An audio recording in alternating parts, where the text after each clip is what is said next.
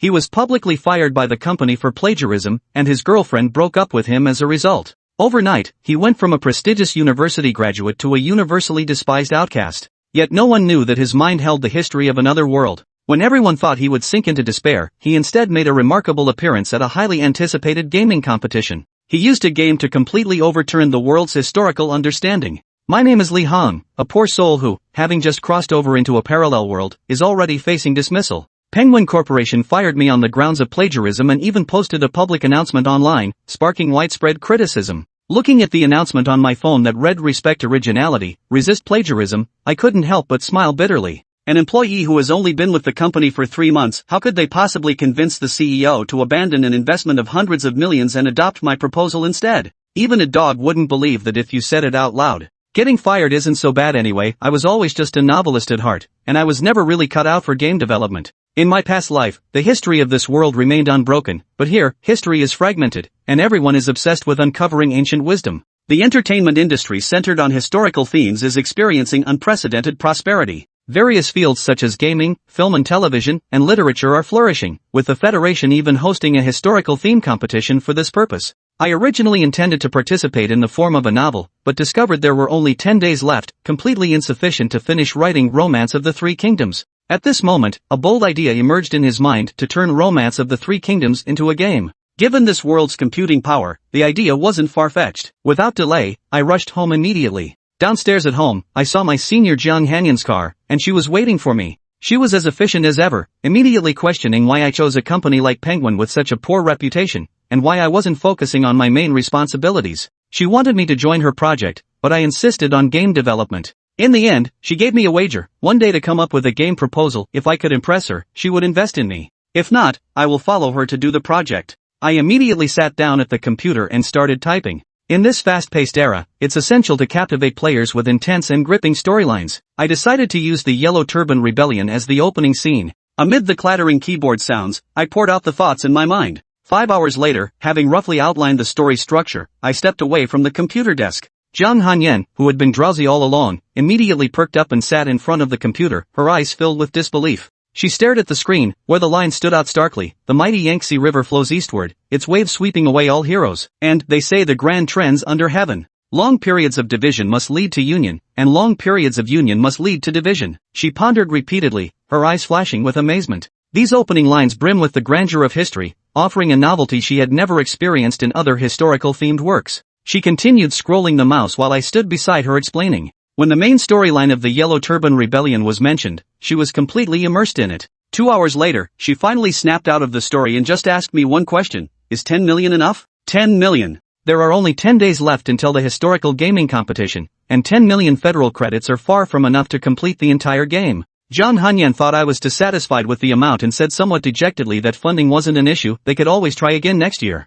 I quickly interrupted her. I haven't finished speaking yet. With 10 days' time and the startup funds from my senior, I could definitely complete the game's story plot I just described. The quality of the opening section is enough to enter the competition. By then, we can simultaneously release the game for sale, and winning the competition prize money won't be a problem. Sales will also be booming. With the funds, we can develop the follow-up storyline. She finally breathed a sigh of relief and scolded me for not finishing my sentence next time. Then, she got up and left, asking me to prepare the competition materials while she handled the company's establishment. I had no doubt about her competence and immediately immersed myself in revising the materials. The next day, the morning sun rose in the east. Jiang Hanyan came to my house again with a thick stack of documents and a bank card. The company has been established under the name Star Corporation, with a startup capital of 10 million federal credits, and the password is my birthday. I submitted the game materials I worked hard on all night to the Historical Game Competition Review Panel. Due to the approaching competition, the applications being submitted now are from small companies with a sense of luck, and the quality of the works varies greatly. An ordinary employee from the review team absent-mindedly clicked open my file, only to be stunned by the opening lines. Rather let me betray the world than let the world betray me. A true man born in turbulent times should wield a 3-foot sword to achieve unparalleled feats. Now that my ambitions remain unfulfilled, why must I die? He incoherently called over the supervisor, who was equally shocked after reading it. They unanimously agreed that if this game were to be developed, it would revolutionize the existing historical gaming system. The supervisor immediately decided to give the green light to this game's approval process, determined not to waste any time. I had no idea what kind of uproar my documents caused in the review team. After working all night, I fell into a deep sleep. I woke up to find it was already evening, and there was an unread email in my inbox, a notification of approval from the review team. I was a bit surprised. Wasn't it supposed to take 3 to 7 business days to get a reply? I opened the email, which stated that the review was approved and entry was permitted. Our company's game entry number is NO10086. After closing the email, I opened Weibo to see how far Tencent's announcement had spread. The first post on my homepage was Zhang Hanyan's update from earlier that morning, where she prominently announced co-founding Starry Sky Company with me, and will compete against Penguin in the competition 9 days later, proving his innocence through the quality of the game. This post quickly gained significant attention, yet the comments section was polarized. Some mocked us for overestimating our abilities, others doubted my talent, many were even trolls hired by Tencent. But I couldn't care less. The more trolls there are, the higher the buzz. I firmly believe the quality of my game will achieve both critical acclaim and commercial success.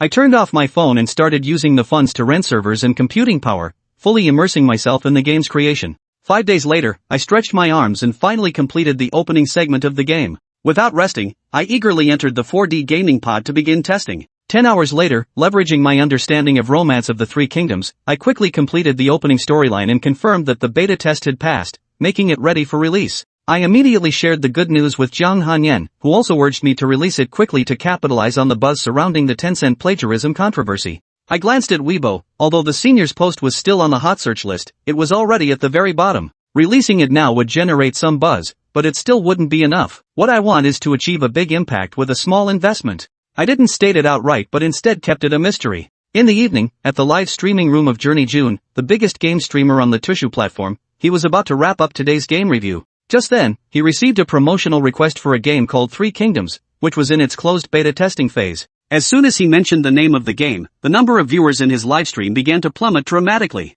He quickly added, "The producer of this game is definitely someone you've all heard of." As soon as he finished speaking, a large crowd suddenly flooded into the livestream. The direction of the barrage comments instantly shifted, some mocked, some doubted. But more people came for the gimmick of creating a game in just 5 days. Jing Jun checked his phone and discovered that Zhang Hanyan had posted an article just minutes earlier, directing traffic to his livestream. Faced with a screen full of doubts, Jing Jun calmly gathered himself. He promised the audience that he would evaluate this game with 10 times the rigor of a typical promotional review. As the game began, a CG sequence came into view. A white-haired fisherman on a small boat leisurely recited Ode to the Riverside. Both Jing Jun and the barrage were stunned. After searching, they discovered that this poem was entirely original, and everyone was deeply impressed by its grandeur. Zhang Tujun continued reading, and the second CG was narrated in the first person, depicting Zhao Yun holding a doe in his arms, fiercely battling 4 generals, and breaking through the encirclement covered in blood. When seeing Zhao Yun facing tens of thousands of enemy troops, instead of retreating, he charged forward, shouting, "I am Zhao Zilong of Shangshan."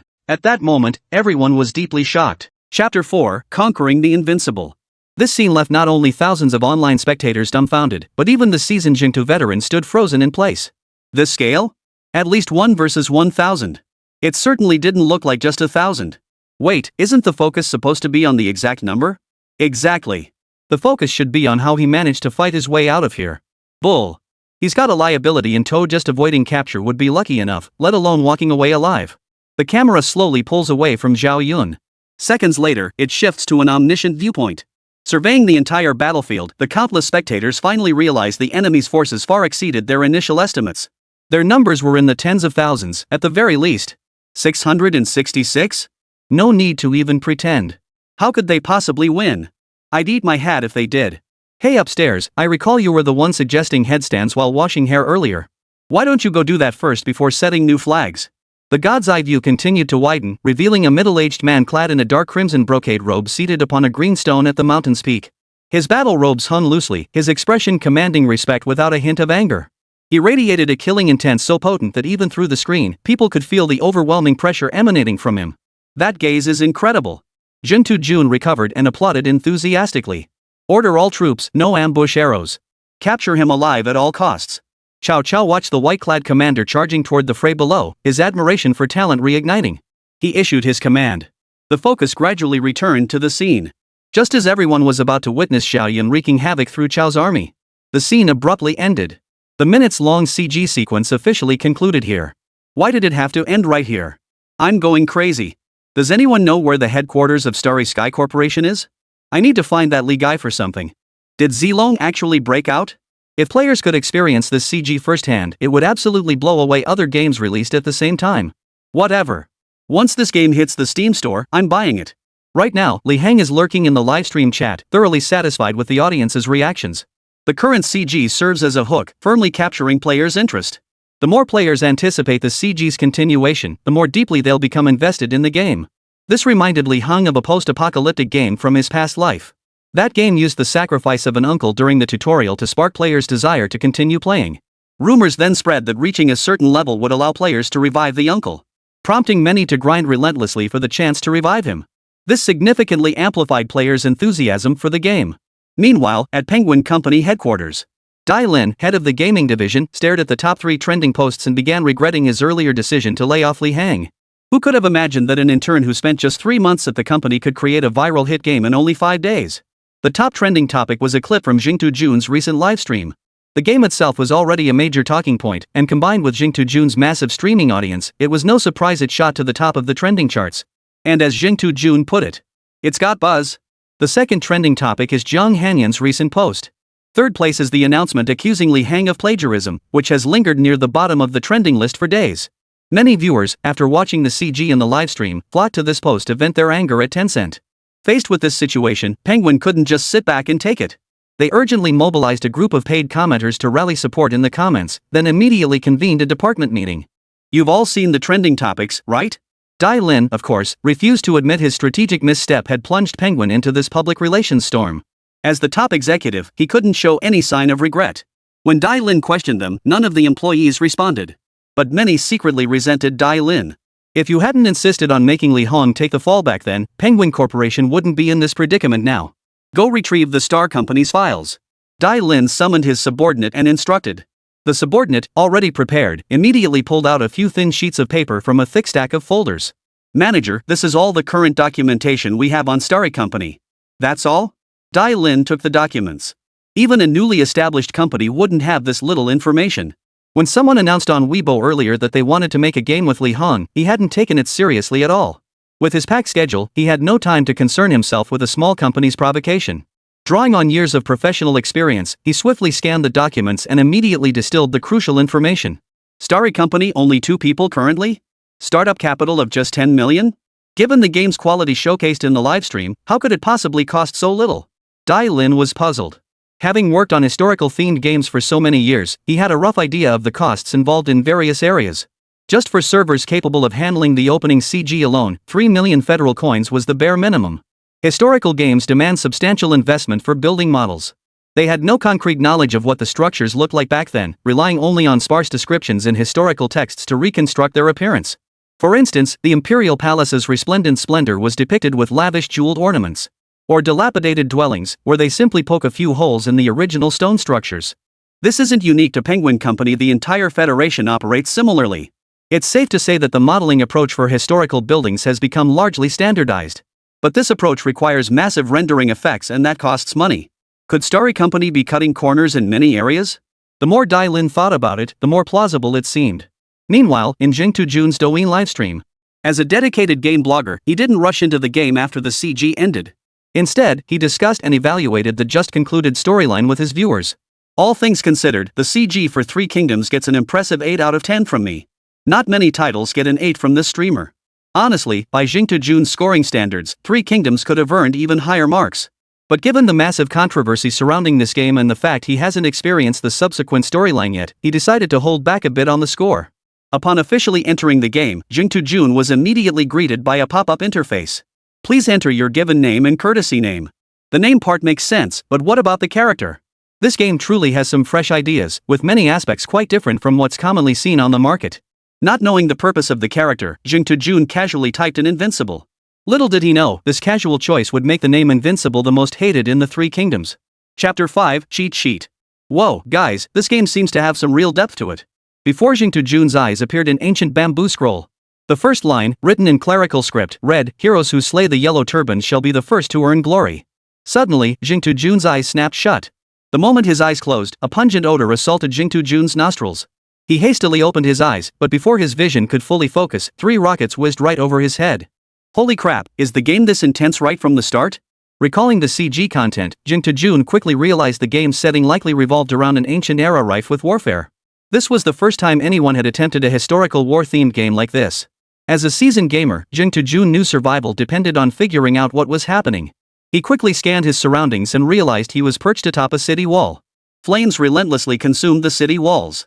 The houses within the walls were dilapidated, not the uniform stone structures found in other games. The houses in this game varied in shape and were mostly constructed from wood and straw. Extremely rudimentary. No special effects were used for rendering, yet every essential detail was meticulously preserved, leaving countless players in awe of its realism. Now that's a creative game. Other developers just stack stones to build houses. Each house here has its own unique character, while those on the market all look like they were cut from the same mold. 5 days? I couldn't even finish designing these buildings, let alone create a whole game. Bullet comments flooded in, praising the game's art style. Journey Fungus gazed into the distance, spotting a vast expanse of swirling yellow sand, clear signs of a large force approaching. As the dust gradually settled, figures clad in yellow headscarves gradually came into view. Holy crap, there are tens of thousands of them.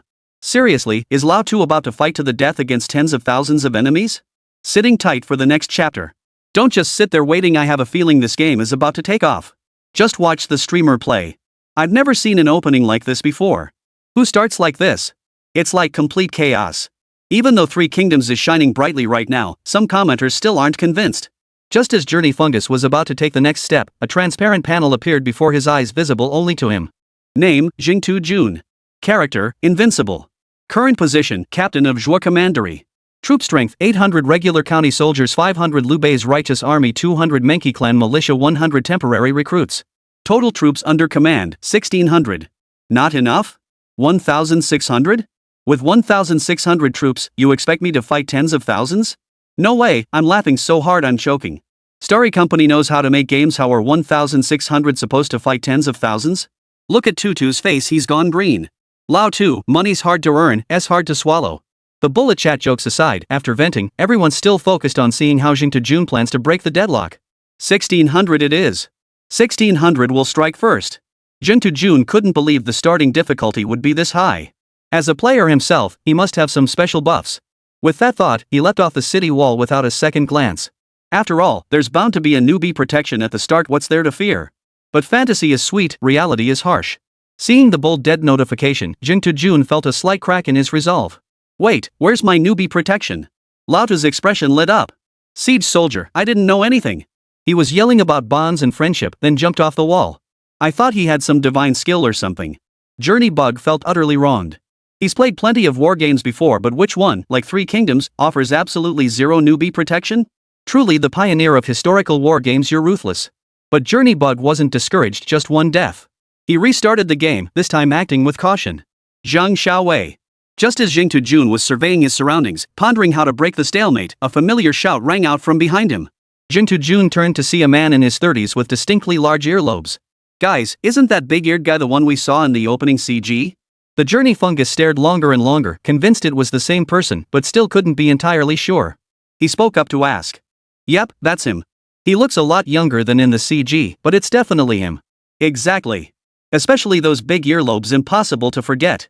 The feature is indeed very distinctive, but why is he here? Jing Tujun stared at the last comment and fell deep in thought. Yeah, why is he here?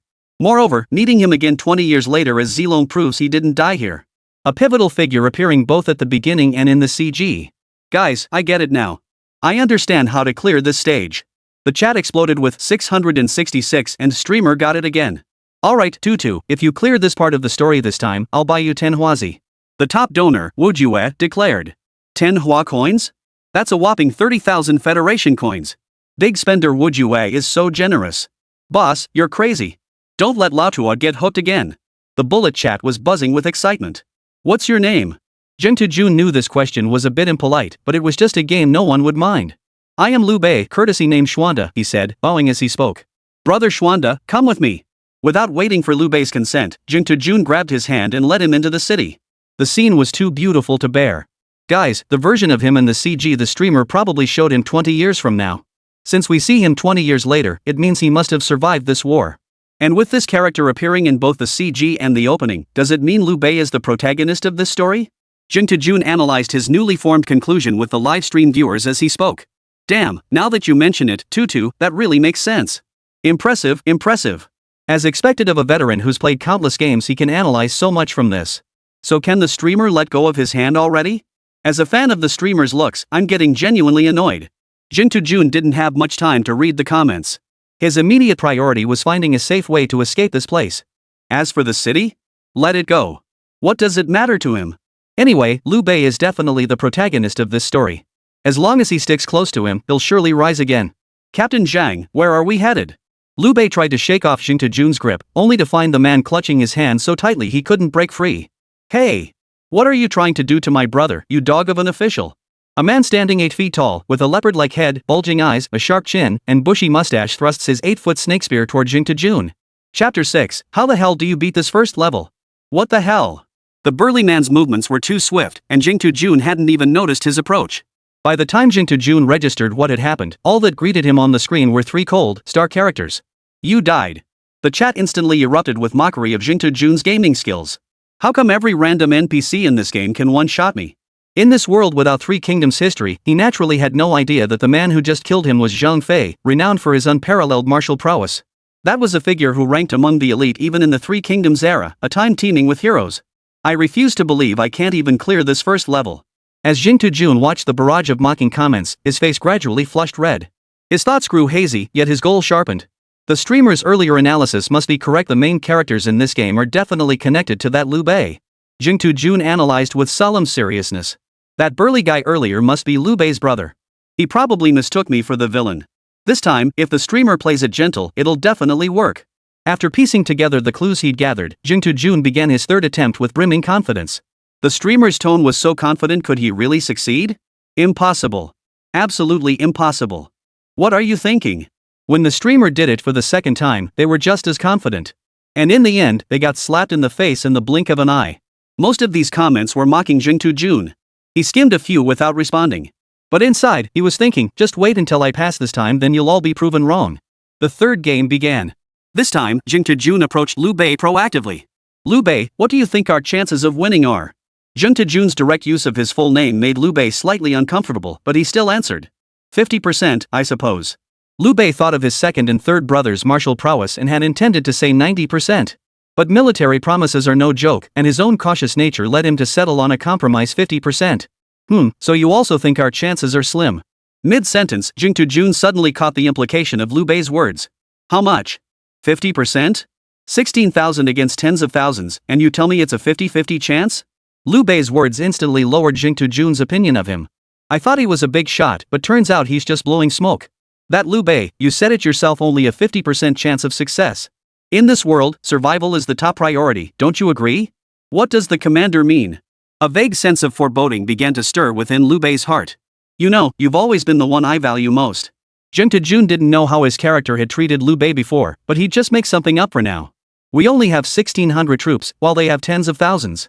In my opinion, we should slip away while we still can. Better safe than sorry. Jun weighed the pros and cons.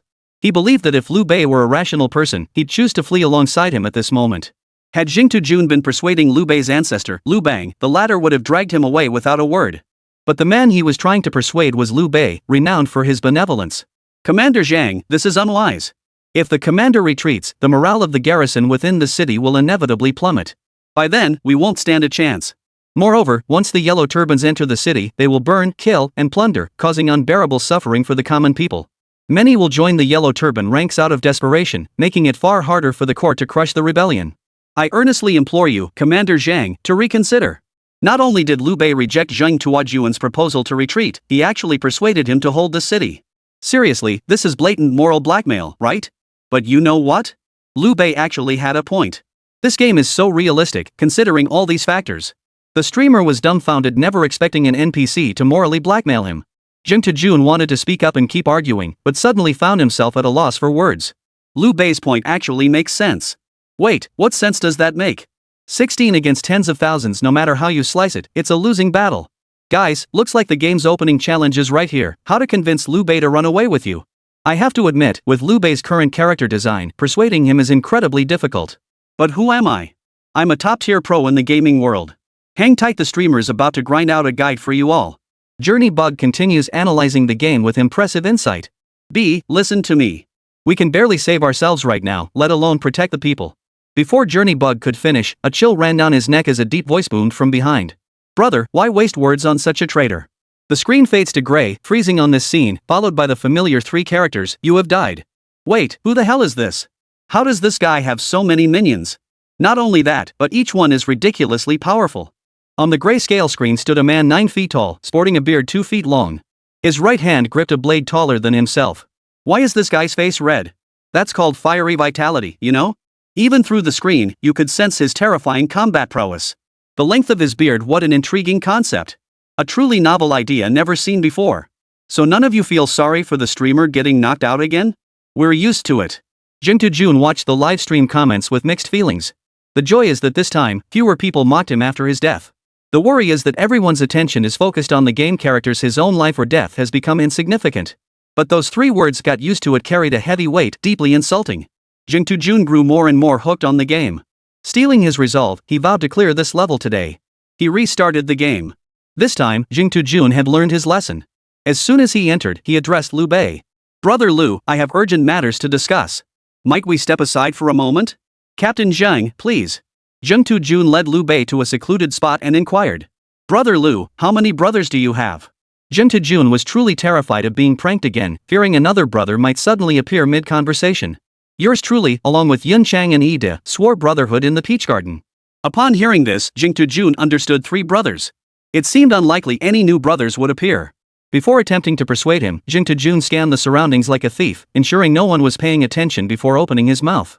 This time, his reasoning was flawless. He was certain Liu Bei would agree to retreat with him. But before Liu Bei could utter a word, Jun felt a chill run down his spine. Turning around, he saw the green dragon crescent blade and the 8-foot serpent spear both hurtling toward him. Defeated. Jun stared blankly for a long moment before snapping back to reality. How the hell do you even clear the first level of this game? Chapter 7, Back on the Hot Search.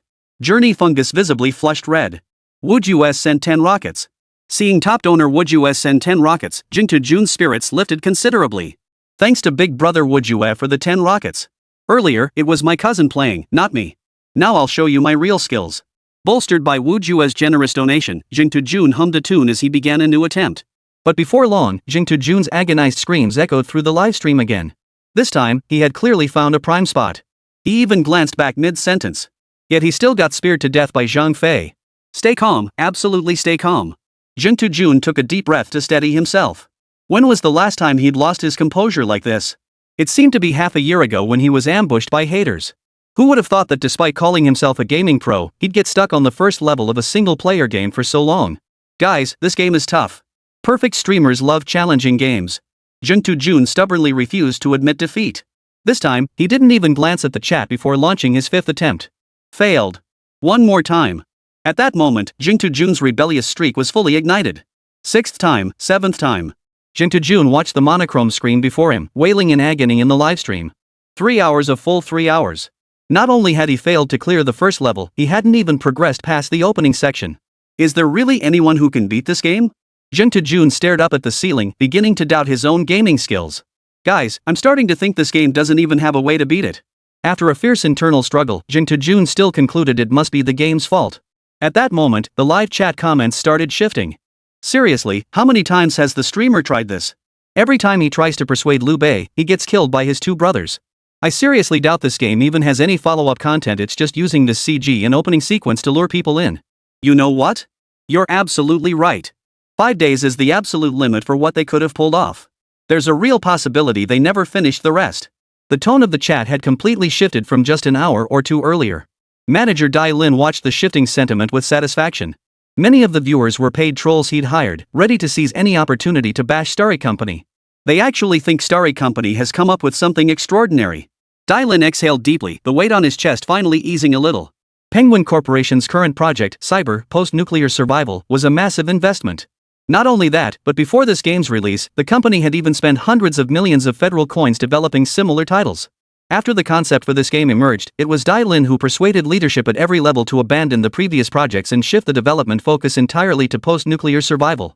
Back then, he had guaranteed with his life that the company's R&D investment would return tenfold. If this game flops, Dai Lin dared not think about the consequences. He picked up his phone and scrolled through the live stream comments. The trolls' arguments weren't without merit. In just 5 days, Starry Company had already pushed its limits to the absolute maximum. If you want to trend, I'll make sure you trend. Dai Lin immediately called the relevant company departments to explain the situation. Soon, several new posts appeared on Weibo's trending topics.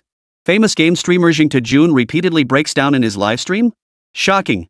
Starry company suspected of releasing unfinished product first level has no clear way to pass. Stellar Corporation's clever scam allegedly defrauded millions of gamers? In an instant, Starry company found itself thrust into the eye of the storm. The attention garnered this time surpassed anything they'd ever experienced before. Right now, countless gamers are discussing Starry company's three kingdoms. Countless others flooded Jing Jun's livestream, desperate to uncover the truth. Just as Jing Jun was analyzing how to tactfully persuade Liu Bei next, he saw another massive influx of viewers flood his stream. His seasoned instincts immediately sensed something unusual. He immediately opened Weibo, where several trending topics caught his eye. These trending topics were far too targeted, even a fool could guess who was behind them. Still, getting these trending topics up so quickly must have cost a pretty penny. He had no interest in getting involved in the feud between Starry Company and Penguin Company. He was just a small-time game streamer. Seizing the current traffic was his priority.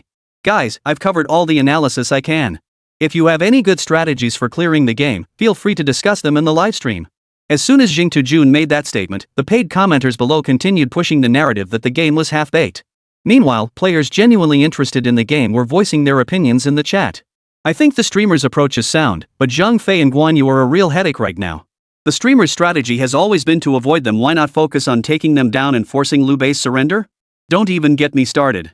With the raw power they've demonstrated, there's no way new players can match up against them. So what do you suggest? If you ask me, just charge straight into the enemy lines with 1,600 troops. That's the most ridiculous idea yet. Jing Jun kept an eye on the live chat, occasionally responding to comments. 1,600 men against tens of thousands? Feasible in modern warfare. But in the age of cold weapons, achieving that is nothing short of a fairy tale. Unless someone's combat prowess is so high they can take on 100 men single-handedly. Wait a minute? As Jing Jun spoke, it dawned on him. Guan Yu and Zhang Fei with their martial prowess, they might just be able to fight 100 men single-handedly. Jing Jun began exercising his analytical prowess once more. From the storyline, we know we're essentially the local military commanders, holding the reins of the region's armed forces. As commanders overseeing a city's military forces, their combat prowess surely wouldn't be too shabby. Yet despite our combat prowess, Guan Yu and Zhang Fei still managed to take us down in a single strike. This alone proves their formidable strength. And their leader, Liu Bei, hasn't even made a single move yet. He might just be a top-tier master himself. Lí Héng, lurking in the livestream chat, listened to Jing Jun's analysis and wore a look of satisfaction. Finally back on track, though the final speculation about Liu Bei's extraordinary martial prowess was off the mark. Jing Jun's analysis was otherwise spot on. As expected of a renowned gaming blogger, he possesses a unique understanding of the game. Jing Jun excitedly began his 8th attempt. Guys, this time the streamer's strategy is absolutely spot on. This time I'll absolutely clear this first stage. Chapter 8, this game's combat system is quite something. Oh no, don't tell me Tutu's actually going to win. No way. I wanted to see Tutu break down a little longer. I still stand by my opinion. This game is fundamentally unfinished and currently unbeatable. By this point, Jing Jun was already on his 8th attempt, leaving him no time to pay attention to the bullet comments. The moment he entered the game, Jing Jun crouched with heartbreakingly practiced speed, dodging 3 rockets fired his way. After dodging those 3 projectiles, Jing Jun effortlessly located Liu Bei's position. Brother Schwanda. Through these attempts, Jing Jun noticed that people in this world preferred addressing others by their surname and courtesy name. It was a novel setting, though he wasn't sure if its background would be explained later. What are your orders, Captain Zhang? Liu Bei remained as respectful as ever. As Liu Bei finished speaking, a vast army of 10,000 emerged from the swirling yellow sands in the distance. The Yellow Turban rebels besiege our city, yet we have but 1,600 soldiers. What do you suggest we do? After 7 attempts, Jing Jun's speech patterns had been influenced by the game, making his words sound overly formal. I believe we should march out to meet the enemy. For the first time, Jing Jun sensed a fierce, murderous intent in Liu Bei's eyes.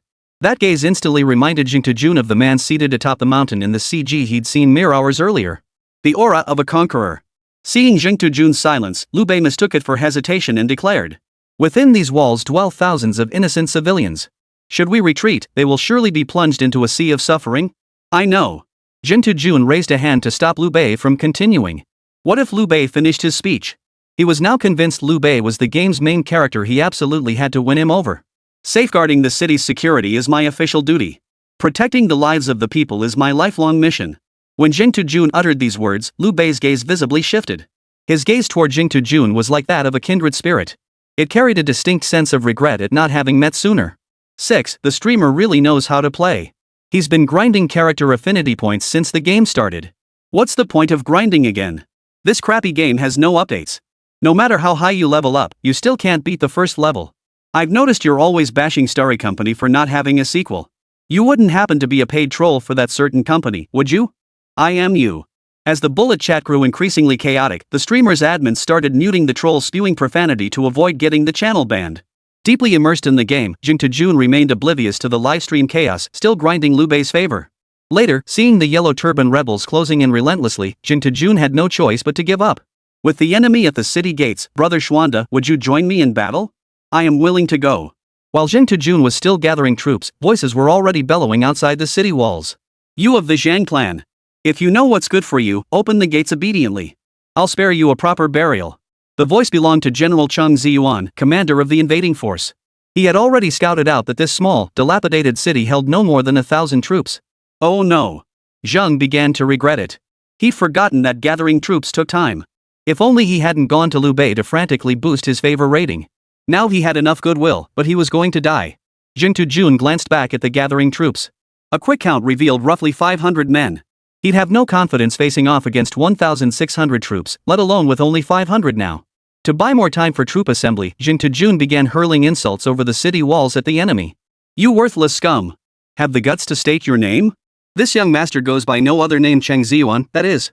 In these chaotic times, Cheng Ziyuan, a man commanding tens of thousands of troops, was no unknown figure.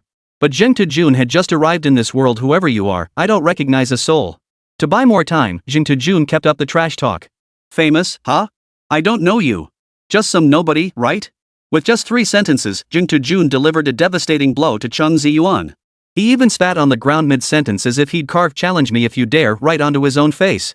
Achievement unlocked, boasting on the battlefield. A line of ethereal text suddenly appeared before Jing Jun. With a light tap of his finger, the achievement details unfolded before him. Battlefield taunting, a unique element of ancient warfare where opposing armies exchange taunts before combat to boost their own morale and provoke the enemy. Achievement effect, increases morale boost by 5 during battlefield taunting. They've even implemented an achievement system? How could this game be so polished after just 5 days? While Journey Fungus pondered the achievement system, Cheng Ziyuan rode his horse to the front lines below the city walls. Brothers, take this city. If you want the city, it's yours. If you want grain, it's yours. Charge. We're actually starting the battle now? Surveying the dilapidated siege equipment around him, Jing Jun knew these were unreliable. His only chance now was to lead the 500 troops below the walls into a decisive battle against the Yellow Turban rebels. Let's do this. Death was inevitable anyway, and he wanted to experience the game's combat mechanics firsthand. Open the gates and face the enemy. As he spoke, Jing Jun descended from the ramparts and mounted his gray steed. The moment the gates swung open, Zhang Fei and Guan Yu charged out at the forefront. Only after charging out to meet the enemy did Jing Jun realize these so-called Yellow Turban rebels bore no resemblance to a proper army. They had no military formations, no armor, and lacked even the most basic weapons for killing. Most wielded farming tools like hoes and pitchforks. Trying to kill people on the battlefield with these? It was child's play. No wonder Liu Bei had claimed a 50% chance of victory earlier. The enemy was nothing but a rabble. At that moment, Jing Jun felt an overwhelming surge of confidence. His armor would make it a real chore for these farming tools to take his life. Jing Jun drew the long sword slung on his horse and faced the Yellow Turban rebels closing in. 1 strike per enemy, effortless. This feeling of charging across the battlefield, 1 man against 100, is the ultimate fantasy for most guys. Guys, you gotta try this game. The combat is seriously next level. Jing Jun praised as he swung his sword. Only in these cold weapon duels do you feel that the brave prevail. When paths cross sensation, it gets your blood pumping. Completely immersed in the battle's fury, Jing Jun looked up to find Guan Yu already before Cheng Ziyuan. Bring it on! Cheng Ziyuan roared, charging his warhorse straight at Guan Yu. Facing Cheng Ziyuan's charge, Guan Yu didn't even blink.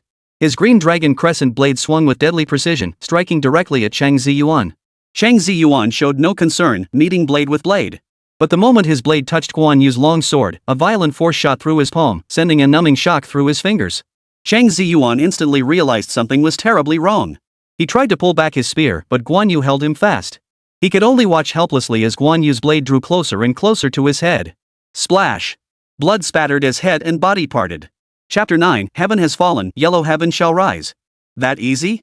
Though Jing Jun held Guan Yu's martial prowess in high regard, he hadn't anticipated the leader being taken out in a single strike. It seems I've underestimated Guan Yu's combat prowess after all. Meanwhile, Zhang Fei engaged in a one-on-one duel with a commander named Deng Mao. Within 3 exchanges, he had cut the enemy down from his horse. The Yellow Turban army was a hastily assembled force. Upon discovering their leader's death, most soldiers abandoned the siege and fled for their lives. A scattered mess. This was Zheng Tujun's most immediate assessment. When one soldier fled, the morale of the rest of the Yellow Turban forces inevitably plummeted. They began fleeing in droves, some even discarding their only functional farming tools to run faster. And that's a victory? Zheng Tujun still couldn't quite accept what was unfolding before his eyes. If he'd known it would be this easy to clear the stage, what was all that suffering he endured earlier? Was it just that he could endure hardship? Liu Bei and his 2 companions led their troops in pursuit of the scattered remnants, their figures gradually fading from Zheng Tujun's sight. Chapter 1, The Hero's First Feat in Slaying the Yellow Turbans, complete. View chapter CG. Would you like to watch? Is there CG at the end of every chapter too? Interesting. Judging by the opening CG sequence, the game's CG content is exceptionally high quality. Don't disappoint me. The CG opens with a desolate landscape. The sky is a murky gray, as if shrouded in a thick veil of ash, and even the blazing sun cannot pierce through this gloom. The ground is littered with jagged white bones, while in the distance, a crow perches on a withered branch, seemingly gnawing at something. The camera slowly zooms in, revealing that what the crows are devouring is nothing less than human intestines. Ugh! The CG animation was too realistic. Caught off guard, Zheng Tujun couldn't help but gag at the sight. Damn, this scene is intense. This is nothing like those games that paint a rosy picture of historical life. This is far more realistic. This brief scene alone conveys the misery of chaotic times. Starry Sky Studio is amazing. The scene continues. A man kneels before a white-haired elder. The white-haired elder hands him the Taiping Yao Shu. This book can summon wind and rain, cure illnesses, and save lives. After taking his leave, the man begins using the Taiping Yao Shu to heal the sick, save lives, and spread its teachings. His followers grew ever more numerous. But most of these people were ordinary folks like him who couldn't afford to eat. Gritting his teeth, the man seemed to make a profound decision before turning to confer with his confidant. The scene shifted. The man still wore his Taoist robe, but his confidants were now clad in armor. Standing atop the platform, the man surveyed the countless people below.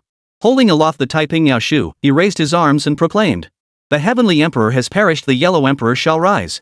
In the year of Jiazi, great fortune shall come to the land. In the year of Jiazi, great fortune shall come to the land." The crowd below echoed his cry. These words stirred me to the core.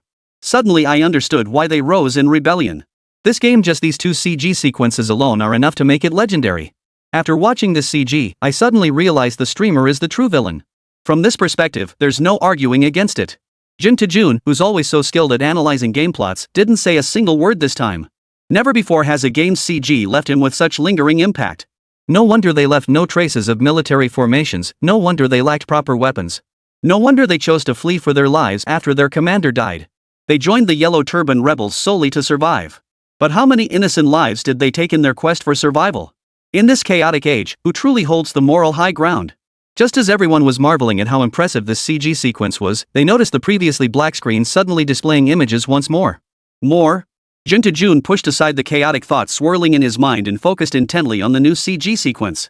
He didn't want to miss a single second of this game's CG. This time, the art style was completely different from before. Though still set against the backdrop of a chaotic era, this time it was at least in a small county town, not the desolate wilderness littered with corpses like before. Life here appeared simple and humble at first glance. The camera gradually zoomed in, settling on a vendor weaving straw sandals at a roadside stall. Viewers in the livestream were certainly familiar with him. They instantly recognized this as none other than Liu Bei, who had just fought side by side with Zheng Tujun. Liu Bei, just a straw sandal weaver? Beside the vendor, a proclamation was plastered on the mud wall. Clearly written were the words, "The Yellow Turbans have stirred up rebellion. We are recruiting righteous soldiers." Then Guan Yu and Zhang Fei appeared one after another. The 3 men, delighted to have found each other, raised cups and toast at the tavern. Finally, Zhang Fei spoke up. "Behind my estate lies a peach grove. Tomorrow we shall sacrifice a white horse and a black ox, offering our vows to heaven and earth, and swear brotherhood." The next day, the 3 arrived beneath the peach trees, raised their cups, and cried in unison. "We, Liu Bei, Guan Yu, and Zhang Fei, though of different surnames, now sworn as brothers, shall unite our hearts in efforts to rescue the distressed and aid the endangered. We shall serve our nation above and bring peace to the people below. We seek not to be born in the same year, month, and day, but wish to die in the same year, month, and day. Heaven and earth bear witness to this vow. Let those who betray this oath and forget this bond be punished by both heaven and all mankind." Chapter 1, the CG animation concludes here. Though the Peach Garden Oath lacks the earth-shaking impact of the Yellow Turban Rebellion, it remains an indispensable part of the entire Three Kingdoms saga. This segment ties into far too many subsequent plotlines. This very aspect played a role in Liu Bei's greatest strategic blunder, the Battle of Yiling. Youth should not read Dream of the Red Chamber, old age should not read Romance of the Three Kingdoms. This is no idle saying. Who said this game is just a half-baked product? Where are all you haters? Come out and speak up. You call this unfinished? If this is unfinished, then what's on the market isn't even half-baked. After Jin Tu-jun's full first playthrough experience, supporters of Starry Company immediately came out swinging against the haters, calling it unfinished. The journey bug, hooked on the game, was about to dive into the next chapter when the screen displayed the words, "Coming soon" and "Official launch." Alright, looks like our Three Kingdoms journey ends here. So let me briefly share my thoughts on this game. First off, it's undeniable that based on its current quality, Three Kingdoms would undoubtedly achieve a strong showing in historical game competitions. Particularly its CG sequences, combat experience, and numerous details all merit near-perfect scores. Tencent headquarters. Manager Dai Lin nearly smashed his phone in frustration while watching the live stream's effusive praise for Three Kingdoms. The game's quality had completely surpassed his expectations. A game made in just 5 days achieving such high quality, who would believe it? Yet here it was, happening right before his eyes. And he had even contacted the company's relevant departments earlier to hype up trending topics. His plan was to smear Three Kingdoms and ensure its complete downfall. But who knew that Three Kingdoms would leverage these negative trending topics to forcibly build its reputation? Chapter 10, They're Copying Us. Meeting. No matter what, Dai Lin couldn't let things develop this way. He had to take further action. Dai Lin's actions were making the employees miserable. They were already burning the midnight oil due to the upcoming competition. Now they were not only being dragged into meetings but would likely have to endure Dai Lin's wrath as well. You've probably seen some of the hands-on testing for Three Kingdoms. Honestly, what do you think? Dai Lin's tone was flat, devoid of any discernible emotion. Manager Dai, I think this game is completely unplayable. After hesitating for a while, one employee finally decided to speak up. It's unconventional and completely different from other games on the market. Many online users believe this game could go viral. But I think such a radical game will struggle to make a significant impact in the market. It'll just be a flash in the pan. As the employee finished speaking, several colleagues in the conference room rolled their eyes at him.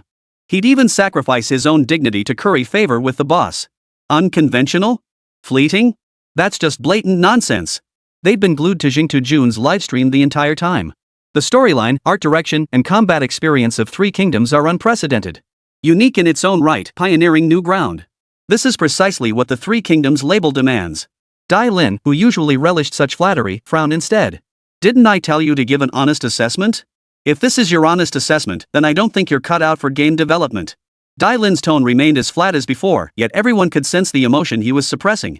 A storm was brewing. This time, no one dared to speak up. How could they possibly speak up? If they told the truth, it would be. Compared to Three Kingdoms, what Penguin made is just a pile of crap. But saying that would be like asking to be fired. Silence. Endless silence. I know what you're all thinking.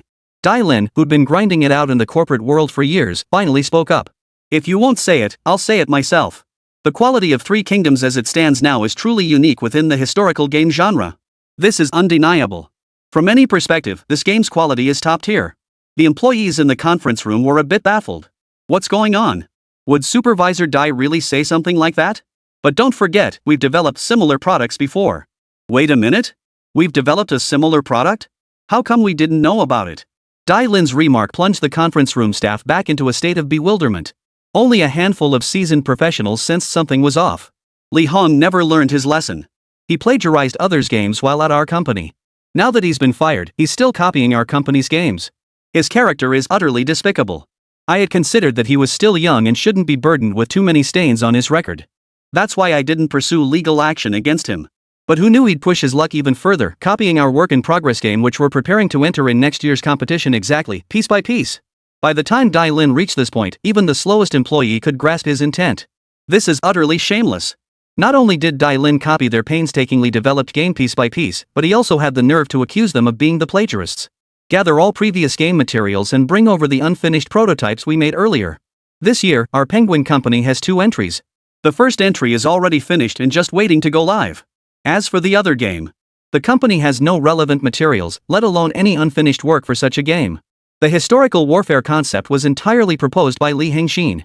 Dai Lin's words were quite clear. They call it organizing materials, but it's really just fabricating the plot on the spot. And that unfinished product? They'd have to recreate it from scratch, piece by piece. With only 5 days left before the competition began. 5 days to complete such an ambitious task meant inevitable all-nighters. Who knows how Lí Héng's mind works to sketch out such a complete and grand worldview in just 5 days? I'll handle the legal department. You focus on your assigned tasks. Resolve all game-related bugs within 5 days. Launch the game on STM for the competition 5 days from now. This is an order, not a negotiation. Dai Lin's directive left the game department staff utterly exhausted. As for the lawsuit, Dai Lin never expected it to succeed. The lawsuit was merely a publicity stunt. As long as the lawsuit generated enough buzz, he was confident that with their deep pockets and game development resources, they could crush Starry Company's low-cost products. Litigation was notoriously time-consuming and resource-intensive. By the time the lawsuit concluded, Starry Company might have gone under. Dai Lin's objective was crystal clear: to drag it out until the other side ran out of money. Meanwhile, Jing Jun ended his stream after finishing the broadcast of Three Kingdoms, citing the late hour. Though Jing Jun signed off, the explosive rise of the Weibo trending topic showed no signs of slowing. After Jing Jun completed the first chapter's content, the trending topic questioning whether Three Kingdoms was merely a half-finished product was instantly swept away. Numerous posts praising Three Kingdoms frequently appeared on the trending list. The gaming community hasn't witnessed such fervor in ages.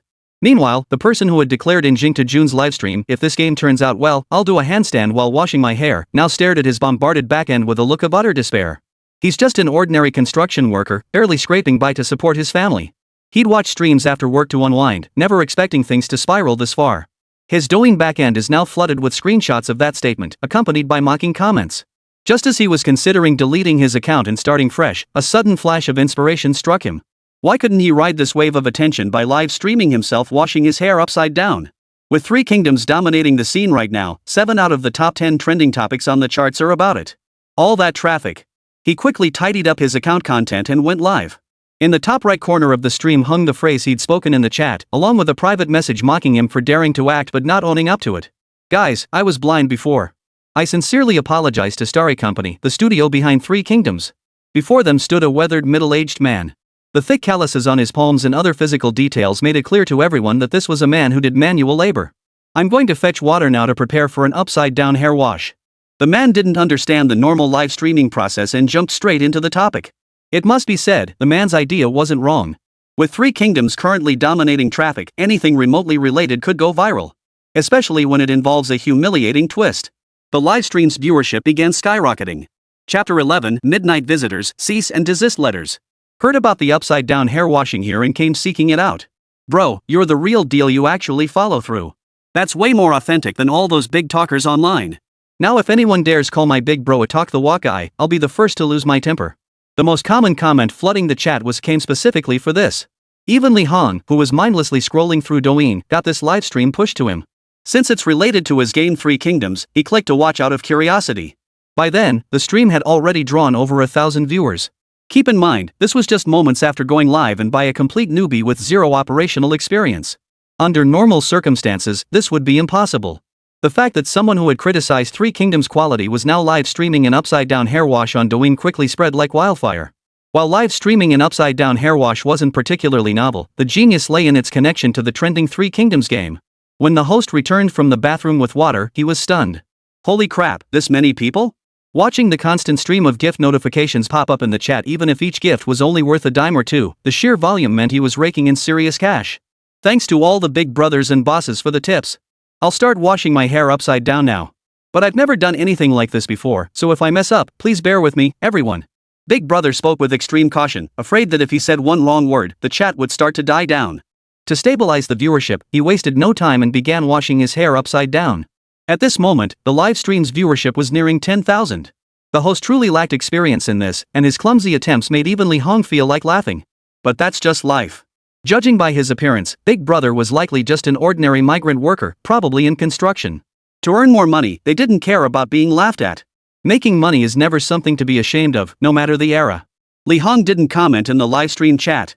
Only when the Big Brother finished his upside-down hair wash did he send him 10 rockets. Thanks to Lí Héng from Starry Company for sending 10 rockets. The host's lips trembled as he spoke. 10 rockets.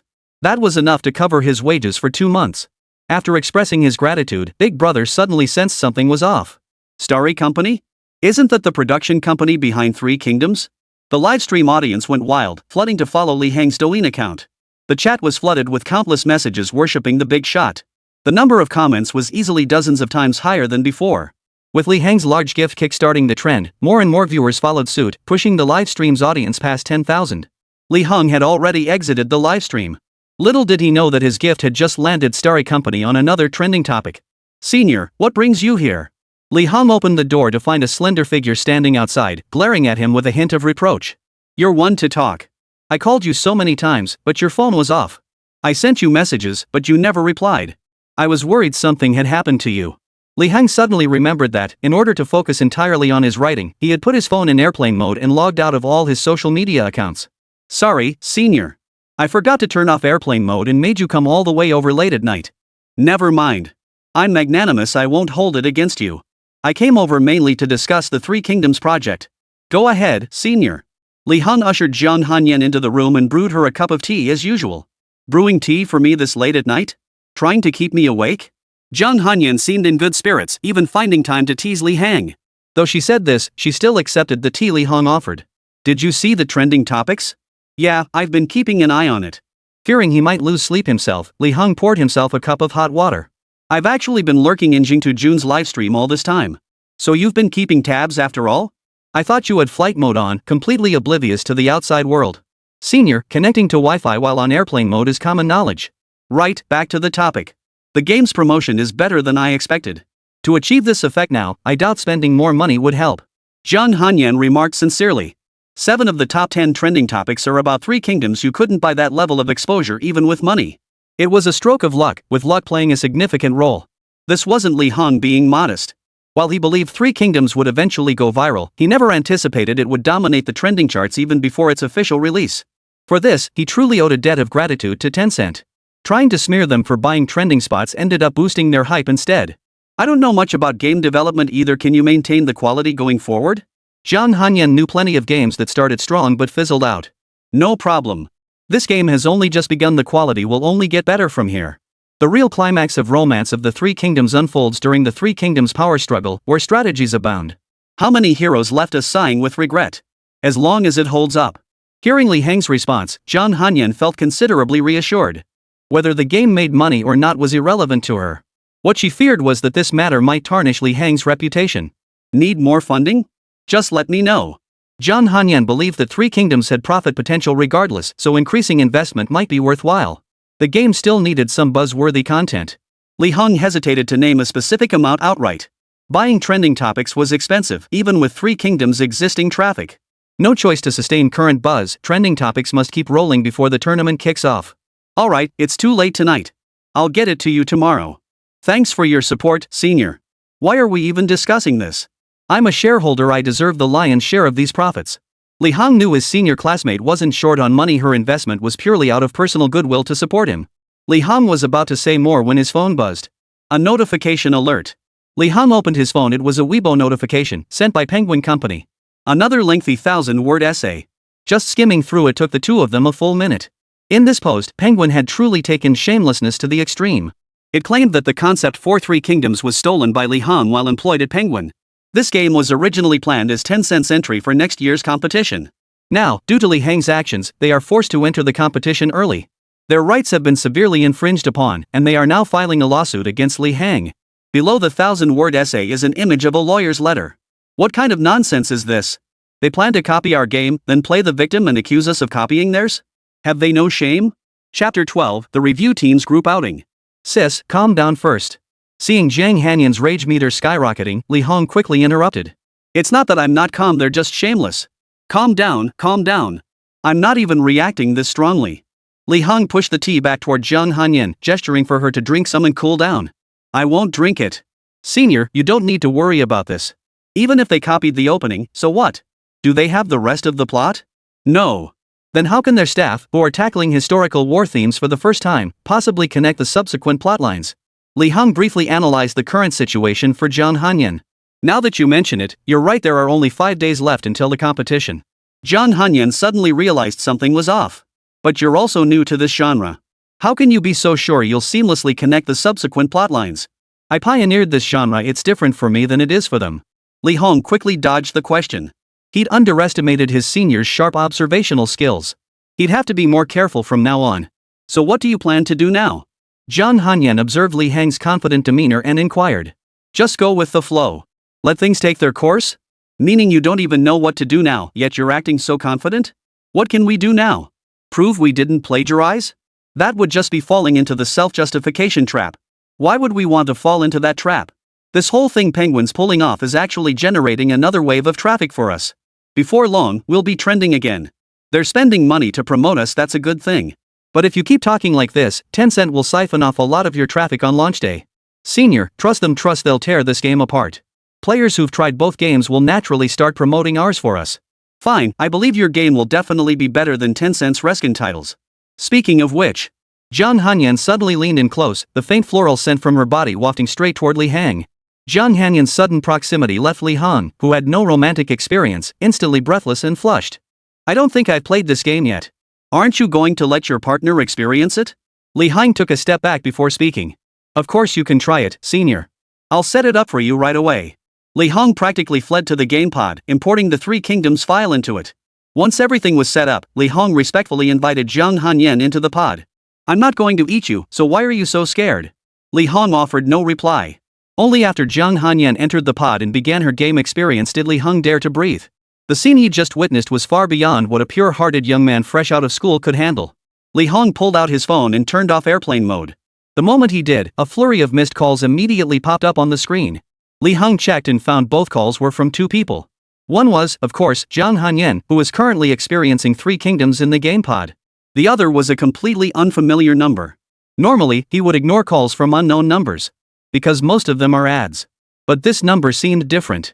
Lí Héng quickly counted the caller had dialed at least a dozen times within an hour. It must be an urgent matter. Out of caution, Lí Héng dialed the unfamiliar number. Hello. As soon as the call connected, a magnetic male voice came through. Hello. Lí Héng could tell from the voice that this wasn't someone he knew. Are you Mr. Lí Héng from Starry Company? Yes. I'm an employee from the Historical Game Competition review team. Tonight, I saw your company's masterpiece completed in Jingtu Jun's livestream. Would it be possible for me to try it out? Lí Héng wasn't surprised that the review team had his contact information. He provided it when submitting the email. I just need the first episode package. Seeing Lí Héng didn't respond immediately, the employee thought he might be declining and quickly added. Of course. Having a review team member voluntarily try his game was naturally welcome. This proved the game's quality was quite solid. At that moment, Lí Héng finally understood why his submitted competition materials had been approved so quickly. Turns out the review team had high hopes for this game, clearing a path for Three Kingdoms all the way. Please share your social media account so I can add you. Sure, my social media handle is added you. By the way, Mr. Lee, may I share these with my colleagues for testing? Rest assured, it'll only be shared within our team, never with outsiders. Certainly. By the way, our team hasn't received any submissions for historical war-themed projects recently. If something relevant comes up, I'll notify you immediately.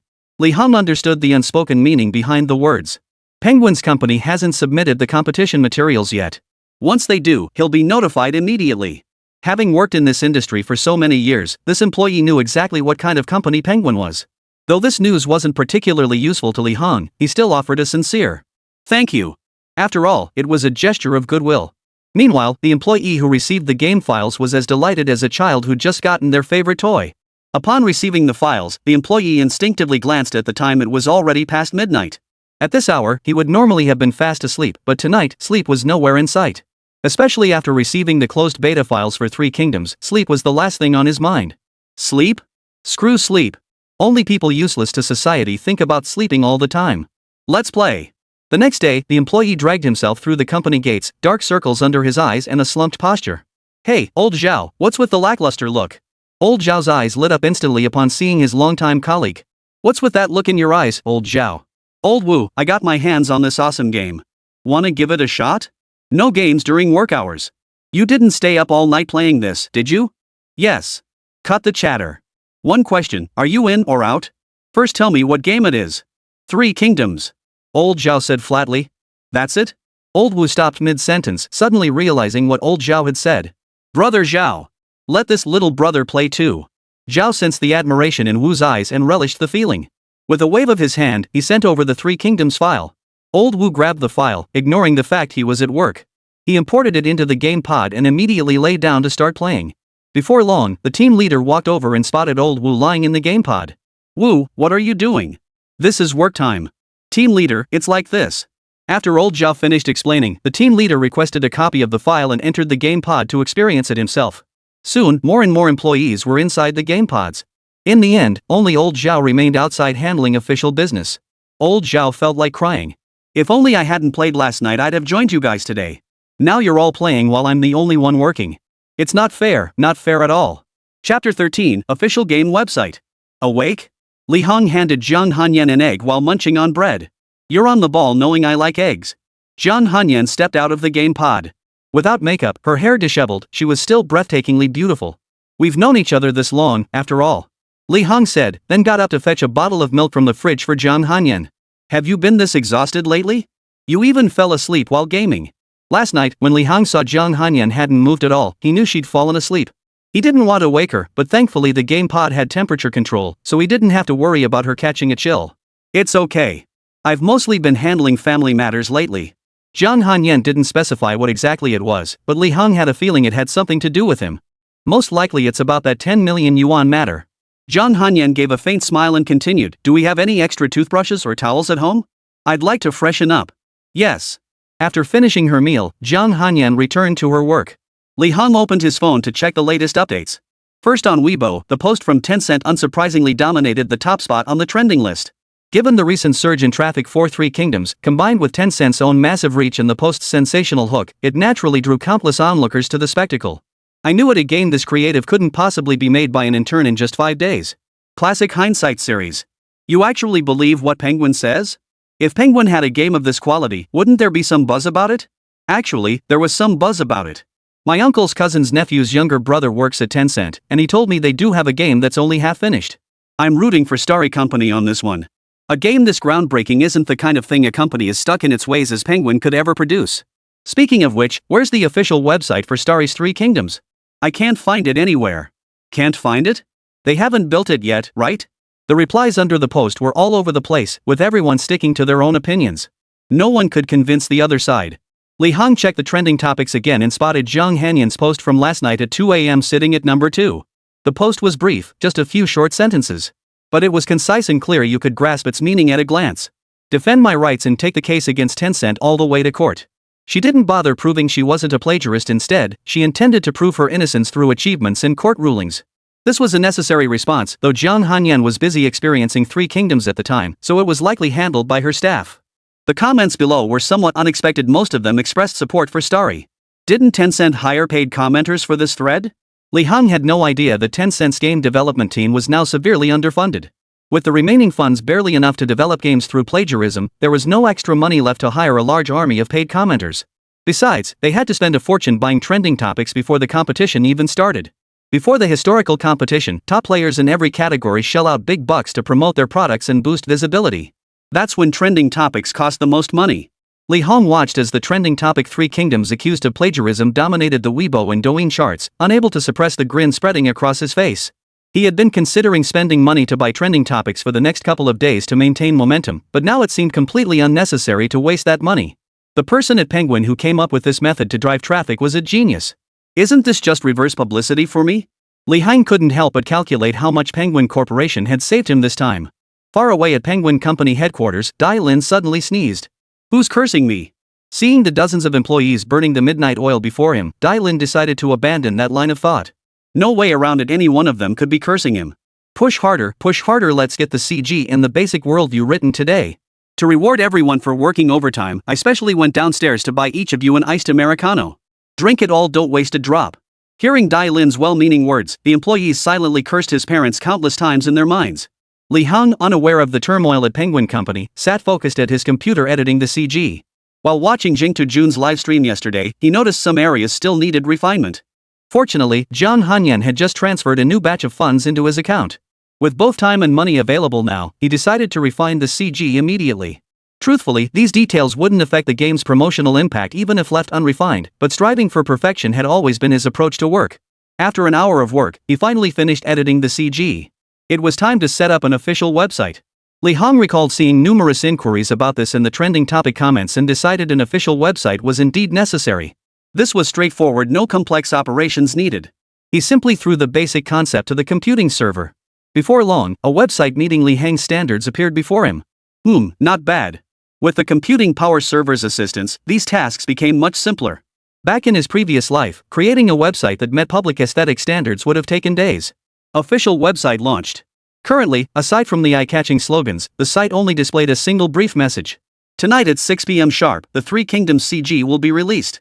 It features slight modifications and optimizations compared to the content presented in yesterday's June livestream. The website had just launched and Lí Héng hadn't promoted it. He expected little traffic, but within minutes, dozens of clicks poured in. This wasn't the kind of traffic you'd expect from a newly launched site. Lí Héng suddenly realized Three Kingdoms was currently riding a wave of popularity, and many enthusiastic gamers would likely search for the official website. These dozens of players were like a blind cat stumbling upon a dead rat. Lí Héng didn't dwell on this. If word of mouth from these players spread the word about the official site, who knows how much traffic would come in by 6 p.m. tonight. The Three Kingdoms official website is now live, with CG content to be released on the site in the future. The official website link is. All veterans and newcomers are welcome to check it out. An account bearing the name Lí Héng of Starry Company dropped a bombshell on Weibo. The moment Lí Héng's post went live, the official website's traffic skyrocketed exponentially. Holy crap, is this the game's producer? Respect, respect. We absolutely must support this. Three Kingdoms is undoubtedly the hottest game of the year. You're all paid shills hired by Starry Company, aren't you? For this one plagiarized game, you're practically hyping it to the heavens. Exactly. Honestly, instead of hyping up Starry Company's games, we should be hyping up Tencent's. They pour massive amounts of money into game development every year. How dare Starry Company, with their tiny budget, go up against them? I just don't get it. Is a game's quality really measured by how much money they throw at it? Chapter 14, The CG Showdown Between Penguin and Starry. Lí Héng routinely scanned the comments under his Weibo posts to spot any Penguin paid commenters. Currently, the ratio of positive to negative comments is roughly 9-1, so it seems there are no paid commenters. Those supporting Penguin in the comments section seemed like genuine die-hard fans. That's only natural. After all, they're such a massive company. Even if they haven't released anything noteworthy lately, their fan base remains substantial. Lí Héng tossed his phone aside. With follow-up funding secured, he now needed to optimize the existing content and see how many more story arcs he could develop.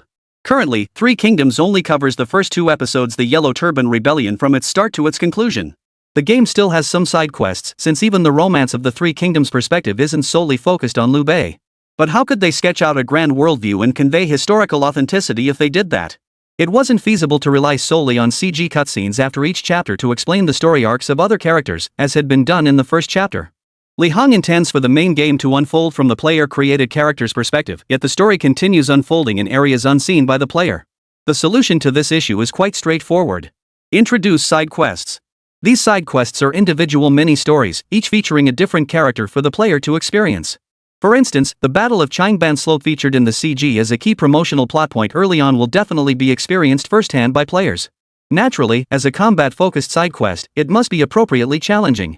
Otherwise, few players would be able to complete it. These elements all burn Federation coins. But the bulk of the expenses still go towards CG production and game server rentals. Starting from the 3rd chapter, game production costs began skyrocketing. The reason is simple, the scenes for this part are set in the Imperial Palace.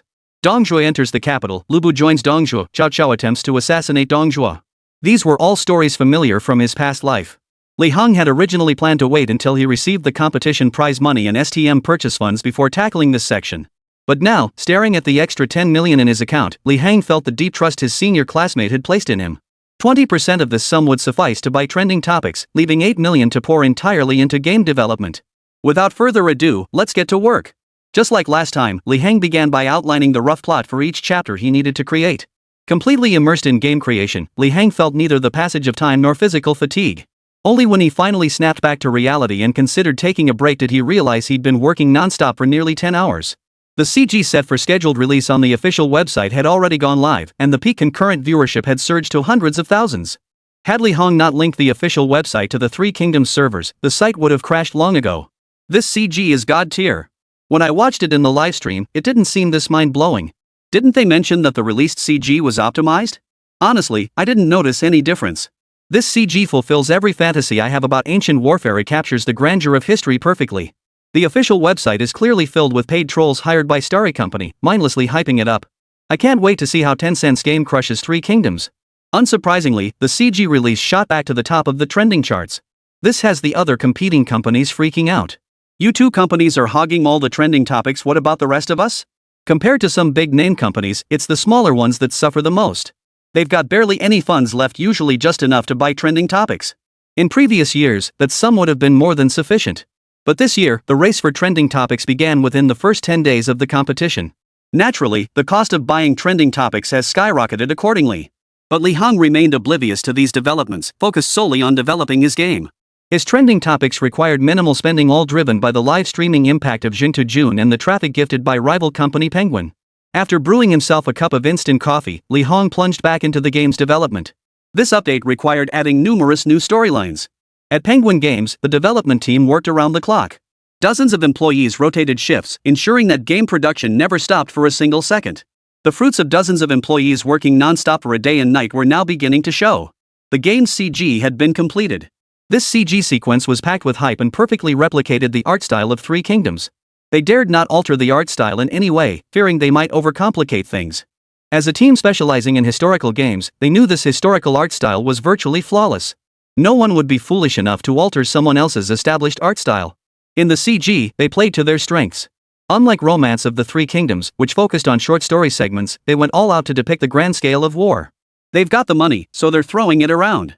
After all, they're not even hiring online trolls anymore. Most of the budget is going straight into game development. Creating an opening sequence is no problem at all. While the battles in Three Kingdoms were unprecedented, they're far too easy to imitate. It's nothing more than armies donning armor, wielding spears, and fighting each other in pairs. What's so difficult about that? Such scenes could be depicted as often as desired. If Lí Héng knew what they were thinking, he'd probably laugh out loud. This world has suffered a historical rupture. They know nothing of ancient wisdom. To name just one example, when it comes to military campaigns, have you ever heard of military strategy? When it comes to conquering cities and territories, have you heard of catapults? Clearly, they hadn't. This was one reason for Lí Héng's confidence. The historical disconnect in this world was simply too severe. They possess absolutely no historical knowledge whatsoever. Not bad. This CG meets my requirements. Lin gave a slight nod as he looked at the CG file delivered by his staff. Out of all the versions, this one was the most satisfying to him. The official website is complete, right? It's been created according to your specifications and is currently hidden. Good. Unhide it and release the CG clip on Weibo simultaneously. When will the full CG be released? Scheduled for 8 a.m. tomorrow morning. Soon, Penguin Company's CG trailer went viral on Douyin. It must be said that Penguin Company truly understands traffic generation with this kind of promotion. It's like getting two waves of traffic. This CG trailer is pure adrenaline. If the neighboring Three Kingdoms series boasts grand scenes, step right up. A side-by-side comparison instantly reveals which is more spectacular. Releasing a CG trailer like this, Penguin, you really know how to build anticipation. The two companies' CG approaches differ. Three Kingdoms focuses on narrative, while Penguin emphasizes sweeping, epic visuals. With both companies releasing CG, it's inevitable that online spectators will compare the twosome just for the drama. Some bloggers are waiting for Tencent's full CG release tomorrow at 8 p.m. to dissect every detail and bash the other side for maximum clickbait. And who will they target? It's definitely going to be Starry Sky. Otherwise, they'd be in for a world of trouble if Tencent sent them a cease and desist letter. Chapter 15, Plot So Bad It Stinks. Lí Héng, immersed in his writing, was suddenly startled by a series of urgent knocks on the door. So late at night, could it be his senior? Lí Héng got up to answer the door. But the knocking pattern wasn't like his senior's usual style. What could be so urgent? Lí Héng didn't overthink it at this hour. He couldn't imagine anyone else coming to see him besides his senior. The moment he opened the door, however, he froze in place. A microphone was thrust right in his face, and camera flashes kept stinging his eyes. What the hell? How did the reporters even find my address?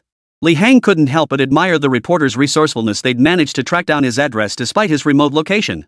Mr. Lee, is it true that you created Three Kingdoms in just 5 days, as mentioned earlier? Mr. Lee, have you always worked in such a rudimentary environment? Regarding Penguin's allegations of plagiarism, how do you plan to respond? Are you confident of defeating Penguin in this year's historical game competition? A barrage of questions was hurled at Lí Héng, most either razor-sharp or probing into his private life. Because these questions were most likely to spark controversy. Having reporters around was certainly a good thing. He could ride the wave of trending topics while he still could. But Lí Héng wasn't one for such games. With a simple "excuse me, just a moment," he slipped back into his room. One wrong answer to these reporters' questions could easily attract backlash. Professional matters should be handled by professionals. Lí Héng pulled out his phone and dialed Jiang Hanyan's number. "Senior, those reporters somehow got my home address and are now blocking my door." Lí Héng had barely finished his sentence when Jiang Hanyan instantly grasped the situation. "Stay inside and don't go out. I'll handle the interview." The call ended. Not long after, Lí Héng heard a gasp outside his door. His phone also buzzed with a notification that Zhang Hanyan had unlocked the door. Lí Héng opened the door to see the elegant figure standing outside. "Miss Jiang, aren't you the president of Jiang Group? Miss Jiang, is the investment in Three Kingdoms part of Jiang Group's future key development projects?" Lí Héng listened to the reporter's questions, his mind feeling a bit foggy. He knew his senior classmate was wealthy, but he hadn't realized she was the president of a conglomerate. Moreover, judging by the reporter's demeanor, this group seemed to be quite large. "First of all, I am both the president of the Jiang Group and the founder of Starry Company."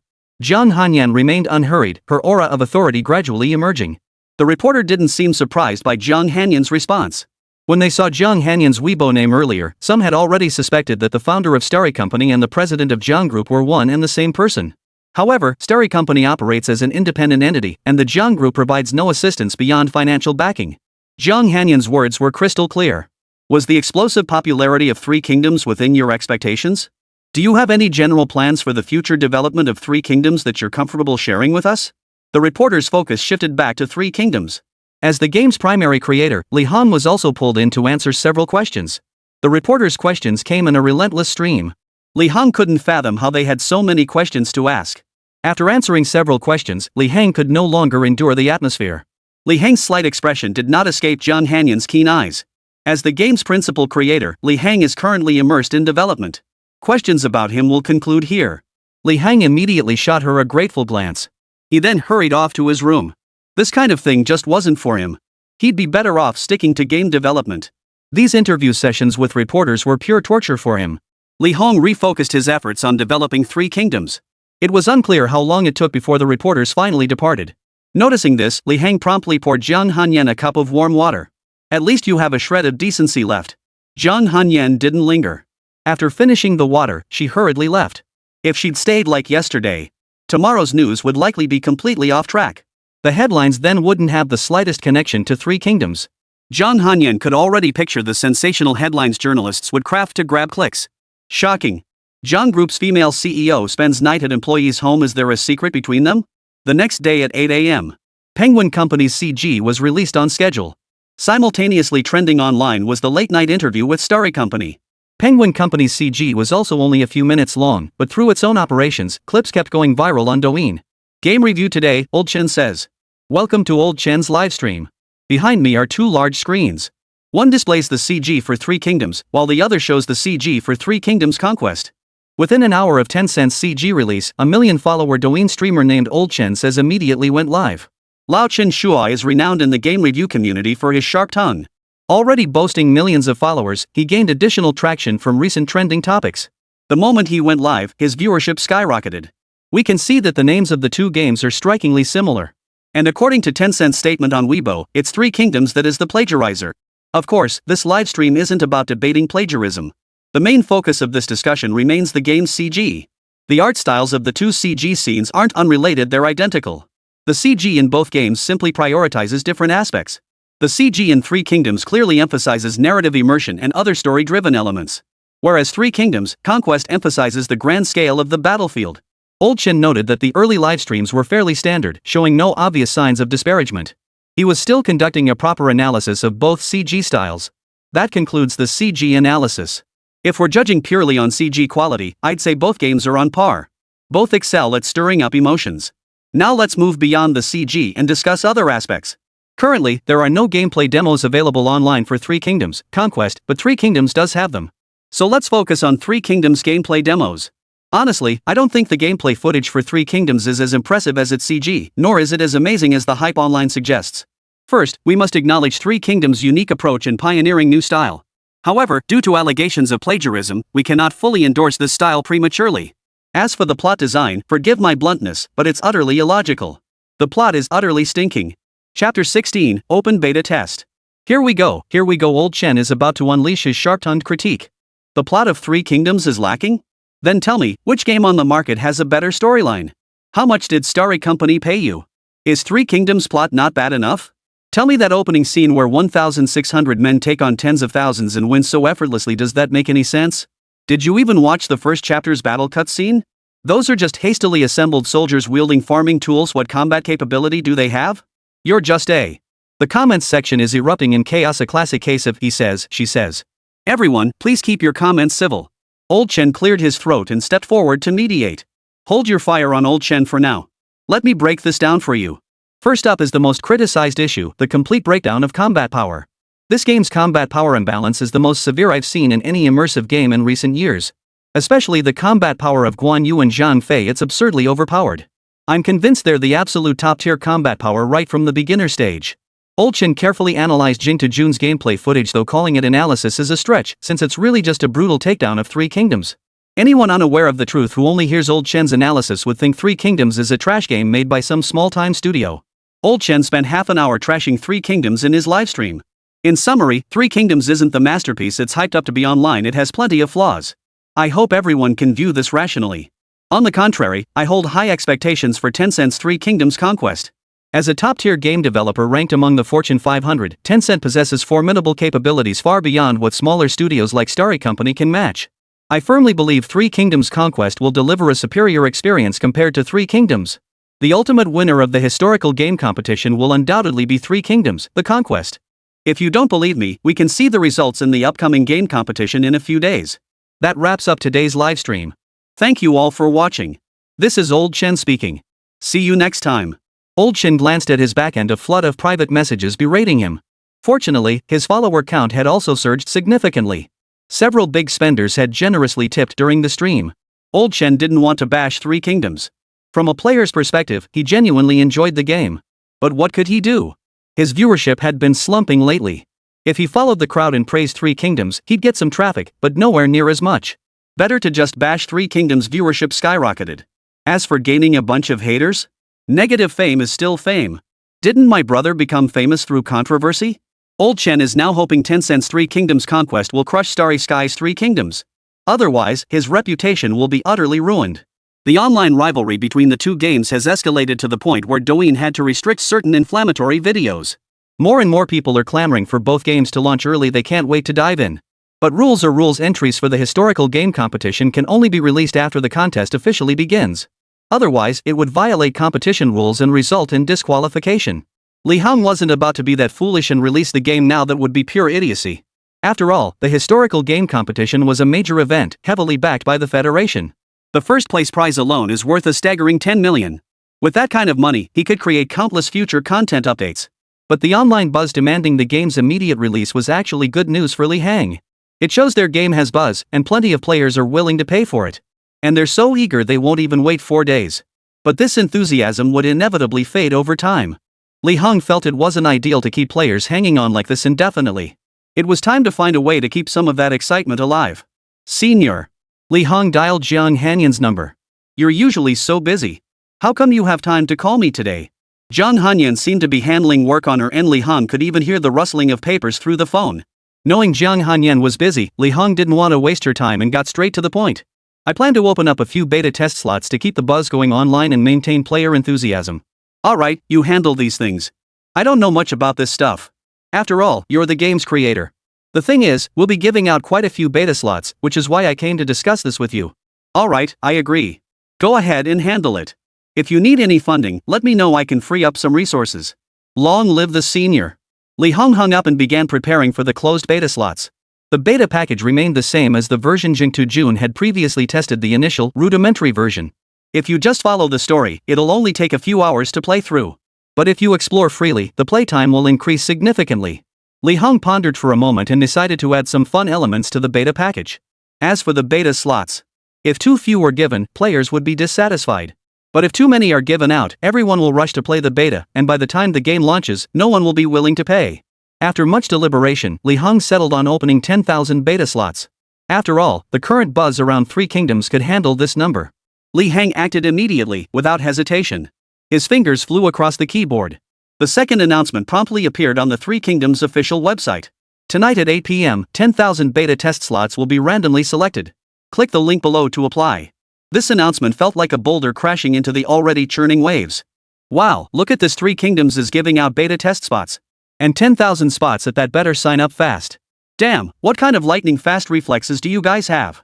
The moment I clicked in, it showed 5,000 people ahead of me. I've been glued to this page, and when I finally clicked in, I was already over 2,000 in line. The top few must be demons. In this age of instant information, news of Three Kingdoms opening beta slots went viral across short videos within mere minutes. Countless people flooded the official website to click and sign up. While Starry Company was taking action, Penguin Company remained completely silent after releasing the CG in the morning. Many began flooding the Penguin website with comments. The neighbors have already opened up beta test slots. Isn't Penguin Company planning to take action? Take action? What action could they possibly take? I stand by my earlier view. Tencent is the one copying others. They're probably burning the midnight oil developing their game right now. Do you really expect them to have a playable beta ready anytime soon? With Tencent's massive scale, they're just not bothering to compete with Starry Company. Not every game needs a beta test anyway. Come on, if they don't have it, they don't have it. What's the point of pretending? I'm waiting to see your stellar performance during the competition. You guys hyped up the terrible storyline of Three Kingdoms like it was the best thing ever. Bunch of bandwagon jumpers. Chapter 17, Entertainment Mode. Meanwhile, the Three Kingdoms official website was flooded with comments too. Three Kingdoms is no fun, seriously. Trust me. The poster above is clearly desperate for a beta slot. Case closed. The kid just wants a beta slot. What's wrong with that? Three Kingdoms is genuinely not fun. You guys should do what I'm doing, wait 4 days and play Tencent's Three Kingdoms Conquest instead. Online comments kept piling up. Even though the beta sign-up only opened half a day early, by 6 p.m., millions had already signed up. This is just half a day. If it keeps growing, the sign-ups might break the federal record. Inside a university in Jiangcheng, Zhang Jingquan was lying on his bed, idly scrolling through Douyin, when his phone suddenly buzzed with a text message. He opened it and his eyes widened in shock. Unable to believe what he saw, he rubbed his eyes to confirm the message was real. You have been selected as a beta tester for Three Kingdoms. This is a non-white test. Enjoy the game. Your beta test invitation code is XXXXXX. Before Zhang Jingquan could make a sound, he heard his roommate, Xiao Liping, suddenly shout. Whoa! I got it! I got it! What did you win? The lottery? No way! What about our promise to stay poor together as college students? Don't you dare escape poverty, one of his roommates quickly interjected. His eyes were filled with concern. As the old saying goes, we dread seeing our brothers suffer, but we also dread seeing them drive Land Rovers. What are you thinking? It's definitely not the lottery. Xiao Liping shot him a look and said irritably. As long as it's not the lottery, as long as you didn't win, we're still good brothers. His roommate patted his chest, feigning relief before asking. So what did you win? Nothing much, just a beta test slot for Three Kingdoms. What? You won a beta test slot for Three Kingdoms? I don't believe it, I don't believe it. The roommate grabbed Xiao Liping and shook him violently. You must be hallucinating from lack of sleep. Why would I lie to you? Xiao Liping pulled out his phone. The text message clearly stated he'd secured beta access, even including the invitation code. Ouch, that hurts. You might as well have won the lottery. The roommate turned to Zhang Jingquan. Zhang, old Xia has betrayed the group. Let's isolate him together. Zhang Jingquan scratched his head awkwardly, then handed his phone to the roommate. Actually, I got a beta test slot for Three Kingdoms too. Roommate? Turns out I'm the real clown here. You got in too? Xiao Liping was thrilled. With odds of just a few %, he never expected 2 out of their 4-person dorm to get in. Zhang Jingquan nodded. Then what are you waiting for? Log in. I've been dying to try it ever since watching Jingtu Jun's livestream. The distribution of beta test slots brought joy to some and frustration to others. With only 10,000 spots available out of millions of applicants, the majority who didn't get in were now venting their frustration online. Folks, I really want to play Three Kingdoms. Is anyone willing to trade their spot? Truth be told, my child has a terminal illness. I just want to fully immerse myself in Three Kingdoms during this time. Huh? What terminal illness did the OP have? Oh, oral ulcers. What the hell? Don't get mad at me. How is a canker sore not a terminal illness? Not many players who got beta access are posting online. Most are probably already playing like Zhang Jingquan and Xiao Liping. The game's main menu differs from what was shown during the livestream, with the main change being an additional selectable mode. Entertainment mode online play available, max 2 players. This feature is for testing purposes. Holy crap! They added a new multiplayer mode. Xiao Liping instantly appeared at Zhang Jingquan's game pod, fiddling with the multiplayer settings together. A few minutes later, the two entered a room and began their entertainment mode session. This mode was brand new, and players were completely unfamiliar with it. This aligns better with player preferences. If it were entirely streamed content, the beta experience would be significantly diminished. Lí Héng wasn't about to ruin his reputation like that. When Zhang Jingquan and Xiao Liping entered the game, they found themselves surrounded by Yellow Turban rebels clad in rags, wielding farming tools as weapons. Their first instinct was that they'd stumbled into enemy territory, and they started to flee. But then they realized they were mounted on horses, and the Yellow Turban rebels around them seemed to treat them with respect. I think I get what's going on now. Xiao Liping had previously seen detailed plot breakdowns in future story arcs for Romance of the Three Kingdoms online. So when he saw the long spear in his own hands and the long sword in Zhang Jingxuan's, he instantly grasped how this entertainment mode worked. What was it? Zhang Jingquan had only watched the livestream once and hadn't yet grasped what was happening, let alone understood the specifics of this entertainment mode. First off, you're holding a sword, which means you're Cheng Ziyuan, killed by Guan Yu. And I'm Deng Mao, taken out by Zhang Fei. Wait, you mean we've become Yellow Turban leaders? Upon hearing Xiao Liping's explanation, Zhang Jingquan finally grasped the situation. So that means we two are. Exactly. We're going to battle Guan Yu and Zhang Fei head to head. Xiao Liping confirmed Zhang Jingxuan's guess, figuring that must be how this entertainment mode worked. Holy crap! This is seriously intense? Back in the livestream, he'd seen Jingtu Jun get one shot by Guan Yu and Zhang Fei. Ever since then, he'd wanted to experience firsthand just how powerful those two were. Who'd have thought Starry Company actually pulled this off? And you're commanding tens of thousands of troops against the enemy. Even if he couldn't win one-on-one, he refused to believe his massive army couldn't overwhelm them. No wonder they called it an entertainment mode, it truly maximized the fun factor. Xiao Liping looked left and right, taking in this style for the first time. Everything seemed novel to him. It was certainly entertaining, and to enhance player enjoyment, Lí Héng had deliberately boosted the strength of Cheng Ziyuan and Deng Mao in this mode. He feared players would be instantly defeated by Guan Yu or Zhang Fei without any chance to experience the gameplay. News of this gameplay leaked instantly among beta testers.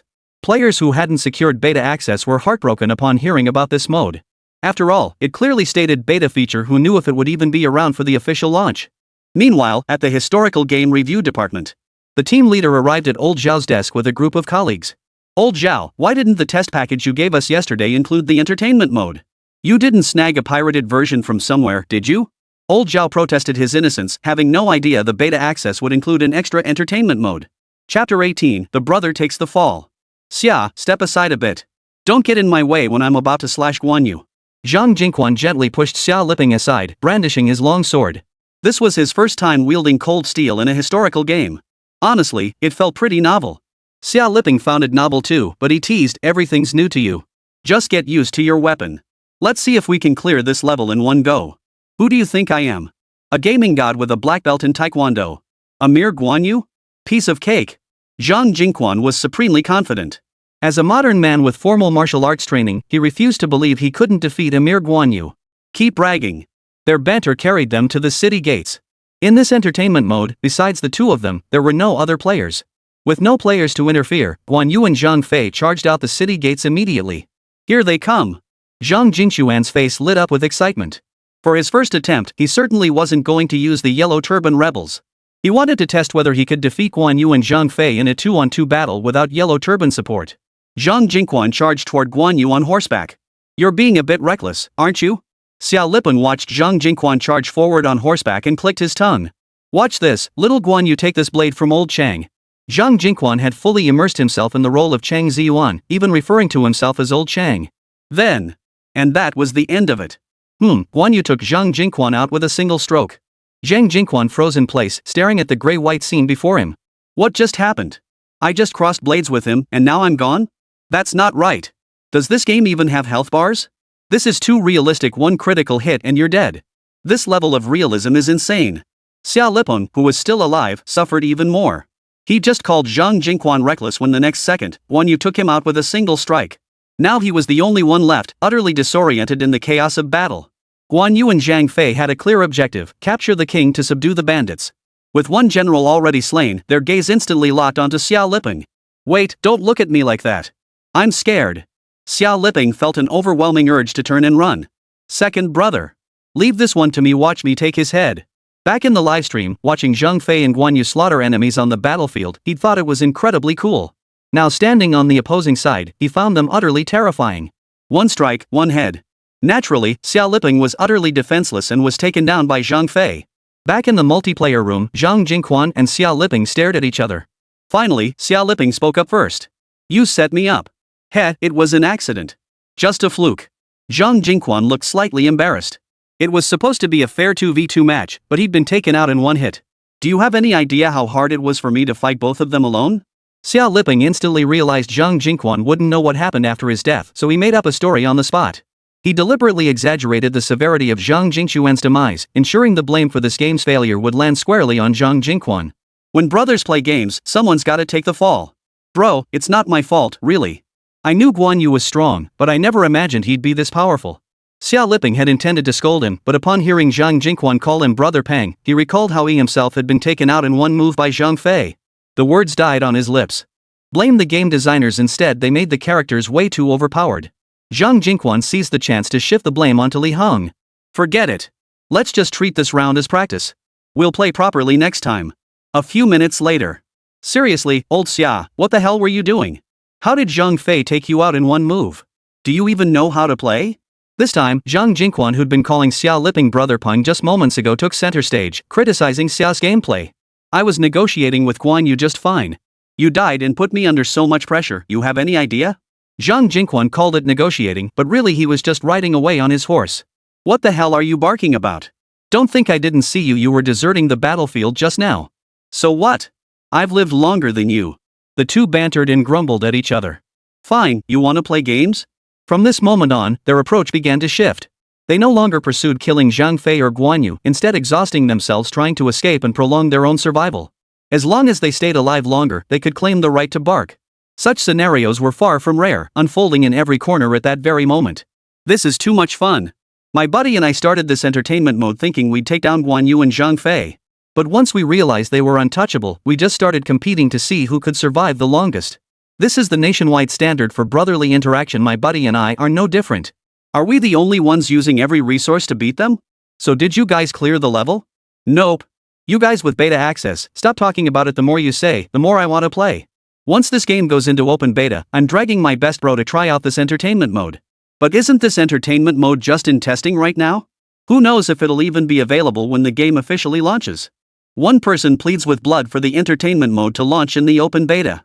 As discussions about the entertainment mode intensify, players who missed out on the beta test are getting itchy fingers. They've flooded the Three Kingdoms official website, either demanding more beta spots or pleading for the entertainment mode to make it to the public release. Lí Héng stared blankly at the surging comments on the official site. He just wanted to add some fresh content to spice things up for players. He never imagined the response would be this overwhelming. He had even considered removing the mode if it didn't catch on, but given the current enthusiasm, it seemed worth keeping for the official release. He could also add more storylines to this mode later. For instance, the legendary battle of the three heroes against Lu Bu. The entertainment mode is currently stable in testing and will likely be included in the public beta unless unforeseen issues arise. Thank you to all players for your passion for our games. Lí Héng announced this on the official website, effectively reassuring players who had worried the entertainment mode might not make it to the open beta. Just wait for the open beta. My buddy and I are definitely going to test this mode's intensity then. My buddy and I have already made a pact, we're going all out on this game. Stop wasting time here, head over to Douyin to check it out. Jun has already started streaming his entertainment mode challenge. How many more times does he want to break through the defenses? Lí Héng also noticed Jun streaming his entertainment mode challenge on Douyin. The stream title is bold and confident. Take on the entertainment mode with a gaming pro. Chapter 19, Double Victory. Jun breaks through again. Hey guys, heard this game's beta has a new entertainment mode, let me, Zheng the Invincible, check it out.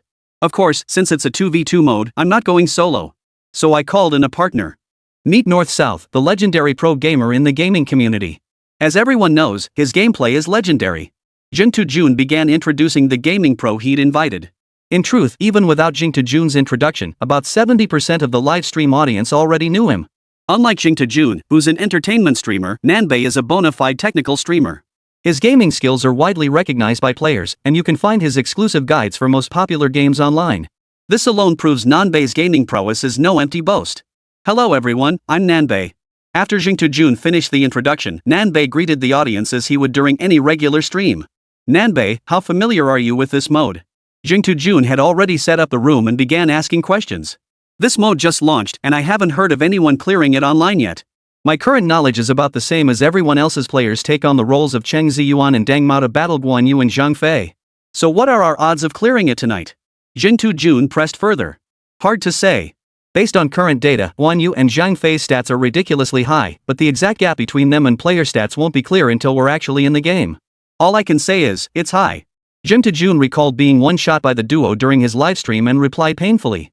Enough talk, let's jump in and see for ourselves. Game start. I'll bet 50 cents worth of spicy noodles that with the god-tier skills of the North and South Masters, we'll absolutely clear this mode tonight. Anyone claiming they can clear it clearly doesn't have beta access. Just try it yourself. This mode isn't humanly possible. I'm so jealous of you guys with beta access. When I tried co-op with my roommate, Guan Yu and Zhang Fei slaughtered us countless times. Painful. So painful. Even now, when I close my eyes, I see Guan Yu's red face and Zhang Fei's bearded visage. That must have been brutal. Jing Tejun and Nan Bei are both focused on the game right now, so naturally they don't have time to reply to comments. First attempt I wanted to test the numerical disparity between both sides. Nan Bei's clearly saying he's going to let us win this round. Fair enough, you need to understand the stat gap before planning your strategy. Jing Tejun doesn't object. Nan Bei's tactical skills are legendary. Tonight's game is all yours.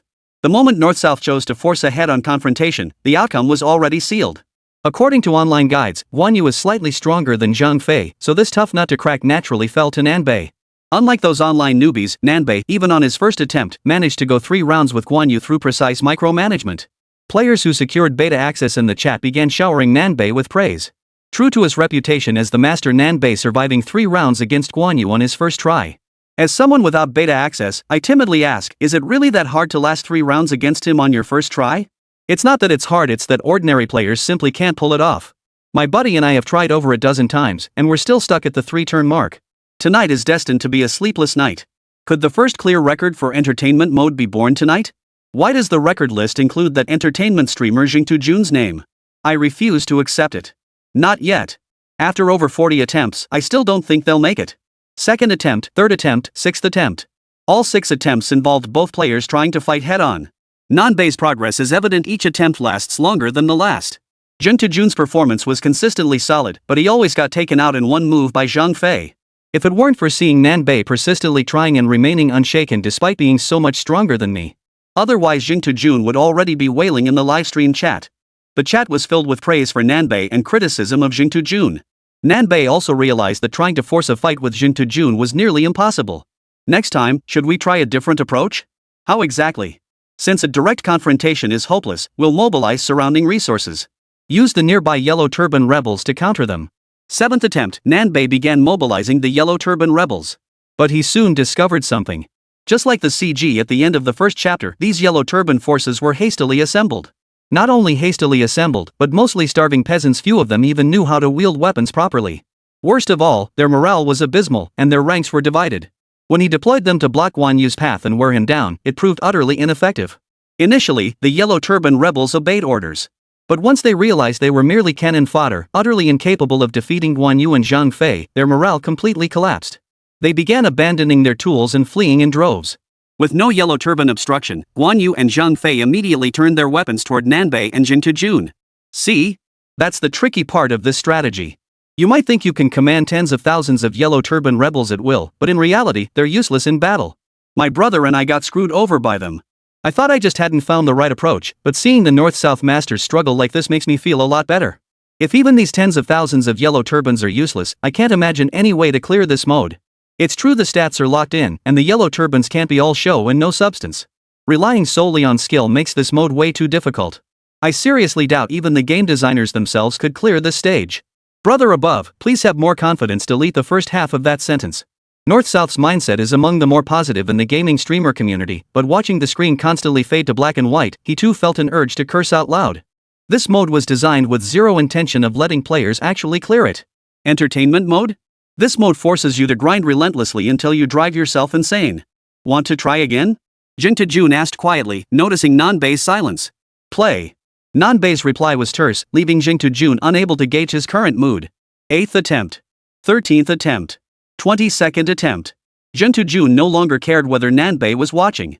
He fully reverted to his previous streaming style, breaking down and screaming in the chat after every death. Lí Héng, who had been lurking in the chat, scratched his nose. Had he set the difficulty too high? Maybe he should lower it a bit? Chapter 20, Manhwa Tang's world collapses. Watching the two players get utterly crushed by Guan Yu and Zhang Fei, Lí Héng realized he should consider the experience of most players. He'd been so focused on creating high difficulty modes to encourage players to challenge themselves. And then creating a challenge leaderboard. After pondering for a moment, Lí Héng decided to add difficulty options. Once players' skills improved later on, they might be able to try the highest difficulty. Aren't you the one who said you'd dominate the casual mode? Tutu, you're just full of hot air. Exactly. You've tried over 20 times already. Not only did you fail to dominate the entertainment mode, you didn't even kill a single enemy. But honestly, I think these two are just invincible monsters. That probability shouldn't be that low. Since they made them into a separate entertainment mode, it must mean it's possible to clear it. They should rename this entertainment mode. It might be fun for friends messing around, but it's pure torture for serious streamers like Jing and Nanbei who are dead set on clearing it. This is just torture. The comments are already questioning whether Guan Yu and Zhang Fei are invincible monsters. Lí Héng naturally wouldn't let such comments fester. He promptly sent a bullet comment in the livestream to clarify. Guan Yu and Zhang Fei are not invincible monsters. The chat exploded the moment viewers saw Lí Héng's ID from Starry Company post. Holy crap! Did I just see that? Was that the creator of Three Kingdoms? Catch him. Instead of properly designing the game, he's lurking in the livestream chat. Shouldn't the focus be on the invincible monsters? I still think Guan Yu and Zhang Fei are invincible monsters. They're this powerful, how could they not be invincible? People in this world have no history related to the Three Kingdoms, so naturally they wouldn't know how Guan Yu and Zhang Fei ultimately met their ends. Though there were some unexpected twists involved. After dying yet again, Jing glanced at the bullet comments as usual. Why are all the comments filled with strange terms? Lí Héng from Starry Company? Who was that? Jun's mind was foggy. Over 20 attempts had gradually shattered his spirit. As his mind cleared, Jun instantly sensed something was terribly wrong. Creator of the Three Kingdoms game, I've got a question for you. You call this an entertainment mode? Where's the fun in this? Both North and South are getting their asses kicked and you call this entertainment mode? Lí Héng knew he was in the wrong and didn't bother defending himself. After completing the in-app purchase with a shaky hand, he tossed Jun 10 carnival tokens. Seeing those 10 carnival tickets, Jun's mouth twitched. He just finished berating the guy, and now the guy was gifting him 10 carnival tickets. This made him. I'd like to thank Brother Lí Héng for the 10 carnival tickets. I think the Three Kingdoms mode is incredibly entertaining. It's easily the most entertaining mode I've ever played. Of course, Jun was just hyping things up for the show. Years of streaming experience taught him how to grab attention and run with it. Sure enough, the chat flooded with comments mocking Jun's shamelessness. Streamer, that's not what you said earlier. Streamer, Chammy, no shame here. Never knew Douyin had such entertaining game streamers before. Must follow, absolutely must follow. Lí Héng couldn't help but chuckle. Truly a top Douyin streamer, both his quick wit and adaptability are off the charts. Since this mode is still in testing, I'd like to thank Jun and the North-South Masters for their valuable suggestions. I also appreciate all players' enthusiasm and feedback for this mode. I'll urgently make adjustments to the difficulty settings to ensure a better gaming experience for everyone. Lí Héng's lengthy statement left the entire livestream audience stunned. These days, you actually find a game designer willing to listen to player feedback? This is what a good game designer should be, a designer for the people. Just for the fact that the Three Kingdoms developers are willing to incorporate player feedback into their game design, I'll definitely buy it when it launches. This single act already puts them leagues ahead of the Penguin Company next door. Exactly. That other company doesn't give a damn about players when making games. That's the biggest criticism of their games. New characters are ridiculously overpowered. And when players report these issues, they just disappear without a trace. Seeing Lí Héng's bullet comments, Jun cleared his throat and said, "See?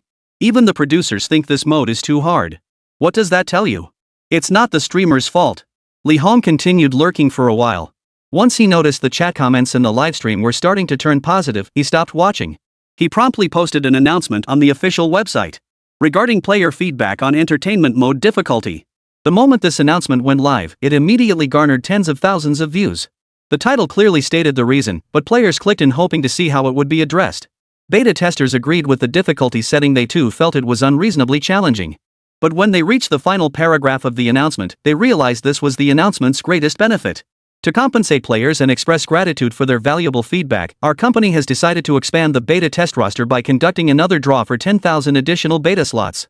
These slots will be distributed immediately following the beta update. The first 10,000 players to participate in the beta will each receive a set of basic equipment upon the game's official launch. We extend our deepest gratitude for your passion and support. These rewards are exceptionally generous, catering to both players who missed out on beta access and compensating those who endured grueling challenges during testing. I declare that as long as Starry Company maintains this approach, I will pledge my unwavering loyalty to them. I envy the first wave of beta testers even more. Not only did they get an early look at the game, but now they'll even receive a basic gear set to help them get started after the official launch. The word envy is practically worn out. I'd trade 10 years of my best bro's life for that one-shot beta spot I just landed. Hey, upstairs, did your buddy know about this? It doesn't matter. Penguin Company headquarters. The Penguin Company's CEO just returned from overseas today. After a brief rest, he opened his phone and felt like the sky had fallen. How could he have missed just a few days of domestic news, only to find his company's games dominating every trending topic? It took Penguin Company's CEO Ma Huoding quite a while to piece together the full story unfolding on Weibo. Perhaps in disbelief, Ma Huoding reviewed the situation multiple times and requested a briefing from his subordinates before fully accepting the reality. The intern his company had discarded as a scapegoat had turned around and started a game company to compete head-on with him? And now they were firmly holding the upper hand? Ma Huoding pressed his forehead lightly. How did this fantastical plot twist from a novel materialize in real life? Go fetch Dai Lin for me. Ma Huoding instructed his subordinate. Chapter 21, Difficulty Adjustment. Boss, you wanted me? Dai Lin now stood before his boss, Ma Huoding, hunched over like a child who'd made a mistake. The boss had summoned him immediately upon returning from abroad, and judging by the assistant's tone when calling him earlier, Dai Lin sensed trouble brewing. Ma Huoding's fingers tapped lightly on the desk, his expression unreadable. The historical game competition is about to begin. How well prepared are we this year? Seeing the boss didn't mention Lí Héng directly, Dai Lin's heart eased slightly. This year, our game team decided to enter 2 titles, History, Tycoon Survival and 3 Kingdoms Conquest. What's the story with this 3 Kingdoms Conquest? I don't recall it existing before I left the country. Well, boss, this game was actually a half-finished project we had previously set aside due to issues with its settings and other aspects. We had planned to enter it in next year's competition. Did we even design this game? How come I, as the boss, didn't know about it? Dai Lin was momentarily at a loss for words. How could he respond? If he insisted it was previously developed, wouldn't that imply he'd been deceiving the boss? But if he insisted it was a new project, wouldn't that be an indirect admission of his own incompetence? That his own judgment was flawed, having kicked a rising star out of the company. If you can't answer that, then explain why you plan to move next year's competition game to this year. Seeing the boss didn't press further on the earlier question, Dai Lin breathed a slight sigh of relief. It's like this, boss. Our company conducted a recruitment drive 3 months ago, bringing in a large number of interns. Among them was an intern named Lí Héng. This intern was quite problematic. While working at our company, he was terminated for suspected plagiarism of another game. We thought he'd lay low after being fired, but his plagiarism obsession never died. He turned around and lured Jiang Hanyan, the female president of Jiang Group, to secure substantial investment. With Jiang Hanyan's backing, he immediately began designing the game 3 Kingdoms. But this 3 Kingdoms was clearly plagiarized from our company's ideas. Dai Linyue grew increasingly animated as he spoke, as if these events had unfolded exactly as he described. Lí Héng was the plagiarist, and their company, Penguin, was the victim. Ma Huoding remained silent. After a long pause, he spoke softly. Dai Lin, how long have you been working at Penguin? 15 years. 15 years. You're practically a company veteran. After all this time, do you really think I don't know your character? Your excuses might fool outsiders, but you think you can pull the wool over my eyes? Ma Huoding knew Dai Lin's character well, and he knew exactly why his gaming company had thrived all these years. Boss. Go bring Lí Héng back. If you can't, resign yourself. Ma Huoding's tone was flat, but it was precisely this calm delivery that carried the most oppressive weight. Dai Lin was in agony. If he'd known Lí Héng possessed such talent, he never would have let him take the fall back then. Who could have predicted that an intern with just 3 months of experience could create a game that dominated the charts? It was too late for regrets now. The urgent priority was to contact Lí Héng and see if there was any room for reversal. But deep down, he knew that from the moment that lawsuit was filed, his path and Lí Héng's had diverged irrevocably. To save this job now, there was only one path left. That was for 3 Kingdoms Conquest to explode in popularity and for its quality and reputation to crush 3 Kingdoms. Only then might he stand a chance of keeping his job. Of course, he still needed to reach out to Lí Héng if possible. Lí Héng, who was in the midst of modifying the game mode, was interrupted by the ringing of his phone. He picked up his phone to see an unfamiliar number calling. Lí Héng grew even more impatient and hung up without a second thought. But no sooner had he hung up than the irritating ringtone sounded again before he could refocus on his work.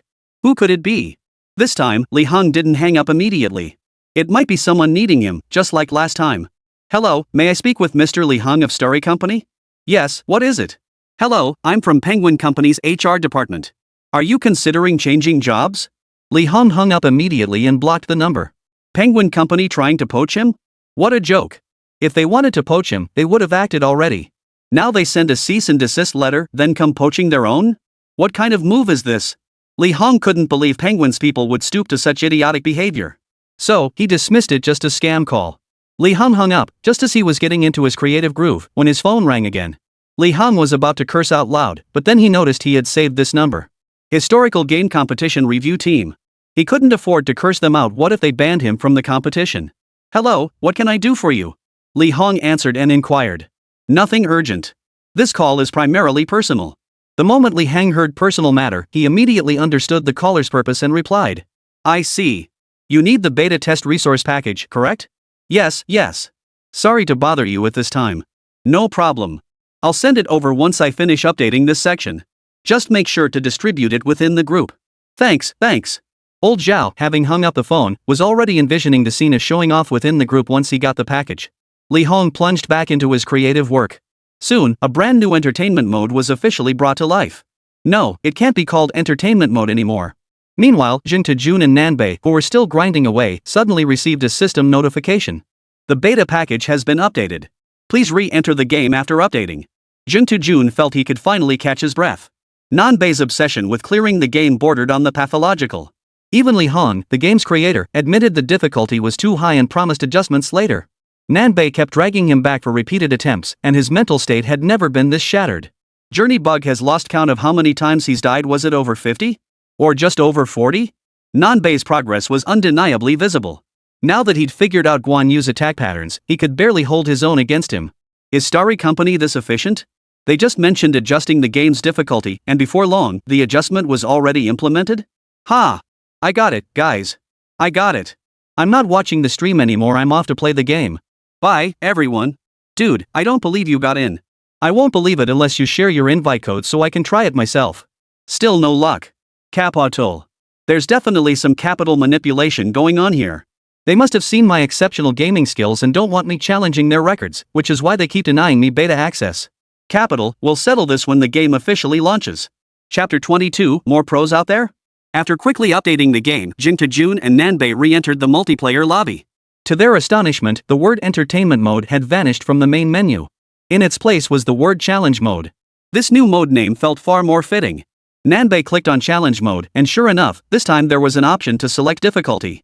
Please select your challenge difficulty. Easy mode, player stats match Guan Yu and Zhang Fei. Yellow Turban rebels obey commands absolutely. Normal mode, player stats increased by 100. Yellow Turban army has a low chance of demoralization. Hard mode, player stats increased by 50. Yellow Turban army morale breakdown probability significantly reduced. Nightmare mode, player stats increased by 30. Yellow Turban morale breakdown probability slightly reduced. Hell mode, player stats increased by 10. Yellow Turban morale will be determined entirely by AI algorithms. Endless mode, player stats remain unchanged. Yellow Turban morale will be determined entirely by AI algorithms. Each player death in this mode increases stats by 1 and reduces the probability of Yellow Turban morale collapse by 1. Each mode features a separate leaderboard with clearly defined requirements for ranking. Those who clear this stage can rank based on fastest completion time. In endless mode, the player with the lowest death bonus can make the leaderboard. This update packs so much content, even including an endless mode. This endless mode is pretty interesting. Simply chasing the fastest time doesn't fully showcase your skill. But this endless mode is a whole different ballgame. Guys, gotta go, I'm off to challenge my bro's record. Hey, snap out of it, you don't even have a beta test slot. Looks like this update brings quite a few changes. Kudos to Starry Company for this. Instead of rushing into the game, Journey Bug is discussing it here. First off, they're actually listening to player feedback, and their efficiency is commendable. After speaking, Jing Tajun glanced at north and south, noticing he hadn't said a word but looked eager to jump in. Enough talk, let's see if this update actually delivers. Nanbei, shall we tackle it from easy mode all the way up? Sure. Upon entering easy mode, Jing Tajun instantly felt his spear grow noticeably lighter in his grasp. With stats boosted by 100, Jing Tajun felt incredibly powerful. Don't get cocky. Seeing Jing Tajun getting a bit carried away, Nanbei cautioned.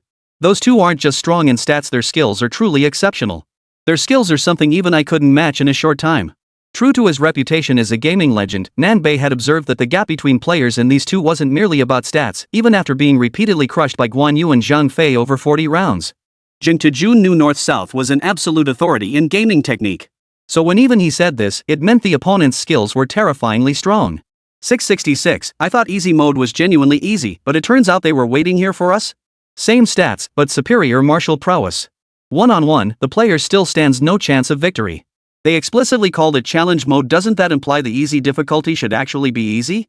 Nanbei ignored the live chat comments and continued. But if the Yellow Turban army's morale doesn't collapse, this mode isn't actually that difficult. As he spoke, Nanbei maneuvered the Yellow Turban army to shield the two of them. Like this, once the Yellow Turbans exhaust their stamina, we strike. That's the safest approach and the most suitable way for average players to clear the stage. Nanbei and Jingtu Jun's first attempt at easy mode officially began. Everything unfolded exactly as Nanbei had anticipated. Countless Yellow Turban soldiers charged forward fearlessly, sacrificing themselves wave after wave. Even with Guan Yu and Zhang Fei's extraordinary martial prowess, their bodies were already covered in wounds. Now, Nanbei charged forward with his blade raised.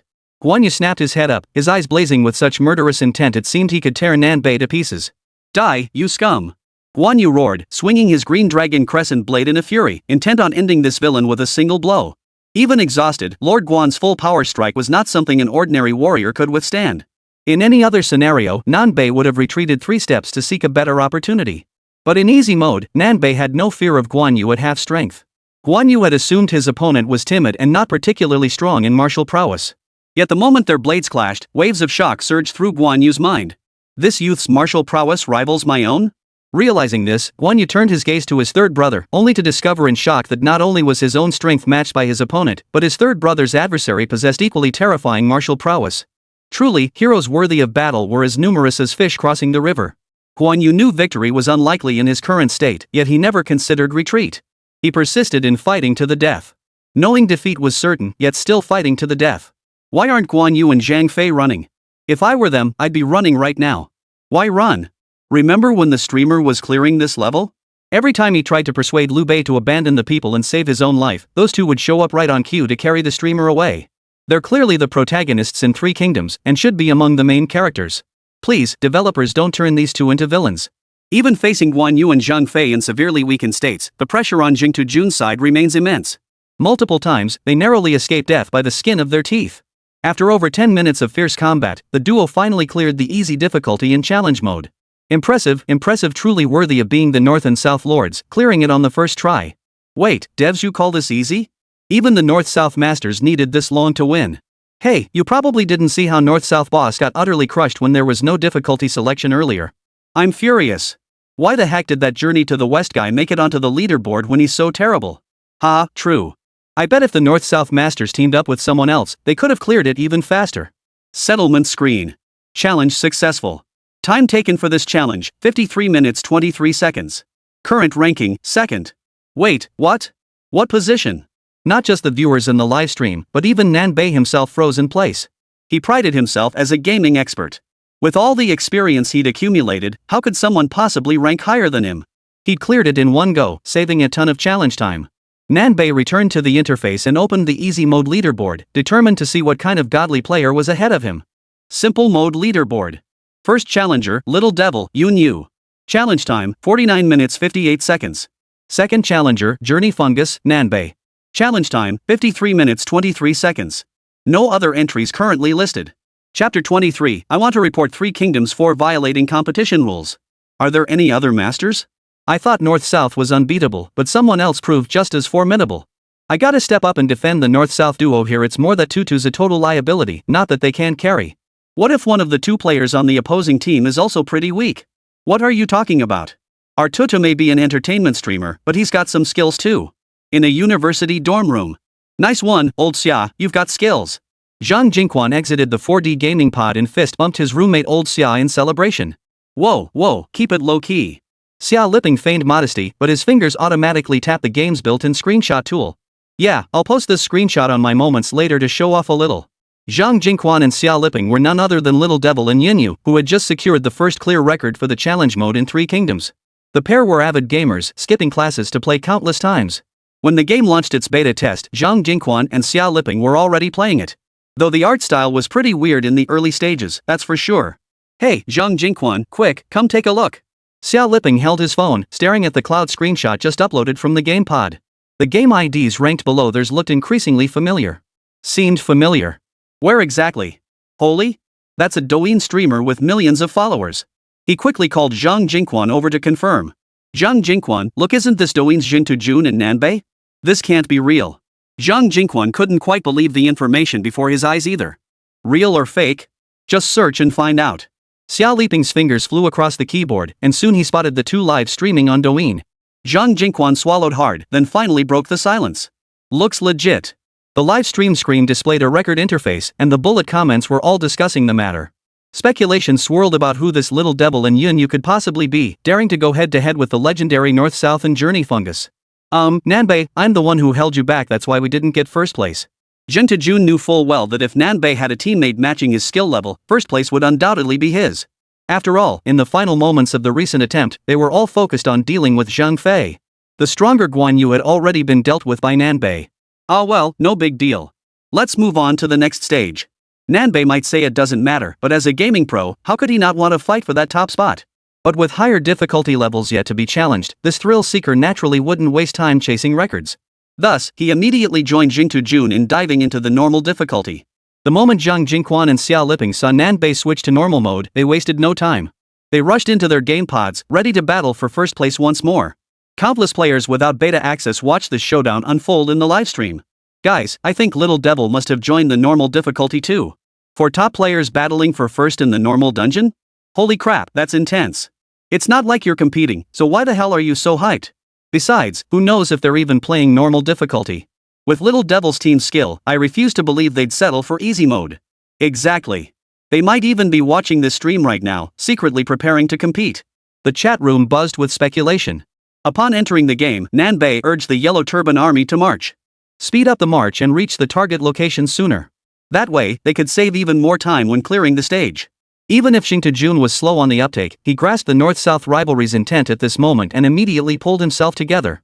He certainly didn't want to be the one holding everyone back. Penguin Company headquarters. Dai Lin watched the explosive surge of comments on the official website. At first, he thought it was another successful game promotion. But when he glanced at the latest comments, he nearly exploded with rage. What the hell was Lí Héng thinking? Releasing 20,000 beta test slots before the game even launched? The moment Lí Héng announced the beta slots, Penguin, who had previously accused them of plagiarism, was instantly put on the defensive. Many began camping out on the Three Kingdoms Conquest website, waiting for their beta slots. But where could they possibly get them? Even the CG had only just been completed, and the game's world building was still in its preliminary stages. With game content only just beginning production, how could they possibly deliver a beta version? Dai Lin, now cornered by Lí Héng, felt utterly miserable inside. The intern he personally fired hadn't even finished declaring what goes around comes around. 1 week. Just 1 week. In that single week, the kid had already annoyed him beyond measure, and now he was about to cost him his job. Lí Héng had opened up a large number of beta test slots, partly to maintain hype for his game, partly to put Tencent in a tight spot. Without a beta release to show, Tencent could simply ignore the official website's demands for beta testing. Everyone, push harder. The game framework is now finalized. The remaining production tasks are small potatoes. If we launch on schedule, I'll personally fund your bonuses. If the response is strong after launch, year-end bonuses will be doubled. Dai Lin began rallying the team, emphasizing that the top priority now was completing the game.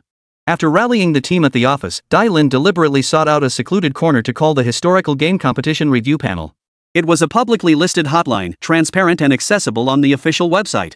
Hello, is this the reporting hotline for the Historical Game Competition? The voice on the other end sounded slightly impatient but remained calm. Yes, how can I assist you? Old Zhao was naturally displeased. He and the others were smoothly progressing through the easy mode challenge, on the verge of clearing it, when Dai Lin's call interrupted them. Thankfully, the mode had a pause function. Otherwise, if this call caused them to fail, Old Zhao would have privately given Dai Lin a piece of his mind. Hello, here's the situation. I'm reporting that Three Kingdoms distributed 10,000 game slots under the guise of a closed beta, severely compromising the fairness of the competition. I request that Three Kingdoms be disqualified from the tournament and that Starry Company be permanently banned from participating in this event. Listening to the voice on the other end, Old Zhao muttered under his breath. Who the hell is this guy? Is he out of his mind? Personally, he was currently playing Three Kingdoms himself. If Three Kingdoms were really disqualified and stopped updating, where would he find such an entertaining game in the future? Professionally speaking, Three Kingdoms was the hottest game heading into this year's competition. Its release would undoubtedly draw massive traffic to the event, creating a win-win for both Starry Company and the tournament organizers. Besides, Three Kingdoms hadn't violated any competition rules. Which rule says you can't distribute a large number of beta test slots before release? He wasn't selling beta slots. Correct.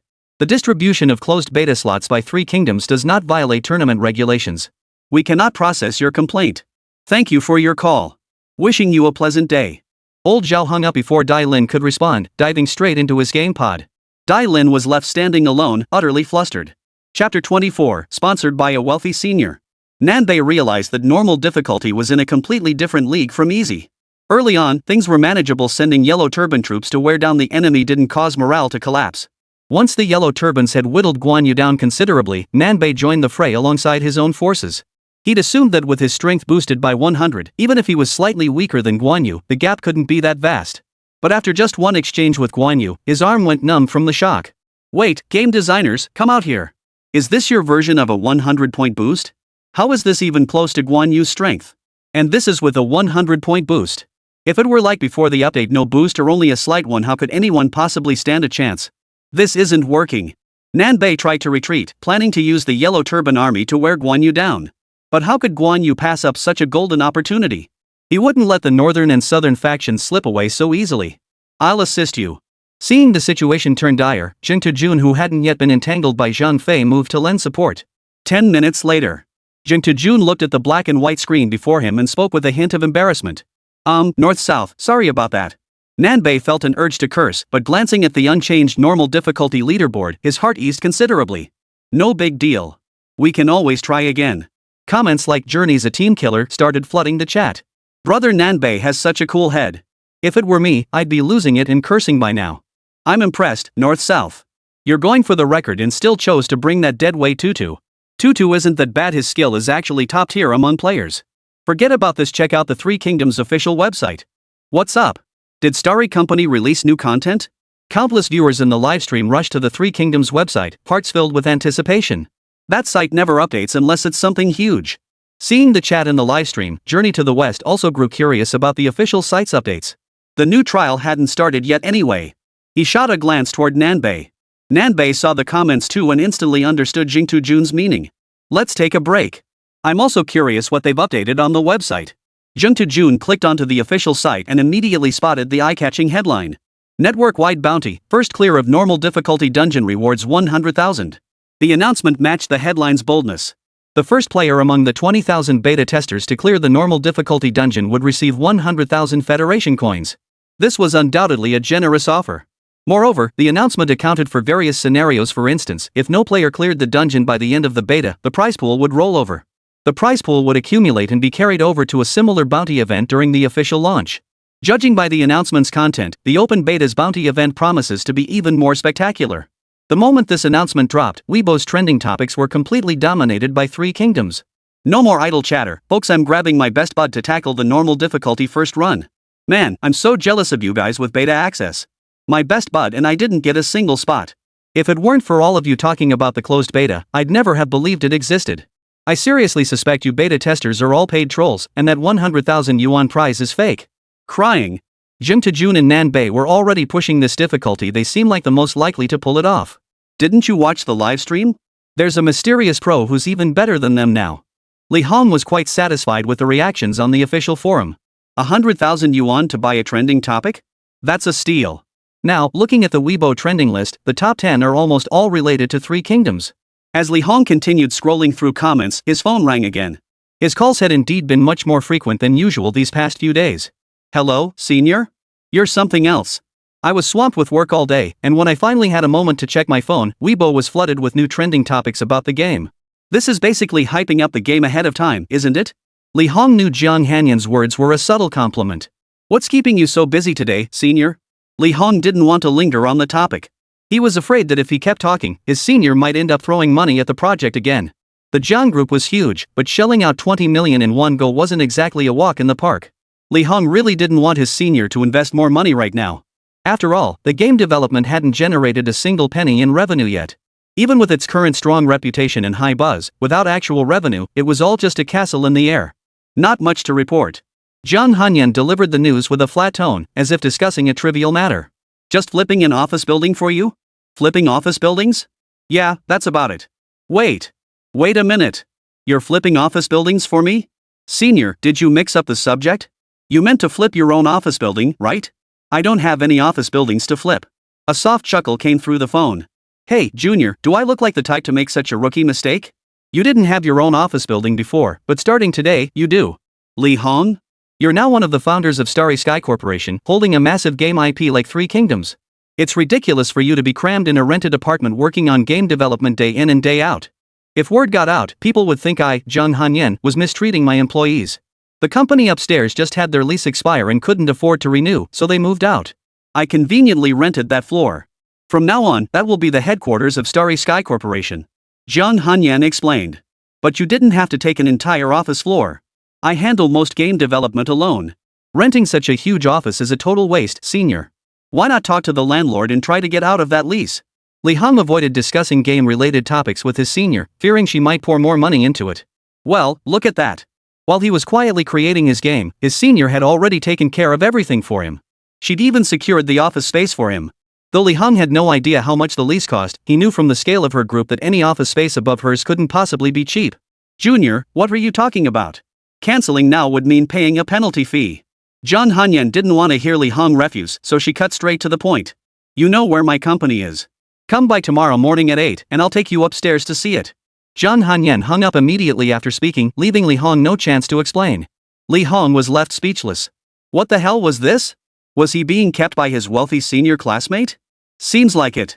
Chapter 25, Preparing for the Interview. Early the next morning, Lí Héng rose before dawn. He pulled out the suit he wore for social engagements and stood before the mirror, combing his hair. Of course, he wasn't doing this for Zhang Hanyan. Given his relationship with his senior, he didn't need to dress up like this just to meet her. Lí Héng's main concern was that he was heading to his senior's company today. If he showed up looking as scruffy as usual, wouldn't that embarrass her? Lí Héng knew the location of his senior's company. She had mentioned it to him before, but he had never actually been there. He also had no idea she was the company's leader. As a recent college graduate, Lí Héng certainly didn't own a house or a car. He hailed a random taxi and headed to the Zhang Group office building. Only upon arriving did Lí Héng realize how truly grand the office building was. Several well-known local companies had their headquarters here. Hello, I'm here to see Senior Zhang Hanyan. Lí Héng approached the front desk and spoke up. I'm sorry, sir, but we're not currently hiring interns. The receptionist, seeing Lí Héng's attire, assumed he was a student coming for an interview. You've got the wrong idea. I know Senior Zhang. She specifically asked me to come today. Do you have an appointment? Upon learning Lí Héng wasn't there for a job interview, the receptionist's attitude softened slightly. Do I need an appointment for this? Lí Héng had been so absorbed in creating the Three Kingdoms game lately that he'd neglected many other matters. He pulled out his phone and opened his contacts. He had originally planned to find his senior classmate himself, but now he could only have her come out to greet him. Here already? Before Lí Héng could even make the call, a cool voice sounded from behind him. Lí Héng turned around to see his senior sister dressed in a business suit. Sorry, Senior. I was planning to come straight to your office, but now I've made you come out personally. No problem. Zhang Hanyan said as she led Lí Héng into the company. I knew you'd come early. Good thing I came out to check. It was now 7:30 a.m., still some time before their agreed-upon 8 a.m. meeting. Lí Héng dodged the question, refusing to engage. The receptionist curled up into a ball at that moment, terrified that Lí Héng might be petty enough to blame her. Only when she saw Zhang Hanyan escort Lí Héng into the company did she breathe a sigh of relief. Turns out this guy really is President Zhang's junior classmate. She thought he was just using that as a cover to pull off some scam. Instead of taking Lí Héng upstairs immediately, Zhang Hanyan first brought him to her own company. Senior, didn't you say the office building was upstairs? Why did you bring me to your company? Lí Héng gradually accepted the reality of the office building, but seeing Zhang Hanyan bring him into her company prompted him to ask. What are you afraid of? Would I harm you? Zhang Hanyan flicked her dark hair casually. A distinctive fragrance wafted toward Lí Héng's nose with each sway of her hair.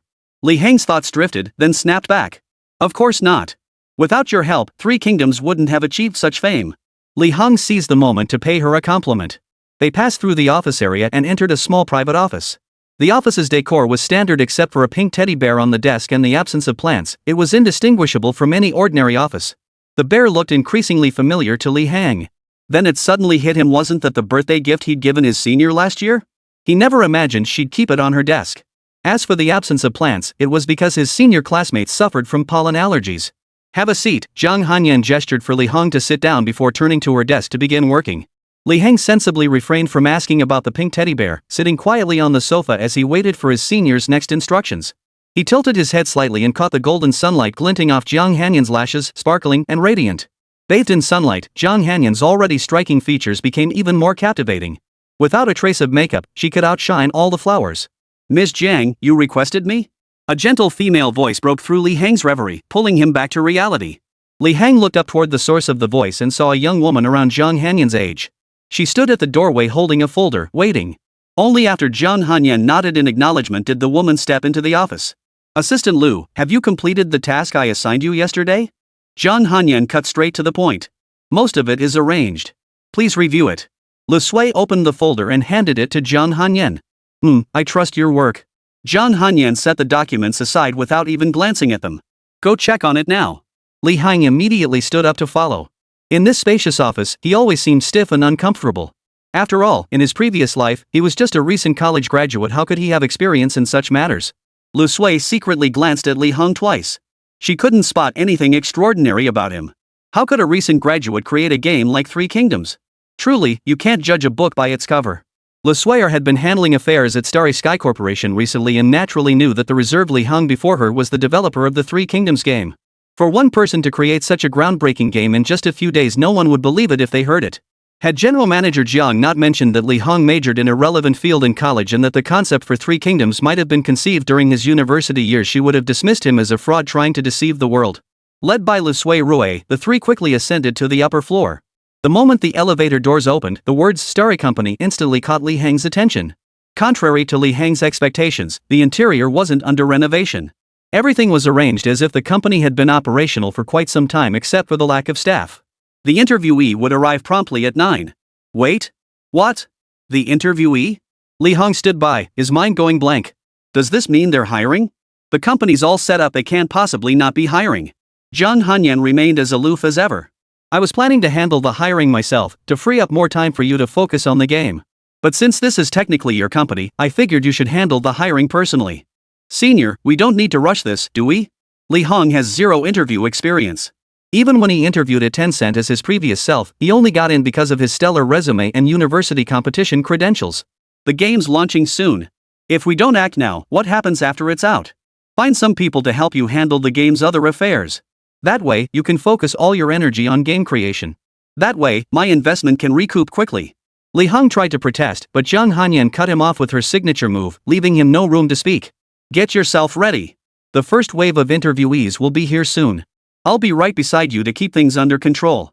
Chapter 26, the competition begins. The interview process was tedious and monotonous, leaving Lí Héng, seated in the main position, feeling utterly uncomfortable. Fortunately, with his senior classmate holding down the fort, Lí Héng avoided feeling intimidated.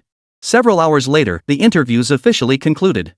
5 employees were hired in total, each excelling in different areas. Starry Company was now beginning to take shape. With the game's launch imminent, the employees had to start work that very afternoon. Similarly, today's wages were calculated as a full day's pay. Lí Héng felt a huge weight lifted off his shoulders. He headed to his office area, logged into his account on the computing server, and resumed his game development work. He had just checked the game rankings. The normal difficulty leaderboard remained empty, while the easy difficulty board was completely filled with 100 players. Some players, unconcerned with the normal difficulty, were grinding relentlessly with their partners on easy mode. The top time had already broken into the 40-minute range. The previous top time of 49 minutes had now slipped to the middle of the leaderboard.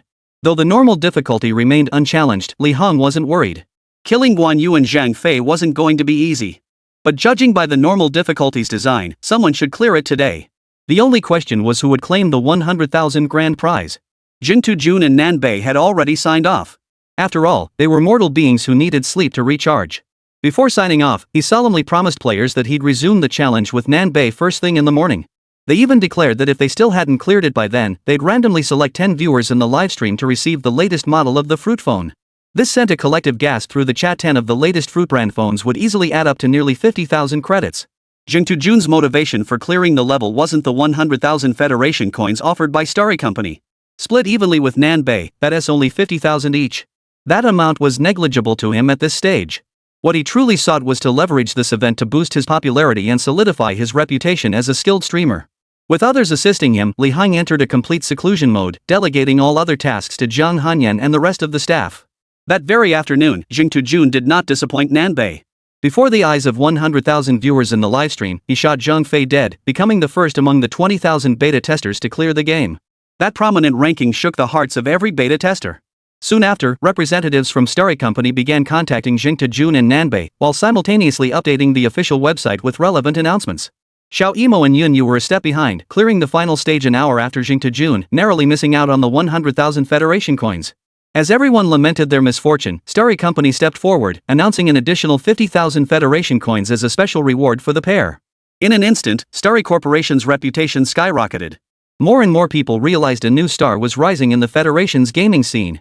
Lí Héng, immersed in game development, remained unaware of these developments, trusting his senior classmate to handle everything. The competition drew ever closer. 3 days, 2 days, 1 day. Lin of Penguin Corporation stared at his phone, his Weibo feed flooded with trending topics about Starry Company. Furious, he flung his phone to the ground. Ever since the game launched, it's been dominating the trending topics every single day. Damn it, will this ever end? Stuck like a stubborn plaster, refusing to budge. Lin was absolutely boiling with rage. Nowadays, whenever you open TikTok, all the videos you scroll through are about Romance of the Three Kingdoms. Weibo is even more extreme. 9 out of 10 trending topics are tied to Romance of the Three Kingdoms. Shocking. Did the developer of Three Kingdoms really face this treatment at Tencent? Does the rise of Three Kingdoms signify Tencent's failure in its plan to stifle genius? The untold stories behind Three Kingdoms. In the showdown between Starry Company and Penguin Company, who holds the upper hand? These posts all bear the shadow of Penguin Company to some extent. Of course, they're all negative references.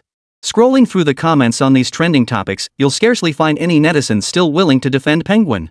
Many even joke in the comments. The world has long suffered under Penguin's rule. Lin had underestimated Lí Héng and Starry Company. He never imagined that the Jiang group backing him would dare to throw money around like this. Aren't they afraid of losing everything? Lí Héng was still just a newcomer. What made the Jiang group think he could seamlessly continue the story and maintain the current quality? All this time, he'd been subjected to Manhwa's verbal abuse, with every possible form of harassment directed at him. Even he himself didn't hold much hope with their company's recent production, Three Kingdoms Conquest. Admittedly, the art style was spot on, and the early plot was designed to mirror Romance of the Three Kingdoms. But they had absolutely no clue about the subsequent storyline. There's no way around it. The publicly released portion of Three Kingdoms has no subsequent plot. How are they supposed to plagiarize that? They could only rely on their years of gaming experience to fill in the gaps themselves. But historical warfare was a genre no one had ever designed before. Innovation isn't that easy. To finish the game creation before the competition began, the plot had to be forced into some basic templates, interspersed with 1 or 2 battles. The early plot was thus finalized in this straightforward manner.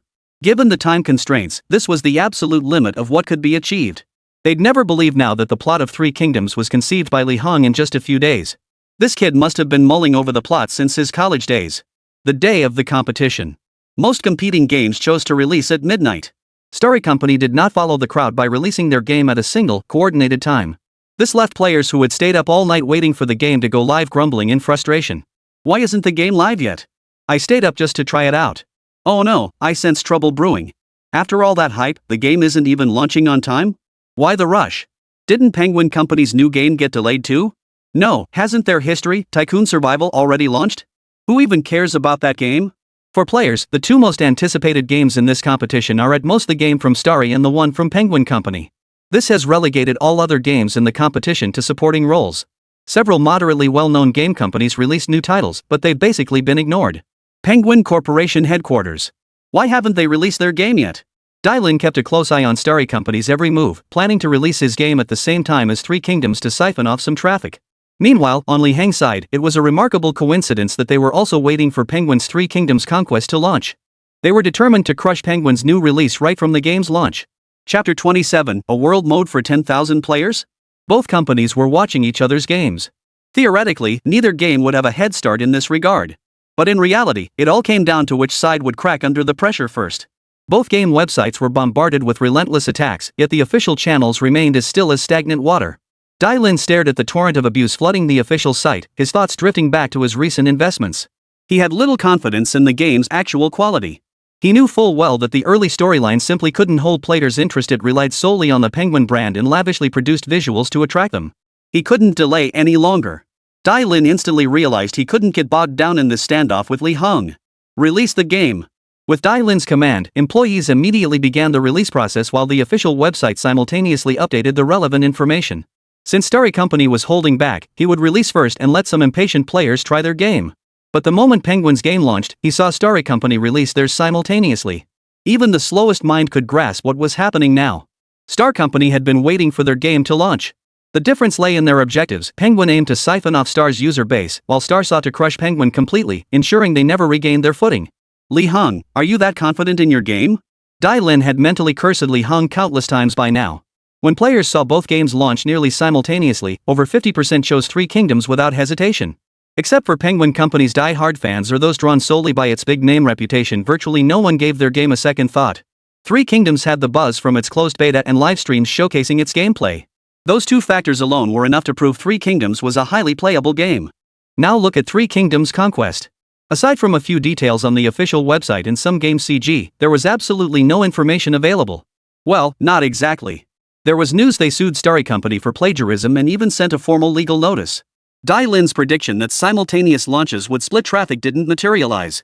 Within the first 10 minutes of launch, both games recorded nearly identical sales figures. Now, Lin could only pray that Three Kingdoms would fail to deliver on its promised storyline, peak early and fade fast, leaving players to abandon it with scathing reviews. His new game's storyline wasn't particularly brilliant, but it was solid enough, following the formulaic template. If Three Kingdoms' reputation collapsed, he could still turn things around with this game. Everything hinged on tonight. Meanwhile, in Jing Jun's live stream room. As soon as the game launched, Jing Jun swiftly downloaded it and went live. To ensure optimal performance while playing Three Kingdoms, he deliberately skipped streaming tonight to rest and recharge. When he saw the game hadn't launched on schedule at midnight, he thought he'd waited in vain. But persistence paid off. Finally, his wait paid off.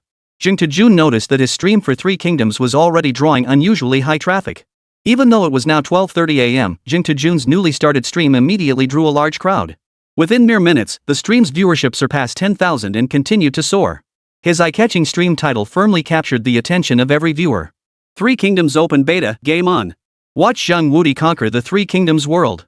With Three Kingdoms newly launched on the STM store, many players are still in a wait-and-see phase, wanting to gauge the game's reception before deciding to purchase. Jing Jun's live review offered these undecided players a direct, intuitive way to decide whether to buy. Brothers, if you want to play Three Kingdoms, come join the livestream. Don't hang around outside. Zhang Wudi will show you how the open beta performs. We all know Three Kingdoms' closed beta performance left players thoroughly satisfied. I'll venture a bold prediction here. If the open beta quality matches the closed beta, I believe Three Kingdoms will take the lead in the gaming scene. Its popularity will be unmatched by any other game, at least in the short term. A flood of comments started popping up in the chat, flashing by so fast that Jing Jun could only catch glimpses of them. Streamer, you're hyping up Three Kingdoms so much, watch out, it might underperform an open beta and drag you down with it. Given Three Kingdoms' current performance, I don't think the odds of a subpar open beta are very high. Stop rambling, streamer. Who wants to hear you spouting stuff we all already know? Exactly. Just get into the game already. I love their art style and storyline. Play it already. Play it already. Play it already. The chat flooded with comments urging Jing Jun to start streaming. Jing Jun glanced at the STM download list. Three Kingdoms had reached 100% download and was launching the installer. Guys, chill out. The streamer was just downloading the game, hence the extra chatter. Let's get this show on the road now. Jing Jun stabilized the livestream audience a bit, fearing that these misunderstandings might cause viewers to leave. That would truly be a case of losing more than you gain. At this point, just 7 minutes into Jing Jun's stream, the viewer count had already surpassed 50,000. Thanks again for your support, everyone. I won't keep you waiting, I'm jumping right into the game now. Jing Jun imported the game files into the 4D game pod and began experiencing the game. Compared to the beta version, the game's main interface now featured additional content. It wasn't just interface optimization.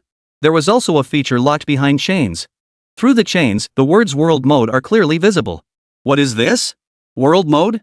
Feels like Starry Company is brewing something big. Just by the name, you can tell this mode isn't simple. Streamer, click on this mode quickly. Let's see what the unlock conditions are. Following the bullet comments guidance, Jing Jun tapped lightly. The chains immediately vibrated, activating the world mode. A clear subtitle appeared on his screen. When 10,000 players clear story mode, this mode will unlock. Specific timing will be announced on the official game website. Whoa! Jing Jun sucked in a sharp breath. Judging by this subtitle, the world mode might hold some significant meaning. But it unlocks only after 10,000 players clear story mode? There's a minimum player requirement. Could it be a multiplayer mode? Historical games have always been single-player affairs. Even if they support multiplayer, the performance is notoriously terrible. Either only a handful of players could connect, or going online meant endless bugs.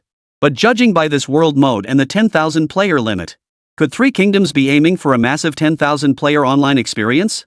Chapter 28, Feasting Behind Closed Doors While Bones Freeze in the Streets. If this world mode truly works as Lí Héng imagines, he dares not contemplate the frenzy it would unleash across the gaming industry. Holy crap, I've got a wild hunch. Me too. I think we're on the same page. 10,000 players online? Starry Company, you're just a startup. Are you sure you want to tackle something even Tencent couldn't pull off?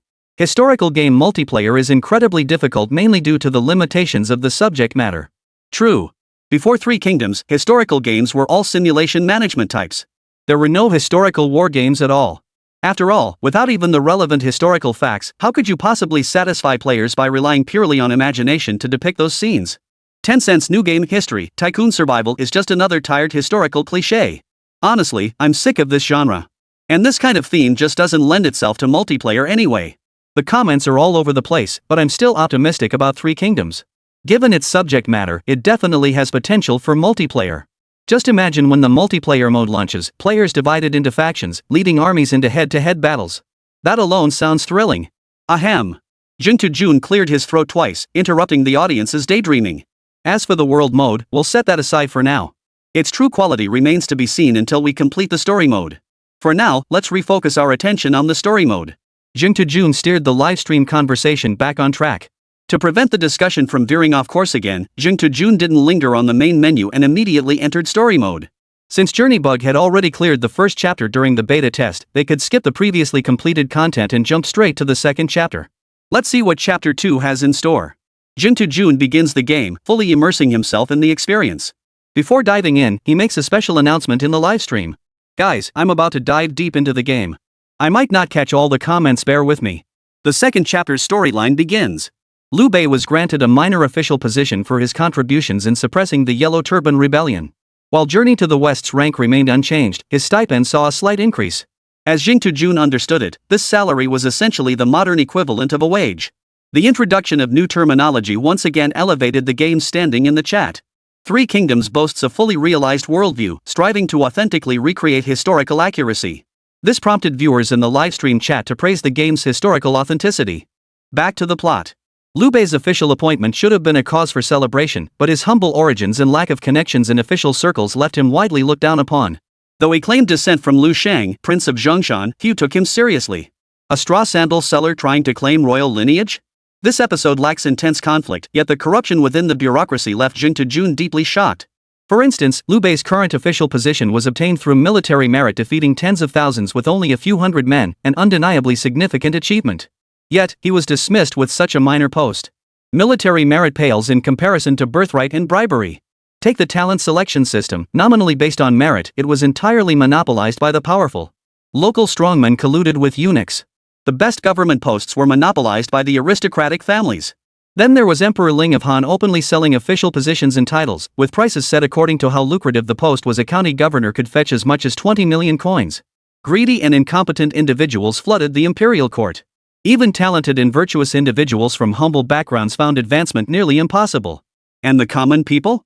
Powerful clans and aristocratic families seized land through usury, forced confiscation, and other means, reducing commoners to tenant farmers or displaced people. The wealthy owned fields stretching for miles, while the poor had nowhere to plant a pin. In such conditions, ordinary people could scarcely survive. They either starved to death or took up arms in rebellion for a sliver of hope. To suppress these uprisings, the imperial court relentlessly increased taxes. In some regions, peasants were even forced to prepay taxes for years in advance. The crushing tax burden made survival even more impossible. Starvation claimed wave after wave of lives, while the ranks of the rebels swelled. This created a vicious cycle. Yet those in high positions paid no heed whatsoever. They relentlessly increased taxes while lining their own pockets from the process. According to clues currently obtained by Jing Jun, this period was also plagued by various natural disasters. Floods, droughts, locust swarms, earthquakes, disasters struck one after another.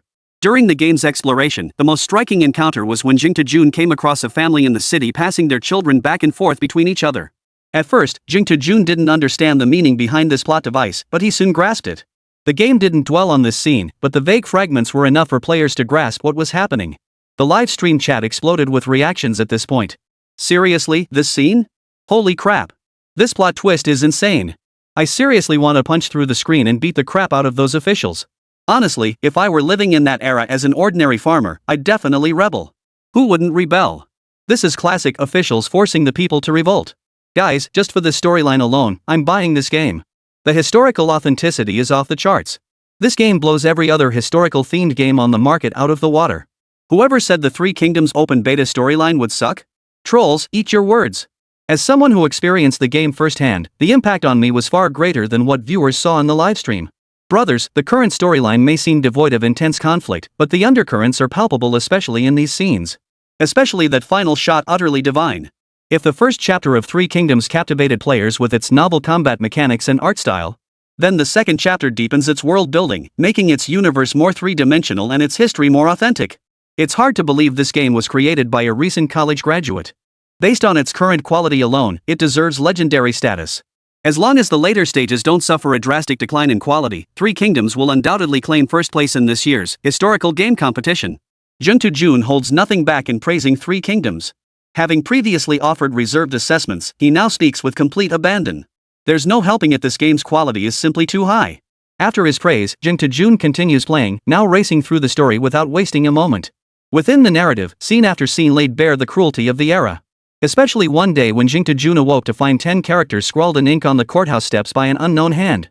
While the rich feast on wine and meat, the poor freeze to death on the streets. This sentence once again sent shivers down the spine of every viewer in the livestream. Chapter 29, Enjoy first, ask questions later. Such blatant defiance of the authorities could not go unpunished. The constables launched a citywide manhunt for the culprit. Seeing the scale of the operation, Jung Tae-jun feared that if caught, the man would likely be tortured to death.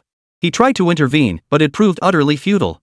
The official handling the case might hold a lower rank than Jung Tae-jun, but he had powerful connections so formidable that Jung Tae-jun couldn't possibly afford to cross them.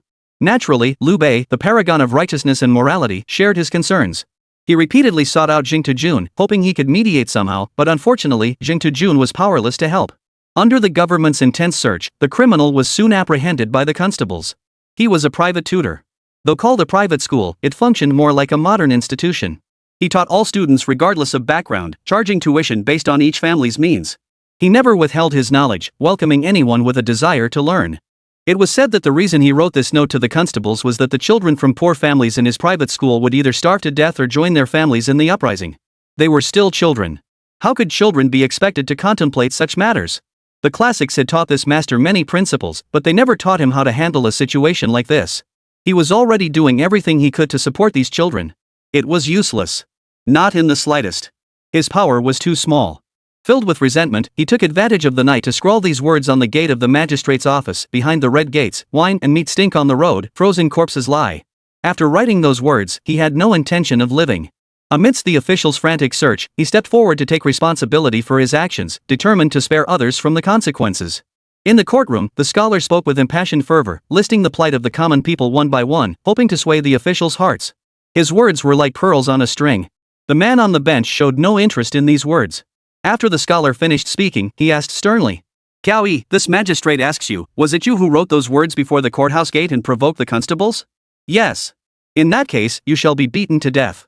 Case closed. By the time Jung Tae-jun received this message, all that remained was a mangled corpse. Casually wrapped in a straw mat, it was discarded in the mass grave. Jung Tae-jun's emotions were complex. He had even reloaded the game multiple times, desperate to save this private tutor. Yet even when he managed to stop Gao Weishu midway through writing that poem, he still couldn't prevent this tragedy. He said, "Some things must be done by someone. What if it serves no purpose at all? At least this way, I can face the sage's teachings I've studied. Even if it means death?" "Yes." Silence. Dead silence. Jung Tae-jun wanted to speak up and try to dissuade him, but after much thought, he couldn't think of what to say. In the end, he merely mimicked the manner of the people in this game and bowed to the master. "Sir, you are noble." The bullet comments finally snapped out of the scene and began sharing their thoughts. The earlier plot was already heartbreaking enough, but they had to go and design a character like this too. "Guys, I really need the address for Starry Company. I need to send them razor blades." This plot twist paired with the earlier scenes is absolutely brilliant. Every time we think Three Kingdoms has hit its peak, it promptly proves us wrong in no time. Tutu, don't even try. It's a plot kill, there's no saving this one. Just move the plot forward, let's see what new twists are coming. I can't take it anymore, I'm going to buy the game right now and beat the crap out of those corrupt officials. Jung Tae-jun didn't try again, letting the plot return to its normal pace. Upon receiving this news, Liu Bei, Guan Yu, and Zhang Fei were equally furious. Zhang Fei, especially if Liu Bei hadn't grabbed his arm, he'd have charged straight to the courthouse gates with his 8-foot spear. Jung Tae-jun thought the matter would end there, but the next plot twist caught him completely off guard. He accidentally witnessed Zhang Fei whipping someone in the courtyard. Seeing this, Journeybug's regard for Zhang Fei plummeted instantly. He had expected Zhang Fei to be a noble figure, only to discover he was just like other officials, fond of bullying others. The livestream chat was flooded with viewers criticizing this scene, calling it the most toxic part of the Three Kingdoms adaptation. Initially, Jing Tujun shared this view. But when he recognized the man bound to the tree and being whipped, it was the very official who had sentenced Gao Yi to death in the courtroom. The chat's opinion instantly flipped. My apologies, I admit I spoke too harshly earlier. I take full responsibility for my words. I deserve to die. Zhang Fei is such a great character, and I actually doubted him like the other officials. That scared the hell out of me. I almost thought the reputation of romance of the Three Kingdoms would collapse because of this scene. Don't just focus on appearances. Think about the immense trouble Zhang Fei's actions could bring upon himself. True, based on clues earlier, this official has powerful connections, forces we can't afford to provoke right now. But Jing Tujun couldn't care less. After all, this is single-player story mode. I can reload infinitely. Might as well enjoy myself first. With that thought, Jing Tujun stepped into the courtyard, revealing himself to Zhang Fei's sight. Zhang Xiaowei. Zhang Fei held a favorable impression of him, recognizing he was different from other officials. But seeing him approach now, Zhang Fei instinctively took a step back, gripping his whip tightly, fearing that the next moment, Captain Zhang would order him to drop it. Jing Tujun rubbed his palms together, a smile gradually spreading across his face. Brother Ida, might I borrow that whip to play with? Zhang Fei thought he'd misheard at first. After double-checking, he realized he hadn't and that the inspector wasn't joking. Instantly, Zhang Fei felt as if he'd met a kindred spirit. A man of passion, just my cup of tea. Zhang Xiaowei, you must save me, save me. The officials, seeing Zhang Tujun approach, assumed he'd come to the rescue. After all, to have risen to Jing Tujun's current position, one couldn't have done so without understanding the ins and outs of officialdom. But who could have guessed that Jing Tujun would come over and immediately grab the whip? And though he was smiling, the murderous intent blazing in his eyes clearly threatened to devour him alive. Jing Tujun couldn't care less. With infinite reloads at his disposal, why should he worry about such trivialities? Revenge first, satisfaction later. The live chat exploded with praise for Jing Tujun's actions. This feeling of revenge was absolutely exhilarating. With each crack of the whip in Jing Tujun's hand, another bloody stripe appeared on the official's body. Facing the official's incessant pleas for mercy, Jing Tujun pretended not to hear a word. Back then, when I told you to spare Gao Yi, you were too proud to listen. Now that I've taken up this whip, your fate hangs in the balance. Just as Jing Tujun was enjoying the flogging, Liu Bei suddenly entered the courtyard. Captain Zhang, what are you doing? Chapter 30, Multiple Narrative Threads? Zhang Tujun watched Liu Bei approach, feeling like a mischievous child caught red-handed by an elder. He was about to offer an explanation, but then thought, this is single-player story mode anyway. Worst case, I'll just reload the save later. Seeing Zhang Tujun's prolonged silence and glancing at the bloodied official bound to the tree, Liu Bei shouted. Lord Xuanda, save me, the official cried out. Such a villain who harms the people, why wait to beat him to death? Zhang Fei, fearing Liu Bei wouldn't approve of his actions, quickly interjected. Just as Jing Tujun braced for Liu Bei to scold him and Zhang Fei for their recklessness, he heard Liu Bei say instead. Pack up our things. This worthless official isn't worth our time anyway. At these words, Jing Tujun was utterly dumbfounded. He thought it would be fortunate if Liu Bei didn't scold him for dragging him into trouble, but he hadn't expected Liu Bei to be such a man of passion. An official post earned through military merit, he simply decided to abandon it. In this age of chaos, life was as worthless as grass. Liu Bei still held a minor official post, barely scraping by in these turbulent times. But if he gave it up now, who knew what the future held? Sure enough, Liu Bei is the protagonist of Romance of the Three Kingdoms. Following him is definitely the right move. Such a grand vision is far beyond what a supporting character could possess. Guan Yu now stepped forward and spoke up. Brother, you've achieved so much yet received only this position. I think this place, thick with thorns and brambles, is no home for a phoenix. We should resign our posts and return home to plot a greater future. But Liu Bei removed his official insignia and hung it around the clerk's neck, rebuking him. Given your heinous crimes and oppression of the people, you deserve death. But today I shall spare you for now. I return this seal to the court and depart henceforth. What does that mean? Jing Tujun stared at Liu Bei in disbelief. You're just letting him off like that? Is this character really this righteous and moral? Frog fun, Liu Bei is this righteous? This level of righteousness just won't do. How could it possibly work? In such chaotic times, acting so righteous and moral is practically courting disaster. The bullet comments weren't impressed with Liu Bei's righteousness either. But Journey Fungus isn't about to let him off the hook. Since the current storyline seems to be progressing anyway, whether he kills him or not won't make much difference to the plot. So why the hell should he worry? He drew the sword at his waist and swung it at the official. Commander Zhang, don't. Liu Bei tried to intervene, but it was too late. The sword rose and fell ahead, rolled to the ground. Jing Tujun couldn't care less about such things. Kill? So be it. As he always said, worst case scenario, just reload. General Zhang, you're placing yourself in a position of injustice. Liu Bei sighed in regret. You've slain an imperial official that warrants a warrant for your arrest. It's dozens of times worse than your current predicament. Damn officials. Kill them and be done with it. Such officials living only disturb my peace of mind. Well done. Zhang Fei fully approved of Jing Tujun's decisive action. Consider it ridding the people here of a scourge. Liu Bei, however, sighed deeply upon hearing these words. If killing a single official could truly resolve these matters, then I, Lu Xuanda, would have slain 10 or 100 long ago. But how could the rot in the bureaucracy be cured by slaying a mere 1 or 2? Kill this official, and new corrupt officials will take his place. How can you be certain the new officials won't be even more corrupt than him? After Liu Bei finished speaking, even Jing Tujun was at a loss for words. Comments flashed across the screen in a flurry of opinions, yet none offered a fully convincing argument to the audience. According to Liu Bei's reasoning, executing this official would have minimal impact on the local populace. But if we kill him, the difficulty of the subsequent storyline might skyrocket in the short term. Forget debating whether to kill him, to focus on planning your escape. Judging by what we've seen, killing an imperial official carries severe consequences. Is Tutu about to start the escape quest? Journey Bug glanced at the comments, all gloating over his increased game difficulty. Jing Tujun, however, seemed utterly unimpressed. Escape storyline? The difficulty is definitely much higher than the normal storyline. But who is this streamer? He's a top-tier technical streamer, how could he possibly fail to clear this storyline? Next, I'll show you all the gaming prowess a skilled streamer should possess. Jing Tujun constantly brags about his gaming skills.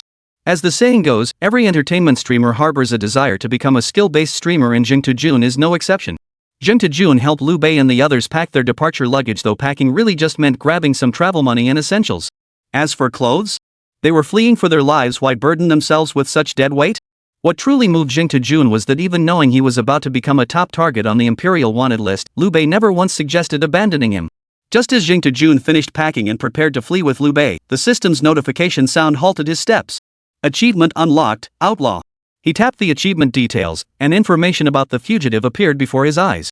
Fugitive, having killed government officials, you are now or will soon be under close Imperial surveillance. Always prioritize your safety.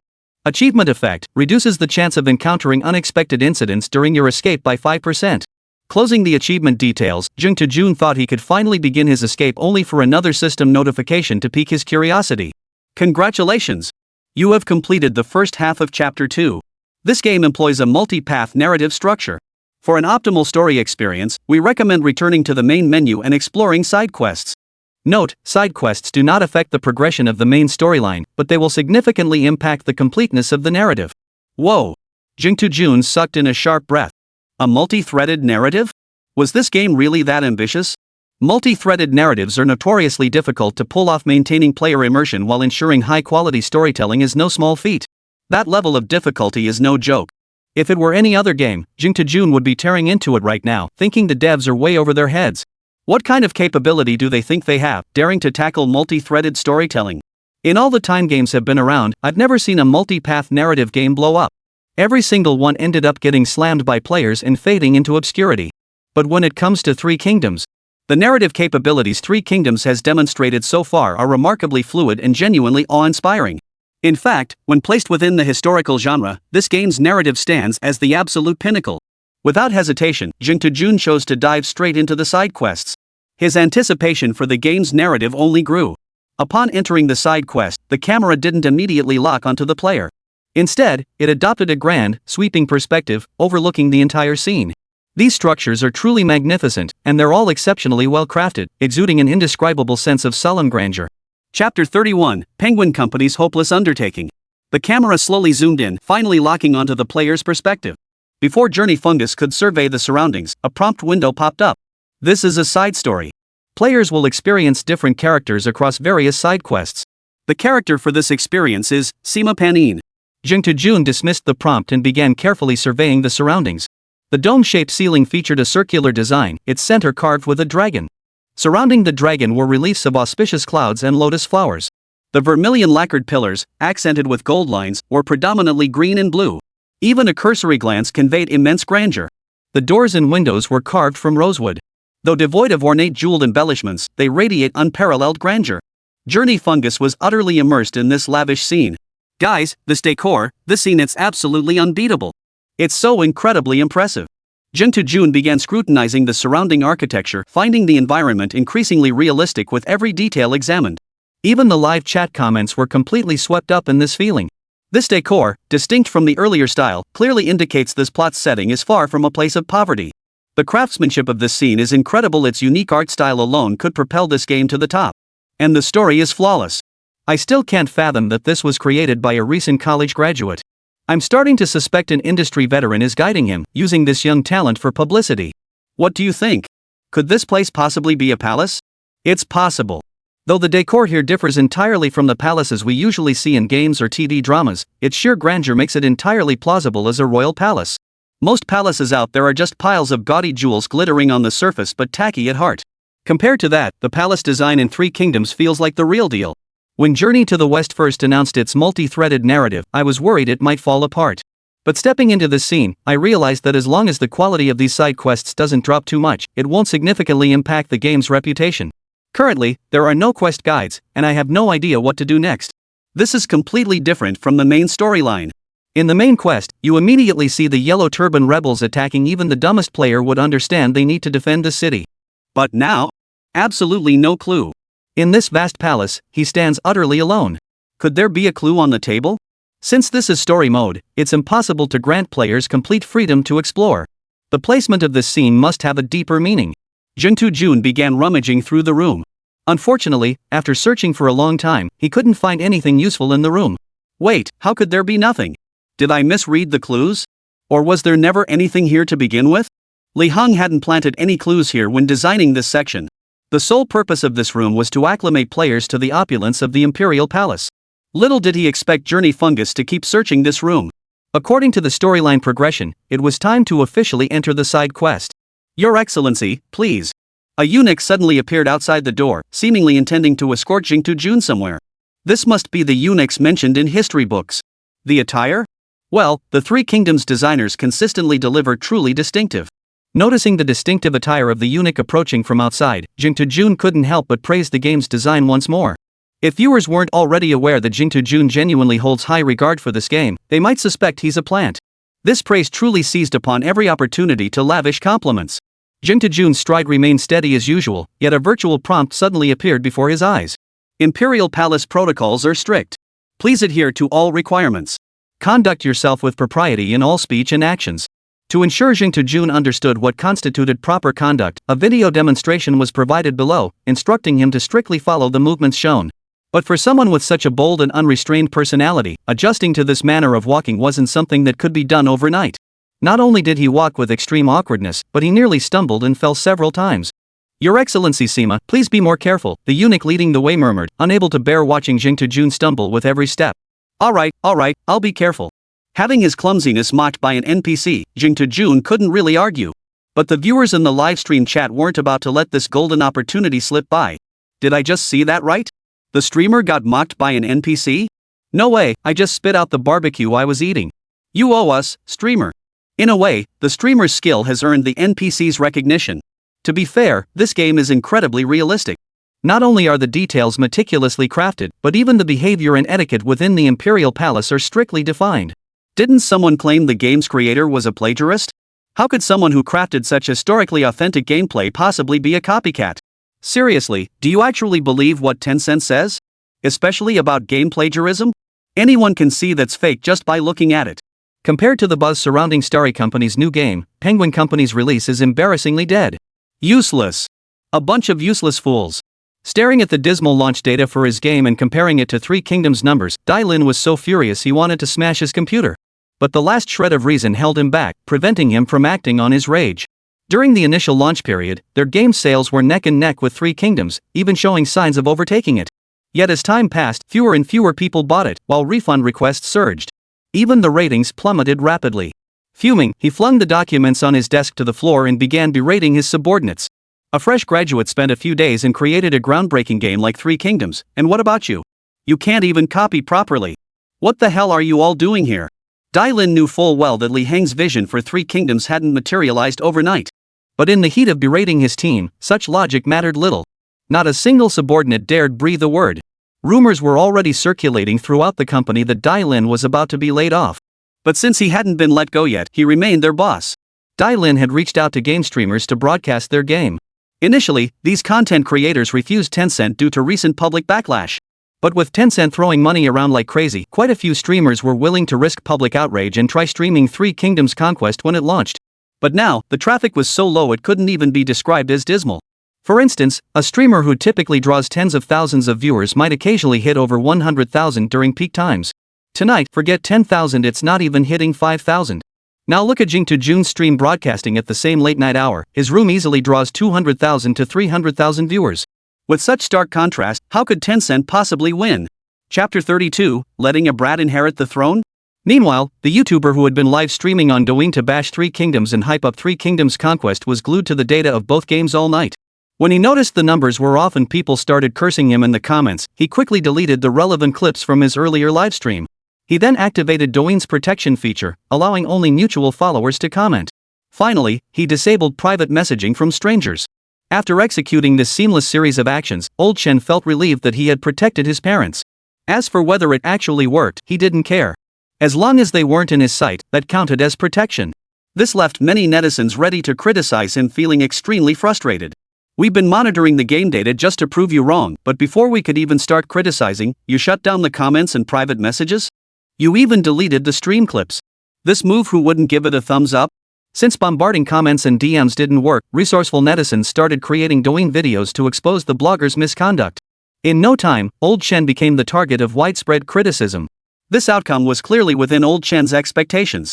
To avoid being disturbed by the news, he even deleted his Douyin app, planning to reinstall it once the storm had passed. Meanwhile, Jing Jun found himself transported to an even more magnificent palace. This seemed to be someone's private chambers. Unfortunately, the bed was obscured by curtains and screens, making it impossible to see who lay upon it. But seeing so many officials standing nearby, along with numerous palace-made uniforms by the bedside, he began to form some guesses about the identity of the person in the bed.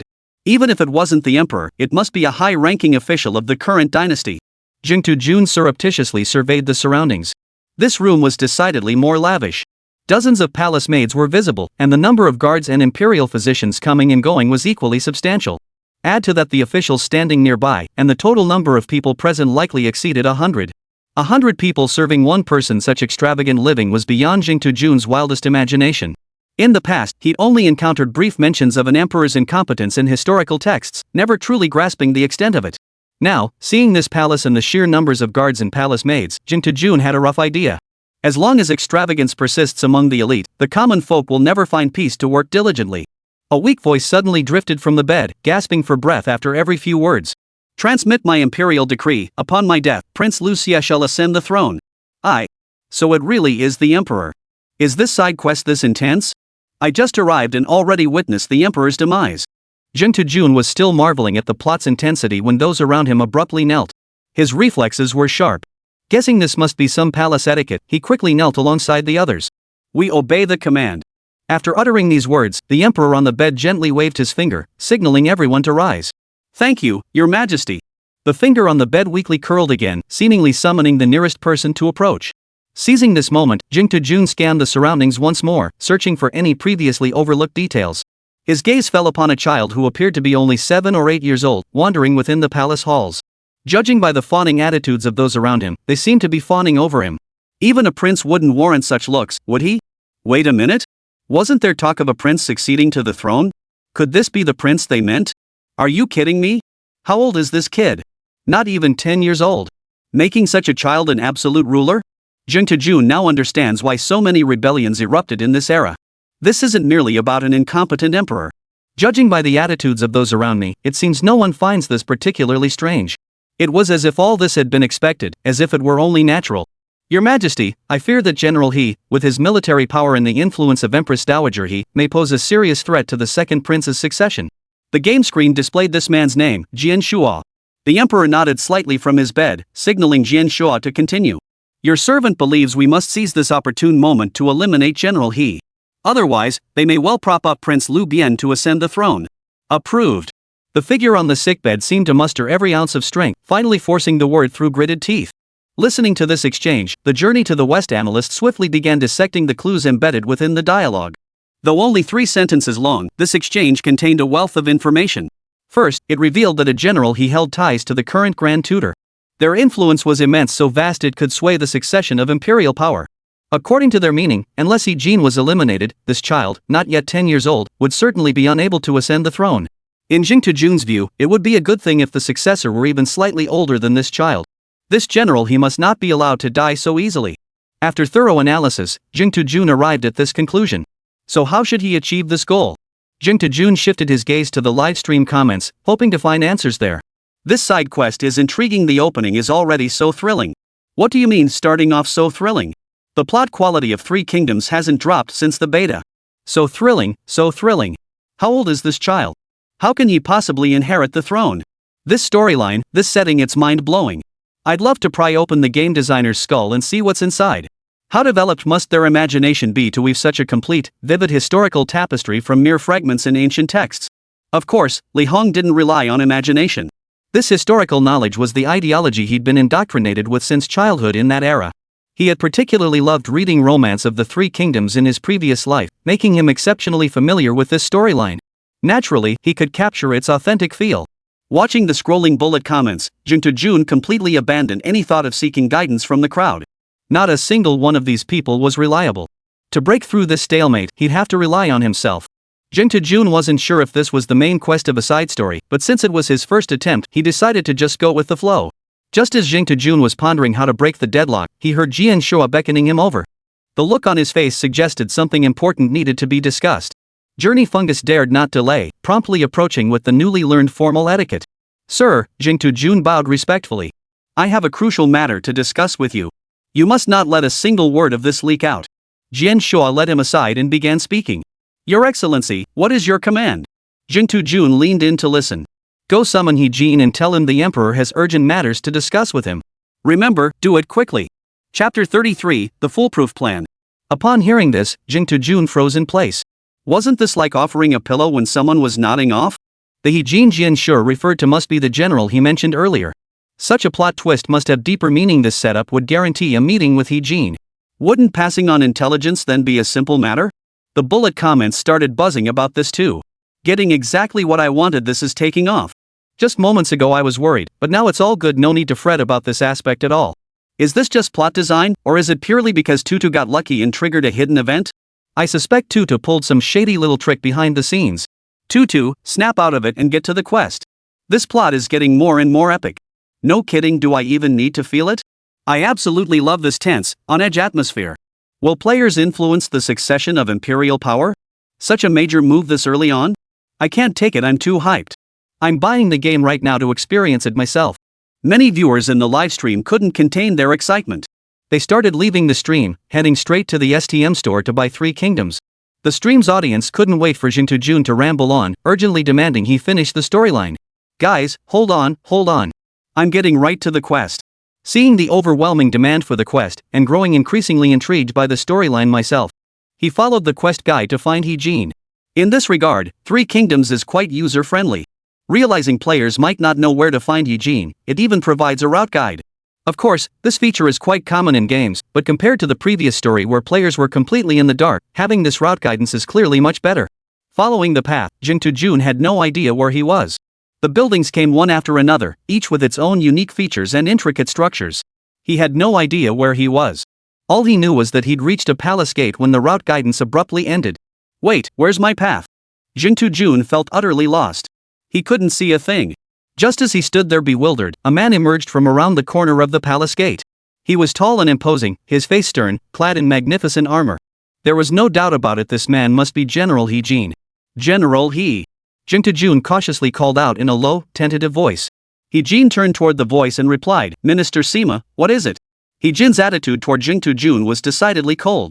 Not a trace of a smile graced his face, and his tone was as icy as the winter wind. From He Jin's perspective, Sima Panyin was Jian Shua's man, and the nature of his relationship with Jian Shua was common knowledge throughout the court. Naturally, He Jin showed no favor towards Sima Panyin even though the two were actually old acquaintances. Jing Tujun cared little for such politics. He only wished to get straight to the point and complete the storyline as soon as possible. He was utterly satisfied with the plot of romance of the Three Kingdoms. General He, Jian Shua seeks to kill you. You must not enter the palace now.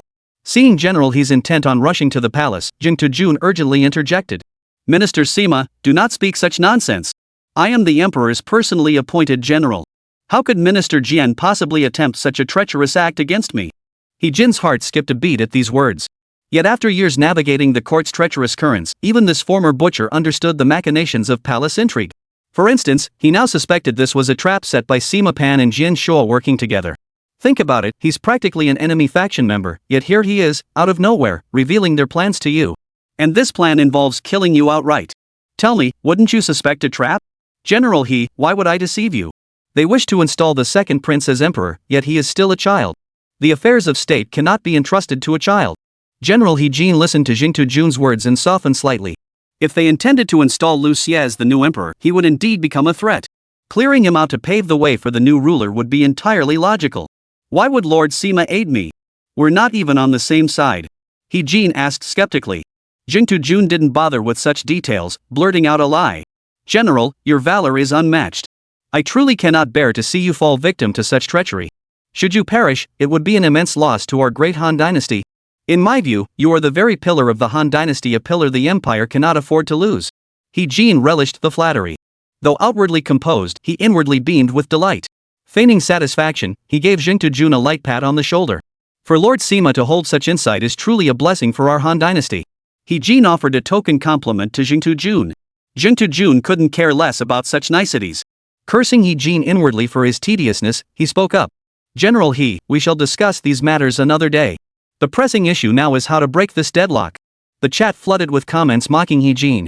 When this guy first started suspecting the streamer, I thought he was a smart one. But now he's still exchanging flattery with the streamer, completely oblivious to his own predicament. I'm laughing so hard. If he were in charge of court affairs, it'd be an even bigger loss for the Han dynasty. Actually, I don't think this plot point matters much. Who becomes emperor won't affect us in the slightest. Because based on my guess, the one who'll overthrow this dynasty and take the throne will either be us or Liu Bei. That makes sense.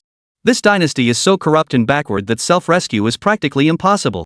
It can only be overthrown by external forces to establish a new dynasty. But isn't Liu Bei claiming to be a descendant of Liu Shang, Prince of Zhongshan? That gives him some connection to the current emperor. He can't completely overthrow this dynasty, right? Simple, I'll just become emperor myself. Only now did He Jin snap out of his daze, his hair standing on end with terror. Facing imminent death, he must find a way to break free from this trap. My deepest gratitude to Lord Sima for this vital warning. This kindness is etched in my heart. Should I survive this ordeal, I shall repay your generosity with all my strength. But time is of the essence. I must immediately negotiate a countermeasure. He Jin felt a blade hanging over his head, daring not to waste a single moment. He had fought so hard to reach this position, yet had barely enjoyed a few years of privilege. How could he bear to die so easily? General He, I wish to accompany you to discuss countermeasures. Jing Tujun knew nothing of the rules of the court, otherwise, he would have understood that they should maintain a proper distance to avoid suspicion. Otherwise, if anyone noticed them getting too close, Jian Shuo might well act prematurely. Had this request come from anyone else, He Jin would have dismissed it outright without a second thought. But he had encountered He Jin. Excellent. With your excellency's assistance, we shall surely devise a perfect strategy. Chapter 34, Cao Cao's Rejection. Jing Tujun followed He Jin into his private residence. The moment they stepped inside, He Jin urgently summoned his steward. Quickly summon Cao Cao and Yuan Shao to the secret chamber in my rear courtyard. I have urgent matters to discuss with them. Seeing He Jin's frantic movements and anxious expression, the steward knew this matter was no ordinary affair and could not be delayed.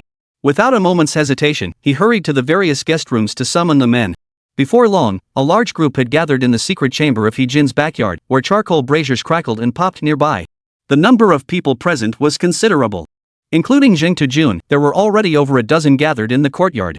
These individuals formed He Jin's inner circle of advisors. Now, consider this vast estate. Who knows how many servants it employed? The annual cost of maintaining them alone must have been astronomical. How many lives could that money have saved if it had been used to aid the people? Jing Tujun couldn't say. He began to doubt whether his decision had been the right one. In the Three Kingdoms world, these high-ranking officials and nobles all seemed the same, madly exploiting the fruits of the laboring masses.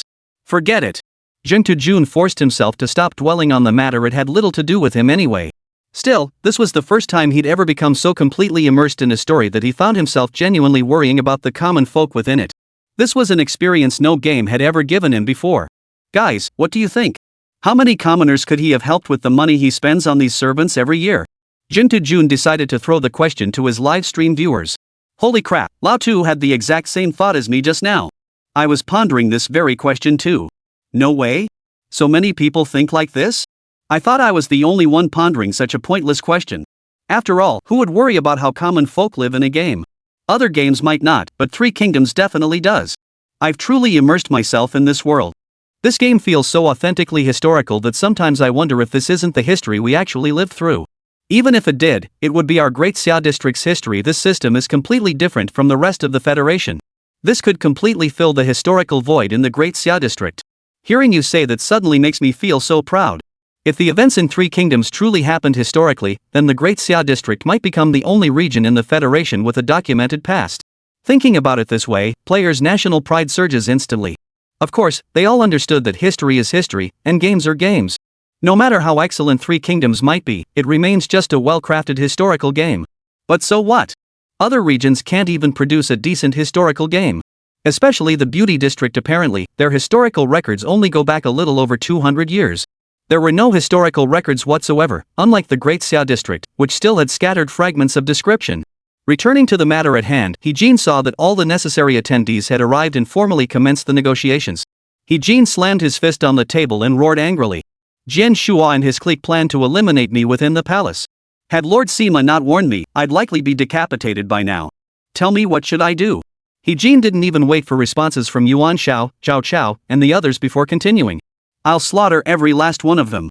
Jun Tujun's regard for He Jin plummeted once more.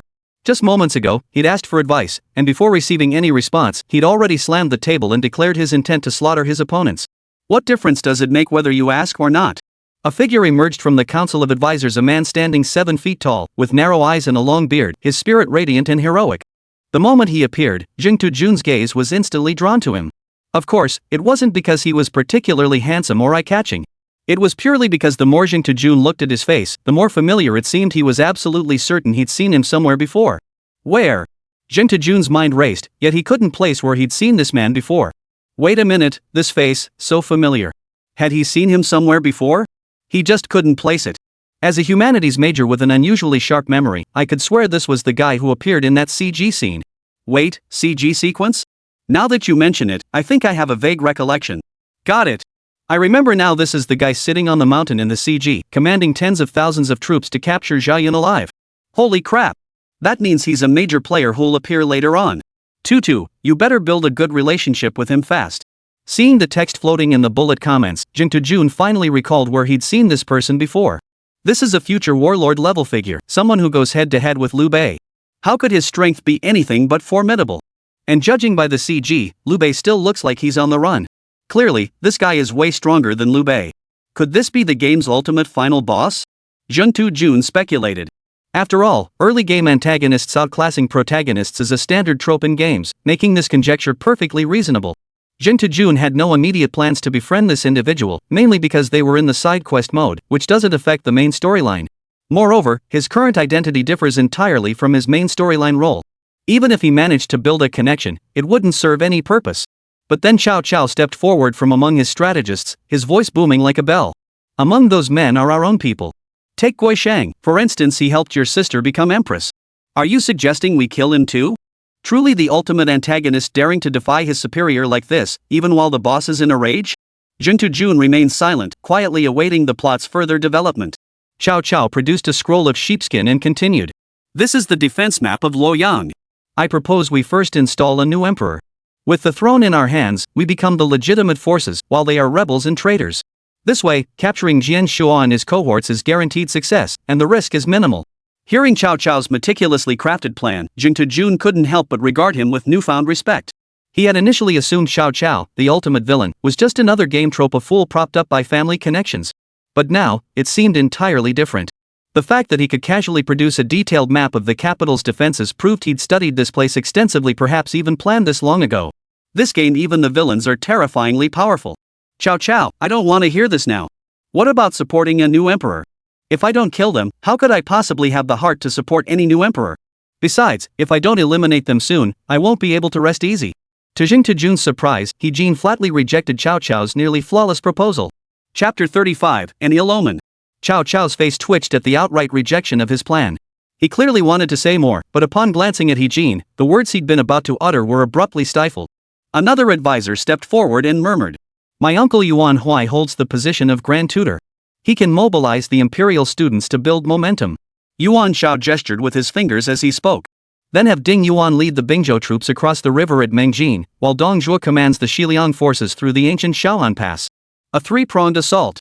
Holy crap! Zheng Tujun exclaimed inwardly. Are these guys all this powerful? They sound more formidable than the last. Zheng Tujun, unaware of the historical context of Romance of the Three Kingdoms, naturally couldn't grasp how utterly foolish it was to invite Dong Zhuo into Luoyang. Nor could he know that Yuan Shao's true intent was to seize military power amidst the chaos.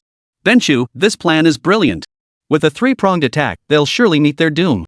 He Jin enthusiastically endorsed Yuan Shao's proposed strategy, as if Yuan Shao's suggestion had already allowed him to envision himself dismembering that group of people. General He, you must not. Cao Cao, whose earlier plan had been rejected by He Jin, spoke up again, this time outright rejecting Yuan Shao's strategy. Cao Mengda. He Jin flew into a rage, deeply annoyed by Cao Cao's interference. Must you see me die at their hands before you'll be satisfied? The tension escalated rapidly. Zheng Tujun, watching from the sidelines, felt his throat tighten. The future arch-villain getting roasted? Could this be the path to his complete descent into darkness? The journey bug grew increasingly eager. Cao Cao didn't back down from He Jin's scolding, arguing his case. General He, please reconsider. It's not that Mingda doesn't wish to see you display your divine might and eliminate these petty villains, it's simply that this course of action is utterly foolish. Foolish? How is it foolish? Yuan Shao comes from a family of 3 generations holding the 3 highest offices, steeped in scholarly tradition. As for you, Cao Mengde, your foster father was merely a eunuch. What standing do you have to call Yuan Shao's strategy foolish? Faced with such insult, even Cao Cao's expression shifted slightly. Yet he persisted. Allowing Dong Zhuo into the capital is like inviting wolves into the house. This action will surely invite disaster. What calamity could there be? Dong Zhuo's followers are merely a bunch of freeloaders waiting to die, men without grand vision. They are nothing to fear. Cao Cao sought to speak further, but He Jin cut him off. Enough, Brother Mengda. Your health is failing, you should return home. He Jin's words were clear, he wanted Cao to leave and stop interfering. Living under someone else's roof, Cao Cao could do nothing but comply. After bowing in farewell, he left the courtyard. Damn it, was Cao Cao really this pitiful in his early days? Look what his superiors did to him. Yet even when publicly humiliated, he showed little reaction. It's precisely this kind of temperament that makes him most likely to become a legendary warlord. I sense he and Liu Bei are polar opposites in temperament. It's hard to analyze him based on these few snippets. Let's see if later storylines reveal more about him. Was I the only one who noticed the guy in the corner looking a bit off? I don't think he's a good person. That guy just introduced He Miao as He Jin's brother He Miao, I think. With these brothers plotting rebellion, their tense expressions are perfectly normal. I wouldn't read too much into it. On the contrary, I think this design choice actually adds to the game's realism. Zheng Tujun glanced at the bullet comments during a break. They were either completely immersed in the plot or praising the quality of Three Kingdoms. Before streaming Three Kingdoms, I'd never encountered comments like these. There's always someone who doesn't get into the story or belittles the game. But with Three Kingdoms, if you filter out the trolls and paid commenters, it's practically flawless. Brother Pan, what do you think? He Jin didn't address Sima by his official title this time, instead trying to cozy up to Zheng Tujun. But seeking Zheng Tujun's opinion was truly unnecessary. How could Journey Bug possibly offer any advice when he clearly didn't understand the situation? Yet from Cao Cao's earlier words, this Dong Zhuo seemed to be some formidable figure. Could he truly threaten He Jin's position? Knowing in advance that Cao Cao would become a major figure in the future, Zheng Tujun carefully analyzed every word Cao Cao spoke. But given He Jin's temperament, coupled with his own lowly status and lack of influence, if even Cao Cao couldn't persuade He Jin, how could he? So Zheng Tujun remained silent, merely shaking his head to indicate he had nothing to add. Very well. Since that is the case, the matter is settled. Let us discuss the specific plan. He Miao, who had been sitting in the corner, suddenly stood up. Zheng Tujun thought he might propose some brilliant strategy. Instead, the fellow simply declared he wouldn't participate in the discussion due to his own stupidity and physical discomfort. Unacceptable. This is a crucial decision-making moment. Not a single word must be revealed. You must remain here. Before He Jin could respond, Yuan Shao cut him off. He Jin felt a twinge of displeasure. This overstepping of boundaries grated on his nerves. Yet he dared not show it outwardly, for he would still need Yuan Shao's counsel later. It matters not. He Miao is my cousin. Such behavior is unthinkable. Let him return. General, the moment of great significance is at hand. We must proceed with utmost caution. Enough. Do I not know my own cousin? He Jin raised his hand to cut him off. He Miao seized the opportunity and slipped away. Only Yuan Shao remained, sighing with regret. He Jin did not know that He Miao, whom he trusted most, had once accepted bribes from those within the palace. His departure now was not due to any illness, but purely to inform on him. It was He Jin's own decision that had pushed him into the abyss. This He Jin, I find him rather poor at taking advice. What does it mean to be bad at taking advice? It means he's stupid, pure and simple. What on earth is going on now that he dares to let his own brother return? If his brother turned out to be a traitor, that would be truly amusing. He'd surely betray him in a heartbeat. He used to be a pig dealer. After all, this behavior fits his character perfectly.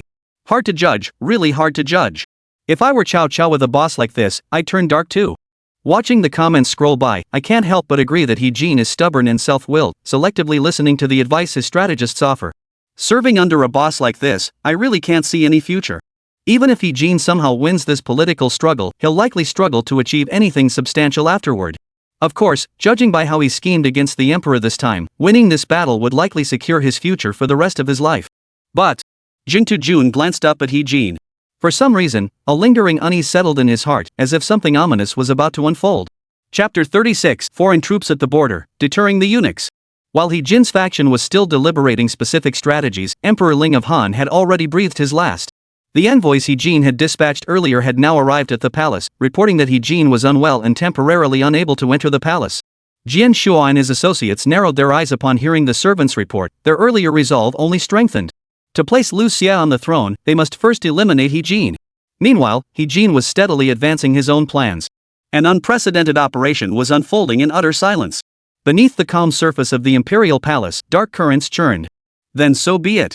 Foreign troops will press against the border, intimidating the eunuchs. As the overall commander of this operation, he finalized the strategy. Dong Zhuo stationed his troops at Nianqi. Ding Yuan set fire to the Mengjin ferry crossing. Wang Kuang and Bao Xian ostensibly went to Mount Tai to recruit troops, but in reality served as spies, monitoring the local gentry. Yuan Shao leveraged his connections to bribe imperial students to circulate the memorial on the 10 crimes of the 10 eunuchs. The specific actions were thus finalized by the group, leaving the livestream audience including Jing Tujun utterly stunned. What were they muttering about just now? They weren't secretly cursing me, were they? No clue. All I caught was garrison troops, set fire, and a whole bunch of gibberish utterly incomprehensible. Not understanding is perfectly normal. Most of the place names and figures mentioned were unfamiliar to us. It would be strange if we could follow it. Terrifying. Even though I couldn't follow it, I was utterly stunned. This stuff just sounds incredibly impressive. I'm revising my earlier opinion. He Jin may have been a bit incompetent, but with a strategy like this backing him up, success or failure would have been anyone's guess. Jin Tujun and the livestream audience share similar views. This plan is just too meticulously detailed. And they came up with this plan in just a few hours? Truly the work of a think tank. Their minds are simply too sharp. Those unfamiliar with such subjects or lacking relevant historical knowledge wouldn't realize that this seemingly detailed and impressive strategy actually contained numerous flaws and oversights. First, involving his own cousin He Jin in core decision-making, and even allowing him to return home early. Success depends on secrecy. Failure stems from leaks. This was the most critical point, yet He Jin seemed completely unaware of it, or perhaps he simply trusted his cousin He Miao too much. Second, He Jin entrusted the military token to Yuan Shao instead of his own direct subordinate. It was imperative that such a token never fell into the hands of outsiders. Especially when it fell into the hands of Yuan Shao, who already harbored ambitions to seize military authority. Third, he disregarded Cao Cao's advice from the outset and even excluded him from the deliberations. Cao Cao's proposal was actually the most prudent course of action. He pointed out that allowing Dong Zhuo to enter the capital would bring nothing but harm, demonstrating the most far-sighted perspective among those present. Instead, he encountered He Jin. Within the palace, the 10 eunuchs regarded He Miao, who had hurriedly arrived, with slight puzzlement. The emperor had just passed away, and they had temporarily sealed off such news, fearing that He Jin and others might cause trouble. At this critical juncture, He Miao's arrival did not bode well. Even though He Miao had accepted their bribes and was technically aligned with them. Minister He, what brings you to the palace this time? Zhao Zhong, one of the 10 eunuchs, inquired. My elder brother has gone mad. He intends to install a new emperor. The 10 eunuchs paled at this revelation. They had just been preparing to move against He Jin, yet now it seemed He Jin himself harbored the same intentions. Explain yourself clearly. Duan Gui was the first to recover and demanded. Just a few hours ago, my elder brother suddenly returned to his private residence. Upon arriving, he immediately summoned a servant and instructed him to gather us for a meeting in the secret chamber of the rear courtyard. I assumed it was just another routine meeting about trivial matters, but then he introduced someone to me. Who? Sima Panin. I knew it was that scoundrel who leaked the information. He's forgotten who supported him in the palace. Zhao Yun spat on the ground as he spoke. Spit! That ungrateful dog. Then my elder brother told me that several officials were plotting against him, and he must find a way to fight back. He Miao paused deliberately at this point, glancing at the 10 eunuchs. The others weren't fools, they understood why He Miao was playing this game. Eager to hear the rest, they hastily pulled out gold ingots from their robes and offered them to He Miao. He Miao accepted the ingot with evident delight. After confirming its authenticity, he tucked it away and resumed his narrative. Amidst the heated debate, Yuan Shao's proposal ultimately prevailed. He advocated for massing troops at the border and summoning Dong Zhuo, who was stationed outside the capital, back to the city. My elder brother agreed to his plan, and they are likely now discussing the specifics.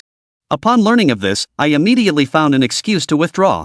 But fearing my elder brother might grow suspicious, I lingered for an hour or two before daring to come to the palace. Butcher, he dares to be so bold. After hearing He Miao's account, the 10 eunuchs and others could no longer sit still. Why did you choose to inform us of this matter? One of the 10 eunuchs questioned, clearly perplexed. Wouldn't it have been better to remain loyal to your elder brother? He Miao smiled sheepishly. I'm just an ordinary man without grand ambitions. I only wish to live a life of comfort and prosperity. My elder brother's actions, to put it plainly, amount to rebellion, a crime punishable by death. I still wish to live a good life. Your mindset is commendable, Minister He. But have you not forgotten one crucial matter? Please enlighten me, Your Honor. Rebellion is a crime punishable by the execution of 9 generations of one's family. Zhao Yun's gaze suddenly turned icy. He Miao, who had been smiling moments before, froze in place. What do you mean, Lord Zhao? Before He Miao could finish speaking, an executioner leapt from the shadows surrounding the palace and severed his head with a single stroke. This scene abruptly appeared on Jing Tujun's screen after the discussion concluded. Jing Tujun naturally clicked to view it, only to witness such an explosive scene. See? I told you so. I knew this He Miao wasn't any good. Selling out his own elder brother for money, a man like that deserved to die. Now that He Jin's master plan has been leaked, it's uncertain whether this scheme will succeed. The plot thickens once more. This plot twist is killer, I love it. I thought this fool would survive a few more rounds, but he got killed right away. So satisfying, incredibly satisfying. Zhao Zhong waved his hand, signaling the executioners to clean up the scene. This place would be used again soon, it couldn't be left in such a mess to greet the next victim. Rebels face execution of 9 generations. You're merely the first. Your elder brother, He Jin, will soon join you down below. Chapter 37, Another Twist? After disposing of He Miao, the 10 eunuchs and their cohorts weren't idle. The real bait and switch was just beginning. They sought out Empress Dowager He and informed her of the emperor's demise. Empress Dowager He's expression immediately darkened upon hearing this. I have come to confirm the arrangements for the funeral rites and the coronation ceremonies for the new emperor. Of course, there was also the matter of utmost concern to the Empress Dowager. What to do with Empress Dowager Dong, who had supported the succession of the second prince, Lú Xia. Confined within the palace walls, Empress He was cut off from news. She was naturally unaware that the 10 eunuchs had long harbored murderous intent toward He Jin. The group went through the motions of deliberating for a full hour. Then someone suggested the Empress Dowager should keep vigil at the bedside merely for appearance's sake. They also began to formally announce the news of the emperor's demise. Empress Dowager He, swayed by their slanderous words, truly believed matters remained under her and He Jin's control. She actually began keeping vigil. Completely oblivious, Empress Dowager He failed to notice that the imperial seal had been stolen by Zhang Rang and his cohorts. With the imperial seal in hand, the next steps became considerably easier. Zhang Rang approached an official in the secretariat and drafted an edict in an imitation of Empress Dowager He's handwriting. The edict elaborately detailed the major affairs of supporting the new emperor, emphasizing that such matters should be discussed between brother and sister. To instill a sense of urgency in He Jin and hasten his arrival at the palace, the edict even falsely claimed that Empress Dowager Dong was plotting a coup with General Dongchong.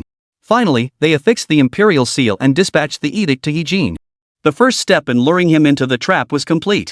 Holy crap! This scene was absolutely epic. None of those historical games ever imagined edicts could be forged like this.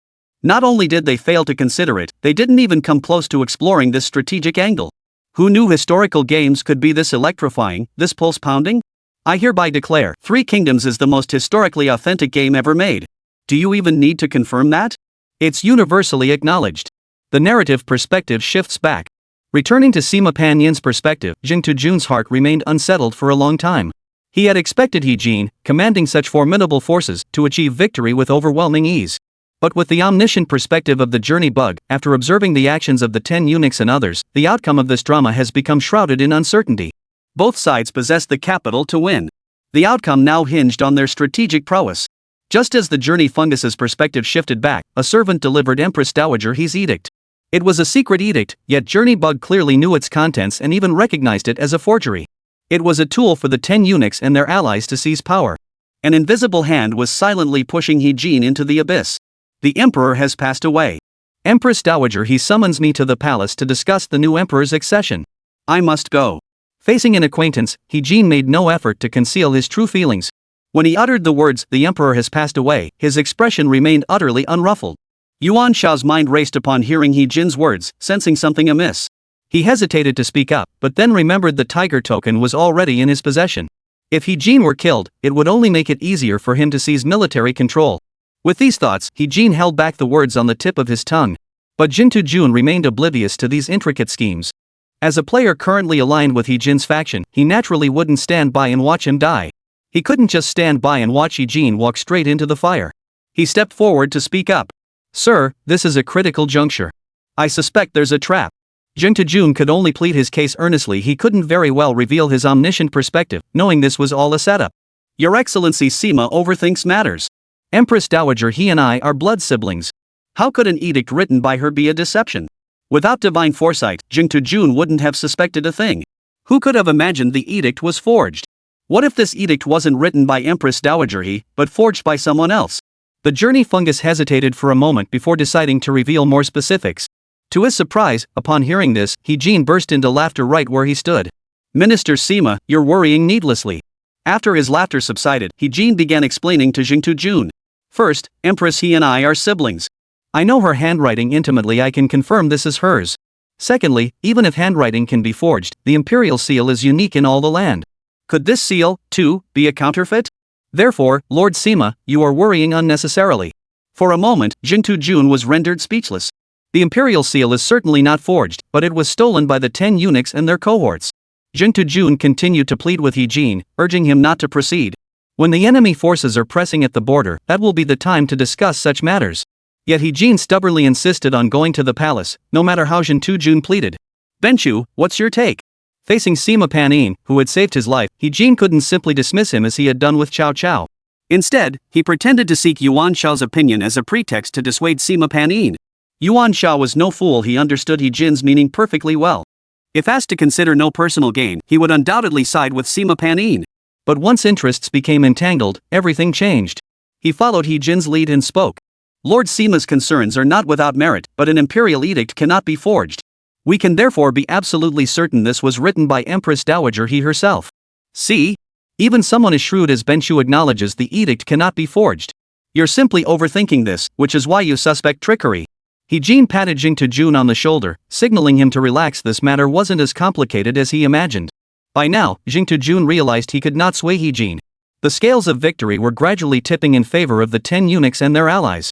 Why can't this He Jin listen to a single word? I think personality only accounts for half the reason. The other half is likely because this is a side quest. Side quests are for player experience, but whether experienced or not, they all lead to the same conclusion. Therefore, He Jin's entry into the palace was inevitable. Whatever. This He Jin is just plain stubborn. Why couldn't he just play it safe? The way he's handling things now, I don't think he stands much of a chance. Whether he stands a chance or not remains to be seen. There might be a reversal later on. Just like how we initially thought the 10 eunuchs were doomed to lose, but now He Jin's actions, well, it's hard to judge. He's throwing away a winning hand. Truthfully, without our omniscient perspective, we wouldn't see anything wrong with that imperial edict. Perhaps to reassure Jintu Jun, or fearing some mishap on his way to the palace, He Jin suddenly said, "This is what we'll do. I'll take 30 personal guards with me. Should any danger arise, they'll be enough to protect me within the palace walls." Upon hearing this, Jintu Jun's eyes lit up. A twist? Chapter 38, The Perilous Jada Hall. True to Three Kingdoms style, twists keep coming. He Jin bringing 30 personal guards into the palace has reignited the suspense. Jintu Jun remarked in the livestream chat. He Jin bringing 30 personal guards into the palace does increase his odds of success, albeit only slightly. But the Three Kingdoms must have deep meaning behind this arrangement. Who knows? Maybe these 30 guards will turn the tide against all odds. He Jin summoned his 30 most skilled personal guards, instructing them to follow him into the palace. He Jin gradually faded from Jintu Jun's field of vision. Just as Jintu Jun was pondering his next move, his perspective blurred and shifted away from Sima Panin. Jintu Jun recognized this sensation well. It had occurred once before when switching to He Miao's perspective during his betrayal. This time, the perspective had shifted to He Jin. Just as Journey Fungus had anticipated, he had become He Jin.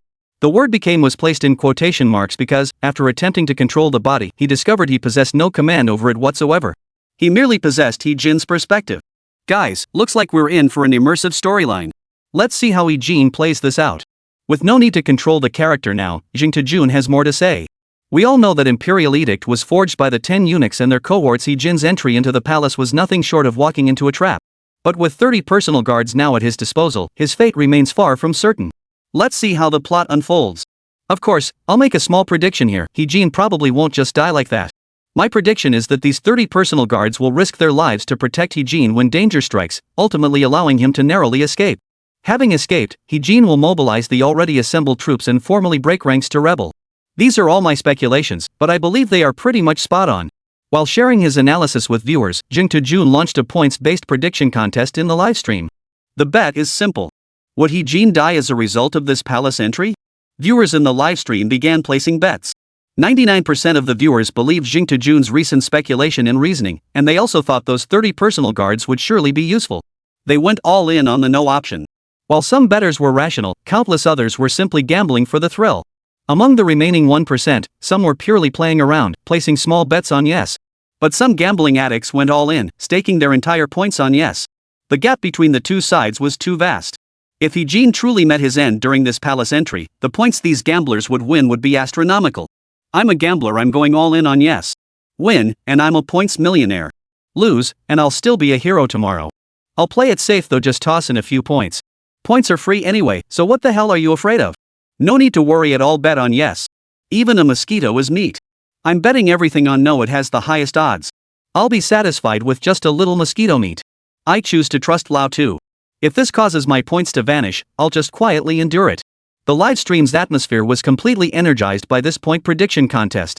Many accounts that had been lurking in the shadows were now active in the public eye because of the betting. The betting is one thing, but the other reason for the buzz is that the camera is now solely focused on He Jin, who's heading toward the palace. The journey itself remained utterly uneventful, bordering on tedious. No matter how tedious the journey plot may be, it all serves the game's realism. This is a necessary, unavoidable part of the journey. After what felt like an eternity of walking, palaces finally came into view. One gate bore the plaque, Vermilion Bird Gate. This was the only path leading to Empress Dowager He's quarters. Several eunuch guards stood watch at the entrance. Just as He Jin prepared to step through the gate, he was stopped by the guards.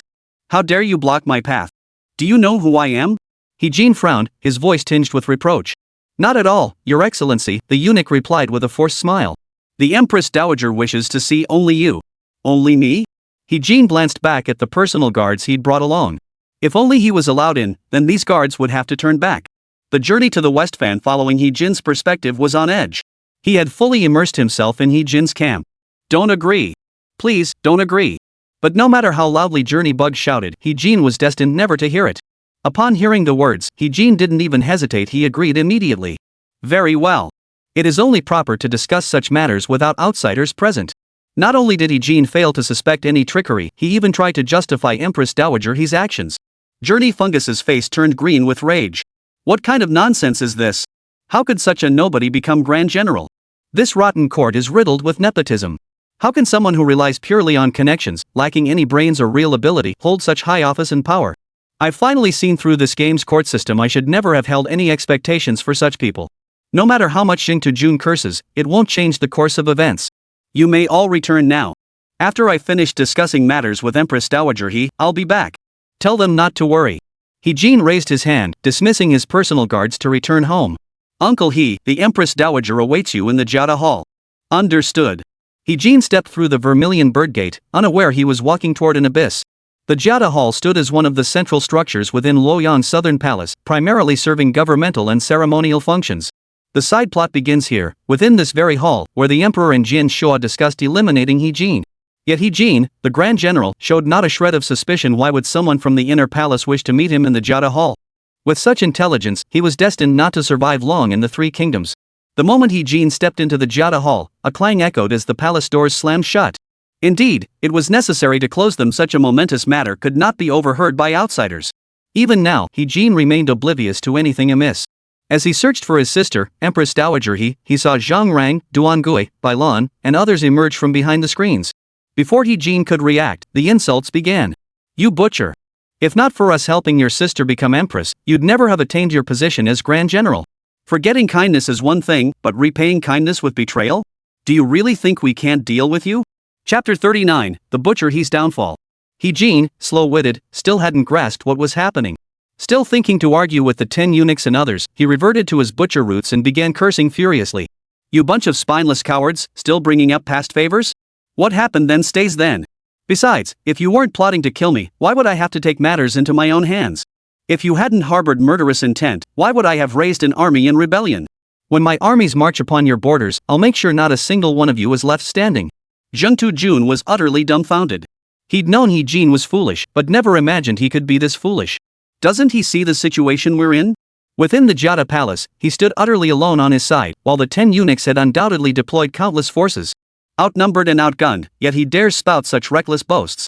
Zheng Tujun could only pray that Jin possessed formidable martial prowess to turn the tables. But he didn't even have a weapon. Having come from a butcher's background, the difficulty of turning the tables was nothing short of climbing to the heavens. Journey Fungus couldn't fathom where Jin found the audacity to act so brazenly. Sure enough, upon hearing Jin's tirade, Zhao Zhong didn't grow angry, he laughed instead. Uncle He, have you not grasped the gravity of the situation? What situation? What else could it be? I have no time to waste chatting here. Where is Empress Dowager He? I have urgent matters to discuss with her. You won't get her. As Zhao Zhong spoke, he waved his hand, and over 50 axe-wielding guards instantly dropped from the ceiling. What do you mean by this? Jin began to panic. Without his personal guards by his side, he was utterly powerless against these axe-wielding soldiers. What are you doing?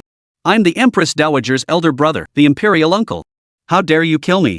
Jin backed away as he spoke, but the palace gate through which they had entered had already been locked shut by the 10 eunuchs and their men. Escape was impossible. His voice grew louder with each word, whether to intimidate his attackers or bolster his own courage, it was unclear. Uncle He? When we show you respect, we call you Uncle He. When we don't, you're nothing but a filthy butcher. Zhao Zhong's eyes suddenly turned icy.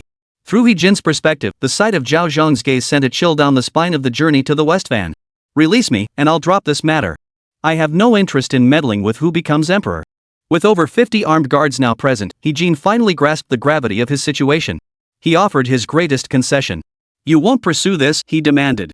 What assurance do I have you won't march your army against the border? I am the emperor's uncle. My word is law. I keep my promises. Though Jin spoke thus, his mind was already plotting. Once back, he would rally his forces and formally purge the emperor's entourage. He was no saint, breaking his word was nothing new to him. History is written by the victors. Only those who survive have the right to record it. Uncle He, do you take me for a child? Promises are worthless. Besides, who are you, Jin? A butcher who claims his word is as good as gold? Zhao Zhong sneered without restraint. Did I go to all this trouble to lure you here just to get a promise from you? Zhao Zhong waved his hand again, and 50 executioners closed in on Jin step by step. Falsifying imperial edicts? Only now did Jin grasp the full scope of this affair. You're utterly insolent. This is a capital offense. Once you're dead, no one will ever know about this. Zhao Zhong spoke as he took a cup of poison wine from the side and had a servant present it before Jin. Uncle He, at least maintain some dignity. Facing the poison wine offered by the servant, Jin didn't hesitate, he simply knocked it over. I am the imperial uncle of the current dynasty, you dare not. As Jin knocked over the poison wine, executioners armed with axes and swords closed in on him. Before he could finish his sentence, Muluan, the head of the imperial workshop, swung his executioner's sword and severed his head. The head rolled, landing precisely beneath the dragon throne. The scene froze in time. Zheng Tujun watched, his heart still pounding. This wasn't out of pity for Jin, of course. It was purely because he had just experienced the plot from Jin's first-person perspective. That single blow felt painfully real. It felt far more real than the challenge mode, where death offered no sensation whatsoever. He gasped for breath, and when he finally regained his composure, he realized his perspective had shifted back to Sima Panyin. Still unsettled, he shifted his gaze to the bullet comments to steady himself. Seriously, if you ask me, Jin must have a screw loose. He squandered such a huge advantage just by being reckless. That's pure suicide. The fact that someone like him could rise to the position of general is terrifying when you think about it. This court is beyond saving. Looks like I'll have to download the game and overthrow this regime myself. This plotline isn't over yet, it's only now hitting its climax. The plot twists are insane.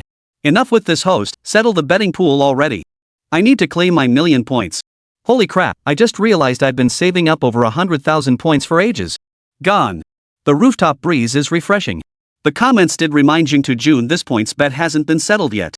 He Jin's death was utterly unexpected. Despite commanding massive forces, he still went in alone. Hard to judge, really hard to judge. A nation inevitably has parasites gnawing at its foundations, but right now, it seems almost every official in this court is one. This court truly has no reason to exist anymore. As Journey Bug pondered this, he settled the earlier prediction bet. Seeing the points he'd have to pay out, he couldn't help but wince. These were points he'd painstakingly accumulated over a long period. Still, he accepted the penalty. When he first saw Jin arrive with 30 personal guards, he hoped for a twist. Who could have predicted the plot would unfold this way? But if that's the case, doesn't that render those 30 personal guards utterly useless? Was this a flaw in the game's design? With that thought, Jing Jun casually tossed the question out to the chat stream. What do you think? Aren't those 30 guards completely useless now? Their appearance holds no significance whatsoever. Wouldn't you say this is a flaw in the game design? When Jing Jun posed this question, the audience was taken aback. Now that he put it that way, it did seem like a flaw in the game. While the livestream continued debating this, the plot progressed normally. In the secret chamber of Jin's inner courtyard, a servant suddenly burst in, looking frantic. As soon as he entered, he shouted, "Bad news! Bad news!" The personal guards accompanying the general were intercepted at the Vermilion Bird Gate. They were preparing to return home, but were ambushed and killed along the way. The general is likely in grave danger now. What? No one noticed Yuan Shao in the corner, who let out a quiet chuckle. Chapter 40, Yuan Shao's Foresight. Just as Jing Jun declared those 30 guards a fatal flaw, the plot promptly proved him wrong. He felt his face burning, but as a seasoned entertainment streamer, he possessed a certain resilience to such setbacks. He cleared his throat and pressed on with the narrative. Jin's demise came as no surprise to Yuan Shao. Even the deaths of those 30 guards were entirely within his expectations. He had sensed something amiss from the very beginning. At such a sensitive juncture, how could Empress Dowager He, who wasn't even keeping vigil, possibly allow Jin to enter the palace to discuss matters concerning the new emperor? He was, after all, descended from 4 generations of 3 dukes, not some country bumpkin like Jin. He possessed his own political instincts. It would be strange if Jin entered the palace without incident this time. As for the deaths of those 30 personal guards, he orchestrated it all himself. Had those 30 guards survived, who knows how long it would have taken for news of Jin's death to reach here. Yuan Shao seized the moment, brandishing the imperial token and bellowing. The general may face danger within the palace. Fellow warriors, follow me to rescue our commander. None of those present were fools. They understood Jin was most likely already dead. But with Yuan Shao invoking this pretext, none could refuse. Besides, the tiger token had been personally entrusted to him by Jin himself. Only Jing Jun sensed something amiss. With his unique perspective, he knew full well the 10 eunuchs' true goal was to eliminate Jin to prevent him from rallying troops against them. Judging by their actions so far, the 10 eunuchs weren't stupid. They understood perfectly well the chain reaction that killing Jin's personal guards would trigger. It would effectively expose their brutal assassination of Jin. Jin's prolonged absence within the palace could be explained away as matters of great importance requiring lengthy deliberation. But the deaths of his personal guards would be tantamount to publicly announcing the truth. Therefore, the 10 eunuchs would absolutely never lay a hand on Jin's personal guards. Then who could it be? As Jing Jun pondered this, his gaze fell upon Yuan Shao, who held the imperial token. Yuan Shao was the true mastermind behind the scenes. This way, he could legitimately seize military authority without lifting a finger. Jing Jun couldn't help but admire Yuan Shao. The characters in Romance of the Three Kingdoms really aren't ones to mess with. Jing Jun immediately turned to share his theory with the viewers in the livestream chat. To be fair, the streamer's theory actually holds weight and it seems quite plausible. Oh no, Tutu. You've changed so much I hardly recognize you. Why are you suddenly switching from an entertainment streamer to a technical streamer? What are you talking about? Our Tuto has always been a technical streamer, okay? Even if he did die 8 times on his first try before clearing the level. If Tuto's reasoning holds true, then Yuan Shao is downright terrifying. And wasn't his background supposed to be 4 generations of 3 excellencies? I don't know what that means, but it sounds impressive. A distinguished lineage, personal talent, and now military power 2.0, he's a stumbling block to my imperial ambitions. While the chat praised Yuan Shao's abilities, they were also treating him as a rival. After all, the capabilities Yuan Shao has demonstrated so far are genuinely intimidating. Players still don't know the full extent of Yuan Shao's military power. If it's substantial, he could very well become one of the future warlords. You know, since the game is called Three Kingdoms, can we safely assume the main storyline revolves around the struggle for supremacy among these 3 states? Look at the situation. The Han court is teetering on the brink, ready to collapse at any moment. With military leaders all refusing to submit to each other, what else can they do but clash? Therefore, I believe Three Kingdoms primarily chronicles the conflicts between these three states. All preceding events are merely appetizers. And with Three Kingdoms, there must be three leaders. Based on the game's CG sequences and current storyline, we can infer that these leaders are most likely Cao Cao, Liu Bei, and Yuan Shao. For some reason, after witnessing He Jin's fatal blow, Journey's thoughts began to scatter, his mind racing at breakneck speed. If Lí Héng were lurking in the livestream chat, he'd surely agree with Jing Jun's speculation. Figuring out two of the three sovereigns from the current clues is already impressive. After all, even Lu Su only correctly guessed two of the three sovereigns. But that's understandable. Lu Su was constrained by the circumstances of his time and lacked the ability to foresee future events. The fact that he could discern the three-way division of the realm was proof enough of his extraordinary intellect. Back to the matter at hand. Upon hearing Jing Jun's deductions, the livestream audience was visibly stunned. Something's off, something's off. Tutu, you've really changed. You've become so unfamiliar to me. Is this the true power of a technical streamer? To have deduced the future plot's general trajectory from these storylines alone. Given the twists and turns of the Three Kingdoms storyline, I doubt it will unfold exactly as Tutu predicted. Even if it differs, it'll be pretty close. Meanwhile, outside the game world, Jing Jun's livestream clips quickly spread across the internet. Jing Jun had logged into the game at dawn, yet remained utterly oblivious to the fact that daylight had already arrived. He was completely immersed in the game, feeling not a hint of fatigue. These clips became the perfect way for people to kill time during their commutes. When they witnessed the court's corruption and backwardness, they grieved for the common people of this era. When they witnessed the death of the scholar Gao Yi, they were filled with righteous indignation and took to the internet to condemn the officials. Executing officials, court turmoil, He Jin's plan to deploy troops, the 10 eunuchs plotting He Jin's assassination. Each thrilling plot twist was edited and shared like wildfire online. These events dominated the trending topics. Particularly just now, when Jing Jun speculated on the general situation of the Three Kingdoms, this piece of news spread most fiercely. This plotline, circulating online, resonated most deeply with the masses. Amidst widespread uncertainty, a sudden revelation of the general trajectory naturally went viral. Meanwhile, a certain game also occupies a prominent spot on the trending charts. After personally testing Three Kingdoms Conquest, the experience was hard to describe in a single word. The eye-catching headline drew significant traffic, but clicking through revealed a post largely criticizing Three Kingdoms Conquest. The post begins by acknowledging that Three Kingdoms Conquest has some initial playability, with early storylines largely mirroring those of the neighboring Three Kingdoms game. But later on, the story experience takes a nosedive. Compared to the other game, it simply lacks any real playability. The final sentence of the article clearly states, without the established Three Kingdoms franchise, this game could have been a huge hit.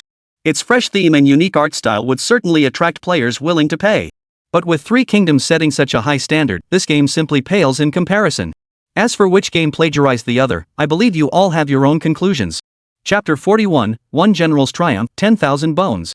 Lost in the game's journey, Jing Jun was oblivious to the trending topics outside. He hadn't even noticed daylight had broken.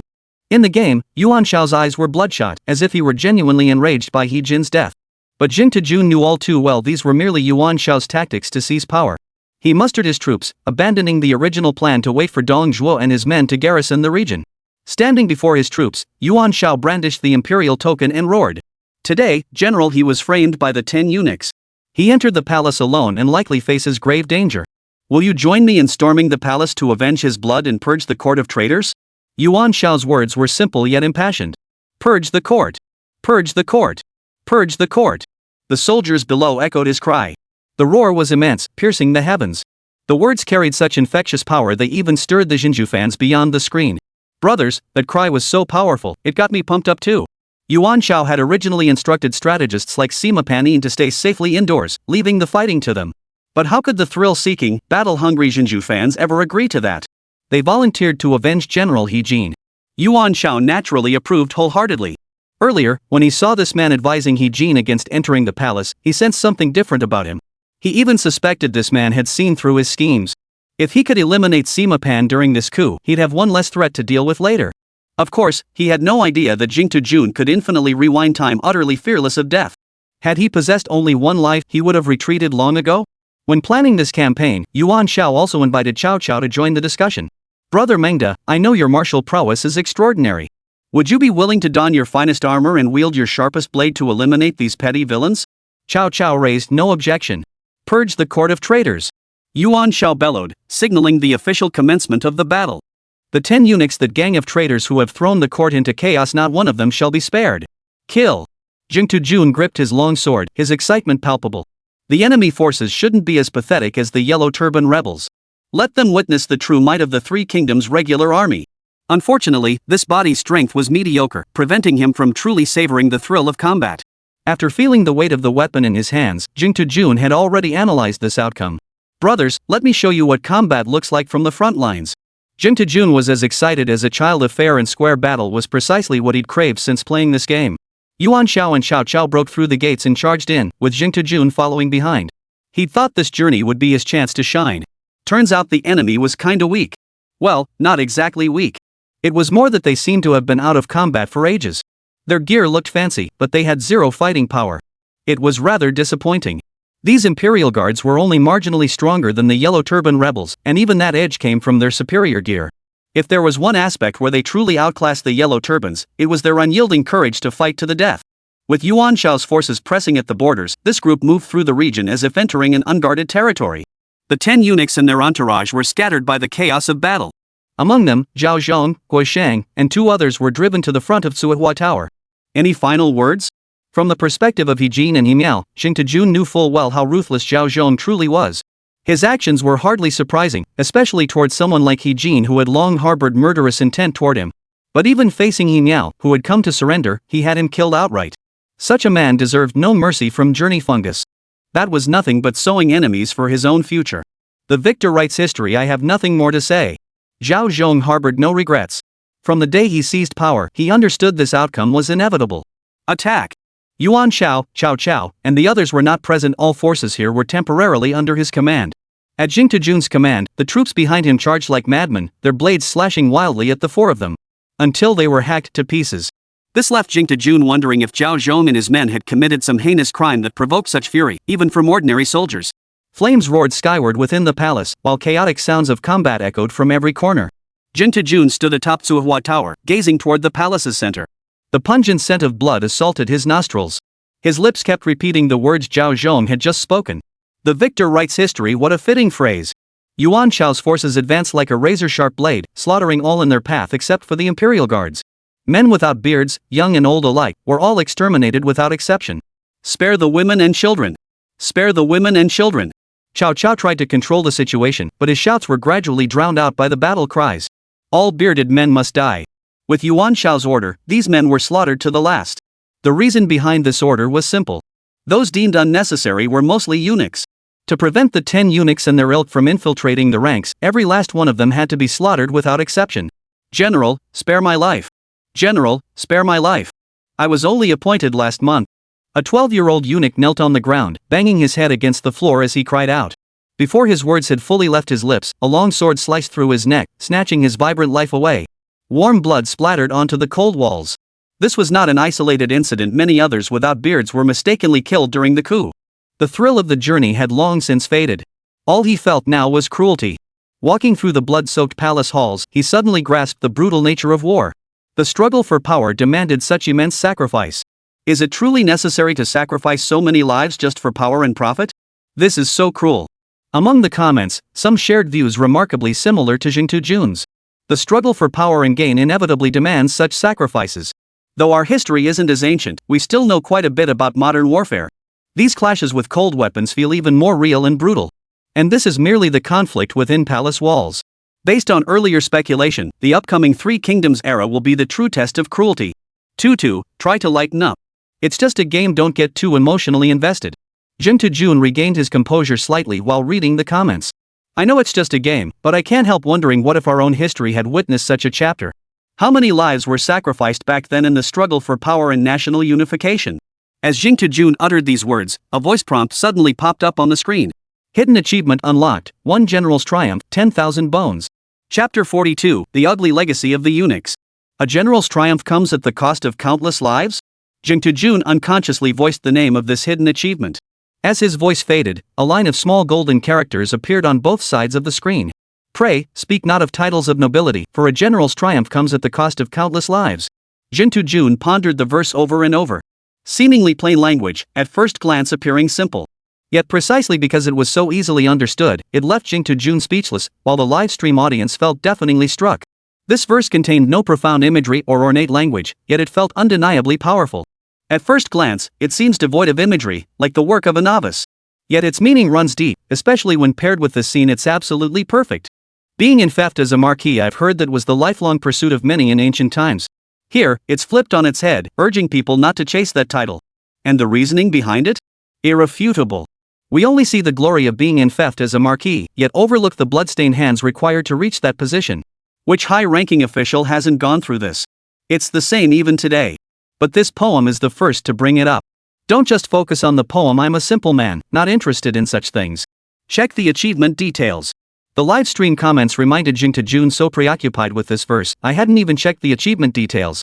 Hidden achievement, one general's glory comes at the cost of countless lives. Effect, permanently increases personal combat power by 5. Note, hidden achievements apply to both story mode and world mode, and only one player can possess a given hidden achievement at a time. What the hell? Hidden achievements can only be claimed by one person? The live stream audience was stunned. That's some crazy luck. And that bonus of permanent +5 to personal combat power? That's insane. The higher your combat power, the greater the bonus. Plus, it even applies in world mode. Based on estimates, world mode supports at least 10,000 players online. With this achievement's bonus, Jun starts the game one step ahead of everyone else. Ahem.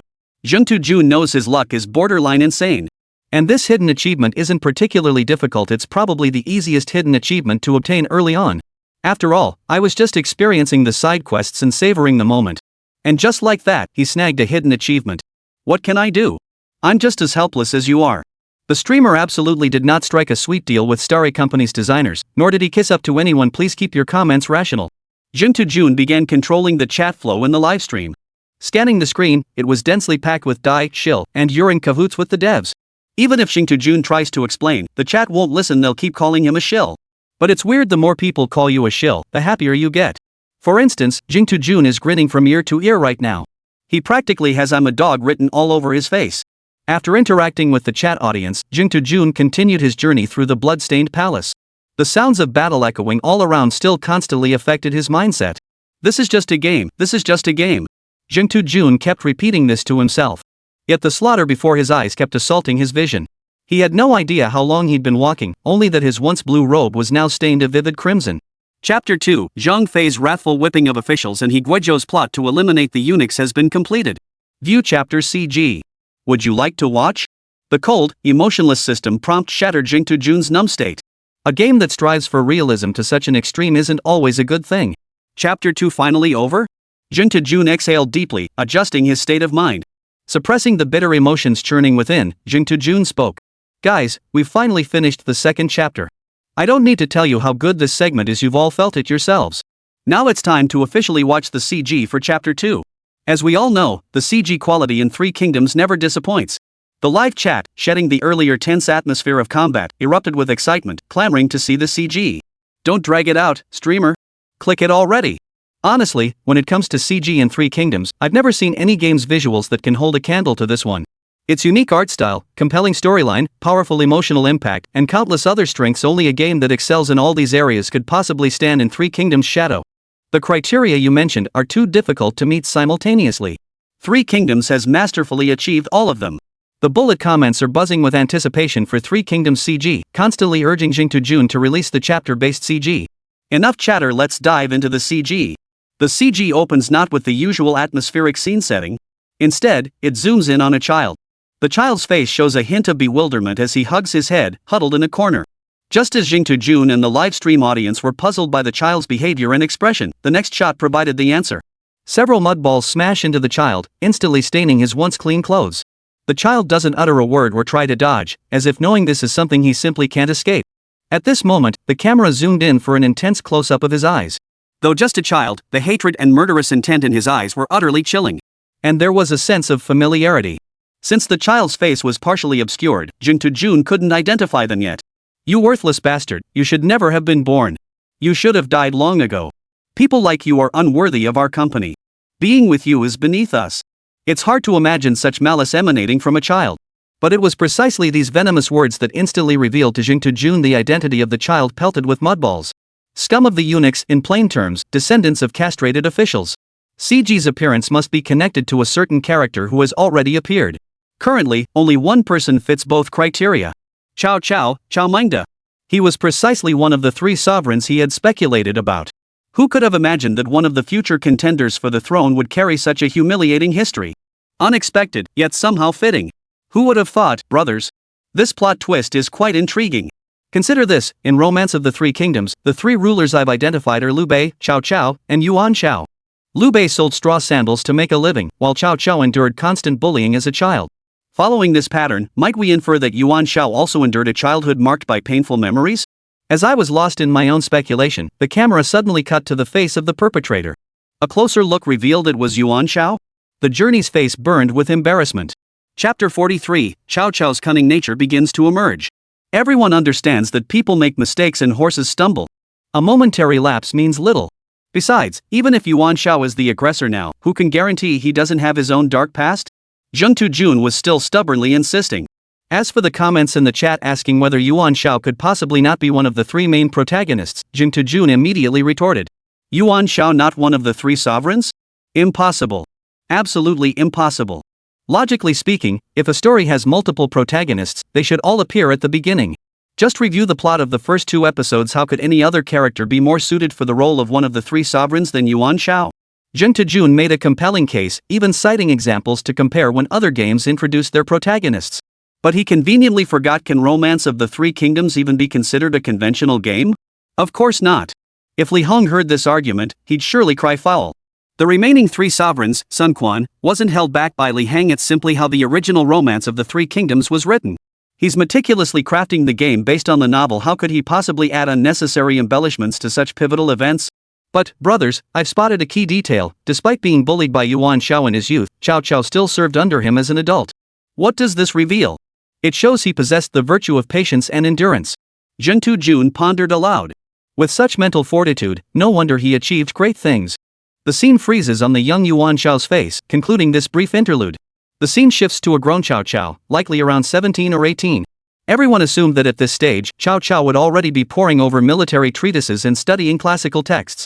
After all, as a future luminary, his formative years must have been marked by rigorous study. Yet the next few seconds of CG once again show players what it means to be caught off guard. At this stage, Cao Cao resembles nothing more than a street urchin idling about aimlessly, loafing about. He frequently indulged in hunting expeditions in the mountains and forests. While hunting could be a wholesome pastime, Cao Cao went on expeditions nearly every other day, completely neglecting his studies. Then, a character introduced in one CG, Cao Cao's uncle actually went to complain to Cao Cao's father, Cao Song. Regardless of the era, no one likes a tattletale. When viewers saw this uncle snitching, they wanted to reach through the screen and punch him. That very night, Cao Cao faced his father's reckoning for his hunting escapades, receiving a severe beating with bamboo rods and being punished with extensive reading assignments. Just when everyone thought Cao Cao was powerless against his uncle, he collapsed before him. He clutched his stomach tightly while writhing on the ground, his face contorted in agony. No one understood what Cao Cao was doing. Was he genuinely ill? Even if he was it necessary to depict it so vividly? Could it be related to this uncle? The crowd was utterly baffled. Given Cao Cao's temperament, no matter how much pain he was in, he shouldn't be putting on such a show in front of his uncle. What could possibly be the reason? The CG continued playing. Seeing Cao Cao in such a state, the uncle panicked and hurried to inform Cao Song of the matter. Overwhelmed with love for his son, Cao Song immediately dropped everything and rushed to the scene. Only to find his son Cao Cao standing there perfectly upright, as if nothing had happened. Cao Song shot a peculiar glance at Cao Cao's uncle. To be on the safe side, Cao Song still asked. Your uncle said you were sick enough to collapse on the ground, clutching your stomach and crying out in pain. Yet now you seem perfectly fine. Cao Cao wore a look of genuine surprise as he replied. I've always been perfectly fine, father. How could I possibly look sick? Cao Cao lied without batting an eye. Then what about your uncle? Father, you know uncle has never liked me. He's just trying to harm me with his words. When Cao Cao uttered these words, not only was his uncle standing beside him utterly dumbfounded, but even the hundreds of thousands of viewers in the livestream were left jaws dropped. Is this even allowed? 666. This move alone is worth a lifetime of study. He's only 17 or 18, yet so cunningly calculating. No wonder he achieved such greatness later. I won't even help someone when they're down, but I've got to hand it to Cao Cao. That move was ruthless. Hold on, guys. I've got a relative just like that. Let me test this out. We were just joking around, bro. You're actually going? Alright then, brother. Safe travels if you make it back alive. Everyone was deeply impressed by Cao Cao's cunning. Cut to the next scene. The tale of Cao Cao doesn't end here. This time, the time span between scenes isn't very long. Cao Cao appears slightly older, though his exact age remains unclear. This time, Cao Cao finally appears in a proper setting, seated solemnly in the courtroom, earnestly presiding over a case. On his desk, the 5-colored rod could be seen. This 5-colored rod is my own creation. The strict enforcement of laws and discipline begins with this rod. This is the only line spoken by Cao Cao throughout the entire CG. True to this standard, the later Cao Cao meticulously examined cases, fearing no powerful interests. His impartiality and fairness earned him the affection of many common folk. Particularly during the trial of a certain case, a special close-up was given here. The defendant in the courtroom wore an expression of calm composure, openly admitting to the crimes he had committed. He was the uncle of the eunuch Jian Shua, not a high-ranking official, but certainly no commoner either. Had Cao Cao been a man of discernment, he would have released the man after concluding the trial. Instead, Cao Cao once again picked up the 5-colored staff from the table and pronounced the verdict. Execution. Only then did panic spread among the crowd below the dais. His face twisted with terror as he was dragged away, shouting, "Cao Cao, you can't. You can't kill me, I'm Jian Shua's uncle. If you kill me, my nephew will surely take revenge on you. You cannot kill me, you dare not kill me." The servants who had been dragging him halted in their tracks, awaiting Cao Cao's command. "I have spoken. Execute him. No one can change that. The Son of Heaven is subject to the same laws as the common people, and you are not even the Son of Heaven." Cao Cao showed no concern about offending Jian Shua. During his time in office, he had already antagonized many, and adding Jian Shua to the list held no weight. Cao Cao's CG concludes here, but the second chapter's CG has barely passed the halfway mark. Like the first chapter's CG, the second chapter's CG is also composed of 2 parts. Chapter 44, let's examine the critical reception of 3 kingdoms, the struggle for supremacy. Is this really about Cao Cao's youth? There are theories about it. Jun wasn't in a hurry to see the latter half of the CG, he always preferred to analyze a segment of the plot first. Only after completing the analysis does he feel ready to immerse himself in the next segment. Let's briefly analyze Cao Cao as a figure. Undeniably, Cao Cao was astute, even cunning would be an apt description. Moreover, he possessed remarkable patience. I suspect he wouldn't make any major moves until he was ready to reveal his fangs. But once he does bare his fangs, that marks his rise to power. Moreover, these plot points all center on revealing his character traits. These character foreshadowings are highly likely to play significant roles later on. As Jun shared his insights on Cao Cao gained from this plot, he kept an eye on the live comments. Cao Cao's character is firmly established, a superbly crafted figure. I wonder how he'll evolve from here. Still, its 3 kingdoms never fails to impress. Am I the only one who thought Cao Cao's final gaze was incredibly cool? It was truly captivating. Analysis complete. The IP above is definitely from Sichuan or Chongqing. What? Any guys from Sichuan or Chongqing out there? Cut the abstract nonsense, streamer, hurry up and play the next CG. I can't wait any longer. The live stream audience urged. Jun spotted the prompting bullet and returned to the main topic. I see viewers in the chat urging me to watch the second half of the CG. Looks like everyone's really excited. Let's watch the second half together. Jun continued playing the CG video. The second segment of the story CG had barely begun when everyone sensed a familiar vibe from the opening scene. It was a god's eye view close-up of the scene.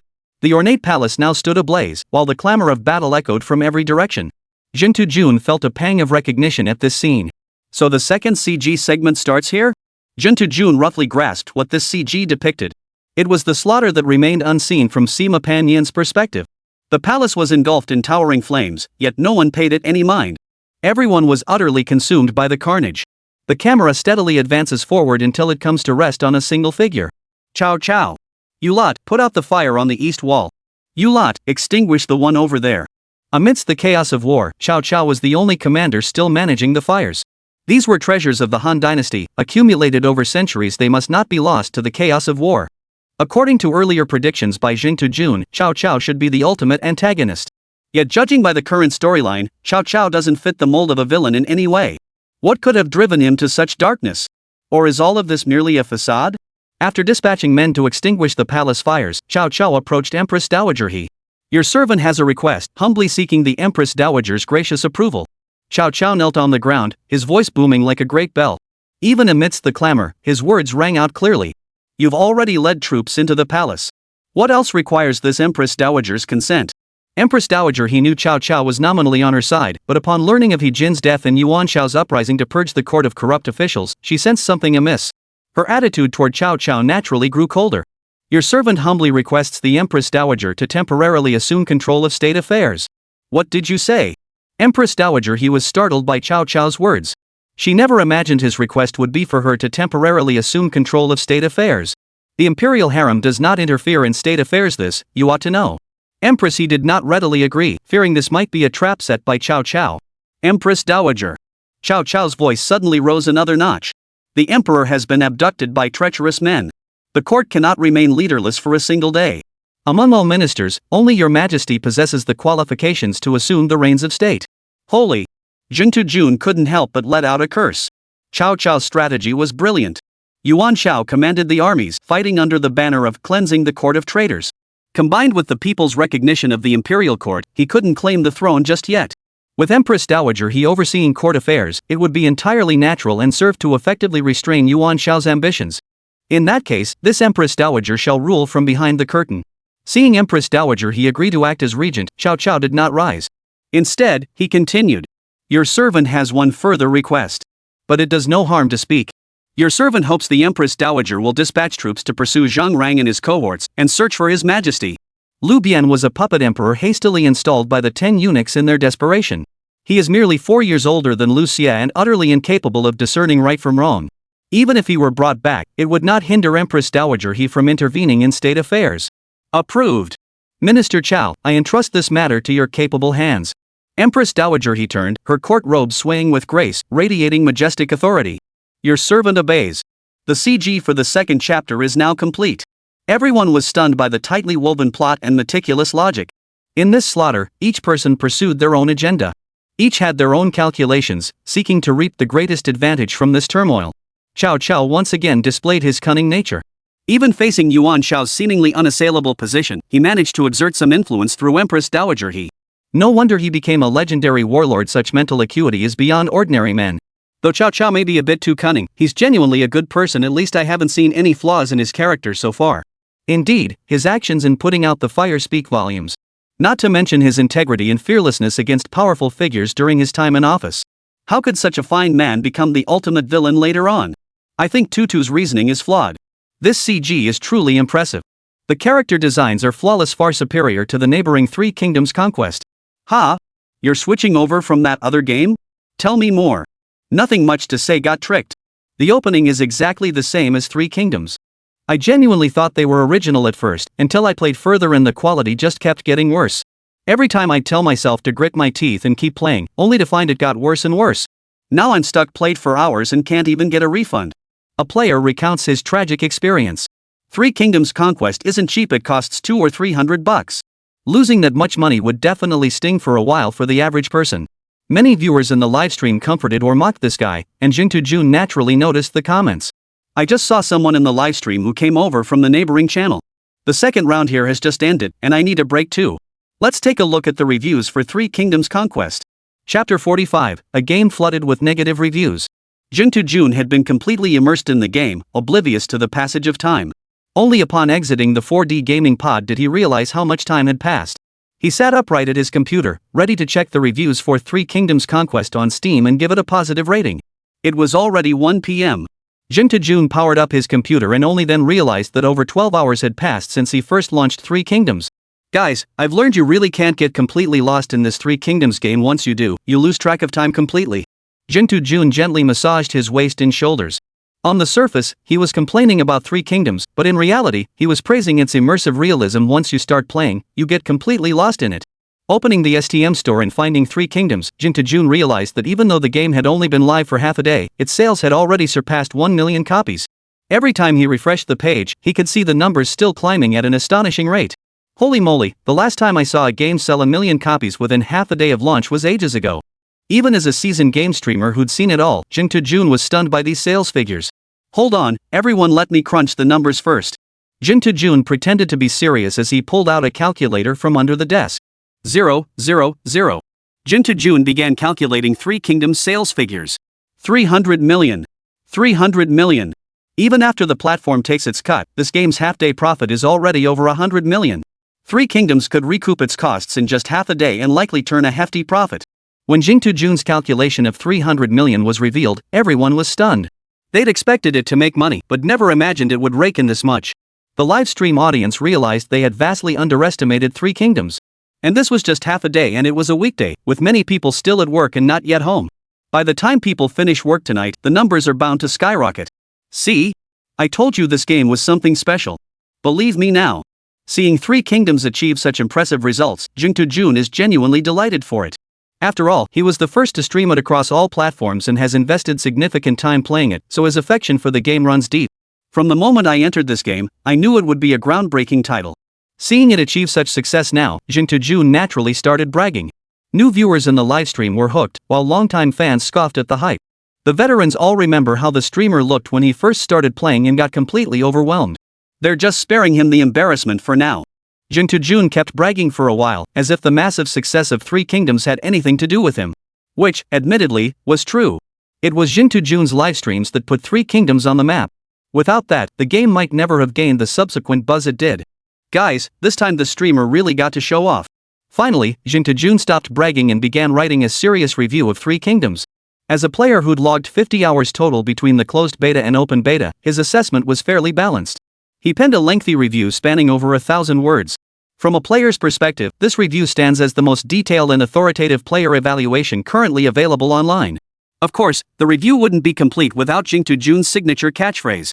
This game has something to say. Seeing his 1,000-word review, Jun felt deeply gratified. After rereading his masterpiece several times, he finally posted the review with a satisfied look. The rating, without question, was the highest possible. Scrolling through the comments section, even a phenomenon-level game like Three Kingdoms, beloved by the masses, inevitably has its share of negative reviews. Out of 100 reviews, maybe only 1 or 2 are negative. This is only natural. Where there are people who love a game, there will inevitably be those who dislike it. No matter how it's designed, it can't please everyone. What's interesting, though, is that roughly 1 in every 5 negative reviews comes from players outside the region. Thanks to rapid technological advancements, these comments now come with automatic translations. Most of these comments criticize the game's setting. The historical gaps within the Federation and the fragmented history of the Great Xia region are largely unknown to players from other regions. They struggle to grasp even fundamental concepts, making it difficult for them to enjoy the game. That said, the Three Kingdoms setting is indeed rich and complex, with certain aspects that even native players find perplexing. While minor details won't affect his experience, nitpicky players might leave negative reviews.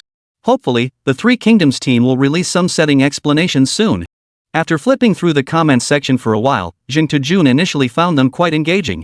But after reading more, they started to feel a bit tedious. That's all for the Three Kingdoms comments for now. Let's take a look at the data for Tencent's Three Kingdoms Conquest Next Door. As many know, these two games have had some online disputes in the past. For those unfamiliar but curious, you can look it up yourself. We won't delve into details here. Recently, both companies' games have frequently appeared on trending lists. Comparing their popularity, Starry's game holds a slight edge, but Tencent's platform brings massive traffic. The exact trajectory of their rivalry remains to be seen.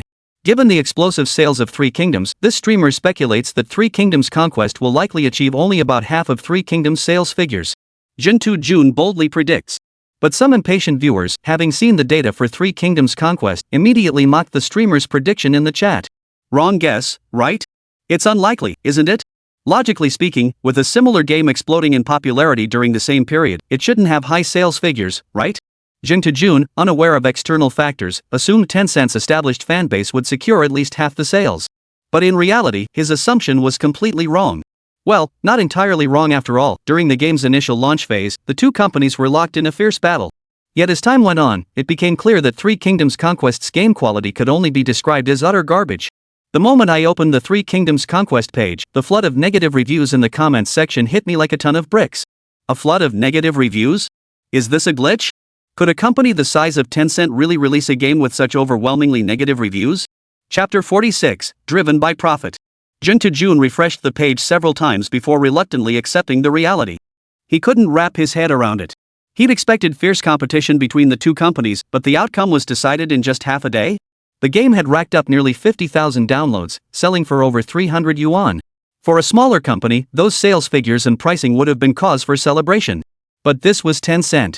Setting aside the game's production costs, the marketing alone, hiring streamers for promotions must have been a hefty expense. Could they recoup that investment? Jun didn't know, and it wasn't his place to speculate. It shouldn't be possible. This genre is practically riding the wave of popularity. How could Tencent manage to botch it like this? Curiosity piqued, Jun clicked into the game's review section. He had to see why it was getting so many negative ratings. The moment he opened the comments, he saw nothing but reviews from players who'd spent over 2 hours on the game. Negative review: the early stages felt almost identical to Three Kingdoms, which I found pretty fun. But after playing that part, I realized the rest was made by humans? The quality gap is too huge. And they won't let me refund after playing over 2 hours. Must give a bad review. This game has completely disenchanted me with this genre. It seemed fine at first, but the more I played, the more off it felt. The logic is completely flawed. How is this any different from previous historical simulation games? It's just war content tacked on. My biggest regret this year is playing this game instead of Three Kingdoms. Penguin. Give me back my hard-earned money. I'm totally stuck with this one. Never buying anything from Tencent again. The comments section is full of people cursing Tencent. I thought such a big company would guarantee quality for a game like this. Then I got stuck. Not all the comments are negative though. Jun did spot a few positive reviews from players. But those who gave positive reviews mostly only played for an hour or two. The story at this stage clearly borrows heavily from another game company's Three Kingdoms. The gameplay itself is undeniably solid. As for the earlier accusations of plagiarism, anyone with a functioning brain can now tell who copied whom.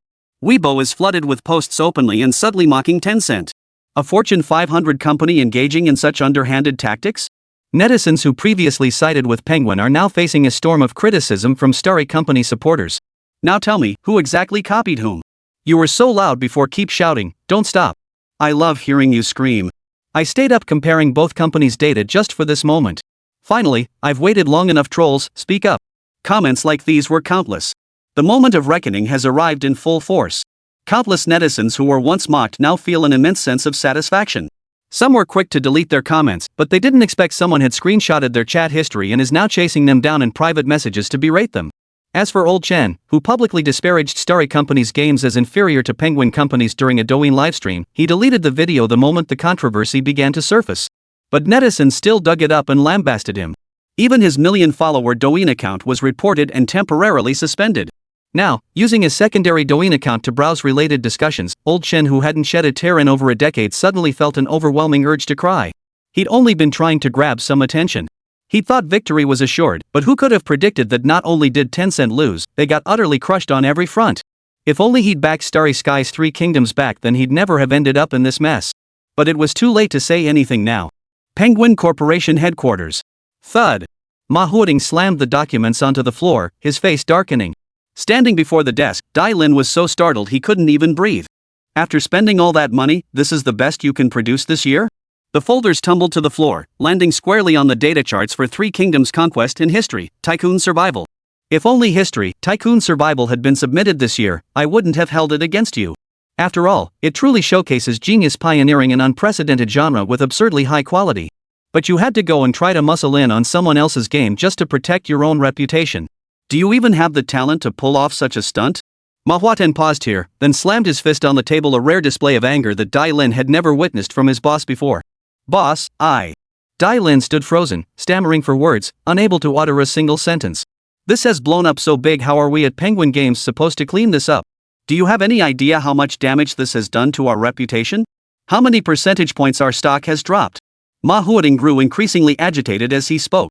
He hadn't been this angry in a long time. All these years, he'd steadily built up the company, guiding Penguin stock to a gradual rise. But just as he went abroad on a business trip to discuss copyright cooperation with a partner company, this huge incident happened at the company. Boss, give me one more chance. Next year I will lead Penguin to victory in the competition. Dai Lin pledged with unwavering conviction. Dai Lin. Ma Huoding's tone suddenly leveled out. It's not that I haven't given you chances, it's that you didn't value them. The very first thing I instructed you to do upon my return was to bring that intern back. But you? You ignored my instructions completely. Dai Lin tried to speak, but Ma Huoding raised a hand to silence him. Then came the sound of Ma Huoding's gentle shake of the head. You've been with me all these years. If I could, I wouldn't want to let you go. But this isn't about me taking action against you. Ma Huoding pointed upward. It's the higher-ups who are dissatisfied with you. There's nothing I can do about it. A decision made by the board of directors, even I can't change it. You've been with the company this long, you must know that. Dai Lin's face drained of color. Having climbed to his current position over the years, he understood the board's influence all too well. Even if Ma Huoding wanted to protect him, it wouldn't make a difference. If you could bring that intern back, there might still be a chance. But now. Ma Huading rose and walked to the floor-to-ceiling window. Pack your things. You'll be leaving the company shortly. Ma Huatin's tone was detached, even though his earlier words had betrayed his reluctance to see Dai Lin go. At his level, emotions rarely played a role. Everything was driven by self-interest. Chapter 47, Is Three Kingdoms Glitching? Got it, boss. Endless regret flooded Dai Lin's heart. If only he hadn't chosen to plagiarize someone else's game back then. If only he hadn't made Lí Héng take the fall. If only he hadn't had that announcement released, hadn't fired Lí Héng. If only back then. Never mind. Life doesn't work with so many ifs. Dai Lin left the office with a look of utter dejection. He shuffled toward his workstation like a zombie. Just 2 days ago, Dai Lin had been strutting around the company, wielding power like a king. Now he'd been kicked out. That idiot finally got kicked out. I couldn't stand him anymore. Exactly. Under his leadership, our team's performance just kept getting worse. Now that the supervisor's gone, the position is open. Do you think I have a chance? You? That position requires real capability. You're not quite up to it yet. Don't underestimate me, okay? I've got some serious skills. The employees whispered among themselves, murmuring all sorts of things, but not a single one expressed regret for Dai Lin. After decades of service, not a single person stood to bid him farewell as he left the company. Dai Lin felt inexplicably melancholy. He never imagined he'd reach this day. Dai Lin returned to his workstation and quietly gathered his belongings. After finishing, he calmly handed in his work pass and walked out of the company building. Standing before the building, he looked up at its towering height, a place that no longer had a place for him. Had Lí Héng felt the same way 10 days ago? This was something Dai Lin could never know. Lí Héng, who had been immersed in game development these past days, finally slept soundly after launching the game last night. Waking up now, his head still felt a bit foggy. After a quick wash in the bathroom, Lí Héng picked up his phone and began scrolling through Weibo. With the game constantly trending lately, Lí Héng had developed the habit of checking Weibo first thing after waking up. Sure enough, today's Weibo trending topics were still dominated by Three Kingdoms. Lí Héng was quite prepared for this with his senior's help. Three Kingdoms had never dropped from the trending list. Scrolling through his phone, he spotted a newly released post from Tencent at the bottom of the trending list. If it had been anything else, Lí Héng wouldn't have even bothered to click on it, but the title of this particular post immediately caught his attention. Notice regarding the transfer of our game production team lead. Wasn't the head of Penguin Games production team none other than Dai Lin? Had the old bastard finally gotten his comeuppance? Lí Héng clicked on the post, and its contents did not disappoint. Dai Lin had been dismissed, and the position would be temporarily filled by someone else. The comments below were even more entertaining, nothing but gloating from a crowd of schadenfreude-filled individuals. Come to think of it, we should thank him. If he hadn't fired Lí Héng, Three Kingdoms might never have seen the light of day. On behalf of all loyal Three Kingdoms players, I extend our deepest gratitude to Supervisor Dai Lin. You bunch of cynics, doesn't anyone feel sorry for Manager Dai Lin? Team leader Dai Lin racked his brains to find an intern to take the fall. After being kicked out of the company by the Penguin, I developed a hit game and exploded back at them. Bro, you better write this fast, I'll be chasing every update. This is absolutely the feel-good drama of the year. Who could have predicted this? An intern who'd only been at the company for 3 months, just kicked out, goes and creates this masterpiece. You guys have time to waste here posting nonsense? I'm off to play Three Kingdoms. The story gets more addictive the more you play, it's insane. On Weibo, discussions about Three Kingdoms are heating up. This time of year is always Weibo's busiest season. After all, the prestige of the history competition speaks for itself.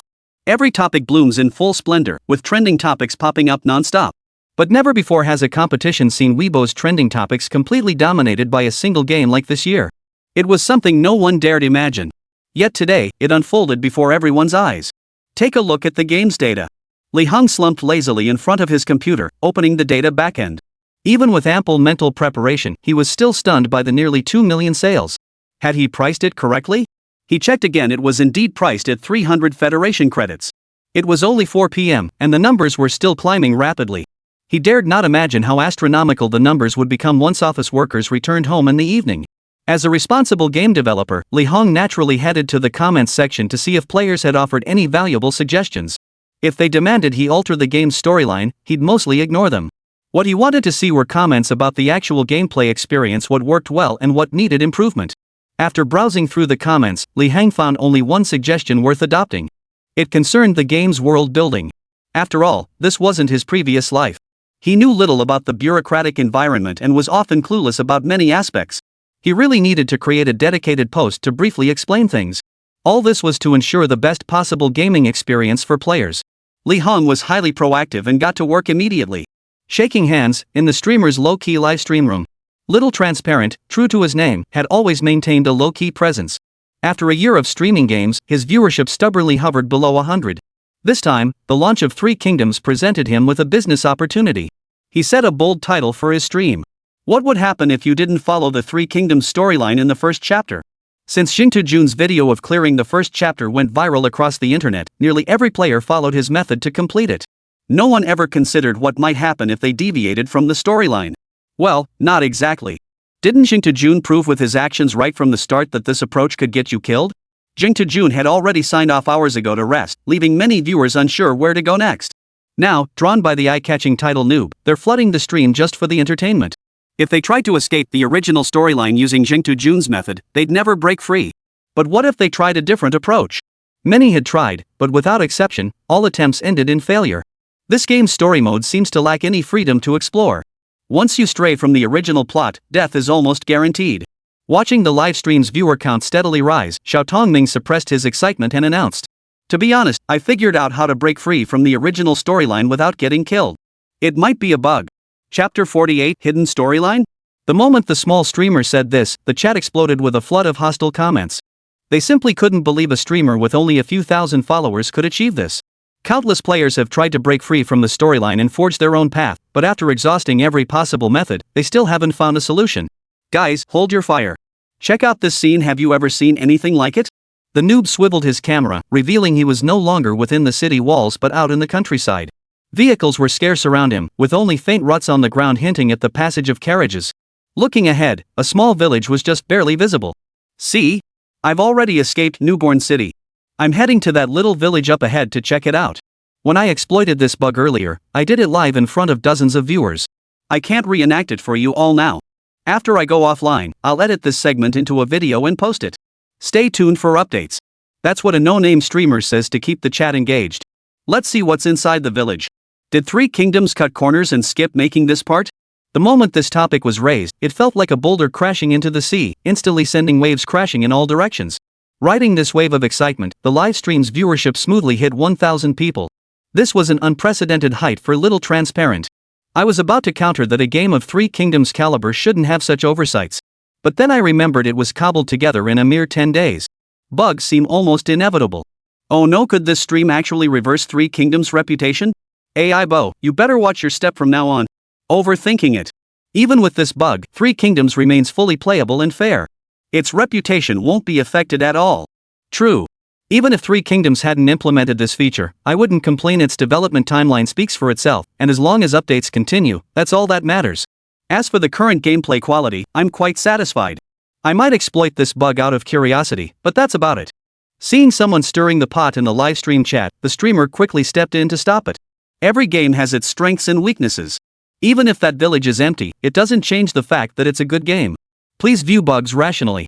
Don't let this bug become the standard for judging the game. The little nobody's voice grew unusually serious. After all, with the current hype around Three Kingdoms, he couldn't afford to risk it. And he genuinely loved this game. He didn't want his passion for exploration to tarnish its reputation. The bullet chat's tone gradually returns to normal.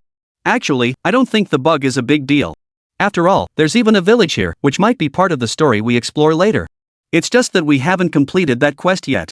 Otherwise, walking down this path, we shouldn't see anything at all. Xiao Tiana walked along the path, speaking calmly, yet he was panting heavily during the live stream interaction. The chat instantly flooded with messages like, "Hey streamer, you're so fake. Something's off, guys. This doesn't feel right." After uttering those words, Xiao Ming's camera began to shake violently, and his voice grew unnaturally weak. He stopped in his tracks and sat down to catch his breath. He didn't feel hot, yet beads of sweat covered his forehead. No matter how he tried to steady himself, his body only grew weaker. Probably the mandatory elimination feature in Three Kingdoms. The insignificant player thought to himself. His current state was insufficient to sustain another word. He wanted to hold on a little longer, but this frail body could no longer manage it. All color suddenly drained from his eyes, leaving only pitch blackness. Thud. The sound of a heavy object hitting the ground echoed, and all Xiao Mingtiao saw before his eyes were the words, "unconscious." With the game character now unconscious, the streamer finally emerged from that half-dead state and began interacting normally with the live chat audience. Phew guys, finally out of that damn state. Even though Xiao Ming had returned to normal, the way he spoke still betrayed lingering terror. That state had been too real, too unbearable. His head felt thick and swollen, and his entire body ached faintly, especially his throat. Opening his mouth to speak felt like blades slicing inside. Xiao Pingmian struggled to describe the sensation of pain he never wanted to experience again. Enough about that feeling. Let's get back to the plot.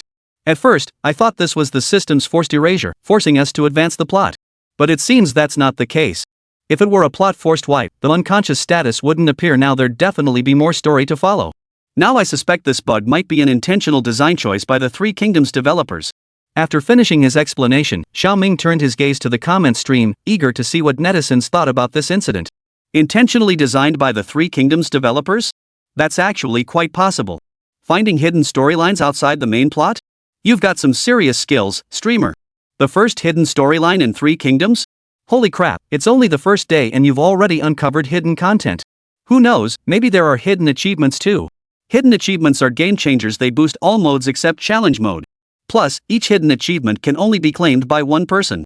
As far as I know, only streamer Jun has gotten a hidden achievement so far. If you, the streamer, also snag one, you're gonna be flying high. As a die-hard Three Kingdoms fan, I naturally heard about Jun unlocking a hidden achievement this morning. And the stat boosts from hidden achievements? They're no joke. These bonuses could very well propel him to dominate the world mode once it launches.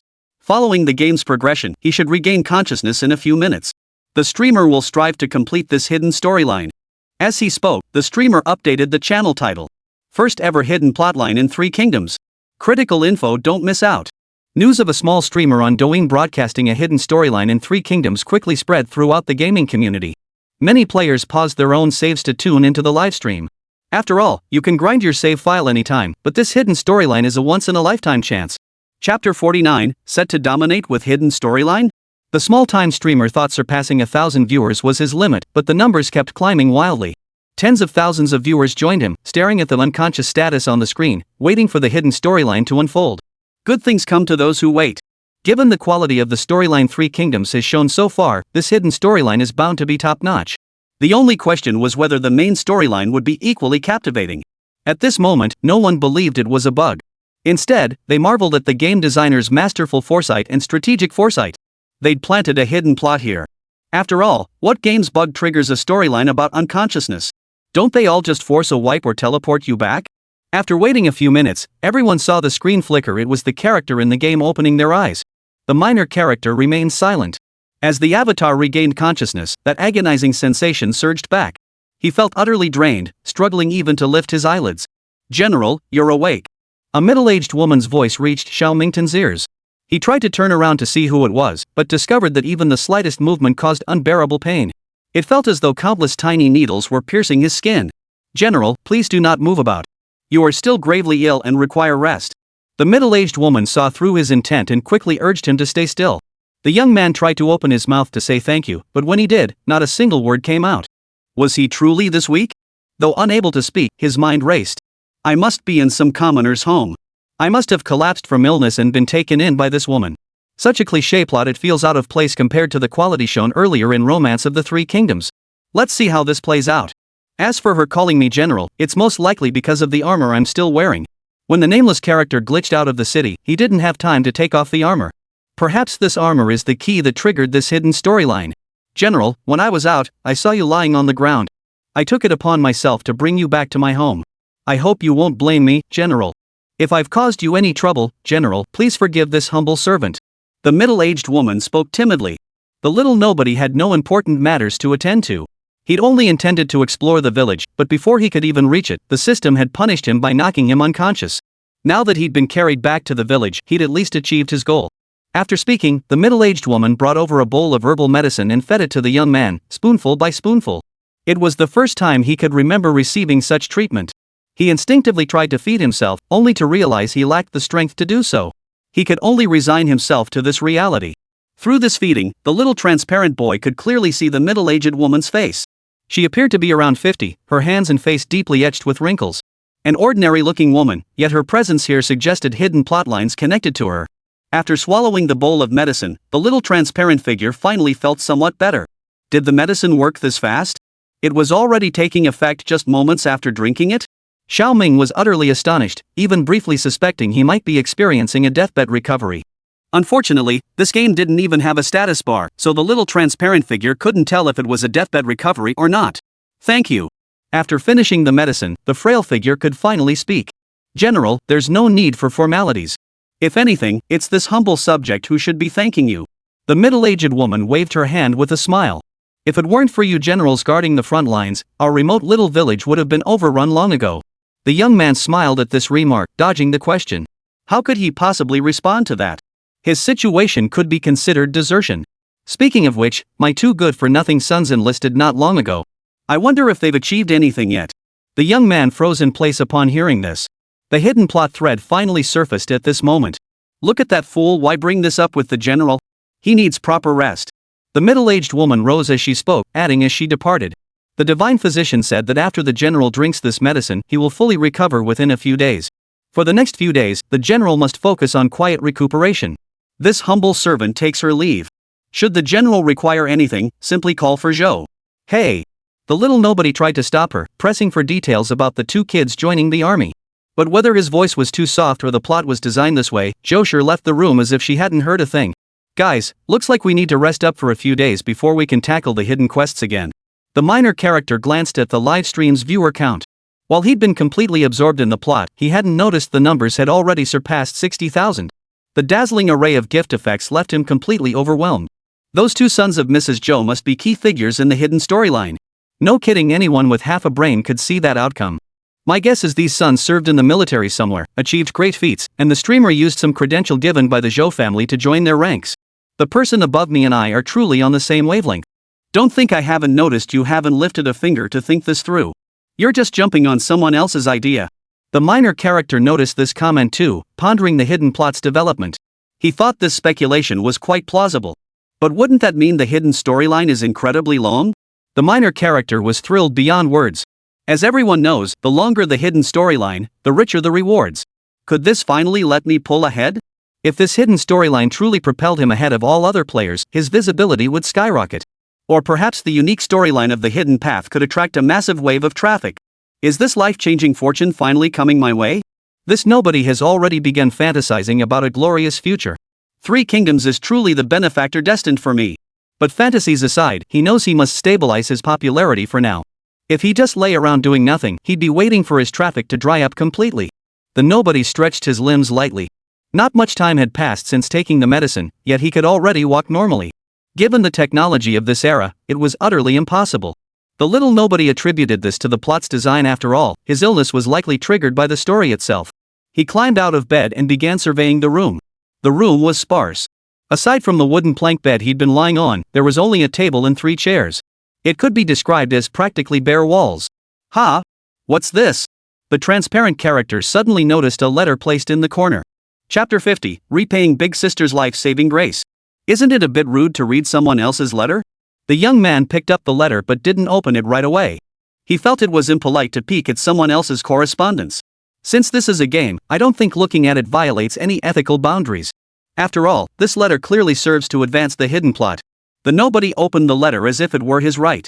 He'd expected the letter to be 1,000 words long, but to his surprise, it was barely over 200 words. Mother, father enlisted in the army years ago and made the ultimate sacrifice. You always taught us that father was a great hero, and we brothers both know this. Just recently, my elder brother and I saw that Zhao Commandery is recruiting soldiers. My brother and I discussed enlisting to serve our country and achieve glory. Mother, if we return, we will surely repay your kindness in raising us. But now, Zhao Commandery needs us more than ever. We must go. That is the front line against the Yellow Turban rebels. If it falls, we will be forced to wander as exiles. Yet this land gave us birth and raised us, how could my elder brother and I bear to leave it? Thus, my elder brother and I are enlisting together. Please take care of yourself, mother, and do not pine for us too much. The letter abruptly ended here.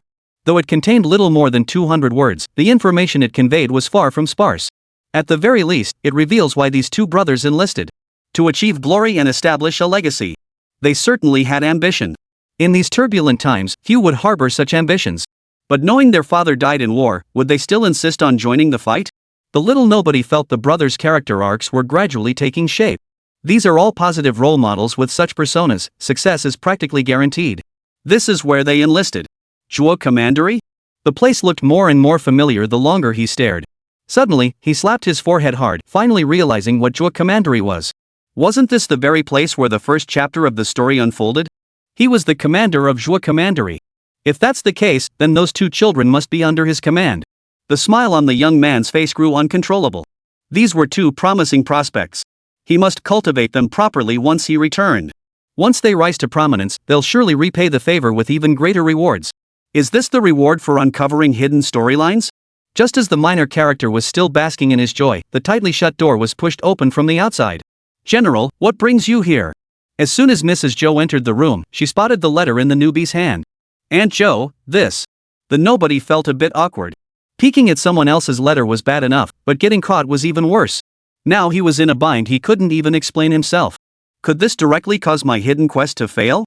The little transparent one was worried. After all, many games' hidden quests only offer one chance. Once a hidden quest fails, even if you follow the exact same steps, triggering it again is highly unlikely. The newbie feared the same fate for Three Kingdoms.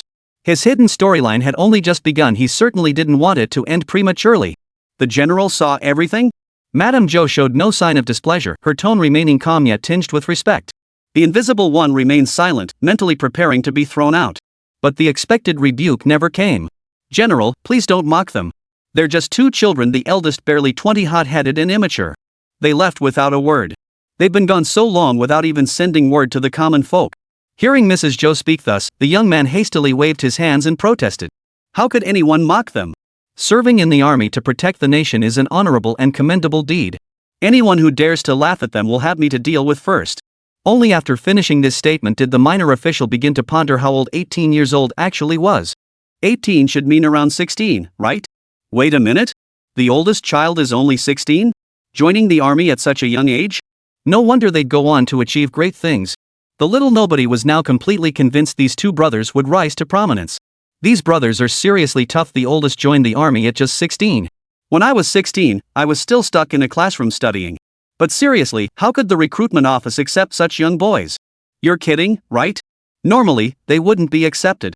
But this is a time of chaos. Do you even know what that means? Wars are breaking out everywhere, and there aren't enough soldiers. At a time like this, anyone willing to enlist voluntarily regardless of age is a soldier. The person above makes a good point. In peaceful times, who would recruit these two kids? The oldest is only 16, and who knows how young the other one is, probably just a year or two apart. Such young children forced into military service by the circumstances in these chaotic times, human life is worth less than grass. The minor character withdrew his attention from the comments and refocused on the unfolding story. As long as the general doesn't laugh at me. I wonder how those two are faring. Just heard from someone that the front lines are under pressure. The Yellow Turban rebels are advancing. If it's anything else, this nobody might not be able to answer. He was watching Jing Tejun's livestream when he learned that under the leadership of Liu Bei, Guan Yu, and Zhang Fei, the Zhou Commandery forces repelled the Yellow Turban army without suffering a single casualty. Sister Zhou, rest assured. I've just come from Zhou Commandery. The fighting there has been temporarily resolved. You needn't worry about it. General, is this truly the case? A sudden gleam lit up the eyes of the woman surnamed Zhou. After all, who wouldn't want their child to be safe on the battlefield? Rest assured, I came here precisely because the situation there is calmed down. You have nothing to worry about. The young soldier patted his chest in assurance. Even if he didn't participate in the battle, this kind of plot development shouldn't have much impact. Those two rascals. General, tell me, didn't they even bother to send word that they were safe? Though Mrs. Zhou's words carried a hint of reproach, the smile on her face couldn't hide her inner joy.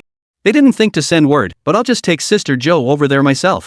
The little nobody's thinking was simple: just bring Aunt Zhou over, and the two brothers would surely be overjoyed. And if they're delighted, won't they be eternally grateful to him? And if they were grateful, he could just give them a little push later on. Then he'd definitely get their thanks in the future. General, this isn't proper, is it? Zhou sure still hesitated. She knew military discipline was strict, and family visits were generally forbidden. Sister Zhou, to be perfectly honest, I hold a minor official position in Zhou Commandery.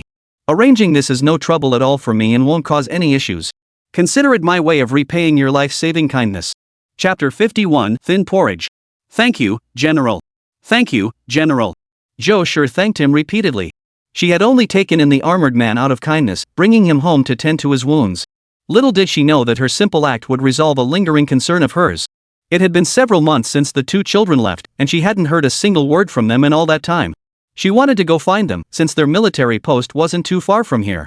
But she had been barred from entering the barracks, never even catching a glimpse of them. Now that she had the chance to see them, Mrs. Zhou was naturally overjoyed. She wondered if they had grown thin, if they had enough to eat, if they had been injured. These worries often kept her awake at night. Thankfully, this chance finally offered her a momentary respite from her worries. Sister Zhou, you saved my life. Thanking me for that is too much honor for me. Seeing Mrs. Zhou about to kneel, the young man hurriedly reached out to help her up. Why does everyone in this game insist on this kneeling business? He'd encountered similar people on his way here, begging for his help, but he simply didn't have the means to assist them now. No time to waste, let's set off immediately. Little Transparent urged, afraid that if he didn't keep an eye on her, Zhou would kneel before him again. No rush, no rush. At this moment, Mrs. Zhou felt an unexpected calm wash over her. General, please eat some light fare and rest your body. There's no rush to go just yet. This humble servant isn't in any hurry. With that, Mrs. Zhou went out to fetch him a bowl of thin porridge. Though called kanji, it was little more than a bowl of water with a pitifully small amount of rice. Calling it kanji was flattering. Sister Zhou, is this what you usually eat? The young man stared at the few grains of rice in the bowl, unable to fathom how people in this era could live like this. He recalled historical dramas from years past. Didn't they all feast on rich meats and revel in luxury? This was the first time the young observer truly grasped the reality of life for the common folk in historical narratives. How could such meager fare possibly fill their stomachs? Without sustenance, how could they muster strength for labor or defend their homeland? Aunt Zhou gave an embarrassed smile, realizing her words had been misunderstood. We never eat such things normally. Rice is so scarce. This time, we thought of how hard the general fights in battle, so we served him a bit to nourish his body and fill his stomach. In ordinary times, we eat bran and husks. When things get even worse, and there's not even bran or husks, we go out and gather tree bark and grass roots to fill our stomachs.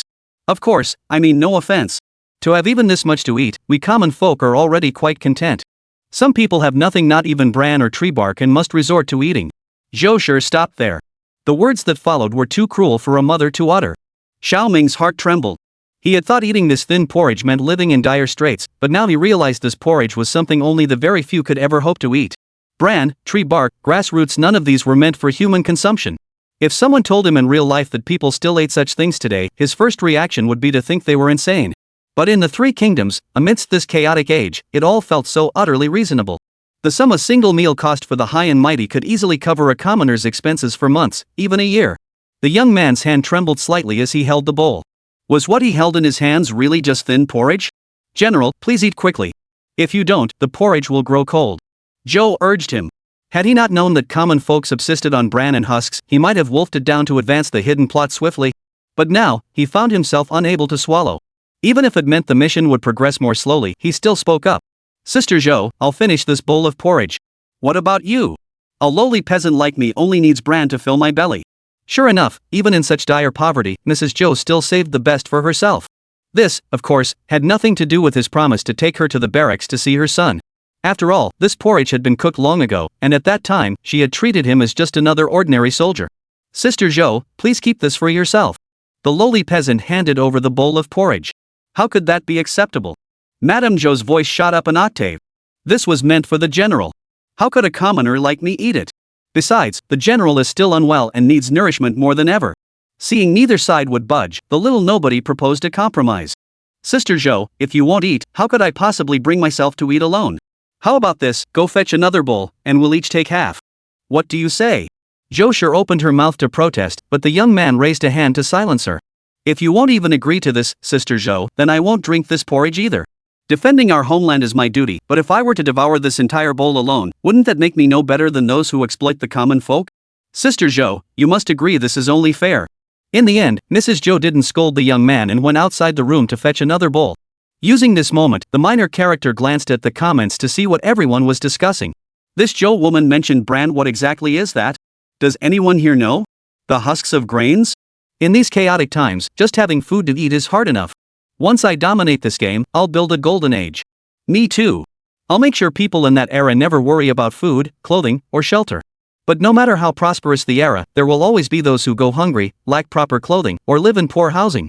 Things will gradually improve. Zhou pushed open the door, and the little transparent figure tore her gaze away from the bullet chat. She naturally picked up the bowl on the table and poured half of the kanji into her own bowl. Is this all right now? Madame Zhou asked tentatively. The little girl reached out and took the other bowl in her hand. If poured out, the porridge in the bowl would flow into another bowl, but only a few grains of rice would trickle through. The little nobody didn't care whether he ate well in this world as long as it filled his stomach, it was enough for him. Fearing Mrs. Zhou might change her mind, he downed the bowl in one gulp. Disgusting. That was the first thought that crossed the transparent one's mind. The rice was coarse, and he could distinctly feel grains of sand mixed in. How could Mrs. Zhou not understand the little nobody's feelings? With a long sigh, she finished the porridge in her bowl. Auntie Zhou, can we go now? The little nobody couldn't wait to get back to his hidden mission. As soon as he saw Mrs. Zhou finish, he hurriedly asked, "Won't the general rest a little longer? The divine physician said this illness requires some recuperation." "No need. I feel perfectly fine now."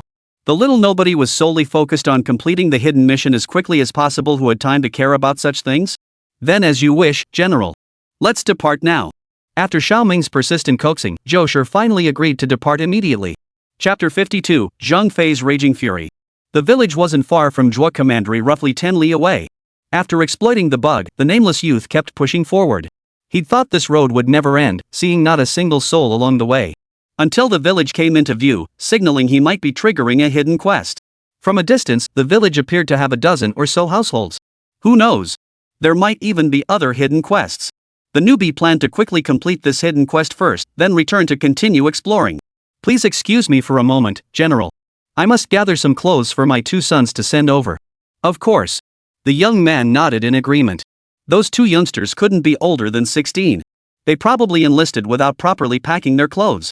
As their mother, Mrs. Zhou naturally worried about them and prepared some food, clothing, and daily necessities. Xiao Mingting initially thought he'd have to wait a while, so he started interacting briefly with the comments. But before long, Mrs. Zhou entered the room, shouldering large bundles and small packages. Quick as a flash, little Transparent snatched one of the bundles and hoisted it onto his own shoulders. "No, no, General." Madame Zhou hurriedly protested. Not only would she never ask someone like the minor official from Zhuo Commandery to carry her things, she wouldn't even dare ask an ordinary soldier. In these turbulent times, human life was the least valuable commodity. If a commoner dared to do such a thing, the soldier's blade would surely come down on them. "Sister Zhou, you're getting on in years. Leave these dirty, heavy chores to us young folks." Xiao Mingao chose to help Mrs. Zhou carry the luggage partly because his conscience demanded it, partly to boost his favor points and increase the rewards for hidden quests.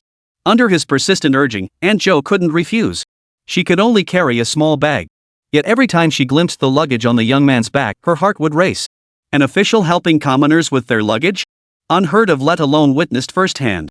Without further delay, if Sister Zhou is ready, let's set off now. The little nobody urged again. All right. Xiao Tongming's enthusiasm left Zhou somewhat dazed. After all, she was the one asking him for a favor. Yet somehow, it felt as if he were the one needing her favor. She couldn't fathom why an ordinary person like herself deserved such treatment from this general. Perhaps it truly was because this general had a kind heart. Mrs. Zhou mused to herself. 10 li neither long nor short. Converted to modern distances, it was just over 4 kilometers. Under normal circumstances, it could be covered in half an hour. But now she was carrying a heavy load of luggage. If Sister Zhou really had to carry it all by herself, it would take half her life. Adding to the hardship, the path wound through muddy mountain trails, making progress difficult. By the time Xiao Ming and the Zhou family reached Zhuo Commandery, a full hour had passed. Due to the Yellow Turban Rebellion, everyone entering or leaving the city had to undergo a simple identity check. Xiao Minglian had slipped out through a secluded spot, but that route was only for leaving, not for entering. Besides, with his status, he didn't need to resort to such lowly methods to enter the city. He strode confidently toward the city gates, intending to enter with Lady Zhou in tow, only to be pulled back by her tugging at his sleeve. "Sir, they're checking the passports." Madame Zhou whispered her warning. "Don't worry," he reassured her. "I hold a minor official position in Zhuo Commandery." The little Transparent reassured Mrs. Zhou.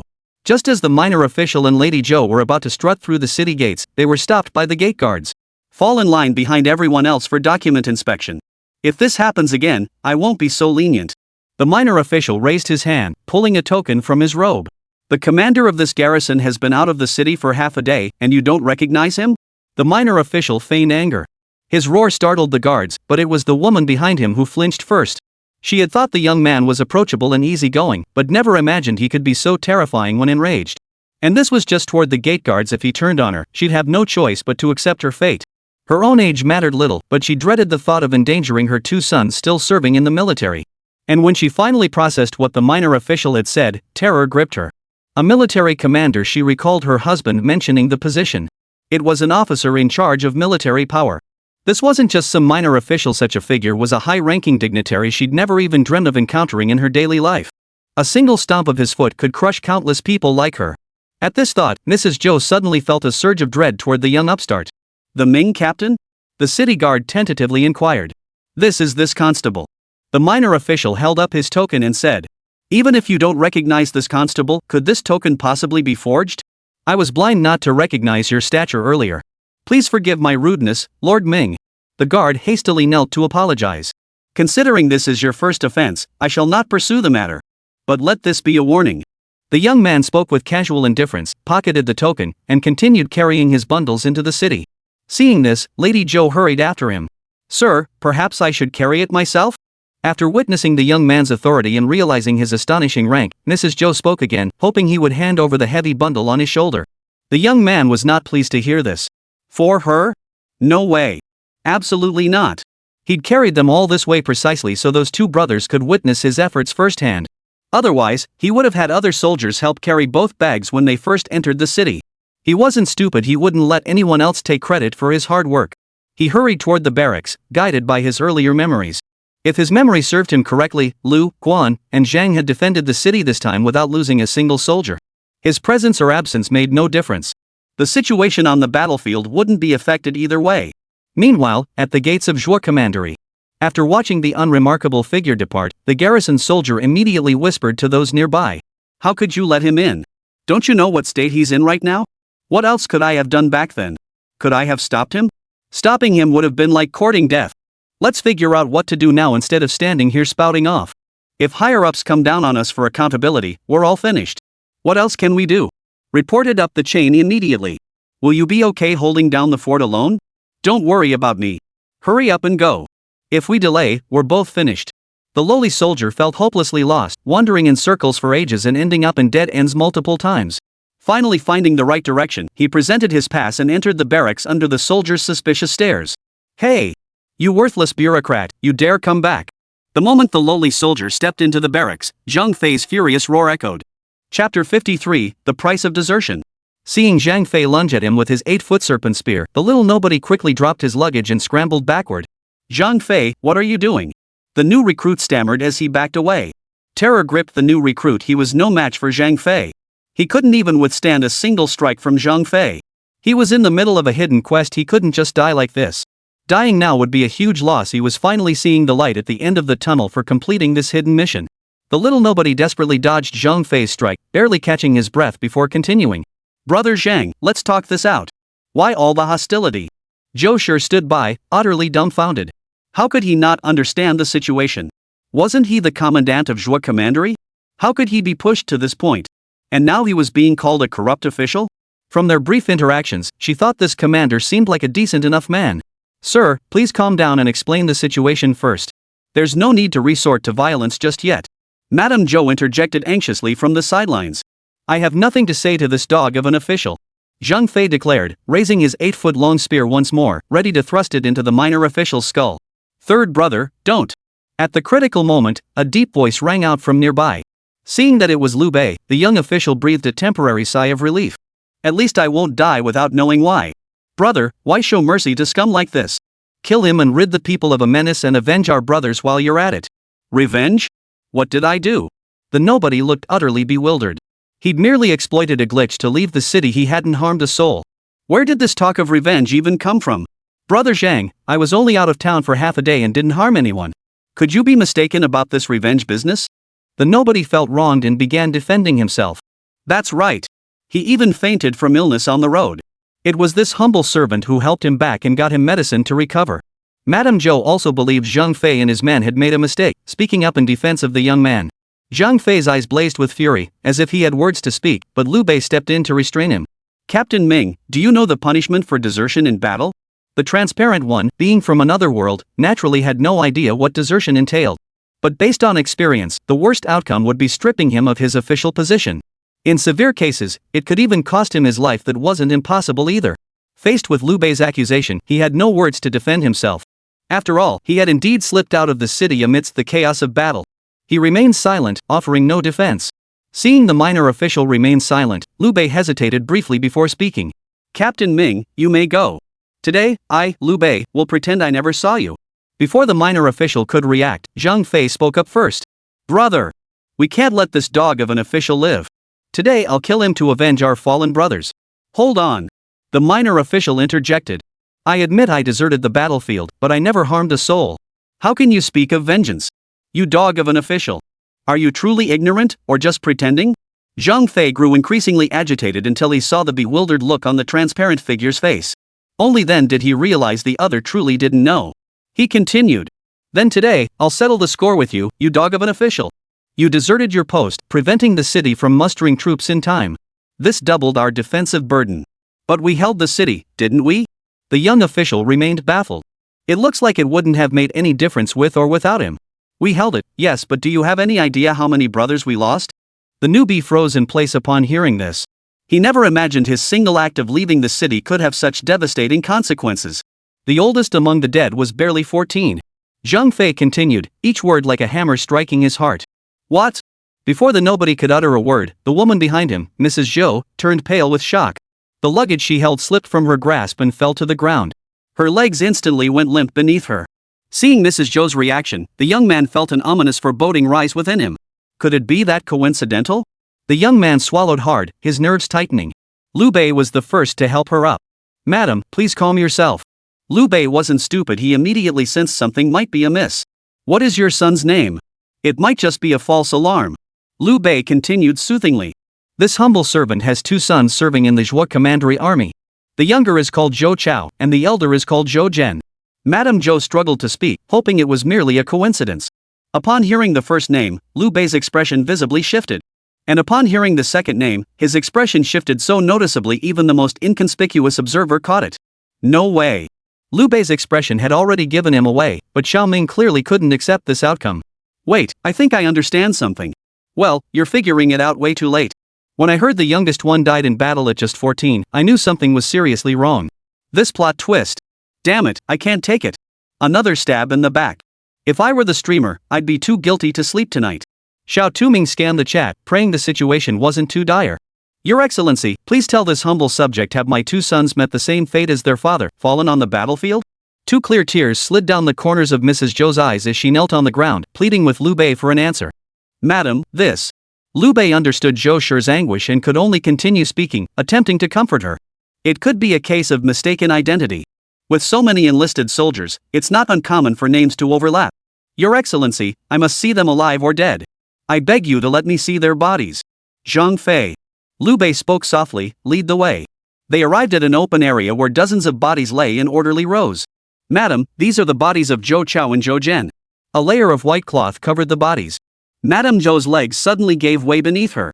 She collapsed to the ground, trembling as she reached out. She gently lifted the white cloth covering the bodies. When she saw the face beneath the white cloth, tears gushed from her eyes like a burst dam. She collapsed to the ground, wailing uncontrollably. She lost her husband in her youth and her son in middle age. When you collapsed unconscious, they brought you home to tend to your wounds. When she caught you reading her private letters, she never uttered a word of reproach.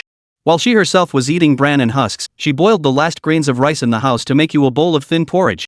And how did you repay her? You gleefully told her you'd take her to find her child.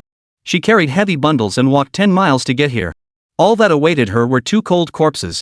The young man felt as though a sharp blade had pierced his heart, the pain so intense he could barely breathe. Unlocked hidden achievement, the price of desertion. Chapter 54, rewinding and starting over. The hidden achievement he'd longed for finally appeared, yet he couldn't muster any joy. This plot twist would keep him awake tonight, consumed by guilt. It was just a game, after all. The little nobody couldn't quite pinpoint why he was reacting so strongly. Was it because the game felt so incredibly real? Truth be told, he hadn't played any game more immersive than 3 Kingdoms. He had completely immersed himself in this character. Hidden achievement, the price of desertion. Achievement effect, permanently increases personal agility by 5. Note, hidden achievements apply to both story mode and world mode, and only one player can possess a given hidden achievement. Seems like a pretty decent hidden achievement. But the cost, he felt he couldn't quite bear it. After finishing this storyline, I'll just reload the save. The minor character spoke calmly. He'd rather forego this hidden achievement than face this situation. Streamer, are you really going to give up this hidden achievement? The buff it grants is practically universal across the entire game. Yeah, no need. If you pass, someone else will definitely grab this hidden achievement. Everyone has their own choices. If it were me, I'd probably make the same decision as the streamer. The second hidden achievement in the entire game, you're really willing to give it up? What's the point of getting it if you can't get past your own mental block? It'd just be a pointless torment. While the chat was still debating whether to abandon this hidden achievement, a top player stepped in and dropped a carnival to silence the entire crowd. He stated he agreed with the streamer's approach. The chat instantly flooded with holy comments. When the noob saw it, his heart fluttered a little. It was the first time he'd ever seen the carnival special effect in his own stream since he started broadcasting. Thanks to the big shot for the carnival gift. Xiao Transparent forced a smile. He understood the distinction: gaming was gaming, work was work. Any negative emotions from gaming shouldn't spill over into work. And Zhou Xiaoming focused his attention on the game and tried to speak. But no matter how loudly he called out, Zhou ignored him completely. Her body slumped on the white cloth as she wept bitterly. The minor character fell silent, standing quietly by to wait. Zhang Fei, witnessing this scene, immediately wanted to grab his 8-foot spear and confront Xiaoming. But Liu Bei stepped in to stop him. Unable to bear witness to this, Zhang Fei simply left the scene, leaving the matter to Liu Bei. Losing her husband in her youth, then her son in middle age. Such blows were unbearable for any flesh and blood person. Zhou Shi was kind-hearted, yet this damned world offered her no reward. Then again, perhaps in the years to come, these two brothers would achieve great deeds and carve out their own place in the three kingdoms. Or perhaps they would return safely, and Zhou Shi would finally receive her due reward. But now she was killed by a nobody. Everything dissolved into a fleeting illusion. After an unknown period of time, Zhou suddenly collapsed to the ground. This terrified the insignificant man beyond measure. He was already filled with guilt. If anything else happened to Mrs. Zhou, he truly couldn't bear the responsibility. "Go fetch the doctor, quickly!" The young man shouted as he helped Mrs. Zhou into the room to rest. The doctor arrived swiftly, and the young man stood by, waiting quietly for the outcome. But after examining her, the doctor shook his head. "No way, is the medical level this backward?" The young servant had assumed that in such a situation, a couple of calming prescriptions and some quiet rest would suffice. But who knew this would happen? But he still clung to a sliver of hope, tugging at the physician's sleeve and asking, "Doctor, say something. What does your shaking your head mean? A troubled heart is hard to heal." The physician gathered his tools, bowed to Liu Bei in farewell, and left the room. The young man tried to reach out and hold him back, but the physician had already concluded that Lady Zhou was beyond saving and saw no reason to linger. After all, they had just fought the Yellow Turban rebels, and there were still a host of wounded soldiers in the camp needing care. He couldn't waste his time on someone doomed to die.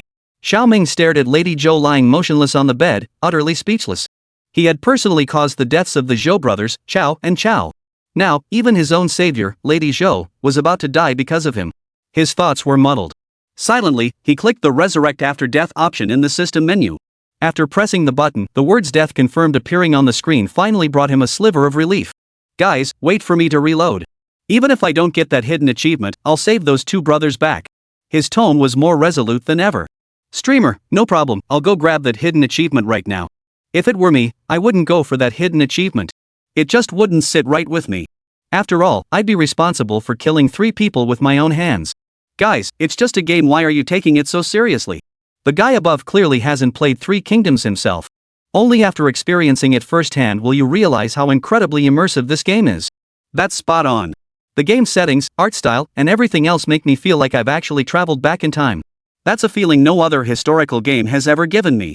Xiao Transparent browsed the comments while selecting a save point to reload. Forget it. Just restart the save file. The newbie didn't mind. The point he wanted to rewind to was essentially the same as starting fresh anyway. He entered the new save file. Everything on the screen felt so familiar. Current mode, story mode. You will receive the hidden achievement, the price of desertion, attribute bonus. Enjoy your game. The noob froze in shock, and the viewers in the livestream had pretty much the same reaction. The hidden achievement remained after the rollback? Doesn't that mean he got this hidden achievement for free? After all, if he followed Jingta Jun's walkthrough upon returning, no soldiers should have died. The newbie quickly addressed Liu Bei before him. "Brother Xuanda, have you heard of the Zhou brothers Zhou Chao and Zhou Zhen in the army?" Liu Bei looked utterly bewildered. He had 500 soldiers under his command and 1,000 guards in the county. How could he possibly know every single name? These weren't soldiers who had fallen in battle. Seeing that blank expression, the nobody guessed the situation. "Never mind.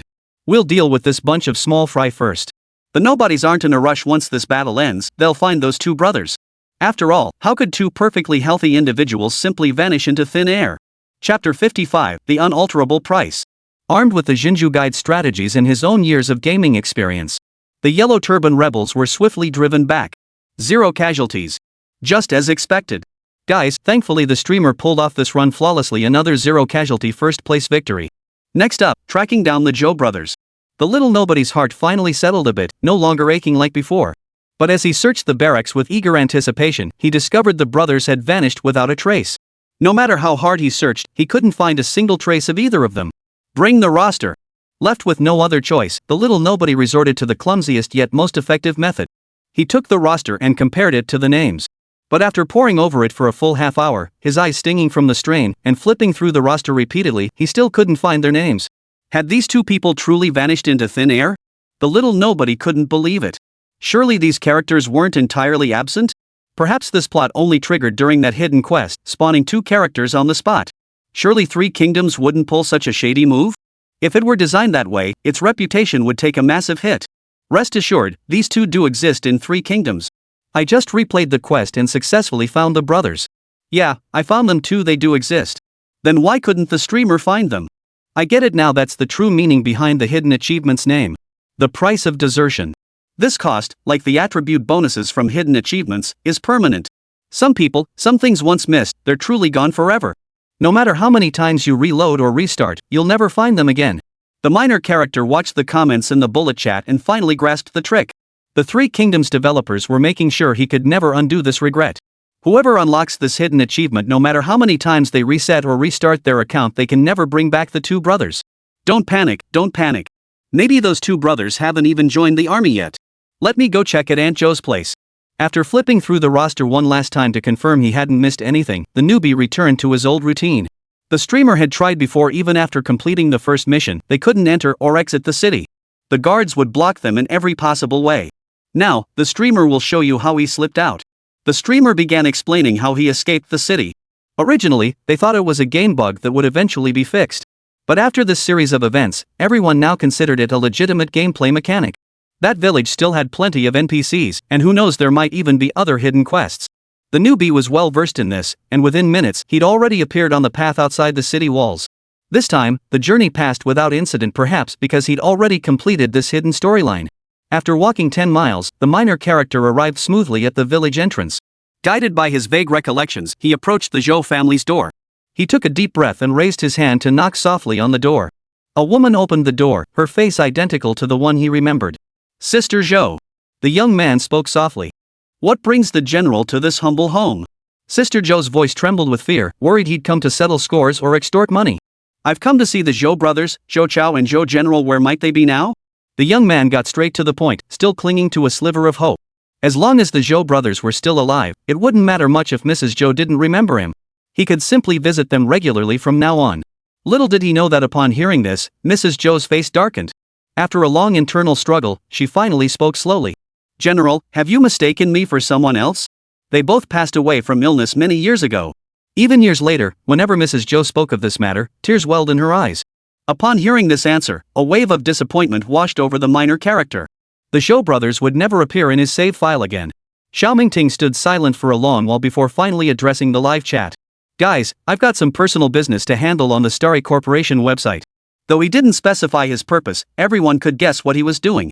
He didn't hide his stream either, so the 100,000 viewers in his livestream watched him battle on the Starry Corporation website. Upon arriving, Xiao Tongnian found numerous others already engaged in combat here. Most were complaining about the excessive violence in the Three Kingdoms storyline. Damn designers, did they really have to make the plot so brutal? What do ordinary people even eat?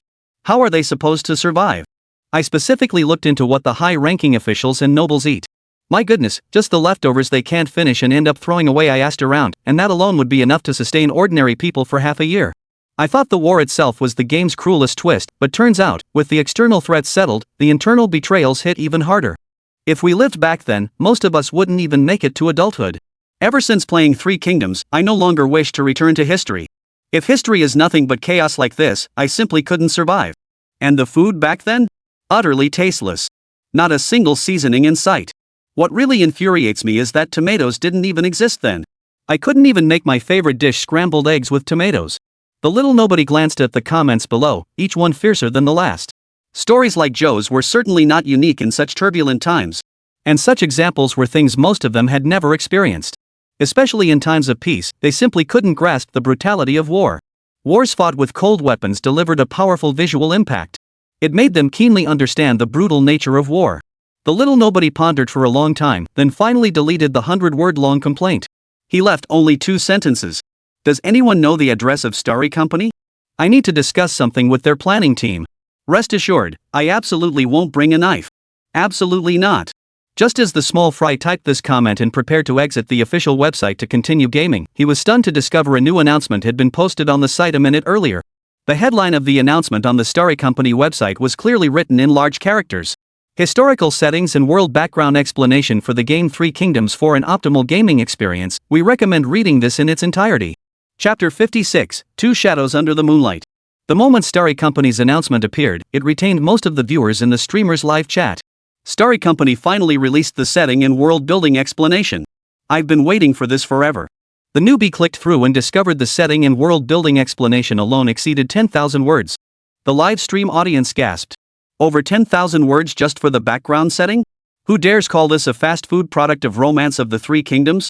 A 10,000-word introduction. What other historical game has such ambition? In truth, Lí Héng had actually held back. If he hadn't restrained himself, the setting alone could have been even more extensive. Lí Héng dedicated an entire section within the game for players to browse this extensive announcement, complete with a search function. This way, players encountering unfamiliar terms or etiquette-related matters during gameplay could quickly find answers through search. After finishing all this, Lí Héng glanced at the time. It was already 8 p.m. He stretched lazily and checked the sales figures for Three Kingdoms once more. Just as he'd expected, sales surged significantly after the working crowd finished their shifts. I'm starving. What should I grab to eat? In Lí Héng's view, there were only 3 truly important things in the world. What to eat for breakfast, lunch, and dinner. I woke up in the afternoon and immediately got busy with setup tasks, still without a proper meal. Of life's 3 great matters, I've already missed 2 today. Just as Lí Héng was pondering what to eat for dinner, his phone rang. Hey, are you having dinner tonight? It was his senior classmate, Zhang Hanyan, calling. She knew Lí Héng had been burning the midnight oil to meet game deadlines lately and was finally getting some proper rest today, so she hadn't called or texted him all day to avoid disturbing him. It was already 8 in the evening, and she figured Lí Héng must have rested enough by now. Not yet. Lí Héng replied, then, in a rare burst of humor, joked. How does my senior plan to reward this great contributor? A silvery, pleasant laugh rang out from the other end of the line. Come downstairs. I'm waiting below your building. Got it. Meeting his senior for dinner didn't weigh on Lí Héng's mind at all. He didn't need to dress up or anything. They were so familiar with each other, and it wasn't like they had a superior-subordinate relationship anyway. When he arrived downstairs, to his surprise, his senior hadn't driven over. That wasn't like her at all. After all this time, how could Lí Héng not know? His senior was incredibly diligent at work. But when it came to her personal life, especially her commute, she'd never walk when she could drive. Where to eat? Since I didn't drive, it must be somewhere nearby. Where else could we go around here? Zhang Hanyan didn't directly answer Lí Héng's question but kept walking forward. Lí Héng followed behind, using the faint streetlights to make out that his senior was wearing a beige trench coat today. Her lower half featured a black pleated skirt paired with gray knee-high socks. Lí Héng found himself staring absent-mindedly. It seemed like he hadn't seen his senior dressed like this since she graduated. Hurry up and catch up. What are you dawdling behind for? Zhang Hanyan turned back and noticed Lí Héng lagging far behind, his steps almost absent-minded. Seeing the smile on Zhang Hanyan's face, Lí Héng couldn't help but smile too. Coming. Lí Héng jogged a short distance, while Zhang Hanyan stopped to wait for him. Only when they were walking side by side did Zhang Hanyan continue forward. When was the last time we went there? Lí Héng understood his senior meant Sue's barbecue, where they were headed next. It's been open near the university gate for over a decade. Great food at great prices. It seemed like we hadn't been there together since she graduated. Zhang Hanyan listened to this, no way around it. After graduation, my family kept me busy with company matters. Who had time for anything else? Tonight's the night your Three Kingdoms novel blew up on STM, recouping all previous investments in a single day and then some. Otherwise, I'd still be handling company matters tonight. Zhang Hanyan paused, turned to look at Lí Héng, and shifted her tone, her voice growing serious. What you just implied after I graduated, you went out to eat with someone else. Tell me, which junior was it? Lí Héng felt a chill run down his spine under Zhang Hanyan's piercing gaze and quickly retorted. Senior, you're wronging me. Don't you know what I was like in college? I only come here to eat when I'm bored with my roommates. Zhang Hanyan finally withdrew her gaze upon hearing his explanation, nodding slightly. True. You spent all your time holed up in the dorm playing games back then. When would you have had time for socializing? Right? Just as Lí Héng breathed a sigh of relief, his senior sister seemed determined not to let the opportunity pass. After all this time, haven't you had anyone you fancied? The question caught Lí Héng completely off guard. As a pure-hearted young man, he'd never navigated such territory. He stammered and stuttered for ages, unable to force a single word out. Junior, why are you blushing so much? A fleeting, unspoken disappointment flashed in Jiang Hanyan's eyes as she looked at Lí Héng's face before changing the subject. Ha? Really? Lí Héng instinctively reached up to touch his face, discovering it was indeed much hotter than usual. He didn't notice the fleeting disappointment in Jiang Hanyan's eyes. We're here. Sue's barbecue wasn't far from Lí Héng's rental apartment, and they'd already arrived at the shopfront while chatting. Lí Héng felt like he'd dodged a bullet, finally able to catch his breath. Look how nervous you are. Jiang Hanyan and Lí Héng sat down at a table. She picked up the menu and handed it to Lí Héng. You order. Don't tell me after just a few years, you've forgotten what I like to eat. The pressure continued to mount on Lí Héng. Hearing this, Lí Héng tremblingly held out both hands as his mind frantically searched for the relevant memories. Damn brain, hurry up and remember. But before Lí Héng could recall anything, Jiang Hanyan spoke softly. It's too late tonight. Once I wrap up these company matters in a couple of days, I'll make up for this celebratory dinner. Jiang Hanyan's tone carried a hint of guilt. It's fine. I actually enjoy eating here. Besides, I'll be busy with the Three Kingdoms design soon. I won't have much time. This is perfect. Lí Héng offered reassurance. Jiang Hanyan leaned on the table, silently watching him without speaking. After a period of rapid mental processing, Lí Héng finally recalled what his senior liked to eat. After selecting the dishes, he checked the insanely spicy option for the heat level. She loved this restaurant's chili peppers and always ordered extreme spicy whenever she came. Lí Héng handed the menu to the front desk and continued chatting with his senior about old times. Are you too sure about the insane level? The chef approached with the menu and inquired. Just a heads up, folks, our insane spicy is seriously hot.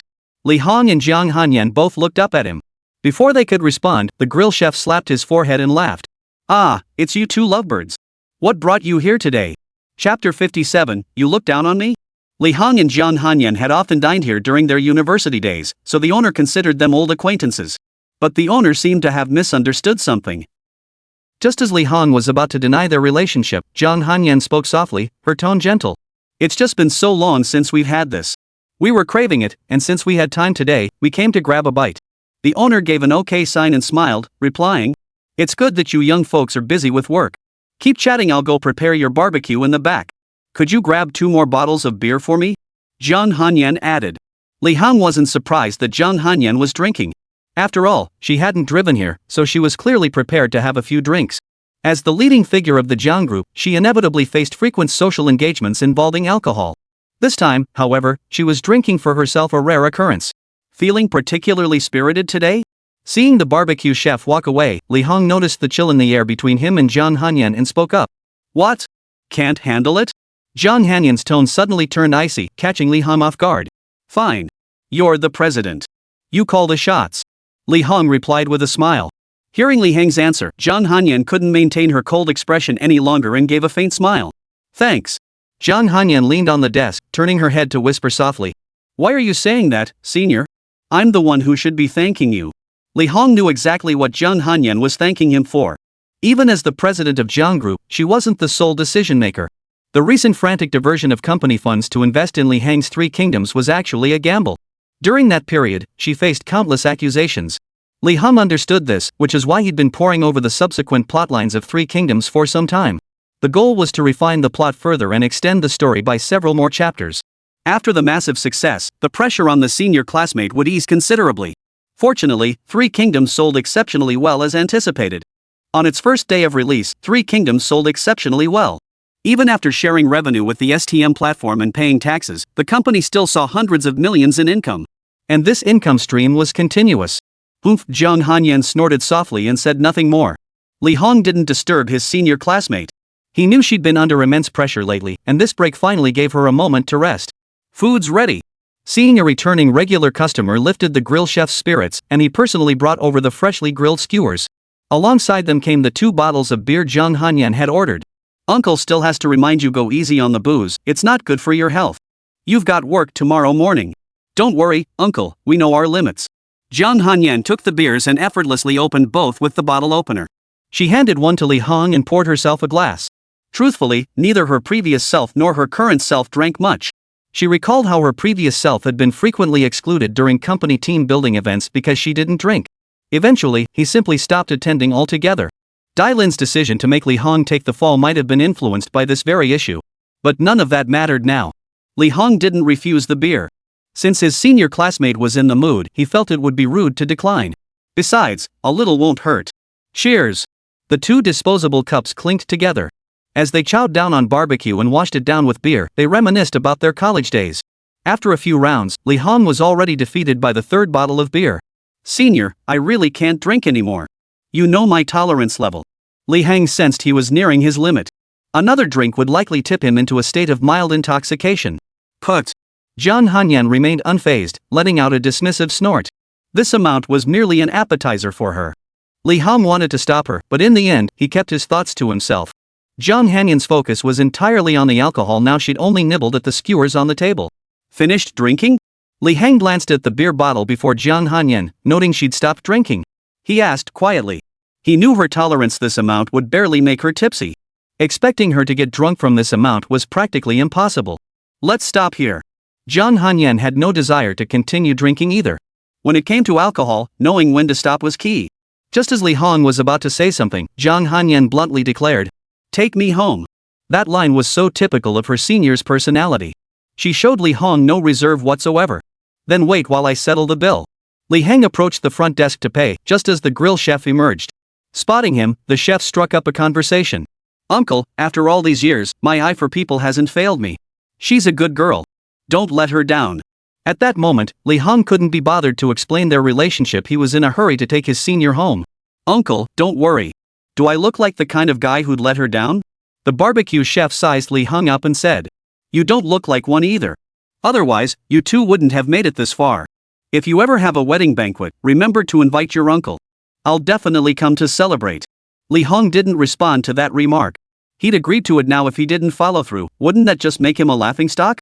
Besides, the grill master was just making polite conversation, nothing more. "Alright, take the young lady home. You wouldn't make her walk alone in the dark, would you?" "Of course not." Lí Héng transferred the money, then turned and waved goodbye. "See you, uncle. Come by often. I'll give you a discount." Lí Héng approached Zhang Hanyan, who was still leaning against the sofa, and said, "Let's go." But Zhang Hanyan didn't budge. She simply held out her hand to Lí Héng and said lazily, "Help me up." To put it bluntly, Lí Héng had never touched a girl's hand in his entire life. Zhang Hanyan's request instantly made him feel awkward. "What are you standing there for?" Zhang Hanyan found it rather amusing to see Lí Héng frozen in place, utterly flustered. How could a guy who'd graduated just a few months ago still be so shy around a girl? Zhang Hanyan casually placed her hand on Lí Héng's shoulder, only for him to recoil as if electrocuted the moment their skin touched. Zhang Hanyan had barely felt the warmth of Lí Héng's arm before he jerked backward. Lí Héng felt utterly helpless. The moment his body registered that icy touch, his reflexes kicked in, sending him scrambling backward. By the time he realized what had happened, it was already too late. A flicker of emotion flickered in Zhang Hanyan's eyes, though her expression remained impassive as she spoke. "Do you despise me?" Chapter 58, Abandoning That Thought. "No." Lí Héng was at a loss for words, unable to defend himself. His face flushed crimson, exacerbated by the alcohol he'd already consumed. How could he possibly answer? He certainly didn't despise his senior. But he had indeed instinctively dodged her hand the moment she reached out. He hadn't meant to. It was purely an involuntary physical reaction. He didn't know how to explain it. Any explanation now would just make things worse. No one could have imagined that the lead game designer behind the groundbreaking masterpiece Three Kingdoms, created in just a few days, was such a shy and timid guy in real life. "Senior, I said it was my body's instinctive reaction. Do you believe me?"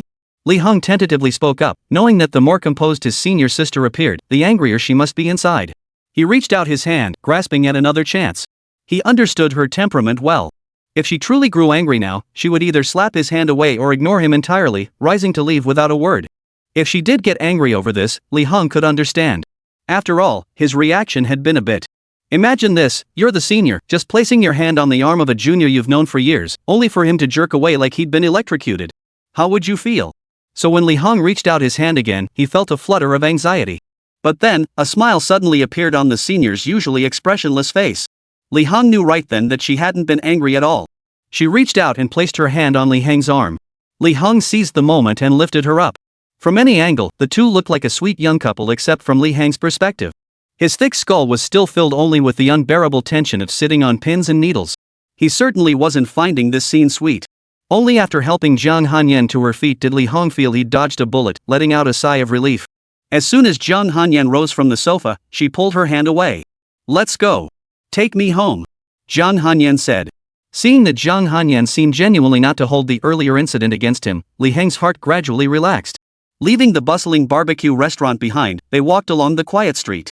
Lí Héng wanted to break the silence, but didn't know how to start. He glanced at Jiang Hanyan beside him.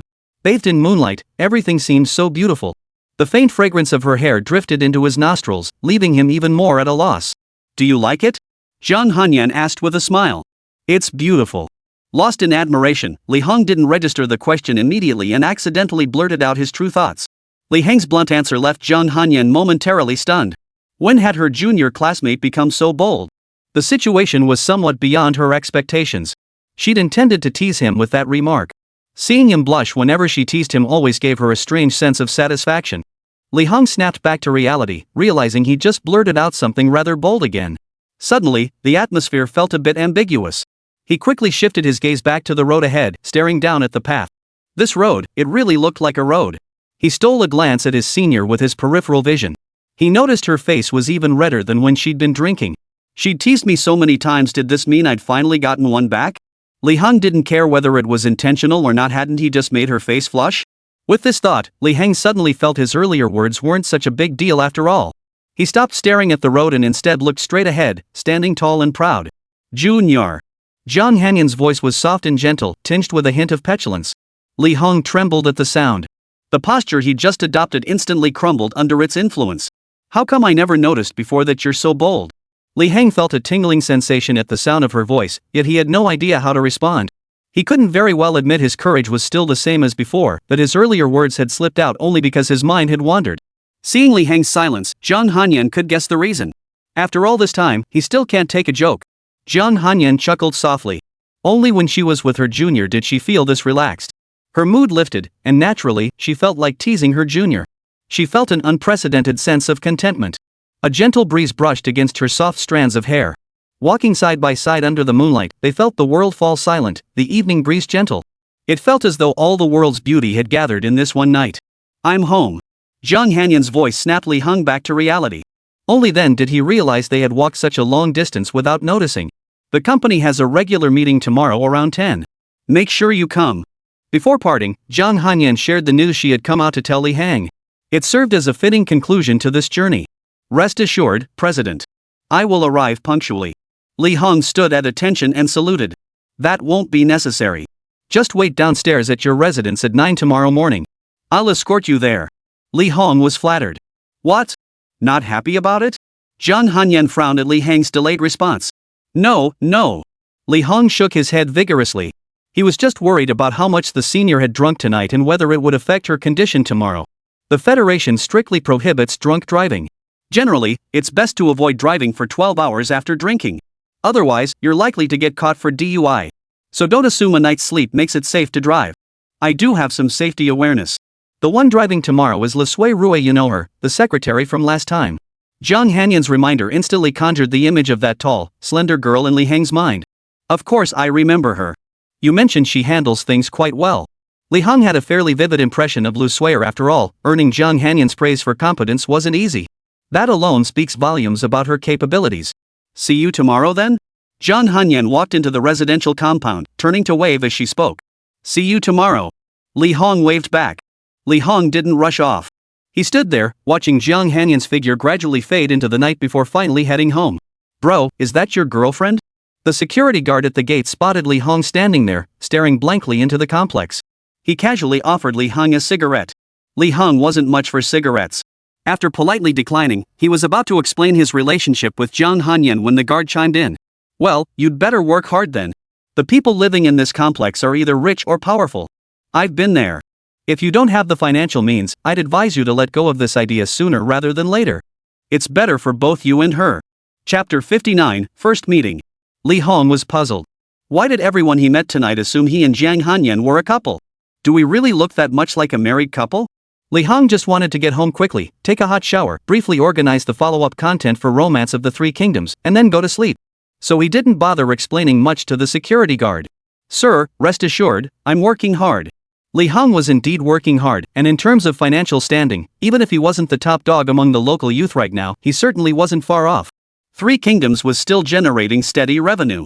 As long as the subsequent content didn't disappoint, more and more people would pay for it.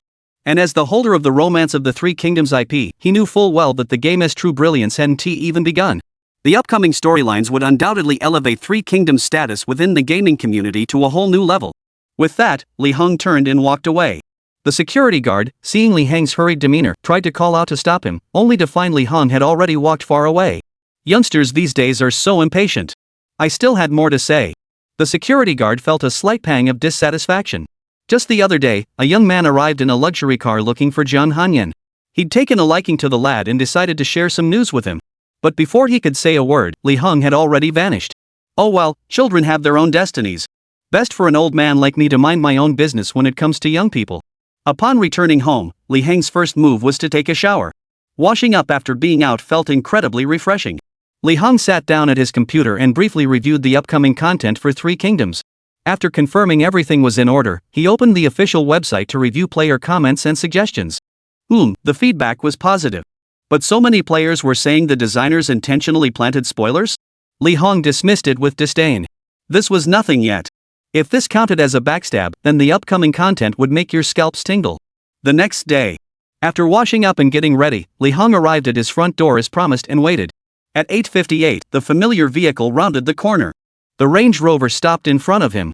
Lí Héng, who had intended to sit in the back, saw Jiang Hanyan already seated there and promptly opened the passenger door instead. Sitting next to his senior would make their relationship look, well, complicated. But the moment Lí Héng opened the passenger door, he heard his senior's displeased voice from the back seat. Who said you could sit in the front passenger seat? I don't like anyone sitting there. Move to the back. With his senior speaking so decisively, Lí Héng had no choice but to comply. He silently closed the passenger door and climbed into the back seat. Lu Suier overheard their exchange and felt an inexplicable urge to laugh. But years of professional training kept her from showing it. Through the rearview mirror's reflection, Lu Suier saw the pair in the back seat and found them oddly well matched. How come I never noticed before that the boss and that other person looked like they could be married? Li Zirui dared not voice this thought aloud. As a secretary, the worst thing you could do is meddle in your boss's personal affairs without his permission. For some inexplicable reason, her luck today was off the charts. The drive from Lí Héng's rental apartment to Starry Company involved passing through several traffic lights. Yet today, every single one of those lights turned green as the three of them passed through. The smooth journey meant they arrived at the company well ahead of schedule. Xiao Lo, go buy some breakfast. Mr. Li doesn't have any dietary restrictions, so feel free to choose whatever you like. Just have it delivered directly to his office. Jiang Hanyan casually gave the order as she stepped out of the car, then took the elevator with Lí Héng. Aren't you worried I'll eat breakfast? Lí Héng inquired. What state do you think I'll be in? After all these years, don't you know me? You never liked breakfast even back in college. Jiang Hanyan replied with an expression of utter certainty, then added. Head to the conference room and wait. I need to handle some matters for Jiang Group first. All right. As Jiang Hanyan exited the elevator, Lí Héng pressed the button for the Xingchen Company floor. Good morning, President Li. With Jiang Hanyan and Yu Sirui's assistance, Star Corporation had taken shape within days. To be honest, Lí Héng still felt a bit intimidated by this kind of setting. An intern who had only been working for 3 months suddenly transformed into one of the company's leading figures. Such a drastic shift in status inevitably brought about psychological changes. Lí Héng had intended to head straight to the conference room, but remembering his breakfast would be delivered to his office later, he decided to wait there instead. Besides designing games, he had little else to occupy his time. Major matters were handled by Jiang Hanyan, while minor tasks fell to his subordinates. He avoided any kind of miscellaneous work, which was why Jiang Hanyan had personally reminded him last night about the meeting scheduled for 10 o'clock this morning. Lu Suier soon arrived with the breakfast she'd purchased a variety of items including fried dough sticks, soy milk, and steamed buns. Mr. Li, if there's nothing else, I'll head down now. Alright, thank you. Only after watching Lu Suier leave did Lí Héng pick up his breakfast and begin eating. By the time he finished, Jiang Hanyan had caught up. It was 5 minutes to 10. Aren't you going to the conference room after eating? Jiang Hanyan asked Lí Héng. Lí Héng's office had excellent visibility. He could see straight into the conference room just by looking up. Only then did Lí Héng notice the meeting room was already packed. It seemed only he and his senior classmate were missing for the meeting to begin. His own Starry Company didn't have that many employees, so some of them must be from the Jiang Group below. They were just waiting for his senior classmate. After last night's events, Lí Héng's courage had gradually grown. Go ahead and talk back. Jiang Hanyan turned and walked toward the conference room. Off to a meeting. Lí Héng hurried after her. To be honest, he had no idea what to say in the upcoming meeting. He hadn't even prepared any documents. He'd considered grabbing something to make it look like he'd done his homework, but seeing his senior classmate also empty-handed, he abandoned the idea. You're still following me? Zhang Hanyan turned around, stopping to smile at Lí Héng, who had been trailing behind. Before Lí Héng could process it, his senior continued. This is your company. You're the boss. You should be leading the way. Don't you understand such a simple principle? Even if Lí Héng were completely clueless about social etiquette, he knew this much. It was just that the shift in roles had left him momentarily disoriented. He quickened his pace and stepped up to walk in front of Zhang Hanyan. The two entered the conference room one after the other. Lí Héng walked to the head of the long table, momentarily unsure of what to say. He had no idea what the meeting was about, so he tentatively asked, "Everyone here?" Chapter 60, Bonus Distribution. Zhang Hanyan glanced at Lí Héng with some surprise. She had originally planned to chair this meeting herself, intending to set a simple example for Lí Héng. She wanted him to learn how to run a meeting. After all, such meetings would be necessary going forward. Zhang Hanyan couldn't possibly chair them all for Lí Héng. She had her own conglomerate to manage, with numerous affairs demanding her attention. To her surprise, Lí Héng proved quite capable. Before she could say a word, he had already taken control of the meeting. She decided to sit back and quietly observe how Lí Héng performed. Le Sueur, as Zhang Hanyan's trusted secretary, showed a momentary flicker of panic when she realized Lí Héng was taking the lead, but she recovered remarkably quickly. Facing the questions Lí Héng posed, she knew she had to respond. You couldn't expect someone who'd been buried in games for days to know every single employee.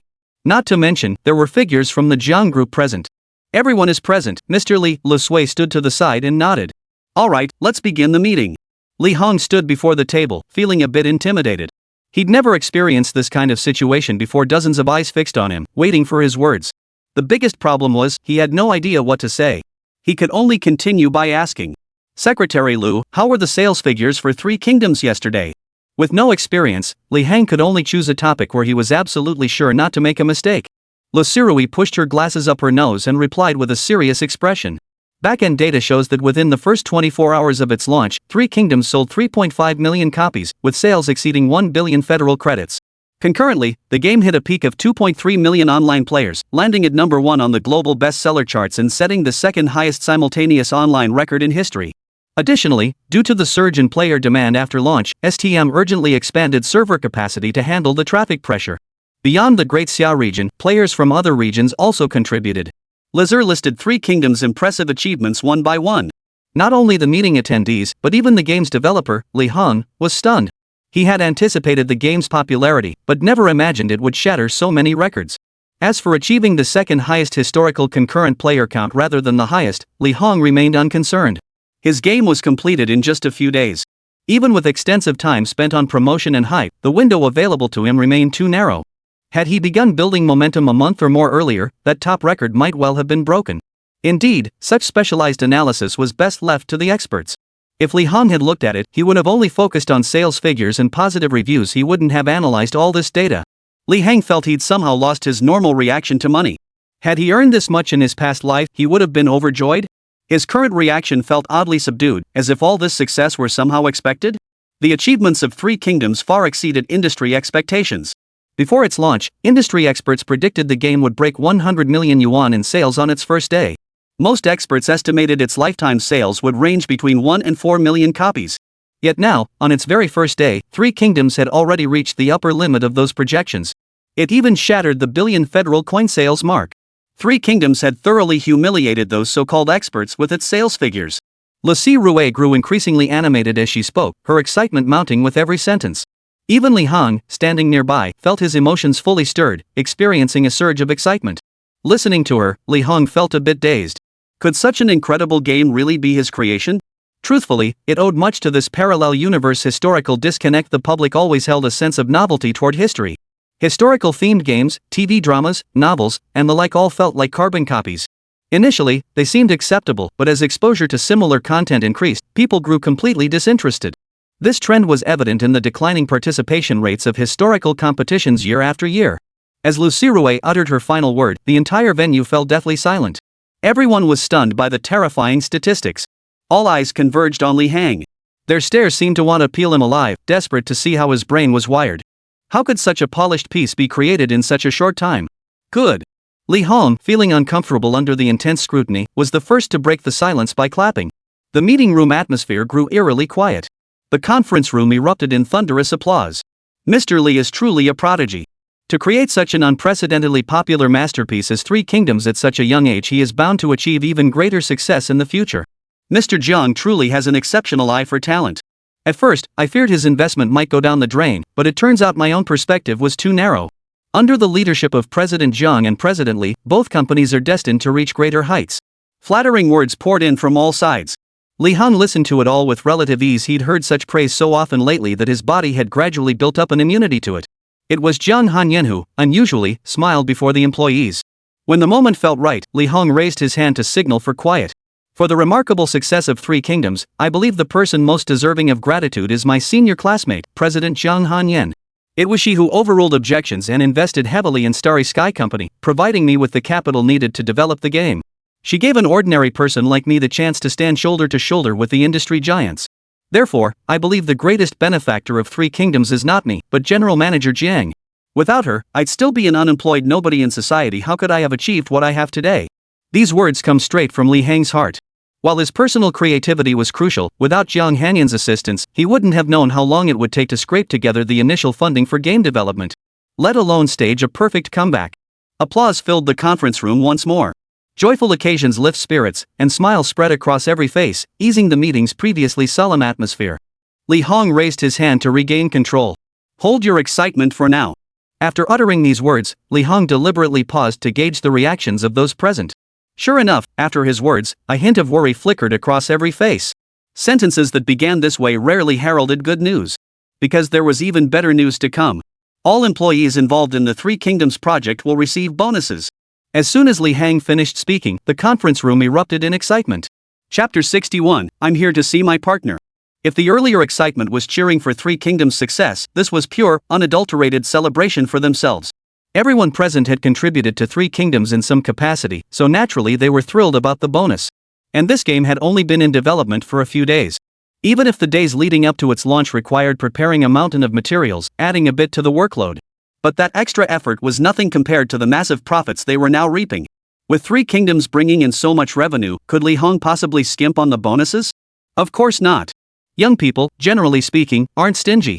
Lí Héng had once been an ordinary worker himself, so he understood how difficult it was for average people to accumulate wealth. Now that his game had achieved some success, rewarding his employees felt perfectly natural. This time, Lí Héng didn't raise a hand to stop their laughter. He actually enjoyed having such positive energy in the company. After their laughter gradually subsided, Lí Héng turned to Le Sueur beside him and said, Secretary Lo, I'll need you to pay extra attention to the bonus distribution. The more you participate, the bigger the bonus. The greater the contribution, the larger the reward. The size of the contribution has nothing to do with one's position. Lí Héng's final remark once again stirred the emotions of the employees present.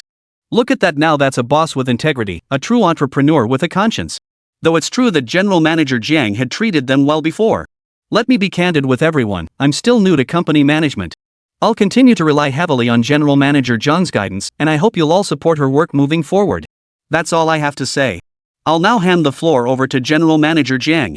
She'll outline the company's future direction and your respective work responsibilities. Lí Héng knew this was all he could realistically say at this point. To continue would only lead to empty promises and grandiosity.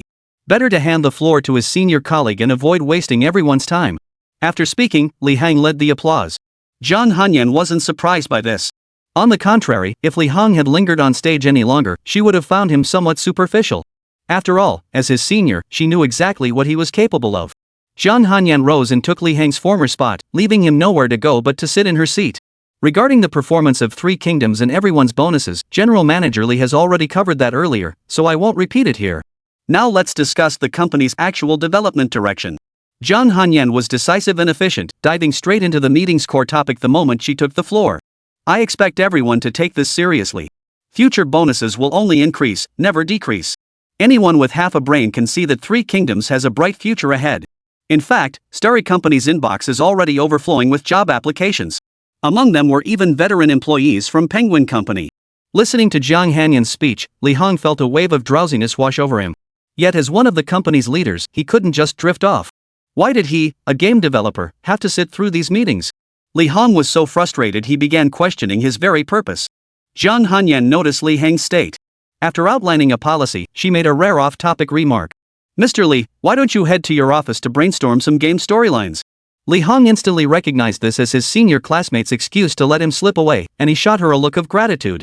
Just as Lí Héng stood up and was about to leave, the conference room door burst open. Sir! Sir! You!" The voice abruptly cut off. All eyes were drawn to the abrupt interruption.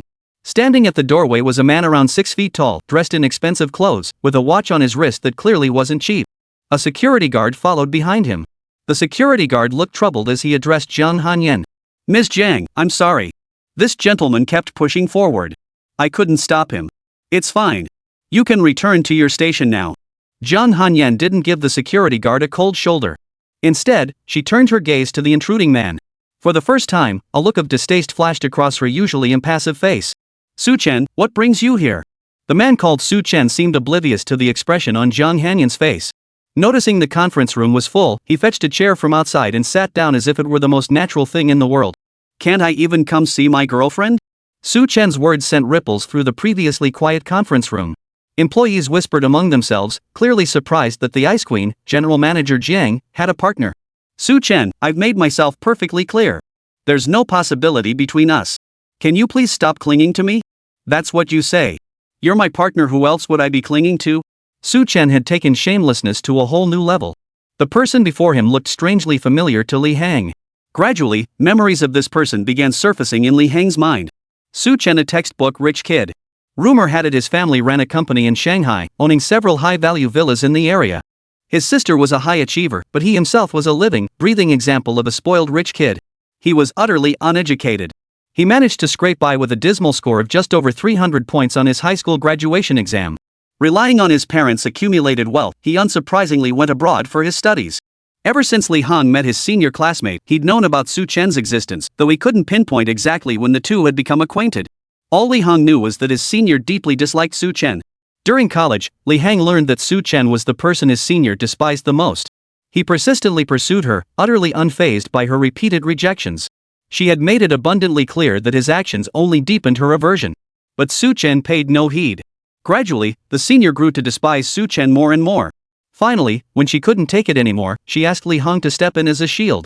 This diversion proved successful, and in the years that followed, Su Chen gradually reduced his harassment of the senior. If Su Chen's character were passable, Lí Héng might even feel a shred of sympathy for him. But judging by the fragments in her memory, he was not someone worthy of entrusting one's life to. His temper flared easily, and he would lash out at those around him with blows and insults. This was precisely what his senior disliked most about him. A man whose emotions could spiral out of control so easily, who could say whether it might escalate into domestic violence? Zhang Hanyan had thought all matters concerning Su Chen had been settled, yet he still refused to let go. "Su Chen, I'm working." Zhang Hanyan's tone turned icy. Su Chen ignored her, scanning the room before fixing his gaze on Lí Héng. "What are you still doing here, pretty boy?" Chapter 62, I want the IP adaptation rights for Three Kingdoms. As Su Chen's words fell, the meeting room's gaze refocused on Lí Héng. When Lí Héng saw Su Chen enter the conference room, he had already returned to his seat. He'd intended to quietly observe how his senior handled the situation, stepping in only if things got too messy. After all, this was her personal matter. But before he could speak, Su Chen confronted him first. And neither his tone nor his choice of words were anything pleasant to hear. "I don't appreciate that remark. Why don't you go find out whose company this is?" Lí Héng wore an amused expression. He had little to say to someone like Su Chen, just a spoiled brat flaunting his family's modest fortune. Three Kingdoms was still generating steady revenue. It wasn't an exaggeration to say that given just a little time, the wealth from Three Kingdoms alone could surpass Su Chen's family assets. So naturally, he didn't give Su Chen a second thought. "Oh, look at our pretty boy, he's made something of himself now, even got his own company." Su Chen's tone remained as arrogant and overbearing as ever. "Your own company? Then why is my girlfriend chairing meetings here?" Zhang Hanyan's face darkened with disgust at his words, her voice thick with anger. "Su Chen, let me reiterate, I am not your girlfriend. There's no chance between us. Why won't you just let me go? My senior and I are dating, you know that. What's wrong with my girlfriend managing my company?" Needle against straw, neither side backing down. Su Chen's previously composed demeanor exploded at Lí Héng's words. "You pretty boy, dreaming in broad daylight? Don't think I don't know back then, you were just a fake, nothing more than a shield. You really think I didn't investigate thoroughly?" Su Chen spat furiously. When Su Chen learned that Zhang Hanyan and this pretty boy had become boyfriend and girlfriend, he felt like the sky was falling. He drifted aimlessly abroad for a long time afterward. Only later, when he finally sensed something was off, did he have someone briefly look into their current situation. The simple investigation revealed they were never even in a relationship. Upon learning this, Su Chen wanted to storm back immediately, but his father blocked him. Threatening to withhold his living expenses, his father insisted he complete his overseas studies before returning to China. So, the moment he returned to China, he rushed straight here. Hearing Su Chen's words, Zhang Hanyan knew the truth about the past had been exposed. Yet she remained unflustered, her expression betraying not a hint of embarrassment at being exposed. She reached out, and under everyone's gaze, she took Lí Héng's hand and raised it high in the air.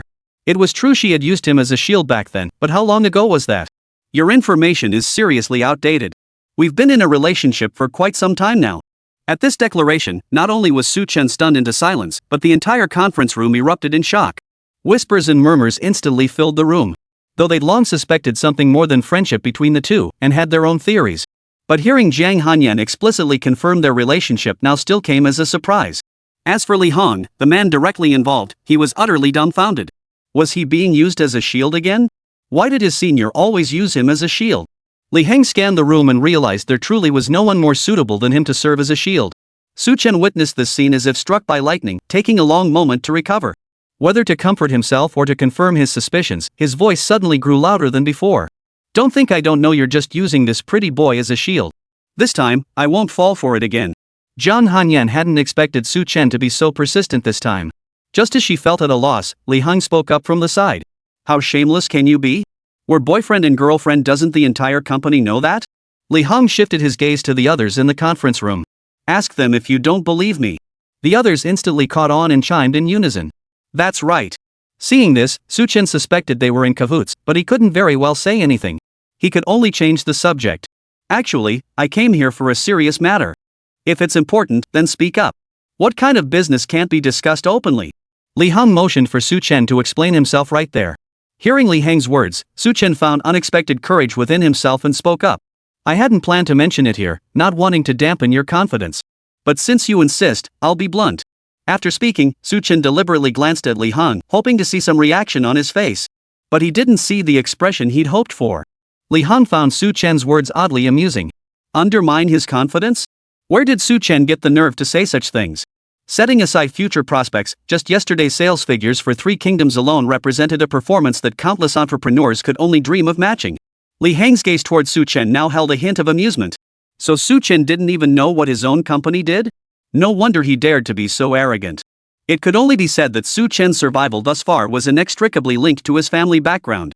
Otherwise, with his reckless and headstrong personality, he would have been taken down a peg by countless people long ago. Noticing the hint of amusement on Lí Héng's face, Su Chen didn't get angry. He simply dismissed it as Lí Héng being out of touch with reality.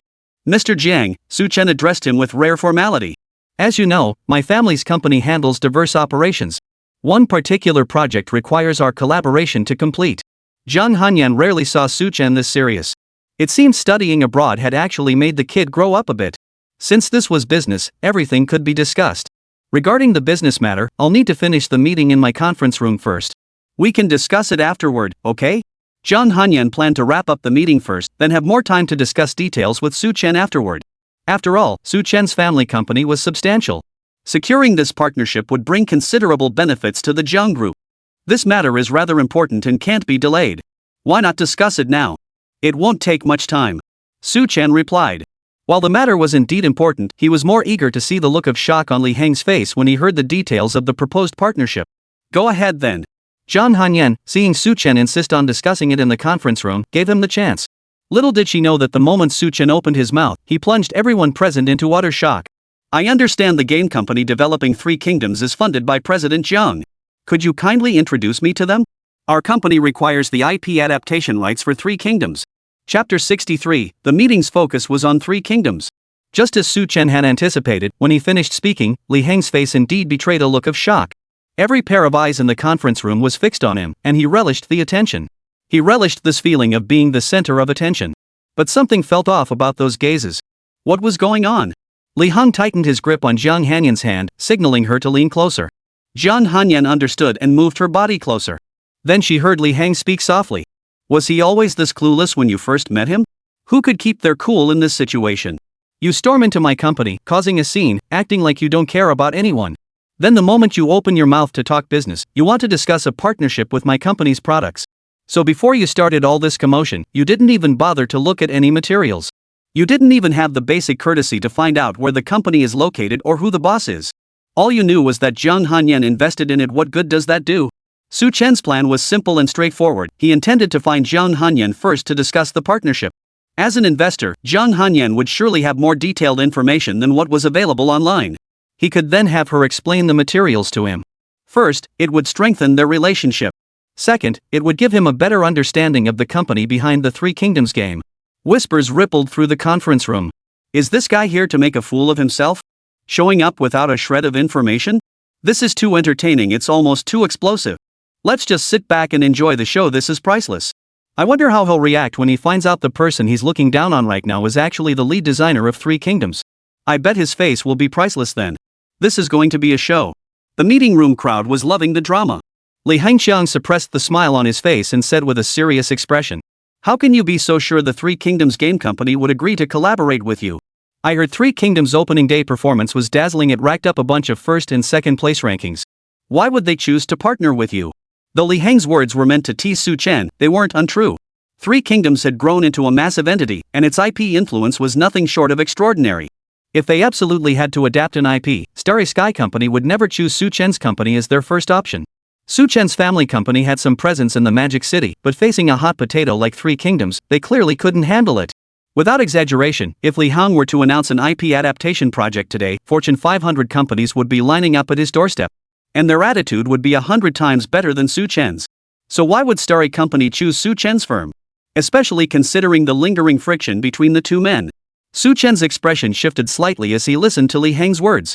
He knew full well that his company's scale and capabilities were insufficient to handle the massive pie that was the Three Kingdoms IP. But he thought perhaps he could leverage Jiang Hanyan's connections to get a foot in the door. To try that 1 in 10,000 chance. If he succeeded, his company would undoubtedly soar to new heights. His father would also look upon him with greater respect. Therefore, no matter how slim the odds, he would give it a shot. After all, the worst outcome was simply a failed collaboration. He stood to lose nothing. But now, in the conference room, with so many eyes on him and his romantic rival present, Su Chen certainly didn't want to appear weak. Forcing himself to speak, he declared, "I have my own plans. A fledgling company like yours wouldn't understand." Su Chen feigned profundity, though in truth, he had no idea how to persuade the Three Kingdoms game company to partner with him. Lí Héng, eager to see how Su Chen would play this out, went along with his act. "No wonder you're an overseas scholar, your mind must be filled with extraordinary ideas." Su Chen caught the subtle dig in Lí Héng's words and sensed things weren't going according to his script. According to his calculations, when he expressed his desire to collaborate with Three Kingdoms, the owner of a small company like Lí Héng should have been thoroughly impressed. Why was he being provoked again and again? What gave Lí Héng the audacity to act so brazenly? Su Chen feigned ignorance of Lí Héng's hidden meaning and continued. "That's precisely why I insisted on discussing this in your conference room. I believe the value this project brings far exceeds the worth of your meeting space. Especially for a newly established company like yours. Forget about the game studio behind Three Kingdoms, even a drop from my company's nail clippings would equal your annual revenue." If Lí Héng's Starry Sky Company truly was a small operation, Su Chen's words held undeniable truth. Back then, the gap between him and Su Chen was like that between a commoner and a high-ranking official in the Three Kingdoms. One worried about making ends meet, the other about how to enjoy life. "Su Chen, if this is all it is, we can discuss it after the meeting concludes. For now, let's wrap up this meeting, okay?" Jiang Hanyan was solely focused on wrapping up the meeting as quickly as possible. Some employees in the conference room, however, were hoping Su Chen would linger a bit longer. After all, it was work time. Watching a bit of entertainment wouldn't affect their paychecks. When else would they get paid to watch the show? Frankly, this meeting is pointless. No amount of meetings will change the company's revenue. Why not help me handle this matter first? Once I secure a partnership with the game company behind Three Kingdoms, I guarantee this pretty boy's company will get a taste of the profits. Su Chen seemed oblivious to the disgust on Jiang Hanyan's face as he continued speaking. He even considered it a huge concession once he succeeded. Letting that pretty boy rival get a taste wouldn't be so bad. After all, the profits he'd gain would far outweigh that small favor. Step aside for now. We'll discuss your matter properly after this meeting concludes. Lí Héng had seen enough of this farce. He released his senior's hand, placed both palms on the table, propped his chin up, and fixed Su Chen with an amused stare. Just as Su Chen was about to speak, Jiang Hanyan cut him off decisively. "Go wait outside first. We'll discuss this matter after the meeting. If you linger here any longer, you should know my temper." Zhang Hanyan's final remark carried a hint of threat. She was thoroughly fed up with Su Chen's persistence. Seriously? What kind of meeting is so important? Aren't meetings usually just a formality? I'd love to hear what's on the agenda that has you two so adamant. Judging by Su Chen's tone, he seemed ready to drop the matter after hearing the outcome. Threats really do work best. Oh, it's nothing much. The meeting's agenda is about the follow-up development plan for Three Kingdoms. Zhang Hanyan said calmly. That's it? Just the Three Kingdoms sequel? Su Chen froze mid-sentence. What did you say? Chapter 64, Su Chen faces reality. How could your meeting possibly be related to Romance of the Three Kingdoms? What kind of international joke is this? Following your logic, doesn't that mean this places the game company behind Romance of the Three Kingdoms? Su Chen thought he must have misheard. He couldn't possibly believe this meeting's topic was related to Romance of the Three Kingdoms. After repeatedly reviewing his memories to confirm he hadn't misheard, he concluded Zhang Hanyan must be joking with him. Right, what a brain I have. I completely forgot you're one of the investors behind Three Kingdoms. As an investor, it's perfectly reasonable to help determine the company's future direction. The plan you're agreeing on now will eventually be submitted to them, right? At this moment, Su Chen was still deceiving himself, using a seemingly plausible excuse to console his own mind. Self-deception was utterly pointless. Why was he lying to himself at his age? Lí Héng had no interest in prolonging this farce. This time, his words cut without mercy. I can't believe you still don't get it. The company you've joined is Starry Sky, the game studio behind Three Kingdoms. And as for me, the pretty boy you just mocked, I admit I'm not particularly talented. All I've done is create a game called Three Kingdoms. Nothing to write home about. Seeing Su Chen still unresponsive, Lí Héng decided to lay bare the truth outright. As the truth was laid bare, the brutal reality stared Su Chen straight in the face. No matter how much he resisted, he had to face the undeniable facts before him. Su Chen felt his face burning. In all his 20-odd years, he had never experienced a moment as humiliating as this. Not only had he lost face in front of so many people, but he had also been utterly outmatched in what he considered a showdown with his self-proclaimed rival. Su Chen clung to the last shred of composure, knowing Zhang Hanyan would never joke about such matters. Lí Héng, the rising star of the gaming world, creator of Three Kingdoms, and the driving force behind Starry Company. He had come intending to discuss a partnership, yet he had managed to turn things into this mess. If his family found out, breaking his legs would be the least of his worries. Mr. Jiang, Mr. Li, Su Chen spoke up, attempting one last effort. Let's discuss the partnership after our meeting concludes. Our current session isn't over yet. Lí Héng withdrew his hands from the table, leaned back in his chair, and spoke lazily. Yes, Mr. Li. Yes, Mr. Li. I'll wait outside immediately. Su Chen, now devoid of his earlier arrogance, spoke with a servile tone. Secretary Lu, escort him to the reception room. Lí Héng would give the guest a token reception. Seeing Su Chen emerge from the conference room looking utterly defeated, Lí Héng felt an indescribable sense of satisfaction. So this was the thrill of being in charge. No wonder so many people scrambled to climb the ladder. Lí Héng felt an unprecedented sense of ease. His previous self had always been trapped in Su Chen's shadow. Now he finally had the chance to vent his frustration, and every fiber of his being felt lighter. Zhang Hanyan, however, quickly regained her composure and returned to business. Now that the interruption is over, let's resume our meeting. We were discussing earlier. Lí Héng listened as the tedious agenda resumed, trapped in this place.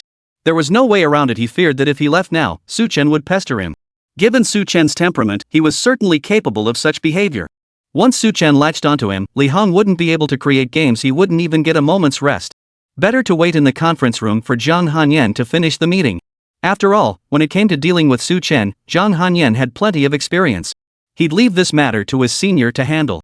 Specialized skills are best left to the experts. He could just sit back and watch the show unfold. Lí Héng felt the lingering warmth in his palm, the very hand he'd just held Zhang Hanyan's with. This was the first time he'd ever held a girl's hand. It was cool and soft, a very pleasant sensation. A faint lingering fragrance still clung to his skin. Lí Héng stared at his palm, his thoughts drifting away. Today's meeting is adjourned. If you have any questions, feel free to ask me privately or discuss them with your team leader. Let me reiterate, as long as you work diligently, the company will never shortchange you. Long live President Jiang. Long live President Li. The employees in the conference room exclaimed with genuine enthusiasm. Before they knew it, the meeting had concluded. Just as everyone was preparing to leave, Zhang Hanyan added one last thing. Mr. Li and I are completely platonic, no other relationship. Don't get the wrong idea. Oh. The conference room staff dragged out the word, exchanging knowing glances between Zhang Hanyan and Lí Héng. Faced with this situation, Zhang Hanyan could do nothing but wave them off to attend to their respective tasks. She remained behind to tidy up the meeting room folders. Lí Héng had nothing else to do, and since his senior would be arriving shortly to handle Su Chen, he also stayed in the conference room to wait for her. "Thanks for earlier," she said softly once only she and Lí Héng remained in the room. Once Jiang Hanyan saw that only she and Lí Héng remained in the conference room, she spoke softly. "Ha?" Lí Héng didn't register it at first, but when he looked up and saw Jiang Hanyan's slightly flushed cheeks, he instantly realized she was referring to her earlier act of taking his hand and using him as a shield. This was the first time Lí Héng had ever seen his senior look so bashful. After all this time, she still has the nerve to take advantage of me for free? Doesn't she owe me at least a meal or something? Lí Héng pressed his advantage, determined to get back at her for yesterday's humiliation. "Humph," Jiang Hanyan gave a soft snort, flicking a strand of hair behind her ear. "Don't think I don't know why you're waiting here just to get me to deal with Su Chen, right? So we're even, at most." As Jiang Hanyan spoke, the memory of holding Lí Héng's hand flushed her cheeks even redder. "Don't try to play innocent after getting what you wanted." Lí Héng, seeing his thoughts exposed, showed not a trace of embarrassment. Instead, it was the senior's final remark that seemed to carry hidden meaning. He gave a simple smile, and the matter was settled. "Let's go." After gathering her things, Jiang Hanyan motioned for Lí Héng to rise and leave the conference room. To see what Su Chen had to say. Lí Héng couldn't care less about it. Given the current IP value of Three Kingdoms, it hadn't sunk so low as to need cooperation with Su Chen's family company. Not to mention, Su Chen had been downright hostile when he first arrived. Lí Héng couldn't see any reason to collaborate with him, no matter how he looked at it. "How do you plan to handle Su Chen's side?" Lí Héng inquired. Jiang Hanyan found this question almost unbelievable. "Isn't this your company's business? Why are you asking me?" Chapter 65, Su Chen's personality shift. "Damn." Lí Héng walked with his hands clasped behind his neck. "You know that's not what I meant." Jiang Hanyan understood perfectly what Lí Héng meant. He was essentially asking how to refuse Su Chen. "Just say it plainly. What are you afraid of?" "It's not that I'm afraid, I just dread him clinging on like he did earlier." Lí Héng. Jiang Hanyan suddenly stopped in her tracks, gazing intently at Lí Héng before her. Her expression grew solemn as she spoke in a deep voice. "Do you ever feel like you're soaring skyward?" Lí Héng turned back, pondered the question carefully, and upon seeing Jiang Hanyan's solemn expression, answered earnestly. "Of course I have that feeling. Back in college, I only dreamed of a stable job that would cover my basic needs. Now, seeing the success of Three Kingdoms, that feeling is inevitable." Jiang Hanyan looked into Lí Héng's eyes, finding no other emotions there, and breathed a sigh of relief. "It's fine. It would be abnormal if you didn't feel that way. I just wanted to remind you, never get arrogant. I've seen plenty of people who soared to the top only to crash and burn because of their pride." Lí Héng listened to his senior's explanation and finally understood why she'd asked him that question. He smiled and replied, "Don't worry, I'm not that kind of person." Lí Héng spoke the truth. He knew full well that his current achievements were essentially stolen. Without the memories from his past life, he'd be nothing. "Besides, don't I have you supervising me? You're such a smart aleck." Jiang Hanyan suddenly quickened her pace, brushing past Lí Héng. Lí Héng didn't respond, quickly breaking into a jog to catch up. The two of them entered the reception room. The moment they stepped inside, Su Chen's previously gloomy expression instantly brightened. Earlier, when he saw the conference room staff emerge one by one while Jiang Hanyan and Lí Héng were nowhere to be seen, he'd assumed they were leaving him hanging to intimidate him. While Lí Héng and the others were in their meeting, he had stayed alone in the reception area, quickly looking up information about Starry Company on his phone. He hadn't expected it, but once he did, his heart began pounding wildly. He had only just returned to the country. He knew a few things about Three Kingdoms from his friends and family, that it was a game far surpassing anything from Tencent, but he had no idea just how powerful it truly was. The data he found ranking first and second in every category left him utterly dumbfounded. He returned to Weibo to check the game's updates and quickly dug up all the previous trending topics. First, he was fired from Penguin as an intern after being accused of plagiarism. Then, he secured investment from a senior classmate, founded Starry Sky Company, and began developing games professionally. A few days later, a game called Three Kingdoms appeared in Jingtu Jun's livestream. Then came its explosive popularity, with the name Three Kingdoms sweeping across the trending charts. The relentless barrage of trending topics pounded at Su Chen's psyche. He knew Three Kingdoms was strong, but he never imagined it would be this powerful. This wasn't just about Tencent falling short, it was more like Tencent was being thoroughly humiliated. Before both games launched, public opinion widely predicted an evenly matched battle. The result? The moment both games launched, Tencent's title couldn't even catch sight of Three Kingdoms' tail lights, let alone match it. "Mr. Li, I was blind to your true worth earlier and spoke out of turn. Please forgive my words." Su Chen wasn't a pure playboy heir. He craved his family's approval and had always sought to prove himself to them. Hearing Su Chen's words, Lí Héng's impression of him improved slightly. He had expected Su Chen to be like the characters in the online novels he'd read in his previous life, clinging stubbornly to his status and refusing to admit any fault. But now it seemed he was someone who could bend and stretch. Unfortunately, even if Lí Héng felt more favorably toward him, the outcome of this discussion wouldn't change. The purely commercial aspect alone was sufficient. Didn't you just call our boss a pretty boy? Lu Suier spoke up, her tone tinged with disdain. She found people like Su Chen utterly repulsive not just because of his playboy status, but also his sycophantic, opportunistic demeanor. It all made Lu Sui feel sick. I was the one who offended you earlier. How about this? I'll host a dinner tonight to apologize to Mr. Li. Please bear with my previous nonsense. Su Chen's focus was now entirely on his work. For now, it seemed he had abandoned his thoughts about Zhang Hanyan. But whether he truly had abandoned those thoughts was something only he knew. I'm afraid I won't have much time. I still need to refine the follow-up content for Romance of the Three Kingdoms tonight. Lí Héng declined Su Chen's apology invitation without hesitation. He genuinely had no time. Although the progress on Three Kingdoms had exceeded expectations during the recent overtime sessions, it still wasn't enough for players to fully enjoy the game. It was my oversight. Mr. Li's priority should be on his creative work. No wonder he could create such groundbreaking work. His own diligence played a huge part. Combined with his extraordinary talent, Three Kingdoms will remain unrivaled in the gaming world for years to come. Su Chen seized the moment to pay Lí Héng a flattering compliment. Lí Héng's eyes widened in surprise. Was this really the Su Chen he knew? He seemed completely different from his memories. Had he too been possessed? I still preferred young Master Su's arrogant and domineering demeanor from earlier. Lu Surui continued her sarcastic remarks. Oh my, Secretary Lu, aren't you just mocking me? In front of Chairman Jiang and Chairman Li, I'm hardly a young master. Su Chen forced a smile. Let's get down to business. Zhang Hanyan cleared her throat, steering the conversation back on track.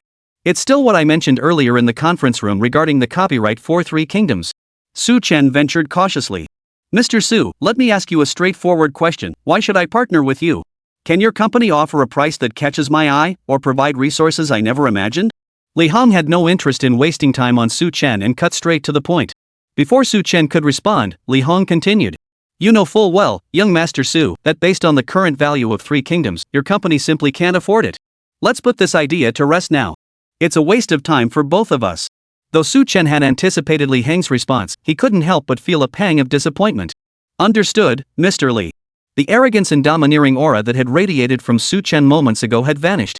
It remained to be seen how long he could maintain this subdued demeanor. Old habits die hard. Lí Héng held little faith in Su Chen's supposed transformation. Chapter 66, Escorting His Majesty Back to the Palace. Lí Héng didn't dwell on it. Everyone has their own destiny, especially someone who was practically his enemy. Seeing Su Chen had left the reception room, and with no other staff present besides Lu Sui Rui, Zhang Hanyan decided to speak up. So, regarding the Three Kingdoms copyright, how do you plan to handle it? Which company do you plan to approach for IP adaptation? Lí Héng's expression remained impassive upon hearing this. Why would we need another company to adapt the IP? Can't we handle it ourselves? Zhang Hanyan felt a bit helpless, realizing Lí Héng had no clue about the intricacies involved. She patiently explained. This isn't something you can just adapt on a whim. Take the simplest examples, turning it into a novel or a TV series. Making a game might be easier, but you know nothing about literary description or cinematic language. Lí Héng dismissed the concern with a scoff. Could anyone in this world possibly surpass the original? Lí Héng couldn't explain why, but ever since inhabiting this new body, his memories of his past life had grown increasingly vivid. With his current recollections, writing a romance of the Three Kingdoms at 70 or 80% of its original brilliance would pose no problem. As for cinematic language, he remembered that even more vividly. With this alone, the people of this world could never surpass him. But he couldn't reveal this to Zhang Hanyan. Instead, he feigned profundity. Senior, do you trust me? Zhang Hanyan sensed an inexplicable confidence in Lí Héng. Shouldn't this kind of thing be left to professionals? But then she remembered that Romance of the Three Kingdoms was, after all, a work he had poured his heart and soul into creating. It was only natural that he would be deeply invested in it. Even his desire to adapt the IP himself was something Zhang Hanyan could understand. Fine, she'd trust him one more time. Worst case, she could just keep a closer eye on things later. Fine, it's your game, you call the shots. Zhang Hanyan gave Lí Héng a rare, indulgent look. Thanks for trusting me, Senior. Lí Héng replied with a smile. Is there anything else, Senior? Seeing that his task seemed complete, Lí Héng inquired. You're in such a hurry, got plans with someone later? Zhang Hanyan's gaze held a hint of something unusual. What kind of senior sister do you think I am? Don't I know you well enough? I just want to hurry back and update the remaining chapters of Romance of the Three Kingdoms. Zhang Hanyan nodded, her expression briefly clouded with disappointment before quickly returning to normal. True. Since you're handling most of the game development alone, it must demand a lot of your energy. Well then, senior, I'll be off. Lí Héng said as he backed toward the door. If you need anything, remember to reach out. You don't need to worry about funding right now. Zhang Hanyan spoke calmly, her tone devoid of emotion. Sui Rui, see him out. Only after the two had exited the reception room did she watch Lí Héng's retreating figure, sighing wistfully where she stood. I was hoping to have lunch with you. Thanks for joining us in Jingtu Jun's livestream today. As requested, we're streaming the highly anticipated Three Kingdoms. What? You're asking why the stream started so late? Well, that involves a bit of personal business. Once those matters were handled, I came straight here to stream, didn't I? Please bear with me, everyone. Jingtu Jun didn't finish streaming until yesterday afternoon. I was supposed to go live last night as planned, but some personal matters came up and I couldn't make it. Because of this, some streamers got ahead of Jingtu Jun in their progress. Fortunately, Jingtu Jun is one of Douyin's top gaming streamers, and with the bonus from hidden achievements, his Three Kingdoms stream traffic is unmatched. After all, that no-name streamer next door might have hidden achievements too, but the story behind those is, well, let's just say it's complicated. His follower count also pales in comparison to Jingtu Jun's, making the two streamers' viewership numbers completely incomparable. By the time Jingtu Jun entered the game, his livestream had already surpassed 100,000 viewers. The dazzling array of gift effects was enough to make anyone's eyes spin. Let us enter the third act of the game. Yi Wenming rebukes Dongjue, scolds Ding Yuan Li Su bribes Lu Bu with gold and jewels. The title of Chapter 3 retains this symmetrical structure, yet introduces several unfamiliar names. Among these names, I only recognize Dongjue, the figure who led He Jin's troops into the capital. I have a feeling this third chapter is going to be quite the event. Jingtu Jun browsed the chapter titles while briefly interacting with the live stream audience. The bamboo slips of Chapter 3 unfolded, marking the official entry into the storyline. Just as Jingtu Jun prepared to act, something felt off. Wait a minute? What is this? Looks like an opening CG? A deep, aged voice echoed. Yuan Xiao, Cao Cao, and others stormed the palace, slaughtering the eunuchs. Even those without beards were mistakenly killed. Zhang Rang, Duan Gui, and other eunuchs seized the young Emperor Liu Bian amid the chaos. Together with Prince Lu Xie of Chenlu, they fled Luoyang in secret through the palace's hidden passages. With only a handful of followers, they fled in utter disarray. They fled through the night to Mount Beimang. As the voice faded, the opening CG officially plunged into the story. Faster up front. Zhang Rang, seated in the carriage, lifted the curtain and urged them onward. He then turned to look at the young Emperor Liu Bian, who was also in a palanquin. Your Majesty, rest assured. The turmoil will soon be quelled. Before the young emperor could respond, chaotic voices erupted outside the sedan chair. Through the curtain's gap, Zhang Rang spotted troops encamped ahead, led by Min Gong. Zhang Rang instantly sensed trouble. Before he could say anything to Liu Bian, Min Gong's stern voice boomed. Rebel traitor, come forth and face your death. Return the Son of Heaven, and we may spare your body intact. As Min Gong spoke, he swung his sword, slaying several attendants. Even Duan Gui was killed in the chaos. Realizing all was lost, Zhang Rang knelt before the young emperor and cried out. After our deaths, chaos will surely engulf the realm. We implore your Majesty to protect your imperial person. Without waiting for the young emperor's reply, Zhang Rang pulled back the curtain and dashed from the palanquin. Seeing this, Min Gong assumed Zhang Rang intended to flee amid the chaos and ordered. Seize him. Don't let that traitor escape. Little did they know Zhang Rang had no intention of fleeing. After leaping from the sedan chair, he spun on his heel and plunged directly into the surging Yellow River. Zhang Rang, the last of the 10 eunuchs, drowned himself in the river, marking the complete collapse of the eunuch faction. With Zhang Rang having thrown himself into the river and his followers abandoning resistance, the turmoil gradually subsided. Guys, this is the opening CG for the first 3 chapters of Romance of the Three Kingdoms, right? There's a story behind it. Jingtu Jun praised, having been completely captivated by it. This was the game's first attempt at such a feature, and clearly, it was a resounding success. The subsequent plot must be closely tied to this CG sequence. I'm already getting excited. Jingtu Jun kept his eyes glued to the game, watching as Min Gong approached the young emperor's palanquin and declared loudly, "Escort His Majesty back to the palace." Chapter 67, Dongjue enters the capital. The camera suddenly pulls back to a wide shot. Just as Jingtu Jun and the livestream audience assume the opening CG has concluded, they realize the camera continues to move. The sun shifted, time passed. The perspective narrows once more, locking in. It remained on the young Emperor Liu Bian and his entourage. This time, the retinue numbered over 100, all clad in armor. Their formation bore the mark of military discipline, a stark improvement over the disarray of their earlier flight. Yet Liu Bian found no joy in this. Compared to the tangled web of factions within the palace, he still longed to flee alongside Zhang Rang and the others. He knew well that the palace was now a trap, one from which even he, the emperor, could not escape. The palanquin came to a halt. Without Zhang Reng to assess the situation outside, Lú Bian had no choice but to lift the curtain himself. His expression turned pale with shock upon seeing yet another troop of soldiers beyond the curtain. Your Majesty, do not panic. At that moment, it was the younger prince of Qinlu, Lú Xia, who stepped forward to reassure him. Your Majesty is the son of heaven. All under heaven is the emperor's domain, all within the borders are the emperor's subjects. No one dares harm your Majesty. Seeing Lú Xia's response, the live stream audience grew animated, voicing their opinions. This prince of Qinlu, Lú Xia, I admit I underestimated him before. I thought this 9-year-old brat was incapable of handling the burden, but he turned out to be far more capable than I imagined. Compared to him, Lú Bian is a complete waste of space. As emperor, he gets scared by the slightest thing. Am I the only one who thinks Lú Xia's line, "Is this not the emperor's domain?" was utterly brilliant? That doesn't sound like something a 9-year-old would utter. If this child ascends the throne, might he not save this chaotic era and bring peace to the realm? Impossible. If that were the case, what would be the point of Liu Bei and the others? The main storyline has been following him all along. Besides, I doubt that line was his original creation. Didn't you read the setting announcement carefully? What did the setting announcement say? The Han Dynasty wasn't the first dynasty, there was one before it, and that earlier history is far more ancient, with plenty of famous quotes and sayings. Watching the comments in the chat, Jing Tujun felt a ripple of emotion. He had read and thoroughly studied the lore that wasn't what stirred his emotions.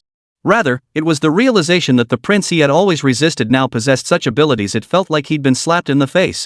Who could have imagined a 9-year-old child possessing such formidable mental fortitude? Back to the CG storyline. No sooner had Lú Xia finished speaking than a deep, resonant voice boomed from beyond the curtain.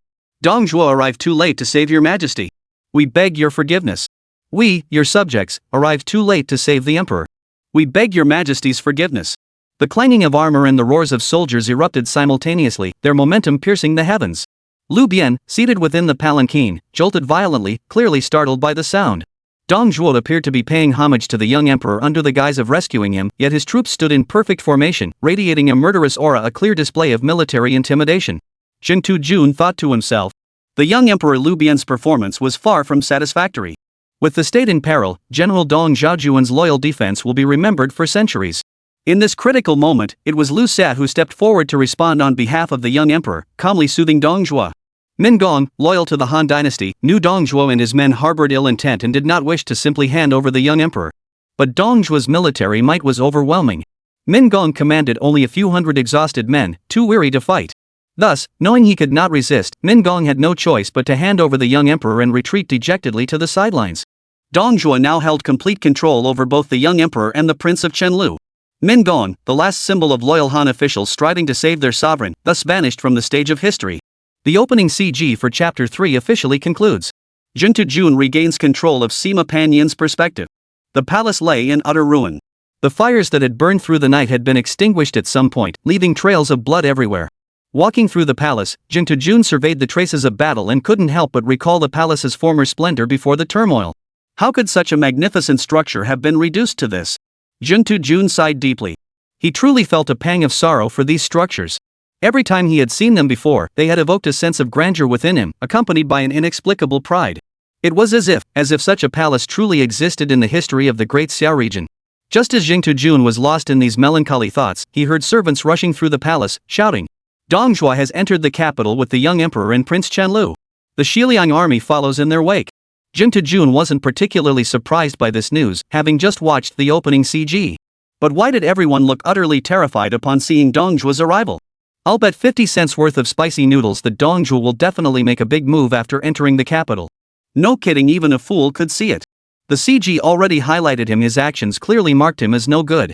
Let me be blunt, his so-called rescuing the emperor is practically indistinguishable from outright threats. The plot of Romance of the Three Kingdoms never disappoints. The characters are so vividly fleshed out that sometimes I get the illusion they might actually be real historical figures. The designer behind Three Kingdoms is a genius. He not only knows historical stories that even experts are unaware of, but he knows them in incredible detail. Personally, I think it's perfectly normal for the game to evoke this feeling. After all, its realism is incredibly strong.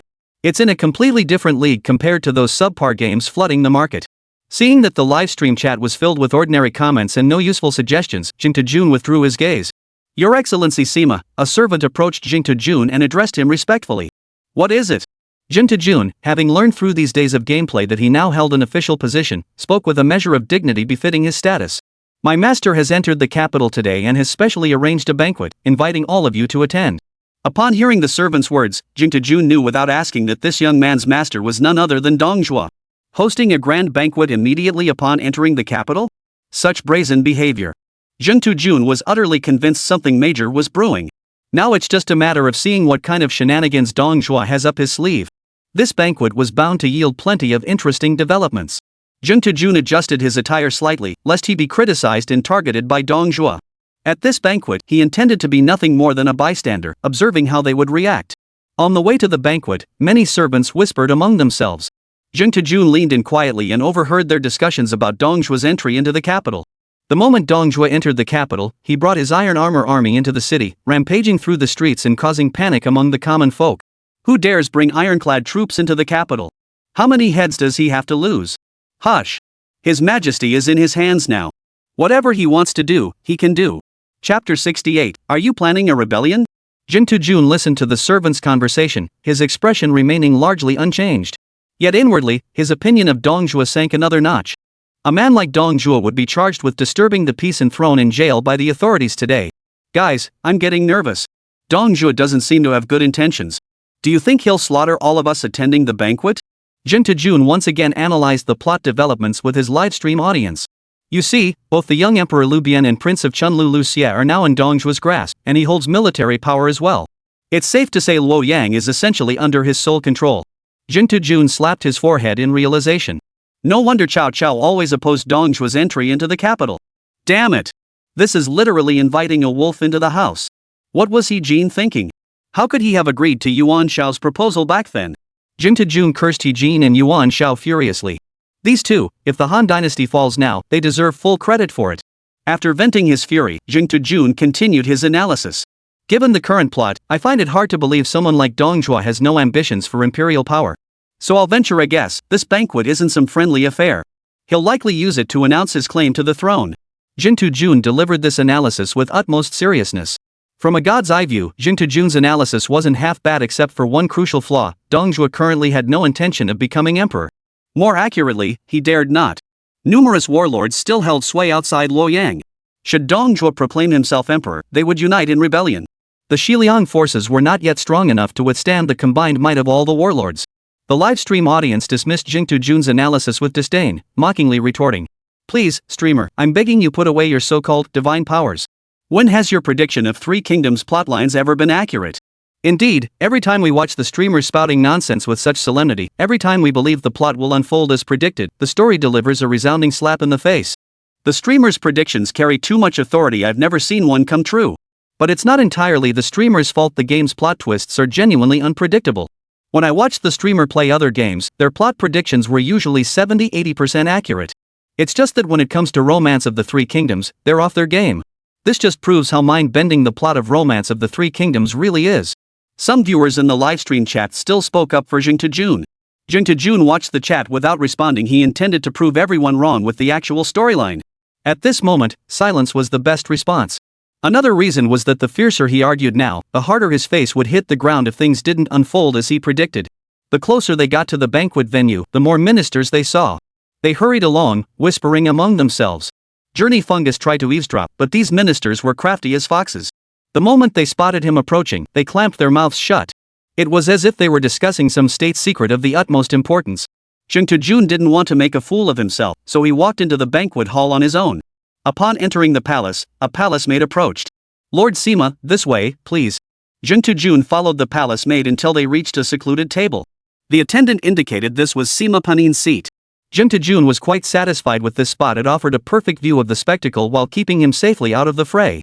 Surrounding officials took their seats one after another, though Jing Tejun recognized none of them.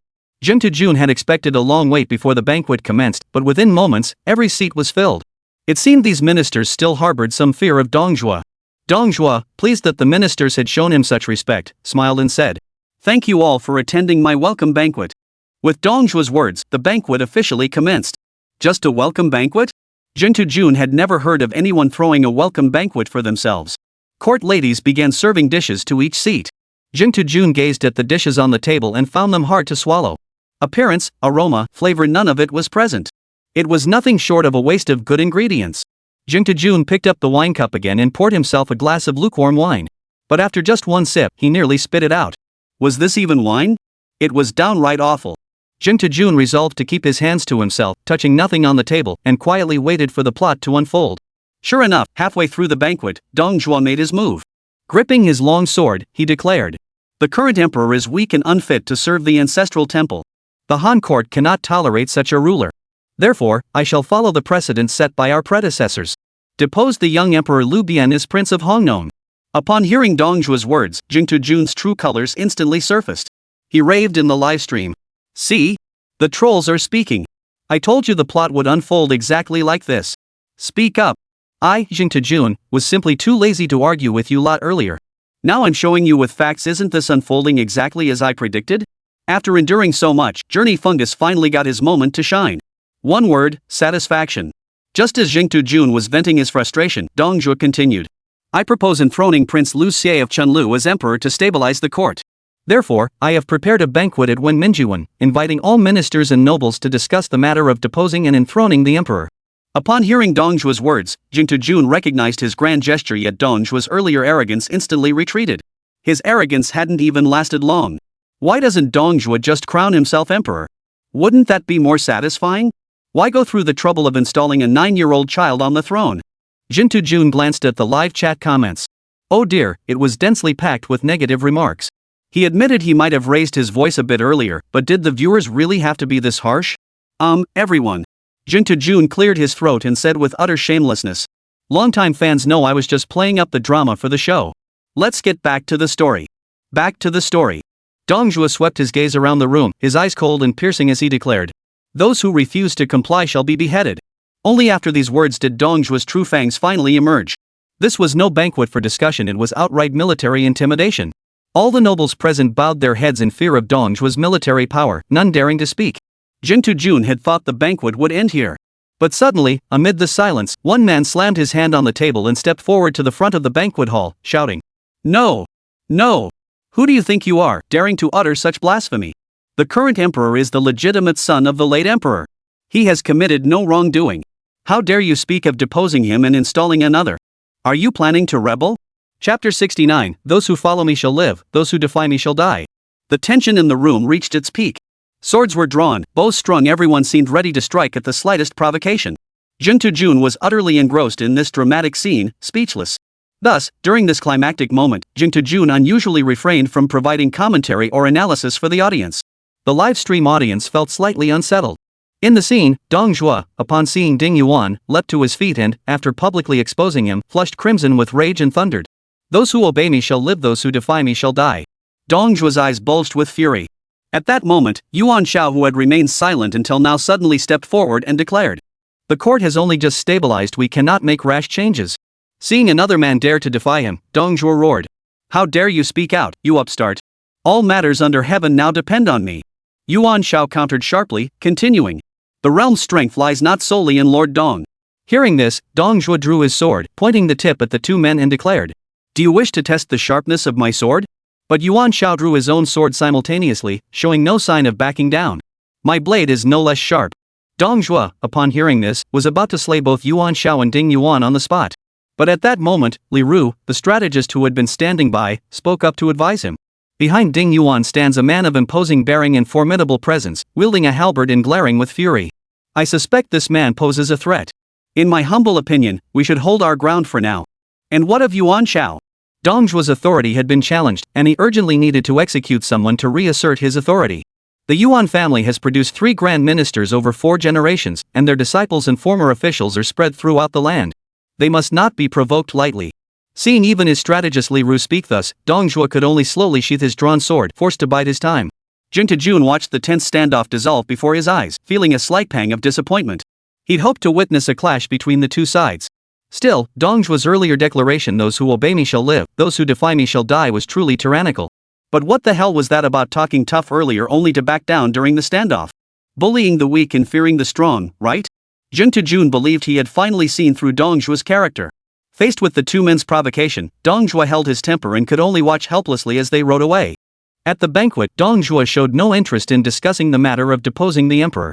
Bringing it up again would have made him a laughingstock before the entire realm. With nothing left to watch, Jing Tajun could only sit there idly, using his chopsticks to symbolically pick at the food on the table. To kill the boredom, he turned to the live chat comments.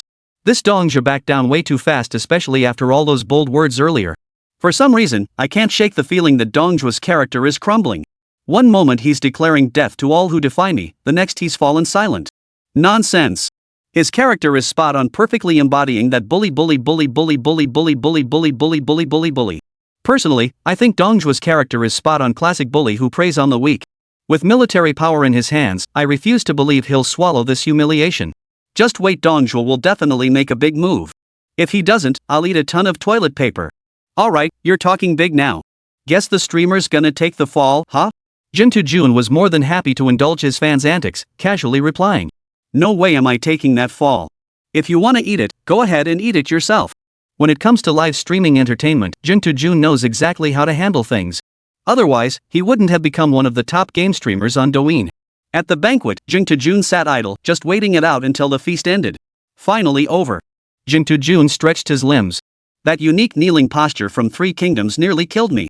With this storyline concluded, Jing Tajun found no obvious quest prompts, so he simply wandered aimlessly around the palace. This area seemed identical to the beginning of Chapter 2 story events, only triggered when the in-game clock reached specific times. During this interval, players are free to roam as they please. Jing Tajun explained. This gives me a chance to see how the high-ranking officials and nobles live in Luoyang. The opening of Chapter 2 showed Jing Tajun how the common folk lived in this era, while the opening of Chapter 3 lets him see how the high-ranking officials and nobles live. This is clearly a deliberate arrangement by the Three Kingdoms developers. Jing Tajun left the Imperial Palace. After all these days, this was his first time venturing out of the palace into Luoyang City. This was only possible because of the current chaos within the palace. In normal times, such easy access would have been unthinkable. Luoyang City was indeed far more prosperous than the cities depicted in previous storylines, with a noticeably greater number of street vendors. From what he'd seen so far, Journeybug found the sights acceptable. After all, Luoyang was the capital of the nation, its prosperity was only natural. As he walked along the cobblestone path, he suddenly felt something sticky and gooey under his foot. Before he could figure out what it was, a vagrant nearby groaned in pain. That's amber cake. Back in my hometown, it could fetch 3 bushels of grain. And you just stepped right on it. Jing Tajun was baffled. Was he being scammed? He'd been walking perfectly normally. Who could have known this stuff would be smeared right in the middle of the road? Don't go making things up. I was just walking along normally. Who knew there'd be something like this right in the middle of the road? Besides, this tiny thing is way overpriced. Are you sure you're not trying to rip me off? Jing Tajun moved his foot away. What he'd stepped on was just a small pastry. It's not even encrusted with gold or diamonds. How could it possibly cost so much? You know nothing. Look at you, so out of touch. The vagrant sneered at Jing Tajun's lack of discernment. This pastry has an extraordinary origin. Who knows which noble soul left it here just now? The vagrant proceeded to explain the extraordinary nature of this pastry to Jing Tajun. But Jing Tajun wasn't listening at all. It's just a pastry, you could finish it in one bite. Yet this humble little thing could fetch 3 bushels of grain. In Luoyang City, could there be any other sight as extravagant as this? Luxury? The vagrant became even more convinced that Jing Tajun had never seen the world. He began recounting the city's extravagances. The imperial relative Liang Ji built a rabbit park in Luoyang's western garden, with hot spring water piped from Mount Li frozen not even in winter. His mansion's pillars were inlaid with South Sea pearls, glowing brightly at night without candles. The Yang family of Hongnong built a library where pillars and beams were crafted from Jojo agarwood. Books were preserved with Sichuan pepper to deter insects and rot. Each volume was bound with blue silk and marked with Kunlun jade bookmarks. During Grand Commander Yuan Huai's inspection tour, Jing Tajun listened as the vagrant listed one example after another, his heart growing colder toward this chaotic age. With such corruption in the court, its very existence had lost all meaning. Chapter 70, Lí Héng returns to the livestream. The more Jing Tajun listened, the stronger his urge grew to overturn Luoyang City. While common folk struggled to feed themselves, the nobles and officials indulged in extravagance. Jing Tajun lost all desire to wander further. Returning to his room, he interacted with viewers in the livestream while awaiting the next plot development. The next day, the moment Journey Fungus stepped out of his room, he heard earth-shattering news. Outside Luoyang, Ding Yuan led his troops to challenge the city. Upon hearing this, Dongzhi flew into a rage and led his army, accompanied by his strategist Li Ru, to meet the challenge. Jing Tajun instantly realized the long-awaited plot twist had finally arrived. He thought he'd have to wait much longer, but it had come knocking on his door within a single day. His first impulse was to head outside the city walls to witness the battle, but he was stopped by the gate guards. Even revealing his identity proved futile. Left with no choice, Jing Jun could only watch this power struggle unfold from the city walls. The two armies faced off in a circle, the scene utterly magnificent. Yet Jing Jun's gaze was unwittingly drawn to one figure. There he stood, crowned with a golden cap, clad in a 100-flowered battle robe, adorned with Tang-style armor, and cinched with a lion-patterned treasure belt, riding high and brandishing his halberd. Damn, guys, check out the guy next to Ding Yuan, he's kinda hot, huh? Fearing the live stream viewers might miss him, Jing Jun pointed directly at Lu Bu. Jing Jun considered his own orientation perfectly normal, and frankly, Lu Bu's looks were nothing special. But as the saying goes, handsomeness is a feeling. Clearly, Lu Bu exudes that very aura right now. After saying this, Jing Jun unusually didn't glance at the live chat, because the battle beneath the city walls had already erupted. His gaze was fixed firmly above, or more precisely, on the man clad in splendid armor. Feng Xian, are you confident in this battle? Ding Yuan turned and asked Lu Bu. Lu Bu sneered dismissively and replied. Rest assured, foster father. The Xiliang troops are nothing but a rabble of worthless scoundrels. With that, Lu Bu spurred his horse toward the enemy formation. Charge! The battle cry echoed as the two armies clashed. Which side do you think will win this battle? Jing Jun posed the question, though deep down he hoped Ding Yuan's side would prevail. He didn't know what kind of man Ding Yuan was, but he understood just how power-hungry Dong Zhuo was. That man called Feng Xian, I'll admit he's somewhat handsome, maybe half as handsome as me. Someone come pee on him and sober up the guy above. Diabetics, step aside, don't let this kid get a taste of the sweet stuff. Enough with this nonsense, let's focus on the plot. I reckon it'll be a stalemate, neither side gaining the upper hand. Judging by the scale of the forces, Dong Zhuo probably has the edge. Does a bigger force guarantee victory? Who says so? If it were just about numbers, the Yellow Turban rebels would have won in the first battle, there wouldn't have been any subsequent events. Jing Jun knows that keeping the audience engaged requires interacting with the live chat, but he's completely immersed in the game. He just glances at the comments and replies symbolically. Let's wait and see who claims victory in this battle. Jing Jun shifted his perspective, noting Dong Zhuo's forces seemed rather thin. Compared to Ding Yuan, his numbers were substantial, but against the entire Xiliang army, they seemed rather meager. How could Dong Zhuo be so confident? Lu Bu charged into Dong Zhuo's ranks like a god descending from the heavens. His soldiers couldn't last a single round against him. This astonishing martial prowess quickly drew Dong Zhuo's attention. He frowned slightly, inwardly recognizing Lu Bu as a formidable threat while simultaneously feeling fortunate he hadn't acted yesterday. Otherwise, Lu Bu alone could have made him pay dearly. Jing Jun was utterly transfixed, counting aloud as he watched. 1, 2, 13, 25. This is seriously strong. I bet he wouldn't lose even if he fought Guan Yu or Zhang Fei. Jing Jun felt like he was about to become Lu Bu's loyal follower, showering him with effusive praise. Mainly, he was undeniably cool, slashing back and forth through the enemy ranks, and these weren't just Yellow Turban rabble. This scene reminded Journey Bug of Zhao Yun in the game's opening CG, another fierce warrior who charged in and out of enemy lines 7 times. Brothers, I'll make a bold prediction here, combat power systems and similar gameplay features are bound to appear later. I trust the Three Kingdoms developers will deliver that exhilarating experience. This time, I'm stepping outside the storyline to analyze from a game development perspective. His claim is undoubtedly accurate, as evidenced by that hidden achievement. Lu Bu charged forward on his steed, and the imposing Xiliang iron cavalry clad in black armor and arrayed in formidable formation collapsed before him like paper. He swept through as if entering an empty field. Not a single soldier among the Xiliang iron cavalry could withstand Lu Bu's assault. Dong Zhuo had risen to his position through shrewd insight. Upon realizing his Xiliang cavalry were utterly useless, he immediately retreated with Li Ru. Seriously, Dong Zhuo? You're this incompetent? Seeing Dong Zhuo flee once more, Jing Jun couldn't help but look down on him even more. Yesterday, he was threatened at his own banquet that could be forgiven. But now, commanding an army in open battle, he had no clue how formidable the enemy commander was? With just this handful of troops, he ended up getting thoroughly trounced. Journey Bug couldn't help but rant. How on earth did Dong Zhuo become this incompetent? He's turning a winning hand into a complete mess. He even began to question the narrative purpose behind such portrayals in Romance of the Three Kingdoms. Isn't this just pure self-sabotage? Watching the Xiliang Iron Cavalry retreat in disarray, Jing Jun turned his attention to the live chat comments. And right at that moment, one gift effect after another appeared in the stream. Lí Héng from Starry Company sent a plain one. Lí Héng from Starry Company sent a shaking hand number 1. Lí Héng from Starry Company sent Carnival 1. Lí Héng from Starry Company sent. The Three Kingdoms planner reappears in Jing Jun's livestream, showering viewers with gifts upon arrival. This news instantly went viral among players, with related topics dominating Weibo's trending charts. This marks the first public appearance by the Three Kingdoms planner since the game's official launch. The first half of Chapter 3's storyline was meticulously crafted, and the subsequent plot developments will not disappoint players. Once again, thank you all for your passion for Three Kingdoms. Starry Company is committed to delivering an exceptional game and actively listening to your feedback. After delivering this statement, Lí Héng exited the livestream. Given his current sensitive position, using the pretext of gift-giving allowed him to convey his message effectively. The livestream audience, however, erupted in excitement. Many viewers were seeing Lí Héng appear for the very first time. Countless people rushed into Jing Tujun's livestream upon hearing the news. Even Jing Tujun, a major streamer, was momentarily stunned when his viewer count broke the million mark. Guys, since the developers themselves confirmed the storyline is solid, let's keep playing. Jing Tujun chose to use the game's storyline to captivate this wave of traffic. Hey, there's actually a cutscene CG in Chapter 3? Chapter 71, Persuading Lu Bu to Surrender. Jing Tujun was somewhat surprised had the CG sequences for Chapter 3 already reached this volume? He holds the CG in Three Kingdoms in very high regard. So far, none of the CG segments have disappointed him. He quickly clicked to play the CG. The CG scene continued the storyline. Dong Zhuo retreated over 30 li to set up camp, summoning his generals for council. Gazing at his generals, Dong Zhuo's mind drifted back to Lu Bu's peerless valor on the battlefield.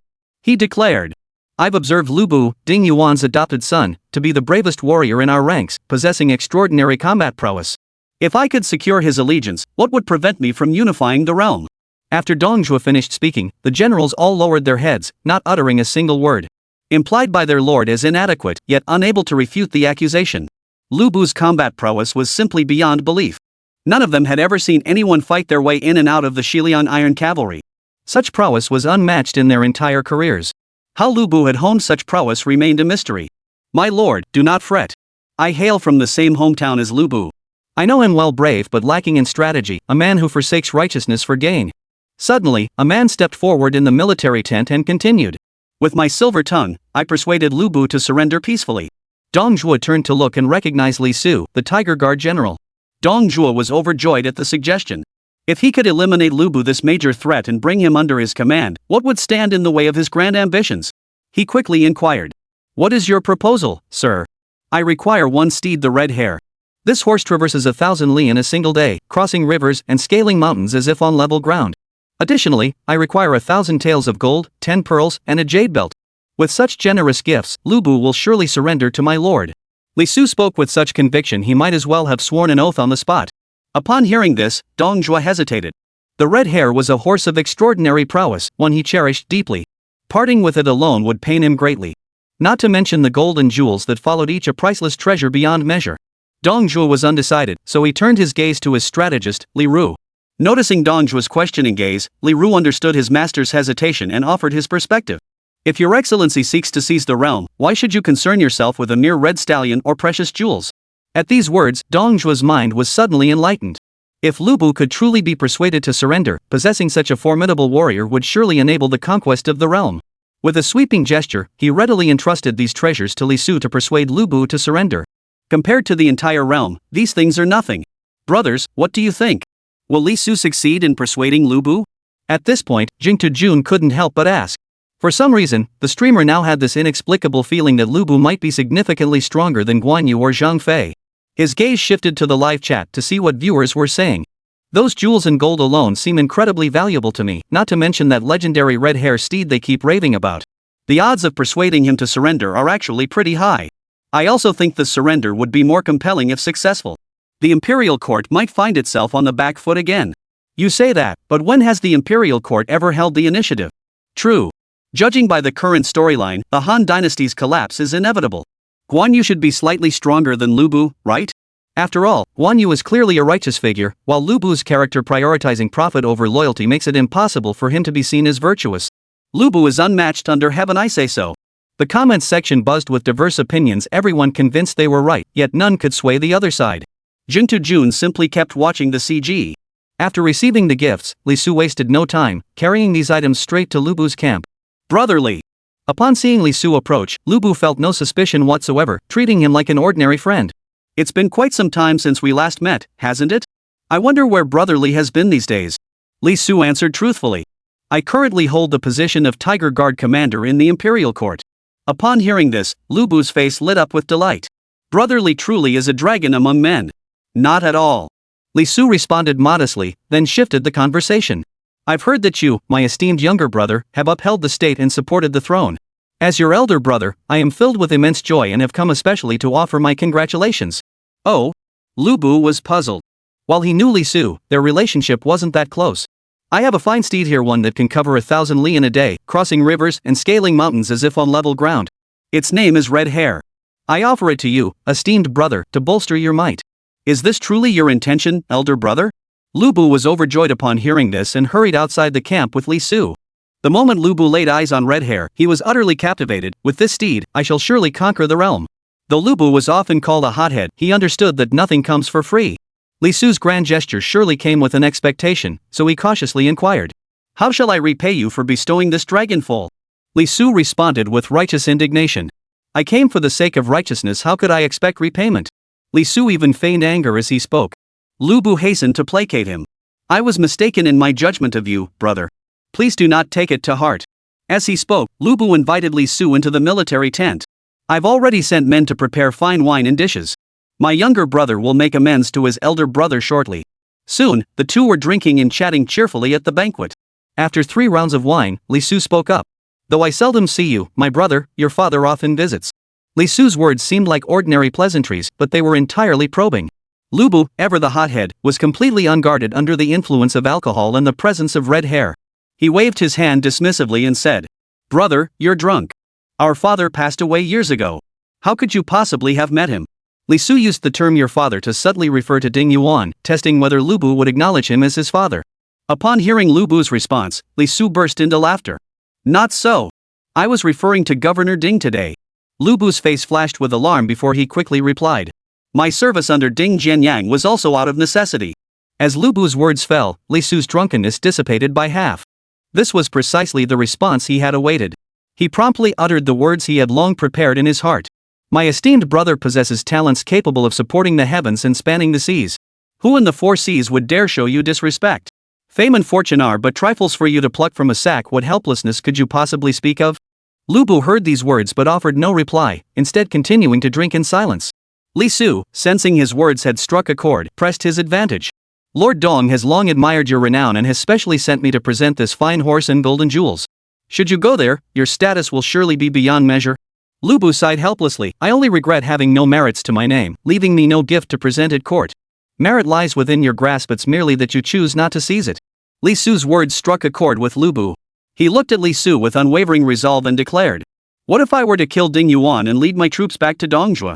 What then? Chapter 72. A true man cannot endure long under another's shadow.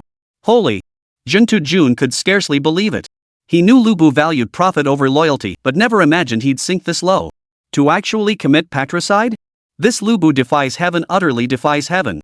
Jun Jun had once admired Lu Bu's formidable martial prowess, but such a character was utterly repulsive.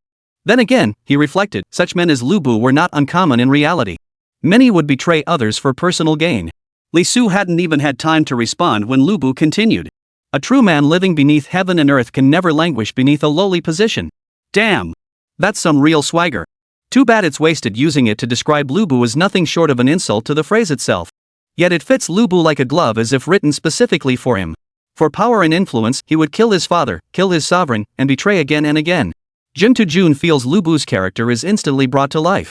Truly worthy of romance of the 3 kingdoms, just a few brief scenes capture the character's essence perfectly. Li Su replied upon hearing this. If you can accomplish this, my brother, it would be a tremendous achievement. But delay is not an option, speed is essential. Li Su had completely breached Lu Bu's psychological defenses.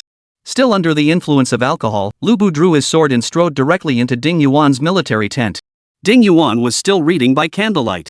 Seeing Lu Bu approach with his sword drawn, he showed no sign of alarm and spoke as casually as ever.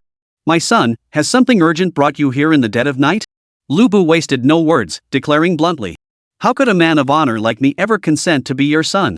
Ding Yuan's expression darkened instantly. He looked up to meet Lu Bu's fierce gaze and quickly changed his tone. Fengxian, why this sudden change of heart? Without a word of explanation, Lu Bu seized the moment when Ding Yuan was unarmed and severed his head with a single stroke. The blade rose and fell, the head rolled to the ground. Lu Bu felt no remorse whatsoever. Holding Ding Yuan's severed head aloft, he strode out of the military tent and proclaimed to his men. Ding Yuan showed no mercy, I have slain him. Those who wish to serve under me may stay. Those who refuse, I will not hold you back. Depart as you will. The soldiers murmured among themselves, and eventually, most dispersed. Jin Tajun saw clearly that Lu Bu was using Ding Yuan's cruelty as an excuse to justify his own act of patricide, attempting to rationalize the heinous crime. Yet many among the soldiers were discerning men, evident from the fact that the majority dispersed. Lu Bu had lost the support of the people, and this action further weakened the forces loyal to Ding Yuan. Lu Bu paid no heed to the departing soldiers. Carrying Ding Yuan's severed head, he entered his military tent and sought out Li Su. Li Su, witnessing Lu Bu's ruthless resolve, couldn't hide his delight. He immediately escorted Lu Bu to introduce him to Dong Zhuo. Lu Bu presented the severed head of his adoptive father as a token of loyalty to his new master, an act so heinous it was beyond belief. The livestream chat was flooded with people berating him, keeping the moderators busy as they muted numerous users to maintain order. Everyone, calm down, calm down. Let's continue watching the plot unfold. The Journey of Hero streamer, fearing his million-viewer livestream might get banned, quickly stepped in to mediate. With Jin Tajun's mediation, the fans gradually calmed down and began watching the subsequent developments of the CG storyline. Dong Zhuo was overjoyed to see Lu Bu arrive bearing Ding Yuan's severed head to pledge allegiance, hastily preparing a banquet in his honor. As the one offering allegiance, Lu Bu should have expressed his sincerity first. Yet it was Dong Zhuo who bowed first, declaring, "Today, gaining you, general, is like parched crops receiving timely rain." Lu Bu hastily rose and urged Dong Zhuo to sit. Once Dong Zhuo was seated, Lu Bu bowed again. "Having drifted through life for half a lifetime, I have only regretted not encountering a wise ruler. If you will not reject me, I wish to take you as my sworn father." The moment these words were spoken, the livestream exploded with reactions. How shameless of Lu Bu. He just killed his own sworn father and now wants to adopt Dong Zhuo as his new one. He has no sense of decency, only greed. Such a man won't last long. I doubt Dong Zhuo would dare take him as a son. If he did, wouldn't he live in constant fear of being killed by him? Not necessarily. If Dong Zhuo dared persuade Lu Bu to surrender, what's so terrible about adopting him? At worst, he'll just have to be extra vigilant. When I play 3 Kingdoms, I'll personally take Lu Bu down. Wait, I probably can't beat him. Scanning the bullet comments, everyone was cursing Lu Bu, proof that players were fully immersed in the storyline. Good. Good. Good. Dong Zhuo exclaimed 3 times, his excitement palpable. Attendants. Bestow upon Lu Bu a golden armor and brocade robe. Dong Zhuo kept his word, and Lu Bu gained the wealth and honor he desired. From this perspective, it was a win-win situation. At the banquet, the two toasted each other heartily, drinking until the night drew to a close. The CG concluded here. After watching this segment, Jin Tajun felt a lingering sense of unfinished business. Upon exiting the CG, he realized he was no longer on the city ramparts but back in his own room. Moreover, another day had passed. It seemed this was done to synchronize with the CG's timeline. Just as Jin Tajun was pondering this, a servant arrived at the door to report. "Lord Dong Zhuo has once again convened a banquet at the Wenming Garden and specially requests your presence." Having witnessed the mid-game CG, Jin Tajun understood the full context and knew Dong Zhuo intended to once again propose deposing the emperor. With Ding Yuan's threat now neutralized and his own power greatly enhanced by adopting Lu Bu as his adopted son, it was unsurprising he would pursue this scheme once more. Jin Tajun proceeded directly to the Wenming Garden, taking his seat at the same spot as before. He sat composedly, quietly awaiting the unfolding drama. He knew Dong Zhuo's plan to depose the emperor was all but decided. The banquet commenced, and Dong Zhuo remained as silent as the day before until, after several rounds of wine, he finally spoke. "I have summoned you all here today to discuss matters that are, in essence, a revisiting of old issues." The attending ministers keenly noticed that Ding Yuan, who had openly defied him at the last banquet, was conspicuously absent. Even Lu Bu, who had been behind him, now stood among Dong Zhuo's entourage. Under the watchful eyes of Lu Bu and the armed guards, even Yuan Shao dared not voice opposition openly. At that moment, only Lu Ji, the Central Army captain, stepped forward to argue forcefully. "Your Excellency is mistaken. The current emperor, though young, is wise and benevolent, having committed no wrongdoing whatsoever. As a provincial governor from outside the capital, you have never participated in state affairs and possess no great talent. On what grounds do you presume to force the emperor's deposition?" Lu Ji pointed out that the young emperor had committed no wrong, while Dong Zhuo possessed neither virtue nor talent. Forcing a change of ruler amounted to treason. Dong Zhuo flew into a rage, drew his sword, and was about to kill Lu Ji. Officials nearby rushed to dissuade him. Minister Lu commands the respect of all under heaven. If he is slain today, it may shock and terrify the entire realm. Dong Zhuo relented, but he still dismissed Lu Ji from his post. The fangs of absolute power were now fully bared. Is there any among you ministers who still opposes the matter of deposing and installing? Dong Zhuo ground his teeth against the blade in his hand, his words dripping with menace. Chapter 73, Dong Zhuo seizes absolute power. At Dong Zhuo's words, even Yuan Shao dared not speak up. He feared this madman Dong Zhuo might execute him without a second thought. As for the official position, he couldn't care less. Jing Tejun wasn't foolish enough to step forward and oppose Dong Zhuo at this moment that would be courting death. Even with infinite reloads, he wasn't eager to waste time or sample the taste of a severed head. Thus, the matter was settled. The ceremony to depose and install the new emperor would be held on the first day of the 9th month, convening all ministers in the Jiada Hall. With Dong Zhuo's words, the matter of deposing and installing the emperor was finally settled. Should you fast forward to the abdication ceremony? Note, your choice will not affect the storyline. Jing Tejun had no interest in free exploration. He'd noticed that whenever he chose to explore freely, the live stream's viewership plummeted. Since it wouldn't affect the storyline anyway, he clicked yes without hesitation. The moment Jing Tejun made his choice, his vision plunged into utter darkness. Then, the aged voice from the opening CG of the 3rd chapter echoed once more. That night, Lu Ji and Yuan Shao both resigned their posts and fled. Empress Dowager he intended to oppose them, but yielded to Dong Zhuo's authority. Under meticulous arrangements, the ceremony to depose and install the new emperor proceeded as scheduled. Jing Tejun's vision gradually cleared. Surveying his surroundings, he recognized the familiar setting, none other than the Jiada Hall.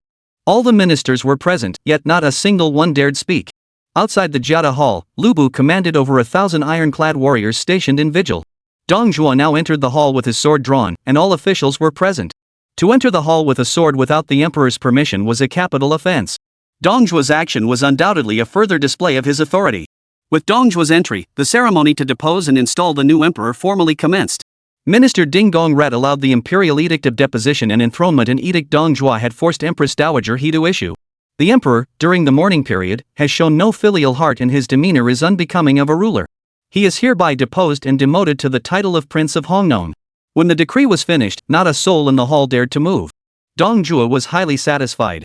He ordered attendants to escort the young emperor down from the dais, remove his imperial seal, and kneel facing north to pledge allegiance as a subject. Empress Dowager he wept bitterly, and the assembled ministers were overcome with grief. Subsequently, Prince Liu Xie of Chunlu was invited by Dong Zhuo to ascend the dais, where he received the homage of the ministers and ascended the imperial throne. After completing these ceremonies, Dong Zhuo had his own pre-prepared edict read aloud. He proclaimed himself chancellor, ranking above the 3 excellencies. He enjoyed the privileges of being praised and bowed to without having his name spoken, entering court without having to hurry, and wearing his sword and shoes on the palace steps. To any discerning eye, it was clear that Dong Zhuo was biding his time, waiting for an opportunity to dethrone Liu Xie. By this point, Dong Zhuo had seized complete control of the imperial court. Jing Tejun sped through the storyline, finding the pace terrifyingly fast. Yet the information contained within was overwhelmingly dense. After seizing power, Dong Zhuo harbored deep resentment toward Empress Dowager He, who had once opposed him. He fabricated a reason accusing Empress He of poisoning Empress Dong, then had her poisoned with tainted wine in the Palace of Eternal Peace. It seemed Dong Zhuo's vengeance would end there, but during Empress He's burial, he ordered the opening of Emperor Ling's tomb. He plundered all the treasures buried with the emperor. He then raped palace maids and slept on the imperial bed. These actions laid bare Dong Zhuo's brutal depravity and his utter disregard for both sovereign and father. This plotline left Jing Tejun feeling utterly oppressed. The already decaying court, after enduring Dong Zhuo's rampage, now teetered on the brink of collapse. Jing Tejun had assumed this side quest would conclude here, but with no prompt to end, he simply pressed on. It wasn't until attending court that day that Jing Tejun glimpsed a glimmer of hope. Dong Zhuo's perverse and tyrannical actions had finally stirred immense indignation among the loyal ministers. Wu Fu, the cavalry captain, witnessed Dong Zhuo's brutality and seethed with anger, finally resolving to assassinate him. Wu Fu waited outside the palace gates as Dong Zhuo entered the court. When Dong Zhuo arrived, Wu Fu approached and bowed in greeting. At this moment, Dong Zhuo detected no sign of danger. But in the next instant, Wu Fu suddenly drew a dagger from his sleeve and thrust it directly at Dong Zhuo. Alas, Dong Zhuo was highly alert and reacted swiftly, immediately seizing Wu Fu's wrists with both hands. Despite his formidable strength, Wu Fu's sudden strike proved utterly ineffective. Behind Dong Zhuo, Lu Bu immediately stepped forward and knocked Wu Fu to the ground. Regaining his composure, Dong Zhuo demanded in alarm, "Who incited you to rebel?" Wu Fu glared and cursed. "You are not my sovereign, nor am I your subject. How can you speak of rebellion? Your crimes fill the heavens. Everyone longs to see you executed. I only regret not using the cruel punishment of dismemberment to make you atone before the world." Jing Tejun listened to these words, his blood boiling. Had he not known that side quests couldn't affect the main storyline, he would have lunged forward to stab Dong Zhuo to death. The moment Wu Fu drew his dagger, Jing Tejun truly believed the strike would succeed. But in the end, it fell just short. Enraged by the words, Dong Zhuo commanded, "Guards! Drag him out and dismember him." The ministers' faces paled at the words. Their expressions spoke volumes about the extreme cruelty of this punishment. Jing Tejun could also roughly guess the nature of the punishment from their expressions. Soon enough, he witnessed firsthand what true torture entailed. The executioner meticulously sliced away Wu Fu's flesh, separating it from his bones, then severed his limbs. Yet throughout this torment, Wu Fu never uttered a single cry of pain. Instead, he cursed Dong Zhuo relentlessly until his dying breath. Wu Fu's assassination attempt represented the most direct and heroic act of resistance against Dong Zhuo within the imperial court. Though it ended in failure, Jing Tujun felt his spirit of loyalty and righteousness would shake the court and the realm, heralding the coming of a greater storm of resistance. Wu Fu's death also made Jing Tujun realize that the Han dynasty still had a few loyal ministers. After Wu Fu's death, Dong Zhuo grew even more arrogant and tyrannical. Jing Tujun wandered the palace grounds daily, awaiting the next chapter in the unfolding drama. One night, Grand Administrator Wang Yun hosted a banquet in his backyard garden. Under the guise of a birthday celebration, he secretly gathered former ministers to discuss state affairs, and Jing Tujun was among the invited guests. During this banquet, Jing Tujun spotted a familiar face, Cao Cao.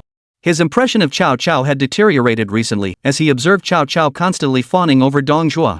This alone caused Jing Tujun's regard for Cao Cao to plummet dramatically. Once all the ministers had arrived, they began to ask, "Today is no holiday. Why has the Grand Administrator hosted this banquet?" The ministers were no fools. They quickly sensed the unusual nature of this gathering. Wang Yun suddenly covered his face and wept. The others hurriedly asked, "Your Excellency, it is your birthday. Why are you weeping here?" Only then did Wang Yun explain, "Today is not my birthday. I merely feared Dong Zhuo might grow suspicious, so I used this pretext to invite you all here. Dong Zhuo abuses his power and deceives the sovereign. The very foundation of our state hangs by a thread. I recall how Emperor Gaozu of Han overthrew the Qin and Chu dynasties to establish this realm. Who could have foreseen that it would now face ruin at the hands of Dong Zhuo? At this thought, I cannot hold back my tears." Hearing this, the officials wept in unison. Seeing this, Jing Tujun joined in, feigning tears for appearance's sake. Just then, a man clapped his hands and burst into laughter. Jing Tujun looked toward the sound and discovered that the one laughing heartily was none other than Cao Cao. Cao Cao clapped his hands and roared with laughter. "All you ministers weeping from dusk till dawn, then weeping again from dawn till dusk, do you truly believe weeping will kill Dong Zhuo?" Chapter 74, Cao Cao's startling words. Holy cow! Listening to Cao Cao's words, Jing Tujun truly felt he wouldn't rest until his remarks stunned everyone. His words were razor-sharp, cutting straight to the heart of the matter. Cao Cao's words, delivered in the most direct, even brutally blunt language, pierced through the tragic atmosphere to expose the underlying incompetence and powerlessness. His words immediately offended many. It was essentially calling the ministers cowards. Wang Yun shot a glance and recognized Cao Cao, the Shaoqi colonel. His blood boiled instantly as he roared. "Your ancestors, Cao, also fed off the Han dynasty's bounty. In this hour of national peril, you fail to consider how to serve your country, and yet you dare to laugh aloud?" Wang Yun pressed Cao Cao relentlessly with his questioning.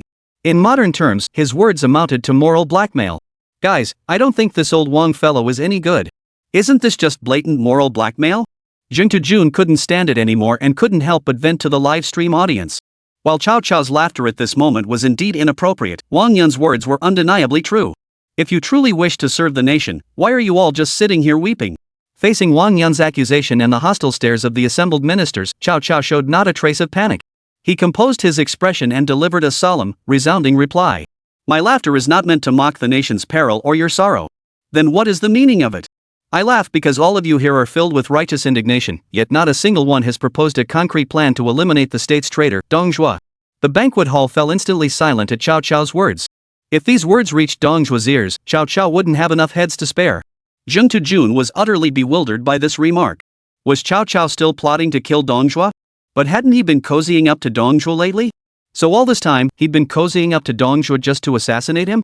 Jing Tujun decided to retract his harsh judgment of Cao Cao. It turned out he'd completely misunderstood him all along. He even felt a bit embarrassed. He had always known that someone destined for greatness like Cao Cao couldn't possibly be a sycophant. The ministers at the banquet no longer eyed Cao Cao with such hostility. Still, a few remained skeptical, convinced Cao Cao was boasting. After all, assassinating Dong Zhuo was no easy feat. After all, Dong Zhuo was closely guarded by a warrior like Lu Bu.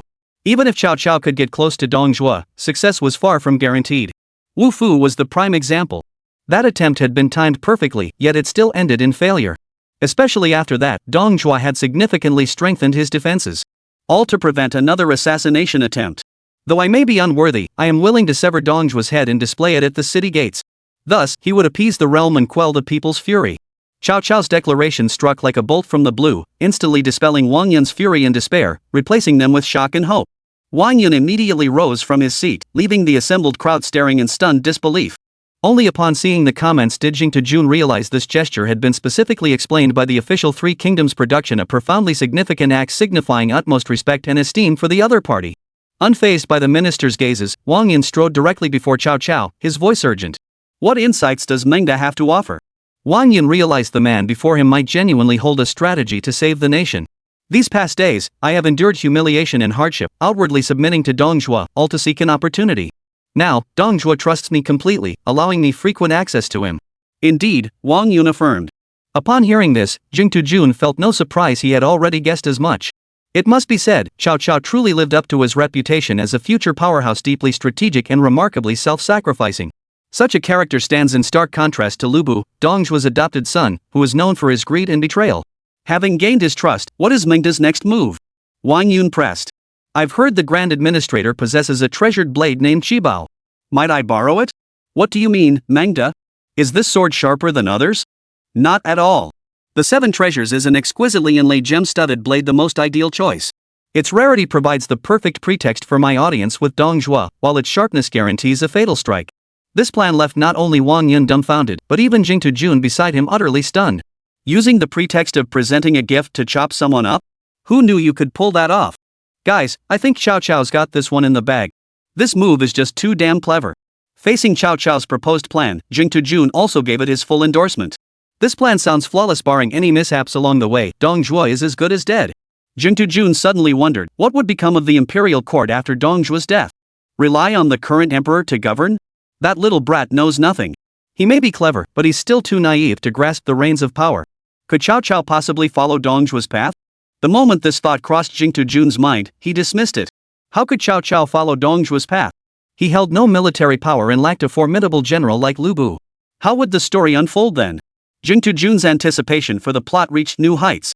Upon hearing Cao Cao's meticulous yet audacious plan, Wang Yun was deeply inspired and immediately took action to show his support. If you truly harbor such resolve, Brother Mengda, it would be a blessing for all under heaven. Wang Yun placed his hopes for saving the nation squarely upon Cao Cao. After speaking, Wang Yun personally poured wine for Cao Cao and respectfully presented it, treating him as an honored guest. This was more than mere courtesy, it was a farewell toast, expressing reverence and placing profound trust in him. Cao Cao poured the wine onto the ground, using this act to make a solemn vow. This plotline resonates deeply with me, as the latter half essentially revolves around Cao Cao. Personally, I'm quite optimistic about Cao Cao's plan. What do you all think? Jing Jun keeps an eye on the bullet comments, as frequent interaction with the live stream audience is key to retaining viewers. Cao Cao should succeed. Isn't this very triumph what will make his name resound throughout the land? I agree. Building his power base, I don't even see him turning dark now. I'm starting to root for him too. His charisma is off the charts. Liu Bei, what about me? Weren't you supposed to remain loyal to me forever? Whatever. If Cao Cao turns out to be the villain later, I'll still blame it on the times. He's such a great guy. Jing Jun can't argue with the flood of comments favoring Cao Cao. This plot development makes Cao Cao's character more multidimensional. It reminds Journey Bug of that night when the palace caught fire. Cao Cao was the only one shouting for help. After sealing their oath, Wang Yun solemnly handed over his treasured Seven Treasure sword to Cao Cao without hesitation. Even in death, I shall have no regrets. Cao Cao declared with noble bearing as he accepted the treasure blade. Chapter 75, Cao Cao presents the sword. The banquet storyline concludes here. The third chapter features 3 banquets, each more breathtaking than the last. The third chapter's plot absolutely holds its own against the first 2, with the quality of romance of the Three Kingdoms storytelling remaining consistently high. With night having fallen, Cao Cao could not pay his respects to Dongjua. The plot's progression would likely wait until the following day. Journey Seeker was consumed by the desire to witness the climactic scenes. Who had time to wait for the plot to unfold naturally? Returning to his room, he intended to find the time jump button, but upon entering, a CG cutscene immediately popped up. Of course, this scene depicts Cao Cao's private audience with Dongjua. How could the player possibly witness it? With so many grand scenes to depict and its multi-threaded narrative structure, Three Kingdoms had no choice but to employ this method to maintain plot coherence. The CG scene was set during the daytime. No need to guess, it was already the next day. The camera remained firmly fixed on Cao Cao. Cao Cao, bearing his treasured sword, entered the Prime Minister's residence where Dongjua resided. Spotting a servant, he inquired, "Where is the Chancellor?" Recognizing Cao Cao, the servant did not search him and replied, "He is in the small chamber." Cao Cao walked straight into the small chamber and saw Dongjua seated on the bed, with Lu Bu standing beside him. Dongjua, upon recognizing Cao Cao, showed little emotion and calmly inquired, Manga, why the delay? Dong Zhuo held a certain fondness for Cao Cao. When the entire court of ministers and generals resisted him, only Cao Cao aligned himself with him. He had not been stingy, granting Cao Cao high office and generous rewards. Cao Cao had long prepared a response to Dong Zhuo's inquiry and answered. My horse is too weak and moves slowly. Cao Cao's explanation was perfectly reasonable and flawless, successfully dispelling Dong Zhuo's initial suspicions. Dong Zhuo gave a slight nod in response to Cao Cao's explanation, then turned to Lu Bu beside him and said, I've brought many fine horses from Xiliang. Fengxian, choose one to present to Mengda. Dong Zhuo had proactively offered the horse and had even dismissed Lu Bu. For Cao Cao, this was nothing short of a golden opportunity. As Lu Bu departed to select a horse for Cao Cao, only Dong Zhuo and Cao Cao remained in the chamber. This was the assassination opportunity Cao Cao had long dreamed of. Jing Tejun had thought this was already a favorable moment for assassination, yet he never imagined Dong Zhuo would grant him another golden opportunity. Due to his obesity, Dong Zhuo couldn't sit for long and simply lay down, turning his back toward the interior. He was now completely turned away from Cao Cao, completely relaxed and defenseless.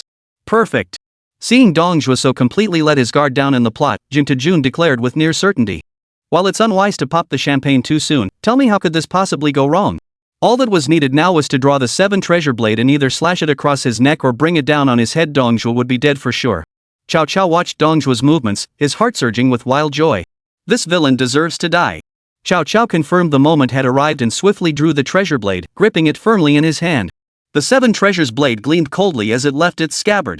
Just as Cao Cao prepared to thrust at Dong Zhuo, who could have imagined that Dong Zhuo would happen to look up at that very moment and catch sight of the dressing mirror beside the bed. The mirror clearly reflected Cao Cao behind him, drawing his blade. Dong Zhuo instantly felt his soul flee his body, overcome by utter terror. He spun around hastily, attempting to face the threat, and roared. Manda, what are you doing? Dong Zhuo's voice rang with equal parts shock and fury, striking straight at the heart of the matter. Holy crap! How did he spot me? Journey Fungus couldn't help but admire Dong Zhuo's luck of all times. He had to look right then. Cao Cao's task of eliminating Dong Zhuo had just become significantly more difficult.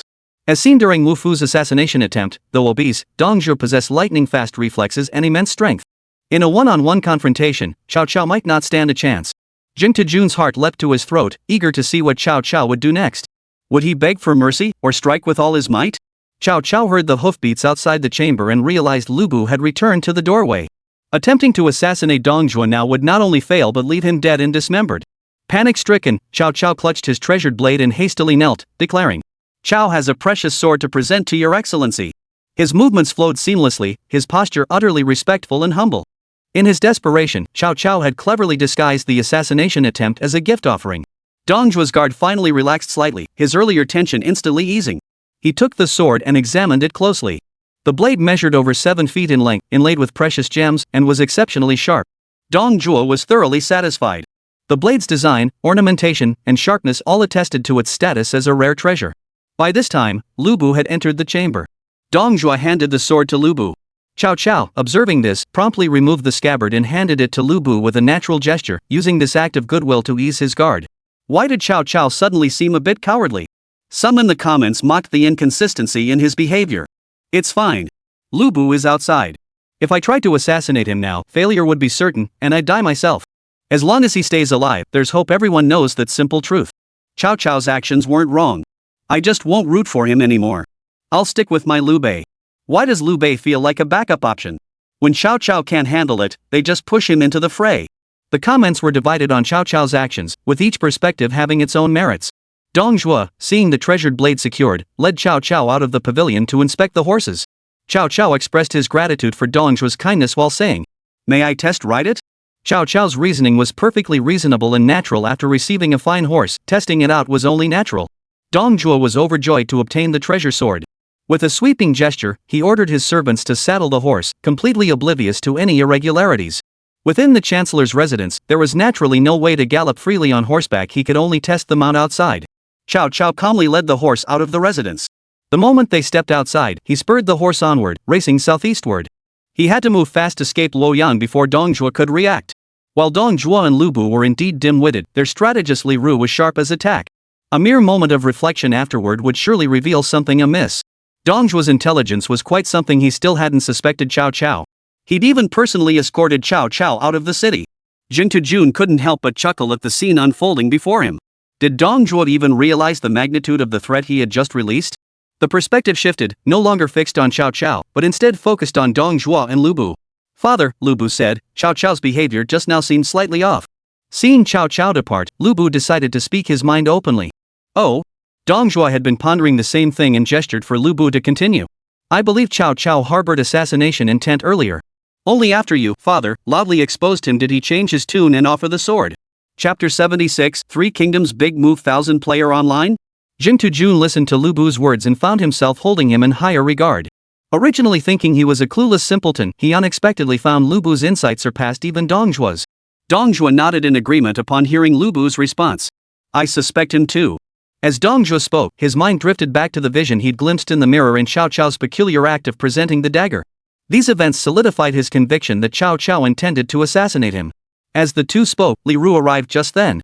Seeing his strategist arrive, Dong Zhuo, unwilling to exert himself mentally, recounted the entire sequence of events to Li Ru, eager to hear his assessment. Upon hearing the account, Li Ru did not disappoint Dong Zhuo's expectations, immediately proposing a solution. "Cao Cao has no wife or children in Luoyang and usually lives alone at home. Summon him here. If Cao Cao comes willingly, it confirms the dagger offering.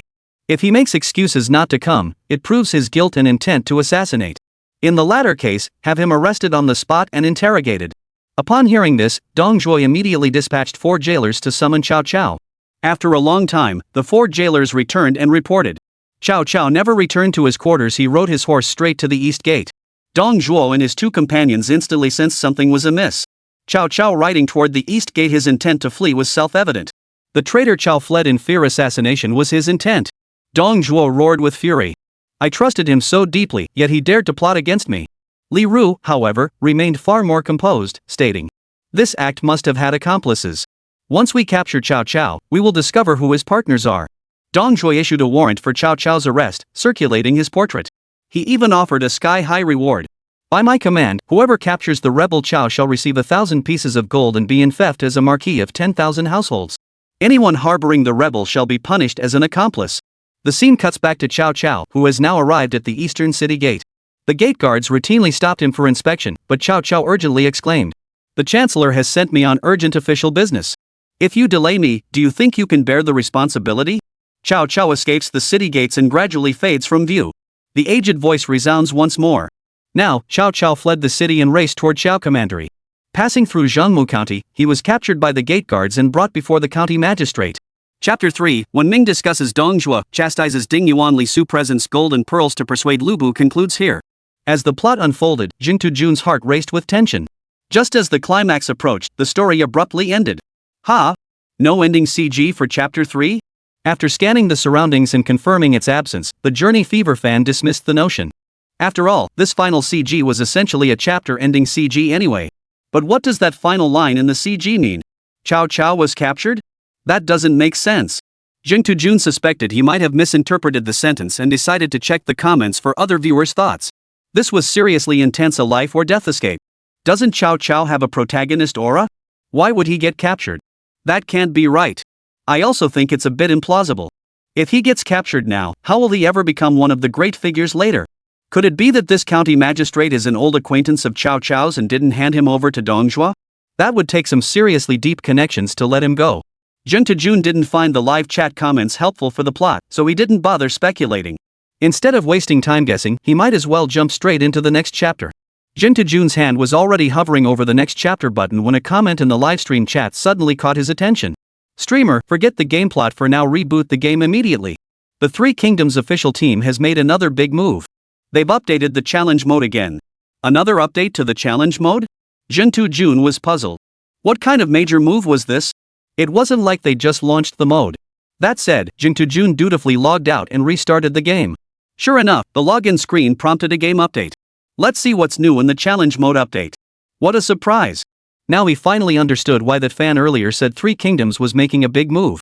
Challenge mode added a new instance, the bloody battle at Luoyang's outskirts. This mode condenses part of the third chapter's storyline, with reduced player numbers but still requiring multiplayer participation.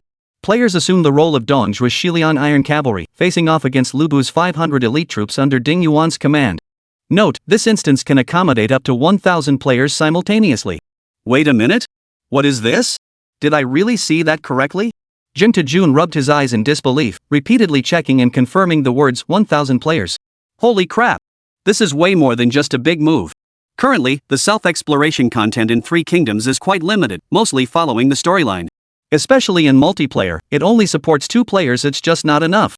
With this update, we're getting a 1,000-player challenge. This challenge record is bound to get broken like crazy.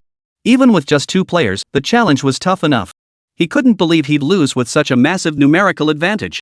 1,000 against 500, let's do this. We're coming for you, Lubu. Brothers, they say Lubu is formidable, let's see just how formidable he really is. What kind of level do you think you are, daring to challenge my Jin army? The streamer is recruiting 1,000 players on the spot to join him in conquering this new challenge dungeon. Priority goes to those with prior challenge mode clear experience. And just like that, Journey's Legion rallies its forces in full force. Let's kick his ass. I refuse to believe this lousy Lubu is tougher than that Guan Yu guy. Crush the enemy. Lubu is nothing special, no offense, but I could take on 2 of him single-handedly. Keep your big talk to yourself. Don't forget how Guan Yu and Zhang Fei wiped us out in the first round. That was the Yellow Turban Army's fault, how could it be ours? Now, with 1,000 players against their 500, it's a piece of cake. Meanwhile, outside the realm, a post about Three Kingdoms on Weibo surged back to the trending list. Does the 1,000-player challenge mode signal the dawn of 10,000-player battles? The post was trending fiercely. With Three Kingdoms already generating massive traffic, there was no need to hire fake commenters. Lí Héng observed all this and found it unsurprising. He had deliberately switched to a secondary account to lurk in Jingtujun's livestream. This challenge mode had been completed long ago but held back, waiting for Jingtujun to clear the 3rd chapter before releasing it, leveraging his popularity to spread the news rapidly. Chapter 77, Why No Difficulty Options? A 1,000-player battle on the same stage was undoubtedly an unprecedented event in Three Kingdoms history. Players had assumed the large-scale multiplayer system wouldn't launch until the World Mode update, but to everyone's surprise, the open beta's second day already featured 1,000-player battles. But that's not all. Just as players were gearing up for the challenge, Lí Héng made a grand gesture and promptly announced on the official game website. 100 million Federation coins up for grabs and the leaderboard rewards. Who will claim the next prize? The eye-catching headline, combined with the game's immense popularity, drew a massive crowd the moment the announcement went live. The post's content was straightforward. Three Kingdoms had launched a new challenge mode battle at Luoyang's outskirts. Thousands of players could freely form teams or join matches to climb the leaderboard. At the end of the 10-day countdown, the top 10 teams would split the 100 million prize pool. A full 100 million in rewards. This stands as an unprecedented reward in Federation gaming history. While it may not be the last of its kind, it certainly stands as the first of its kind. Even if this 100 million is split among winners, with 1,000 players per team and only the top 10 teams qualifying, that still means 10,000 winners. On average, each participant receives 10,000 Federation coins. Don't underestimate 10,000 Federation coins. That sum is enough to sustain an average family for several months. Moreover, higher rankings and greater contributions will only yield even greater rewards. Countless players were in an uproar, many cheering with excitement. Others flocked to Tencent's Three Kingdoms Conquest official website to mock them, leaving Tencent with no way to explain their predicament. Faced with the players' scornful remarks, they could only turn a deaf ear. On the STM store, Three Kingdoms Conquest's ratings continued to plummet. Many players had genuinely enjoyed the game, but its quality had left them bitterly disappointed. Seeing the situation spiraling out of control and with game revenue slumping, the newly appointed game director urgently convened a company meeting. Everyone, I believe you've all seen the revenue figures for Three Kingdoms Clash. This game's performance falls far short of our expectations. Forget about making a killing at this stage, even breaking even is becoming a pipe dream. The company currently holds minimal expectations for this game, and its existence has been dragging down our reputation lately. Especially when our competitor's Three Kingdoms game makes a big move, we're always the first target of criticism. The employees below looked deeply troubled, though their expressions weren't solely due to the company facing criticism. The truth is, Tencent's reputation within the industry has always been at rock bottom. Their current expressions stem entirely from the bonuses slipping through their fingers. They had hoped to secure a generous bonus through Three Kingdoms Conquest, but now that seems virtually impossible. The new manager continued his relentless monologue at the conference table, but few employees could muster the attention to listen. They'd always cared only about their own money. The company's affairs had never been their concern. Today, we're here to discuss the shutdown of Three Kingdoms Conquest. After a barrage of meaningless chatter, the meeting finally got down to business. But this topic. Every employee present knew the shutdown of Three Kingdoms Clash was inevitable, but none expected it to come so soon. Meanwhile, in Jingtujun's livestream room, prompted by viewers in the chat, Jingtujun naturally spotted the announcement on the Three Kingdoms website. Seeing such a hefty reward, Jingtujun felt an unprecedented surge of excitement. He himself had little interest in the money, but his fans certainly needed it. With a sweeping gesture, Jing Jun immediately declared that if his team made it into the top 10, he would personally contribute 500,000 yuan to distribute among the fans who had joined him in the rankings push. 500,000 yuan was no small sum for Jing Jun, but he didn't care. Gaming is all about entertainment first and foremost, making sure his fans have a blast. Jing Jun was busy assembling his team, instructing his assistant to verify that fans joining had prior successful experience in the first challenge mode. In a 1 million viewer livestream, gathering 1,000 participants wasn't difficult. The main challenges were managing the logistics, verifying identities, and tracking each participant's completion times. Among the participants, Jing Jun spotted 2 familiar faces, Little Devil and Yun Yu. These 2 were the ones who battled for first and second place in the initial challenge mode. Their gaming skills were undoubtedly formidable. Finally, after an hour, Jing Jun's 1,000-member squad was fully assembled. Naturally, this 1,000-strong squad included gaming expert Nanbei, whom Jing Jun had contacted immediately. With the team assembled, Jing Jun clicked to enter the game as the squad leader. It was only then that Jing Jun realized what was missing from this challenge. Where was the difficulty selection? Jing Jun exclaimed at the game's loading screen. The absence of difficulty options meant something Jing Jun understood all too well. Back when challenge mode first launched, there was no difficulty selection either. Then, he and Nanbei got utterly crushed by Guan Yu and Zhang Fei. No choice meant this challenge was set to maximum difficulty, restoring everything in the game to its default state. As the game finished loading, Jing Jun and the other 900 players officially entered the instance. The moment they entered, the system prompt appeared equally before every player. As this instance accommodates 1,000 players, all stats are standardized to ensure fairness. Wishing you all a victorious start. The live chat erupted with excitement as the challenge mode commenced. With identical stats, I'll bet 50 cents that Journey Bud will absolutely be the worst performer. What nonsense! I'm a skilled streamer, I'll slaughter Lubu through and through. Lubu's pack is a stat monster, and it's not just the stats, I bet Lubu's gameplay is top tier too. 1,000 to 500, this setup makes perfect sense to me. Guess how many rounds Tuto can last? The chat was buzzing with debate, but Jing Jun couldn't spare a thought for it now. North and South had already begun deploying troops based on the enemy formation. Lubu, I've studied the storyline closely. I can say that in the bloody battle outside Luoyang, Ding Yuan's victory was 90% down to Lubu. We hold an absolute numerical advantage. Assuming our stats match theirs, then our focus must be on countering Lubu. We need to deploy large forces specifically to deal with him. For Lubu to win through solo combat alone would be extremely difficult. Therefore, to prevent our micromanagement from falling short of the enemies, we'll detach 200 men to counter Lubu. North and South calmly deployed their formations. Chapter 78, The Horse Stumbles. Charge!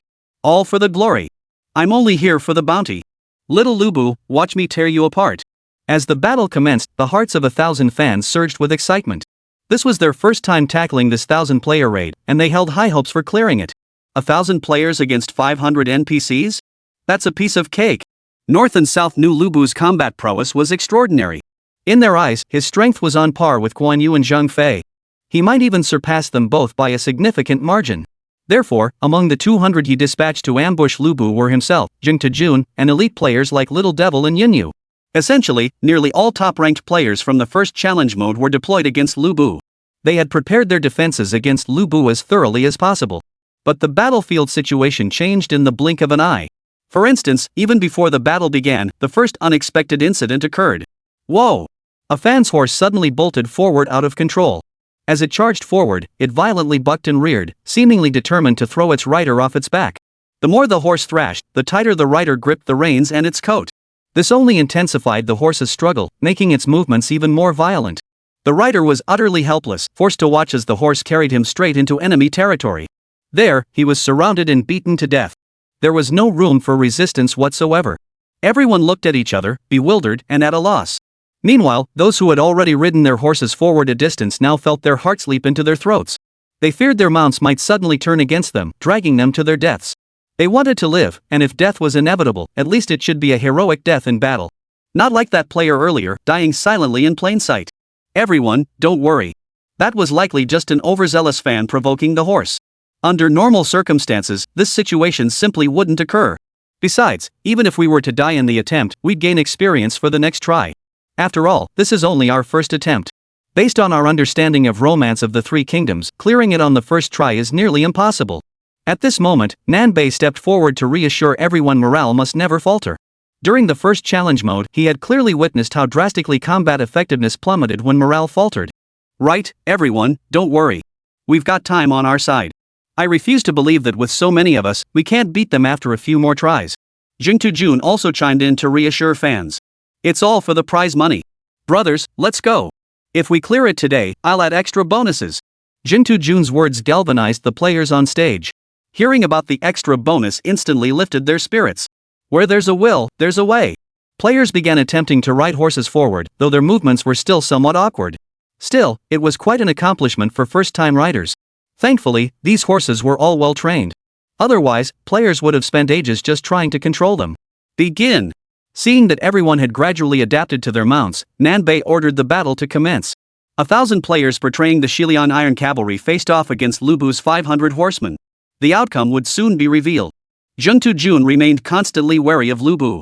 In his eyes, Lu Bu was practically a god of war. Back on the city walls, watching Lu Bu from afar, he thought Lu Bu was incredibly handsome. But as the story unfolded and he realized Lu Bu was a treacherous opportunist, Jun's admiration plummeted. Under the command of the northern and southern factions, 200 players served as the vanguard for the rest, charging headlong into the enemy lines. The bonus. My bonus. Hold your horses, keep your cool. What's there to fear? Ever since we went through the storyline, I've been itching to exchange blows with this guy. Now I'll see just how much he's got compared to this old man. So you're going first against Lu Bu? First? Fine. Like I'm scared of him? After the player finished speaking, everyone nearby looked at him with pity. Everyone had been debating who'd be the first to test Lu Bu's strength, but now a fearless warrior had stepped forward.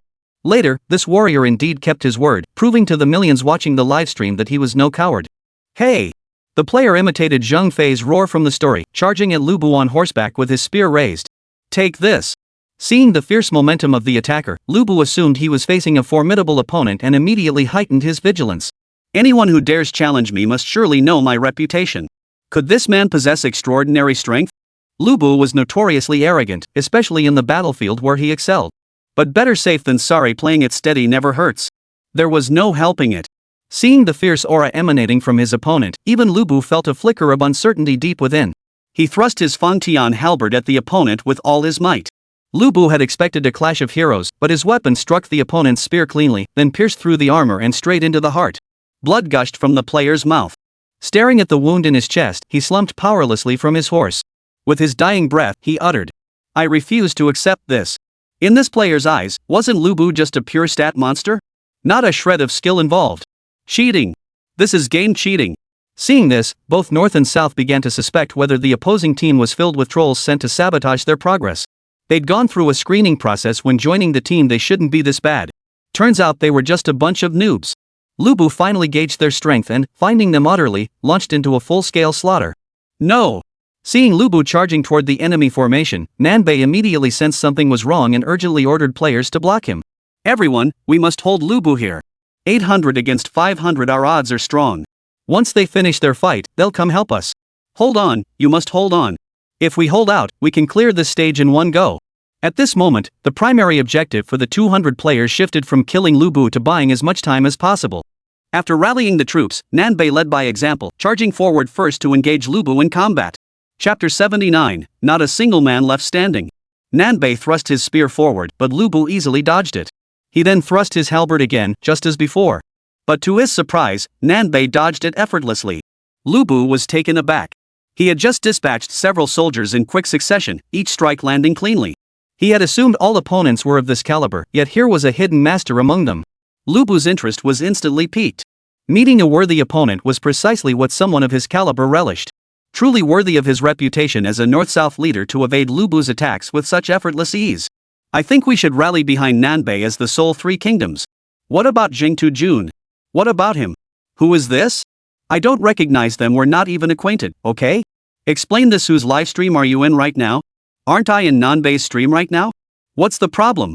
The viewers in the livestream were utterly captivated by North-South's gameplay. Through Journey Fungus's perspective, they clearly witnessed how effortlessly smooth North-South's dodges were. It was as if he'd predicted Lu Bu's attack from that spot in advance. In a way, this could be considered a natural talent. Only Nanbei himself knows that ever since the challenge mode launched, he's been grinding against Guan Yu and Zheng Fei. His reflexes had improved dramatically, and he'd gained deep insight into how to perfectly adapt to the ever-shifting battlefield. Lí Héng, lurking in the livestream chat, was equally astonished when Nanbei effortlessly dodged the attack. Across the entire three kingdoms, countless generals existed, yet few could withstand even 3 strikes from Lu Bu. Yet Nanbei, with his trash stats, managed to dodge Lu Bu's first strike. Having dodged Lu Bu's first strike, Nanbei showed no arrogance. This was merely the beginning. Then, with the second strike, Lu Bu finished him off. Lu Bu was deeply disappointed. Wasn't there a single worthy opponent here? He thought he'd found a skilled opponent, but it turned out to be nothing more than quick reflexes utterly lacking in strength and speed. Lu Bu wasted no time, continuing the slaughter. Though he stood alone, his mind was set on aiding his 500 iron cavalry. His performance on the battlefield radiated an aura of a warrior who had fought across 3,000 miles, a single sword capable of holding off 1,000,000 troops. Seeing his screen go black, Nanbei felt an overwhelming sense of loss wash over him. All his hard work over so many years, and he could only withstand a single strike? Nanbei didn't attribute his crushing defeat to a disparity in stats. As a seasoned gamer who had conquered numerous popular titles, he had achieved many victories against overwhelming odds. Weak stats don't equate to true weakness. Weakness in execution was. On the battlefield, chaos erupted momentarily after Nanbei lost command. At that critical juncture, Jing Tujun stepped forward without hesitation. Push forward, keep pushing, we'll stall for time today. Let's create some trouble for him from the rear too. Attack from all sides simultaneously, let's see how he defends against that. Jing Tujun's command may be simple, but it's the most practical strategy available right now. Everyone attacks together. I refuse to believe Lu Bu can simultaneously fend off assaults from all directions. No matter how powerful he is, he's still just one man with only two hands. Just as Jing Tujun thought he could finally hurt Lu Bu demonstrated to the livestream audience how he could withstand assaults from all directions. He leapt into the air, propelled by his stirrups, soaring above the ground. All the attacks aimed at him earlier missed their mark. But it didn't end there. With their spear thrusts missed, the spearheads naturally collided. Everyone instinctively tried to pull their spears back, only to find the spearheads locked together. They couldn't be withdrawn for a short while. Lu Bu's feet landed precisely at the point where the spear tips met. The tips, already difficult to withdraw, now couldn't budge an inch. Oh no! Upon witnessing this scene, Jing Tujun felt an ominous foreboding rise within him. Sure enough, the next second, he saw Lu Bu swing his Fangtian Huaji, his body spinning in unison. Quick-thinking players immediately released their spears and retreated, while those a split second slower were all struck down by this spear thrust. No way! This move never appeared in the storyline. The Journey to the West fan felt an urge to curse. Of course this move wouldn't appear in the storyline. In the storyline, Dong Zhuo never specifically ordered anyone to target Lu Bu. Lu Bu was completely free to act on the battlefield. Without being surrounded by enemies, how could Lu Bu possibly use this move? Lí Héng heard Jing Tujun's exclamation, his expression unchanged. He silently rolled his eyes. This is nothing. Though Lu Bu was often criticized, no one ever questioned his combat prowess. The might of the Three Kingdoms' foremost warrior was truly well deserved. Jing Tujun, hell-bent on taking Lu Bu down, soon discovered the general's power far exceeded his expectations. He resorted to every underhanded, treacherous tactic imaginable, even disregarding martial ethics, only to suffer defeat time and again. He's just too damn strong. Jing Tujun's resolve began to waver slightly, his fighting spirit rapidly fading. But he quickly rallied himself. If it weren't challenging, how could it live up to the Three Kingdoms challenge mode? If it weren't challenging, how could he prove himself as a skilled streamer? For some reason, Jing Tujun harbored an intense obsession with becoming a technical streamer. It felt like he couldn't eat a single meal until he achieved that goal. After psyching himself up, Jing Tujun felt his energy surge once more. Forget tactics, just keep pushing reinforcements forward. Wear Lu Bu down to the bone if it takes. By the time the battle over there ended, his side would still have combat reinforcements. With this relentless attrition, he refused to believe Lu Bu could hold out much longer. Jing Tujun now had only one goal: first clear. Records can be broken anytime, but the first clear record will always be unique. Man, the streamer looks like he's on a sugar high. This isn't just hyped up, he seems to get more excited the longer he plays. Could it be that the streamer is secretly a masochist, getting more excited the more they're bullied? Now that you mention it, you're right. Holy crap, is this really how my favorite streamer acts in private? Creepy as hell, guys. Creepy as hell. From now on, keep your eyes peeled when looking for streamers or you'll end up like us today. Jing Tujun, who'd been directing operations from the backstage, still found time to sneak a peek at the bullet comments. Seeing the comments, he didn't bother arguing. He thought to himself, just wait until I clear this stage, then you'll understand why I'm getting more and more excited. Speaking of which, how's the other battlefield doing? Jing Tujun glanced over to check the other battlefield. He nearly blacked out and collapsed. The players who had held the numerical advantage were now being slaughtered by 500 iron cavalry, leaving not a single one standing. Chapter 80, Official Participation, Deadliest of All. Wait, where's my team? Jing Tujun was utterly bewildered. He'd assumed 800 against 500 would be a piece of cake. How had they been counterattacked like this? How the hell are we supposed to play like this? This is bull. If they lacked skill, that'd be one thing. But every participant here, to some degree, understands this game's combat mechanics. And now they're getting slaughtered like this? Even without facing them directly, Jing Tujun could tell this was a gap in stats. True to the Three Kingdoms challenge mode's reputation, the difficulty never disappoints. Seeing this, Jing Tujun had pretty much given up on fighting back. There was no way to win this battle now. Not only were his own forces being mercilessly beaten by Lu Bu, but even the 800 Iron Cavalry hadn't escaped unscathed. At this moment, Nanbei witnessed the battlefield's devastation through the spectator mode after death, his mind racing. He had come to a realization: the numerical gap was simply too vast. It wasn't just that their stats were inferior to Lu Bu's. 800 against 500 had ended like this. Their stats were significantly lower than the enemy's. This difficulty level was far higher than he had anticipated. Viewers in the livestream were surprised by this turn of events, their shock tinged with schadenfreude. Seriously? They're still hoping to clear this in one go? I'll say it right here: if they pull it off, I'll go live eating. If you don't want to eat, just say so. Unless they're cheating, there's no way they stand a chance. Hacks? When did Three Kingdoms even have hacks? The Wind Spirit Moon Shadow I used before? Totally useless here. In Three Kingdoms, hacks are completely useless. Their anti-cheat system is too strong. If you're relying on raw skill, you might not even make it through today. Honestly, I don't think we'll clear it today. Trying to clear it today is nothing short of a pipe dream. The bullet comments were full of pessimism, with many doubting even 1,000 players could clear it in a single day. Jing Tujun noticed the comments, but he was utterly helpless. He desperately wanted to prove himself through skill and shut down these comments, but he was completely out of ideas. Despite his lifelong dream of becoming a technical streamer, Jing Tujun remained firmly entrenched in his casual playstyle. He could only watch helplessly as his team was utterly annihilated by Lu Bu and his 500 Iron Cavalry. Jing Tujun's first attempt ended in a crushing defeat. Upon entering the post-battle interface, he saw that the opposing 500 Iron Cavalry had suffered only 223 casualties in total. The disparity was staggering. This massive disparity left Jing Tujun and Nanbei utterly devoid of any hope for clearing the stage. Again! Nanbei refused to give up, just like during their first attempt at the first round challenge, persevering through repeated defeats with unwavering determination. He held his breath, determined to overcome the challenge. Meanwhile, on the other side. That's all for today's routine training, you brats. An instructor addressed the soldiers before him. The soldiers looked utterly stunned. How could it end so abruptly when they'd barely begun? They couldn't believe these words were coming from their fearsome drill sergeant. It wasn't even a holiday. Why was training over already? Of course, the remaining time wasn't meant for free time either.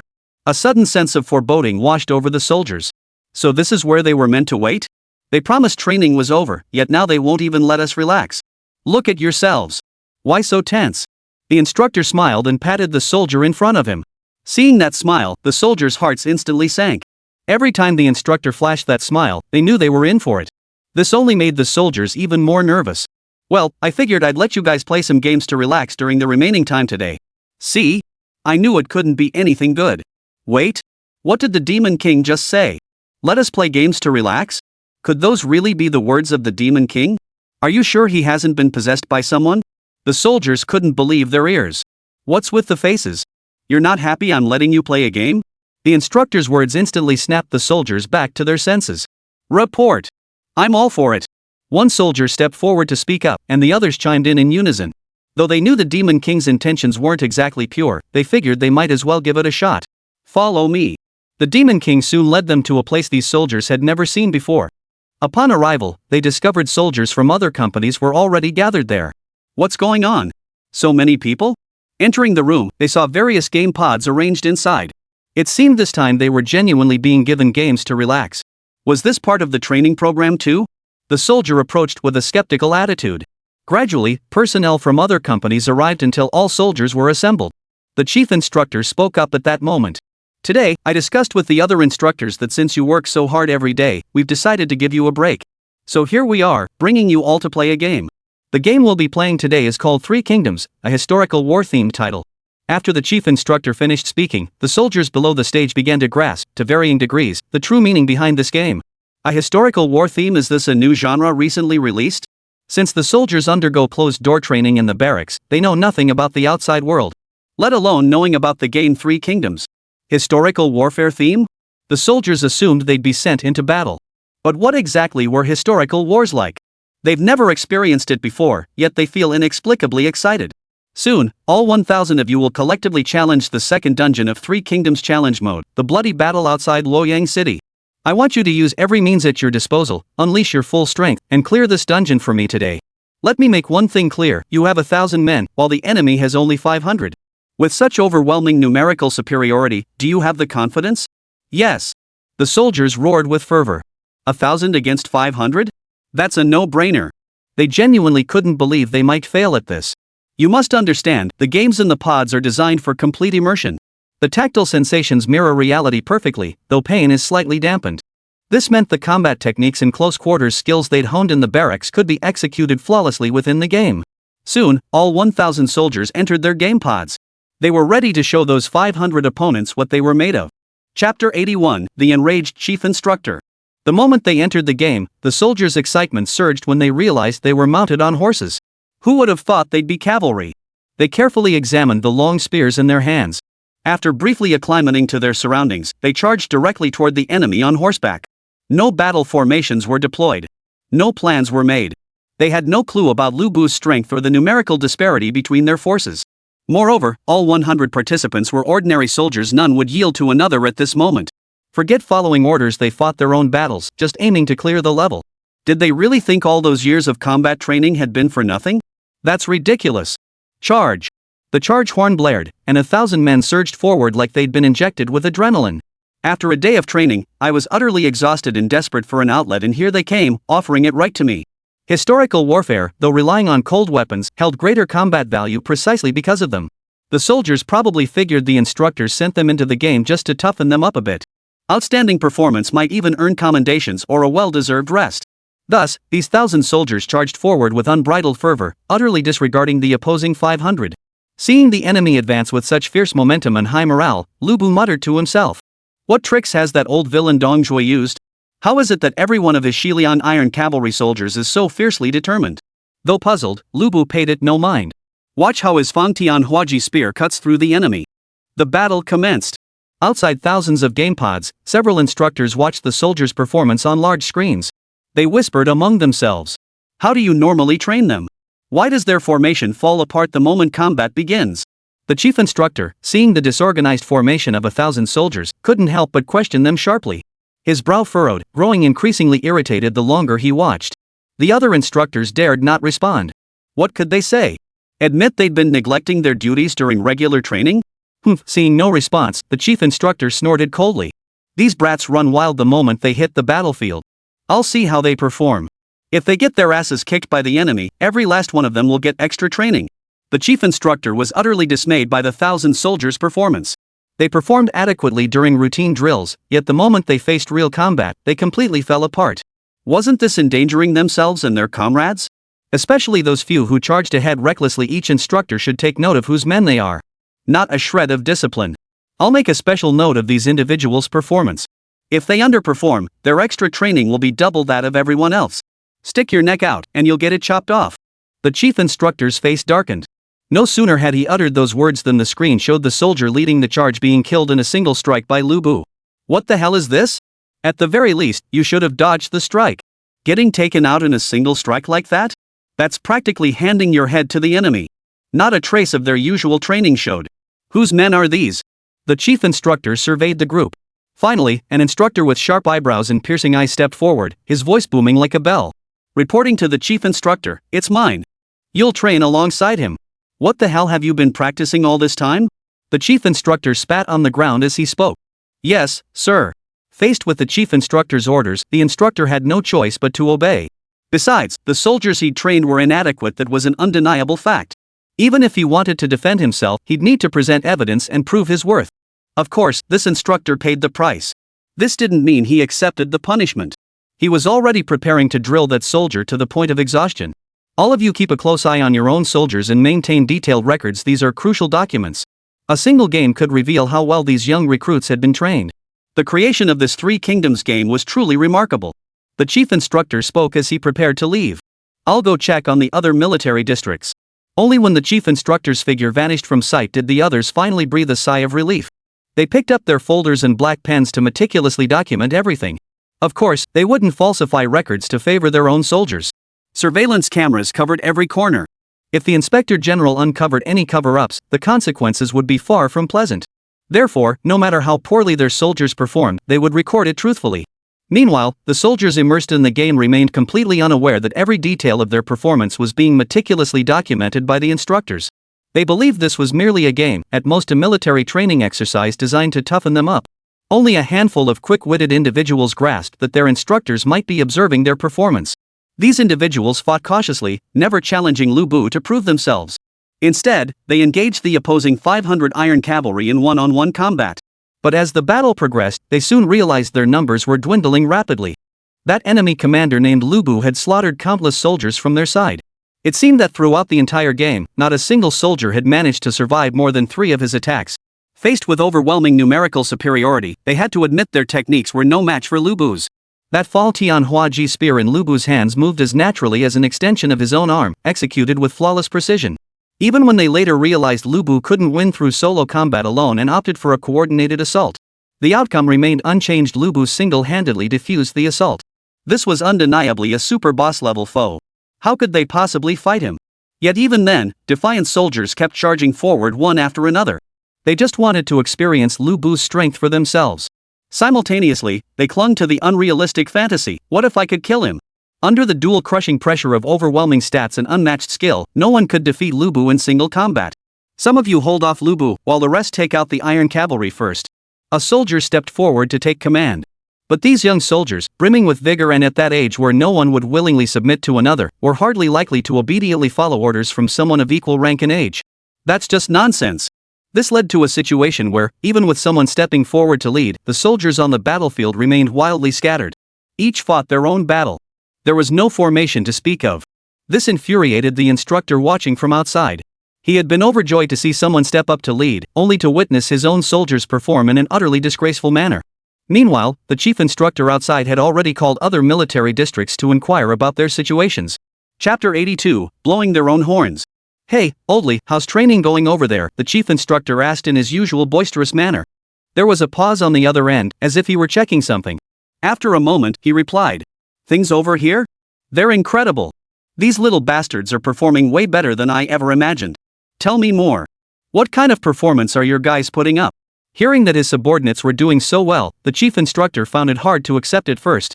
He and Oldly had been competing openly and covertly for over a decade without a clear winner. Could this tournament finally decide the outcome? My side's performance? It's just okay. We've simply crippled Lu Bu. We should clear the stage soon. The head instructor was taken aback by this. He knew full well how formidable Lu Bu was. The opponent had crippled Lu Bu this quickly? The voice on the other end of the line carried a hint of smugness. After speaking, he continued. Old Tan, how's it going over there? Hope you're not getting stomped by Lu Bu? Are you kidding me? Lao Tan retorted instinctively. Though he knew full well his men were indeed being thoroughly humiliated by Lu Bu, he couldn't very well admit it. This wasn't exactly something to be proud of, and he certainly wasn't going to admit it. So he decided to brag instead, mimicking the other end's smug tone. We're about to take Lu Bu down here. We should clear the pass today. You better step up your game over there. The voice on the other end paused noticeably before chuckling. Don't worry, we're definitely stronger than you. The first breakthrough record will absolutely be ours. After Oldly finished speaking, he hung up the phone. The call ended, and Chief Instructor Tan, who had been wearing a smug expression, immediately dropped his guard. His face darkened as he strode into the game pod room. The moment he entered, he witnessed his own soldiers being utterly routed by the enemy. Recalling that his arch-rival had already crippled Lu Bu, his rage boiled over as he roared. I just called other military districts, they've already crippled Lu Bu. What about us? Forget crippling him, does Lu Bu even have a scratch on him? And those 500 Iron Cavalry are still intact. The chief instructor grew increasingly furious, and the soldiers' performance was far from satisfactory. What the hell have you been training them for all this time? Is this the result? Do you think this justifies the Federation's hefty daily compensation? Hearing the chief instructor's scolding, the instructors held their breath, not daring to breathe a word. They had assumed all military districts performed similarly. Who could have imagined one district's soldiers had already crippled Lu Bu? This left them utterly speechless. Meanwhile, in another military district, Oldly, who had just finished a phone call, wore an equally grim expression. Stepping into the training room, he was met with the furious outburst of the opposing instructor. The entire room echoed only with the drill instructor's commands and the sounds of combat blaring from the large screen. Oldly's words were practically identical to Old Tan's. He'd been bragging on the phone, never expecting to actually lure Old Tan out. Their men were nearly defeating Lu Bu. The military district across the way claims they'll pass the test today. What about us? What are we doing? Old Lee glanced at the screen displaying the dismal combat results, his voice filled with frustration. We're getting beaten into the ground by Lu Bu over there, with no room to fight back. The truth was finally clear, both chief instructors had been blowing smoke. But the soldiers under their command were the ones suffering the consequences. The instructors' empty boasts now fell squarely on their shoulders. Soldiers, this is really painful. In Jingtu Jun's livestream, the third attempt was already underway. After the first 2 rounds of attempts, some members of the original 1,000-strong team had already left for various reasons. To reach the 1,000-man quota, Jingtu Jun had no choice but to continue recruiting talent from the livestream. This is the downside of recruiting fans. Unlike military units with fixed squads, they couldn't build the necessary teamwork through practice after a few matches. But just as they start to click, some players might quit due to mental breakdowns or real-life constraints. They could only keep honing their coordination. North and South glanced at the challenge mode leaderboard. It was completely blank, displaying only the words vacant. Fine, as long as no one clears it. As a genuine skill-based streamer, Nanbei's goal has always been the first clear record. He didn't need this first clear record to prove his status as a technical streamer, he just needed it to prove his own strength and effort. Jingtu Jun had no idea that players from the military district would also compete. Up until now, he'd assumed only regular players would be vying for first place. If you want to join, send your past results. Finally, add a note about how long you can keep playing. Hone your teamwork, this is crucial. Everyone, please take this seriously and do your part. We'll definitely select players with proven skill. Those with both skill and availability will be prioritized for spots. Jingtu Jun is still promoting themselves. The stream's viewers are also eager to join. Pick me, I'm super strong. I've already DM'd my past achievements and available playtimes to the streamer's assistant. Just sit tight for your spot. I'm so jealous of you guys with history points. I play solo and can't even beat Guan Yu or Zhang Fei in the first round. Every random match I get is just so frustrating. Totally normal. The randoms I get matched with play like bots. If I didn't know this game doesn't have bots, I'd be cursing the Three Kingdoms devs. Every player in the stream is eager to join. After all, getting to play alongside your favorite streamer is exciting enough, let alone the hefty prize money after clearing the game. Who wouldn't be excited about that? Though the first 2 matches were pretty rough, at least we're improving. For instance, in the second match, they whittled the enemy's 500 iron cavalry down to just 200.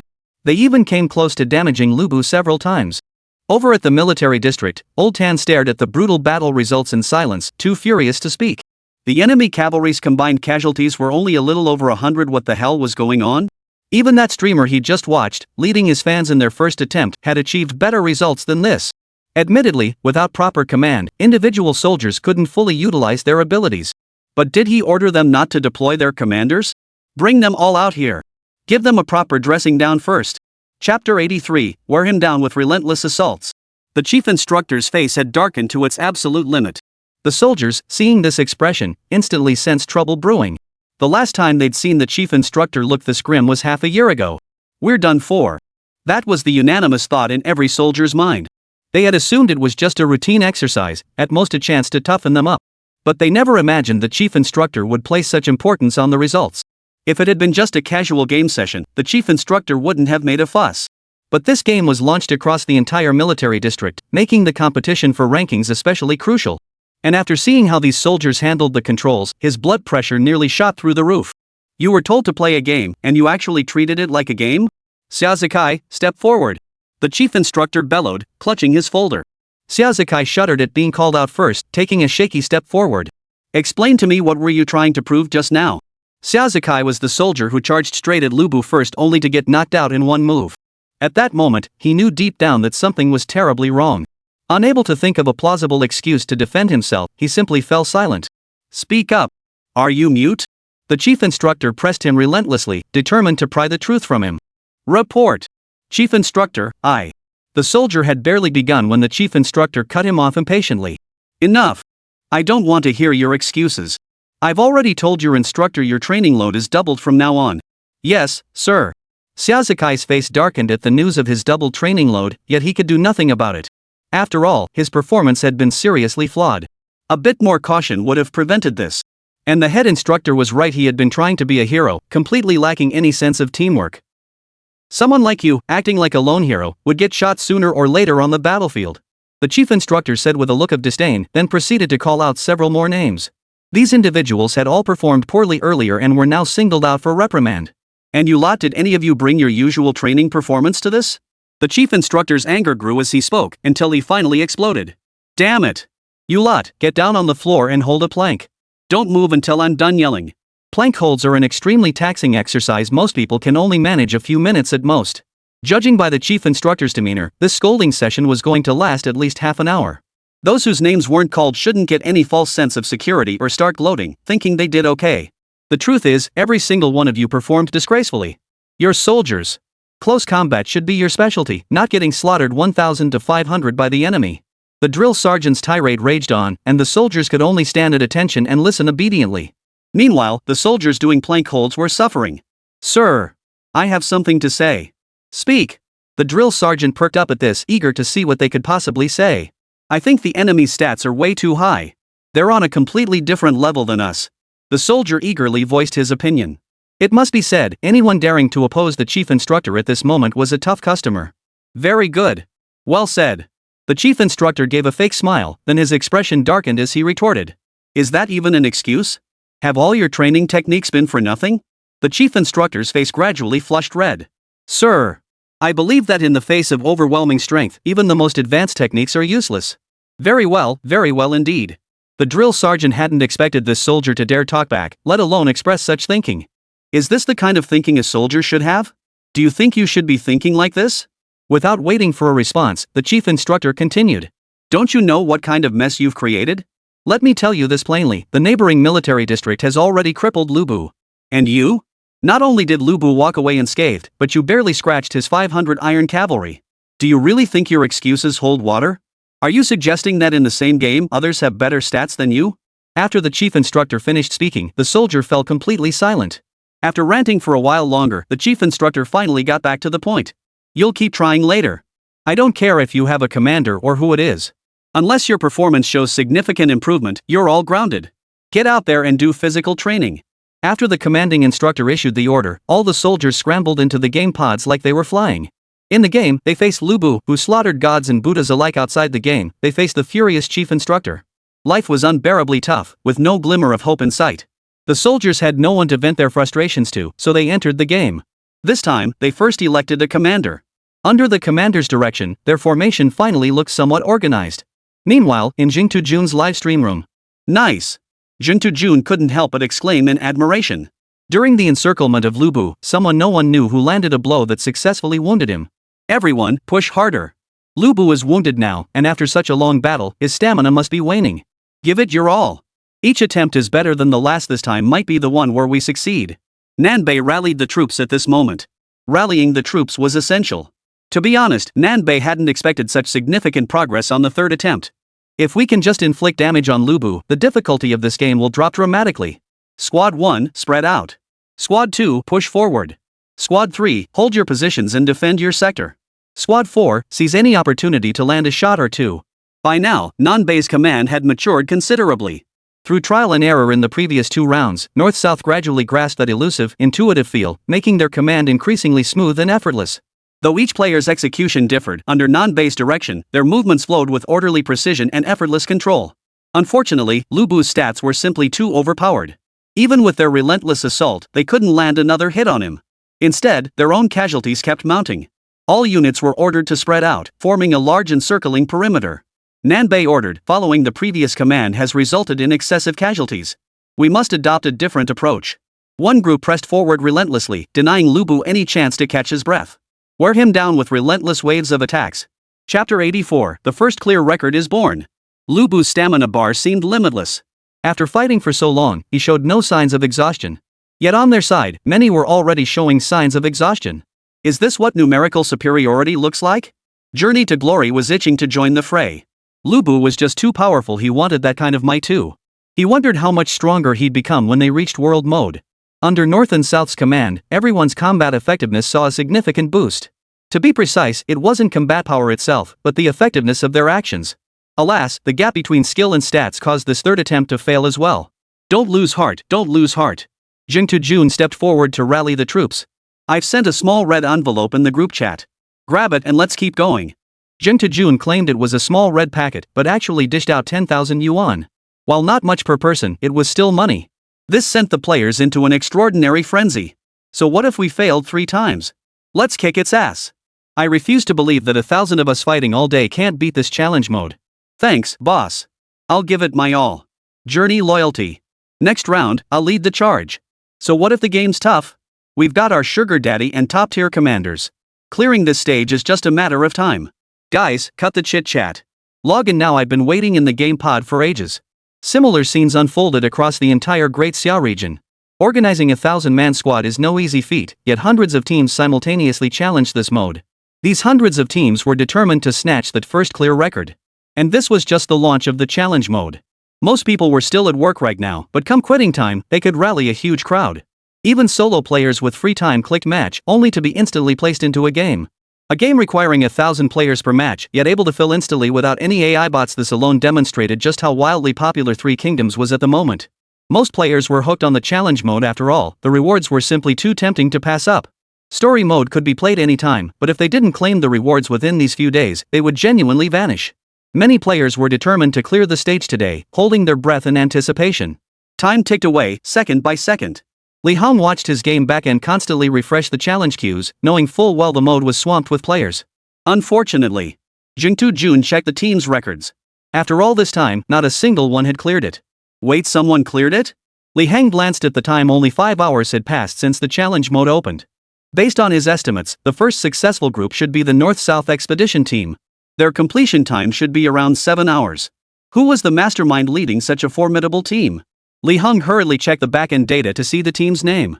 When he saw it, his brain completely froze. South China Military Region 2nd Regiment? What the hell kind of name was that? Lí Héng initially suspected someone was pulling a prank. After all, soldiers had so many daily training tasks. When would they have time to play his game? And given the difficulty of the challenge mode, even military personnel wouldn't be able to breeze through it without dedicating significant time. Lí Héng immediately pulled up the team's data.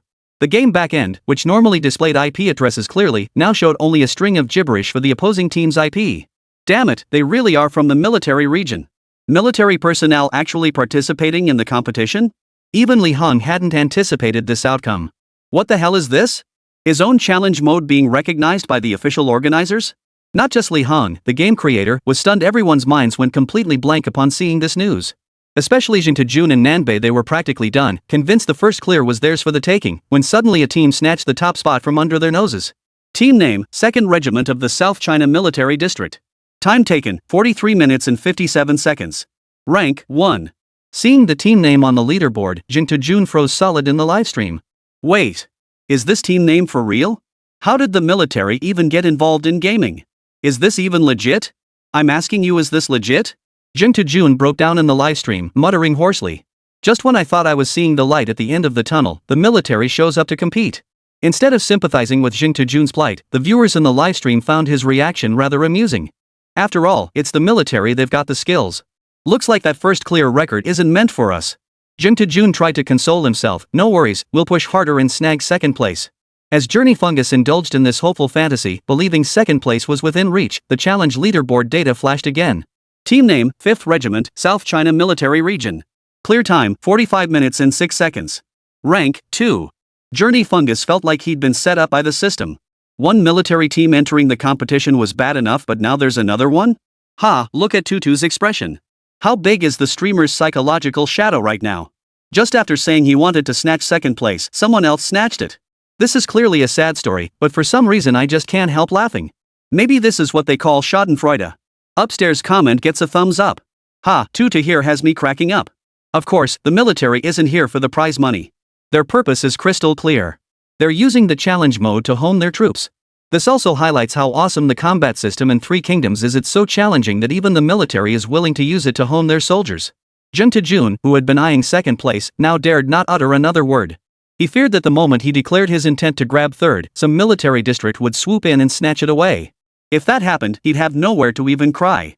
After waiting for quite some time and seeing no changes in the challenge rankings, he finally breathed a slight sigh of relief. Everyone rested up? Let's keep pushing. Jing Tejun showed no sign of discouragement. He only grew more determined with each battle. Over at the military district, the chief instructor was overjoyed to see his troops securing such a top ranking. See? They performed exceptionally well. Why did he have to put himself under pressure? No way, I've gotta call old Lí and brag about this. Chapter 85, Journey Loyalty. Hey, old Lí. The chief instructor was now beaming with joy, a stark contrast to the gloomy expression he'd worn just hours earlier. What? Came the irritated reply from the other end. He'd already seen old Tan's results. I was only a minute or two behind them. Is that all you've got? Not good enough. I thought you guys were supposed to be amazing. Can't you step it up? How come the esteemed 5th Regiment only managed 2nd place? Who took 1st? They must be incredible. Oh, so our 2nd Regiment is 1st? Well, that's fine then. The chief instructor was now basking in triumph, having finally outdone old Lí. The feeling was beyond satisfying. Old Tan, don't get cocky. The game isn't over yet, why the rush? You're only in 1st place for now. Later, I'll knock your team off the top spot. Old Lí looked utterly unconvinced, determined to overtake old Tan's team before the Three Kingdoms bounty event ended. Enough already. Do you think I don't know your level? Your current results are already pushing the absolute limit.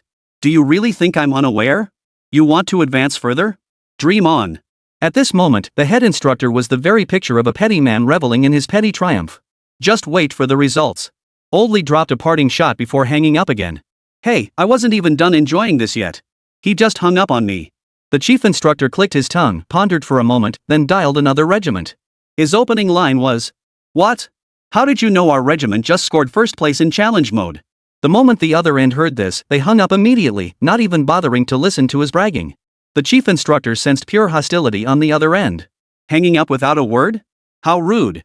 The chief instructor beamed with delight and dialed several more numbers in quick succession. Without exception, the moment he uttered his opening line, the call was hung up without hesitation. The chief instructor found their reactions highly amusing, thoroughly enjoying this behavior. After finishing his calls, the chief instructor wiped the smile from his face and entered the training room. Looking at the 1,000 soldiers who had already climbed out of their game pods, he said in a deep voice, "I'm very satisfied with your performance this time, especially Xiazakai's earlier display. Although he was killed in one hit by Lu Bu during the first game, in this attempt, he repeatedly dodged and blocked Lu Bu's attacks. His performance was commendable and would normally warrant a reward. However, considering his previous misconduct, he must atone for his mistakes through action." Any objections? Reporting, none. Xiazakai stepped forward to declare, "The punishments for the rest of you are also revoked. However, this battle is far from over." The chief instructor paused here. The large screen behind him immediately shifted, displaying the challenge mode leaderboard. See this leaderboard? 2nd place belongs to the 5th Regiment, our old rivals, now hot on our heels. What do you say? What should we do? The chief instructor clearly knew how to stir emotions, especially when it came to the art of doling out punishment followed by reward, a skill he had mastered to perfection. Report. Let's make the 5th Regiment not even catch a glimpse of our taillights, a soldier stepped forward and declared. Excellent. That's the spirit I want. That's the answer I need. The chief instructor gave his full approval. All units, 10 minutes rest. After that, go all out to climb the leaderboard. Today, we will make them lose sight of our taillights. Though the chief instructor placed great importance on the rankings push, he was itching for them to attempt it immediately. But such things cannot be rushed, haste breeds error.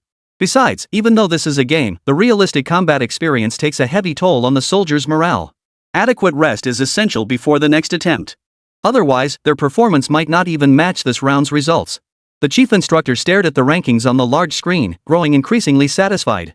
His unit now held a solid lead over the 5th Regiment. The 5th Regiment was doing the same here, resting and readjusting their state. Their goal was to knock the 2nd Regiment off the top spot. Inside Jingtu Jun's livestream. Whether spurred by the earlier military districts or not, his team launched an even more frenzied offensive. His energy was astonishingly high, hardly the state of someone who'd endured 5 or 6 hours of grueling combat. Got it. Jingtu Jun burst into laughter, watching his north and south pierced through Lu Bu's chest. He couldn't help but shout excitedly. Once Lu Bu is dealt with, these minor foes are nothing to worry about. After dealing with Lu Bu, only 70 or 80 of their 200 men remained. But these 70 or 80 were the cream of the crop. Having fought Lu Bu continuously, their combat prowess and skill speak for themselves. With Lu Bu's intimidating presence gone, this group unleashed their full fury. They clashed fiercely with the opposing Iron Cavalry. Though their numerical strength might not match the enemy's, their combat prowess utterly crushed them. Today, they had finally succeeded. As the last Iron Cavalry rider fell, Jingtu Jun felt a sudden surge of emotion welling up in his eyes. The battle results page appeared. Enemy forces completely annihilated. Total friendly casualties, 831. Clear time, 54 minutes and 36 seconds. Rank, 3rd. Even though it was only 3rd place, Jingtu Jun was quite satisfied with this result. especially upon seeing the team name on the challenge leaderboard. Journey North-South and Fan Club. Jingtu Jun couldn't be happier. Brothers, I now officially declare, I, Jingtu Jun, am a technical streamer. Though Jingtu Jun didn't play a major role in the final challenge, at least I survived until the very last moment. The bullet comments are now flooding in with congratulations. Congrats to my tutu for becoming a technical streamer, truly impressive. What's the big deal? It's not even first place, just third. Look at the top two, both military district players. How can you even compare? Exactly. With military personnel competing, their combat skills and command abilities give them a natural advantage here. Tutu's skill is undeniable. Setting aside the top two military district players, he's the undisputed #1 right now. The North-South bosses are the absolute core of this battle. But Tutu's contribution was no small feat. Jingtu Jun promptly honored his earlier promise. Since they'd cleared this mode within the day, he wouldn't skimp on the red envelopes. With a grand gesture, he immediately launched red envelopes in the group chat. Of course, the livestream viewers weren't left out either. No ulterior motives, just pure joy. Journey loyalty flooded the chat with bullet comments. Chapter 86, let the players write their own story. As one of Douyin Gaming's top streamers, Journey Bug's red packets were generously sized. Many viewers managed to snag heaps of Douyin coins. Naturally, they were overjoyed, so it's no wonder the chat exploded like that. Thanks for your support, everyone. Don't forget to take screenshots before you leave. No matter how the rankings turn out later, at least I, Jingtu Jun, once had my moment of glory, right? Jingtu Jun chuckled as he shouted this in the stream. He knew full well that while he could clear the stage now, doing it again would be incredibly difficult. The main reason was that their team was a loose collection of players, hastily assembled on the fly. They had no fixed squad. This 1,000-player group came together by sheer coincidence. Who knows when they'll gather another one like this? Thanks to everyone for the successful run just now. Jingtu Jun announced in the 1,000-member group chat. If you still got the energy, let's take a break and see if we can push for a higher record. Most people are fine with that, but a few will inevitably drop out for various reasons. These are mostly due to real-life circumstances. Life matters. Life matters.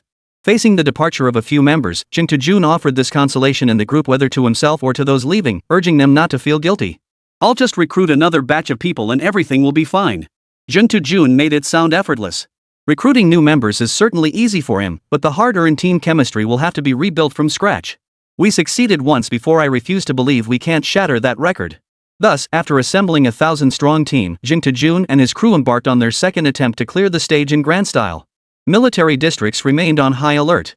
Many uncompleted districts felt the sky was falling when they saw a streamer snatch the third-place spot. Their own soldiers were professionals in this field. How could some streamer suddenly appear and snatch their third-place spot? This left a bitter taste in their mouths. If it had been another military unit snatching their spot, they could have accepted it. After all, they were all soldiers, well-trained, and a slip-up could happen. But what the hell was this streamer? Was this a case of an amateur challenging the pros? The soldiers in these military districts felt like the sky was falling. Unsurprisingly, they all got an earful from the chief instructor. Not a single one dared breathe a word during the tirade. In esports, being weak is the original sin. Of course, this also spurred many military district soldiers into action. They were determined to rush through the game, aiming to at least outpace the third-place team, even if they couldn't claim first or second. And so, the battle for the top spot began, quietly and without fanfare. Everyone was striving for the top spot, some for fame, some for profit, and others simply to prove their worth to others. As Lí Héng worked on the game's sequel, he glanced at the back-end combat data and couldn't help but think. These people were truly relentless. They showed no mercy whatsoever. Lí Héng naturally noticed the fierce competition for first and second place among the military districts. At the same time, any IP address displayed as a string of code with a military district suffix was given special attention by Lí Héng. He watched as they drove their own comrades to exhaustion. Such relentless competition left no breathing room for other players. Before the second game even ended, Jingtu Jun's third-place position was snatched away. North China Military District, 1st Regiment. Reviewing the combat data from numerous military districts in the back end, Lí Héng realized the top 10 spots on the leaderboard were likely to be monopolized by military district players. Originally, Lí Héng had estimated that it would be impossible to fill all 10 spots on the leaderboard on the first day. After all, the game's difficulty was undeniable. An individual might be strong, but in a 1,000-player collaboration, you had to compensate for the team's weaknesses. One person's strength had its limits. True power lay in the strength of 1,000 working together. Moreover, the requirement for a 1,000-person team was, frankly, quite high. Getting 1,000 people operating at the same level was a challenge beyond imagination.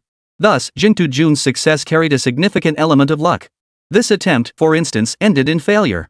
But at least Lu Bu was left barely alive, and the enemy's 500 iron cavalry were practically wiped out. Once this group of players hones their skills through a few more rounds, they should be able to clear it reliably. Lí Héng felt like he'd been set up by the developers. They designed a long-term challenge mode, only for players to speedrun it through. Who could he even complain to about this? Many players would wake up tomorrow to find the top 10 rankings dominated by military units. Their mental state would be shattered. Ah, whatever. Let them run wild. Lí Héng couldn't control these matters anyway. He couldn't exactly ban the military district players from competing. That would be way too harsh. He wouldn't dare do that unless he lost his mind one day. Lí Héng scrolled through game reviews on the STM website. Unlike before, this time he mostly read comments from other federal districts. The comments from the Indian region were particularly amusing. They claimed their country possessed the true historical legacy, insisting the game was pure fiction with content so poor it couldn't hold a candle to their three ancient civilizations. Then there was the Korean zone, brazenly claiming the game's history was borrowed from theirs. They insisted the game should belong to their nation, and the developers must be Korean. Look at that typical Korea. In short, they've not only rewritten the game's history but also casually altered Lí Héng's nationality. In contrast, players from a certain island region appear far more rational. They talk about learning with an open mind, hoping these historical elements might offer them some inspiration. Lí Héng dismissed them with disdain. These islanders were just as shameless as in his previous life. When you're strong, they cloak themselves in the guise of learning. When you're weak, they kick you aside without a second thought. Not a shred of courtesy remains. They truly embodied the very definition of hypocrisy. Additionally, many foreign players felt the number of nations was too few. They believed that if only 3 nations remained in the later stages, the game's playability would significantly diminish.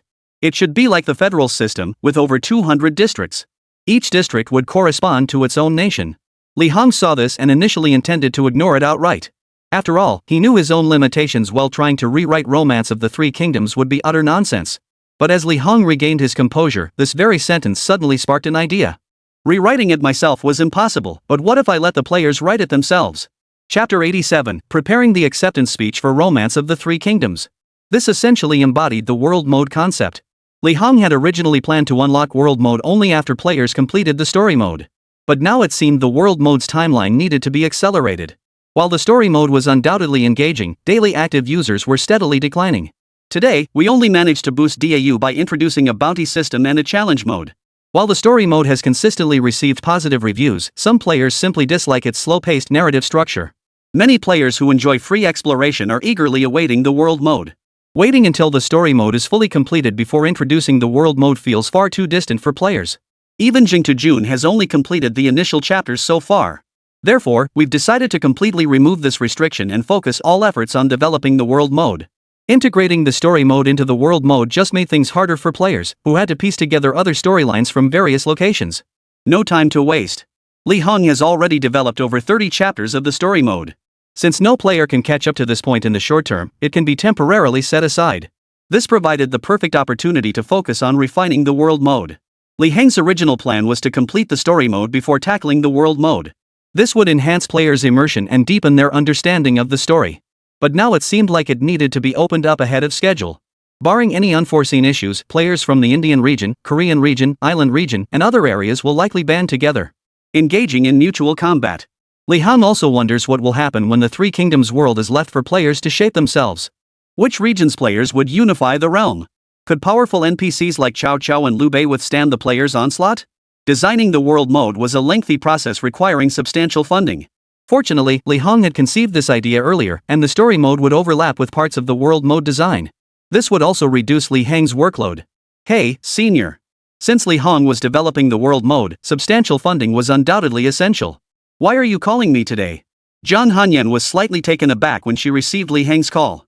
Lately, Lí Héng had been obsessed with game development, too busy even to grab a meal together. Why would he suddenly call today? Could it be that the kid finally came to his senses? Senior, I need a large amount of funding right now. Lí Héng hesitated for a moment before getting straight to the point.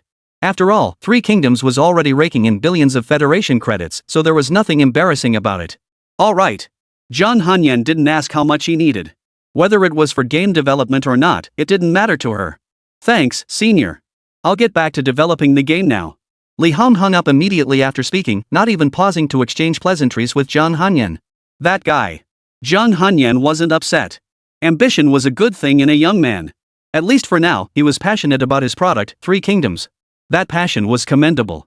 Truthfully, it wasn't an exaggeration to say that Lí Héng could live comfortably for the rest of his life just off the first day's sales of Three Kingdoms. But Lí Héng owed it to the game itself and to its players. She believed Lí Héng would definitely make the game great. Lí Héng stared at the text message confirming the funds had been deposited, counting the zeros. 10, 100, billion. 10 billion. A full 10 billion. Such a dense cluster of zeros in his previous life, he'd only ever seen such sums in Sichuan and Chongqing. Lí Héng didn't dwell on this for long. With the funds now secured, it was time to officially begin game development. Lí Héng's plan was straightforward: complete the world mode before the 10-day bounty period for challenge mode ended. One step after another. While immersed in developing the world mode, Lí Héng remained oblivious to a post his nemesis Penguin had published on Weibo. The moment it was published, it instantly caused a massive stir. Notice regarding the shutdown of our game Three Kingdoms Conquest. The post's title alone made everything clear. The announcement was straightforward: the game would be shut down, and players who had previously purchased it would receive a full refund regardless of playtime. It concluded by stating the withdrawal of the previous lawsuit against Starry Company for plagiarism.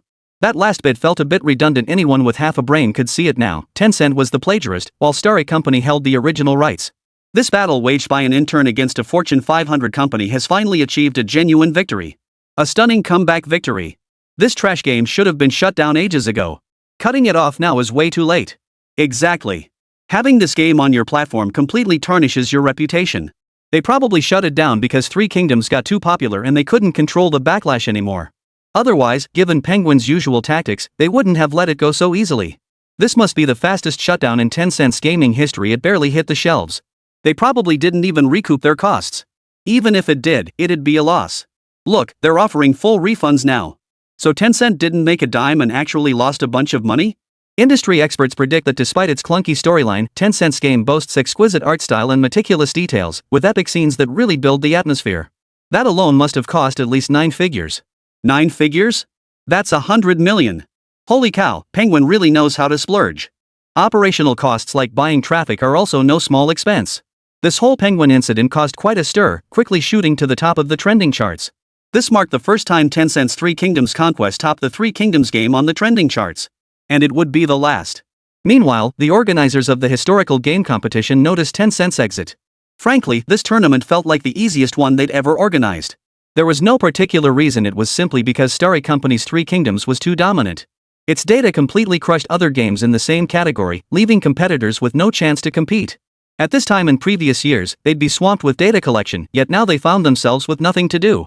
Even though the competition was still far from over, it was already clear to everyone that Three Kingdoms would be this year's undisputed champion. If it weren't Three Kingdoms, it would prove the competition was rigged. Even if the game later slips in quality or faces a collapse, its sales figures and other metrics remain unattainable by competitors.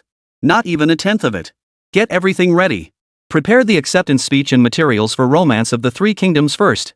Chapter 88, the challenge concludes.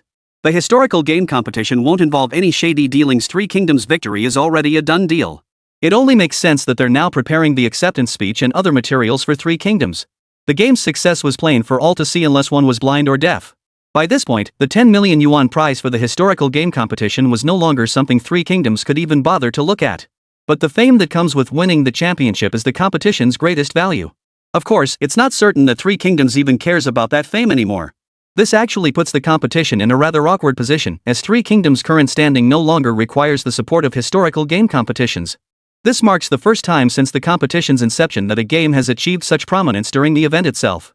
It just goes to show that while hype matters, true strength is the ultimate deciding factor. The 10-day bounty event continues, with players like Jing Jun and others still frantically tackling the Luoyang suburban bloodbath mode. Come evening, office workers logging in after a long day intended to show off their skills, only to freeze in place upon seeing the leaderboard. Among the top 10 teams, aside from Jing Jun, which had dropped from 3rd to 7th place, the remaining 9 teams all bore names like such and such military region, such and such regiment. The official involvement left all players utterly dumbfounded. This alone makes it no exaggeration to call Three Kingdoms the greatest game ever. After all, no game had ever managed to get the military to participate en masse. Securing 9 out of the top 10 spots meant at least 9,000 players, and beyond the top 10, teams from other military districts were also present. With the military competing, how could ordinary players possibly compete? Just when everyone thought this bounty was out of their reach, Starry Corporation urgently released an announcement. The announcement clarified that the bounty system would not be calculated jointly between the military and player factions. Stellar Corporation would allocate an additional prize pool exclusively for the military. The player rankings would proceed as usual, but the military's final standings would be excluded from the overall rankings. Starry Corporation is awesome. Just the fact that they're offering an extra prize pool shows they're absolutely rolling in it. Taking the money earned from players and returning it as prizes? Seriously, I'm crying. Separate military scoring? Doesn't that mean it's way easier for the military to snag the big prizes? Isn't that only fair? They train daily to defend the nation. What's wrong with them getting a bonus? Besides, most of that bonus won't even reach their hands. It'll definitely be collected by the military district for unified distribution. Either way, Starry Company is contributing to military funding. Damn impressive. As long as Three Kingdoms doesn't screw up, I'll play Starry Company's games for life. Bro, let's flip this around. Where does Starry's military funding come from? Right back from us players. So technically, we're indirectly contributing to the military budget. Bro, you totally get it. On the official website in Weibo, tons of people are praising Three Kingdoms' actions. After all, with such substantial bonuses, they're willing to set aside a separate portion for this purpose. That kind of boldness isn't something you see from just any game company. Whether Starlight Corporation is winning hearts or genuinely contributing to the military budget, this move alone has earned them massive praise. Lí Héng didn't dwell on it much. After all, the lost revenue would be recouped eventually. There was no need to let this dampen players' enthusiasm for the game. The bold move by Three Kingdoms quickly surged to the top of Weibo's trending topics. It pushed the earlier post about Three Kingdoms' shutdown down to second place. How to put it? Seeing these two posts occupying the top two spots gave players an inexplicably amusing feeling. The bounty matches in Three Kingdoms challenge mode were still in full swing, and Lí Héng dared not delay a moment in creating the world mode. The effort Lí Héng has poured into this period far exceeds what he invested before. After all, crafting the world mode demands immense dedication. Modifying numerous original settings presents considerable difficulty. By the second day of the bounty hunt, the top 10 rankings finally saw a second non-military player emerge. But the top player's completion time had already dropped to 35 minutes, a full 8 minutes faster than the original first clear. This was simply inhuman. Days 3, 4, and 10. The 10-day bounty hunt finally came to a close. After fierce competition for the top 10 spots, only Zhao Yun, a non-military member, remained. The top spot remained firmly held from start to finish. 2nd Regiment of the South China Military District. They've already shaved the completion time down to under 30 minutes. Finally over. Zhao Yun, sporting 2 dark circles under his eyes, had barely rested during this period to maintain his ranking. But he'd finally secured it. Seeing his team holding 9th place, Zhao Yun's heart swelled with joy. Guys, I told you I'm a skilled streamer. Now I've proven it with real results. Zhao Yun felt like he could fall asleep on a pillow right now, but he pushed through, boasting about his achievements in the livestream. To be fair, I've been watching your gameplay and awareness throughout these 10 days of streamer challenges. I'll give you credit where it's due. Truth be told, just for your relentless persistence and drive to climb the rankings, I'll cut you some slack today. I'll resume roasting you tomorrow. Tutu really has the skills. He barely rested during this period, but luckily achieved solid results. He single-handedly led his fans into the top 10, overshadowing many military districts. All I can say is, Tutu is awesome. Then there's the North-South boss. You can really feel his skills steadily improving. Once the world mode opens and players can boost their combat power, he'll definitely be a formidable force. Seeing the praise flooding his stream chat, Journey's host couldn't help but grin from ear to ear. All those days of hard work finally paid off. Guys, keep it low-key. We're just the top player outside the military districts, nothing to brag about. This is all thanks to everyone's efforts. Zhao Yun launched into his signature self-deprecating humor. According to the official announcement, the rewards for this mode should be distributed by tomorrow at the latest. If the prizes come tomorrow, I'll go ahead and pay out the bonuses I promised you guys. Then, in front of millions of viewers in the livestream, Zhao Yun fulfilled his promise in that 1,000-member group. One massive red envelope after another, dazzling the eyes. Generous lucky bags were also distributed in the livestream, allowing viewers to join in the fun. That night, Zhao Yun's livestream descended into frenzy as viewers scrambled for Douyin coins. Chapter 89, World Mode opens early. Meanwhile, on the military side, Chief Instructor Lao Tan beamed from ear to ear upon seeing his team in first place. Before the soldiers emerged from their game pods, he hurried outside to make a few calls and brag about their success. But for some reason, the moment he dialed, the other end didn't pick up. How disrespectful. I was just calling to brag a little, to show off, and you won't even pick up? The chief instructor was thoroughly bummed. With the other end not picking up, he couldn't even pull off his bluff. He was really looking forward to bragging big time. He was going to claim his troops were all their own doing. It was all thanks to their own drive. Of course, that was impossible. To maintain their top position during this period, the chief instructor had tried every trick in the book and thankfully, it had paid off. Amidst the fierce competition from so many brotherhoods, they had secured first place just as the countdown ended. The head instructor made several more calls in quick succession. Unfortunately, whoever saw his number pop up immediately hung up. They wouldn't even give Old Tan a chance to show off. The world is going to hell in a handbasket, and people's hearts aren't what they used to be. The chief instructor sighed softly, then glanced up at the bright moon in the sky. With a faint chuckle, he walked into the training room. By now, all the soldiers had emerged from the game pods and stood in perfect formation according to squadron requirements. Compared to their first emergence from the game pods, their faces now bore more smiles, and their entire demeanor carried a newfound composure. No wonder that first-place finish had given them tremendous confidence. The chief instructor wasn't one to dampen spirits either. After all, his troops had achieved an outstanding result. He wouldn't resort to harsh words or warnings against getting too cocky. Instead, he knew it was the right moment to offer some basic encouragement and affirmation. Excellent performance. The chief instructor kept his praise concise, offering only 4 brief words of commendation. Hearing this, the soldiers' smiles grew even brighter. To receive the chief instructor's praise of well done was already a tremendous honor for them. They didn't expect any other rewards. You've worked hard these past days. I've decided to grant you a half-day off tomorrow. Use that time to rest properly. Within the military district, securing time off outside of scheduled rest periods was practically impossible.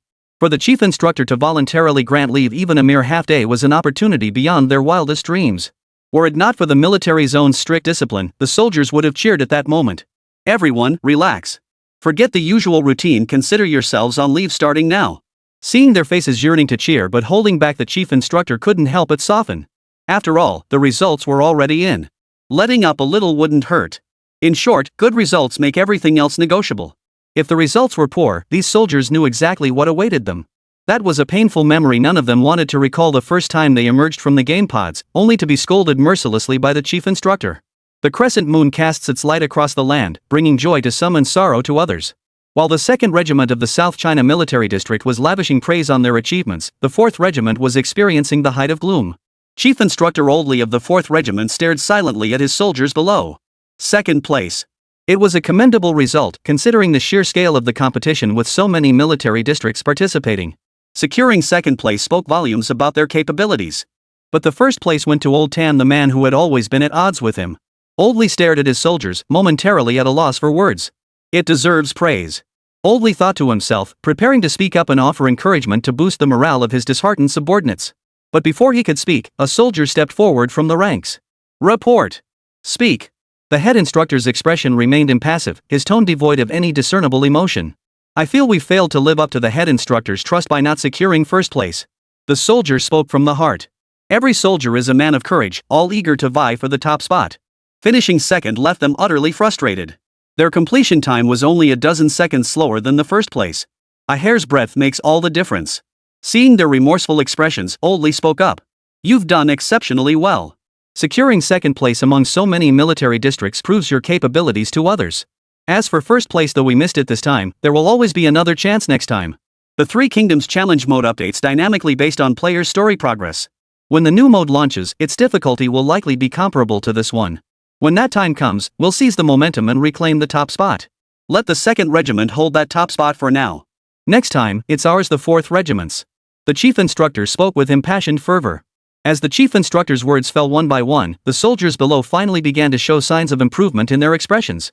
No longer burdened by guilt. Truthfully, they were also dissatisfied with the 2nd place ranking. Had they finished 3rd, they wouldn't feel this burden of guilt. But it was 2nd place and the gap to 1st wasn't that wide. I'll make the call. Tomorrow, you'll get a half-day off. Rest well and recharge. Old Lí's reward system was virtually identical to Old Tan's. Granting half a day off was within their authority. Requesting more rest time would involve a more complicated approval process. Thus, half-day breaks were the most common form of reward. Hearing they'd get a half-day off tomorrow, the soldiers finally stopped wearing those grim faces. A hint of smiles appeared. With the morning off tomorrow, they could sleep in and have plenty of time for other things. Your phones will be returned then, so you can call home and tell them you came in 2nd in the competition. After Old Lí finished speaking, he prepared to dismiss the squad, allowing the soldiers to rest properly. In this challenge mode, top-ranked teams receive prize money, and it's no small sum. It should help improve your rations. The soldiers heard this but didn't take it seriously. After all, it was just prize money from a game. How much could it really be? How much could it really improve their meals? For how many days? The soldiers dismissed it with disdain. Perhaps only when they received their phones would they learn the actual amount of this prize money. While it might not be unmatched in the future, it was certainly unprecedented. The drill instructor dismissed the squad, exited the field, and opened his phone to check the exact prize money for second place. But the moment he entered the Starry Company website, a prominent headline caught his eye. New World Mode Early Access. Chapter 90, Unification of the Three Kingdoms is mandatory. What the hell? Jin Tae-jun opened the Starry Company website as requested by fans in his livestream. Seeing this announcement sent shockwaves through him. Wasn't this mode supposed to open only after the story mode concluded? Jin Tae-jun could scarcely believe his eyes. He'd been itching to play this world mode for ages. But he'd been stuck because he hadn't cleared the story mode yet, preventing the new mode from unlocking. That was one reason he'd been grinding so hard to progress through the story mode. He never expected it to open early. This made Jin Tae-jun rush to click on the official website content to check. Clicking into the post, Jin Tae-jun carefully read every single word, not daring to miss even the smallest detail. World mode will officially launch tomorrow at 10 a.m. In this mode, players can join others' factions or form their own teams. To accommodate all players simultaneously, our company has urgently procured several large-scale servers to ensure a smooth gaming experience for everyone. We hope all players enjoy the game. Jin Tae-jun highlighted the crucial sentences. After reading them, he felt his brain had shrunk. He had assumed world mode would support multiplayer for 10,000 players at most. Accommodating 10,000 people would already be an incredible feat. But he never imagined the Three Kingdoms would pull off such a grand gesture, letting all players battle in one massive world. Just imagine how exhilarating that would be. It was beyond imagination. And judging by the announcement, it seems everything will be fully open. Players can freely explore, with all content left entirely up to them. Players could freely join factions or even form their own armies. I absolutely must assemble my own squad and conquer the world. I'm determined to go head-to-head with Liu Bei, Cao Cao, and the rest. I refuse to believe they could possibly defeat us. Jin Tae-jun, brimming with ambition, gazed at the million viewers in his livestream and already envisioned himself leading armies to conquer the land. Even if only 1/10 of the stream's audience chose to follow him, that would still amount to 100,000 troops. Starting with such a massive army, how could anyone possibly defeat him? Add to that his massive fanbase. Any video he posts will surely draw legions of supporters to join the fight. This Three Kingdoms era, it might just bear the Zhang name. Jin Tae-jun's arrogance knew no bounds. He dared not imagine how Liu Bei, Cao Cao, or any other player could possibly stand against him if this came to pass. Oh no, the streamer's gone full-on pretentious. Nothing to say. Truly, nothing to say. Who can blame him with such a massive fanbase? Reporting to the general. I wish to join the Zhang family army. Let me fight alongside you to conquer the world. Take me alone. Take me alone. I want to follow the streamer to punch Liu Bei in the face and kick Cao Cao in the butt. Damn it, you guys already decided who'll dominate the Three Kingdoms? Honestly, anyone with eyes can see Jin Tae-jun's combat power is terrifying. He started with a whole army right off the bat. No one else could compare. All he needs is the right moment to rally his troops, then the throne of supreme ruler is practically his for the taking. Many began declaring their allegiance to Jin Tae-jun at this point. After all, judging by the lavishness of Jin Tae-jun's spending, securing first place would undoubtedly bring massive rewards. Those who achieved extraordinary military exploits would certainly receive generous rewards. Seen this way, defecting to Jin Tae-jun was a surefire win. After all, if you're going to pledge allegiance to someone anyway, why follow an NPC like Liu Bei when you could join Jin Tae-jun's ranks? Rest assured, brothers. Follow me, and you won't be shortchanged on rewards. As Journey Fungus spoke, he returned to the main menu of Three Kingdoms. Logically, the announcements should update accordingly. Sure enough, the chains above the world mode icon on the main menu interface had faded, radiating an aura of imminent liberation. Jin Tae-jun opened the announcements and found they had been updated as he'd anticipated. The entire announcement detailed the world mode. Jin Tae-jun was utterly fascinated by this mode, reading every word of the world mode announcement without skipping a single line. After finishing, he discovered something astonishing. Upon death, players would be permanently dead and unable to revive. To continue experiencing the world mode, players would need to create a new save file and start from scratch. Upon reading this sentence, Jin Tae-jun froze in place. What the hell? Deleted after death? Holy crap, that's a brutal death penalty. I thought the worst would be losing levels or gear, but I clearly underestimated the death penalty. This punishment is seriously harsh. The fans who were just arguing in the comments about following Jin Tae-jun have all quieted down now. Discussions about this topic are dwindling in the comments. I thought the death penalty would be manageable, but who the hell expected death to mean losing everything? Under these circumstances, you've got to treasure every single life you have. If you're with Jin Tae-jun, you're probably just cannon fodder. If we actually fought, I'd be dead in no time. How the hell are we supposed to fight like this? Why the hell follow him? Maybe I could do better on my own. What if I end up as a regional warlord? Then I could befriend Jin Tae-jun and gain far more benefits than I have now. What's the point of this? It's like dying once and losing everything. Thinking about it, it's actually understandable. After all, according to the Three Kingdoms lore, the NPCs are intelligent. One second they see you die, the next you're standing before them fully healed. How are they supposed to react? That's true. But the thought of losing everything after death felt like a knife twisting in his heart. Indeed, imagine working your way up only to find you've carved out your own fiefdom, then accidentally stumble in a ditch that would be heartbreaking. Establishing a fiefdom is incredibly difficult for us ordinary players, but streamers might just pull it off. Seeing the chat no longer flooded with following comments, Jing Jun felt surprisingly unmoved. After all, this punishment is truly severe. Even after playing so many games, Jing Jun has never seen penalties this harsh. Brothers, while this punishment is harsh, it's understandable. After all, it involves real NPCs. These consequences are perfectly reasonable. Moreover, the stricter the rules in Three Kingdoms, the more I believe in this game's potential. It shows the world model is meticulously crafted, and the player experience will undoubtedly be top-notch. And you know what? It just hit me, this game has players from other servers too. Meeting players from other servers will definitely be a blast. Chapter 91, Lí Héng wants to cheat. Similarly, when players from other regions see this message, their hearts will leap with joy. Korean server, I'll prove to the Great Xia players with my skills that this game's history belongs to our server, not theirs. Indian server, with such a shallow history, the Great Xia server dares to claim longevity? I'll be damned if I don't see what their so-called history really looks like. Players from every region actively voiced their opinions, with some even threatening to crush the Great Xia players. Upon seeing these remarks, players from the Great Xia region, adhering to the principle of unite against external threats, collectively turned their focus toward players from other regions. Even before the world mode began, players from multiple factions were already locked in heated conflict. Both sides were determined to wipe out the other completely. Only one true ruler can emerge, the rest are destined to fail. News of the world mode spread like wildfire across every gamer's phone and computer. Every gamer's communication device received the update. Many were eagerly anticipating it, with some even asking why it wasn't available now. Lí Héng scanned the online comments without showing much emotion. Why schedule the launch for tomorrow at 10 a.m.?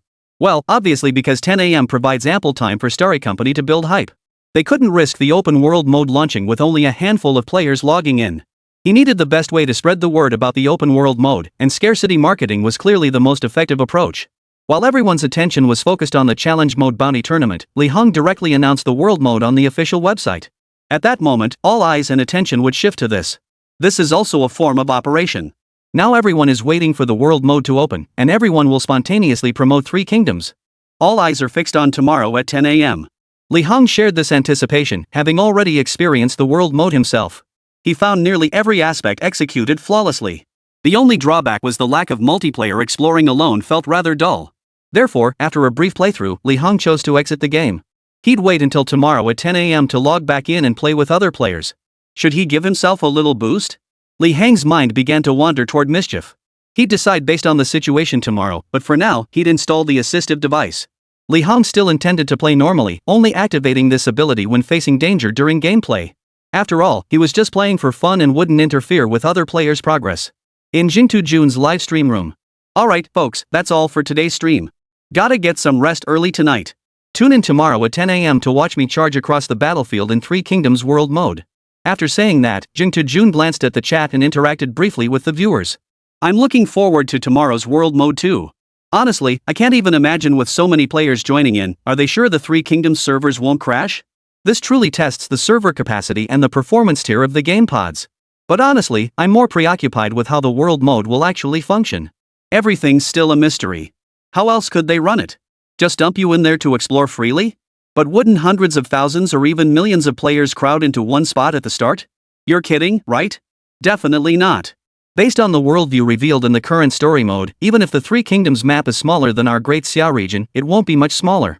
After picking a few questions to answer, Jing Jun decided to sign off and get some rest. Alright, folks, I'm signing off. Wishing you all smooth sailing in life and steady progress. Before signing off, Jing Jun delivered his signature closing line. Many players, seeing Jing Jun sign off, followed suit and hit the hay at lightning speed. Tomorrow marks the launch of World Mode, which will undoubtedly demand intense grinding. We must be well rested. If push comes to shove, pulling an all-nighter isn't out of the question. The next day, Jing Jun went live promptly at 9:50 a.m., logging into the game 10 minutes early to prepare. To ensure ample time for gaming, the streamer had eaten a substantial breakfast and prepared afternoon snacks. Energy drinks like Red Bull were all set. Now it was just a matter of waiting for the game to start. Jing Jun even panned the camera over his nutrient solution and other supplies inside his gaming pod, letting the live stream audience see his preparations. Only Tuto would go all out like this, gearing up for a full 24-hour grind. This is insane. What state will he be in after grinding for a whole day? No one knows for sure, but with Tuto like this already holding hidden achievements that put him way ahead of us, now he's transformed into a grinding god. Us regular players just can't compete. Exactly. I suggest we track down the streamer afterward and demand gear and all his loot. Alright, that's a solid idea, I'm taking it. I'll be the first to beg the streamer for handouts. Slow down, guys, save some for me later. Jun wasn't interacting with the live chat right now. He was scrolling through the official website's comments, hoping to find any clues about how the world mode actually worked. Unfortunately, after scrolling through dozens of pages of comments, he found nothing useful. The time had now reached 9:58 p.m. Alright, guys, gotta go. I'm heading into the game pod now. Watch me dominate the battlefield. With the world mode launch imminent, the live stream audience saw a wave of viewers leave, only to be replaced by another wave entering. Jun had assumed the viewership would drop significantly at this hour, but it seemed he'd overthought it. It made sense. It wasn't a holiday, so many office workers couldn't log in. They could only slack off by watching Jun stream and learn about how world mode worked. Time, 10 o'clock sharp. The chains binding world mode snapped open right on schedule. Jun couldn't wait a second longer. He clicked straight into world mode. Getting in early meant a head start on development. Only with a solid foundation could he later recruit troops and conquer the realm. In other words, your late game performance largely depends on how well you progress during the initial server launch. Upon entering the game, he was surprised to find a character naming screen still active. Having faced little hardship in story mode, Jun confidently chose the name Jun style Invincible. Little did he know that NPCs in world mode would see this name and feel an overwhelming urge to beat him senseless. As for the character customization, Three Kingdoms strictly replicated real-life faces one-to-one. There was no room for modification. After completing all these steps, Jun finally entered the game. The screen plunged into pitch blackness. Chapter 92, Treating You to a Meal. Where was this? The darkness gradually dissipated, revealing a bustling city marketplace. Seeing this completely unfamiliar scene, Jun knew he hadn't been reborn in any location he'd experienced during the story mode. Rather than rushing to figure out his current location, he examined his attribute panel with keen curiosity. The world mode did introduce some novel features. Take the attribute panel, for instance. Upon opening it, Jun discovered his stats were embarrassingly low, especially his martial prowess, a mere 315? What the hell? This was only possible thanks to the bonus from his hidden achievement. Without it, his martial prowess would be a mere 30 points. Jun didn't know the maximum possible strength value, but there was no doubt that his current stat was utterly inadequate in this Three Kingdoms world teeming with mighty generals. If things go as expected, all players should start with only 30 points in martial prowess. He absolutely must find a way to boost his strength. Jun's gaze swept across the attribute panel, quickly landing on the level section. LV1. It seems leveling up can effectively boost your combat strength. As for his skill section, it was completely empty. Not even a beginner skill was granted to him. After studying the attribute panel, Jun was ready to officially start the game. During the early stages, he must grind relentlessly for experience and levels to gain an edge over others from the start. A head start now means a head start later. That initial step could very well pave the way for smoother sailing down the road. Jun first glanced at his attire, a plain, ordinary outfit. It seemed his identity was that of an ordinary commoner. Scanning his surroundings, Jun detected no other players. His earlier hunch proved correct. With a million players spawning randomly, their backgrounds might grant them an early advantage. Jun didn't dwell on it much, it was just a head start. Just look at Liu Bei's beginnings. He started out selling straw sandals, didn't he? Yet he would later challenge Cao Cao's vast armies and even become one of the three sovereigns. Even those born lowly could become renowned throughout the land. Jun's first step was to figure out exactly where he was and see if any quests were available to accept. The world mode dropped him in without even the most basic newbie tutorial, leaving him utterly lost. He wanted to explore and complete quests to level up, but there weren't even any quests available. How was he supposed to level up? Was he supposed to grind monsters for experience? Journeybug thought to himself, if this mode relies on monster hunting for leveling, the risks are no joke. After all, the penalty for dying a full data wipe is way too harsh. This made proper leveling impossible. Sure enough, this game had amplified the difficulty of leveling up to extreme levels. Jun spotted an old man up ahead seemingly selling handmade trinkets, so he decided to walk over and take a look. These trinkets were crafted from humble materials, the workmanship rough yet skillful. "Sir, what might you like?" The old man sprang to his feet at Jun's approach, smiling as he inquired. Jun gazed at the trinkets on the stall, growing increasingly delighted. He wanted to buy something, but his pockets were empty. He could only politely decline. "I don't have any money. I came to ask you about something." Hearing that Jun had no money, the old man showed no sign of disdain. Upon hearing Jing Tujun's question, he replied kindly. Go ahead. Jing Tujun felt that good people were still the majority, and his heart was filled with gratitude toward this elderly man. He then voiced the question most pressing on his mind. Do you know what city this is, and what year it is now? Since the story mode and world mode weren't interconnected, Jing Tujun had no idea what era they were in. Perhaps he could use his story mode's foresight ability to stage a brilliant comeback. Hearing Jing Tujun's question, the old man's expression shifted slightly. His eyes rolled around in their sockets as if deep in thought. He scrutinized Jing Tujun closely before speaking. It is the 7th year of the Guanha era. We are in a place called Wanchang. Jing Tujun listened to the old man's answer, utterly bewildered. The 7th year of Guanha? Wanchang? Never heard of them. Jing Tujun cursed himself for not having thoroughly studied the setting and world-building explanations previously released by Three Kingdoms. Perhaps those materials contained this very information. When in doubt, ask the fans. Jing Tujun could only cast his gaze toward the comment stream, hoping for some guidance. Now you know to ask for help? You didn't even acknowledge us when you were playing earlier. What use are we? We haven't even played through the story mode as much as you have. If you don't know the answer, how could we possibly know? Exactly. What are you daydreaming about, streamer? None of you know? Fine, I'll come clean, I don't know either. Alright, stay tuned, but don't leave. The streamer wants to challenge you to a free-for-all fight. Seeing the answers in the chat, Jing Tujun felt a pang of disappointment. It made sense. His story mode had already surpassed most players' progress. If he didn't know, few players would. Feeling disheartened, Jing Tujun prepared to continue exploring the world, determined to figure out this place in time for himself. Just then, Jing Tujun suddenly spotted a comment in the livestream chat. You clearly haven't studied the lore and world background properly. It explicitly states this time period coincides with the outbreak of the Yellow Turban Rebellion. Seeing this answer, Jing Tujun was startled. The outbreak of the Yellow Turban Rebellion? Didn't that mean he had a tough battle ahead? Before, relying on the martial prowess of Liu Bei, Guan Yu, and Zhang Fei, he could easily crush the Yellow Turban forces. But now, with his current combat strength and being just a commoner, if the Yellow Turban army came after him, surviving would be a miracle, let alone leveling up. But if he could just survive this wave, he might just soar to new heights by leveraging his understanding of the storyline. Let me think through the subsequent plot. Jing Tujun's mind raced, but in the end, he resigned himself to his fate. The subsequent plotlines all followed side quests. That was in the Imperial Palace as a commoner, there was no way he could possibly get involved in those struggles. He had no idea how far this place was from Liu Bei's territory. Jing Tujun turned his attention to Liu Bei. If this place wasn't too far from Liu Bei's territory, he'd go seek refuge with him. Just as Jing Tujun was about to bid farewell to the old man and search for a map, he heard the old man say, "Young man, you look hungry. Would you like me to take you out for a meal?" Chapter 93, A Spy Infiltrates the City. Jing Tujun was flattered by the old man's offer. He instinctively wanted to refuse, but his stomach betrayed him with an unwelcome rumble.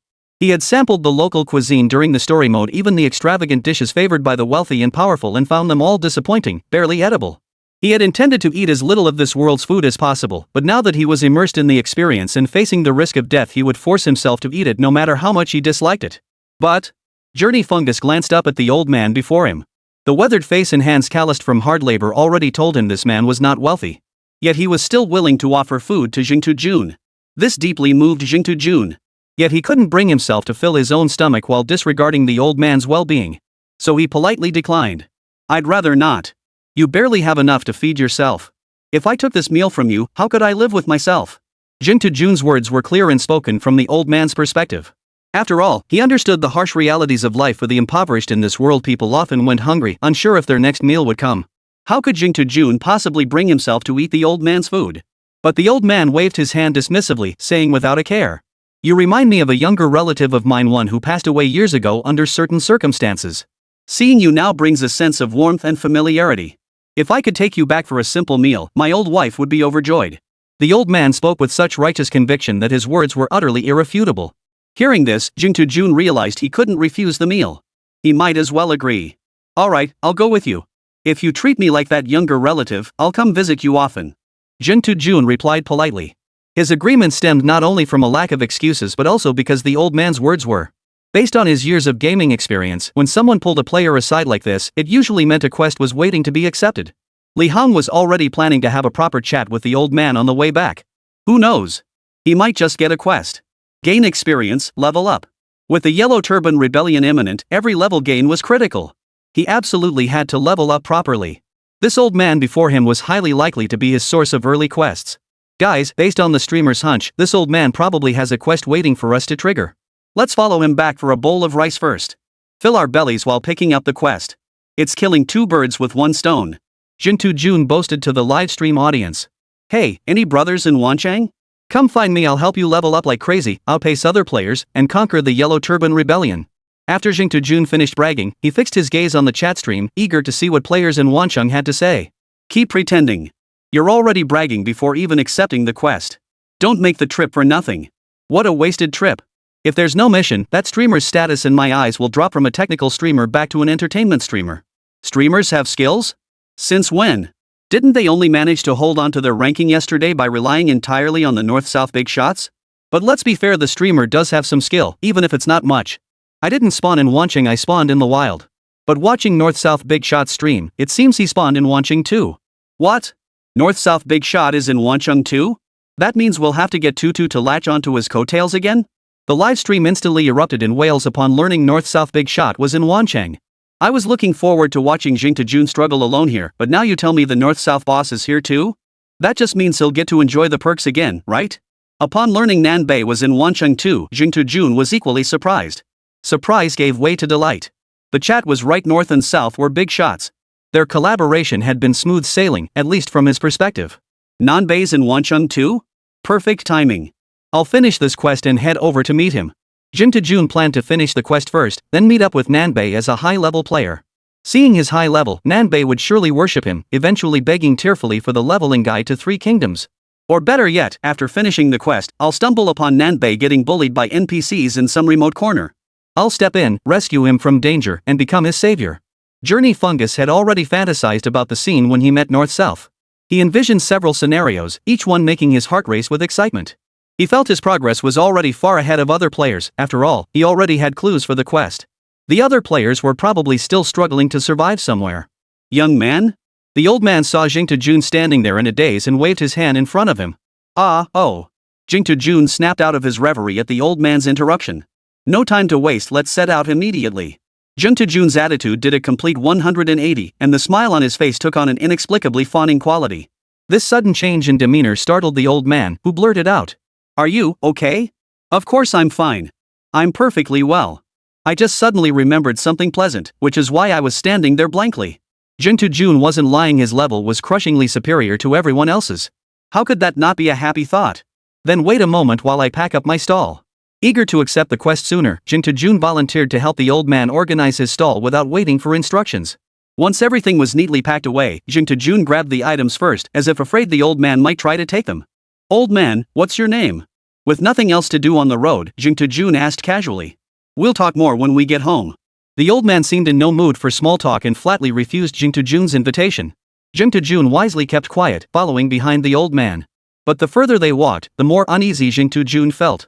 This felt like they were heading toward the city center. Jun was a bit confused. Judging by the old man's attire, he didn't seem like someone who could afford housing here. Just as Jun was deep in thought, he spotted a familiar building that looked remarkably like the magistrate's office he'd seen in story mode. Jun glanced at it briefly before averting his eyes. Little did he know that at that very moment, the old man suddenly dashed into the magistrate's office, shouting as he ran, "Your Honor! A spy! A spy has infiltrated the city." Chapter 94, The Bigwigs of North and South make their entrance. When Jun first saw the old man dash into the magistrate's office, he couldn't fathom why the old man would go inside. It wasn't until he heard the old man's words that Journey Fungus finally understood what was happening. "So he mistook me for a spy." "Wait, what? Wait a minute? They thought I was a spy?" A sudden sense of foreboding welled up inside Jun. Judging by what he'd seen in the story mode, the government offices of this era weren't exactly a place to be. They were well versed in all manner of torture techniques to extract confessions. If they caught him, even if he wasn't a spy, they'd beat him into one. Jun tossed aside the small items from the old man's stall and instinctively wanted to bolt. But then he thought, if I run, won't that just prove I'm a spy?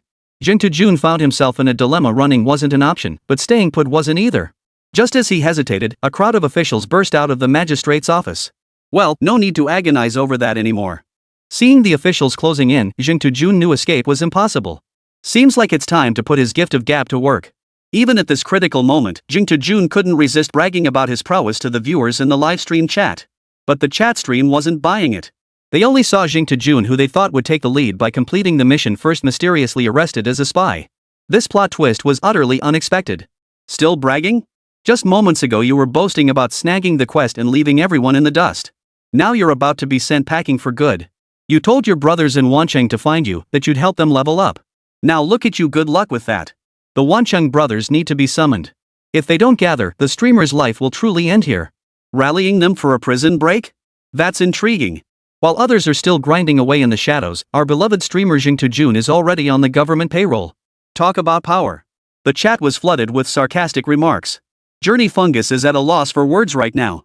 Who could have guessed this seemingly kind-hearted old man would mistake him for a spy? He had no choice but to find another way out.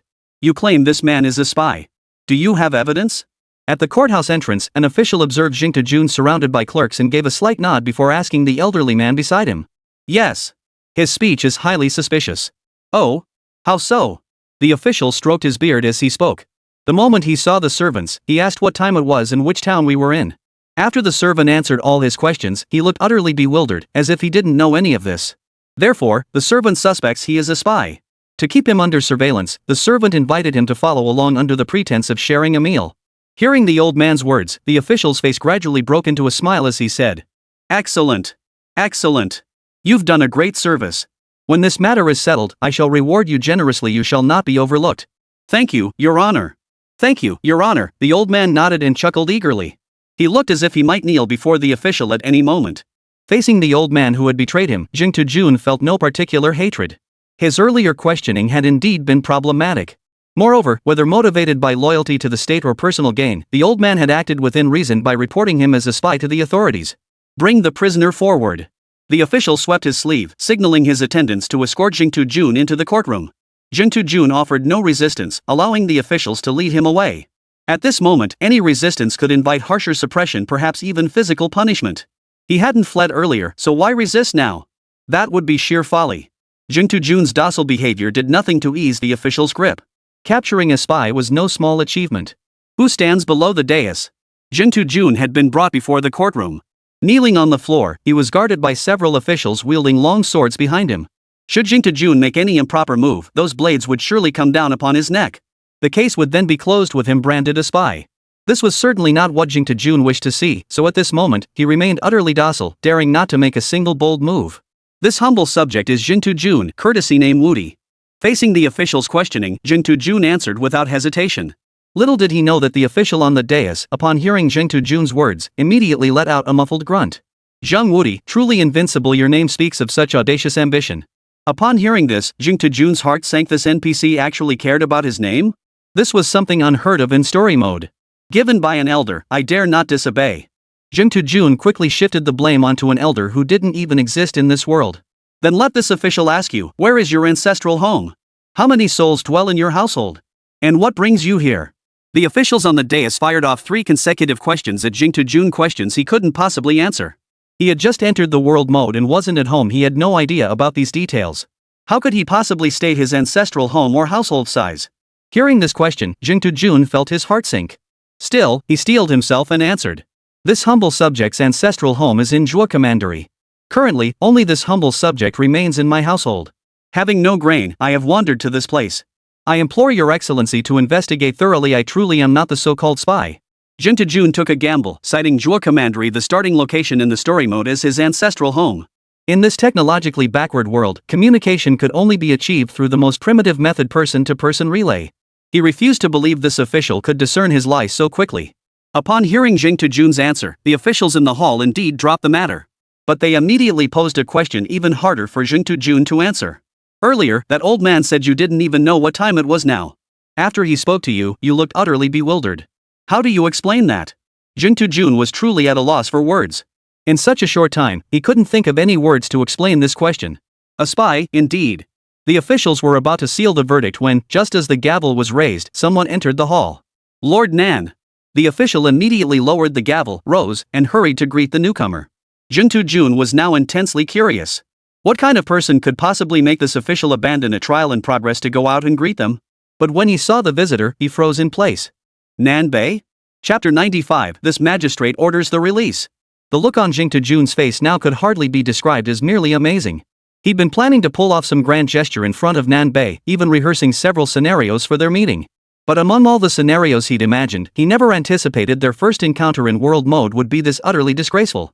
He felt utterly ashamed to face North and South. How dare you? This name is not something you may address so casually. The moment the official heard Jingtu Jun blurt out Nanbei's real name, his years of experience in the bureaucracy told him this was his chance to prove himself.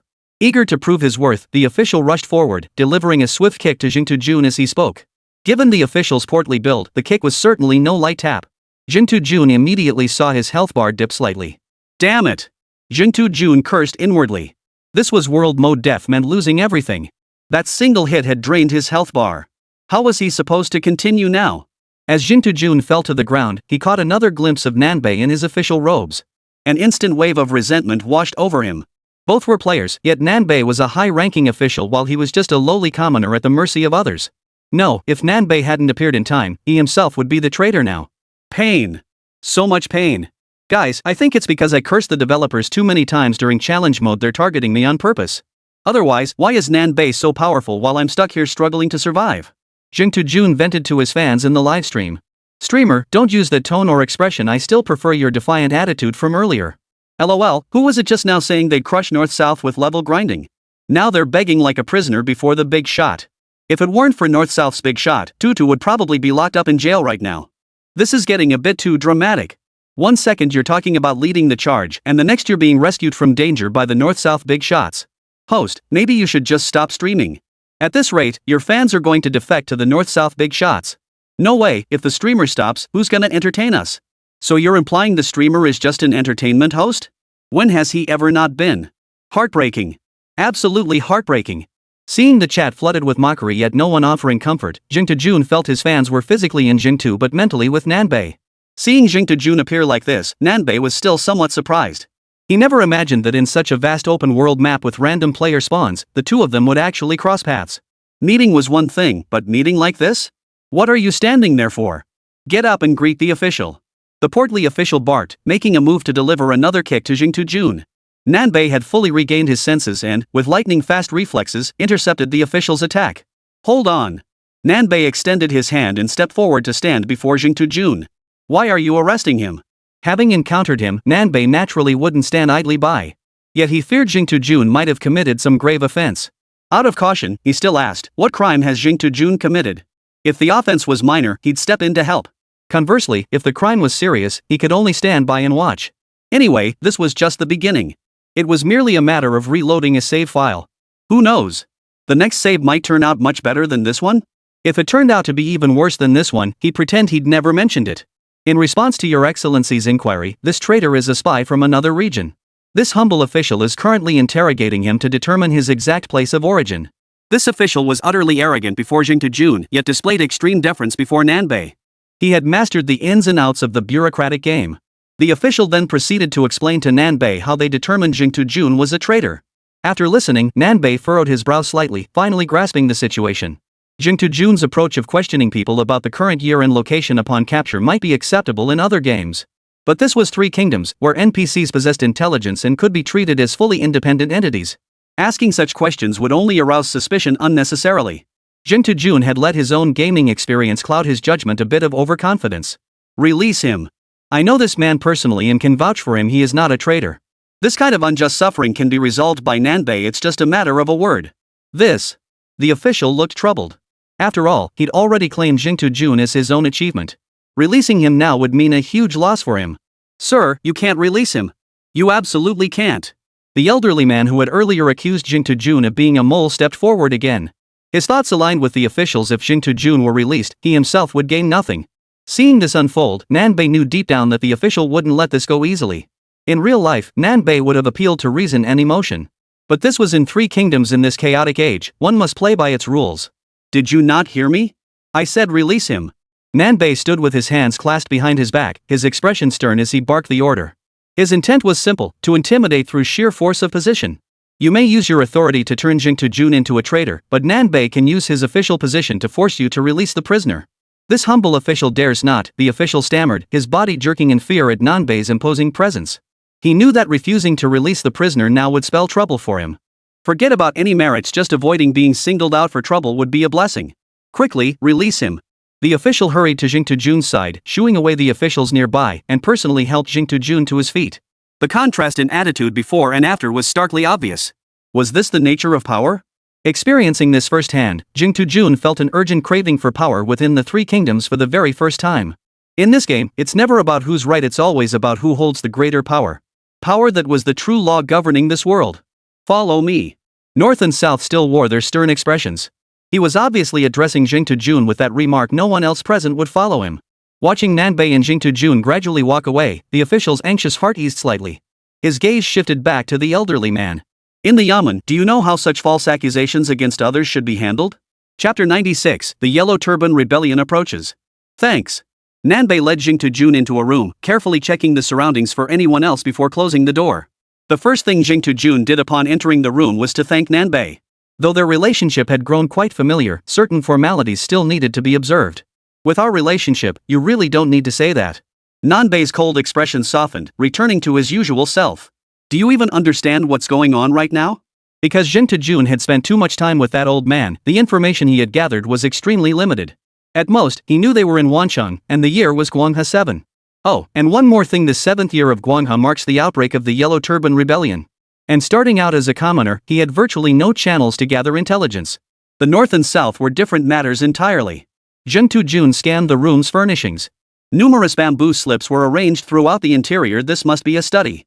Being a study, the resources available here would certainly be plentiful. Moreover, Nanbei's status in Wancheng seemed quite prominent. After all, even the officials who had just presided over the court case treated Nanbei with utmost respect. The information I've gathered is likely similar to yours. We know we're in Wancheng, and the year is the 7th year of the Guanghe era. Well, I know a bit more than you do.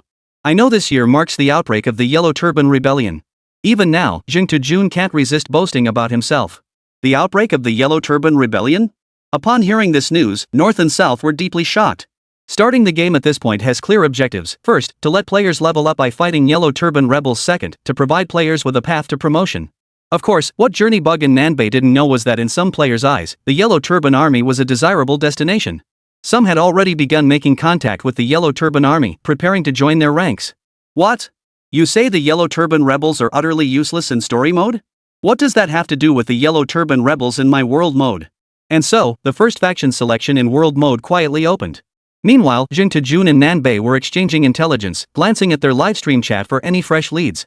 In this climate where player intelligence is severely lacking, where one wrong move could get you labeled a traitor and kicked out, the value of having reliable information channels becomes glaringly apparent. I just checked the story mode. The Yellow Turban Rebellion did indeed erupt in the 7th year of Guanghe, and Wancheng is involved. What? Wancheng is included? Doesn't that mean the streamers and Nanbei will have to fight the Yellow Turban Army again? Wouldn't that just let the streamer and North-South level up like crazy?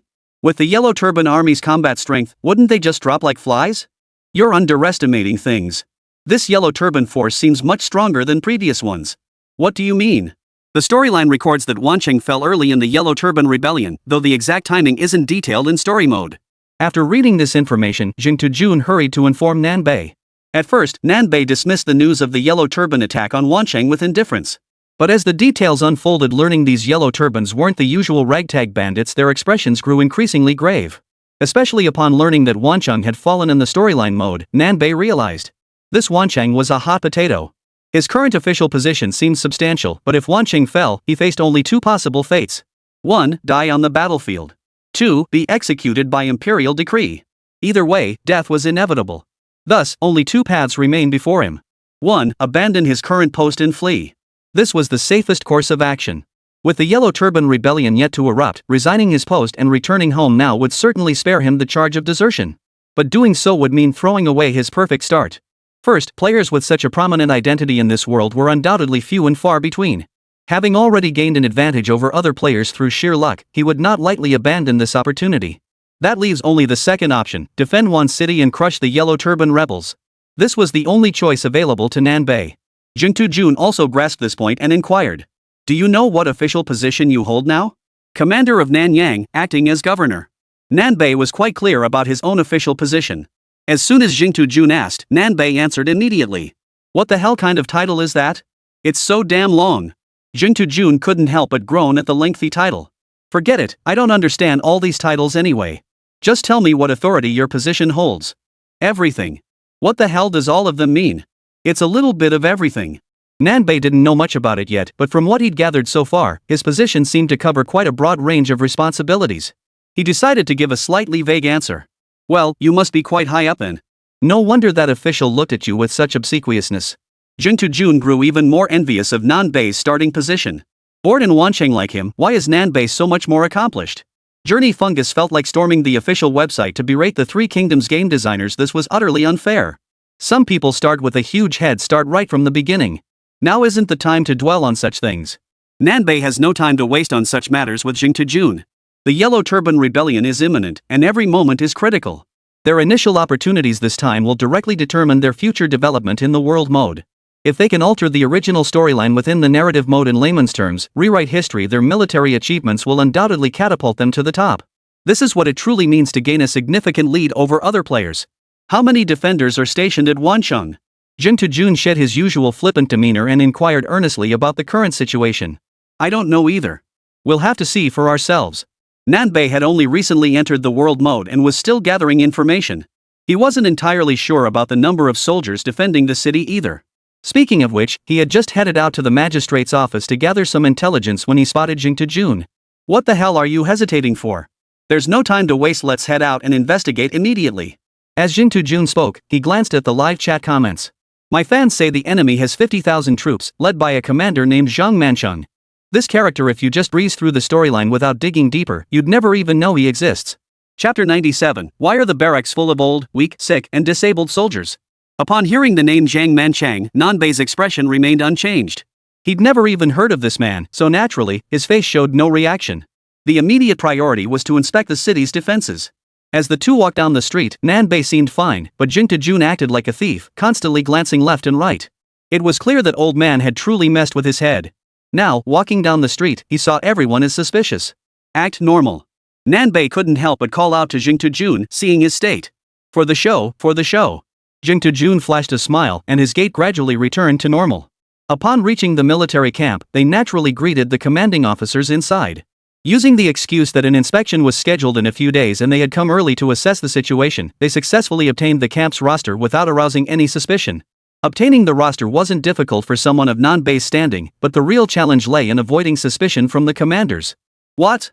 You say if the imperial inspection doesn't come in a few days, this lie will be exposed? In a few days. In a few days, the Yellow Turban rebels will be at the gates. Who will care whether the imperial court comes to inspect or not? Having secured the roster, Nanbei scanned the densely packed names without much interest, flipping straight to the end to check the current headcount. Upon seeing the headcount on the roster, Jing Tu suddenly felt that the north-south position might not be so great after all. 2,700 people. They were supposed to fight 50,000? This was a joke. They didn't have fierce generals like Guan Yu or Zhang Fei under their command now, and the opposing 50,000 Yellow Turban rebels weren't the same kind of foes they'd faced before. How were they supposed to fight this? Even though Nanbei had mentally prepared himself for this, seeing the numbers still felt like the sky was falling. Sir, is there some error with this roster? Seeing Nanbei's reaction, the commander assumed the roster contained some error and immediately grew tense himself. If the roster was flawed, he, as the commander in charge of it, would inevitably bear the brunt of the blame. And in such matters, the consequences of accountability could be severe. Based on his experience, if he hadn't already squandered his family fortune, he wouldn't just lose his position, he might even end up behind bars. But if he was willing to spend some money to grease the wheels, his position and everything else would surely be preserved. After all, his personal wealth was at stake, and the commander inevitably began to feel anxious. No problem. Nanbei couldn't very well tell the commander that his reaction stemmed from the thought of these 2,700 soldiers facing off against 50,000 Yellow Turban rebels. Take me to observe the training of these soldiers. Seeing Nanbei show no concern over the roster, the commander's heart, which had leapt to his throat, settled back into place. Yes, sir. The general was relieved Nanbei wasn't fixated on the roster and promptly led the way. Let them be elite troops, Nanbei silently prayed at that moment. If these 2,700 soldiers were elite troops, he might still have a fighting chance based on individual soldier strength. After all, they were facing Yellow Turban rebels. Even if not the trash-tier scum of before, they were likely only marginally stronger than ordinary civilians. They were no match for a disciplined army. Brothers, seeing Nanbei's status, I was tempted to give the Three Kingdoms game designers a piece of my mind. But when I saw the numbers on the roster, I suddenly felt much more balanced. Jing Tujun and Nanbei had a decent personal rapport, and now he couldn't help but gloat a little. 2,700 against 50,000 even with home field advantage, this was an impossible task. And this is world mode, not story mode. In world mode, you only get one shot at the challenge. The slightest carelessness basically means game over. But hey, always look on the bright side. What if North-South pulled off some genius strategy and took down the enemy? 2007 against 50,000, how could they possibly win? I see no way out of this mess. I remember you guys saying the same thing during story mode and then getting proven wrong. How can you compare? There's no Liu Bei to back them up this time. Most comments in the chat stream remain pessimistic about the current situation. Let's first assess the training progress of the garrison troops. After gloating over their misfortune, Journey to the West still helps North and South carefully strategize how to break through this stalemate. After all, if they manage to defend the city successfully, he could get a piece of the action and have a much smoother start. But the difficulty of their starting position was anything but ordinary. Wancheng was a city meticulously selected by Lí Héng. When randomly assigning player identities, he deliberately granted higher official ranks to some players in this city. Precisely because this city was so challenging, and some of the choices available were intriguing just to contemplate. Wancheng offered no room for mediocrity. In the official history of the Three Kingdoms, Wancheng fell only twice. The first time was at the onset of the Yellow Turban Rebellion, when it was captured by the rebel commander Zhang Manchang. The other fall is tied to an pivotal event in the Three Kingdoms, a story familiar to most from their past lives, Lord Chao's single cannon shot that claimed 3 wise men in Wancheng. In that battle, Lord Chao lost his most cherished son and his most capable subordinate. It can be said that the second fall of Wancheng profoundly impacted every aspect of Lord Chao's life. This region has never lacked opportunities. Therefore, when it came to establishing a foothold in Wancheng, Lí Héng spared no effort. The general swiftly led Jing Tujun and Nanbei to the military training grounds. Jing Tujun and Nanbei had expected a solemn scene, filled with the sounds of soldiers training in the drill ground. Instead, they saw only a handful of soldiers training on the field. Weren't there supposed to be 2,700 men? Where were they? How could there be so few people on the drill ground? Nanbei's heart sank considerably. Judging by the state of the training grounds, they weren't even receiving proper training, let alone being forged into elite troops. Sir, didn't you look into the barracks situation beforehand? I had some understanding, but it wasn't thorough enough. Seeing the commander speak thus, Nanbei couldn't admit complete ignorance, so he casually deflected. Then, sir, please follow me. The commander spoke, leading Nanbei and Jing Tujun to another location. By now, Nanbei and Jing Tujun had all but given up hope. Yet when they witnessed the remaining troops with their own eyes, they realized their earlier pessimism had been overly optimistic. 2,700 soldiers, 60% of whom were old, weak, or disabled. Chapter 98, Why claim a grain shortage when the granaries are full? Attacking 50,000 troops with only 2,700 soldiers was already an impossible odds to win, let alone when 60% of those 2,700 were old, weak, or disabled. This was practically a death sentence for both the North-South factions and Jing Tujun. Objectively speaking, there was truly no glimmer of hope left. Facing this group of old, weak, and disabled men, Nanbei felt stuck, unable to fight them or even scold them. How the hell did you recruit these people? Though his heart had already grown half cold, Nanbei still clung to the thought that he could struggle on. Your Excellency, please forgive us. There's simply no grain in the army. How could we possibly feed the troops? The commander who had guided them earlier now trembled in fear. He never imagined the nobleman before him would not pursue the matter of the roster, but instead fixate on these elderly, weak, and infirm. As for his claim that the army lacked provisions, that was only half-truth. Grain certainly existed in Wancheng's granaries, but who cared about such things now? Officials were embezzling every penny they could get their hands on. With layers upon layers of exploitation, it was no wonder the barracks had no surplus grain left. But what about these elderly, weak, and infirm? Did their sustenance not require grain? The commander was stumped by this question. His face betrayed confusion. It seemed as though the dignitary before him knew nothing of the situation. It was as if some son of a powerful court official had been assigned to this post, utterly ignorant of the realities on the ground. Still, he steeled himself to answer. Your Excellency, you may not be aware, but these individuals possess little ability to survive on their own. The commander continued to speak indirectly. Neither Nanbei nor Jing Tujun belonged to this era. Their understanding of its circumstances was only superficial. Thus, the implied meaning behind the commander's words escaped both of them. What do you mean? Explain yourself clearly. Jing Tujun had no desire to beat around the bush with the general and asked directly for specifics. The commander merely rolled his eyes at Jing Tujun's interruption, offering no response. In his eyes, Jing Tujun was merely Nanbei's attendant. Why should he deign to engage with such a figure? The real decision-maker hadn't even spoken yet. Nanbei understood the commander's meaning and spoke up himself. His words are my words. Yes. At this critical juncture, the commander still observed protocol in his responses, whether out of strict adherence to form or deliberate delay. Sir, as you know, our grain reserves in Wancheng are meager. Nanbei listened to the commander's words without reply. He hadn't yet inspected Wancheng's granaries. Only after doing so could he determine whether the grain reserves were truly sufficient. Seeing Nanbei's silence, the commander tactfully continued. The court also requires us to provide annual relief to certain groups, a portion of grain for the widowed, orphaned, and destitute. But as you know, Lord, Wanqing's situation is such that it's difficult enough to feed the army, let alone take on such a group of people. After the commander's explanation, Nanbei and Jingtujun finally grasped the meaning. So, you mean that to meet both the troop quota and the court's welfare target, you've simply merged the two groups together? Your Excellency is truly insightful. Even at this moment, the commander couldn't resist buttering up Nanbei. Such flattery might have worked under normal circumstances, but Nanbei found himself unable to muster even a wry smile. Local authorities were indeed racking their brains to meet the court's quota demands. This situation, however, was causing him great distress. Has grain in Wanqing become this scarce? Even the most basic targets must be met through such means. That can't be right, can it? Just moments ago, while wandering the city streets, things seemed reasonably manageable. Guys, I think defending Wanqing on our own against the city's NPCs is just too tough. Jingtujun is currently sharing his gaming insights in the livestream. Just when everyone thought he might actually be serious for once, the next second he revealed his true colors. So, are there any brothers born in Wanqing who can help us defend the city? Jingtujun gazes hopefully at the chat stream, yearning to see brothers who'll defend Wanqing alongside him. Let's be real, if I were spawning in Wanqing right now, I'd never defend this place. I'd hightail it out of here without a second thought. Isn't that obvious? Anyone who wants to have fun wouldn't choose Wanqing, right? What's the difference between choosing Wanqing and going out to die?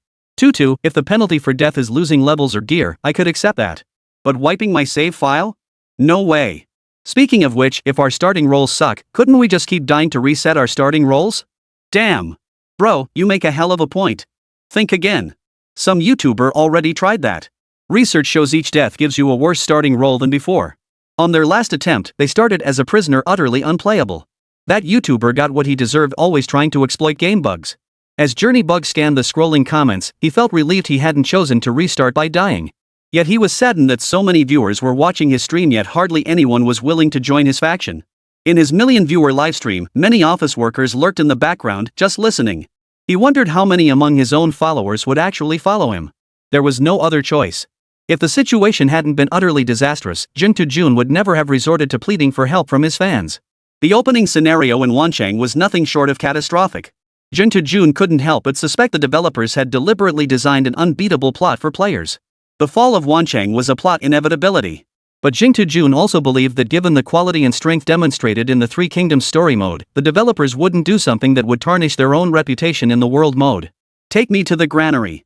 Both the northern and southern factions had long given up hope of finding any significant grain reserves there. When a city relies on such methods to meet its quotas, expecting surplus grain in the storehouses is nothing short of a pipe dream. Understood, sir. Though Nanbei asked many questions, the commander never blamed him. Considering Nanbei was his direct superior, he didn't refuse this errand. This way, sir. Nanbei and Jingtujun had expected to find no grain at all inside the granary. Yet when the massive doors swung open, the sight that greeted them froze both men in their tracks. Wasn't the granary packed to the brim with grain? Chapter 99, Official Authority Reigns. Drag him away. Behead him. Seeing the grain pile high, the commander before them still insisted the granary was empty.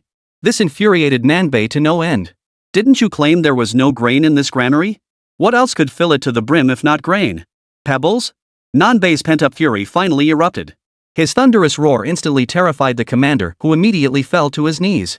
Your Excellency, it's not that I said there was none, but... The commander stopped there, wisely choosing his words. Such was his wisdom in office. If he had voluntarily revealed the true culprit behind all this, he would have had a hard time explaining himself to the culprit's family.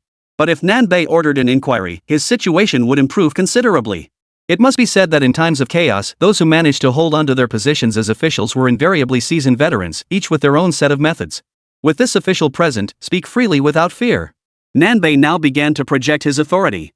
Had he not done so, others would truly have taken him for a pushover.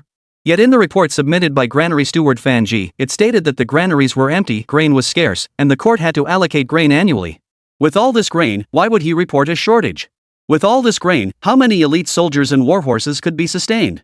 It would be one thing if it all went to feeding the elderly, the weak, the sick, and the disabled, but there wasn't even a proper army to speak of. How could the North and South not be furious? He had fully immersed himself in this role. His sole purpose was to defend the city, to protect it from even the slightest harm. Now, with war imminent, he endured the lack of large forces, he endured the lack of elite troops and warhorses, he endured the lack of able-bodied men. Yet now, with granaries brimming to the brim, the granary steward claims Wanqing is starving. What kind of shortage is this? Is it private grain? Rage surged within him, yet facing the kneeling commander before him, he could not utter a single word of reproach. Even if he knew the truth about the granaries, there was nothing he could do to change it. Blaming him was pointless and futile. Besides, what difference would it make? Go fetch Du Song, the storekeeper. Nanbei uttered these words while still struggling to suppress his rage, striving to keep his voice from sounding too furious. In truth, his entire body trembled with rage. Fans watching the livestream on Jing to June in Nanbei's channels couldn't help but feel sympathy for Nanbei.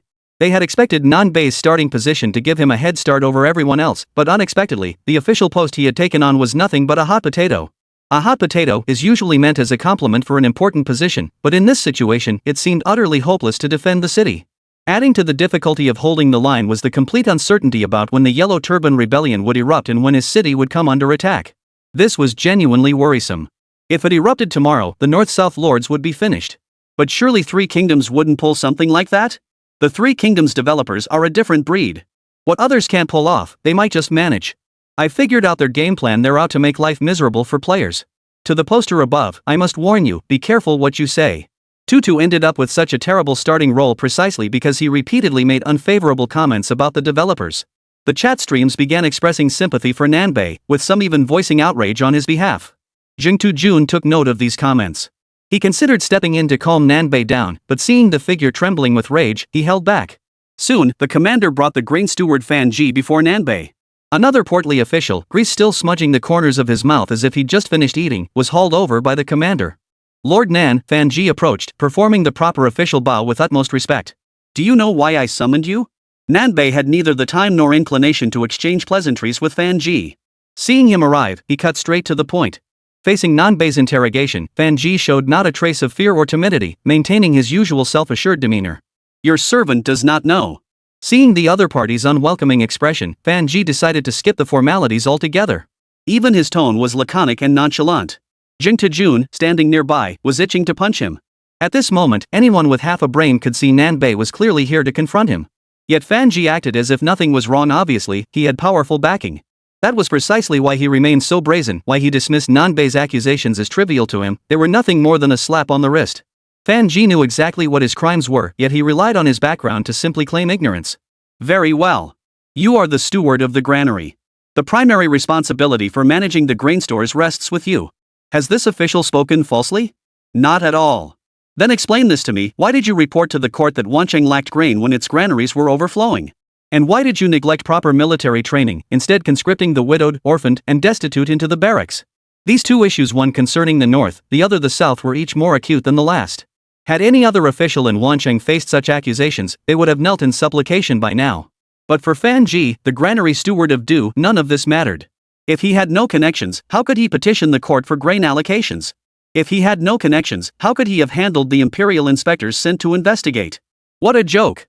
Who didn't know that the Fan family was one of Wancheng's 4 great clans? The Fan family was Fan Ji's greatest source of arrogance. Your Excellency may not be aware, but these grains are all rotten. They've been gnawed by rats and are unfit for human consumption. As for bringing those widows, orphans, and the destitute into the barracks, it was simply because there was no grain. Had there been grain, this humble official would never have acted in such a manner. Fan Ji spoke with a straight face, not a flicker of guilt. Nanbei snorted coldly, crouching down to scoop up a handful of grain. Each grain was plump and intact, and you claim these were gnawed by rats? Do you truly believe this official is so easily fooled? Nanbei displayed his official authority for the second time in the world mode. If reason fails, then force must prevail. Your Honor, how could this humble official dare deceive you? These grains truly have been eaten by rats consumed by humans. They would prove deadly. Facing Nanbei's sudden fury, Fan Ji's body jerked in shock, but he quickly regained his composure and continued speaking. Nanbei, however, had no patience for his rambling. With such a man, every extra second was wasted time. Guards! Drag the granary steward Fan Ji away and execute him. Chapter 100, Go have a good chat with the Fan family. The Northern and Southern Command doesn't care about the twists and turns in this matter. With the Yellow Turban Rebellion about to erupt, leaving such people in charge of the granaries is like shooting oneself in the foot. Such individuals must be purged before the war arrives. As for what comes after, he'll deal with the reckoning from his backers later. His immediate priority remains defending Wan City and slaying the Yellow Turban rebels. Otherwise, he was doomed. Executing Fan Ji would incur the wrath of his backers, but perhaps there remained a sliver of hope. My lord! You must not! A plea for mercy echoed through the air. Surprisingly, it did not come from Fan Ji's lips, but from the commander who had initially led the way. Now he was pleading for Fan Ji's life. Such officials are a scourge upon the people, killing them is doing the populace a favor. Why spare him? Why beg for mercy for such a man? Nanbei held a relatively favorable impression of this commander. In his view, the man had at least remained honest amidst the chaos of these turbulent times. Your Excellency, it is not that I wish to plead for him, but the situation does not permit you to kill him. The commander continued, his words now suggesting that Fan Ji must have some formidable backing. Explain yourself in detail. Nanbei motioned for him to continue. My lord, within Wancheng dwell powerful aristocratic clans, and the Fan family is one of them. Your Excellency may not know this, but the Fan family has managed Wancheng's granaries for generations. Not only are they intimately familiar with the grain situation, but the little bits of profit they've accumulated over the years here there are beyond comparison with ordinary powerful clans. If Your Excellency intends to pursue any plans in Wancheng, Fan Ji absolutely must not be killed. This commander was quick-witted. Through Nanbei's various actions, he had already deduced that Nanbei had ulterior motives, not merely going through the motions of an inspection. Upon hearing this, Fan Ji's posture stiffened further, his spine straightening even more rigidly. Oof. If you know what's good for you, release me immediately. Otherwise, don't blame the Fan family for showing you no mercy. Apologize properly now, and I'll pretend today's events never happened. How about it? Fan Ji's arrogance practically overflowed the screen, making countless fans in the livestream chat want to punch through the screen and beat him senseless. Jin Tajun was no exception, but since Nanbei was currently managing the situation, and his understanding of the game was far deeper than Fan Ji's, he held back. Upon hearing the commander's explanation, Nanbei's resolve wavered slightly. Was Fan Ji's background tied to his own family in Wancheng? From what he knew, powerful clans in 3 kingdoms maintained private armies. Given the Fan family's stature, it was inconceivable they wouldn't. If it came down to a direct confrontation, he wasn't entirely sure he could defeat the Fan clan. But the Fan clan wouldn't necessarily challenge him openly over Fan Ji. After all, he was still an imperial official. If the Fan clan dared to engage him directly, it would be tantamount to rebellion. The Fan family's power was limited to bullying others within one city. On the scale of the entire Han dynasty, it was utterly insignificant. But what if he could turn the tables? What if he could co-opt the Fan family's private army for his own use? This would save him considerable time recruiting troops and building up his forces, while also boosting his army's strength in the short term. If he took this path, Fan Ji must not be killed. Killing Fan Ji would mean severing ties with the Fan family entirely. Yet releasing Fan Ji felt unbearably unfair. Moreover, leaving such a man in his official post meant grain supplies would inevitably falter when war erupted. To kill or not to kill? This was indeed a question that demanded careful consideration. Jin Tajun watched Nanbei, lost in thought, and did not disturb him. If he were the one pondering and deciding, he wouldn't know which path to choose either. He shifted his gaze back to the chat stream. On one hand, it was to interact with the audience and keep the energy up. On the other, he wanted to gather diverse perspectives and see what others thought. This Fan Ji, I genuinely want to kill him. Just seeing his arrogant demeanor infuriates me. But how could he kill him? And if he did, when the Yellow Turban Rebellion erupted, would he be the one defending the city? This ball of a man truly can't be killed. Think about it, in a city as vast as Wancheng, could there be only one powerful aristocratic clan? There must be others. If the northern and southern factions kill members of this clan today, how could the other powerful clans sit idly by? Who could guarantee they wouldn't be the next targets? Kill them? Why not? If the other powerful clans refuse to obey orders, just wipe them all out. Keeping such threats within the city walls is nothing but a disaster waiting to happen. Killing them or not is a tough choice. I won't comment. Let's see how the North and South factions decide. On the live feed, the North and South factions finally spoke, making their decision. Imprison him first, awaiting further disposition. After careful deliberation, Nanbei decided to spare the boy's life for now. Whether he lives or dies would depend on the Fan family's actions. He intended to use Fan Ji as a bargaining chip with the Fan family. If the Fan family's deal satisfied him, Fan Ji would live. But if it didn't, he wouldn't hesitate to sever ties with them. With war imminent, Fan Ji absolutely could not remain in his position as granary steward. Your Excellency, you must not. The commander, seeing Nanbei still intent on executing Fan Ji, shouted from behind. For powerful aristocratic clans, face mattered more than wealth. Imprisoning one of their own was tantamount to slapping them in the face. Imprisoning Fan Ji would push Nanbei and the Fan family to the brink of irreparable rupture. The slightest misstep could shatter their relationship completely. Facing the commander's cries, Nanbei could only turn a deaf ear. No matter how much this commander pleaded with him, Fan Ji's fate could only end this way. With the Yellow Turban Rebellion imminent, every moment was critical. You have no idea when exactly the Yellow Turban Rebellion will erupt. It could be tomorrow, or a month from now, or even half a year later. In short, anything was possible. The North and South could only prepare for the worst, assuming the Yellow Turban Army attacked tomorrow. Only by constantly keeping this worst-case scenario in mind can one spur oneself to handle the city's affairs without a moment's rest. He had only just entered the world mode and possessed no memories of his original self.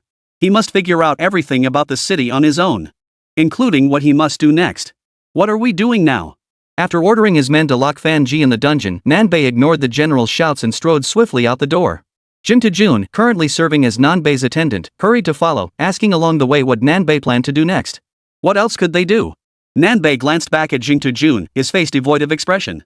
If anything could be said to be present, it was only a look of solemnity. When Nanbei wore that expression, it signaled he was getting serious. And when Nanbei got serious, his capabilities were beyond measure. To the Fan family. We'll have a proper talk about this matter. Chapter 101, Sir, we've reached the Fan family. Nanbei's commanding declaration sent shockwaves through the livestream audience. This is the real deal. North-South's power is terrifying. So damn commanding with words this bold, I doubt I'll ever be able to utter I love Batutu again in my lifetime. Going after the Fan family like this is seriously ruthless. The Fan family probably wants to have a heart-to-heart with the North-South boss now, but who knew he'd just show up at their doorstep? What's there to fear? North-South is the highest-ranking official in this city. Even if there aren't many troops in the barracks, I refuse to believe the Fan family would dare lay a finger on North-South. Wait, how come I didn't know the North-South boss was the highest-ranking official in this city? Close enough. With the North-South boss wielding such real power now, everyone scurries away from him like frightened rats. That alone proves his rank is high, if not the highest, then certainly not far off. Makes sense. After saying this, Nanbei in the video didn't head straight to the Fan family. As the voice of the fans, Jing Jun was the first to raise this question. Your route doesn't seem to be heading toward the Fan family's place. Why does it feel like you're turning back? Of course not. How do you expect someone in my position to get there? Shouldn't you just walk over? Jing Jun's thinking was still rooted in reality. His understanding of the game was nowhere near Nanbei's level.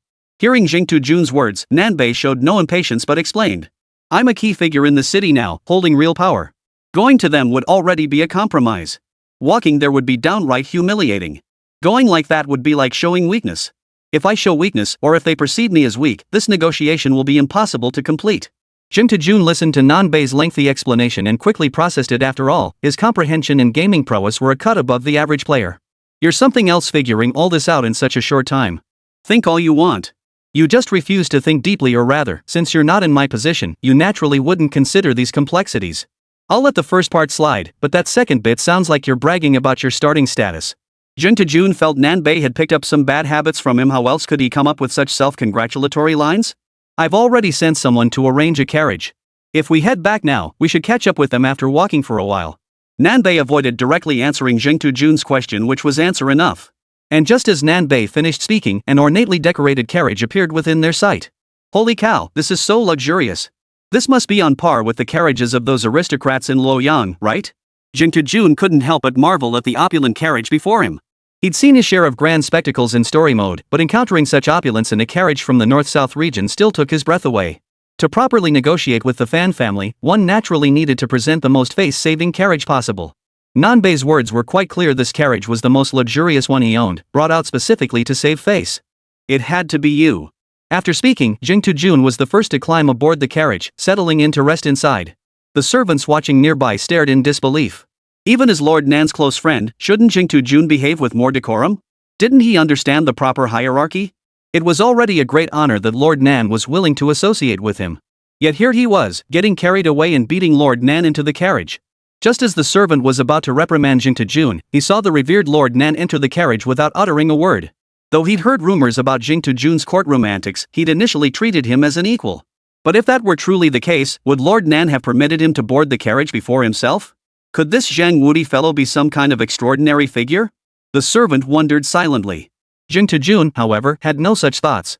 After all, he wasn't from this era. Having just entered the world mode, he hadn't fully immersed himself yet. So naturally, he still operated according to the ways of the real world. How do you plan to negotiate with them? Seeing the carriage already in motion, Jing Jun found sitting idle tedious.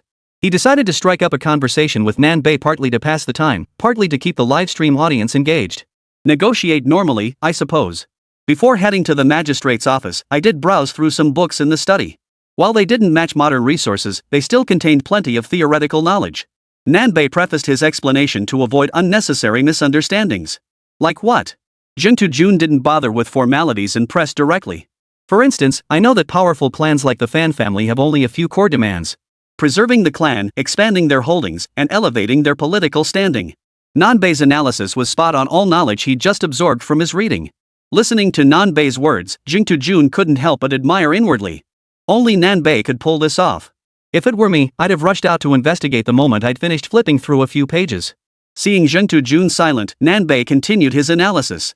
After I captured Fan Ji, choosing to return for the carriage had another purpose. What purpose? Communication here relies solely on foot messengers. I was giving them ample time to send out the alert. If I went over now, it would mean seizing the initiative in negotiations. Of course, this approach has its drawbacks. It would place our relationship with the Fan family in an extremely delicate state. After Nanbei finished speaking, the journey fungus before him was dumbfounded. But what left the journey fungus even more stunned was yet to come. Nanbei reached into a hidden compartment within the carriage and pulled out several bamboo slips. These were the basic profiles of Wancheng's major powerful clans and families that I had just sent servants to retrieve what each one operated. Know thy enemy and know thyself, and you will never be defeated in 100 battles. Nanbei truly thought of everything. Gaining more insight into these families now would greatly improve our chances in the upcoming negotiations. Take a look and help me sort through some of these.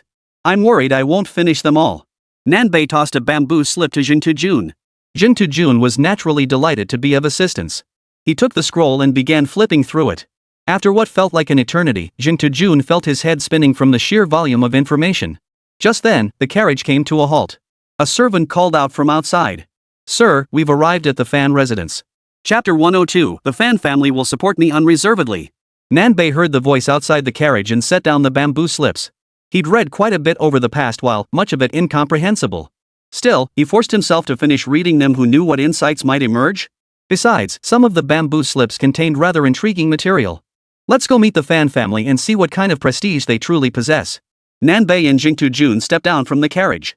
The moment the servants at the Fan family's gate saw the luxurious carriage, they hurried off to inform the clan. Would they really wait until the guests arrived at the gate before announcing their arrival? Please wait a moment, sirs. Someone has already gone inside to announce your arrival. The servants couldn't discern Nanbei's status, but the opulent carriage alone made it clear these visitors were no ordinary guests. Such carriages were rare even throughout the entire city of Wancheng. Therefore, the servant dared not delay in delivering the message, fearful that any mistake might not only earn him punishment but could even cost him his livelihood. The servant hurried to the hall entrance and announced anxiously, "Master, it seems a distinguished guest has arrived outside." Fan Sun glanced at the servant and said, "What a state you're in, flustered like that." By now, Fan Sun had already guessed who the visitor at the gate might be. His own son, Fan Ji, had just been thrown into prison, and now a dignitary unknown to his household servants had arrived at the gate. Who else could it be but Nanbei, the deputy governor of Nanyang? The Fan family hadn't even sought out Nanbei's trouble, yet here he was, walking right into their trap. It was fitting, for the Fan family had matters to discuss with them. What exactly had the Fan family done wrong to warrant the arrest of their own? Even if he held absolute power over one city, this was uncalled for. Though Fan Sun harbored resentment toward Nanbei, he knew proper etiquette must be observed. Otherwise, he'd invite unnecessary gossip. Otherwise, he might be branded with the treacherous label of rebellion against superiors, which would be most unfortunate. Thus, Fan Sun stepped out to greet them. Spotting Nanbei at the gate, he halted immediately and bowed, saying, "Honorable Nan, I deeply regret not being able to greet you properly upon your arrival. When Lord Nan visits next time, please give advance notice. I shall have my servants prepare refreshments to properly host you." Fan Sun had now perfected the art of hypocrisy. "Head of the Fan family, I trust you are well? How is your health these days?" Nanbei noticed a distinct scar above Fan Sun's left eyebrow but showed little surprise this detail had been mentioned in the bamboo slip he'd just reviewed. "Thank you for your concern, sir. I have been in excellent health lately." After brief pleasantries, Fan Sun invited Nanbei and Jingtu Jun into the clan compound. Nanbei didn't think much of it and walked straight in. Jingtu Jun hesitated at first, but seeing Nanbei enter, he quickly followed. "Aren't you afraid the Fan family might have set up an ambush here? If they've stationed private guards, with our current stats, we'd both be finished. Rest assured, they wouldn't dare." Nanbei spoke with unexpected confidence, insisting the Fan family wouldn't dare such a thing. What if? Don't forget how He Jin met his end. He was ambushed and killed by the 10 eunuchs precisely because he entered the palace alone. Otherwise, Dongjue wouldn't have had a chance. I'm an imperial official now. If I walk into the Fan family's compound in broad daylight and don't walk out alive, can you imagine the wrath they'd face? They don't have the power to control the court yet. Nanbei explained to Jingtu Jun. Besides, you know this is just a new account. If the Fan family really gets desperate, we can always just revive and start over. Truthfully, Nanbei had no desire to deal with these people. These powerful clans valued their own interests above all else. Given his current strength, extracting their cooperation would inevitably require making painful concessions. But there was no alternative. To withstand the Yellow Turban Rebellion looming on the horizon, he must rely on the power of Wancheng's powerful clans. Lord Nan, please savor this tea from the Fan family. Fan Sun sat in the seat of honor, signaling servants to pour tea for Nanbei and Jingtujun. Nanbei showed no hesitation, taking a light sip after the servant had poured. He rarely drank tea in his real life, so his assessment could only be fine tea. Ha! Fan Sun stroked his beard. I'm glad you like it, Lord Nan. Having said that, Fan Sun sensed the moment had arrived. Having gone through all the necessary pleasantries and formalities, he waved his hand gently, dismissing the servants. Lord Nan, there is one matter I find perplexing. Master Fan, speak freely. Getting straight to the point was precisely what Nan had in mind. He had no idea when the Yellow Turban rebels would attack Wancheng. Every second was critical. Has the Fan family ever offended your excellency? Not at all. Did Fan Ji ever anger the adults? Not at all. Hearing two consecutive negative answers from both sides, Fan Sun's temper flared instantly, his voice rising as he spoke. Then why did the nobleman have my Fan family's son, Fan Ji, thrown into prison? Nanbei did not rush to answer this question. Instead, he picked up his teacup again and took another gentle sip. As the tea's flavor swirled in his mouth, Nanbei tasted its sweetness for the first time. Master Fan, Nanbei continued, you govern with integrity and prioritize the people above all else. This, I believe, you understand better than I do. His integrity in office is something I certainly understand, otherwise, the Fan family could never have prospered for generations. Then that settles it. Fan Ji falsified grain reports. His crime alone warrants execution by this official. The only reason his life was spared was out of respect for the Fan family. Nanbei's words were quite clear. One might say he was laying it all out in the open. How could an old fox like Fan Sun fail to grasp the underlying meaning? If Nanbei intended to curry favor with the Fan family through this matter, Fan Ji would never have been imprisoned. The current situation clearly indicates he seeks to strike a deal with the Fan family, using Fan Ji as one of the bargaining chips. Lord Nan, Fan Ji said, I've heard it said that every action has its corresponding value. I wonder what benefit Lord Nan intends to gain from my Fan family. Seeing Nanbei lay his cards on the table, Fan Ji dropped all pretense and asked outright what compensation he desired. Watching this tense scene unfold, Jingtujun couldn't help but feel a wave of anxiety wash over him. The speed at which they entered formal negotiations was something Journey Fungus hadn't anticipated. The Fan family head is indeed straightforward. Then I'll be blunt too. My demand is simple. Within the coming period, the Fan family must offer unconditional support for every decision I make. Chapter 103, I want the Fan clan's private army and supplies. 6. Is this how the North-South lords operate? Negotiating with such unyielding resolve. The North-South bosses are awesome. The North-South bosses are mighty. You traitors, remember this is Jingtujun's livestream. What the hell are you all shouting North-South is mighty for? Whatever. I'll join in, North-South is mighty.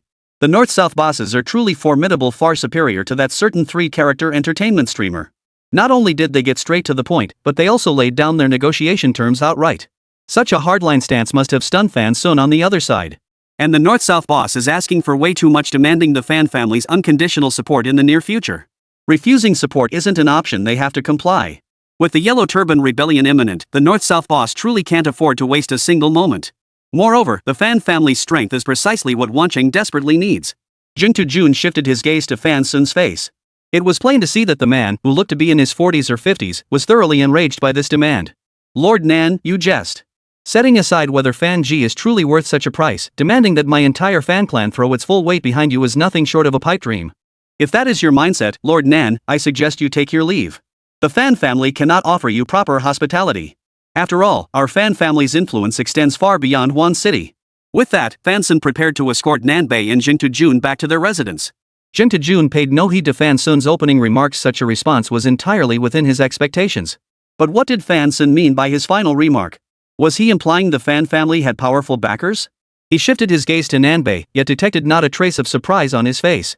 Seeing Nanbei's composed expression, Jingtujun realized Nanbei must have known about this all along and had a plan in place. The source of this information must lie within the bamboo slips he had examined in the carriage. The Fan family head was referring to Fan Shu, the minister Fan, right? Jingtujun was utterly baffled by the name, while Fan Sun beamed with smug satisfaction upon hearing it. Lord Nan, you know how to play your cards. Fan Shu, Lord Fan, holding the title of Marquis of Shoujian with an estate of 5,300 households, currently residing in Luoyang. Have I missed anything? Nanbei laid out Fan Shu's entire background in one go. Jing Tujun had little grasp of such matters, but he understood deep down that anyone holding a noble title possessed considerable status. Especially seeing Fan Sun's expression, the more Nanbei revealed, the more smug he grew. This alone proved Fan Shu was no ordinary man. "Lord Nan, you seem quite knowledgeable about my Fan family," Fan Sun remarked, stroking his beard with a smile. "Lord Fan's reputation precedes him naturally, I've heard of him." At this point, Nan Diren abruptly shifted his tone, his smile fading as he continued. "It is unfortunate, however, that I understand Lord Fan is advanced in years. Not only is he paralyzed from the waist down, but even performing basic bodily functions has become a struggle." At first, Jing Tujun didn't fully grasp Nanbei's last remark. But upon reflection, it suddenly clicked. Unable to perform normal bodily functions? That means incontinence, doesn't it? Upon hearing this news, Jing Tujun was utterly shocked. Who would have thought such a formidable man could be in such a state? But considering what Nanbei just mentioned, Fan Shu being advanced in years, it was only natural for health issues to arise. After all, in this era, someone like Fan Sun, approaching 50, was already considered long-lived, let alone the even older Fan Shu. Fong Sun understood perfectly well that Nanbei's words were an insult to the Fong family. The smile vanished instantly from his face. "What do you mean by that, Lord Nan? Do you truly believe the Fan family is so easy to bully?" "Lord Fan, you are mistaken. Though Lord Fan Shu is advanced in years and resides in Luoyang, he still remotely controls the Fan family in Wancheng, Nanyang Commandery. You, Lord Fan, clearly harbor ambitions.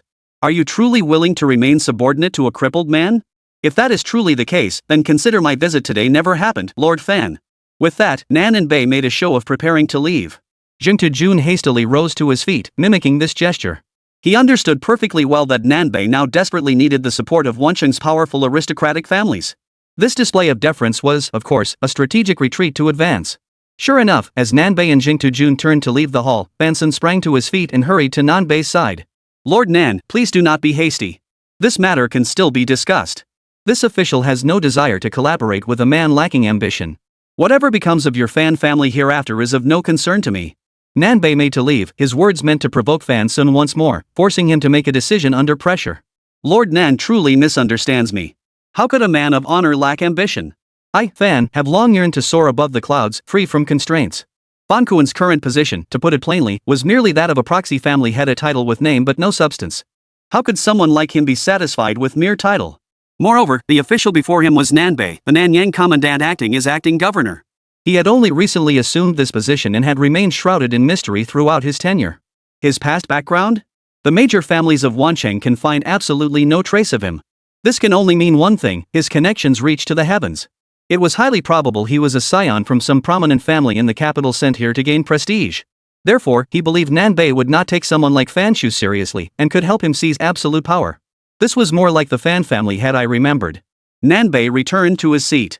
Since Fan Sun had dismissed all servants from the hall, leaving it empty, he approached Nanbei's table himself and poured him a cup of tea. At this very moment, the initiative in the negotiations had completely shifted into Nanbei's hands. Holy crap, North-South really is a force to be reckoned with. He's got Fan Sun completely by the nose. Fan Sun hadn't even noticed a thing. Boss Nanbei was just too powerful. It felt like the host was merely watching a show from the sidelines, utterly useless. Where had that book he was reading just now gone? He couldn't hold a candle to Boss Nanbei. Big shot Nanbei is ruthless, no one else can compare. Not only does he swiftly review documents, but he also dominates negotiations like this with absolute authority. Who would have thought the opulent Fan family was controlled by a paralytic one who's not even here in Luoyang? Fan Sun now returned to his seat, his face plastered with flattery as he addressed Nanbei. "Might I ask, Lord Nan, what specific assistance you require from the Fan family?" "I must make it clear beforehand, if it involves confiscating property or executing 9 generations of my family, the Fan clan will absolutely not get involved in this mess." Nanbei, unsurprised by Fan Sun's response, replied. "The all assistance mentioned earlier is merely empty words. What I truly require are only 2 things. What could these 2 things be that would warrant Lord Nan personally making the trip to explain? The Fan family's private troops and provisions." Chapter 104, The Cautious Fan Sun. "Lord Nan, please do not speak recklessly. My Fan family has served the state faithfully for generations. How could we possibly have private troops?" The moment Fan Sun heard Nanbei demand the private army, his expression shifted instantly as he hurriedly defended himself. For a powerful clan to maintain private troops was no trivial matter. If exposed, it could cost one their head. Therefore, until he could be absolutely certain whether Nanbei had come to collaborate or to find grounds to arrest him, he would never reveal this matter lightly. If they truly came to discuss cooperation, he would wholeheartedly welcome it. But if they were here to find dirt on the Fan family? Nanbei could use that leverage to threaten the fan clan indefinitely. Fan Sun would live in constant fear, dreading the day Nanbei would report this matter to the capital as proof of their loyalty. Master Fan, he pressed, with only the three of us in this hall, don't you know yourself whether you have private soldiers? Nanbei only had a vague understanding of the consequences of maintaining a private army, completely unaware of the immense repercussions such an act could bring.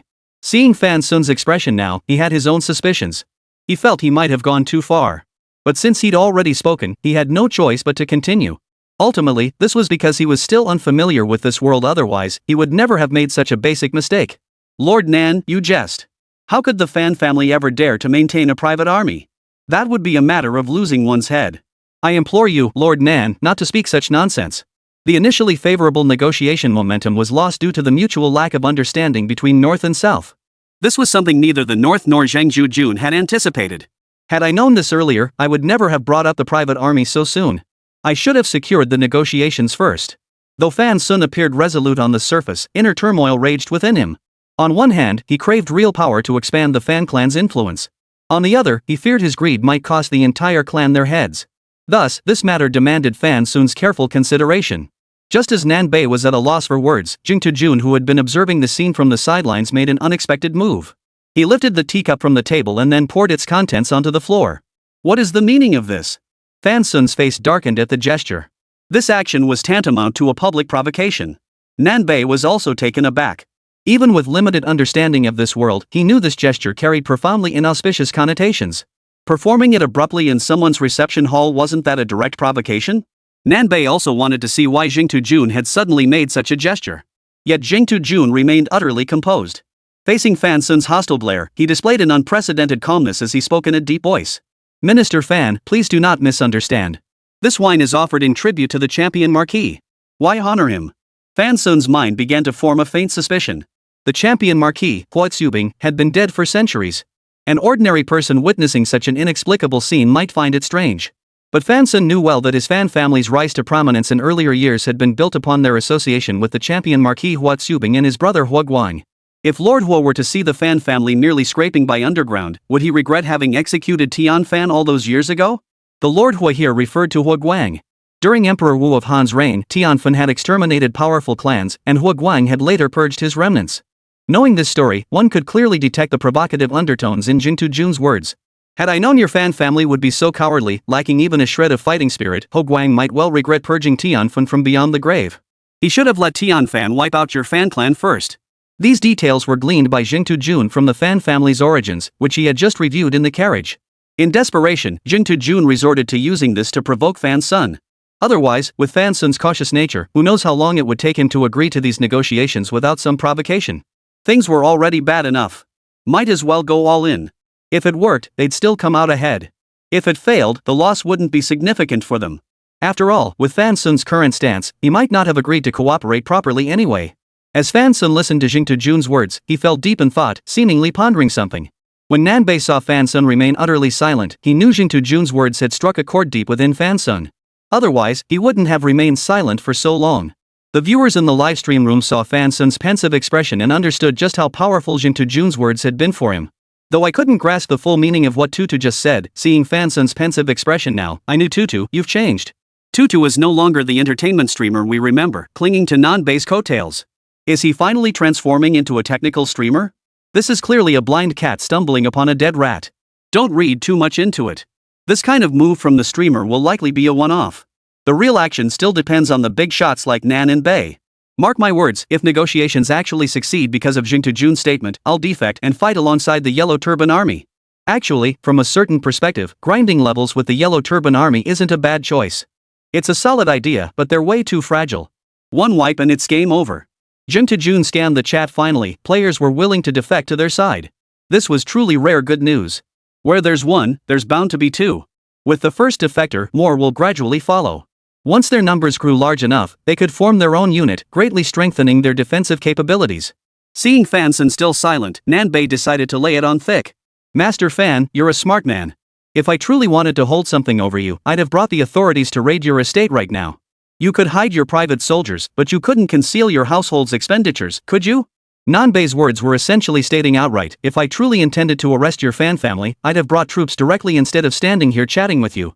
My current negotiations with you stem purely from a desire to strike a deal, nothing more. Hearing Nanbei's words, Fan Sun's resolve wavered once more.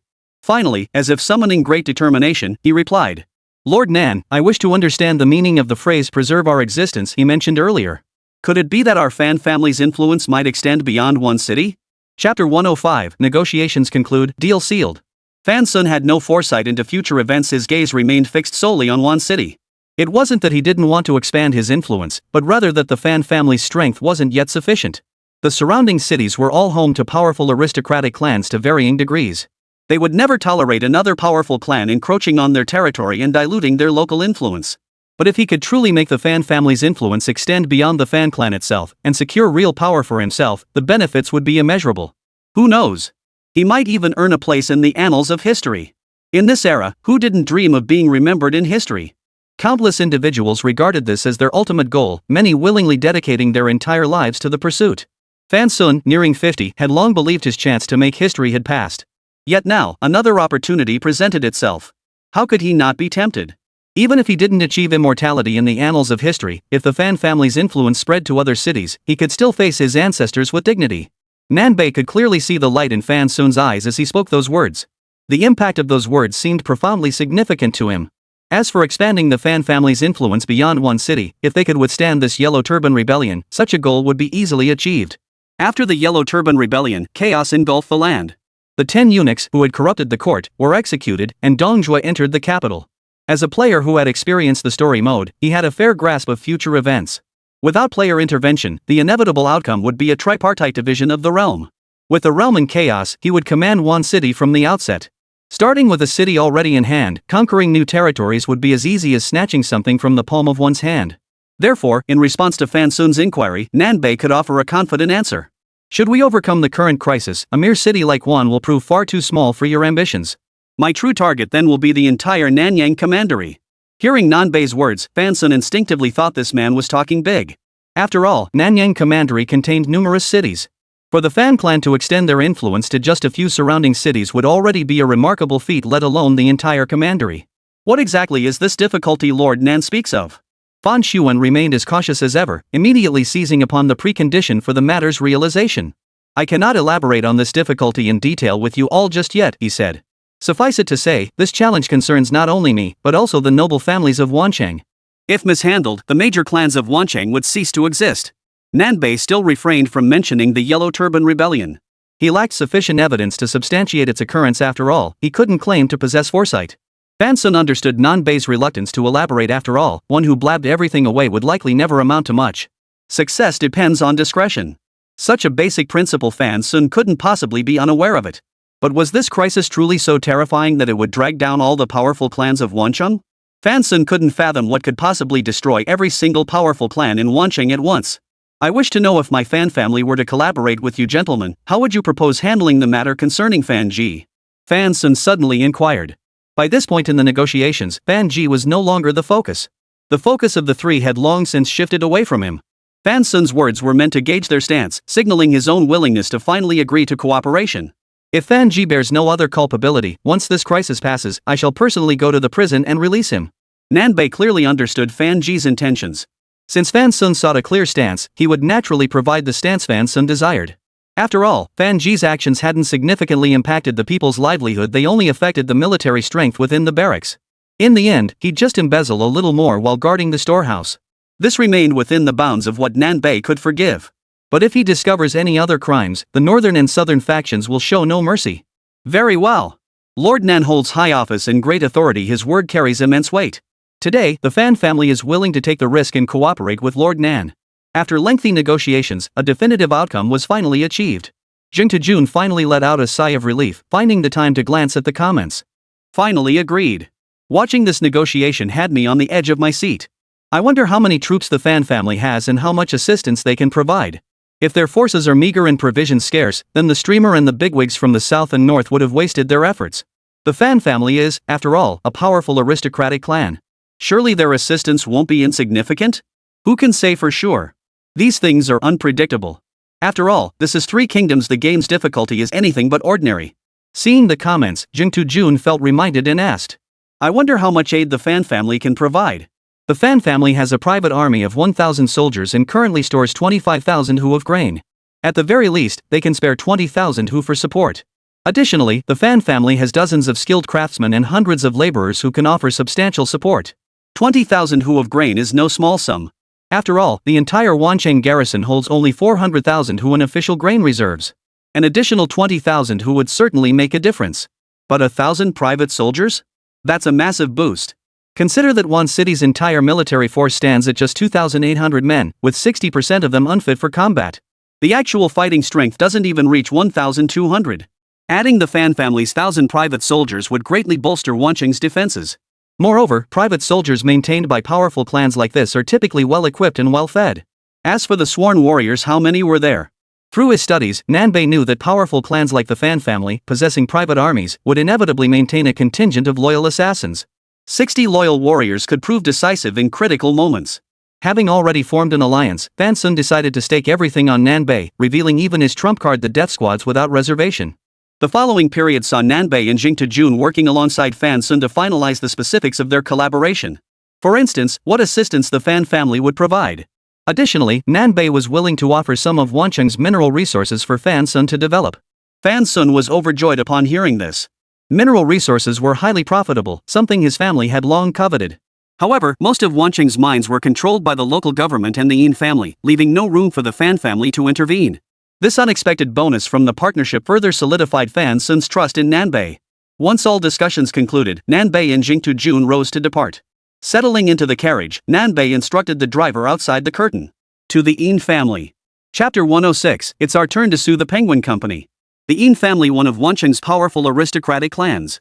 Nanbei's visit was likely still for negotiations, but while talks with the Fan family had Fan Ji as an intermediary, what about the Yin family? Moreover, going straight to the Yin family after just finishing with the Fan family, this really left him no time to rest. This Three Kingdoms game, if you call it grind, it's definitely grind. Just the prep work alone has already worn out Journey Fungus. Gazing at his still 0 experience points, Journey Bug felt utterly drained. Aren't you going to log off and rest? Jing Jun couldn't help but ask as Nanbei climbed into the carriage and immediately began flipping through bamboo slips again. Nanbei didn't even lift his head, his gaze fixed on the bamboo slips as he replied. There's no time for rest. This isn't story mode where the world pauses when you log off.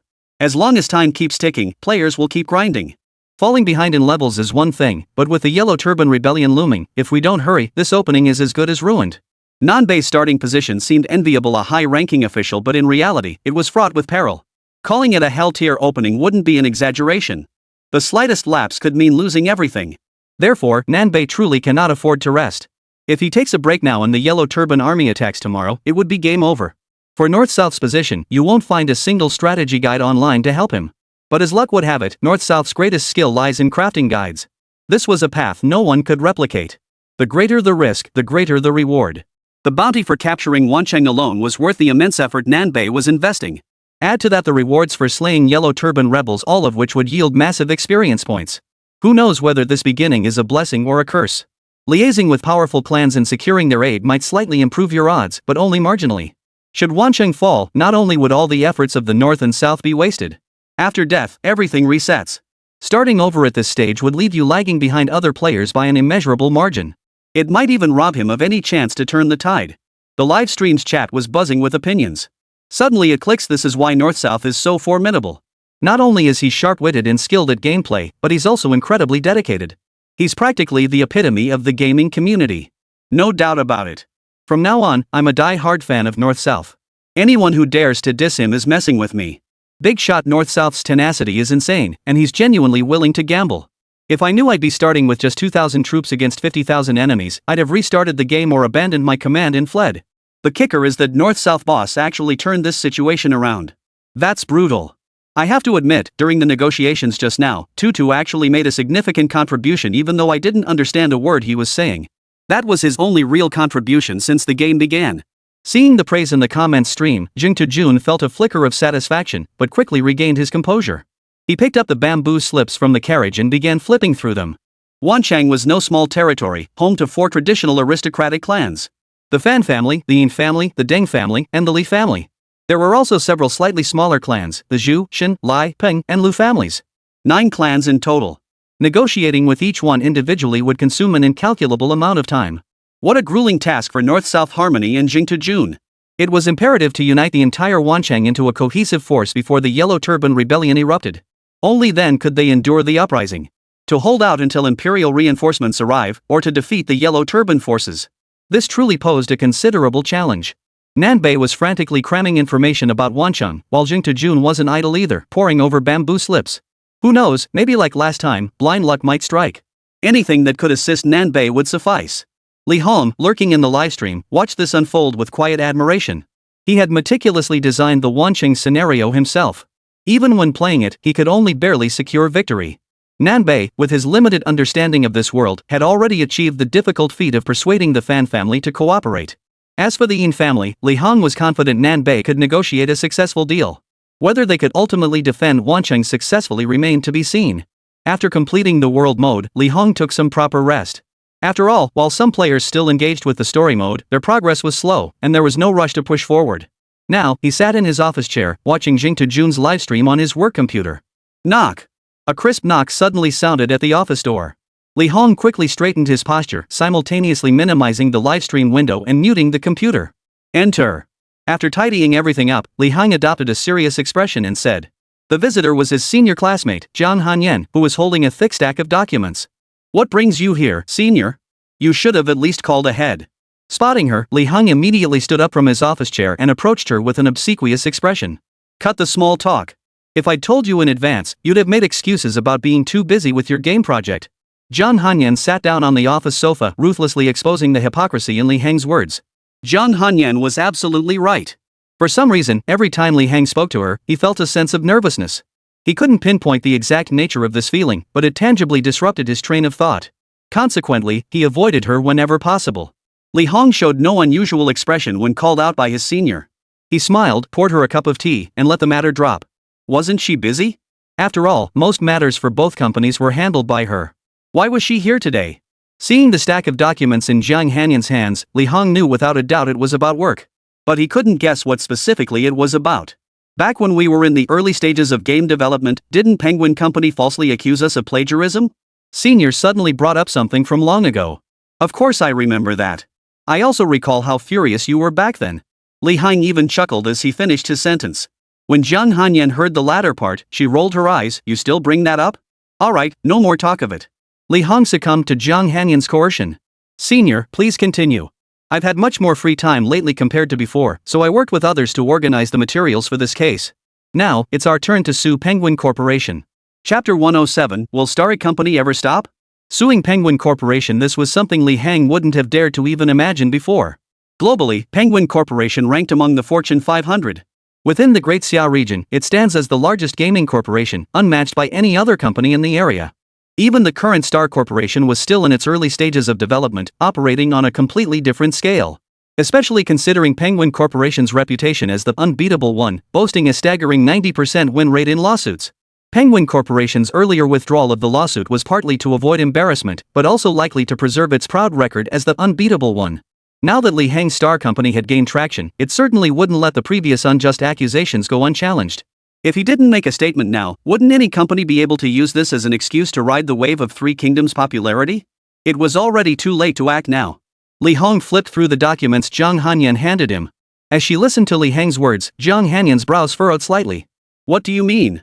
Are you suggesting we just swallow our pride and let it slide? Don't you realize how others will perceive us if we don't make any kind of statement? Zhang Hanyan felt disappointed by Lí Héng's response. Such timidity and fear of trouble. This wasn't the Lí Héng she remembered. They'll see us as pushovers. Lí Héng spread his hands. Senior, hear me out first. Taking action now would actually mean missing the optimal window for legal action. Given that, why not stir up an even bigger storm instead? Zhang Hanyan heard Lí Héng's words and felt slightly puzzled. She asked in a low voice. What do you mean? What kind of bigger storm? Letting them off so easily is too lenient.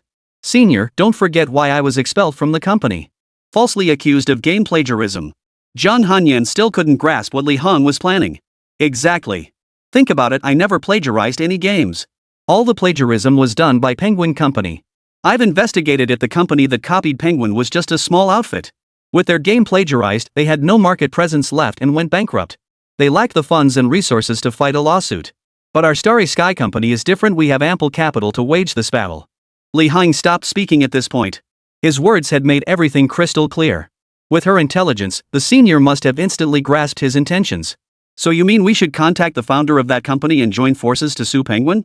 Yes. Lí Héng affirmed Jiang Hanyan's understanding. I'd been in touch with them these past couple of days and gathered some materials. Let me show them to you. Lí Héng stood up, retrieved a folder from his desk, and handed it to Jiang Hanyan. I was planning to give this to you in the next couple of days and handle the matter of Penguin Company's false accusations against us at the same time. Since you came to see me, I'll leave both matters in your capable hands. As if you wouldn't handle this for me if I hadn't come to see you. Jiang Hanyan finished speaking and quietly lowered her head to review the materials in the folder. Luang Company, founder, Chen Luang. Lí Héng didn't interrupt. Professional matters like this were best handled by his senior. It was better not to disrupt her train of thought. After skimming through the lengthy materials, Jiang Hanyan closed the folder and stated, "All right, leave this to me. I'll contact Chen Luang shortly to discuss the matter." "No need. I've already contacted everyone I needed to." The moment he heard we're willing to fund his lawsuit against Penguin, he immediately agreed. "You just need to give him a quick heads up." Jiang Hanyan looked genuinely surprised. Lí Héng suddenly getting so upset over matters unrelated to game development was something she hadn't anticipated. Catching her senior's gaze, Lí Héng understood her confusion and decided to explain. "We just finished the world mode recently, so there's not much to do. I figured I'd wrap up some old business." "Oh," Jiang Hanyan drew out the syllable, then smiled faintly. "Nothing much to do lately, huh?" When Lí Héng saw Jiang Hanyan smile and heard her words, a sudden sense of foreboding washed over him. "Join me for dinner tonight. Don't try to brush me off with excuses this time." Jiang Hanyan finished speaking, leaving Lí Héng no room to refuse, then walked out of the office with her folder. After leaving the office, Jiang Hanyan immediately called the founder of Luang Company. "Hello, is this Chen Luang?" "This is Jiang Hanyan from Starry Company." Decisive and efficient, that had always been Jiang Hanyan's work style. Soon, Weibo was abuzz with another trending topic. Starry Company and Luang Company to file lawsuit against industry leader Penguin Company. Though many had never heard of Luang Company, the mere mention of Starry Company and Penguin Company made it clear this was no ordinary topic. People had assumed the feud between Starry and Penguin was winding down, but it turned out Starry had merely been waiting for an opening. After reading the post, many also began to understand which company Luang actually was.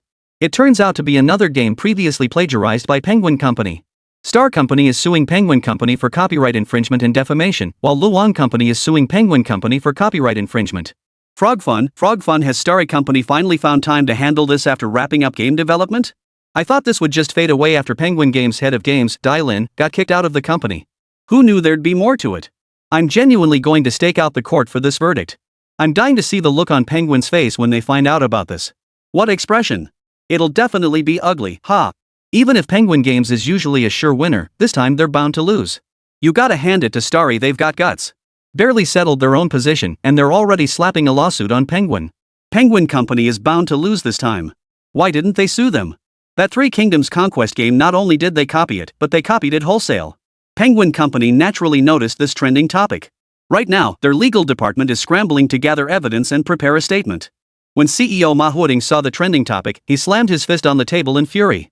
Does Starry Company ever stop? Can't we just let this matter drop? Chapter 108, I know another secret. How could manhwa not be furious upon seeing this Weibo post? Their initial handling of the situation had been quite thorough. Dai Lin, who deserved dismissal, had been fired, and the plagiarized game had been shut down. So much time had passed, and everyone thought the matter was finally over. Yet here Lí Héng and his crew were digging it up again. What, do they think Tencent is just a traffic source to exploit? Every time a game's buzz dipped slightly, they dragged Tencent into the fray for another round of bashing. Manhwa's thoughts were a complete misunderstanding of Lí Héng and Jiang Hanyan. With the release of its world mode, Three Kingdoms had firmly secured its place on the trending charts. Bringing up the past now was merely to show others that Starry Company wasn't someone to be bullied. Even if your Tencent is the industry leader, my Starry Company isn't afraid. Otherwise, if they didn't stand their ground, everyone would try to piggyback on Starry's traffic. How's the PR situation? Manhwa asked his secretary. These incidents have already tarnished Penguin Corporation's reputation considerably, especially its stock, which has plummeted. If they don't find a way to control the narrative soon, all their years of hard work will be wasted. His net worth would also take a hit. The PR team was still deliberating. It would take some time before they could issue a response. Useless. All of them useless.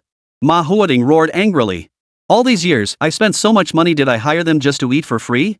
It had been ages since Manhwa had lost his temper this badly. When was the last time he'd been this furious? Manhwa couldn't recall himself. Get this resolved immediately. Meanwhile, Jing Tejun and Nanbei had arrived at the Yin family's gates. The Yin family's residence was no less grand than the Fan family's, even sharing a remarkably similar layout. It was no surprise that these were powerful local clans. Had they not noticed a few slightly different buildings, the two would have almost thought they had come to the Fan residence instead. Lord Nan, Lord Zhang, please come inside. Our master has been awaiting your arrival for quite some time. Unlike their surprise visit to the Fan family, their movements to the Yin residence were now firmly monitored by the local powerful clans. The fact that the Yin family head was waiting did not surprise them. After all, as a powerful local clan, how could they not have spies throughout one city? I can't be sure if the Yin family already knows about my dealings with the Fan family. Why do I get this eerie feeling about the Yin family? Jingtu Jun whispered to Nan Bei beside him. This was purely Jingtu Jun's illusion. The Yin family's location was excellent from a feng shui perspective. It could be considered a prime piece of land. It was broad daylight, the sun shining brightly. Jingtu Jun's perception was purely due to the character Yin in the family name. Don't overthink it. Nan Bei interjected, then steered the conversation. The Yin family waiting for us like this might mean they know our purpose. Negotiations could go much smoother then. According to the records Nan Bei had reviewed, the Yin family had once enjoyed considerable glory. Back then, through one woman from their household, they successfully ascended to become one of the top imperial in-law families, even achieving the glorious feat of having 4 marquises from a single clan. But as time passed, compounded by the Han He Emperor's reign when Empress Yin was deposed over witchcraft accusations and family members exiled, the Yin clan utterly withdrew from the central power core. Lord Nan, Lord Zhang, I have been awaiting your arrival. As the two crossed the threshold, Yin Yu stepped forward to greet them, hastily bowing and saying, There's no need for such formality, Lord Yin. Nan and Bei hurried forward to support Yin Yu. Did you know we would be visiting, Lord Yin? Nan and Bei followed behind Yin Yu, remarking, Lord Nan's reputation precedes him, it's only natural he attracts attention. Yin Yu replied with a forced smile. True enough. We arrived today without prior notice. We humbly ask for your understanding, head of the Yin family. Not at all. The Yin family is honored by Lord Nan's presence, there's no need for apologies. As they spoke, the three had already entered the main hall. Jingtu Jun took a moment to glance at the chat stream. Why does this Yin family head seem so difficult to deal with? He's nothing like the approachable Fan family. Exactly. I thought I was the only one feeling this way. That Yin family head's face alone screams difficult. This negotiation isn't going to be smooth sailing. Dealing with someone like this, I'd have to watch my back for backstabbing. It's tough on the North-South bosses having to handle this guy too. What's that supposed to mean? My beloved Ibota too also has to put in the effort, you know. Both sides have it tough. After all, they're practically in the same boat now. One misstep and they'll both go down. When Jingtu Jun saw the comments, it clicked, he finally understood where that eerie feeling was coming from. Turns out it all stemmed from the head of the Yin family. Like Fan Sun, Yin Yu dismissed the servants during their discussion in the hall, personally serving tea and water to Jingtu Jun and Nanbei. There's no need for such formality, head Yin. You know the purpose of our visit, correct? Of course, of course. Yin Yu smiled as he poured Nanbei a pot of tea. It's simply about establishing cooperation with my Yin family. Since you understand, Master Yin, I'll be forthright, what is your perspective on this matter of cooperation? Yin Yu had now returned to his seat of honor. Pouring himself a pot of tea, he took a large, unhurried sip as if he were a rustic man, then said, That depends entirely on what Lord Nan can offer to sway me. I know full well that Lord Nan's demands are considerable. Troops and grain both are scarce commodities these days. Moreover, Lord Nan has borrowed my private troops under such ambiguous terms. If they were to be used for rebellion later, wouldn't that place the Yin family in a position of injustice? Yin Yu's reasoning was sound, but his core argument ultimately revolved around the word profit. If the reward were substantial enough, he might be willing to take a gamble. The terms I offered the Yin family mirrored those given to the Fan family. Those empty promises might deceive Fan Sun, but they won't satisfy me. Yin Yu rejected Nanbei's empty promises. Jingtu Jun knew from Yin Yu's firm refusal that this man would be no easy target.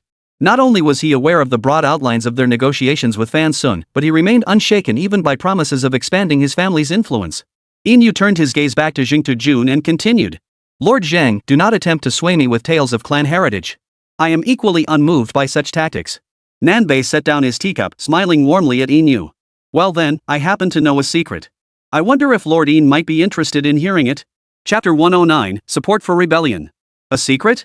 What kind of secret could directly impact these negotiations? Jingtu Jun watched from the side, utterly bewildered. He assumed Yin Yu, who wouldn't budge no matter the pressure, would be impossible to deal with. Who could have guessed that the next moment, Nanbei would drop a secret, one that seemed capable of completely swaying the outcome of this negotiation? As for the secret's origin, Nanbei didn't even need to think to know. It must have come from the scroll he'd just read. Who would have thought the scroll contained such comprehensive information? Yin Yu perked up at Nanbei's words. He too wanted to know what this secret was that gave Nanbei such confidence, and even believe he could secure a successful negotiation with it. Minister Nan, feel free to speak. Since it's a secret, Yin will listen attentively. Seeing Yin Yu's unhurried demeanor, Nanbei composed himself as well. He gently raised his teacup to his lips and murmured softly, "I've heard that Lord Fan Shu of the Fan family, the Marquis of Shoujiang, is paralyzed from the waist down and requires constant care." Nanbei paused abruptly at this point, waiting for Yin Yu's reaction. Upon hearing Nanbei's words, Yin Yu's expression flickered for an instant before being replaced by his usual calm composure. This subtle shift, of course, did not escape the viewers in Jingtu Jun's livestream. Did I just see that correctly? That old guy's expression shifted. Was I seeing things? No, you're not seeing things. That's exactly what happened. That old guy just seemed to be struck right in the heart by Lord Nanbei's words. What's so special about that? Isn't Fan Shu's illness common knowledge among all the powerful clans in Wanchun? Why did Yin Yu react so strongly? Yin Yu's reaction was definitely abnormal. For someone who's always so composed, that momentary flicker of panic was unusual. My wild guess is that Fan Shu's illness was caused by Yin Yu himself. That's why he reacted so strongly. That makes sense. It's highly probable. No wonder Lord Nanbei looks so confident. After regaining his composure, Yin Yu spoke as if nothing had transpired. Lord Fan's reputation is widely known, and he is a close friend of mine. Naturally, I care deeply for him and am aware of such matters. I wonder what purpose Lord Nan serves by bringing up something so common knowledge. Could this be the secret Lord Nan spoke of? Yin Yu lifted his teacup to his lips, took a large sip, and continued. If this is the secret Lord Nan speaks of, then I must say I am somewhat disappointed. Nanbei's expression remained unruffled as he replied. Master Yin, please do not misunderstand. I would never use such trivial matters to deceive you. Nanbei sipped his tea lightly. The secret I wish to reveal is who drove Magistrate Fan to this fate. How does that secret strike you? Journey Fungus listened intently to their sharp, point-blank negotiation, completely absorbed in the exchange. Even if Journey Fungus were the slowest to catch on, he understood exactly what Nanbei meant at this moment. Fan Shu's current predicament is entirely your doing, Yin Yu. Whether it was through poisoning or other means, that is of little consequence. Lord Yin should grasp this official's meaning by now. We're both intelligent men, no need to spell things out so plainly. Yin Yu's eyes were fixed on the tea in his cup, lost in thought. Jingtu Jun could sense that Yin Yu now radiated a murderous intent from every pore. Be careful. I sense this old fox might be cornered and desperate. Jingtu Jun warned Nanbei Dao. I bet he won't dare. Compared to Jingtu Jun's tension, Nanbei seemed utterly unfazed. Their visit to the Yin family was common knowledge throughout the city. If the two of them vanished, the Yin family would be implicated. While Yin Yu was a formidable opponent, he wouldn't risk dragging his entire family into disgrace. Unless, of course, he intended to become a complete madman. Yin Yu set down his teacup, his gaze returning to Nanbei and Jingtu Jun. Sir Nan, what skill? Even the secrets of years past were laid bare before you. Merely borrowing shade from another's tree. Nanbei waved dismissively, indicating it was nothing. He too set down his teacup, meeting Yin Yu's gaze. What do you think the Fan family would do if they found out about this? Nanbei's words were a blatant threat to Yin Yu. If you refuse to cooperate, I'll spill the beans to Fan Sun. Guess what? Once he finds out, he'll bring his troops and tear you limb from limb. Lord Nan, what you're alleging now lacks any evidence. How can you expect not just me, but the Fan family head and others to believe you? Evidence? What evidence could Nanbei possibly have besides those scrolls recording the incident? But those things can be forged at will. Even if presented as evidence, Fan Sun might not believe it. But negotiations had reached a critical juncture. Nanbei had no choice but to take the plunge. Master Yin, you jest.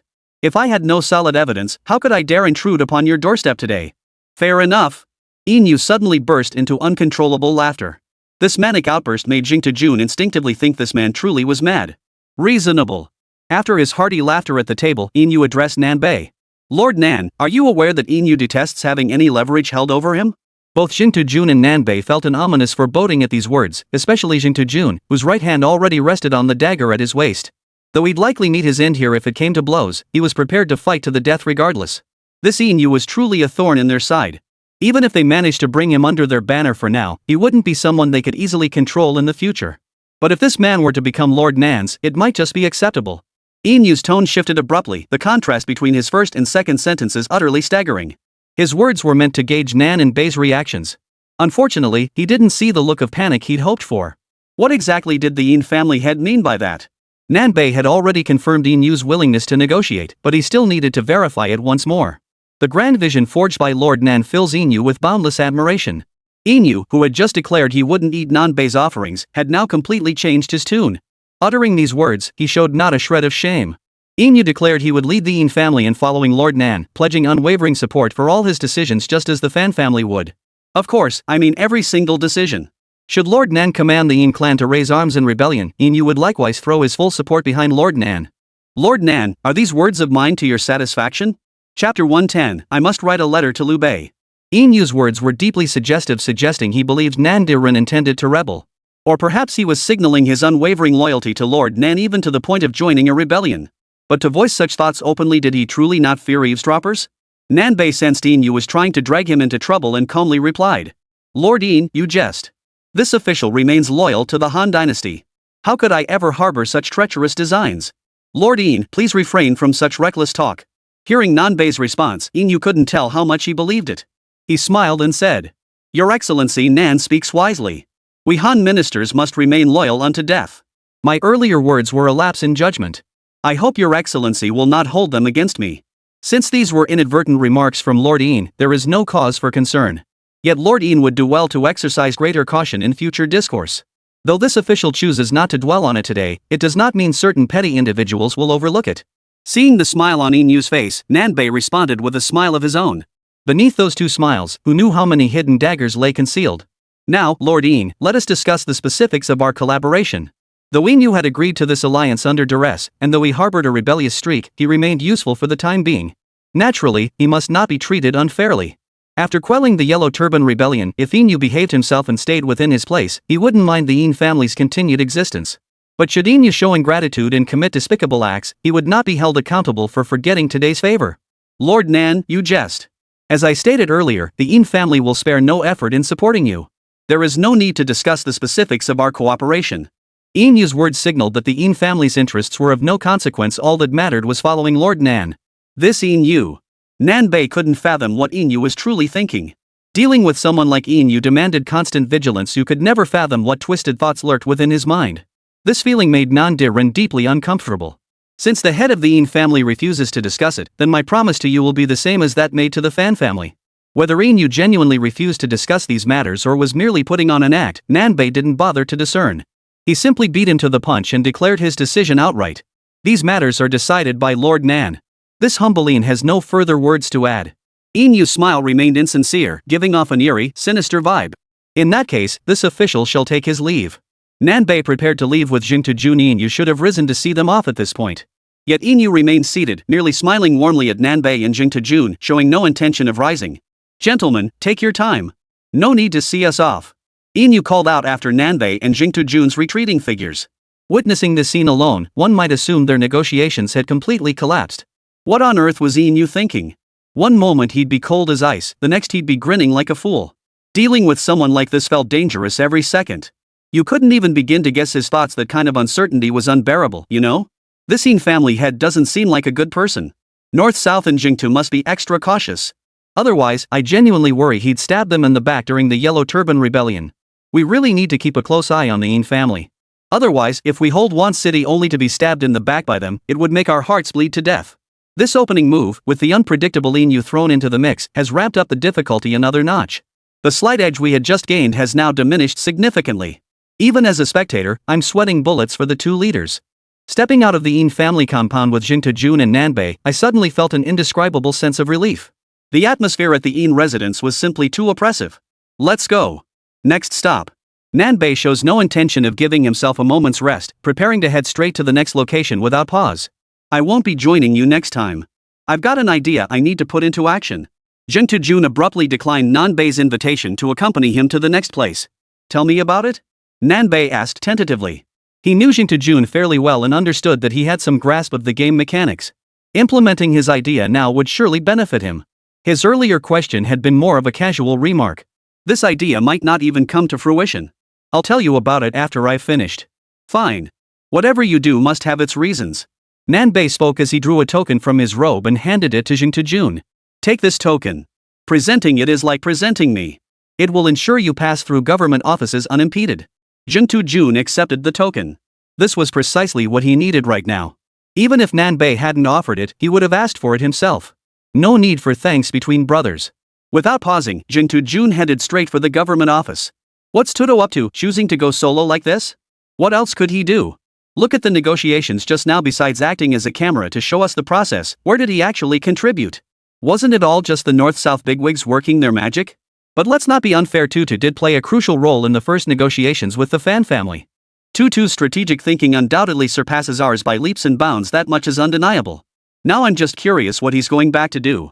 What does he plan to accomplish that's so important he's skipping even major negotiations? Maybe he feels his role is too minor and believes other tasks could yield results just as impactful as negotiations. Now it's all about what exactly he's up to.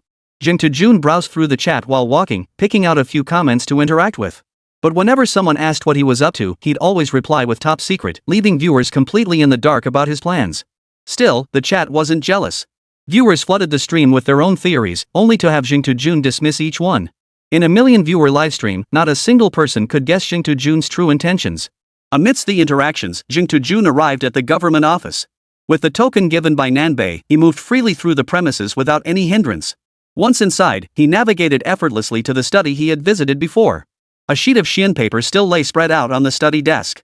Jing Tujun picked up the brush on the desk, dipped it in ink, and began writing on the paper. Weren't you all wondering what I was up to? Now I can tell you, I'm writing a letter to Liu Bei, who is thousands of miles away. Chapter 111, I earnestly urge you to reconsider and make a swift decision. This idea had just occurred to Jing Tujun. After careful consideration, he deemed it feasible. It was unclear how long it would take for the Yellow Turban rebels to attack. Perhaps Liu Bei, Guan Yu, and Zhang Fei's reinforcements would arrive even sooner than the Yellow Turban uprising itself. With the help of Liu, Guan, and Zhang, I am certain I can quell this rebellion. He wondered whether the three had already met and formed their Peach Garden oath. He'd have to mention that in his letter. As for the possibility of other players beating him to the punch and befriending Liu Bei first, this was also the point that viewers in the livestream were most curious about. As one of the three predicted emperors, Liu Bei had been swarmed by people right from the start of the game. By now, Liu Bei had amassed a loyal following. Under such circumstances, poaching Liu Bei from other players would be as difficult as climbing to the heavens. But these problems are nothing to Journey to the West. It's certainly difficult for other players to get Liu Bei to defect at this stage. But Jing Tujun has never been on the same level as other players, or rather, North and South have always been in a league of their own within the gaming community. Even this opening move was unprecedented in the entire Three Kingdoms game. Nanbei's opening move, to put it plainly, was securing one city outright, something no other player could match. For ordinary benefits, Liu Bei might have looked down on them, choosing instead to lead his followers to conquer the world. But what he could offer was far beyond ordinary benefits. To Liu Xiande, descendant of Liu Shang, Prince of Zhongshan. To secure Liu Bei's allegiance, the game developers specifically added his status as a distant relative of the Han royal family, a connection most would deem insignificant. Now, the Han dynasty's fate flickers like a dying candle. The 10 eunuchs control the court, while feudal lords stir restlessly, all wielding their armies for self-interest. Compounding this, the western Chang knock at the gates, the southern barbarians stir, and border beacons blaze across Hango past the Han realm is already riddled with holes. This is a cataclysmic upheaval unseen in a century. I hear that your excellency is a descendant of Prince Jing of Zhongshan, harboring great ambitions from youth, and have gathered heroes in Zhuo County. I, the humble acting governor of Nanyang, have achieved little beyond holding the city of Wanqing, a city now teetering on the brink of collapse. I have long heard of Brother Xuanda's steadfast resolve to uphold the Han dynasty. Now the moment is right, truly an unparalleled opportunity for Brother Xuanda to make a name for himself and achieve greatness. Should Brother Xuanda agree to lead his forces to join us, I shall ensure he has ample opportunity to prove himself. I shall grant you and your valiant generals high office. This is no ordinary path accessible to commoners. With chaos sweeping the land, this is the very hour for heroes to wield their might. How could Brother Xuanda stand idly by while the imperial house faces peril, content to weave mats and pedal shoes? Should you consent, come to one city before the day is out. I shall welcome you with wine and meat, and together we shall devise strategies to uphold the Han dynasty. The realm is on the brink of ruin. Even with your mighty strength, Brother Xuanda, you may miss the crucial moment. I earnestly urge you to deliberate carefully and make a swift decision. Signed, the acting governor of Nanyang Commandery. Finally, he pressed down the official seal. Setting down the brush, Jing Tujun gently lifted the Xian paper once more, admiring his masterpiece. This letter clearly outlined the current turbulent situation, a once-in-a-century upheaval truly without precedent. Times breed heroes. Without this chaotic stage, Liu Bei would never have risen to the rank of one of the three sovereigns.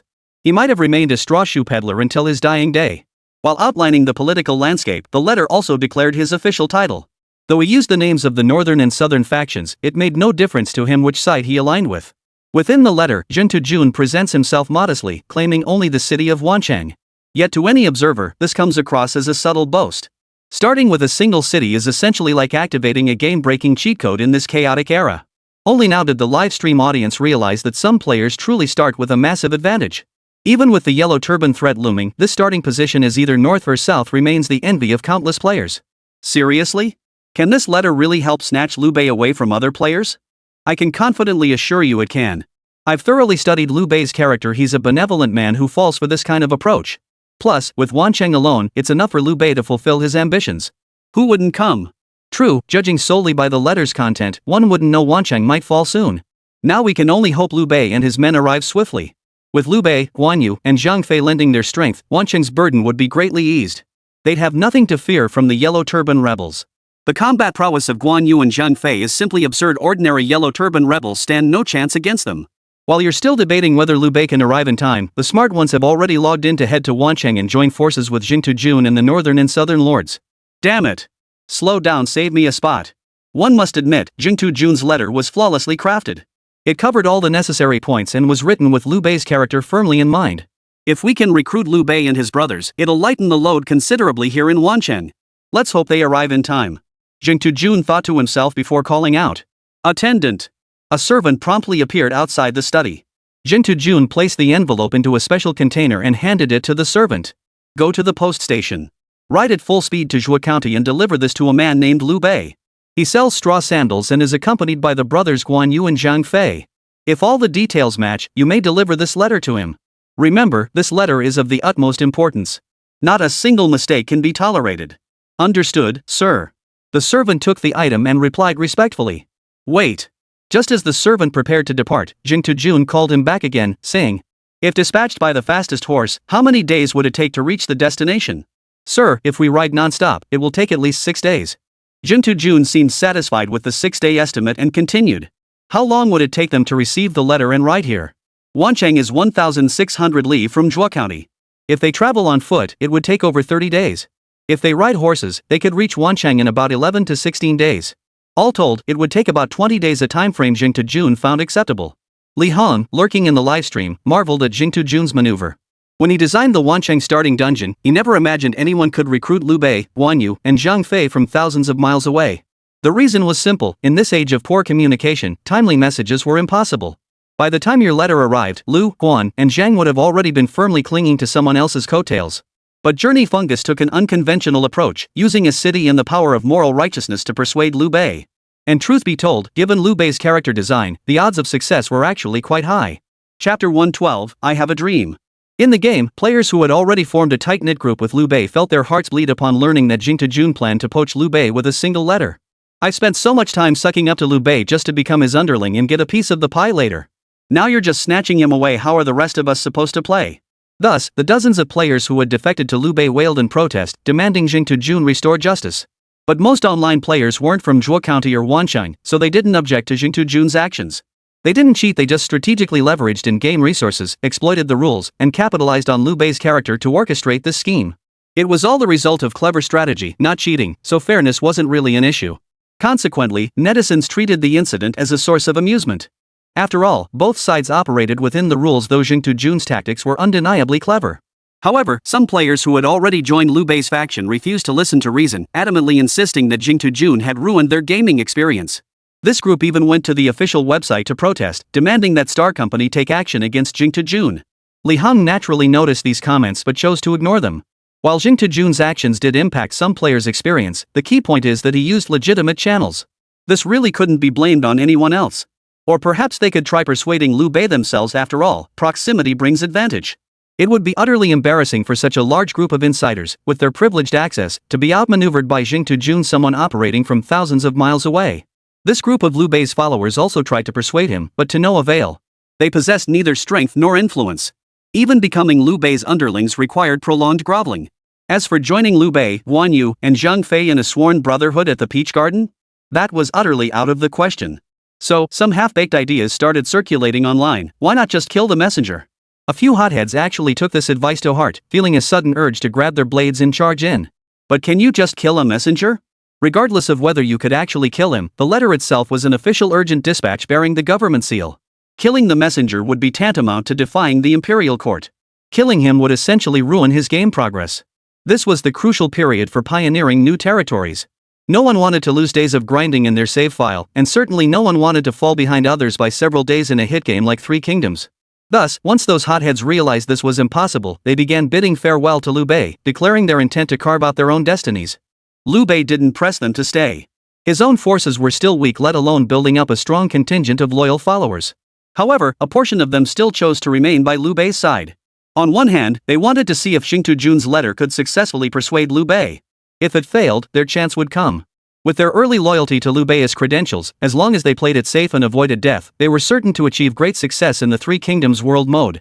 On the other hand, they hoped that if Xing Jun did persuade Liu Bei, then given Liu Bei's deeply loyal and righteous character, he would surely bring them along to join Xing Jun. Who cares if the Yellow Turbans were attacking? As long as Liu, Guan, and Zhang arrived safely, those Yellow Turban forces would be nothing but a minor nuisance to Wan City. In short, everyone had their own agenda, but overall, things hadn't escalated too badly. Who could blame them, given their starting positions weren't as favorable as others? As for Xing Jun, after dispatching his messenger, he wasted no time.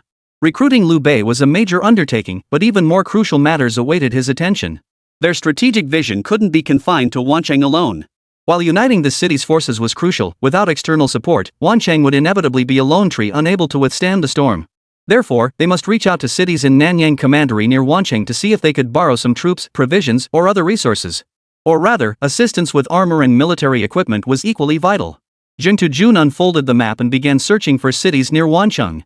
Once located, he didn't hesitate to leverage his massive million-viewer livestream audience, directing players to the story mode to gather intelligence on the city's leadership and key figures. It must be said that Xing Jun had pushed the utilization of his resources to the absolute limit. He drafted several letters, fully aware most would likely go unanswered. Yet, adopting a more optimistic perspective, what if one succeeded? Success would mean a tangible boost to Wancheng's overall strength, regardless of the quantity of troops, provisions, or armor offered. After all, there was no cost to trying. After arranging for servants to deliver these letters, Xing Jun had drums and other instruments brought in. Finally, he personally wrote a recruitment proclamation. This recruitment proclamation ran on for hundreds of words. He then had servants transcribe a copy to be posted throughout Wancheng. But in this era, most people were illiterate, barely recognizing a few characters, let alone comprehending the recruitment notices. Wasn't this just like flirting with a blind man? After completing all these preparations, Xing Jun arrived at an open field and had his servants set up the drums, which they began to beat continuously. The deafening noise quickly drew passers-by to gather, and the once vast open space soon became packed to the brim. Seeing this scene, Xing Jun smiled faintly. This was precisely the effect he had sought. Wancheng was short on troops, and the city surely had no shortage of young, strong men. Once gathered into the barracks, these men could form a formidable fighting force. Technically, his current official position in the north allowed him to forcibly conscript militia, but Xing Jun felt Wancheng still had time to prepare and hadn't reached that point yet. If this recruitment drive proved ineffective, he would certainly exercise that right. But at least not yet. The ability to recruit volunteers remains crucial for Wancheng. If conscripted, such soldiers would likely lack morale. Should they perceive Wancheng's weakness, desertion becomes a distinct possibility. Therefore, this rallying speech urging everyone to enlist enthusiastically is absolutely essential. Fellow villagers, I have a dream. Chapter 113, Live with Dignity. Xing Jun stood with hands clasped before him atop the platform, his robes fluttering in the breeze. His gaze swept over the throng of local militia and common folk below as his voice resonated, deep yet unstrained. Fellow villagers, hear me out. As Xing Jun finished speaking, the once restless square instantly fell silent. Every pair of eyes converged on him alone. Only a few whispered among themselves, speculating about the identity of the man on the platform. I know many of you below wish to know who I am, and I shall speak plainly to you all. I am the personal attendant to Lord Nan, the acting governor of Nanyang Commandery. In Lord Nan's absence, I represent him. Today, standing here, I wish to speak to you all from the heart. As Xing Jun finished his opening remarks, the entire square fell silent, everyone frozen in place by the sheer force of his presence. Those who had been murmuring among themselves now fell utterly silent. All were curious to hear what Xing Jun would say next. Surveying the crowd below, Xing Jun met their eager gazes and continued. Last midsummer, the heat sweltered over Nanyang. Yet as you toiled in the fields, did you glimpse the frost hidden among the green shoots on the ridges? As Xing Jun spoke, he raised his finger toward the dusk beyond the city walls. Before the villagers could respond, Xing Jun continued. What I spoke of just now was not frost visible to the naked eye, but the bitterness hidden within this world. Old men bent like bows, yet earn scarcely a few bushels of rice. Young men tread mud barefoot, yet cannot afford a single robe. Xing Jun spoke with impassioned fervor, each sentence like a heavy hammer striking the heart of every villager. He scanned the crowd once more, seeing the villagers below the stage, heads bowed in silence. If they could choose, they wouldn't want to live as Jing Jun described, toiling their entire lives only to earn enough or barely enough to feed their families, let alone any luxury or wealth. As for wearing the long robes reserved for scholars, that was a luxury they dared not even dream of. This was precisely the effect Jing Jun sought. By first confronting them with the harsh, bone-chilling reality of their cruel world and the meager returns on their labor, he ensured that when he later outlined the benefits of enlistment, more would be drawn to join. Jing Jun paused, then raised his voice like a resounding bell, proclaiming, "Among you here, there are youths who can draw a 3-stone bow, and burly men who can heave a 1,000-gene cauldron. Yet you languish beneath these thatched eaves, letting your strength rot in the mud. Do not resign yourselves to a life of tilling the soil from dawn till dusk. Have you ever wondered why some walk in brocade boots while our feet tread only thistles? Why do the granaries of the wealthy swell like mountains, while your family's pot holds only a few bowls of thin porridge?" Were it not for the conscription drive, Jing Jun would never have uttered these words. After all, each point he raised felt like a knife thrust into the hearts of the gathered people. As the conscription officer posed these questions one after another, voices from the crowd erupted. "Sir, it's not that we don't wish for better lives at home, it's simply beyond our means. Moreover, every official and wealthy landowner owes their position to the favor of their predecessors. It's not that we lack strength, nor that we lack spirit, it's that this world has left us no path to survive." Under Jing Jun's relentless pressure, this commoner not only dared to speak up but even uttered such treasonous words. This outcome had even caught the speaker, Jing Jun, off guard. Were such words to reach the ears of other officials, it wouldn't just mean being thrown into prison, merely escaping with one's life would be no easy feat. For this commoner to speak so boldly is truly remarkable. Fortunately, the speaker was Jing Jun himself. He too despised this corrupt world and had long harbored intentions to overthrow it. Moreover, thanks to the story mode, he knew this world was not far from true chaos. Jing Jun nodded at the commoner but did not respond directly. Instead, he pointed toward the setting sun on the horizon. "Comrades, behold that setting sun. Though it sinks behind the western mountains, its golden radiance still pierces the clouds. We sons of Nanyang, isn't every one of us born with strong bones and sturdy frames? If we unite, even the fading glow of the setting sun can become a blazing torch. In ancient times, the founding emperor slew the serpent in the countryside, relying on the united strength of his fellow villagers. Emperor Guangwu revived the Han dynasty in Nanyang, relying on the undimmed fighting spirit of the common people. These two historical tales were just what Jing Jun had come across while flipping through scrolls in the carriage. At the time, he thought they were merely to help him understand this world better, serving no practical purpose. Now it seems their significance far exceeds his expectations. Jing Jun continued. "This world may seem solid as iron, but as long as we clench our fists." At this point, Jing Jun abruptly drew his sword from its scabbard. The blade's gleam reflected the setting sun's last rays and the resolute glint in his eyes. Gripping the long sword tightly, he swung it with all his might at the drum beside him. In an instant, the massive drum split cleanly in two beneath the sword's glare. Blades cleave through thorns, and arms bear the weight of home. This dramatic sword-drawing and drum-splitting act startled not only the common folk below the stage but even the officials and guards above, who instinctively took a step back. Before the crowd below could recover, Jing Jun resumed his speech. He sheathed his sword, his tone softening from fierce to gentle. "I know some fear that enlisting means risking one's life. But I ask you all to consider this, right now, in your hometowns, on this very land, how many of you can truly protect your wives? If things are already this dire, what will happen when chaos engulfs the land? When war rages, powerful clans plunder grain, bandits break down doors, what use is brute strength then? How will you protect your mother's rice bowl, your child's swaddling clothes, or the very plot of land you till each day?" Jing Jun bows respectfully, his eyes burning with intensity. "I stand here today not to urge you to throw yourselves into certain death, but to urge you to fight for your own survival. Put on armor, and at least your family can eat their fill. Grip your sword or spear, and at least the villains won't dare come knocking." As Journey Fungus spoke these words, his gentle tone grew impassioned once more. The crowd below listened, their emotions stirred to the core by his words. Jing Jun could clearly see the gleam in many young men's eyes, a palpable eagerness to prove themselves. Seeing his speech take effect, Jing Jun pressed his advantage and continued. "Fellow villagers, we don't fight for the officials, we fight for our own fields, our own wives, and to carve out a decent life in this goddamn world." Chapter 114, Earn Your Peace of Mind. Jing Jun's words ignited the crowd below the stage. Many raised their arms, declaring their intent to enlist. Most were young men, their blood boiling with youthful vigor, easily swayed by their own emotions. Some more level-headed folks, recognizing acquaintances among the young men, tried to dissuade them from making such hasty decisions. The young men would look at them in puzzlement, only to see these more level-headed individuals step forward and ask, "Sir, we're willing to enlist, but we want to know what exactly are the benefits of being a soldier? Can you explain it in a way that even us simple folk can understand?" Jing Jun heard this and showed not a trace of panic. Instead, a barely perceptible smile touched the corners of his mouth. After all this time, he'd been waiting for this very question, waiting for someone to ask about the perks and benefits. After all, if he brought it up himself, it would sound like a pyramid scheme pitch. Excellent question, my friend. Jun gave a thumbs up in admiration. All his efforts to steer the conversation this way had paid off. Since I promised you all favorable terms, I certainly won't deceive my fellow villagers. Now, let me outline the benefits of enlisting. First is the basic food supply. I guarantee this: if you enlist, as long as I have a morsel to eat, I will ensure none of our soldiers go hungry. I can state unequivocally that Wanqing's granaries currently hold hundreds of thousands of hu of grain, enough to sustain our entire city for a considerable time. A commoner below scoffed at this. Sir, aren't these merely the most fundamental necessities? Moreover, you yourself said there are hundreds of thousands of hu now. If chaos truly engulfs the land as you claim, the harvest will surely be ruined. How long could such a small amount of grain possibly last? Jun responded calmly to the commoner's nitpicking. I shall have my own solutions for grain matters when the time comes. But as you yourself said, this is merely the most fundamental aspect. What I'm about to share is what truly sets this apart. Sir, please elaborate. I'm eager to hear how your proposed benefits differ from those offered elsewhere. This commoner seemed to harbor a grudge against Jun, finding every possible way to challenge him. But Jun remained unfazed, for the benefits he offered were genuine. What sets it apart is this: those who enlist are exempt from corvée labor tasks like fortress construction or grain transport. Their families, if participating in the soldiers' families farming program, can cultivate state-allocated land to sustain themselves, with partial tax exemptions granted.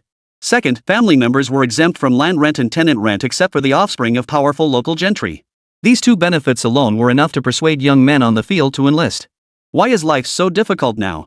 On one hand, landlords who control the land impose exorbitant tenant rents. On the other, the myriad taxes demanded annually are overwhelming.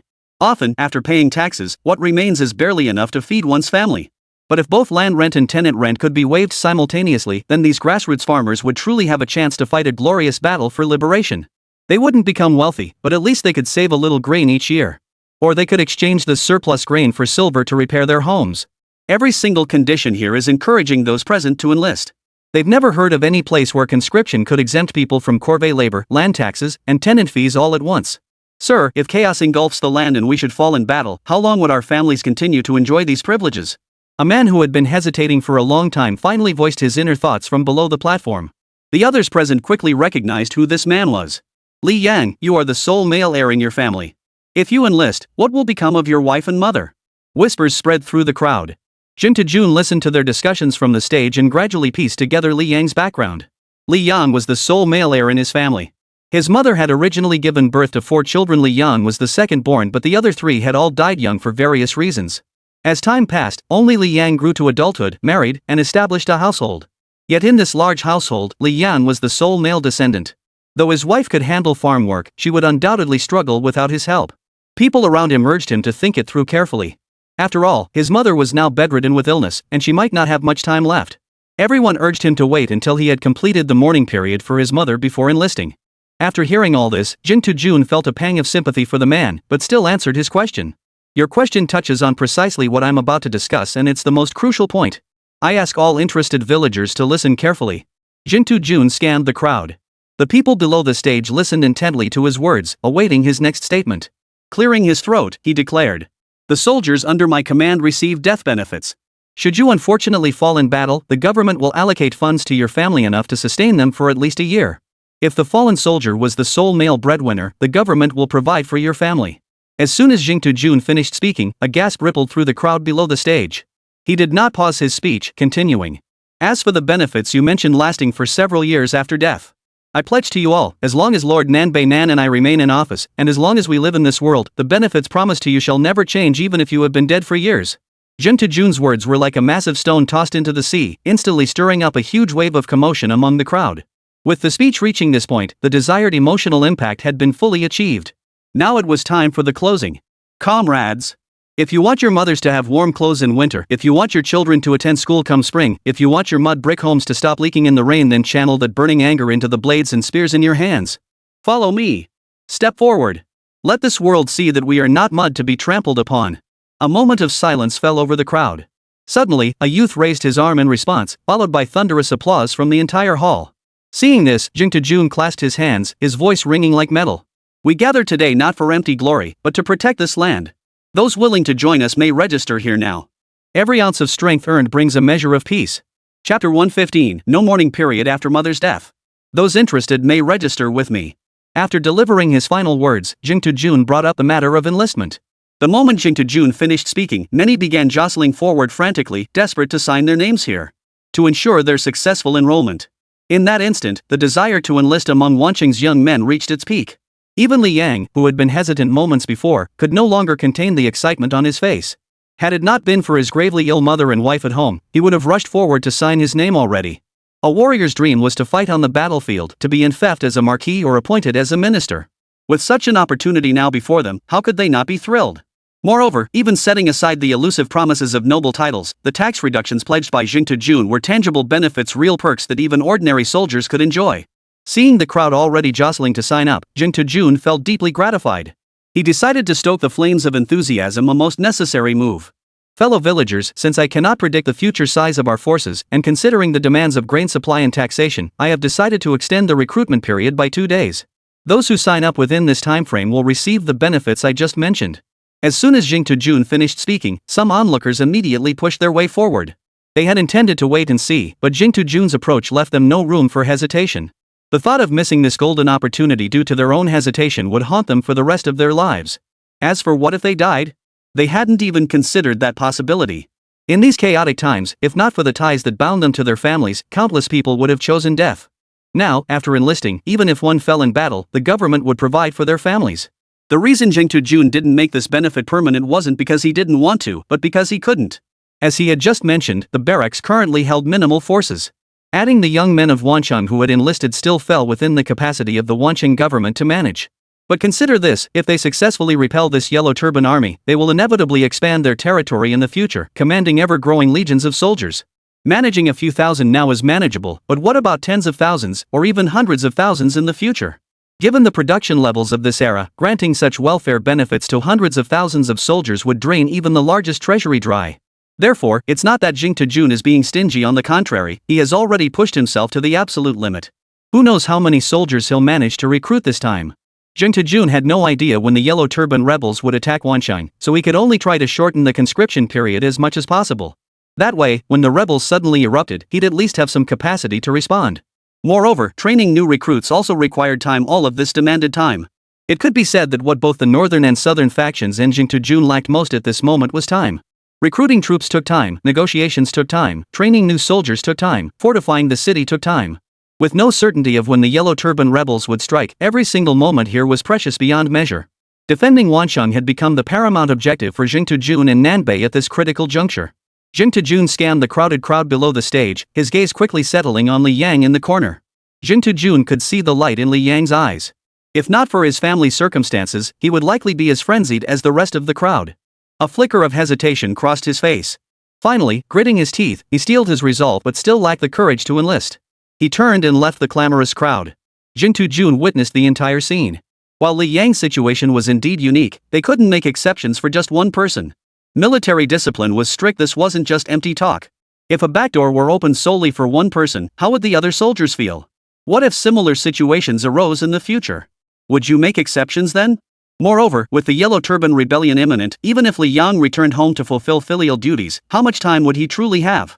If Wanqiang fell, Lí Héng would inevitably fail to protect even his own small plot of land. Leave this to your watch.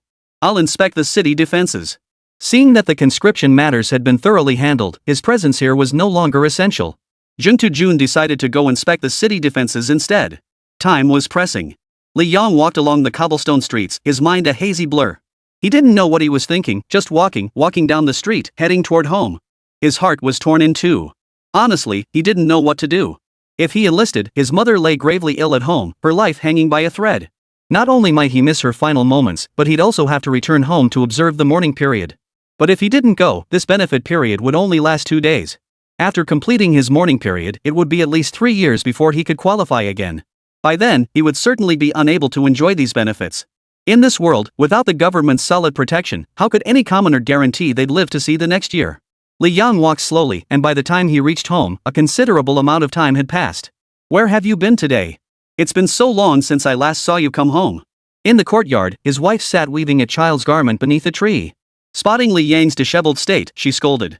Keep your voice down. The child played himself out today and is already asleep.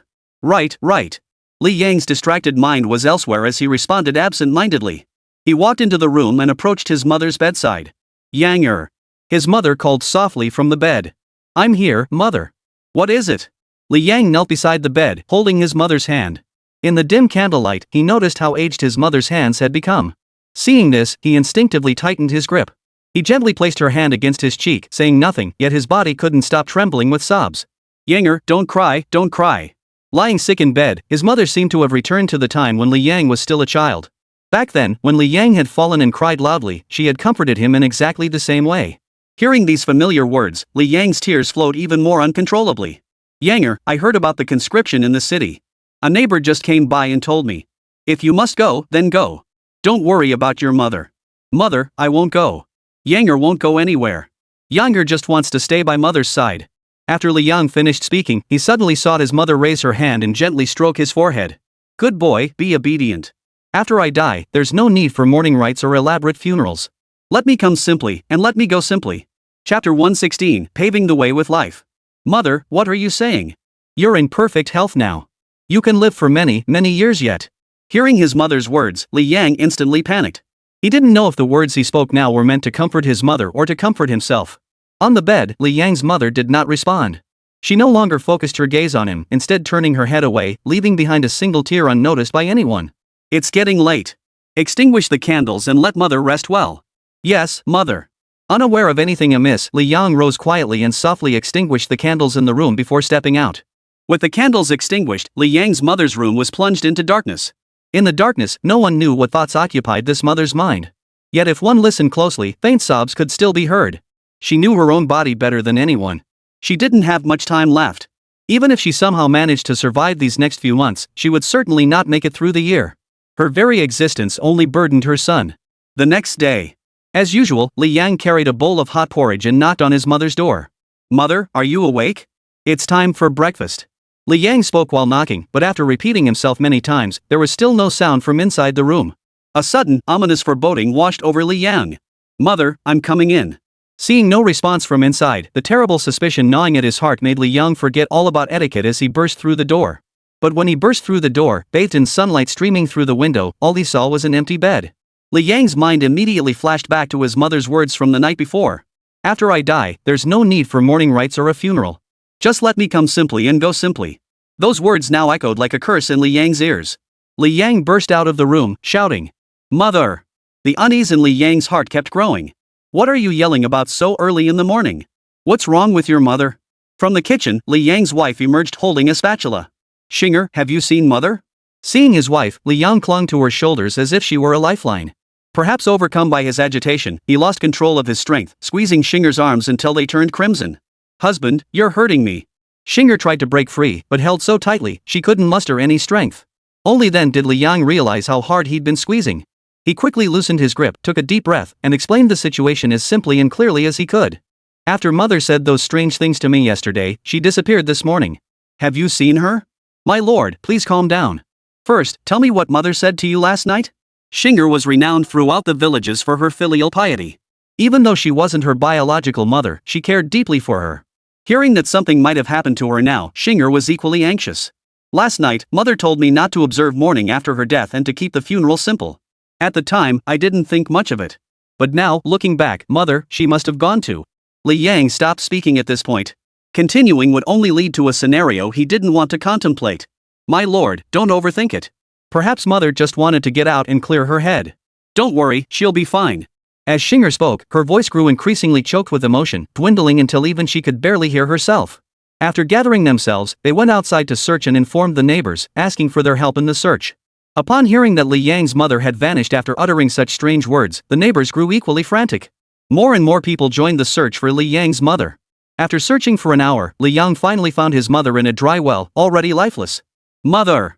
The moment Lí Héng saw the aged figure in the dry well, the last shred of hope shattered within him. A mother ultimately sacrificed her own life to spare her son any lingering worries, paving the way for him. Meanwhile, Jin Tajun, still busy repairing the city walls, remained completely unaware of this tragedy. Nanbei was still negotiating with several clans. Unfortunately, aside from the Fan clan contributing 1,000 soldiers, the other clans could only offer small numbers better than nothing, though. Yesterday's conscription drive had yielded impressive results, and everything was progressing favorably. This very city. Jin Taejun gazed upon the dilapidated city walls and nearly felt his life's work crumbling before his eyes. The fortress's restoration was crucial. Their primary objective this time was a defensive battle. If the city remained in ruins, wouldn't all their hard work and the troops they'd gathered over such a long period be wasted? Game time doesn't flow at the same rate as real-world time. Overall, in-game time passes significantly faster than real-world time. Lord Zhang, perhaps you should rest a while. I can keep watch here. In the eyes of these soldiers, Jin Taejun had gone without sleep for an entire night, overseeing the fortress repairs here. Jin Taejun hadn't intended to meddle in this matter, but the fortifications were simply too crucial. The state of Wanqing's defenses could only be described as a complete mess. Since arriving yesterday afternoon, he had immediately begun overseeing the repairs. Time was pressing. The city walls must be properly repaired, otherwise, once the Yellow Turban rebels erupted, Wanqing's defenses would be utterly defenseless. Jin Taejun had also dispatched men to procure essential supplies for the city's defense. If not for Jin Taejun's inspection, he would never have known Wanqing was so woefully lacking even in the most basic supplies. How did Wanqing's previous leader manage? Did they possess no sense of defense whatsoever? Leaving this mess for him and Nanbei to clean up is nothing short of a headache. Jin Taejun glanced at the real-world time. It was only afternoon here, and he felt he hadn't even played for very long. Leave this place to you. I'll go check out other areas. Sleeping was out of the question. It was barely afternoon. He'd been conserving his energy, preparing himself to dive into the world mode of Three Kingdoms. Only half a day had passed in real time. There was no way he could rest now. But everything that needed arranging on his end was already set. Now it was just a matter of execution. Staying here wouldn't help much, so he might as well leave and explore other areas. Lord Zhang has been working tirelessly all night without rest. Such dedication truly sets an example for us all. The soldier watched Jin Taejun's departing figure and murmured with admiration. Chapter 117, Gathering Grain Everywhere. After leaving this location, Jin Taejun headed to the recruitment site to see how many people had signed up. The numbers matched his expectations. Even though nearly a day had passed since his speech, the queue of recruits remained unbroken. Jin Taejun surveyed the crowd but did not rush to check the roster for numbers. At this rate, recruiting 3,000 soldiers within the next 2 days should pose no problem. The sheer number of troops was manageable. If the moment of life or death crisis truly arrived, the militia would have no choice but to fight. The key to defending Wanqing lay in the quality of these troops. After all, the Yellow Turban forces were mostly composed of displaced civilians with little combat capability. With 500,000 Yellow Turban rebels and the advantage of familiar terrain, he refused to believe victory was impossible. He hadn't been idle during this period either. He had investigated the Yellow Turban forces in story mode and discovered their severe shortage of grain. Their ability to sustain themselves depended entirely on pillaging and plundering every city they captured, seizing vast quantities of grain. In the story mode, one city's vast grain reserves provided substantial aid to the Yellow Turbans. Although after Zhang Mancheng seized one city, the imperial court swiftly dispatched Zhu Jun to suppress them. Even a renowned general like Zhu Jun required about 100 days to subdue Zhang Mancheng. Unfortunately, the exact timing of Zhang Mancheng's assault on Wanqing remains unrecorded in the story mode. Every moment, Jin Taejun lived with this sense of urgency, fearing that Zhang Mancheng might lead his 50,000 Yellow Turban rebels to attack at any second. Jin Taejun sighed softly. After scanning the area, he was about to leave when he spotted a familiar figure among the queue of recruits. Lí Héng now wore mourning clothes, yet his steps were resolute.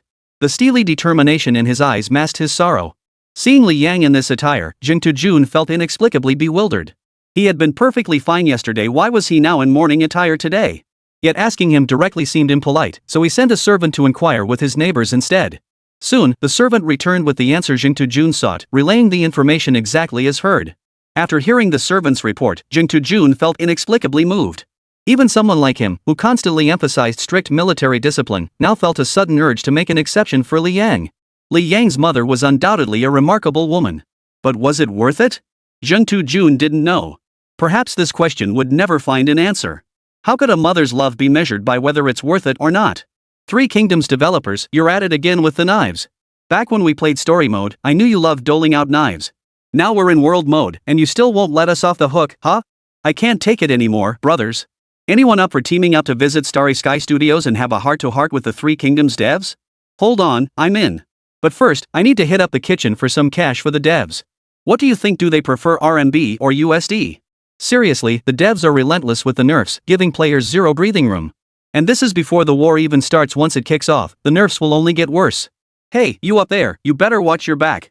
Your whole speech reeks of a prophet. The next cut might just be for you. I'm being good now, please spare me. Devs, don't stab me, I'm a good player. The chat clearly got fired up by the sudden attack from the Three Kingdoms devs.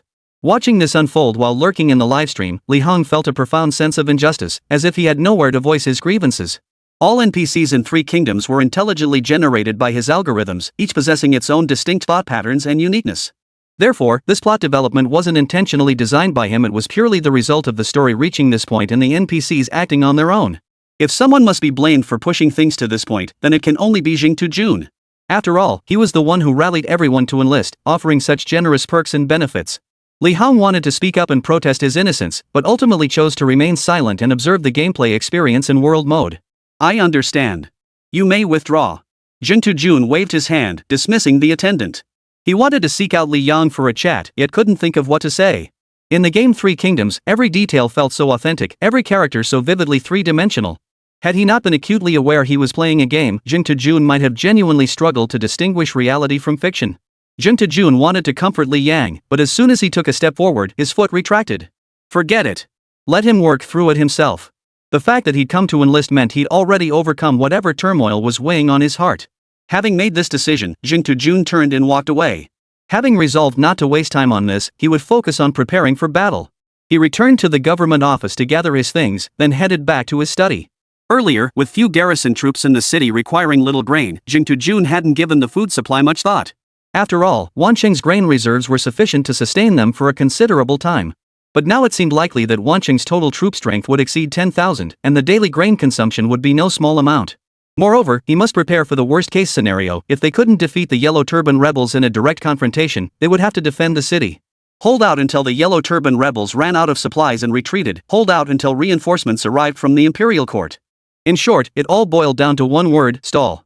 Being unable to defeat them was one thing, but by holding on to Wanqing, he could maintain the upper hand. He drafted several documents using the writing brush and ink from his study, then had his servants transcribe them. Your Excellency, are you certain you've written this correctly? The clerks tasked with copying the documents stared at the Xian paper in disbelief, doubting their own eyes. Their Wanqing granary is enormous, filled with untold quantities of grain. Why would they need to purchase grain from elsewhere now? Of course it's correct. Copy it as written. Jing knew explaining this to the servants would be futile, so he simply used his authority to make them comply. Though this action might rub some the wrong way, time was of the essence. After copying the contents as ordered, the officials handed the Xian paper back to Jing. Take a few men with you to the neighboring cities. Present these documents and collect the grain. Jing then handed the paper to his servants. The scrolls contained nothing particularly significant, only one crucial point: grain. The rest detailed the grain collection prices. Jing's directive was clear: collect whatever quantity was available. Chapter 118, Yellow Turban Spy. Jing had already provided them with sufficient funds. As long as this money remained unspent, they would purchase whatever quantity of grain was offered. His offered price was only slightly below market value after all. Bulk grain purchases naturally warrant a discount. After wrapping up these matters, Jing headed to the craftsman's workshop to commission the production of standardized weapons. This matter should have been on Jing's agenda long ago, but yesterday's rush focused solely on repairing the city walls had completely pushed the forging of weapons and armor to the back of his mind. Just as Jing was about to leave the government office, a servant rushed in with urgent news. He couldn't locate Lord Nan and urgently needed Jing's decision on the matter. Speak up. What business brings you here to report to me? Jing observed the servant bypassing his superiors to report directly to him, yet he found nothing amiss. On the contrary, he suspected the servant might indeed bear urgent news. Your Excellency, I recently discovered a suspicious group of individuals in the city. Their intentions are likely not pure. Upon hearing this, Jing felt a sense of familiarity. Upon reflection, this was none other than his own self from earlier that morning. Mistaken by common folk for a spy, he'd been tricked straight into the magistrate's office. At that moment, Jing assumed the servant was referring to fellow players from the game. After all, the player base for Three Kingdoms was vast enough that it wouldn't be unusual for some to have reincarnated in one city alongside them. Jing continued walking forward, now largely disinterested in the servant's claims. But out of caution, he asked as he walked. What are the distinguishing features of that group? Like, do they not know the current time or that we're in Wanqing? The traits Jing mentioned were things new players wouldn't know, so it wouldn't be surprising if they asked such questions. No, sir. That's not what makes them suspicious. Upon hearing the servant's words, Jing halted once more, gazing at the servant in confusion. Not that? Then what is it? The servant's words piqued Jing's interest. What other absurd questions could these new players possibly come up with? Even more outrageous than he had been back in the day. At least he hadn't gone so far as to get caught by the authorities back then. He'd merely found an old man and asked him a question, only to be tricked into going to the authorities. But to be actively suspected by the authorities for his own peculiarities? Journey to the West Fungus reckons he wouldn't stoop to such a ridiculous move. Are they proselytizing? Preaching? Even now, Jing Tujun still didn't sense anything unusual. This must be some group of players trying to establish a guild in the game. They're making such a racket that they've caught the authorities' attention. If any of you know them, give them a heads up and tell them to tone it down a bit. Jing Tujun casually remarked in the livestream chat. Who are these people? They're acting so brazenly they've even alarmed the authorities. This isn't just ordinary arrogance, they're actually gathering crowds now. And are the authorities really this powerful? They noticed a player guild this quickly? I don't know these people at all, please don't arrest me, pleaded a player born in Wancheng earnestly. Tutu, don't just stand there. Quickly ask him how this cult spreads its teachings and what their beliefs are. Yeah, ask him. I'm dying to know about this. Seeing the chat flooded with demands to ask about the cult, Jing Tujun decided to oblige his fans. After all, a few words wouldn't take long, he could chat while walking. So tell us, how do they spread their teachings? What are their common phrases? To save time, Jing Tujun asked while walking. Their method is simple, they deceive the masses. As for their common phrases, the official paused here, then adopted a pensive expression and said something like, the old heavens have perished, the new heavens shall rise. In the year of Jiazi, great fortune shall come to all under heaven. In short, it's this kind of seemingly profound rhetoric that has fooled quite a few people. What the hell? Why did these words sound so jarring? Isn't that the Yellow Turban Rebels slogan? As Jing Tujun processed this, the smile froze on his face.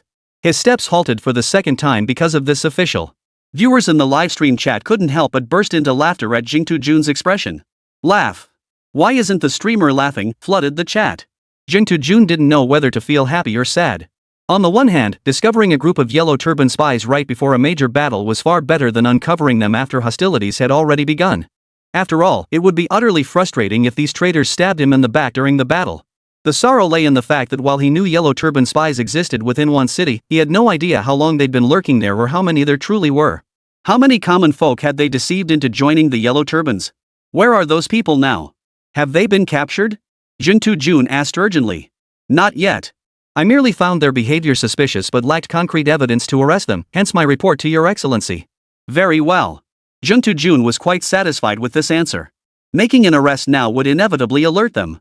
What Jing Tujun wanted was to wipe them out completely, leaving not a single spy behind in Wancheng. He continued.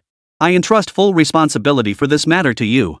With that, Jing Tujun turned and returned to the government office. He went to his study, drafted an official document, affixed the official seal of the northern and southern regions, and handed it to the official. What is your name? Your Excellency, my name is Sun Kai, a single character meaning advanced. As a player of Romance of the Three Kingdoms, Jing Tujun was no stranger to such self-introductions. His given name is Sun Kai, courtesy name Jin, meaning he could simply be called Sun Jin. Honestly, who knows what the Three Kingdoms game designers were thinking? A name is just a name, why bother creating a separate character for it? What purpose does it serve besides looking novel? Living in a world with historical gaps, Journeybug didn't know the specific meaning behind courtesy names. Some represent elders' hopes for juniors, others serve as personal mottos. But grumbling aside, Journeybug still had work to do. Sun Jin. At your service. This matter is entirely under your command. Keep a close watch on this group. When the time is ripe, make sure to wipe them out completely.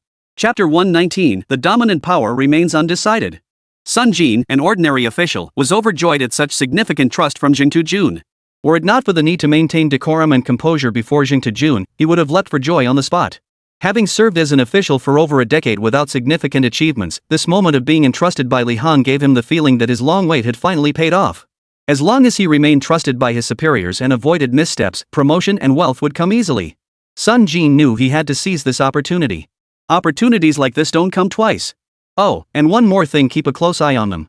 Do your best to prevent them from spreading those ideas to the common folk. This is of utmost importance. The task Lí Héng had just assigned was somewhat challenging.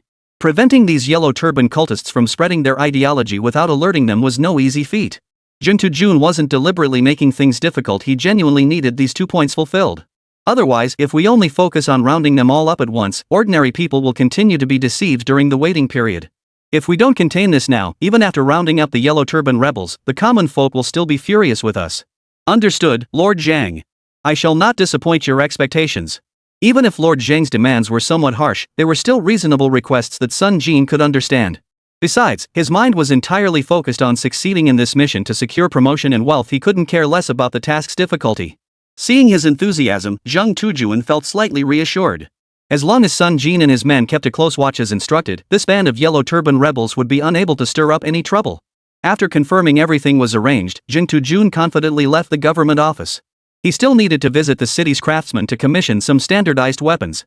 Equipment proved crucial in battle, especially when the Yellow Turban rebels lacked funds for their own gear. The city's medical clinics were also crucial. He must ensure they stocked ample supplies of traditional Chinese medicine.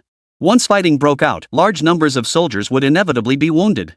Having ample medicine on hand would save many lives. The city's wells also needed inspection. Silt had to be cleared, and covers installed over the openings to ensure safety. At least 1 or 2 usable wells must be maintained in each district. Additionally, dig temporary reservoirs in strategic locations to collect rainwater, preventing the enemy from cutting off the city's water supply. At that point, Wancheng with grain but no water would truly be doomed. Water scarcity is more terrifying than food shortages. Should Wancheng run dry, not only would morale among the populace collapse, but soldiers lacking resolve might well open the gates at night and defect to the enemy. Or perhaps they would stab you in the back during battle, consequences too dire for Zhang Tujun to even contemplate. While negotiations with the major clans continued in the north and south, he had already persuaded most of the clans within Wancheng, leaving only a handful of stubborn holdouts. Therefore, Nanbei entrusted all other city affairs to Zhang Tujun. The division of labor between the two was clear, and their efficiency in handling matters was remarkable. Through their two-person maneuvering, the million viewers in the livestream actually saw Zhang Tujun's winning edge against the Yellow Turban army. Damn, why do I feel like if these two keep this up, they could take on not just 50,000 Yellow Turbans, but even another 10,000 and still come out on top? It's entirely possible. The 50,000 Yellow Turban rebels led by Zhang Manchang are undoubtedly the elite of their forces. At the very least, I don't think their morale would crumble easily. Another 10,000? That seems a stretch. It all depends on when the Yellow Turbans arrive. If they show up even a little earlier, before Tutu and the north-south bosses are fully prepared, they'd definitely be outmatched. Hard to say, hard to say. Don't forget that scoundrel Tutu summoned the Lu Guanzhang trio from 1,000 miles away, utterly unethical by martial standards. The Lu Guanzhang trio certainly boosts combat strength, but this Yellow Turban force is far stronger than the initial one in the story mode. No matter how powerful the three are, they're still only 3 people. Indeed, all men tire eventually. In a war involving tens of thousands of troops, the combat power of just 3 men seemed rather insignificant. Lí Héng quietly lurked in the livestream chat, showing no intention of making a move. Initially, he'd planned to create an account in Wancheng, buff himself up, and tease the local players. But upon seeing Zhang Tujun and Nanbei hosting the Wancheng stream, Lí Héng promptly abandoned that idea. Most players who spawned in Wancheng at the start would likely restart their characters. But with North-South and Zhang Tujun managing Wancheng's affairs, the two of them had a high probability of holding the city provided no other players interfered. Lí Héng had access to all the game's back-end data, including the Yellow Turban rebels' current activities. He knew everything down to the last detail. The current situation was that not only were Zhang Tujun's forces in Wancheng steadily expanding, but Zhang Mancheng's Yellow Turban army was also continuously growing in numbers. This is the world mode. When hundreds of thousands, even millions of players converge on the same world, every single action they take inevitably impacts the global landscape. No one could afford to view the current situation through outdated lenses. Doing so would inevitably lead to a bitter lesson. It's like this: if someone traveled back to the Three Kingdoms era, remembering every historical event and knowing every pivotal moment, they might very well thrive and make a name for themselves. But when a group of people travel back to the Three Kingdoms, it's an entirely different story. Every historical event and turning point will undergo significant alterations. At that point, the time travelers would lose their significant advantage. The current world model of Three Kingdoms operates in precisely this manner. Although this parallel world lacks the historical continuity of the late Eastern Han Dynasty, its story mode serves as a pathfinder. Even if the story mode isn't meticulously detailed, it still provides a general narrative framework. But now, with millions of players all having access to the story mode, all knowing the narrative thread, all aware of which characters are pivotal, the curtain on this world mode has only just been lifted. Everything feels so familiar yet utterly unknown. Isn't that the most thrilling part? Everything must be forged through one's own efforts. Who will wield power to intimidate the world? Who will seize dominance in the world mode? It remains to be seen. Chapter 120, News of the Yellow Turban Army. Lí Héng closed Zhang Tujun's livestream and logged out of Douyin. His break was nearly over. It was time to dive into story mode. Even though the world mode didn't require much of his attention now, and most players were already venturing into it, the story mode was still incomplete. The existing chapters were far from sufficient for players to fully experience. Never mind the die-hard story mode players, even those currently immersed in world mode were just starting out and hadn't noticed any issues. But time keeps flowing in the game. As time progresses, the story inevitably advances, introducing more and more Three Kingdoms figures into the fray. Players will inevitably revisit story mode to understand these new characters. Take Jingtu Jun, for instance. Though he's currently immersed in world mode, he's stated in his livestreams that he hasn't abandoned story mode. His assistant will handle that storyline. They'll help him remember key historical events and figures. He aims to leverage this informational advantage to establish a significant edge in world mode. Plus, he has dinner plans with his senior classmate Jiang Hanyan tonight, which will eat into his game development time. The subsequent story arc was already taking shape in Lí Héng's mind. Now it was just a matter of burying his head in crafting the remaining plot. Time slipped away bit by bit, and before he knew it, the next day had arrived. Journey Fungus hadn't slept a wink all night. And it wasn't just Jingtu Jun, most players immersed in world mode were in the same boat. In truth, the 4D gamepod itself served as a form of rest during gameplay, complete with items like nutrient solutions. Of course, the quality of that rest couldn't compare to actual sleep. But for someone like Jingtu Jun who doesn't need to work, this level of rest was sufficient. After all, as long as he didn't log out for 24 hours, he was essentially resting the entire day. Even if the quality was low, the sheer amount of time made up for it. Not to mention, before diving in, Jingtu Jun had carefully adjusted his mental state. After playing all day without sleep, he still feels wide awake. Moreover, the game time doesn't sync with real-world time in-game, it's already the 7th day. This period had been filled with triumphant news. First, upon receiving the letter, Liu Bei was moved to tears by its contents. According to players present, Liu Bei clutched the letter, unable to calm his overwhelming emotions for a long time. If only airplanes and high-speed trains existed in this era, Liu Bei would have been tempted to fly there immediately. Upon learning Liu Bei intended to join Jingtu Jun, the players who had previously fawned over him grew restless, urgently trying to dissuade him. They cited reasons like the imminent siege by the Yellow Turban rebels, the imminent fall of Wan City, or even accusations that Jingtu Jun was a hypocrite. Liu Bei paid no heed to the latter claim. The very content of this letter alone proved it could not have been penned by a hypocrite. As for tens of thousands of Yellow Turban rebels attacking the city, Liu Bei remained unmoved by this, but Zhang Fei grew excited. Such a golden opportunity for us three brothers to establish our military prowess. Isn't this the perfect chance to prove ourselves? What appeared dangerously perilous to others was, to Zhang Fei and his brothers, a golden opportunity to prove their worth. They wanted to argue against it, but what could they possibly say? That argument was undeniably sound after all. Who could dispute his formidable martial prowess? Brother, there's no time to waste. We should set out at once. Guan Yu urged. Every second we delay now means one more danger for Wancheng. Liu Bei nodded in agreement upon hearing this, affirming. With loyal subjects like Nan Daren serving the Han dynasty, its restoration is within reach. Zhang Fei, ever impatient, immediately declared. I'll go prepare the horses right now. Seeing Liu Bei and his two companions determined to depart, many players chose to leave Liu Bei's side. They knew exactly where Liu Bei was headed next. As fellow players who started on equal footing, they refused to submit to others. They too sought to fulfill their own ambitions. Only a small number of players were willing to follow Liu Bei in joining Jingtu Jun. These players weren't entirely without ambition, rather, they possessed a clear understanding of the current situation. As long as Liu, Guan, and Zhang could reach Wan City before its fall, holding the city would only be a matter of time. Have you made your decision? The journey ahead will be grueling. If your bodies can't endure it, we three brothers won't wait for you. Seeing some insist on following him, Liu Bei offered no objection. But he laid out the harsh truth up front. After all, speed was essential on this mission. If they arrived even a moment too late, the battle at Wancheng would already be over. Regardless of who emerged victorious, Liu Bei, Guan Yu, and Zhang Fei would have rendered themselves useless. If the Yellow Turbans prevailed, Liu, Guan, and Zhang would have journeyed in vain.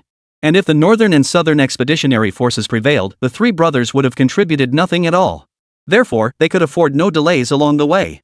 We are willing. A chorus of players eager to follow Liu Bei shouted in unison. The second piece of good news was that during the evening hours in real time, many players came to join Jingtu Jun. Among them, office workers made up 60%. The remaining 40% were players with ample free time. This group alone numbered over 300 players. Jingtu Jun found this turnout unsurprising, given the completely random spawn points and the fact that most players sought to fulfill their ambitions. Especially with Wancheng now teetering on the brink of collapse, facing imminent danger of being overrun and its people slaughtered. It was hardly surprising that they chose to follow him. Jingtu Jun organized this group into a separate faction. On one hand, these players were much like him, people who rarely needed to log off to rest. On the other hand, they possessed growth potential. Once their levels rose, they would form a formidable force. Though Jingtu Jun was still only level 1, with the great battle imminent, he wasn't worried about lacking experience points for leveling up. The third piece of good news was that he had entrusted Sun Jin to keep a close watch on the Yellow Turban spies within the city. Sun Jin had performed this task exceptionally well. So well, in fact, that it exceeded Jingtu Jun's expectations. Sun Jin had successfully rounded up every Yellow Turban spy in the city, exactly as Jin Tujun had ordered. There might be one or two stragglers who slipped through the net, but they're no match for us. Those few scattered remnants won't amount to much. During this period, Jin Tujun had concluded all affairs in Wancheng, uniting the major clans into a single, cohesive force. It could be said that Wancheng now stands at its peak combat strength since the founding of the Han Dynasty. The only question is whether Zhang Manchang will follow history's established course and attack Wancheng. Report. A large force has been detected 15 li ahead, advancing toward Wancheng. Chapter 121, How many troops are they fielding? Jin Tujun listened to the intelligence relayed by the forward scout, his face showing not a trace of panic, but rather a hint of excitement. After waiting so long, the Yellow Turban rebels had finally arrived. The outcome of this battle would reveal exactly what he and Nan Bei had wrought upon Wancheng during this period. Hadn't they been training their troops and preparing their horses all this time for this very day? Summon the heads of all the clans to the mansion for a meeting. Nan Bei wasn't panicking either. Though only a day had passed in real time, 7 days had elapsed in game. Over these 7 days, they'd maximized every possible upgrade within Wancheng. The new recruits' training wasn't perfect, but it was at least presentable. While they couldn't match a regular army, facing the Yellow Turban rebels would be like a dimensional strike. Thrilling. After waiting so long in the livestream, news of the Yellow Turban army's impending attack had finally arrived. 15 li away, the two sides should clash today. I'm curious who will emerge victorious. The Yellow Turban rebels held the numerical advantage. Currently, the entire garrison of Wancheng, combined with the private militias of various clans, numbered just over 10,000. 10,000 against 50,000? Even with Wancheng's strategic advantage, victory won't come easily. But don't forget the trio of Liu Bei, still racing across 1,000 miles to join the fray. Once they arrive, Wancheng's defenses will be significantly bolstered. What had seemed a foregone conclusion of a battle had unexpectedly been turned into a contest with a glimmer of hope, all thanks to the northern and southern lords and Tutu. Tutu played no small part in this conflict. While North and South negotiated alliances with the major clans, Tutu was far from idle, significantly bolstering the city's combat capabilities. Their synergy was undeniable, truly terrifying in its effectiveness. Seeing the praise in the chat stream, Jing Tujun couldn't help but feel immensely pleased. After days of relentless effort, his hard work was finally recognized, filling him with immense satisfaction. After Jing Tujun finished interacting with the chat, the heads of the major clans arrived at Nan Bei's residence and gathered around a table. I believe I've already informed you all about the Yellow Turban rebels' impending attack. A shadow of worry crossed the faces of all the clan leaders. They understood exactly what this meant. One exception stood out, Yin, head of the Yin clan. Not a trace of worry could be seen on his face. Instead, his eyes sparkled with excitement. He was also the first to speak after Nan Bei finished. Lord Nan is truly remarkable. When he negotiated with us recently, he foretold chaos would engulf the land. Now, just 7 days later, Wancheng faces a life or death crisis. Moreover, these past days, Lord Nan and Lord Zhang have been actively preparing for battle. All these signs point to the fact that Lord Nan and Lord Zhang possess the ability to foresee the future. Seated at the conference table, Yin showed no restraint in his speech. Each word sounded soft, yet each carried the sharp sting of a dagger. The moment these words left her lips, every pair of eyes in the room turned to Jing Tujun and Nan Bei. The words carried profound implications. Viewed optimistically, it could be mere coincidence. But if one considered the worst possibility, what if this Yellow Turban Rebellion had been orchestrated by Jing Tujun and Nan Bei themselves? Pursuing this line of thought to its logical conclusion was terrifying. The consequences were beyond anyone's estimation. Nan Bei glanced at Yin, his composure unchanged from moments before. Even before the meeting began, Nan Bei had anticipated this. He had long suspected Yin was no pushover and had prepared accordingly. Unfazed, without a trace of nervousness or embarrassment, he replied. That is because, long before this official had already discovered Yellow Turban spies within Wancheng. However, to avoid causing panic, the matter was kept concealed. Nan Bei explained his actions. As soon as he finished speaking, Jing Tujun immediately summoned Sun Jin to the front. He was the one who had uncovered the Yellow Turban spy within Wancheng. He had also handled the final sweep to eliminate them all. Having him explain the matter was far more convincing than Nan Bei and Jing Tujun's forced justifications. With Sun Jin explaining the situation to the clan leaders, most of their lingering doubts dissipated. As Sun Jin spoke, Jing Tujun recalled the sight of those Yellow Turban spies in the dungeon just days prior. These men had been thoroughly brainwashed. Even under torture, they refused to reveal their secrets. Even when offered leniency in exchange for information, they refused to budge, enduring the torment in silence. Not a single shred of information had been divulged. Jing Tujun and Nan Bei weren't the type to derive pleasure from torturing others. Seeing this, they ordered their men to cease the punishment. But letting them off scot-free was out of the question. Nothing in this world comes that easily. Jing Tujun drew his dagger and slit the throat of one Yellow Turban soldier. Originally, Jing Jun intended to use this kill to level up, but unexpectedly, upon slaying this Yellow Turban spy, his experience bar didn't budge an inch. The same happened to Nanbei. Later, through explanations in the livestream chat, he learned the trick: you had to kill it yourself. Simply put, you couldn't gain experience by killing monsters that had already been rendered helpless by others. Killing too many of these wouldn't increase your experience bar at all. Rumor had it that one streamer was particularly cunning, targeting defenseless civilians. In no time, he leveled up to level 4. Just as some players were preparing to follow his example, news quickly spread that the streamer had been arrested and thrown into jail, awaiting sentencing. This was truly agonizing. Without outside help in prison, he couldn't even die if he wanted to, and his game progress would be severely delayed. By the time he was executed months later and could finally respawn, this chaotic world would hold no place for him to prove his worth. Journey Fungus felt no sympathy for this fellow streamer.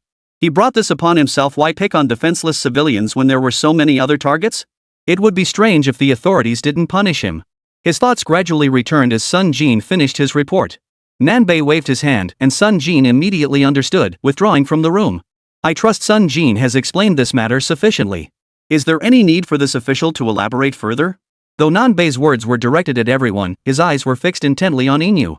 The explanation was crystal clear. Seen this way, Inu had been worrying needlessly. Inu maintained his same insincere smile. Nanbei nodded, shifting his gaze away from Inu. Since no one else has any questions, let us continue the meeting. Nanbei turned his gaze to the scout who had just reported the situation. Tell us how many enemy troops are there 15 miles out? Chapter 122. Those who will defend Wancheng, step forward.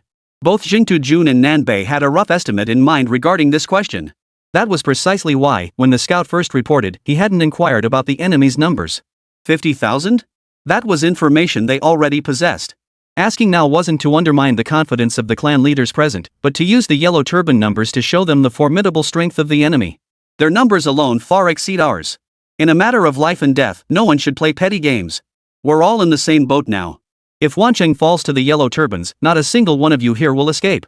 The scout hesitated for a moment before finally uttering his estimated figure.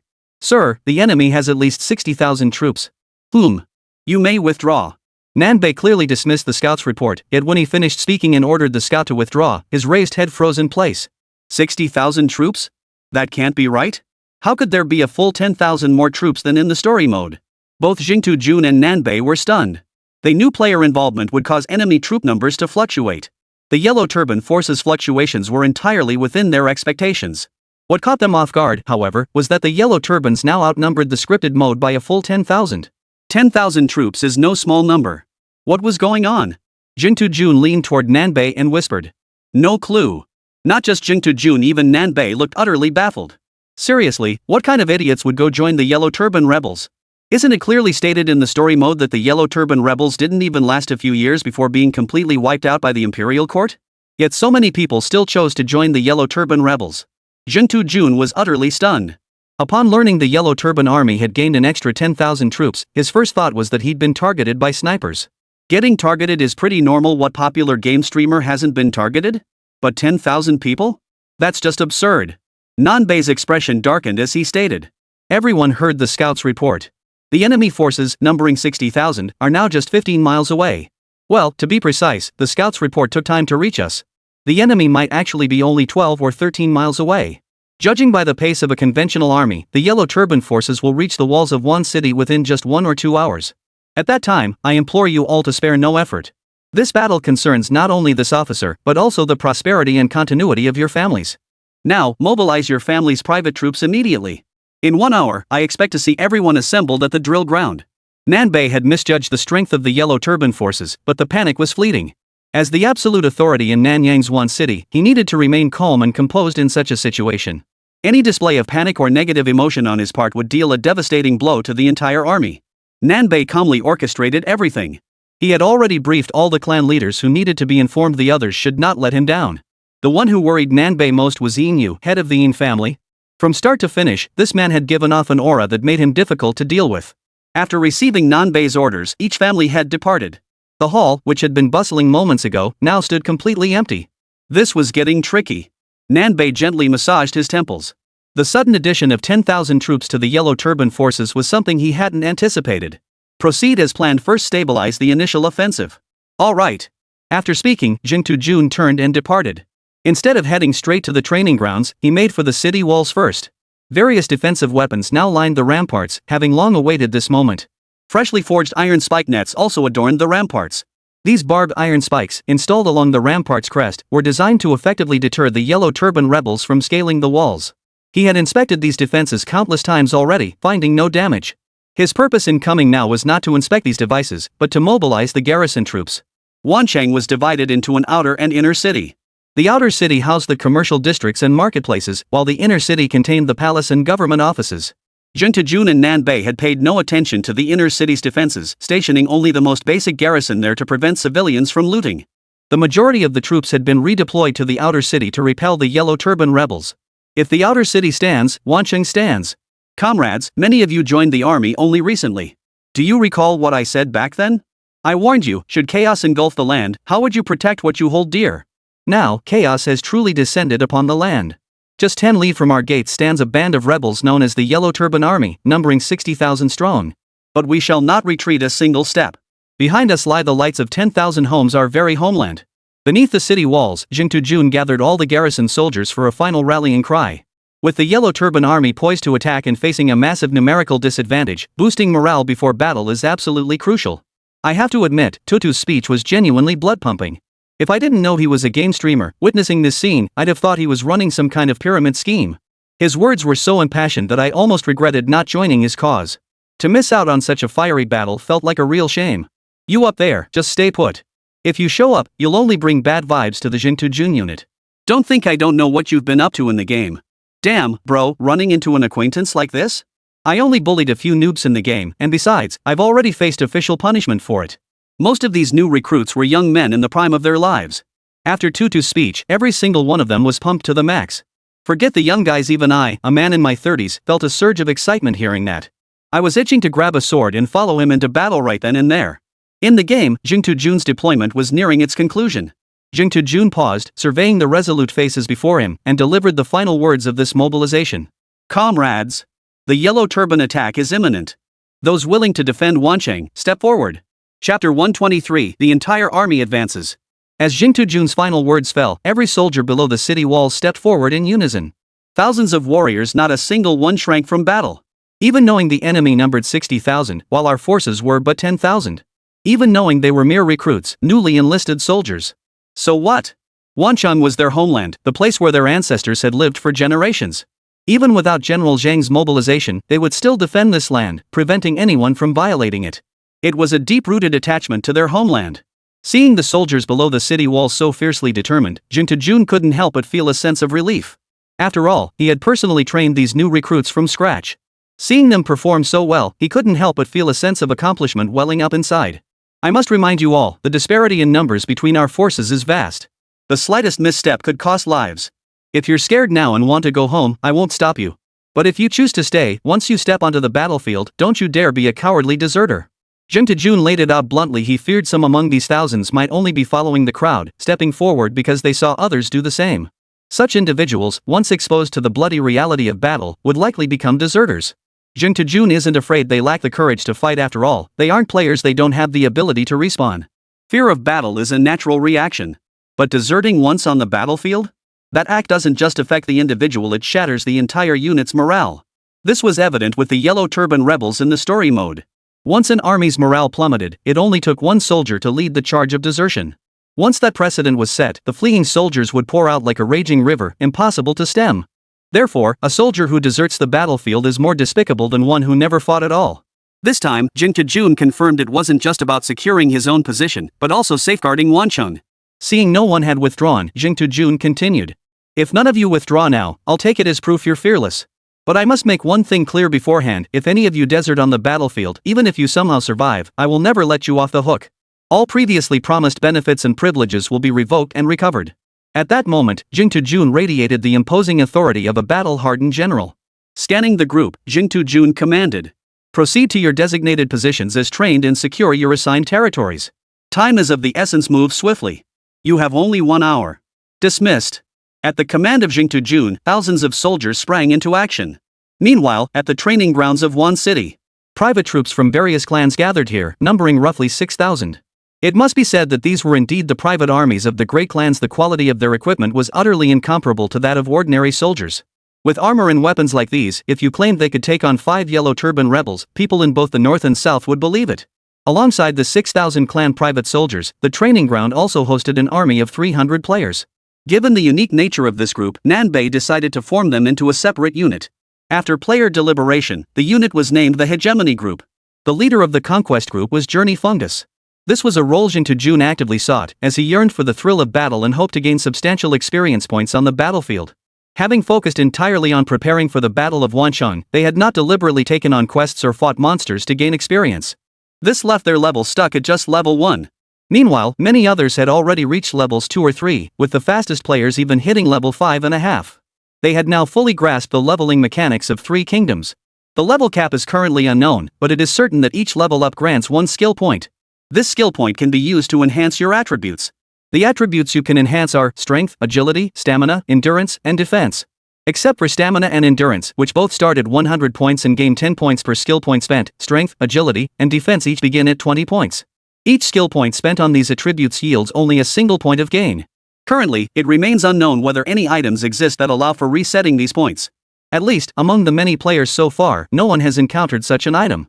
It's highly likely such items don't exist at all, or if they do, their spawn rate is extremely low. But now wasn't the time to dwell on such matters. In the upcoming battle, Nanbei actually wanted to charge into the fray. He too craved the leveling opportunity. But he couldn't afford to be distracted. If he died, the entire Wancheng, especially the major clans like the Yin family, might refuse to obey Jing Jun's authority. Internal strife, rebellion, and defection to the Yellow Turban rebels would follow, rendering all his and Jing Jun's efforts utterly wasted. Nanbei sighed at this thought, his gaze shifting to the equally well-equipped members of the Hegemony Group. Their gear had been rushed out by craftsmen hired by Jing Jun at great expense, and its quality wouldn't be inferior to that of the major family's private soldiers. A direct confrontation is inevitable. To prevent the enemy from storming the city, you will blend in among those private soldiers to gain experience points. Nanbei instructed. The path to leveling up always carries risks. The Yellow Turban army route offers the greatest rewards, but it's also the riskiest path. Don't worry, Boss Nanbei. We know exactly what level we are now. We'll definitely stick with them when the time comes. One member of the Hegemony Group spoke up. Good. Nanbei nodded lightly. He had done everything within his power. As for the outcome, that was beyond his control. Plans are made by man, but success is in the hands of heaven. What a heavy atmosphere. The mood here with the North-South leaders was nowhere near as high-spirited as over at Jing Jun's side. After all, these were men heading into battle. Casualty rates on the battlefield far exceeded those of garrison duty. How could they not be solemn? That's true. But I still haven't figured out why the Yellow Turban rebels gained an extra 10,000 troops. I asked all my friends who play 3 kingdoms, and none of them defected to them. I asked around too, but no one knows. I'm starting to wonder if there's an error in the storyline records or some other mix-up. Maybe it's those snipers. Sniping streamers is pretty common, right? Enough. Look, it seems like we're about to depart. On screen, Nanbei took a deep breath, his expression grave as he declared. All troops, heed my command. Advance to defend Wancheng. Chapter 124, Shouldering the Lights of 10,000 Homes. Nanbei led thousands of private soldiers through Wancheng streets. He never considered hiding the city's dire situation from its citizens. As for the Yellow Turban Army's exposure causing panic among Wancheng's people. In this situation, concealment was impossible. Better for them to know sooner than later. He had already done everything possible to the utmost in recent days, including preparing the people mentally through propaganda. The city's overall strength had also grown considerably. Whether Wancheng was merely a paper tiger would only be revealed in battle. Nanbei led thousands of private troops in a grand procession toward the city walls. Upon reaching the city center, they divided into 4 columns to garrison each of Wancheng's 4 gates. Finally, Jing Jun and Nanbei met beneath the eastern gate of Wancheng. You look a bit nervous. Nanbei remarked softly upon seeing Jing Jun's demeanor. As if you're not nervous yourself. Jing Jun retorted irritably. The current state of Wancheng was the fruit of their joint efforts over so many years. Now came the moment of truth. Who wouldn't be nervous? The Conquest Division is yours to lead. Nanbei certainly wouldn't confine himself to the East Gate. He needed to mobilize defenses across all 4 gates. Staying solely at the East Gate would leave him uneasy about the other 3. Jing Jun glanced at the 300 Dominion Group soldiers and over 1,000 private troops behind Nanbei, smiled, and said nothing more. With Zhang Wancheng's chosen route still unknown, they had no choice but to distribute their forces evenly across all 4 gates. This would prevent any single gate from becoming too vulnerable and giving Zhang Mancheng an advantage. This battle wasn't one they sought out, circumstances had forced them into it. Compared to Jing Jun and non-base tension, the 300 players of the hegemony group seemed far less anxious, even carrying a hint of excitement in their eyes. This was not lost on Jing Jun and Nanbei. It made sense, really. The players hadn't invested much effort into Wanqing's defenses. Before the war began, their greatest effort had been training basic combat techniques at the training grounds. Now, as battle loomed, they could not only test their combat skills but also gain massive experience by slaying Yellow Turban rebels. As for the risk of dying in battle, based on the information they currently possessed, the leveling paths in 3 kingdoms were all fraught with danger, aside from completing simple side quests. By contrast, their heavily armored units held an absolute equipment advantage against the Yellow Turban rebels. After all, the composition of the Yellow Turban forces and the farming tools they wield as weapons. If the soldiers of Wanqing didn't know this, how could players who've experienced the story mode not be aware? Folks, I won't say much more. I'll just say one thing. Nanbei had already departed. Jing Jun surveyed the 300 players of the hegemony faction and the 1,000-plus private soldiers, his expression grave as he spoke. You are all soldiers heading to the front lines to fight. I have only one demand of you. Come back alive. This statement was directed more toward the 1,000-plus private soldiers. After all, players could resurrect after death, and the current cost of dying was not unbearable. But if luck runs out in the future, there will be no place in the first echelon. This is the 3 kingdoms. The cost of a single death is immense, incomparable to any other game. As for those private soldiers, with the AI system in place, their realism in the game feels like a living person standing right before you. Their expressions were equally grim. For them, life truly had only one chance. If they fell on the battlefield this time, they would have no future at all. They have no level or attribute panels. Only a handful crave killing enemies, driven by the desire to achieve their goals through military merit. But such individuals remain the exception. Most become private soldiers out of sheer necessity. Jing Jun settled his soldiers to rest nearby while he climbed the city walls, watching every movement ahead. He had surveyed the terrain around Wanqing these past days and found no ideal spot for an ambush. Otherwise, he would have already positioned his men there. Ambushes and sneak attacks. As long as you can catch the enemy off guard, you gain the advantage. But the terrain around Wanqing was simply unsuitable for such tactics. If one were to insist on finding suitable ambush spots, there were certainly places within Wanqing's vast surroundings. But those few spots meant that after ambushing the enemy, he himself would have no escape. His garrison troops were tied down defending the city. He could only muster about 1,000 men to lead out. Pitting the 1,000 against tens of thousands of enemy troops would be courting disaster. Jing Jun watched the calm expanse ahead, yet his mind refused to relax. According to the scouts' reports, the enemy forces were already quite close to Wanqing. They were roughly 3 li away. For now, it remained unclear which gate the enemy would assault first. Tension instantly thickened, as if the enemy could burst through at any moment. Would Tuta be able to withstand their first wave of assault? What are you thinking upstairs? In story mode, Wanqing's defenses could hold off the Yellow Turbans for days.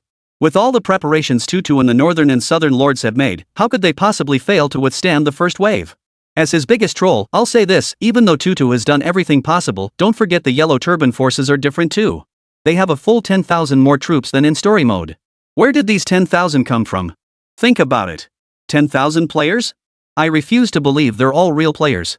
Journey to the West has been hyping this for ages and only managed to gather this many players. Yet the Yellow Turbans, without making a peep, somehow assembled 10,000 players? I just don't buy it. It's hard to say for sure. After all, the Yellow Turbans are the first major rebel faction in the early game. If their uprising succeeded, figures like Liu Bei and Xiao Qiao might never have come to prominence. But the question is, could they succeed?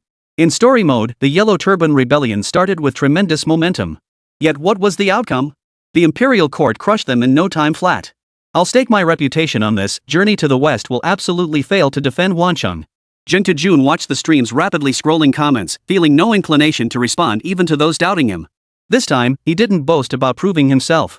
The weight of Wanqing's 10,000 households rested on his shoulders now, along with the hopes of soldiers' families. He dared not risk reckless advancement for glory. Jing Jun's eyes remained fixed intently on the horizon, until dust began billowing in the distance. They're coming. Chapter 125, The Invincible Conquest of Wanqing. As the distant dust cloud approached, its swirling sands nearly reaching their eyes, everyone realized the enemy force was substantial. Hearts were now pounding in their throats. Jing Jun's expression remained impassive, yet inside, he was just as tense. But amidst the tension, there was also a faint tinge of excitement. Journey Fungus had long since donned his armor, a set crafted by the city's finest artisans working together. It was the finest armor achievable in the shortest time. A 3-foot-long sword hung at his waist. For Jing Jun, the feel of a long sword was simply superior. He did fancy emulating Zhao Zilong from the opening CG, charging through tens of thousands of troops with spear and sword, making 7 advances and 7 retreats. But spears demanded specialized training, unlike swords or blades that could be picked up and wielded in battle. Spear training was costly, yet its potential rewards were equally high. Distant sand still swirled in the wind, yet a dense mass of figures could be discerned emerging from the haze. Just as Jing Tujun had anticipated, the Yellow Turban army was still composed primarily of infantry. Theoretically, deploying cavalry against infantry, especially the disorganized formations of the Yellow Turban rebels, was the wisest strategy. The problem lay precisely here. Wancheng wasn't lacking in fine warhorses, but it lacked soldiers skilled in horsemanship.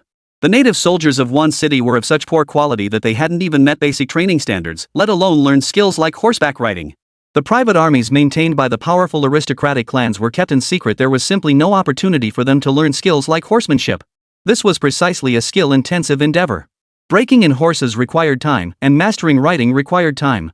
Viewed this way, Wancheng simply lacked the conditions to cultivate cavalry at present. The only silver lining was that several fully trained horses remained at the Wancheng government residence. One of them, naturally, was taken by Jing Tujun. From the swirling dust in the distance emerged an ever-growing number of Yellow Turban rebels. Most wore no armor, and aside from the vanguard wielding 1 or 2 decent weapons, the rest still carried farming tools like hoes. Feels like the enemy's combat strength is about the same as in story mode. Can this trash even break through armor? Whether to psych himself up or not, Jing Tujun was still cracking jokes even at this critical moment. After uttering those words, he gripped the long sword at his waist with his right hand and descended from the ramparts to the city gates. Gathered at the gate now were over 1,000 private soldiers and 300 players forming the Dominion faction. All were ready for battle. Jing Tujun swung himself onto his horse. Though he hadn't formally studied horsemanship in real life, he'd ridden extensively while playing both the story and world modes of 3 Kingdoms. Mastering this skill was second nature to him. Open the gates. Jing Tujun's voice boomed like a bell, and in that moment, he truly embodied the bearing of a commander. His command echoed as the eastern gate of Wancheng swung open. He rode at the forefront, calm and composed, exiting the gate, crossing the moat, and positioning himself firmly before the city entrance. Opening the gates to meet the enemy was essential.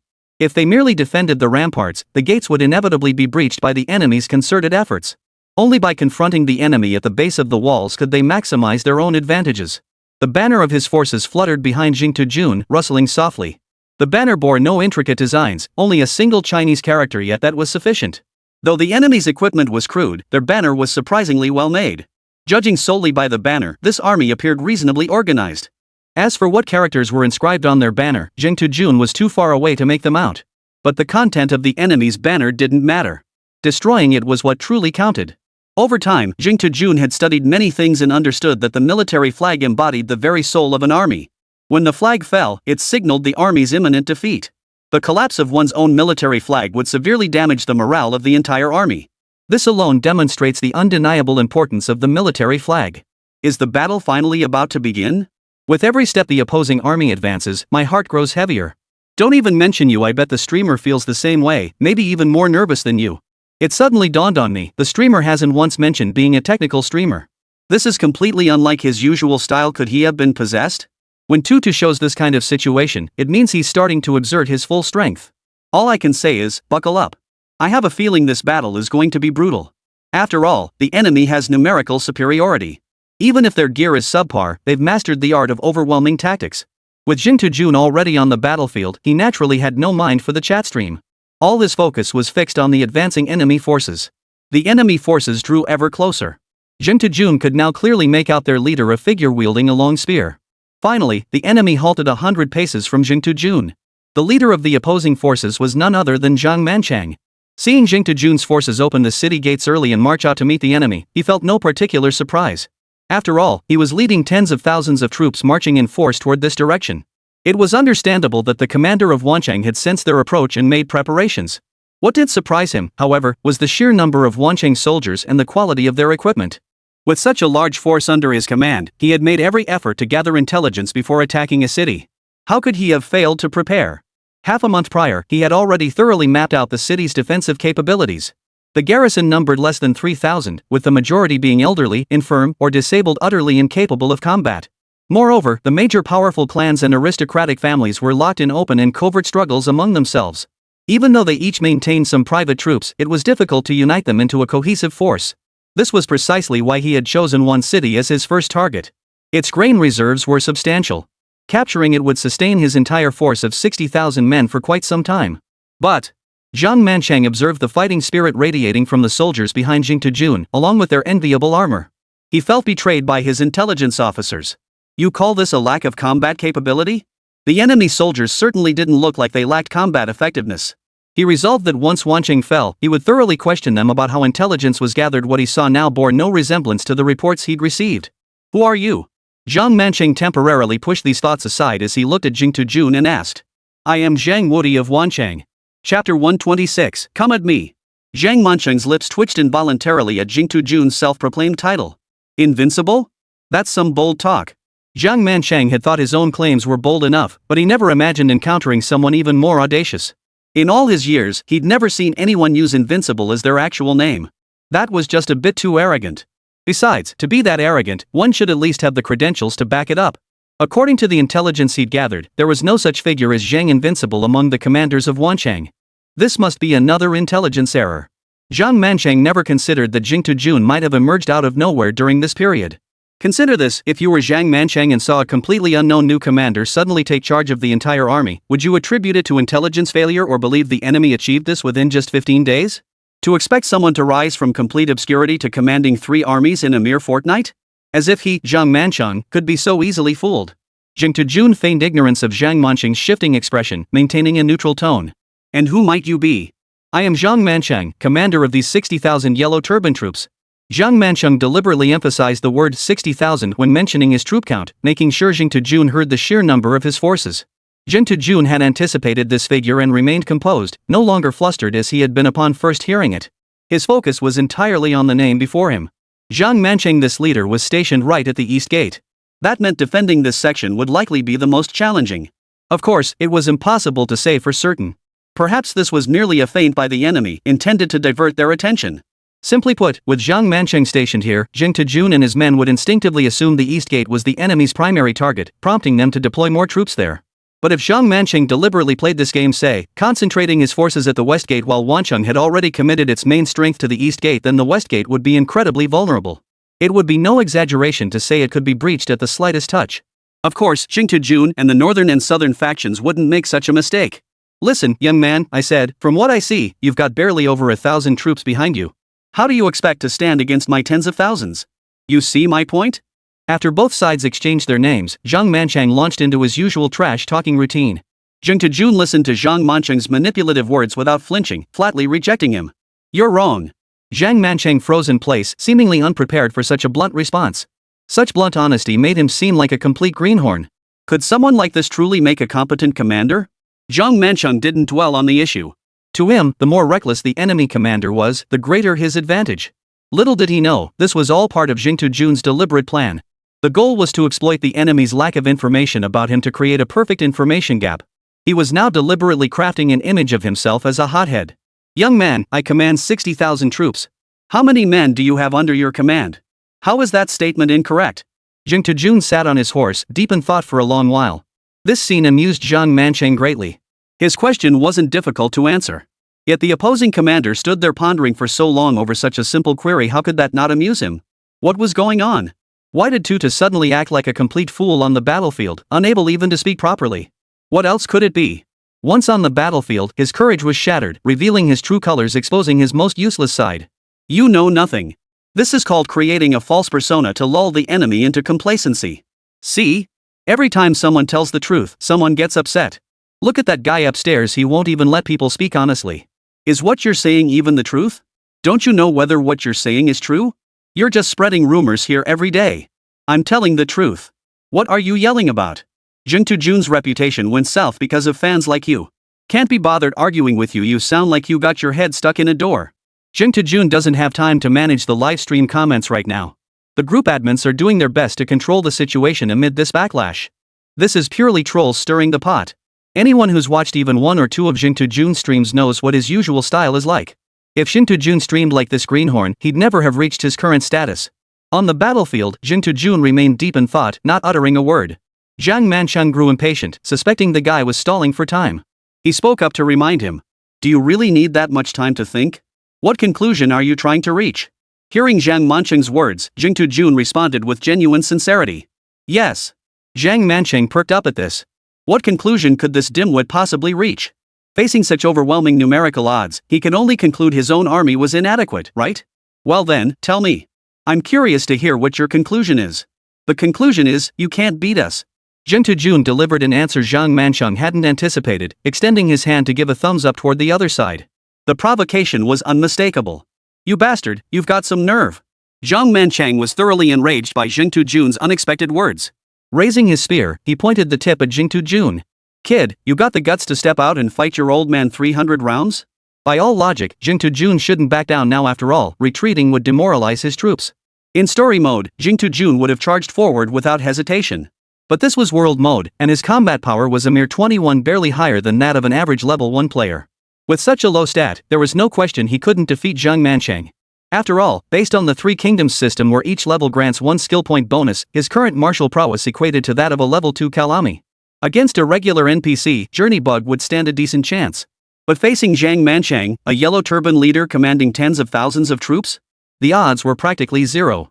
Of course, Jing Tujun wasn't foolish enough to refuse outright. That would only drain his own morale. He extended his hand, his right index finger curling slightly. A flicker of change finally crossed his face as he declared. Come on then. Chapter 127, Skyrocketing Experience Points. Jing Tujun had taken provocation to its absolute extreme. Zhang Mancheng was furious at the sight of Jing Tujun's provocation, yet he found himself powerless to counter it. Jing Tujun's words were loaded with hostility. While avoiding a direct duel, they didn't dampen his own team's morale. In fact, they seemed to boost it. Moreover, Jing Tujun's words were like roasting Zhang Mancheng over a fire. If Zhang Mancheng charged in alone, and his opponents violated martial ethics by surrounding him with thousands of troops, he'd have no room to maneuver. In that case, certain death awaited him. But if he refused to go, wouldn't that prove he was a coward? How would his men ever look at him again? Zhang Mancheng looked up at Jing Tujun, momentarily unable to discern whether the man was feigning ignorance or deliberately playing dumb. His mind raced, but after much deliberation, he couldn't figure out how to counter Jing Tujun's words. Meanwhile, Jing Tujun's private soldiers, seeing Zhang Mancheng lacked even the courage to engage in battle, had their morale naturally stirred. Moreover, Jing Tujun had the bonus from the achievement, Battlefield Taunts, which could boost his own soldiers' morale by 5 points before combat. Seeing Zhang Mancheng's prolonged silence, Jing Tujun knew his open strategy had worked. As someone whose combat prowess still fell short at this stage, he had anticipated the battlefield dynamics. He especially anticipated the pre-battle skirmish between the opposing commanders. He had prepared long ago, waiting for Zhang Mancheng to demand a duel. Now, with Jing Tujun taking the initiative by issuing the challenge, Zhang Mancheng found himself in a passive position, a situation that gnawed at him. General Zhang, why haven't you made your move? Could it be you're afraid? Seeing his opponent still pondering a response, Jing Tujun decided to pour more fuel on the fire. Kid, don't think I don't know what you're scheming. You just want to lure me out and ambush me with your numbers. Zhang Mancheng's guess wasn't wrong. If Jing Tujun could eliminate Zhang Mancheng, the Yellow Turban commander, chaos would inevitably erupt among the opposing Yellow Turban forces. General Zhang, do not slander me. If this is a duel, how could I possibly gang up on you? Jing Tujun spoke with brazen audacity. Even after hearing Jing Tujun's words, Zhang Mancheng dared not take the gamble. Winning would merely grant him a fair fight. But if he lost, he would lose his life. Jing Tujun watched Zhang Mancheng with a sly grin, his gaze so intense it made Zhang Mancheng's skin crawl. No one but Jing Tujun himself knew what thoughts churned within his mind at that moment, whether he would honor his promise. Zhang Mancheng felt he held the upper hand now and saw no need to take such a colossal risk. Playing it safe, he reasoned, would eventually secure Wan City. Fighting to the death here simply wasn't worth it. With that thought, Zhang Mancheng led his horse and slipped back into the Yellow Turban Army's ranks. All troops, heed my command, charge. As Zhang Mancheng's command echoed, a deafening roar of battle cry erupted from the Yellow Turban ranks. The clanging of gongs and drums pierced the heavens as the battle between the two sides commenced in earnest. To play it safe, Zhang Mancheng did not directly engage in the battle. He wasn't foolish. If he were to die in this battle, he would suffer the greatest loss. He had already decided, once he captured Wancheng, he would seize the city as his base, fortify it, and rule from there. This strategy held far greater promise than the Yellow Turban rebels' chaotic, nomadic existence. Charge! Unlike Zhang Mancheng, Jing Tujun chose to join the fray himself. Doing so would not only boost his troops' morale but also allow him to level up. Seeing Jing Tujun, a figure of considerable influence, and Wancheng personally mount his horse for battle, his private soldiers felt their spirits soar. Who was Jing Tujun? He was the man even his own clan chief addressed with reverence as Lord Zhang. Such a figure was rarely seen in ordinary times, yet now he stood shoulder to shoulder with them in battle. In contrast, the players from the Hegemony faction reacted far more calmly to Jing Tujun's departure. After all, they knew Jing Jun was doing this solely for experience points. The greatest advantage players have is the ability to level up while fighting. You might have been evenly matched with someone one moment, only to find them inexplicably stronger the next after they leveled up. It could be said that, disregarding the essential factor of stamina, the Dominion faction only grew fiercer with each battle. Jing Jun charged forward on horseback, closing in on the Yellow Turban rebels. He could now make out their faces. Many bore streaks of white hair farmers who'd toiled in the fields their entire lives, now driven to rebellion. Sympathy for their plight was one thing, but Journey Fungus showed no mercy when the fighting began. This was the battlefield, a clash between armies where only one side could prevail. To expect him to show mercy and spare others would be sheer folly. Remember, mercy to the enemy is cruelty to oneself. Jing Jun moved swiftly across the battlefield on horseback. The Yellow Turban rebels were armed mostly with farming tools, and many were older men with slow reflexes. Taking their lives was exceedingly easy for Jing Jun. In the blink of an eye, Jing Jun had charged deep into the enemy ranks. With a swift swing of his sword, a Yellow Turban soldier's head rolled to the ground. Slayed one ordinary Yellow Turban soldier. Gained 50 EXP. Jing Jun didn't care how much experience he'd gained, all he saw was the once empty experience bar at the bottom of his screen now half filled.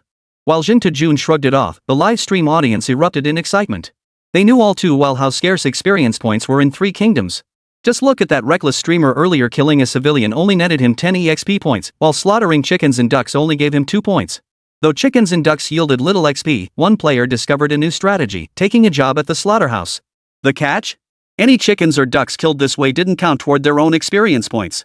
Jing Jun's single sword strike netted 50 XP, envy-inducing, to say the least. I'm genuinely jealous this time. That single strike effortlessly matches a whole day of my grinding. I need that XP too. I'm off to slay Yellow Turbans. Look at you all getting so worked up. Why don't you consider this? If Tuto dies, all his experience, gear, and status will reset to 0. Exactly. I'll just keep grinding away steadily. I'll level up slowly but surely. Journey Fungus was now utterly immersed in the slaughter, his experience points skyrocketing. Behind him, his 1,000-strong army was now locked in fierce combat with the enemy's tens of thousands of Yellow Turban troops. The great battle has officially begun. Chapter 128, Testing His True Strength. In this battle, there were no grand strategies, only the most primal slaughter. Both sides' objectives were pure. One sought to storm the city and fill their bellies, while the other fought to defend their homeland. Jing Jun fought fiercely on the battlefield, each swing of his sword yielding results. Simultaneously, his experience points surged wildly, propelling his level upward until he soon reached level 5. Jing Jun had originally intended to distribute his attribute points more evenly. However, under the influence of a hidden achievement that granted strength bonuses, he unhesitatingly poured all his skill points into strength. From level 1 to level 5, he earned a total of 4 skill points. After allocating his points, Jing Jun's strength had soared to 252. While not exceptionally high, it was certainly enough to dominate among new players. The soldiers on Wancheng's walls remained stationary, their sole purpose being to guard the city. Should the Yellow Turban rebels attempt to scale the walls during the chaos, they would repel the attack with siege defensive equipment. Meanwhile, the front lines were held by Jing Jun and over 1,000 private soldiers, deterring most attackers from attempting the wall assault at this stage. The Yellow Turban rebels weren't foolish, their objective was straightforward: to storm the city. Facing merely 1,000 defenders, attempting to hold back tens of thousands across such open terrain was nothing short of a pipe dream. Finding gaps to slip beneath the ramparts was the easiest thing in the world for them. Of course, the Yellow Turban main force remained tied up by Jing Jun and his men. The number scaling the walls now was too small. Even with scaling ladders already in place, they posed no real threat to Wancheng's defenses. Jing Jun's recent fortifications hadn't been built in vain. Don't stretch the front lines too thin, fall back. Jing Jun commanded the troops on the field. They were now too far from Wancheng's gates. Should any unexpected incident occur, they might not be able to return safely. Moreover, safeguarding Wancheng was the paramount priority. Jing Jun's voice carried well, but in the din of battle, it barely made a dent. Fortunately, the private soldiers weren't fools. Seeing Jing Jun fighting while gradually pulling back, they understood the need to contract the front lines. The armor worn by Jing Jun and his men had been rushed into production recently, yet its quality was surprisingly solid. At the very least, it would take considerable effort for the Yellow Turban rebels wielding their farming tools to pierce through it. Jing Jun possessed no supernatural abilities. He had no way of knowing how many of his own soldiers had fallen in the battle thus far, nor how many casualties the Yellow Turban rebels had suffered. He cast a cursory glance at the bodies strewn haphazardly across the battlefield. So far, he hadn't spotted any armored corpses. Jing Jun breathed a sigh of relief. He knew this didn't mean there were no casualties, but the sight offered him a sliver of psychological comfort. He glanced at his level, now at 6. In such a short time, his level had skyrocketed, equivalent to what ordinary players might grind for days to achieve. Yet Jing Jun didn't feel as joyful as he had imagined he would. He understood that he no longer viewed this as merely a game. The historical authenticity of Three Kingdoms was overwhelmingly vivid, with meticulous attention to detail that created an illusion of being in the real world. None of that mattered. What mattered was that he had fully immersed himself in this world, truly embodying the character Zhang Wudi. He couldn't bear to see someone who had toiled diligently for most of their life unable to afford a single meal. He couldn't bear to see someone who had lived peacefully for most of their life forced onto the battlefield to defend their homeland. He couldn't bear to see. Jing Jun glanced up at the dense throng of Yellow Turban rebels. He could not bear to see a nation ruled by such a corrupt and incompetent court. Kill. Seeing he had retreated to a safe distance, Jing Jun spurred his horse forward once more, charging into the heart of the Yellow Turban army. Death was death at worst, it meant reloading a save file. He refused to believe that Jing Jun, a skilled streamer like himself, would be defeated just because he'd missed a few days of early game farming. His private soldiers, witnessing Jing Jun leading the charge at the very front, they were deeply moved. At this critical moment, few commanders were willing to lead from the front. Meanwhile, players in the conquest group began to notice something amiss. Jing Jun's charging tactics didn't look like he was just grinding for experience. Who in their right mind would charge deep into enemy territory just to farm experience? Damn it, streamer, put me down. Did I ever say I wanted to join you in trading blows deep within enemy lines? Thrilling, absolutely thrilling. I wish I could slaughter Yellow Turban rebels this freely. But man, that was genuinely dangerous. A few times the streamer didn't give a damn about his own safety. The last person to charge in and out of battle 7 times was Zhao Zilong, right? He was so strong. Who'd have thought one day Tutu could emulate that classic move? Those who just called Tutu a coward, scared black and blue, why aren't you saying anything now? Would you dare charge alone into an army of tens of thousands to fight? What can you even say to those brainless haters? They don't watch a single stream, yet they just spew nonsense. Journey Fungus was now fighting with a bloodlust that had long since dyed his armor crimson. With his unmatched ferocity, Jing Jun has carved out a veritable no-man's land amidst the tens of thousands of enemy troops. The surrounding Yellow Turban rebels all made room for Jing Jun, pointing their makeshift weapons at him, yet not a single one dared to advance. Jing Jun's current achievements stem not from exceptional martial prowess or skill, but purely from his equipment, the warhorse beneath him, and his unparalleled courage. Turning to look behind him, Jing Jun realized he had become separated from his private guards. Now that he had regained his composure, he silently lamented. Damn it, I've lost my head. Zhang Manchang, observing from afar, had been watching Jing Jun's every move on the battlefield. From his initial hesitation to his eventual transformation into a ruthless killing machine on the battlefield. Even his combat prowess seemed to be steadily increasing. Zhang Manchang wasn't sure if his perception was accurate. After all, he was still observing from a distance, without first-hand experience of Jing Jun's actual combat prowess. All his observations were based purely on his own judgment. The more he watched, the more unsettling this fellow felt. Watching Jing Jun slaughter his troops with reckless abandon, Zhang Manchang remained unhurried. With tens of thousands under his command, how many could Jing Jun possibly kill alone? He refused to believe this creature wouldn't feel fatigue. Seated atop his horse, Zhang Manchang's right hand traced the shaft of his spear. He needed to find an opportunity to test this guy's true strength. Chapter 129, Zhang Manchang's Offensive. Journey Fungus had no idea what Zhang Manchang was scheming. He glanced at his personal guards, now completely separated from him. A faint regret stirred within him. He had indeed struck a fatal blow earlier. If he had to do it again, he wasn't sure he could muster the same ferocity. Jing Jun swiftly turned his horse around, preparing to charge back once more. Stop him. Zhang Manchang saw right through Jing Jun's thoughts. He intended to wear Jing Jun down with a human wave tactic before finishing him off with his own strength. There was no way he'd let Jing Jun slip away unscathed. If Jing Jun came to slaughter his men and then simply left, what did that make his Yellow Turban army? What did that make Zhang Manchang himself? Zhang Manchang would never let Jing Jun slip away. After Zhang Manchang gave the order, the gongs and drums of the Yellow Turban army grew louder. Every soldier understood what this meant. It was the signal to attack. Jing Jun's private guards noticed everything. Seeing him surrounded by the Yellow Turban army, they instinctively wanted to rush to his aid. Regardless, Jing Jun ended up in this predicament precisely because he slaughtered the Yellow Turban rebels. Besides, Jing Jun had treated them well and was the backbone of this battle. No matter what, these soldiers wouldn't let Jing Jun be surrounded by the enemy alone. Upon hearing the Yellow Turban army's gongs and drums, Jing Jun felt a sense of foreboding. Zhang Manchang intends to wear me down and leave me stranded here. Jing Jun understood Zhang Manchang's strategy. He wasn't one to sit and wait for death. Even if the enemy closed in, he would break through their encirclement.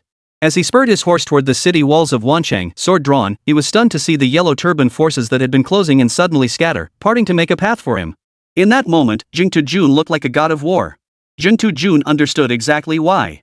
Though these Yellow Turban rebels were far more formidable than those encountered in story mode, their core nature remained unchanged. They were all fighting for scraps of food, not to conquer the world. Getting them to truly fight to the death was still quite difficult. Of course, where there were cowards, there were also the fearless. A group of men who cared little for their own lives charged forward, offering themselves as experience points for Jun. They were all gambling. If they won, they could trade Jun's head for a lifetime of wealth and honor. But they completely underestimate the journey fungus's combat prowess. To say nothing of the armor covering the journey fungus, it wasn't something one or two Yellow Turban rebels could break through. Bunch of cowards. Zhang Manchang roared in fury from afar, seeing his own soldiers cowering in fear. Your Excellency, please calm your anger. The general beside Zhang Manchang quickly interjected upon hearing his curses. As for the title Divine Envoy, Zhang Manchang had adopted it himself, partly to lure more civilians into joining the Yellow Turban army. Meanwhile, as Jun fought his way out of the encirclement, a cold mechanical voice suddenly echoed beside his ear. Achievement unlocked, one sword once held against 1,000,000 soldiers. A single sword once held sway over 1,000,000 troops. The player must single-handedly fight their way through an army of at least tens of thousands wielding a long sword and survive. Achievement effect: when wielding a long sword, the player's martial prowess increases to 5. Jun was caught off guard by this achievement notification. All achievements in 3 kingdoms are hidden, they can only be discovered through personal exploration within the game. Thus, Jun achieved this entirely by accident. Holy cow, Tutu has only a handful of achievements so far, and 2 of them boost combat power? This is going to drive him crazy to max out his combat stats. I have a feeling that in the near future, no one's strength stat will be able to rival Tutu's. Of course. With the Yellow Turban army already being such a powerful leveling tool, and now these 2 strength achievements on top of that, who among the early players could possibly compete with him? They'd shatter at the slightest touch. Early game players are all living in the shadow of Journeybug. When it comes to strength, if he says he's second, who dares claim they're first? Journeybug is mighty. We swear eternal loyalty to Journeybug. Enough talk, check the leaderboards. Tutu's already way ahead on the level chart. Level 11 already? That's ridiculously fast. How long has this war even been going on? By the time it ends, he'll be over level 30. Journey Fungus cuts through the battlefield with relentless ferocity, his longsword drenched in countless foes' blood. 50 XP per Yellow Turban soldier, so many of them have already provided massive XP gains. In any other game, Journeybug would have hit level 20 ages ago. 3,675. That was Journeybug's current martial prowess, nearly double what a typical newbie player possessed. With this substantial boost to his combat prowess, Jun now found breaching the Yellow Turban army's defenses far easier. Zhang Manchang wasn't about to let such a golden opportunity slip away. There was no telling if Jun would ever join their faction again. Moreover, whether it was his imagination or not, he couldn't shake the feeling that this Zhang Wudi grew stronger with every kill, as if his combat prowess heightened with each strike. Step aside. This divine envoy shall meet him personally. After assessing the battlefield situation, Zhang Manchang resolved to personally engage him in combat. At his command, the Yellow Turban soldiers before him parted to make way. Jun also noticed the commotion on Zhang Manchang's side. Upon seeing Zhang Manchang charging toward him on horseback, Jun's breakout speed intensified. Yet the Yellow Turban soldiers, who had previously clung to life and feared death, suddenly ignited with boundless fighting spirit upon seeing the divine envoy approaching. Follow me to rescue Lord Zhang. Seeing Jun in imminent danger, someone from the hegemony faction no one knew who shouted, rallying their soldiers to rush toward him. Other private soldiers witnessed Jun's rampage through the Yellow Turban ranks and might have thought him formidable, but these players knew the truth as clear as day. Jun's combat strength was at most 3,675. And that was with all points maxed out in martial prowess. Moreover, even with 3,675 martial prowess, he likely couldn't defeat Zhang Manchang. Journey Fungus tried to head toward Wancheng, but he couldn't match Zhang Manchang's speed and was quickly caught up. Let me test you, Zhang Wudi. Are you truly invincible, or just pretending? With that, Zhang Manchang wasted no further words. Every second lost on the battlefield was a missed opportunity. Seeing this, Jun swiftly drew his sword to block. In that instant, the long sword clashed with the spear. This was the first time Jun and Zhang Manchang faced each other in direct combat. Chapter 130, More Harm Than Good. Boom! The clash of spear and sword drew the gaze of countless onlookers across the battlefield. All eyes were locked on Zhang Manchang and Jun. When two commanders clashed in combat, victory for either side would greatly boost their own morale while dealing a devastating blow to the enemies. Everyone held their breath, nervously awaiting the outcome of the clash. The outcome was exactly as Jun had anticipated. The moment his 3-foot sword touched the opponent's 7-foot spear, he felt the overwhelming force of the enemy's martial prowess. That brute force was far beyond what he could withstand at his current level. The disparity in strength between them was immense, so great that Jing Jun felt his palms go numb at the very first clash of weapons. This level of power could absolutely crush any new player. Jing Jun roughly estimated Zhang Mancheng's martial prowess to be no less than 60. Engaging him without at least 60 martial prowess points would be tantamount to suicide. He had already exerted every ounce of strength, yet still couldn't match Zhang Mancheng's probing strike, proof of Zhang's terrifying prowess. At the very least, he held a dominant position in the early stages of the Three Kingdoms game. It wouldn't be an exaggeration to call him the ultimate boss of the early game. The greatest challenge in defending Wancheng likely lay not in facing 50 or 60,000 enemy troops, but in the absence of anyone capable of tying Zhang Mancheng down on the battlefield. Should a warrior of Zhang Mancheng's caliber break through their ranks, not a single soldier could withstand him. Jing Jun, propelled by the force of their first clash, stumbled backward several paces, horse and rider alike. Perhaps sensing its master's defeat, the warhorse that had just moments ago charged invincibly alongside Jing Jun now reared up and let out a piercing whinny. Within that cry seemed to lie a hint of sorrow. But these were not concerns for Jing Jun now. His defeat in the clash with Zhang Mancheng was plain for all on the battlefield to see. Concealing his strength at this moment would be impossible. Well, Zhang Mancheng laughed. I thought you were truly invincible, but it turns out you're just another pretender seeking fame. Zhang Mancheng roared with laughter. As a seasoned general who'd fought countless battles, he could gauge an opponent's depth the moment blades clashed. This so-called invincible Zhang wasn't even as strong as some of the commanders under his own command. You merely took advantage of my exhaustion from battle, striking while I was vulnerable. Even though Jing Jun now recognized the vast gap in their strength, he chose to confront Zhang Mancheng's words head-on to avoid dampening his own troops' morale. Jing Jun now found himself in a truly impossible situation. Continuing the fight against Zhang Mancheng within the Yellow Turban camp meant certain death. To retreat now would be to declare to the entire battlefield that he couldn't defeat Zhang Mancheng. His own pride was a minor concern. In the chaos of a mixed battle, a commander's retreat would devastate morale. If even a commander like him fled first, what reason would the rank-and-file soldiers have to risk their lives for him? A dilemma loomed before Jing Jun. No matter which path he chose, it seemed like the wrong answer. Jing Jun's heart burned with fervor, urging him to charge forward and fight Zhang Mancheng to the death. His combat prowess now approached 40, while Zhang Mancheng's likely hovered just over 60. In the heat of battle, he might seize an opening for a fatal strike. But as a commander, he must consider the consequences of his own death. If he fell, the eastern gate of Wancheng would be leaderless. Morale here would suffer a devastating blow. Journey Fungus's expression turned grave as he calmly contemplated his next move. Tutu probably can't beat others, right? Why did he say that? He's just starting to gain experience points now, no shame in that. Once time passes and Tutu levels up, won't this Zhang Mancheng be a piece of cake? What else could it be? Just his pride, that's what. Hilarious. A top-tier streamer can't admit he can't beat an NPC in the game. What the hell do you know? Stop bashing him. Where were you when Tutu was holding his own against the enemy? He's saying this to keep morale up. Have you even played the game? Not worth getting worked up over someone who's never played. The Three Kingdoms game mechanics are different from others. Every NPC has its own AI. Yeah, right, like I've never played games. I won't even get into other games. Just in Three Kingdoms, I could take on 10 players like Jing Jun single-handedly. And he has the nerve to call himself Invincible Zhang? How does he even have the face? Alright, give me your ID. I'll check the level rankings to see if I can find your name. While Zhang Tujin pondered his response, Zhang Mancheng gave him no breathing room. Lifting his spear, he prepared to charge forward once more. If you refuse to submit, then fight me to the death. Jing Jun knew retreat was no option now. Just as he drew his sword to meet the challenge, a roar erupted from behind him. Lord Zhang, beware! Zhang Tujun's expression shifted. He turned to see a yellow turban soldier preparing to strike him from behind. Since Jing Jun was currently within the Yellow Turban Army's ranks and all attention was focused on Zhang Mancheng, he was unaware that a soldier behind him intended to assassinate him. Jing Jun reacted swiftly, yanking the reins to turn his horse. He parried the attack with a sword strike, then swung again, severing the head of the would-be assassin. Without pausing after the decapitation, Jing Jun spurred his horse forward once more, charging toward the gates of Wancheng.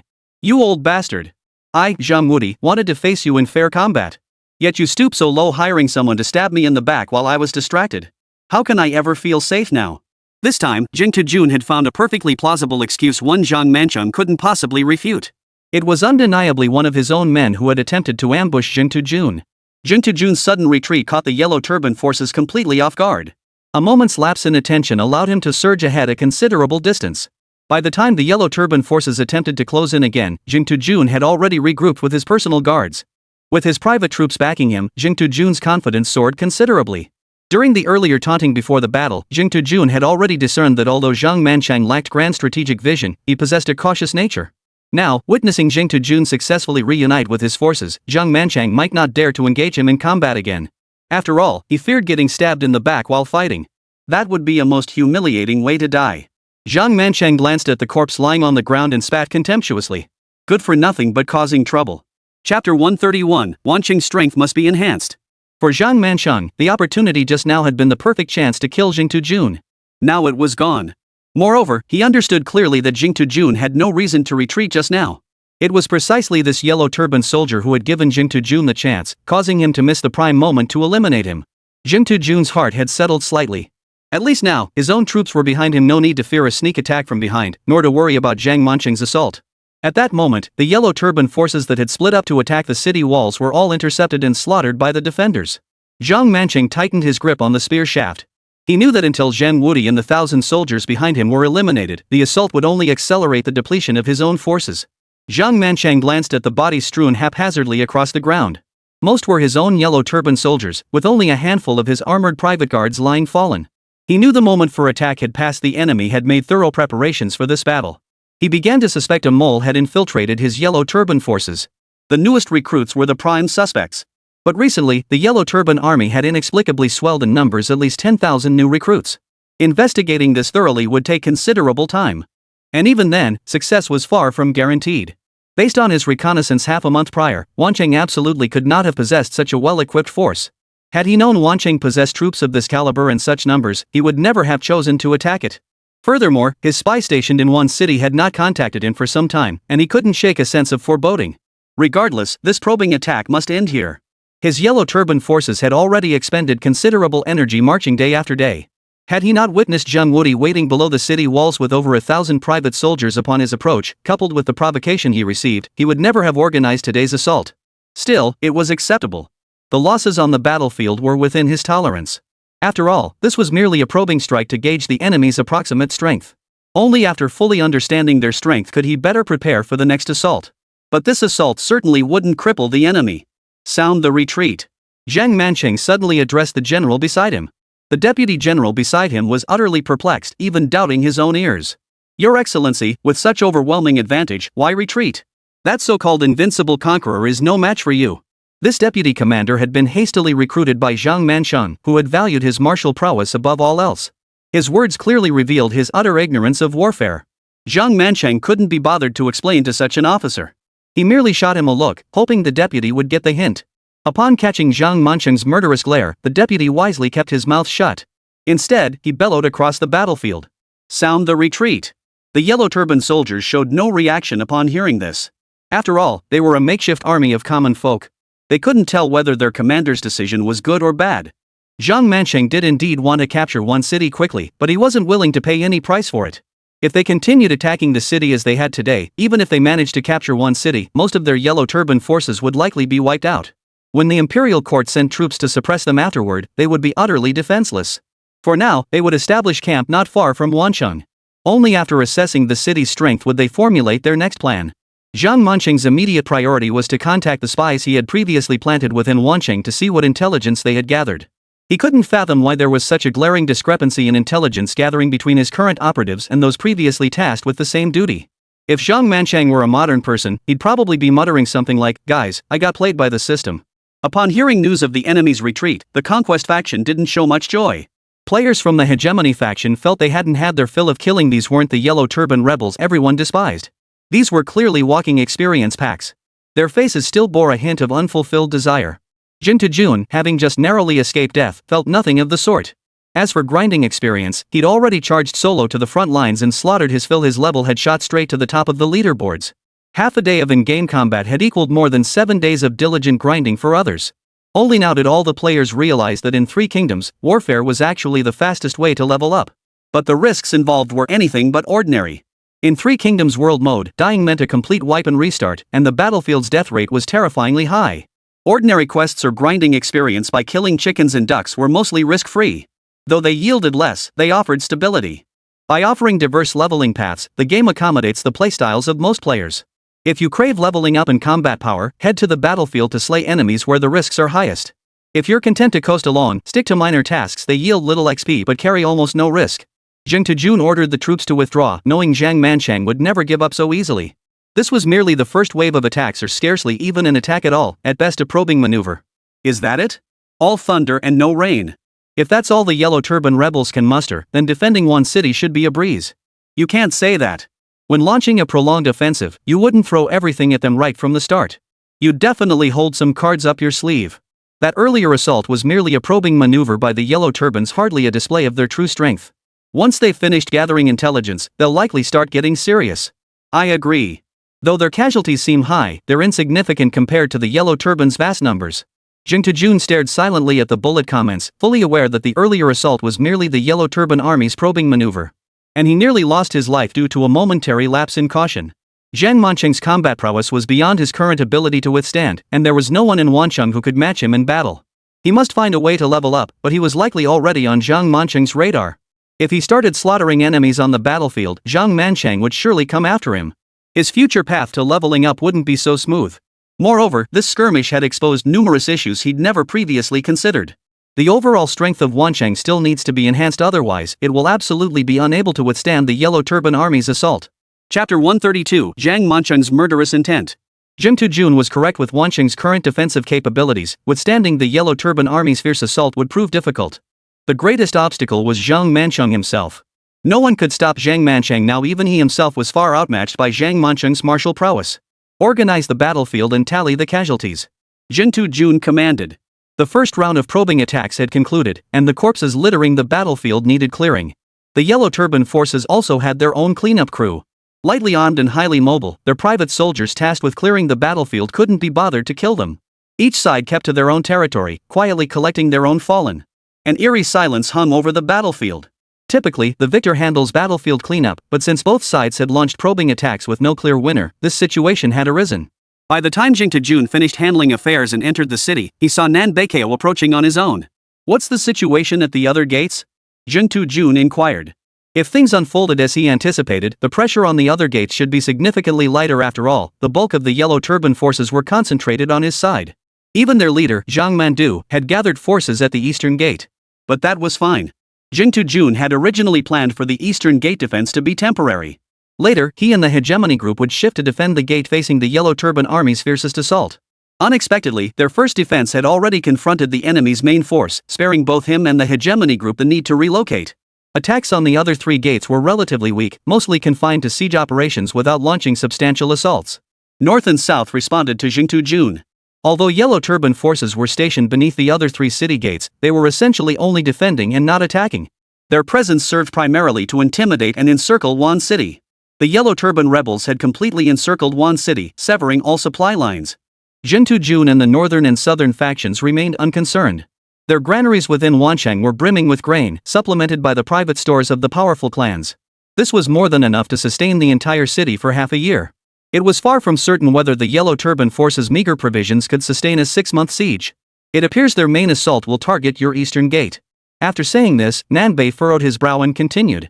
There's also some bad news I need to share with you. Jing Tujun looked at Nanbei.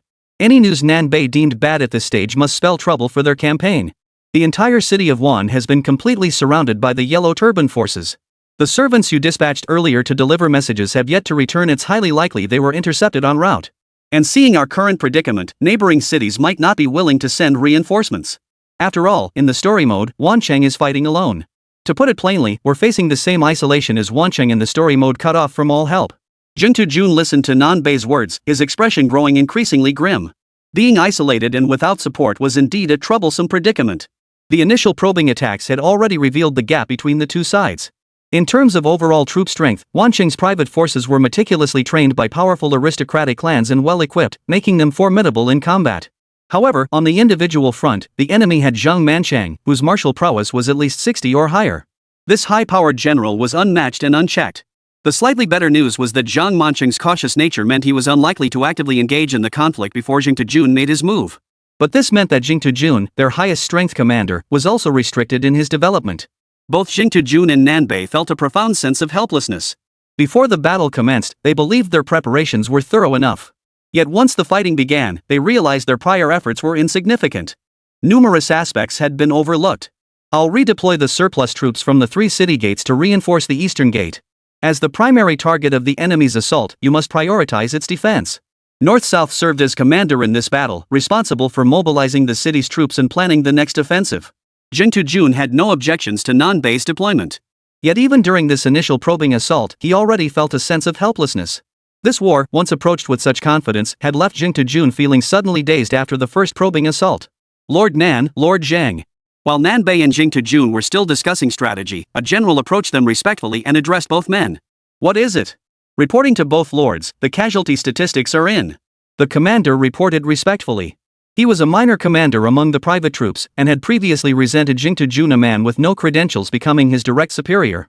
But after witnessing Jing Tujun charge through the enemy Yellow Turban army on horseback, striking back and forth with relentless ferocity, he felt ashamed of his previous thoughts. Putting himself in Jing Tujun's shoes, he knew he would never have dared to charge forward so recklessly, risking his life like that. This unparalleled bravery had profoundly impressed the commander. The look in his eyes was practically that of a devoted fan. Had Jing Tujun known the commander's inner thoughts, he would have felt embarrassed. He'd been purely driven by the thrill of the experience just now. Given another chance, he wasn't sure he'd make the same choice. Jing Tujun offered no reply, instead gesturing with his eyes for the commander to continue. 10 of our men were killed, 27 wounded, including 2 critically injured. The commander grew increasingly animated as he spoke. While we eliminated roughly 200 enemy troops. Exchanging 10 of our men for 200 of theirs, no matter how you look at it, that's a huge gain. If we could maintain this ratio throughout the war, victory would be assured. However, the majority of those 200 were killed by Jing Tujun. Moving forward, Jing Tujun should not be sent into battle lightly. With Zhang Mancheng posing such a significant threat to the enemy, there was no way this favorable death ratio could be sustained. On the other side, Zhang Mancheng had also calculated the casualty ratio between the two sides. The more he reflected on Jing Tujun's performance on the battlefield, the more unsettled he felt. He wasn't sure if it was his imagination, but he felt Jing Tujun's strength was rapidly increasing. When he witnessed their first kill, neither their technique nor their strength seemed particularly remarkable. Yet as the battle progressed, Jing Tujun's performance grew increasingly formidable, a stark contrast to his initial showing. No, he couldn't let this continue. Chapter 133, Logging In, Offering Advice. Zhang Mancheng didn't care whether this was his imagination or not. For him, capturing Wancheng was a mission that demanded victory, no room for failure. And Jing Tujun was clearly a major variable. He had already established a base here, and the provisions he brought with his army were sufficient to sustain the Yellow Turban forces for some time. According to intelligence he'd previously obtained, Wancheng held little grain. Even the government's requirement to feed a certain number of soldiers and the destitute was met by mixing them together. Expecting such a city to yield substantial grain reserves was unrealistic. However, the intelligence gathered half a month ago seemed inaccurate. After all, to this day, he had yet to encounter intelligence that proved accurate about any location. Naturally, Zhang Mancheng had no intention of engaging in a protracted war. He planned to assault Wancheng in the shortest possible time. Zhang Mancheng had made up his mind. The moment that man called Zheng Wudi appeared on the battlefield to slay enemies, he would charge forward to fight him. Holding back Jing Tujun's battlefield prowess was merely the baseline objective. Slaying Jing Tujun himself was his ultimate goal. Within Wancheng. Upon hearing the casualty figures, Jing Tujun did not react with the glee the generals had anticipated. He had expected Lord Zhang to smile upon hearing these figures. Every person had their own family. One could not disregard the fallen simply because the casualty ratio was low. As if reading the commander's thoughts, Jing Tujun suddenly uttered these words. The commander, a rough-and-tumble sort, nodded slightly, though it was unclear if he truly grasped the meaning. Jing Tujun paid no mind to this. He had said and done all he could. He believed his handling of the situation was top tier even among players. Give the fallen soldiers a proper burial, he ordered. And as for the compensation mentioned earlier, you private soldiers are entitled to it as well. Jing Tujun commanded. Yes. The commander made to leave, but suddenly paused as if remembering something. He stopped and said, Lord Zhang, I've just inspected the armor. 7 sets are still serviceable. The armor he referred to, of course, was that worn by the fallen soldiers. In times of scarce resources, especially when a good set of armor could significantly increase one's chances of survival, reusing intact armor was hardly unusual. This was also one reason for clearing the battlefield. Then select a few from the garrison troops. This matter is entirely in your hands. For some reason, after enduring the probing battle, Jing Tujun seemed to have lost all passion, speaking in a listless tone. After the general departed, Nanbei inquired about Jing Tujun's current state. As the person closest to Jing Tujun in the game, Nanbei could clearly see his state and understood why he was acting this way. But faced with this situation, he found it hard to say anything. After all, they both faced similar pressures.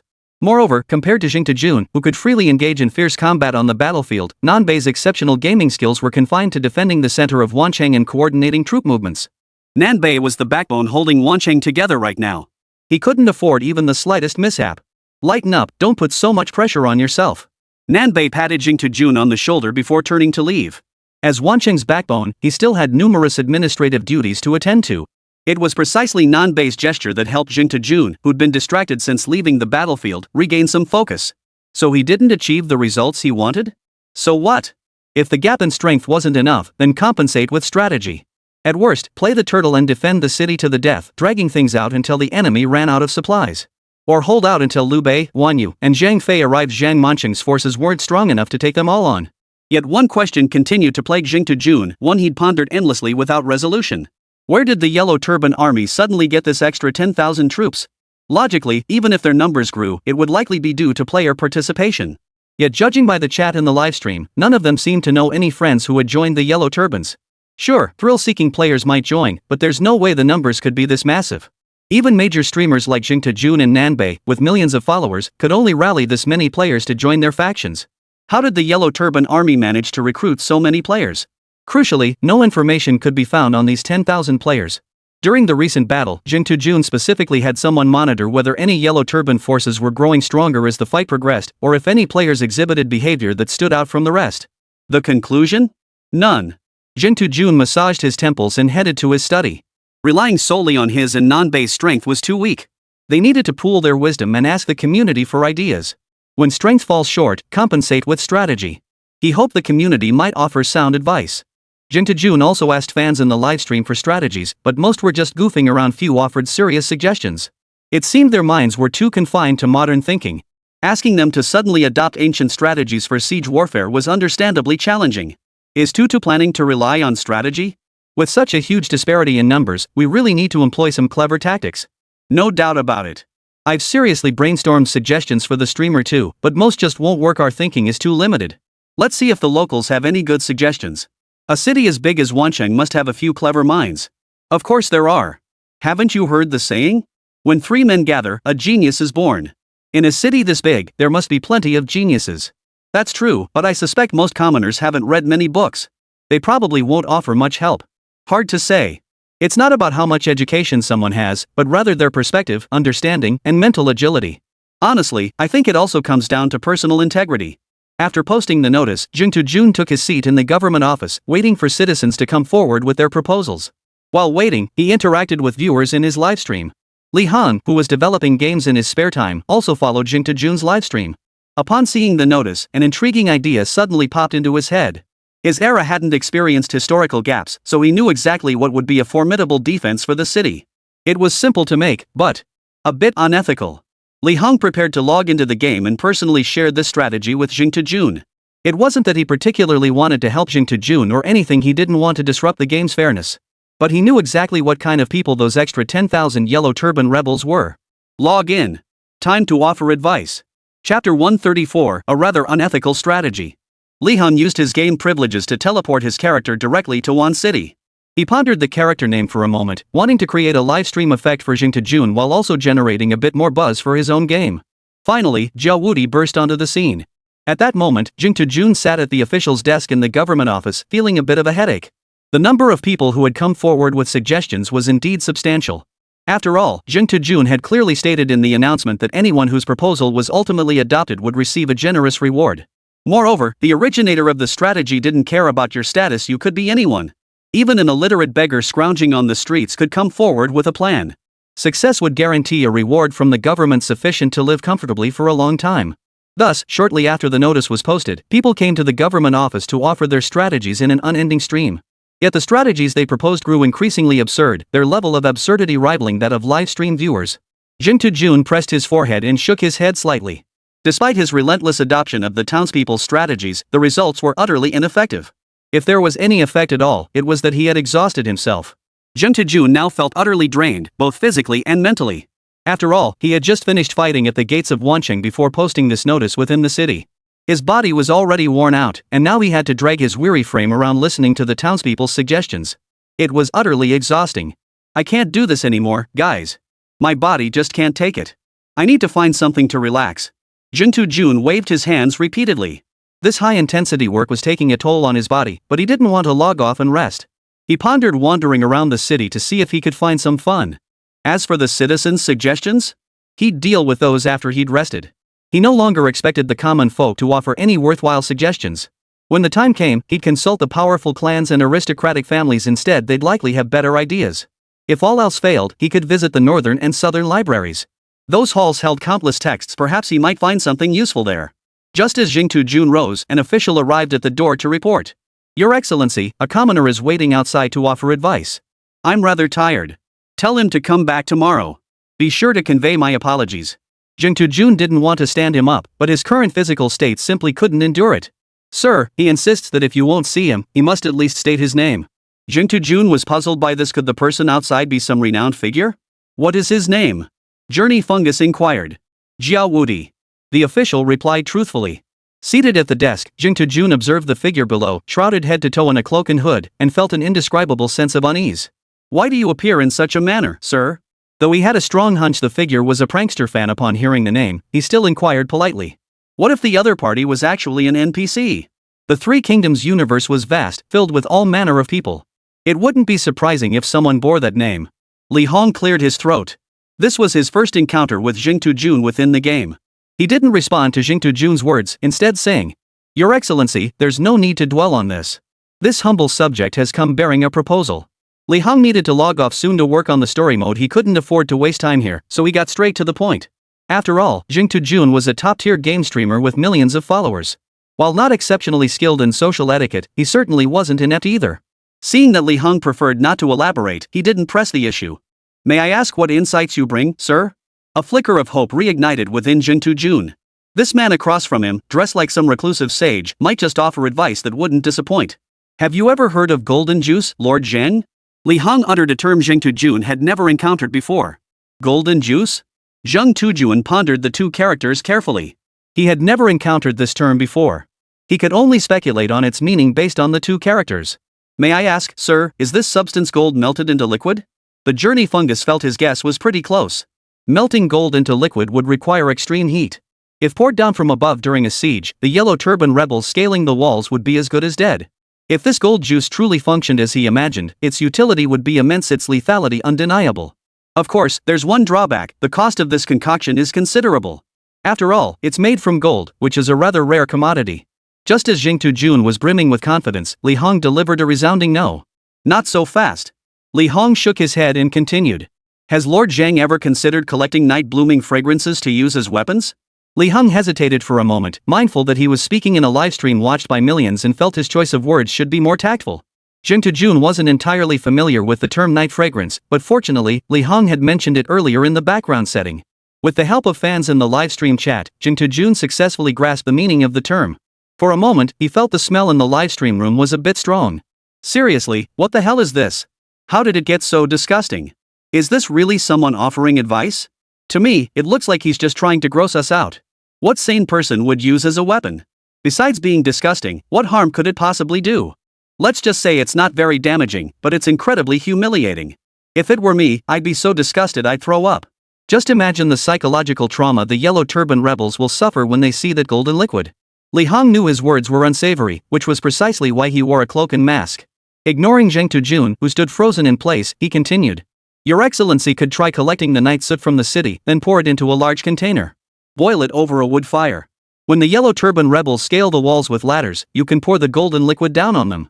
Lí Héng's suggestion sent the livestream audience into an absolute frenzy. Collecting night soot alone was already a pungent enough task. Now you're suggesting we boil it? The stench seemed to seep through the screen. Seated at his desk, Jun felt a wave of nausea wash over him. Yet beneath the revulsion, he calmly assessed the strategy's feasibility.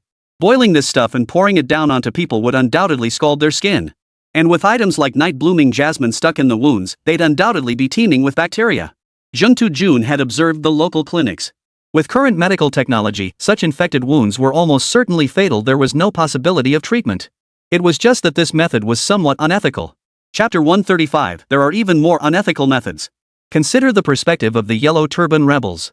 You're an ordinary Yellow Turban soldier. One day, you arrive at the walls of Wan City as usual, set up the scaling ladders, and climb up like you always do. You look up just as the city's defenders prepare to counterattack.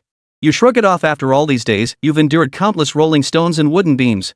But this time, the defenders suddenly didn't use rolling stones or wooden beams.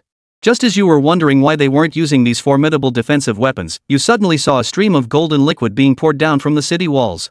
The moment this golden liquid touched your skin, the searing pain forced you to let go. The scalding liquid seared your skin, causing it to crack open. But it didn't end there. Accompanying the searing pain was a nauseating stench that made you want to vomit. You instantly realized this golden liquid contained something unspeakable, but it was already too late. The unspeakable substance within the golden liquid had already infected your scalded wounds. Due to the limitations of knowledge in that era, you initially felt nothing but disgust and treated the wound as an ordinary injury. But as time passed, your physical condition deteriorated. You sought out the army's traveling physician to explain your situation. The doctor paid little attention to you, treating it as a common cold. He prescribed some cold medicine and told you to rest well. Yet days of rest brought no improvement, and even the doctor's cold medicine proved utterly ineffective. You felt your condition deteriorating day by day, yet you were powerless to do anything about it despite your desperate desire to survive. Eventually, you fell completely ill. Your comrade in arms summoned the physician once more. All your hopes rested on this physician, your only chance to survive. But after taking your pulse, the physician said nothing, merely shook his head and left the tent. In that moment, you suddenly grasped your fate. You understood that your life might well end here. You did not want to die, but your current physical condition was beyond anyone's ability to treat. It wasn't just you. The other Yellow Turban soldiers who had been doused with the golden liquid during the siege were now in much the same predicament. Some had already passed away long ago. You suddenly grasped that the golden liquid was untouchable, but it was already too late. Finally, on some night, you ended your life in agony. Jing Jun had already envisioned the tragic life of an ordinary Yellow Turban soldier after being drenched in the golden liquid. It must be said, Jing Jun's mind worked quickly. While the live chat was still mocking how strong the golden liquid smelled, he had already recognized its lethal potential. This inevitably reminded him of a viral meme he'd seen online years ago. Arrows dipped in whomever they hit, dead. This golden liquid was off the charts in both lethality and insulting potential. What's more, it's incredibly easy to make, requiring almost no resources. Anyone could produce a bit of this stuff daily, easy to gather, cheap to make, yet absurdly harmful.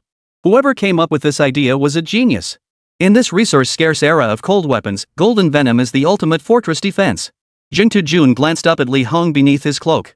For a moment, he couldn't tell if this was a player or an NPC. After all, if it were a player, they shouldn't be acting so reserved right now. But if he was an NPC, coming up with this method seemed a bit too unconventional. If Lí Héng knew Jing Jun regarded him as a genius, he'd feel a bit embarrassed. Golden juice wasn't his own invention, of course. He'd learned about it from historical texts he'd read in his previous life. If his memory served him correctly, the earliest historical records of this substance dated back to the Song dynasty.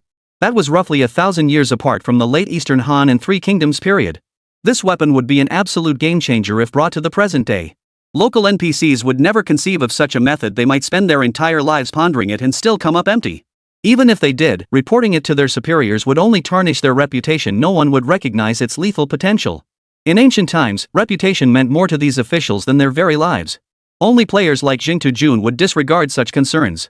To them, who cares if this method tarnishes their reputation? Just tell me if it wins or not. Once I level up later, who'd dare badmouth me behind my back? Want to test how sharp my sword is? In Jing Jun's livestream, someone quickly realized the lethal potential of the golden juice and began explaining it to the audience. After hearing the explanation, the viewers had an epiphany. After hearing this explanation, suddenly this method seemed so awesome. What's up with that? Ahem, well, this tactic might not be the most ethical, and it could easily draw public condemnation. But when defending Wancheng in a crisis, what's wrong with resorting to extreme measures? Exactly. If we'd followed the story mode, those bastards would have celebrated Wancheng's fall. Besides, who knows if anyone would actually condemn this tactic? Some will definitely complain. I specifically studied the NPCs in the Three Kingdoms game. The older they are, the more stubborn they get. Those who call themselves Confucian scholars would never tolerate this sort of thing. Who cares if they approve? Protecting Wancheng is what matters. You guys will resort to any means just to win. The person who'd been bashing Jing Jun all along suddenly chimed in again. His appearance instantly became the focal point of thousands of viewers' criticism. Jing Jun naturally noticed this. With so many people in the livestream suddenly united in attacking one person, it was impossible for him not to notice. But he ignored it. For any major streamer, having no haters would be the abnormal thing. Jing Jun fixed his gaze on Lí Héng, his curiosity about the identity beneath the cloak growing ever stronger. But since the other party had already explicitly refused, asking again now would be somewhat impolite. He decided to let the matter drop. Jin Jun had already decided to deploy the golden juice into the battlefield. After speaking with this mysterious figure, he would issue the relevant decree. Sir, do you have any other sound strategies? Journey Fungus sensed this man possessed unconventional thinking. If he could conceive of golden juice as a solution, perhaps he held another strategy in reserve. Lí Héng gripped the lower handle, his expression betraying some hesitation. Jin Jun quickly stepped in to smooth things over. Sir, even if you have no second strategy at present, it matters little. The golden juice plan alone has already. Lí Héng didn't wait for Jin Jun to finish before speaking up. It's not that there isn't a way, it's just that this method is rather unethical. You might not be able to accept it. Chapter 136, Catapulting Corpses. Immoral? Jin Jun was stunned, and millions of viewers in the livestream were left speechless. They thought the golden juice was already pushing the boundaries of morality, but now this cloaked figure revealed an even more unethical scheme. Hearing this, everyone in the livestream including Jin Jun began to regard the hooded figure with newfound respect. This guy was practically a paragon of morality. The key point is, he even acknowledged his own actions weren't exactly ethical. Still, curiosity got the better of them. What could be more unethical than that golden juice thing? Golden juice might be unethical, but theoretically, it served a purpose. In practice, it probably wouldn't disappoint them. But to devise a scheme even more unethical than golden juice yet equally effective was something Jin Jun couldn't fathom no matter how hard he racked his brain. The live stream audience was equally baffled. Jin Jun couldn't shake the feeling that this cloaked figure was relentlessly testing the boundaries of his moral understanding.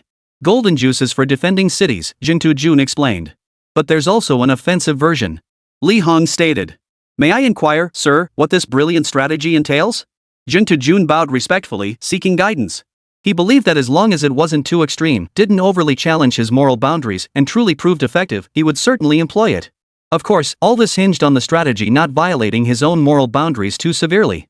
Lord Zhang must surely understand from today's battle that casualties are commonplace on the battlefield. Lí Héng felt the strategy needed some groundwork laid beforehand, otherwise, presenting it outright would make him seem like a monster. Though that was likely already the case. Even Jin Jun, who had never seen combat, understood this point profoundly. How does Lord Zhang intend to handle these corpses? How to handle these corpses? What does that mean? A sudden sense of foreboding gripped Jin Jun. Naturally, they would be returned to their respective homes, with the government covering the costs to ensure proper burial for their families. If corpses aren't handled properly, they can spread disease. With his modern knowledge, Jin Jun understood this deeply. To be safe, he had originally considered cremation. But upon learning the current circumstances, Jin Jun abandoned that idea. Burial was the prevailing custom of this era. If you suddenly told them the dead would be sent for cremation, they'd probably skin you alive. But weren't they discussing strategy? Why had the conversation veered toward corpses? Journey Fungus knew every word uttered by the cloaked figure held significance. The fact he mentioned this now meant his strategy involved corpses. No wonder they say this strategy crosses moral boundaries even more than the golden potion did earlier. It wasn't just empty talk. Lí Héng understood that having laid all the groundwork, he might as well state it plainly. Lord Zhang, you could try loading some of the plague-infected corpses onto catapults. Under cover of night, hurl them into the enemy camp. When Lí Héng finished speaking, Jin Jun froze in place. What on earth had he just said? Loading corpses onto catapults and hurling them into enemy encampments? I recognize every single word, yet when put together, I don't understand a single thing.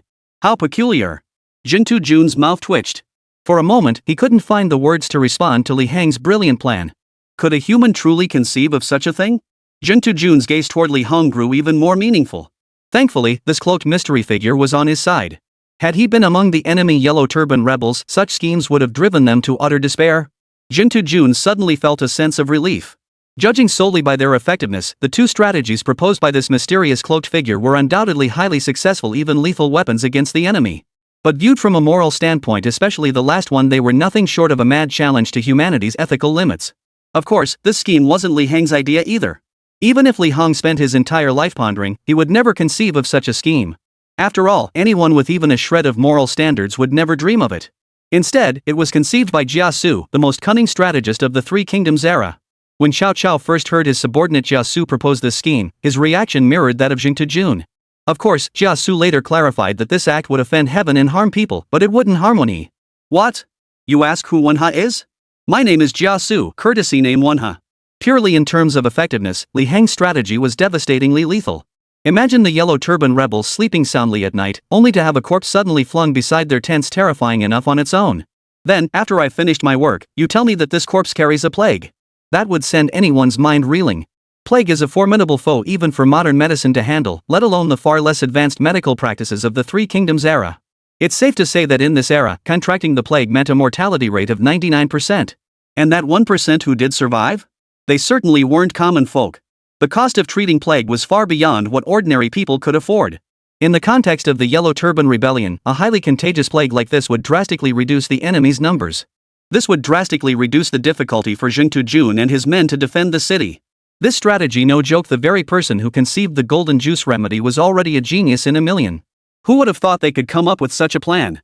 Loading corpses onto catapults to hurl them into enemy encampments. If I had to come up with that, I doubt I'd ever dream of it in a lifetime. This isn't something a normal person could conceive. It's not even about testing your moral limits, it's fundamentally devoid of morality. Purely from a utilitarian perspective, this idea is remarkably effective. Success? You can't just look at short-term gains. If word of this gets out, who would ever want to follow you again? Your reputation would be utterly ruined. Do you understand? Jing Tujun deeply agreed with the chat comments in the livestream. No matter what, he wouldn't adopt this suggestion. Even within the game, Jing Tujun refuses to employ this tactic. This scheme is nothing short of trampling moral standards into the dirt. Sir, this scheme is truly difficult for me to accept. Jing Tujun chose to make his position clear. While this scheme is clever, it simply isn't suitable for someone like him who still possesses moral integrity. Lí Héng wasn't surprised. Anyone with even a shred of conscience would reject this scheme. Even someone like Cao Cao, who established the Toon Raiding Corps to plunder toons for military funds, never entertained the thought of using this scheme. Might the gentleman have another sound proposal? Chapter 137, The Magnificent Image of Lí Héng. Jing Tujun inquired once more. Deep down, he desperately hoped this cloaked stranger would offer a slightly more conventional strategy, not another wildly unconventional one like the previous two. Lí Héng carefully reflected. When it came to strategies, he had more than enough at his disposal. His historical knowledge from his previous life was far from limited, and he possessed some understanding of how to break the current deadlock in Wancheng. If asked to list them, he could name several, even dozens of viable strategies. And these plans were entirely conventional, never crossing the slightest moral line. But revealing such strategies to Jing Tujun would render the game pointless. The two strategies he offered did enhance Jing Tujun's defensive capabilities, but when it came to offense, they were completely useless. As for the second strategy, while it offered fierce offensive potential, Lí Héng knew that a conscientious Jing Tujun would never resort to it. If Jing Tujun ever employed this strategy even in the most desperate hour, Lí Héng would be profoundly disappointed. Moreover, had it not been for the Yellow Turban Army's unexpected 10,000 reinforcements, Lí Héng would never have intervened at all. Regarding those extra 10,000 troops, Lí Héng merely offered a golden suggestion and would provide no further assistance to Jing Tujun.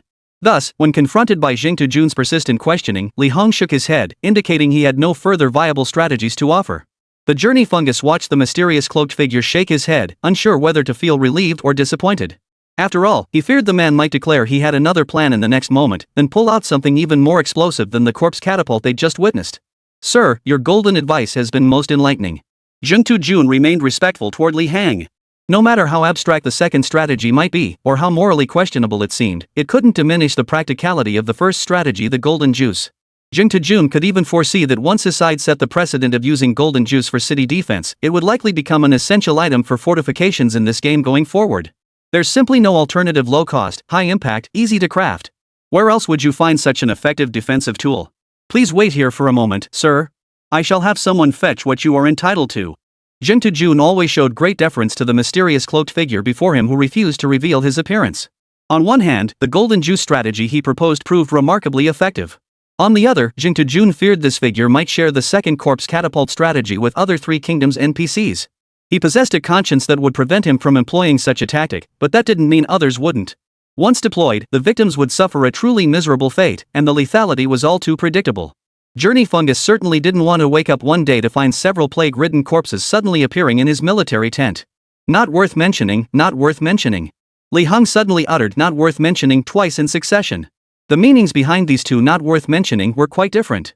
At first, Jing Tujun thought the mysterious cloaked figure was being modest, dismissing his own strategy as insignificant. But upon reflecting on his exact words, if that were truly the case, he would have said it just once. The meaning behind the second not worth mentioning was thus self-evident. Naturally, he was implying that the rewards offered by Jing Tujun were insignificant to him. Once Jing Tujun grasped the dual meaning behind those words, Lí Héng's stature as a master in his eyes soared even higher. After all, the rewards he offered were truly substantial. The sheer numbers might not convey their significance, but consider this example. The rewards Jing Jun bestowed were sufficient for an ordinary family to live comfortably for a lifetime. Barring any major disasters or calamities, they could live out their days without worrying about food or clothing. Otherwise, why would so many commoners come forward with advice, even when they had no real strategy to offer? They were simply gambling on the reward. If they could get their hands on it, they'd never have to toil for a living again. Even if a player wins this reward, they could use it to recruit troops, hire bodyguards from a security agency, or get help slaying bandits to level up. So when Lí Héng dismissed the reward as insignificant, Jing Jun instantly regarded him with newfound respect. Lí Héng genuinely held no interest in these rewards. To him, they were mere in-game statistics. If he wished, he could become the emperor of the entire Han dynasty the next time he logged in. These were utterly unnecessary things. This is a token of my sincerity. I beg you, sir, do not look down upon this modest gift. Jing Jun still wanted Lí Héng to accept the reward after all, he had promised it. They were mere external possessions. After speaking, Lí Héng made to leave. Clearly, his earlier words weren't mere politeness toward Jing Jun, he genuinely looked down on these trinkets. Jing Jun made no move to stop Lí Héng, not because he didn't want to, but because he didn't want this trivial matter to strain their relationship. Who knows? If he ever faced hardship again, he might just run into him. Then, he might just come up with some ingenious solution to help him out of a bind. Sir, I have a favor to ask. Lí Héng halted in his tracks and turned to face Jing Jun, who now stood with hands clasped in a deep bow, his etiquette impeccable. Even without Jing Jun stating the matter explicitly, Lí Héng could guess its nature. It was likely asking him not to reveal the second catapult strategy, or perhaps urging him not to defect to another faction. Rest assured, I won't. After responding, Lí Héng waved his hand and departed the government office. Sir, your kindness is deeply engraved in my heart. I am profoundly grateful. Should you ever require my service in the future, I shall plunge into boiling water or fire without hesitation. These words from Jing Jun were no empty promises, they were a solemn pledge he made with his very soul. The strategy Lí Héng provided was nothing short of a timely lifeline. Is this the bearing of a true sage? The livestream audience began discussing Lí Héng. His strategies may be one after another, but his conduct truly embodies the demeanor of a sage. To remain detached from fame and fortune in these chaotic times, that's the mark of a true sage. The only question is whether he's a player or an NPC. He doesn't quite fit either mold. He must be an NPC. The game's announcements are like quest postings, and him stepping out to offer solutions is just completing a task. What player would finish a quest and not claim their reward? The livestream chat buzzed with speculation about his true identity. Even Jing Jun couldn't pin down Lí Héng's true identity. They probably wouldn't dream that this mysterious strategist offering advice is none other than Lí Héng, the game designer for Three Kingdoms. If they ever found out about this, who knows if they'd send Lí Héng a knife. After all, in the Three Kingdoms saga, stories of people meeting their end by the blade are all too common. Chapter 138, Lí Héng joins the vanguard? Watching Lí Héng gradually disappear from sight, Jing Jun didn't pause for a moment. Though he knew the Yellow Turban rebels wouldn't launch another attack anytime soon, time was still of the essence. Now that he had a sound defensive strategy, Jing Jun's next step was naturally to put it into action. He entered his study and once again drafted an official document using the seals of the northern and southern regions. The content, of course, concerned the golden juice. Of course, to guard against any Yellow Turban spies within the group who might not have been completely eradicated, Jing Jun did not explicitly state that it was for defending the city. Instead, he used the pretext of gathering essential items for fertilizing crops to collect the golden juice. He was confident that even if Zhang Mancheng learned of this plan, he would never grasp that this concoction was intended to counter him. After all, using this substance as a defensive weapon was unprecedented in history. Expecting a boor like Zhang Mancheng to grasp this concept was nothing short of wishful thinking. The officials receiving Jing Jun's orders were utterly bewildered. Their gaze toward him was so clear it seemed to speak a single sentence. Lord Zhang, are you serious? It was only the beginning of the year, with enemy forces like the Yellow Turban rebels still encircling the city. Ordering the collection of these materials and declaring them for fertilization seemed utterly irrational. Unless you're confident in waging a protracted war against Zhang Mancheng, enduring until autumn when crops mature and Wancheng's harvest yields further grain. But word of Wancheng's siege by the Yellow Turbans will surely reach the imperial court soon. They'll inevitably dispatch troops to crush Zhang Mancheng and his forces. How many rounds could such a second-rate force as the Yellow Turbans possibly last against the imperial regular army? Therefore, from every perspective, Jing Jun's current order to collect fertilizer and apply it is an utterly misguided decision. He considered himself a member of Wancheng and could not stand by and watch Jing Jun squander the city's manpower and resources. If Wancheng fell to the Yellow Turbans, he himself would face certain death. Before he could speak, Jing Jun raised a hand to silence him. Enough. I know what you're about to say. No need to dissuade me. I've weighed this matter carefully. You'll simply obey orders. Jing Jun dared not fully trust him yet, so he offered no explanation for his actions. Seeing Jing speak thus, the commander, though he had 1,000 reasons to persuade him otherwise, felt no inclination to voice them. When someone wields official authority against you, what can a lowly clerk possibly do? The official felt his world suddenly grow bleak. He had initially thought Jing and the North-South Association were decent officials, open to advice. But now, it seemed that wasn't the case. Jing understood that after being blocked like this, resentment would surely brew within the official's heart. It was only natural that his impression of him would sour. But he had no choice. He was responsible for the safety of the entire city of Wancheng. With no intelligence on this matter so far, the existence of the golden essence could exploit an information gap. Jing would not reveal the specific function of these materials until the very last moment before battle.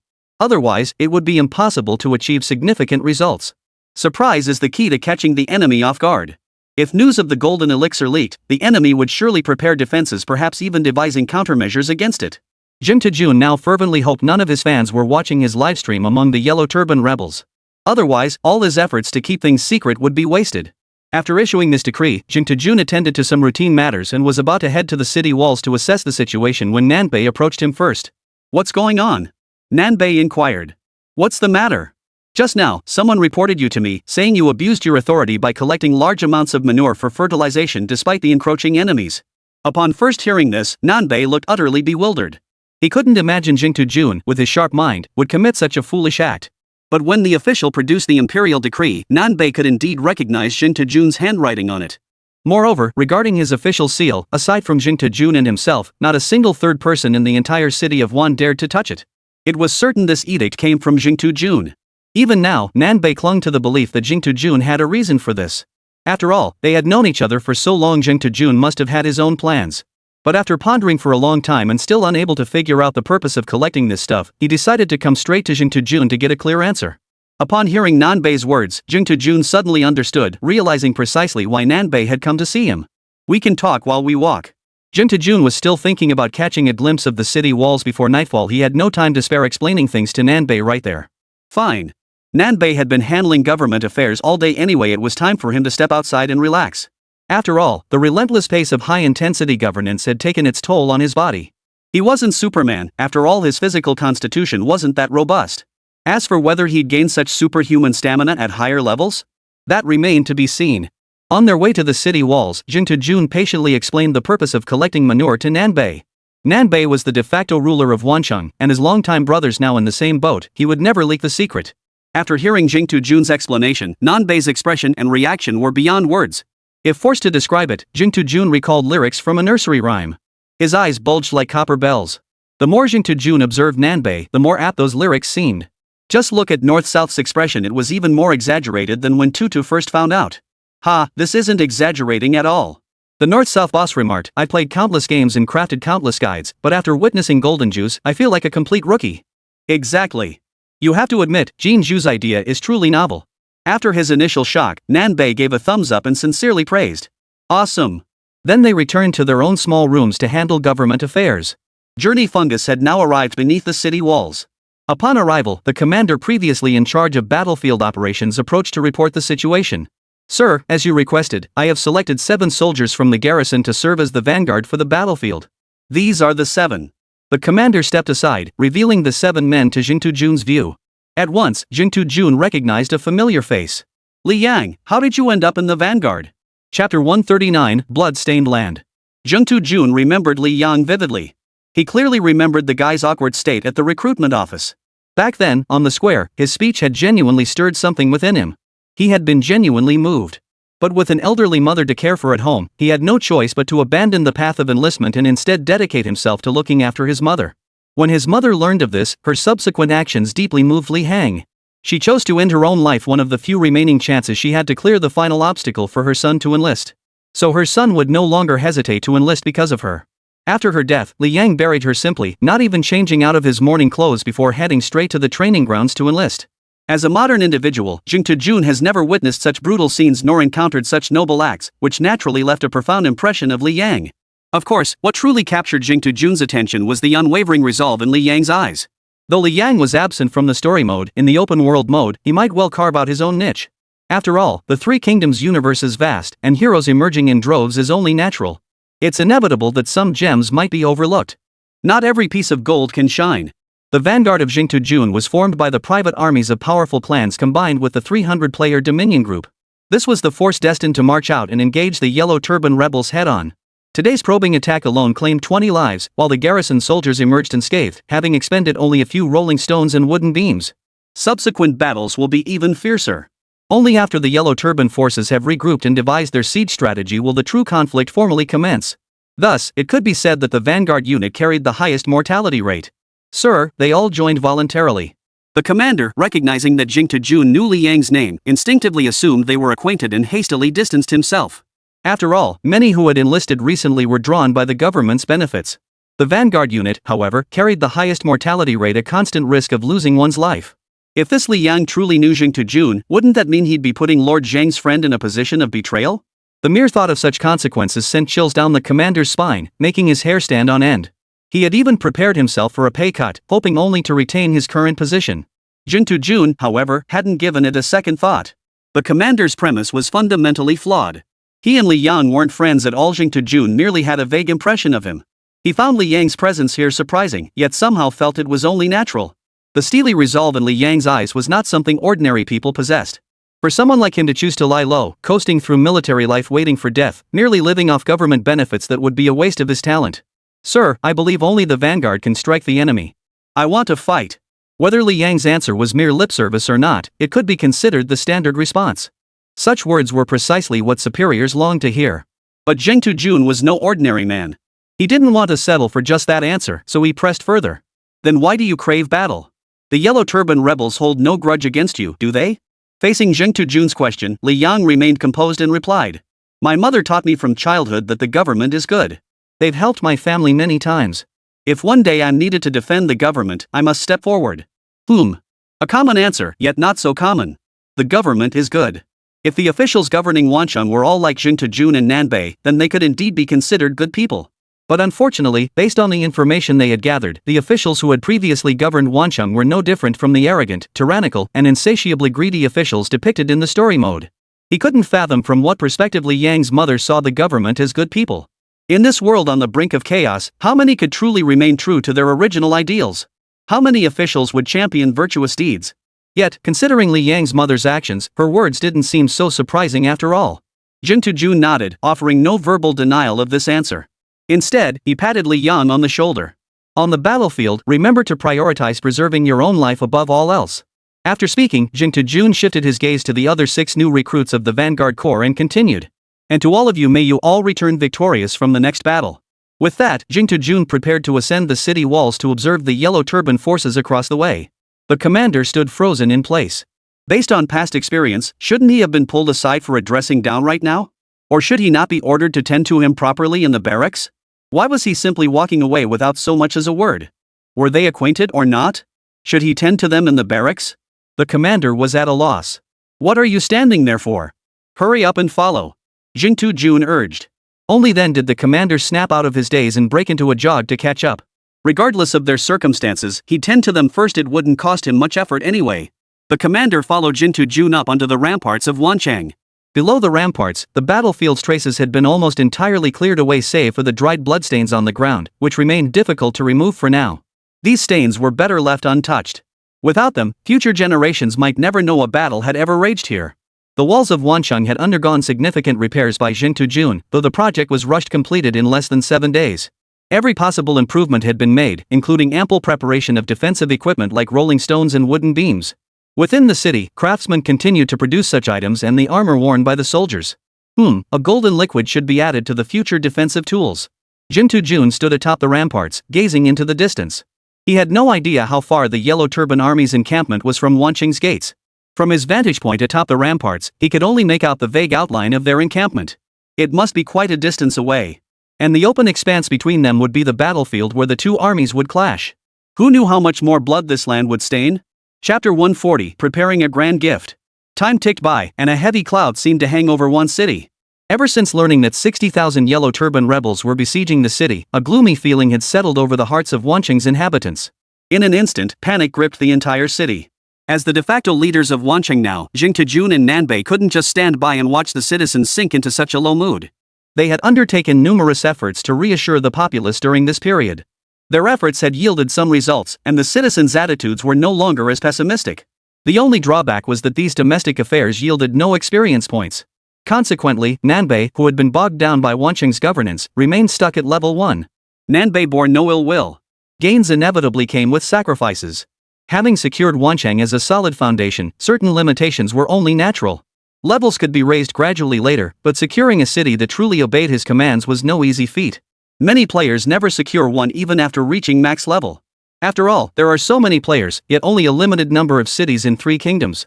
Though North-South was currently swamped with Wancheng's affairs, once he repelled Zhang Wancheng's assault, he'd find a way to level up. During these days of rest, the Yellow Turban rebels outside Wancheng remained completely silent. According to viewers in the livestream chat, Yellow Turban uprisings had begun breaking out across the land, causing many players' levels to skyrocket. The top-ranked Jingtu Jun was quickly dethroned by the masses. In the early stages, the Yellow Turban rebels were practically a leveling powerhouse. Some players had a sudden thought: if killing Yellow Turban rebels granted massive experience, what if they became Yellow Turban rebels themselves and attacked Imperial troops? Some quickly put this theory into practice and shared their results. Indeed, slaying Imperial troops granted experience and even more than killing Yellow Turban rebels. However, there was a major drawback: the Yellow Turban rebels were poorly equipped, mostly wielding farming tools and wearing thin cloth robes. Not only did this gear offer little protection, but killing a single Imperial soldier proved extremely difficult. One player needed 3 save files just to finally kill a single officer. That alone shows how tough it is. Consequently, most players seeking to level up still choose to join the Imperial forces to fight against the Yellow Turbans. Another group of players sought to join Jingtu Jun's faction. After all, under Jingtu Jun, players operated as independent units and wielded superior equipment compared to other Imperial troops. Both their killing power and survival capabilities are significantly enhanced. However, it seems the roads to Wancheng have been completely blocked by the Yellow Turban rebels. If you venture there, forget about joining Jingtu Jun. You might even risk being assimilated by the rebels. This has forced many of Jingtu Jun's supporters to turn back empty-handed, unwilling to risk advancing further. Upon learning this news, Jingtu Jun felt a profound sense of helplessness. The Yellow Turban rebels had the entire city of Wancheng firmly surrounded, effectively cutting off its steady supply lines. All that remains is to await the Imperial Court's large-scale offensive. Though Wancheng appeared calm these past days, turbulent currents swirled beneath the surface. Some still doubted whether Jingtu Jun and Nanbei could hold their ground against the Yellow Turban rebels, who commanded 60,000 troops, with their meager garrison forces. Thus, one individual slipped through a breach in the night and defected to the Yellow Turban forces across the city walls. To prevent this defector from causing panic among the citizens, Jingtu Jun suppressed the incident and reinforced the city's defenses. For a city to withstand siege, its people must stand united. The entire city of Wancheng was enveloped in a tense atmosphere. You never knew when the Yellow Turban rebels' second wave of attack would come, or how many troops they would send. Meanwhile, Jingtu Jun had nearly gathered all the golden juice materials he needed. After all, this stuff produced quite a lot daily and wasn't hard to collect. On the 4th day following the Yellow Turban rebels' initial probing assault, a thick cloud of dust suddenly rose in the distance. No one needed to guess the Yellow Turban rebels' second wave of attack had arrived. Having received early scout reports, Jingtu Jun had already taken his place atop the city walls, watching the billowing dust in the distance. Vanguard, receive your orders. Form up according to the formation arranged during this period. Journey Fungus calmly directed the troops at the eastern gate. Several days had passed since Zhang Wancheng's initial assault, and Jingtu Jun had made every necessary preparation. This time, he resolved to entrench within the city walls and await the enemy's assault. The presence of the Golden Wall would significantly reduce the toll of defending the city. Moreover, Zhang Manchang lurked outside, watching intently. On the open battlefield, Zhang Manchang might just unleash a full-scale assault. But within Wancheng's walls? Given Zhang Manchang's caution, he wouldn't even dare enter the city. Who could say whether a trap lay waiting inside, ready to claim his life? His death would leave the Yellow Turban army leaderless, and the 60,000 rebels would swiftly collapse. Thus, on the battlefield, he would exercise utmost caution. Behind Wancheng's thick city gates, Jingtu Jun had indeed prepared a grand gift for the Yellow Turban rebels. Of course, Jingtu Jun also understood that Zhang Mancheng's cautious nature would never allow him to enter the city. He could still slaughter some Yellow Turban soldiers within the city to level up. Standing atop the city walls, Jingtu Jun surveyed the scene below where the vanguard had already formed their battle array according to the drills of recent days. Outside the walls, Zhang Manchang rode his horse leisurely at the very front. Behind him stretched the vast, surging ranks of the Yellow Turban army. From the vantage point of the ramparts, it was impossible to gauge the exact number of Yellow Turban soldiers behind him. But tens of thousands of troops were undoubtedly present. Invincible brother, why do you not form your ranks to meet me today? Zhang Manchang halted his advance. Behind him, war drums suddenly thundered. Gazing at Jingtu Jun on the ramparts, he sneered. Could it be you're afraid of me? Zhang Mancheng's words were dripping with provocation, simultaneously taunting and belittling Jing Jun. Last time you dared lead your troops out to meet the enemy, yet today you cower within the city walls. What else could this be but fear of Zhang Mancheng? Zhang Mancheng knew Jing Jun was far from afraid. If he were truly such a coward, he would have abandoned the city and fled the moment he heard news of the Yellow Turban Army's approach. How could he possibly dare to stand guard at Wancheng's eastern gate with over 1,000 troops? These words were merely meant to unsettle the enemy's morale. Such rhetoric was commonplace in the pre-battle taunting rituals. Upon learning Brother Zhang would arrive today, I specially prepared a grand feast within the city, awaiting your arrival. Jing Jun glanced at the boiling golden liquid behind him, finding the stench unbearable. Why wasn't this stuff counted as the grand gift he'd prepared for the Yellow Turban rebels? Chapter 141, The Siege Begins. Zhang Mancheng's positioning was meticulously calculated. He stood precisely beyond the maximum range of the defending soldiers' arrows. This alone proved Zhang Mancheng had made thorough preparations for this encounter. Jing Jun watched the Yellow Turban army advance with overwhelming force and vast numbers.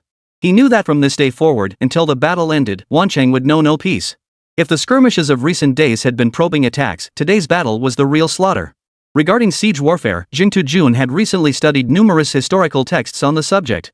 This had given him a clearer understanding and plan for defending the city.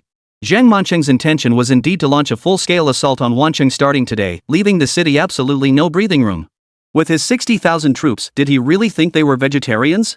All preparations for battle had been completed in the preceding days, and now he was fully equipped to attack Wancheng. Among Zhang Mancheng's tens of thousands of troops, countless siege engines were brought along. In the front ranks, soldiers could be seen carrying scaling ladders every few paces. This was bound to be a tough battle. No one knew what twists and turns would unfold once the battle commenced, nor could anyone predict how long the conflict would rage or which side would ultimately claim victory. Invincible brother, since you won't come out to meet me, I'll go inside the city to see the grand gift you've prepared. Zhang Mancheng couldn't be bothered to engage in further verbal sparring with Jing Jun. All his preparations were now complete, aimed at capturing Wancheng in the shortest possible time. Day and night without rest. With 60,000 troops, even if they had to fight in waves, they could wear down Wancheng's defenders. He refused to believe that with such overwhelming numbers, he couldn't take a mere city like Wan. Full-scale assault. Target, capture Wan city. At Zhang Mancheng's command, the tens of thousands behind him surged forward like a tidal wave. Their dense formation naturally created an overwhelming sense of pressure. Release the arrows. Seeing the enemy enter their range, the archers followed the command without hesitation. The arrows fired by Wancheng's defenders were no ordinary arrows. These arrowheads were laced with potent ingredients. Jing Jun deliberately placed a jar of golden liquid among several soldiers. Though the smell was a bit strong and easily nauseating. But before each shot, he dipped the arrowhead in the golden liquid. The damage inflicted upon the enemy was undeniable. Anyone struck by such an arrow might not die immediately, but survival was unlikely. At the very least, the victim would be incapacitated for any counterattack. You must understand that in this era, forging an arrow was no simple task. Without industrialization, every arrow had to be hand-forged, making them an extremely scarce commodity. Moreover, these arrows were formidable siege weapons. The campaign fever would never waste them by firing them as ordinary arrows. At the very least, it must inflict significant damage upon the Yellow Turban rebels. With the Yellow Turban forces besieging the city, clearing the battlefield was impossible. There was no chance of retrieving these arrows. Or rather, there was no possibility of retrieval whatsoever. Since they were inevitable consumables, why not invest a small cost to vastly enhance their destructive power? Having chosen to defend the city, Jing Jun naturally wouldn't join the fray himself. Standing atop the city walls, he drew his bow and released an arrow. Whoosh! Jing Jun released arrows dipped in golden poison. His high level and all-out focus on martial prowess made his arrows fly noticeably faster than those of his comrades. Jing Jun anticipated this scenario when battle commenced, which is why he'd recently trained his archery skills at Wancheng's training grounds. Though it was last-minute preparation, he had at least made some progress in his archery skills. He couldn't guarantee hitting the bullseye every time, but he was confident he wouldn't miss the target entirely. Of course, attempting shots at maximum range against a moving target was a first for Jing Jun. However, with the Yellow Turban rebels outnumbering them, as long as he drew his bow to its fullest and released the arrow, a hit was almost guaranteed with decent luck. Clearly, Journey Fungus's luck wasn't bad. Moreover, this single arrow struck a Yellow Turban soldier in a vital spot, sending him straight to the afterlife. The experience bar, stagnant for so long, finally flickered to life. But the system notification announcing the experience gain left Jing Jun utterly stunned. The target he had just slain was not a simple Yellow Turban rebel, but a player. To be precise, it was a player from the A3 server. Congratulations on defeating a player from the A3 server. You have gained 99 experience points. Jing Jun froze in shock. The million viewers in the livestream fell silent upon seeing this notification. Why would there be players from the A3 server among the Yellow Turban rebels? But upon closer thought, it didn't seem so strange after all. After all, Three Kingdoms as a global game, players from other regions joining was perfectly normal. Yet deep down, Jing Jun sensed something was off, though he couldn't quite pinpoint what it was. Was it really just that coincidental?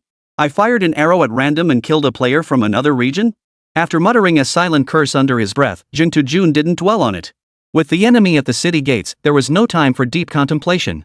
He drew his bow again and kept firing arrows. The next few shots seemed normal, with the kill notifications clearly showing Yellow Turban Army players.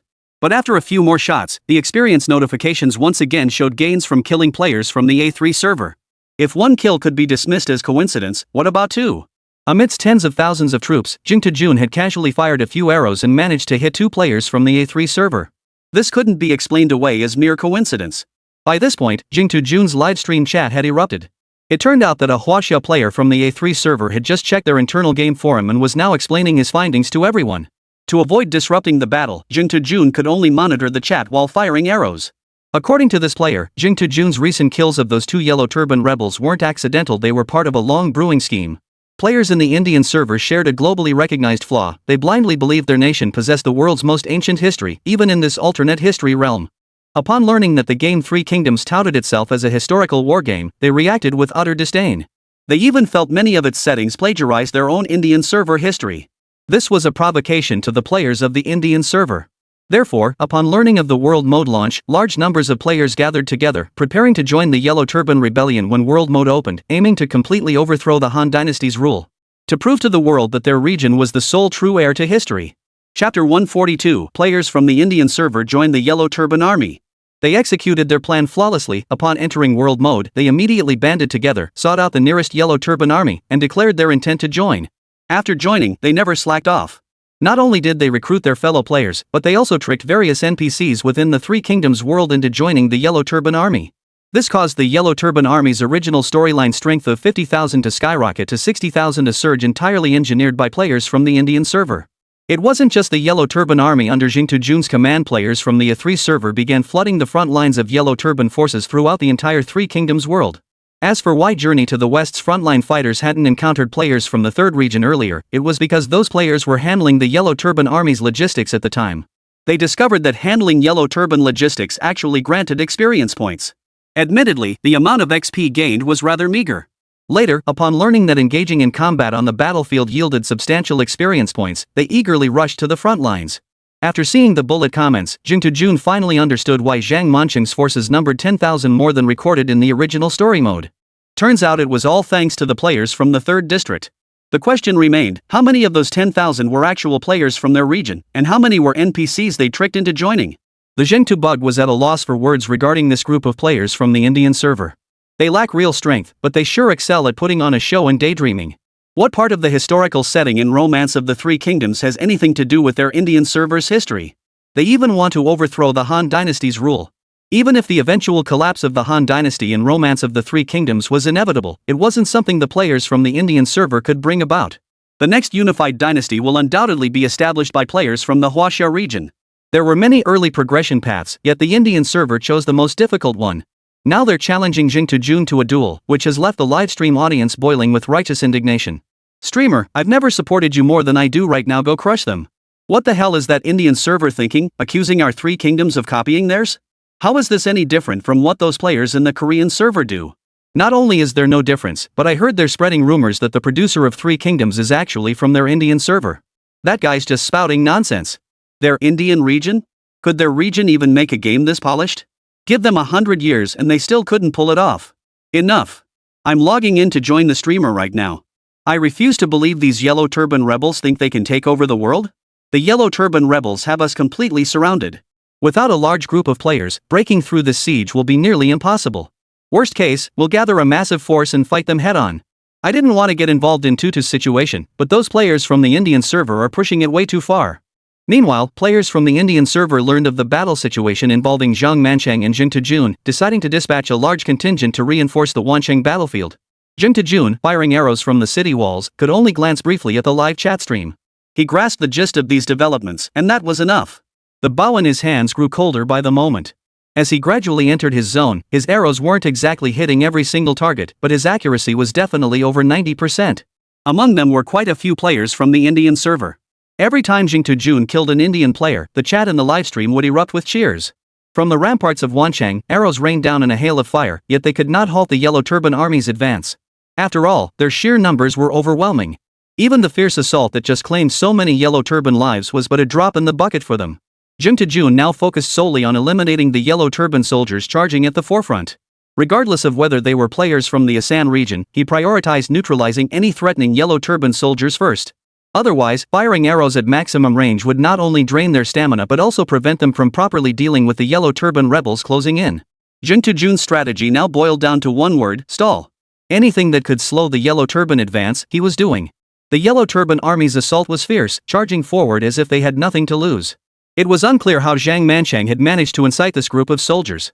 They were nothing like the Yellow Turbans encountered in the story mode. If these were the Yellow Turban rebels from the story mode, they would have scattered and fled long ago under this hail of arrows. But this group of Yellow Turbans kept pushing forward relentlessly. They had now reached the very foot of Wan City. The siege ram, being the primary target, had taken countless arrows along the way, with countless Yellow Turban soldiers replaced, greatly slowing its progress. It now lingered somewhere between the middle and rear of the entire formation. Meanwhile, the Yellow Turban rebels below had already mounted the scaling ladders, preparing to climb the walls of Wan City.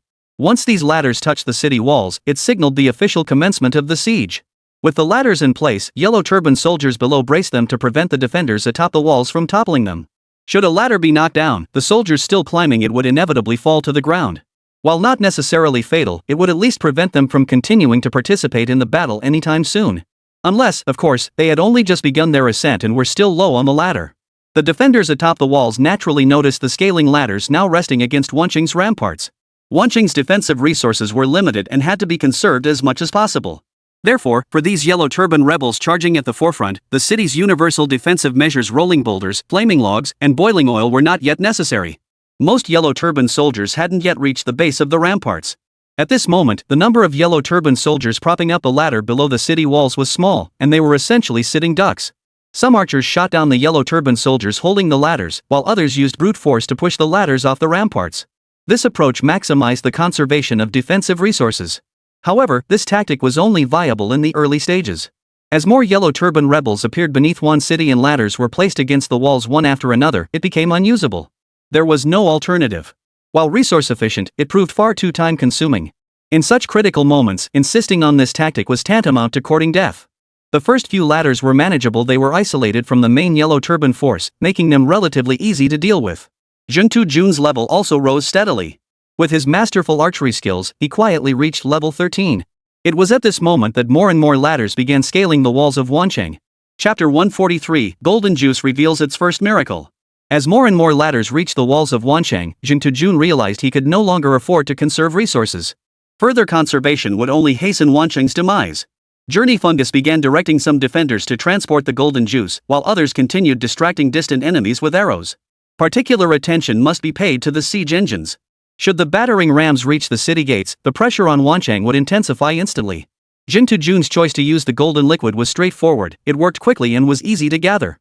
Only now did the defenders grasp the true purpose of the golden liquid. Initially, they shared the same confusion as the city's other inhabitants. Why would Jing Jun collect such things? Now, in the midst of war, you tell us you're wasting massive manpower and time gathering this stuff for fertilizer? That's just nonsense. Later, when they saw Jing Jun instructing men to mix it all together and boil it, they thought he had lost his mind. Then, just moments ago, when they fired arrows coated with the golden liquid, they finally grasped its purpose. But they still didn't quite grasp it. In this era of backward medical knowledge, how could they possibly know that the bacteria and other substances mixed in this golden liquid could easily take someone's life once it infected a wound? They just thought using bows and arrows with this stuff was pure torture. It wasn't until this moment that Jingtu bacteria began revealing the true purpose of the golden liquid. They began pouring it relentlessly over the ladders. Regardless of its contents, the sheer temperature alone pouring down from above their heads would either kill the Yellow Turban rebels or at least scald them severely. Not to mention the biochemical weapon mixed within. The bacteria within were potent enough to infect their wounds and claim their lives. Pity those Yellow Turban soldiers, encountering this golden liquid for the first time. Golden juice didn't appear until the Song dynasty in his previous life. In the Three Kingdoms era, it was an utterly novel substance, guaranteed to catch the enemy completely off guard.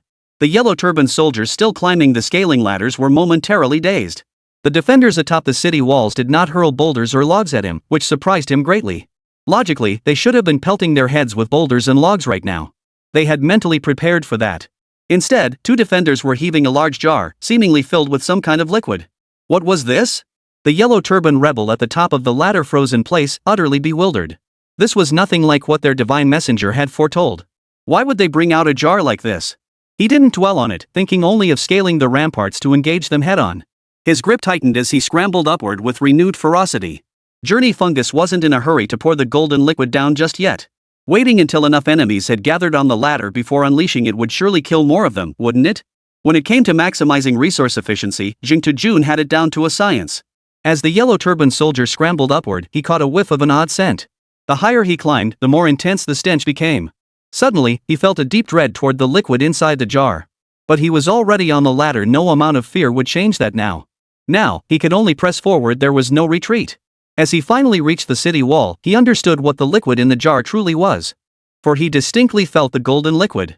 The scalding liquid poured over his head, making his scalp sizzle. It then flowed down his head, gradually burning through his skin. The searing, excruciating pain was unbearable, causing him to cry out instinctively.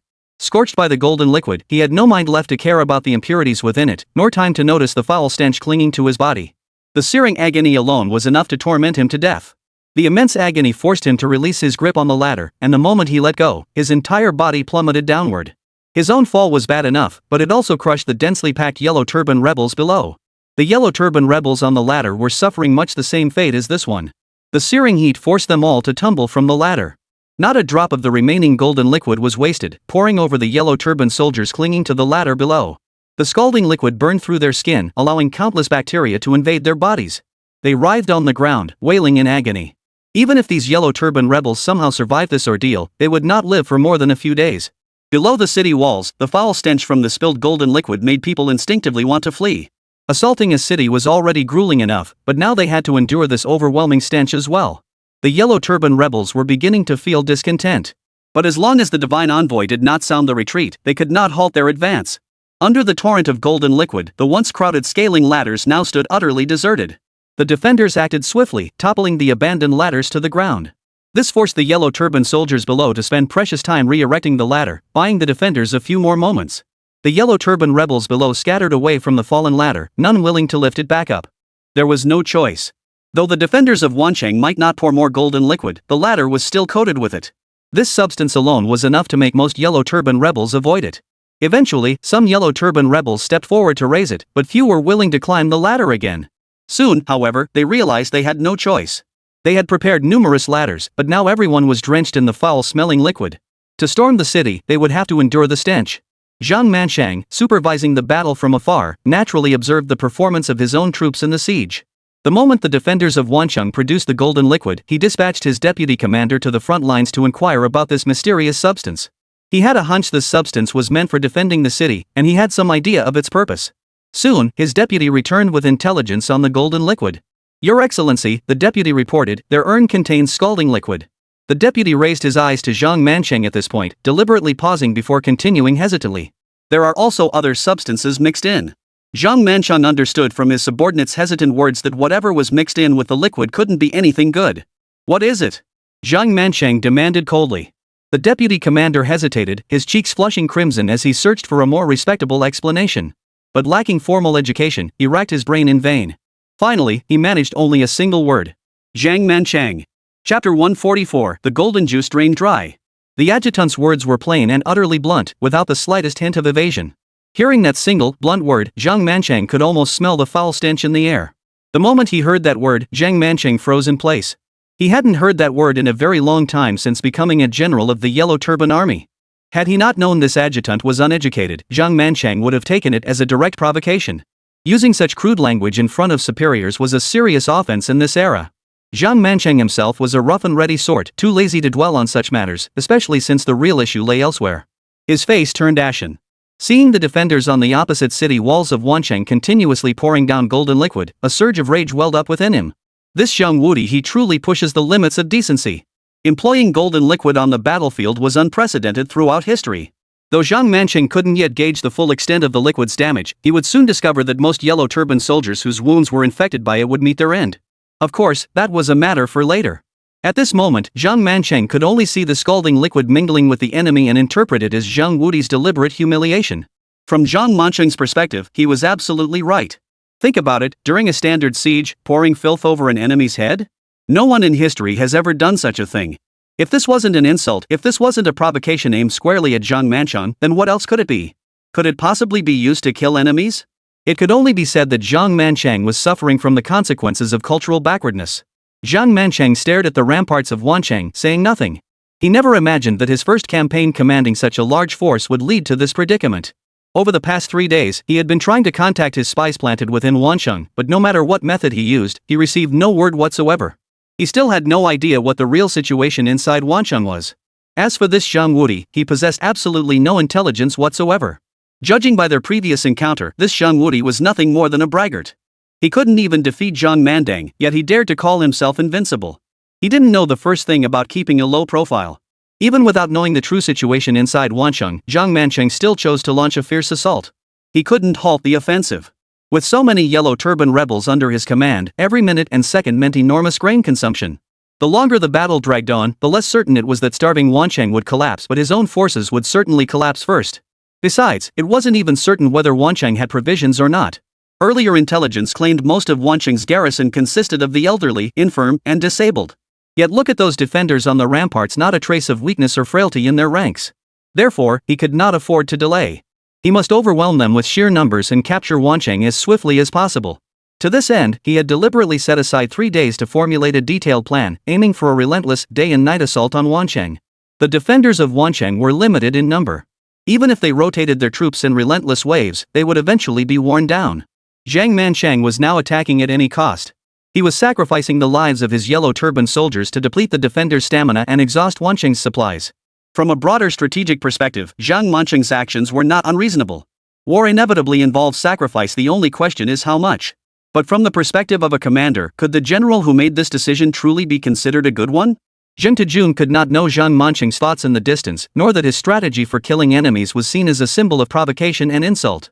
At this moment, he was working alongside the defenders to pour the golden liquid upward. The golden liquid proved remarkably effective, not merely as a physical assault but also as a form of psychological torment. With each pouring of the golden liquid, the defenders of Wancheng felt a growing sense of admiration for Zheng Tejun. They also felt overwhelming remorse for their earlier complaints against Zheng Tejun. How could they have doubted Lord Zhang when the golden liquid proved so effective? Lord Zhang must have felt wronged back then, right? The garrison soldiers continued to speculate about Zheng Tejun's state of mind back then. After all, if they had been in his position, they would have felt deeply wronged. Such a valuable defensive asset, yet others failed to recognize its worth. Some even went so far as to petition Lord Nan against it. But in truth, Zheng Tejun never harbored such thoughts. All he could think about during that period was enduring the hardship until the Yellow Turban rebels attacked. Then, everyone would understand everything. Little did Zheng Tejun know that his standing among the garrison soldiers had just soared to new heights. All he felt at that moment was the exhilaration of his experience points skyrocketing. Though the golden elixir didn't always kill instantly, some with weaker constitutions. A single jar of golden juice sent them straight to meet the Buddha in the west. I wonder if the deaths of these men will grant me any experience points. The journey fungus watched the Yellow Turban rebels, now utterly ravaged by the golden liquid, and pondered this in his mind. In this era, wounds contaminated by golden juice were almost always fatal. Journey fungus was now solely preoccupied with whether the experience points would be his after their deaths. After all, logically speaking, the culprit was the golden liquid he had poured. Without the golden liquid, they wouldn't have died, right? All that experience gained, and it only leveled Tutu up a few times? The subsequent leveling grind is getting way too tough, isn't it? Indeed, after level 10, the pace of leveling slowed significantly. The amount of experience required was just too much. If that XP were mine, I could level up significantly. The experience from a single Yellow Turban soldier would be enough to kill chickens and ducks for days. Killing chickens and ducks carries no risk of death. Don't be fooled by Tutu's rapid leveling now. If he accidentally dies later, all that experience vanishes. All that time spent would be for nothing. Hang in there, Tutu. I'm heading over to join you right now. Let's crush those Indian server players. Zheng Tejun was too busy slaying enemies to spare time for live chat interactions. Logically, a stream without audience interaction should see its viewership decline. Yet Zheng Tejun's stream was still surging in popularity. The reason is simple: Three Kingdoms traffic is off the charts. And Zheng Tejun's stream was the biggest early game battlefield across the entire network. How could it not draw attention? Especially since shameless players from the Indian server had appeared on this battlefield. With all these buffs stacked together, Jing to Jun's stream has maintained its high viewership. The defense of the city continued. Thanks to the powerful effects of the golden juice, despite the Yellow Turban rebels' prolonged assault, not a single one managed to scale the city walls. But soon, a problem arose that Jing to Jun had to confront. The golden juice was depleted. Chapter 145, Yellow Turban Rebels Scaling the Walls. Preparing the golden juice took only 3 days, an impressive feat considering the sheer volume of raw materials gathered in such a short time. After all, no one typically keeps this stuff on hand. Even if they did save it, it would be used as fertilizer for the fields not kept all this time. The Yellow Turban rebels had been besieging the city for quite some time now, and the effectiveness of the golden potion was plain for all to see. Its rapid consumption was undeniable. Moreover, Jing to Jun had just ordered men to pour the golden juice from the city walls onto the Yellow Turban forces attacking the city gates. Successfully claimed the lives of many Yellow Turban rebels. The battering ram that had already reached the city gate was now halted. Moreover, the spilled golden liquid would inevitably soak the ground. A damp surface offered poor traction. The slightest exertion could cause a soldier to stumble and fall. Given the volume of golden liquid the journey fungus had just ordered poured, falling at Wanqing's gate would be no different from tumbling into a dung pit. Though it was improper to spill the golden liquid at their own city gate, they couldn't afford to be picky during an assault. Besides, the area outside the gates wasn't their battlefield.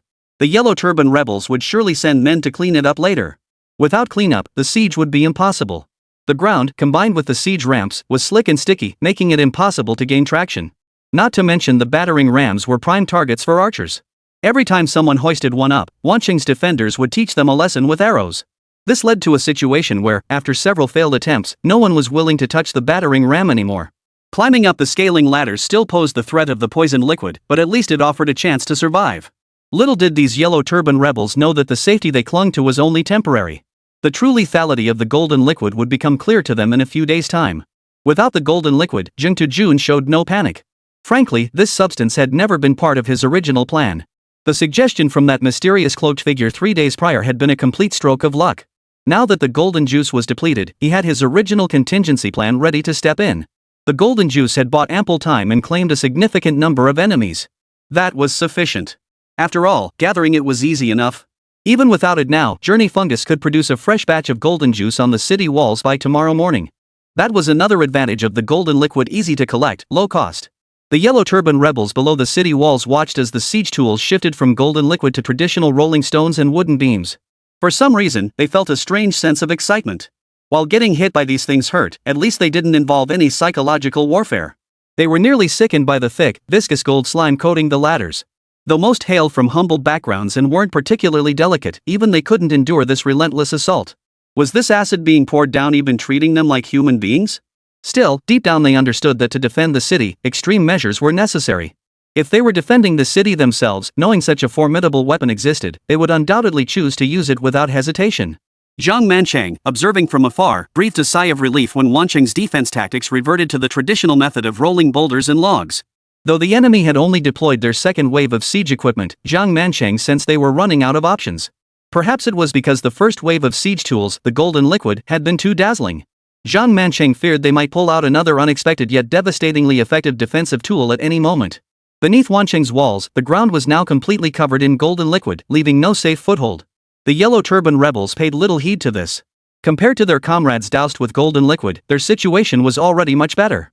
Wanqing's supply of golden liquid was now exhausted, yet its influence lingered on the battlefield. Its presence relentlessly slowed the Yellow Turban army's advance.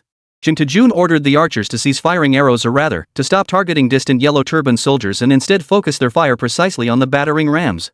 Any Yellow Turban soldier attempting to touch the battering ram was to be shot dead on sight.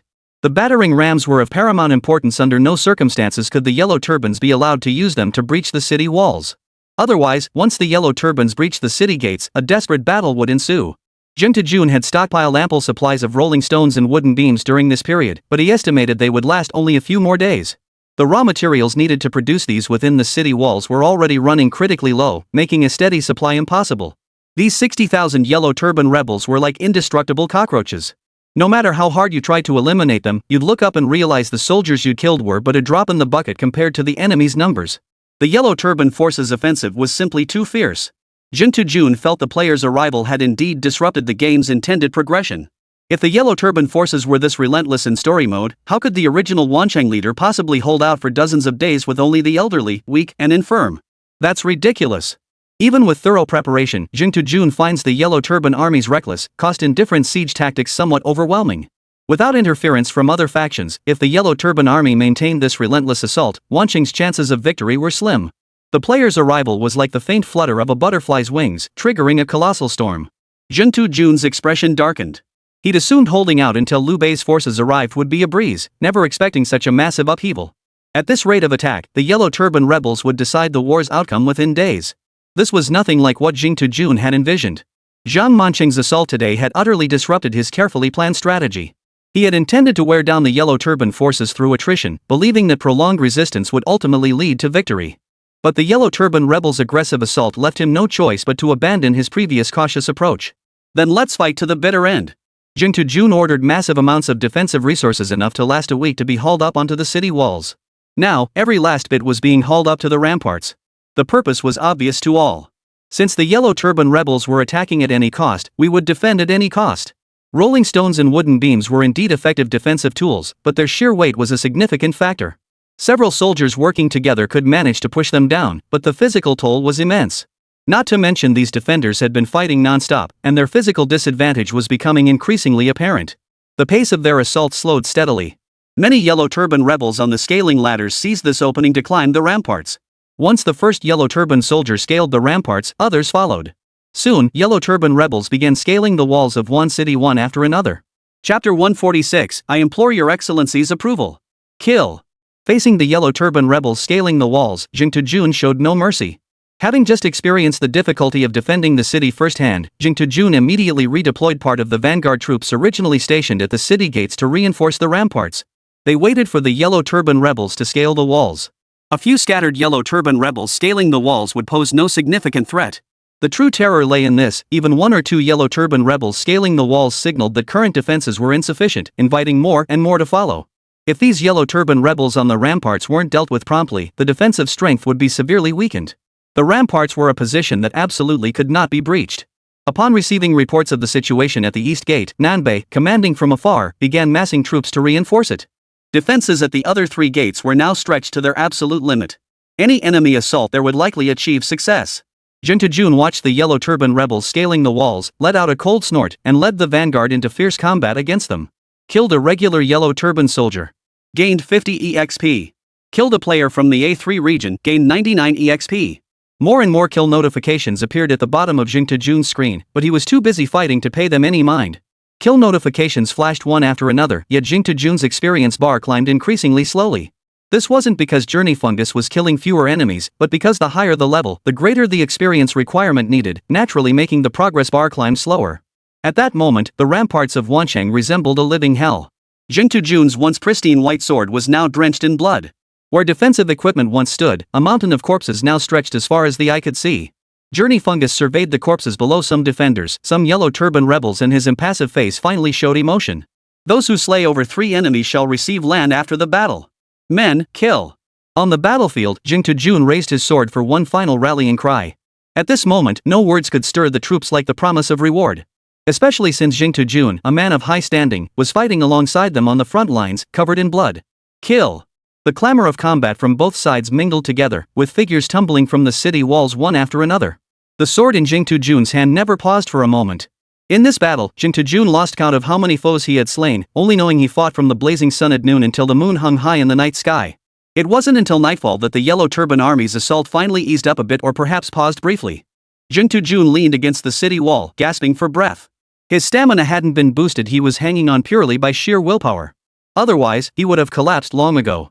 The Yellow Turban rebels' temporary retreat gave Jing Tujun a moment to catch his breath, but he dared not let his guard down. He knew that having launched such a fierce assault, the Yellow Turban rebels wouldn't retreat easily.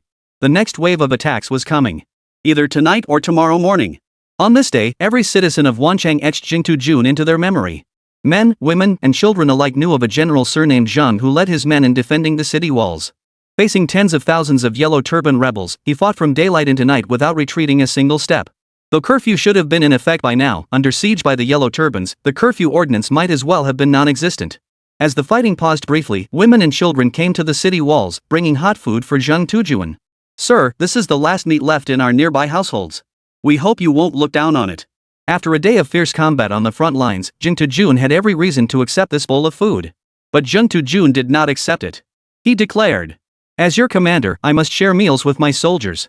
Then, treating the meat a luxury ordinary folk might taste only once every few months as though it were nothing, he picked up a plain, tasteless steamed bun and sat on the ground to eat it. Strangely enough, though the steamed buns were utterly tasteless, to Zheng Tujun they were the most delicious food he had ever eaten in his time playing Three Kingdoms. It tasted even better than the banquets he'd attended as an official in story mode. An old man rushed to the city walls wielding his hoe, shouting, "My lord! Though I am old, I still have strength. Please allow me to join the battle." This old man and the women and children were far from isolated cases. More and more commoners gathered beneath the city walls, eager to contribute to the defense of Wancheng. But all were turned away by Zheng Tujun. "Everyone, hear me out." After eating several steamed buns, Zheng Tujun finally regained some strength. Standing atop the city wall, he addressed the dense crowd below. "I know you all wish to contribute your strength to defend Wancheng. But the city walls remain unbroken, and the ramparts are too narrow to accommodate many more. Besides, we young men are holding the front line. We still have the strength to ensure the Yellow Turban rebels never return. There's no need to trouble our veteran generals just yet. If the Yellow Turbans see us retreating, they'll think Wan City is empty." Zheng Tujun's words lacked the forceful resonance of his pre-battle speech, yet they still carried a stirring passion. "Father, rest assured. Your son is still here. I will never let them set foot in Wan City." On the city ramparts, a soldier stood up, lightly pounding his chest as he pledged to his father in the crowd. With this one soldier leading the way, more and more defenders began making similar pledges to their parents. At that moment, the hearts of all Wancheng's citizens and soldiers were tightly bound together. Just as everyone was immersed in this fleeting moment of warmth, an official approached from the distance. Zheng Tujun recognized him. This was Nanbei's confidant. Lately, nearly all communication between the two had relied on this man. Lord Zheng. After bowing respectfully to Zheng Tujun, the man glanced around with a meaningful look. Zheng Tujun understood the meaning behind that glance. All present are citizens of Wancheng. If you have something to say, there's no need to hide it from them. Yes. Nanbei's confidant responded respectfully before continuing. Lord Nan instructed me to inform Lord Zhang that the materials for crafting rolling stones and wooden beams within the city have been completely exhausted. His expression was heavy as he spoke these words, for he knew what this meant. Without the aid of rolling stones and wooden beams, defending the city would become vastly more difficult. Zheng Tujun fell silent upon hearing this. The day's battle had been too fierce, so fierce that both sides had begun attacking and defending at any cost. The rolling stones and wooden beams that Zheng Tujun had prepared to defend for 7 days were exhausted within a single hour. After that, they could only continue to retrieve the reserve supply of rolling stones and logs. By the end of this battle, the city held scarcely any boulders or logs left. What seemed like bad news alone turned out to be compounded by further misfortune. Even the materials needed to craft the rolling stones and logs had vanished. But weren't there alternative materials available? Though the quality of items made from these substitutes couldn't match the originals, they still served a significant purpose. "Sir, they're all used up." After the official spoke, the entire assembly fell silent. Without the rolling stone beams, how long could Wancheng hold out against the Yellow Turban Army's assault? Just then, Zheng Tujun suddenly heard a loud thud. He then saw an elderly man kneeling on the ground below the city walls. Pressing his forehead to the ground, the old man declared, "My lord, this humble subject possesses a wooden hut. Today, I offer to dismantle it and contribute its timber as material for the ramparts. I humbly beg your gracious permission." Chapter 147, Wancheng United as One. Zheng Tujun froze in place. How was he supposed to respond to that? He had no idea. Rolling stones and logs were essential for defending the city, and their importance was plain for all to see. Without these, Wancheng would have been utterly defenseless against the Yellow Turban rebels' assault. The citizens of Wancheng clearly understood this, which was why they had spoken those words. With only 30% of the rolling stones and logs remaining in the city now, even if Zheng Tujun wanted to conserve them, they could barely last through tomorrow. There was no other way. The Yellow Turban Army's assault was unprecedented in its ferocity. If they conserved the rolling stones and logs any further, Wancheng might truly be finished. Yet even with the situation reaching this critical point, Zheng Tujun never considered dismantling the homes of Wancheng's residents to harvest materials for more rolling stones and logs. Unexpectedly, it was the citizens of Wancheng who first proposed this solution. Before he could make a decision, led by one person's suggestion, the citizens of Wancheng knelt down one after another. "Your Excellency, our humble dwellings are built of wood and stone. They can be used to make rolling logs and timber beams. Your Excellency, this humble subject's dwelling is also made of wood and stone.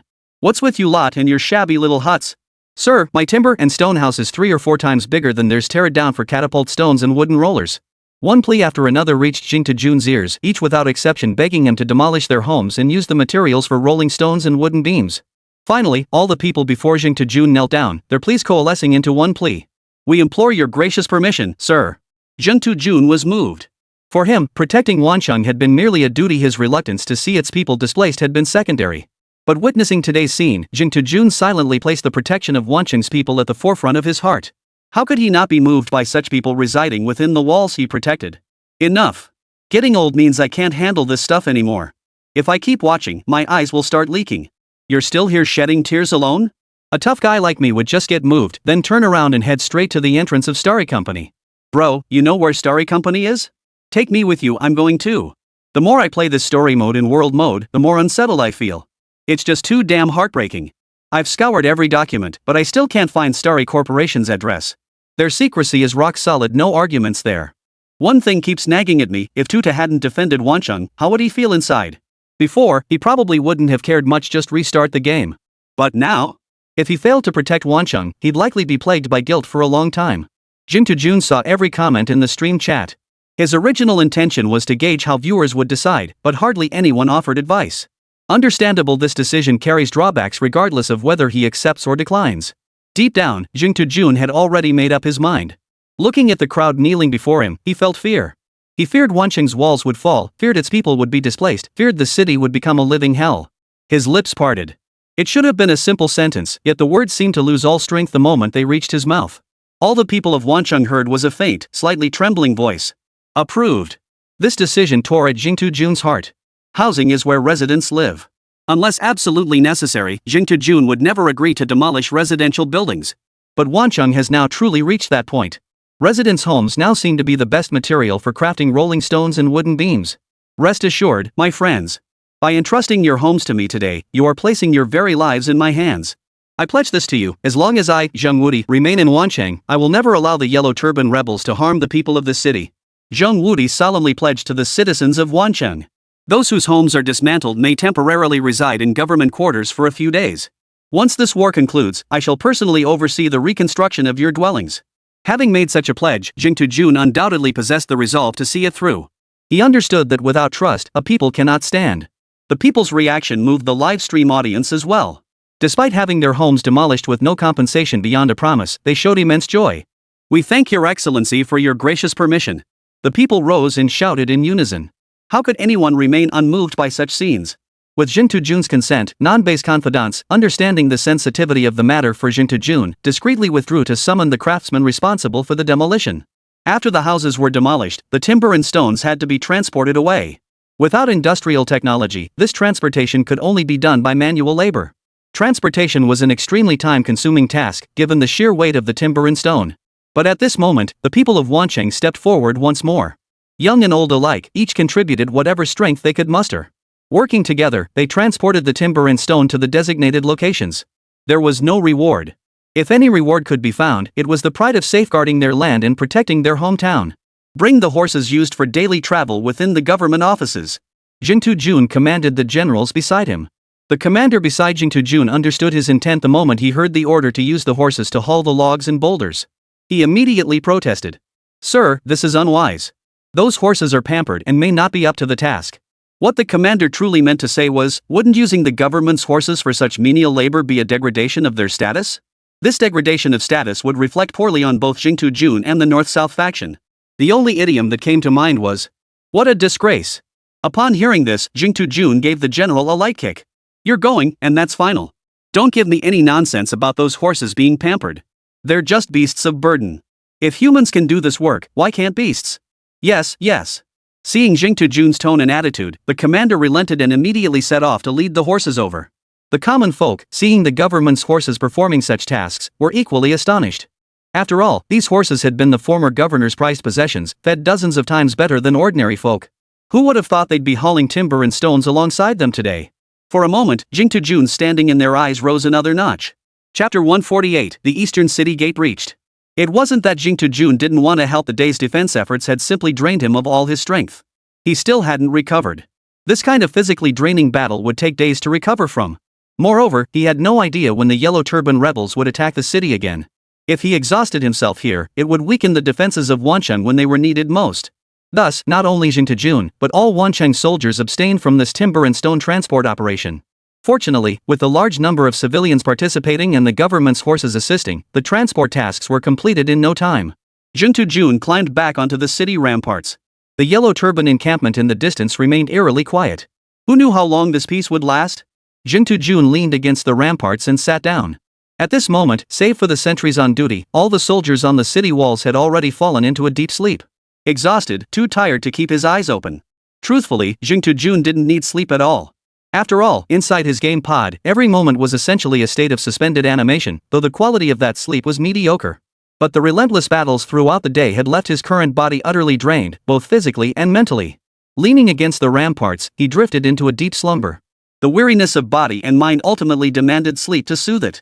Jun Jun had intended to log off and rest, but the flow of time in reality differed from that within the game. He feared that upon waking, Wancheng might already be overrun. Therefore, he chose to sleep within the game. Sleeping live in front of millions of viewers across the entire Douyin platform, Jun Jun was the only one daring enough to do this. If any other streamer dared to do this, their fans would likely be in an uproar by now.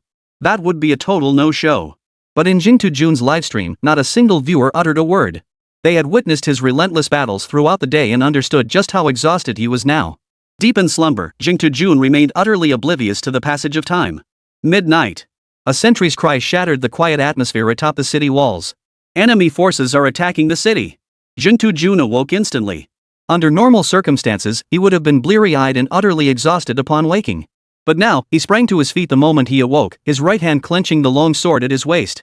In the distance, the first swirls of yellow sand rose evidence that the enemy had barely formed their battle lines before launching their assault. In this era of hunger and cold, where meat was a rare treat and vitamin deficiencies were common, most people here suffered from night blindness. Zhang Manchang, disregarding the night blindness issue, ordered the Yellow Turban rebels to attack. This was utterly reckless, showing no regard for the lives of his own Yellow Turban soldiers. Jun Jun felt nothing but sorrow for these Yellow Turban soldiers. He couldn't fathom how they had managed to sway so many people into fighting for them. Yet sorrow or no sorrow, now that battle raged, he felt not a shred of mercy. Carry the prepared golden liquid to the city walls. During the daytime siege, Jun Jun had already dispatched men to gather materials for the golden liquid.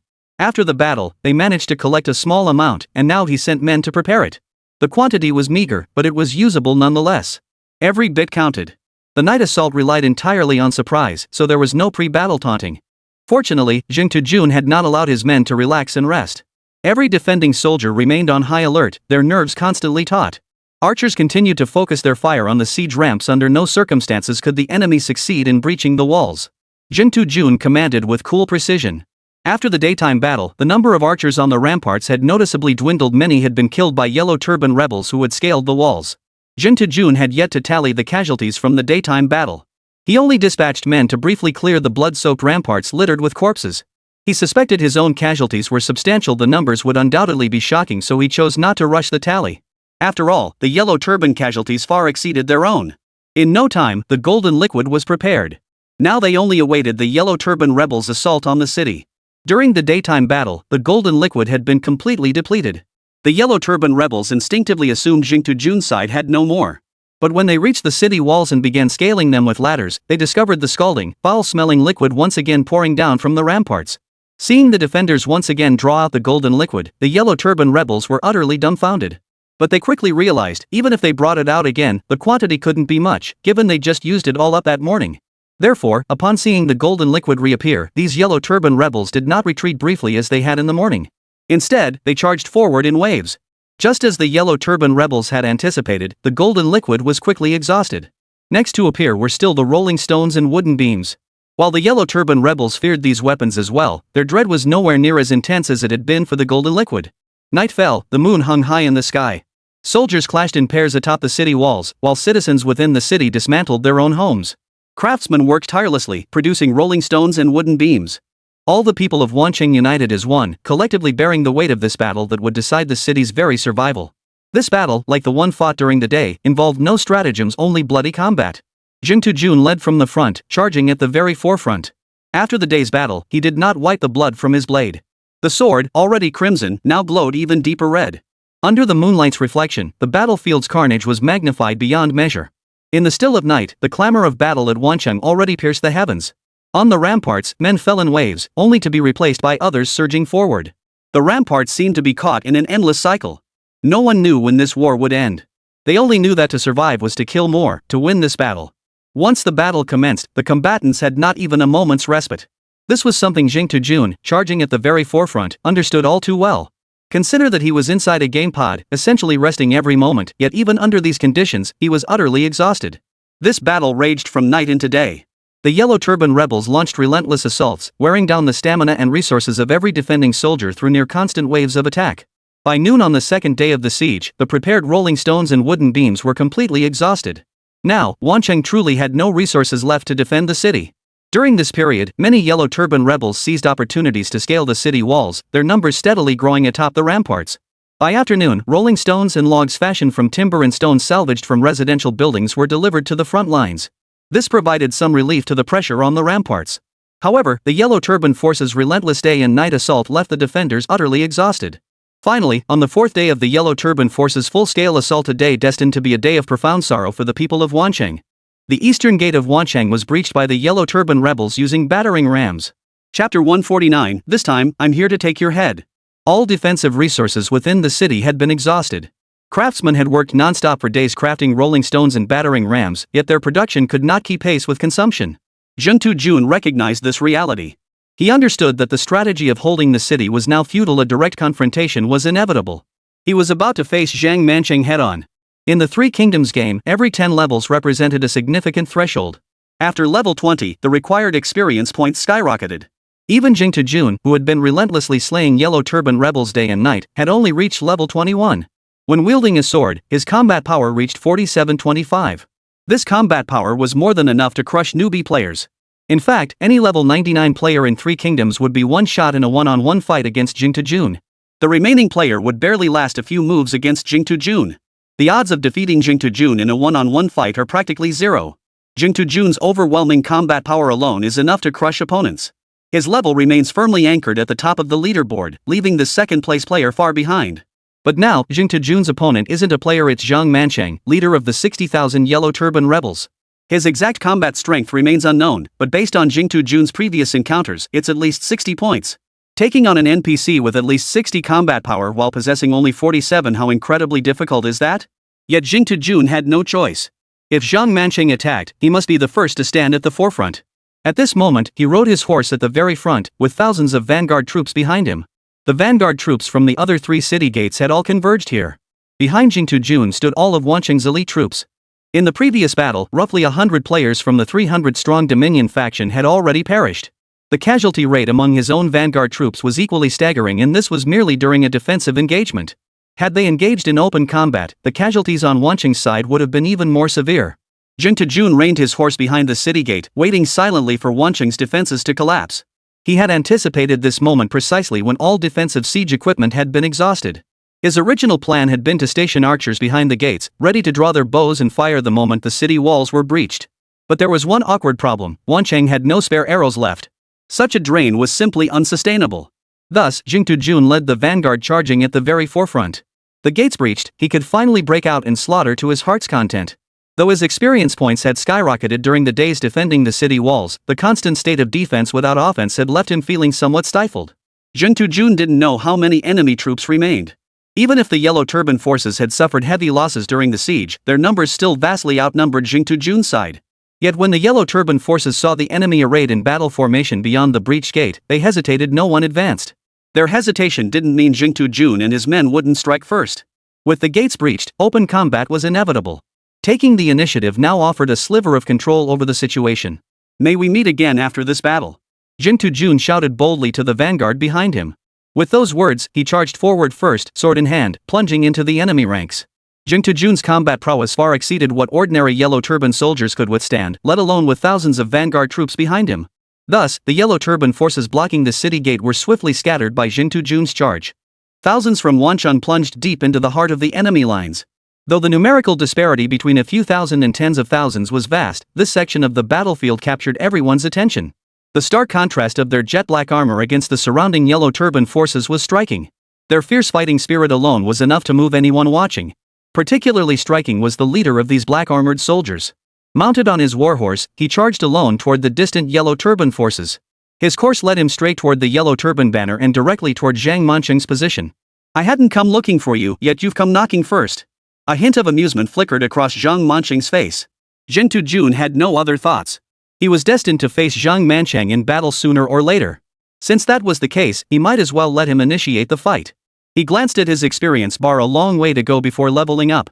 With such a lengthy experience bar, achieving a level up on the battlefield was practically impossible. He knew full well that the moment he started slaughtering enemies on the battlefield, Zhang Manchang would come for him without delay. Rather than wait for him to come, he'd strike first. The vanguard troops watched Jing Tujun charge alone toward the enemy commander, and admiration welled up within them. They understood the dangers of deep enemy territory, so some soldiers remained guarding the city gates while others actively advanced toward Jing Tujun. They would have to cross over sooner or later anyway. Jing Tujun had no time to spare for the battle behind him. Riding swiftly on his warhorse and capitalizing on Zhang Manchang's advance toward him, Jing Tujun reached Zhang Manchang's position in no time.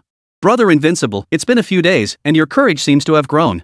Zhang Manchang's spear tip pointed directly at Jing Tujun as he delivered his unrestrained taunt. His words clearly implied that Journey Fungus had found an excuse to flee during their previous encounter. Zhang Manchang's words were truly despicable. "If I were in the game, I'd have beaten him senseless. He was far too arrogant." "Bro, give it a rest." With Zhang Manchang's combat prowess easily hitting 60 points, who in the entire game could possibly match him now, aside from Tutu? I must correct one thing, even with Tutu's strength, he likely couldn't defeat Zhang Manchang. His combat prowess was unmatched in the early stages. I thought this city defense would be a sure win with the North-South leaders in Jing Tujun's operations, but following Jing Tujun's perspective made me realize I'd underestimated this battle. Starting at Hell tier difficulty, if even their combined efforts can't clear it, I wonder if anyone in Three Kingdoms can ever beat this game. Tutu definitely can't beat Zhang Manchang right now. His current charge feels like he's just stalling for time. In the livestream watched by millions, hardly anyone believed Journey Bug could win this battle. Journey Fungus also pointed his sword tip at Zhang Manchang. Blade met spear, the gap between them less than a foot. "Last time I wasn't ready. This time, I'm here to take your head." Chapter 150, The Arrogant Indian Server Players. Zhang Manchang sneered at Jing Tujun's words and retorted. "I'll return those very words to you." Zhang Manchang was not wrong. Judging by their previous encounter, he was indeed the one more deserving of uttering those words. Remember, in their last encounter, Zhang Manchang had crushed Journey Fungus in a near-total rout. Only Jing Tujun had concealed his true strength so well that outsiders couldn't tell. Both parties were acutely aware of the gulf in their respective strengths. Though only days had passed since their last encounter, Jing Tujun's relentless killing spree had earned him massive experience points, boosting both his level and combat prowess. If Zhang Manchang still viewed Jing Tujun through the lens of their past encounter, he would undoubtedly suffer a major setback. After Zhang Manchang finished speaking, he took the initiative to break the standoff between the two. He spurred his horse forward, swinging his spear tip to strike at Jing Tujun's head. Jing Tujun was well aware that his combat prowess had surged dramatically in recent times, but he knew he still fell short of matching Zhang Manchang blow for blow. He would never risk such a reckless move. Instead, he ducked low, effortlessly evading Zhang Manchang's first strike. Feeling Zhang Manchang's spear was past his head, Jing Tujun showed not a trace of fear. His maneuver was truly a case of skill breeding boldness. Most other players wouldn't dare attempt such a move. "Invincible brother, why are you dodging now? You're not scared of me, are you?" Zhang Manchang, seeing his attack easily dodged by Jing Tujun, showed no sign of anger on his face. Instead, he continued taunting Jing Tujun with his words. "Attack the enemy's mind first."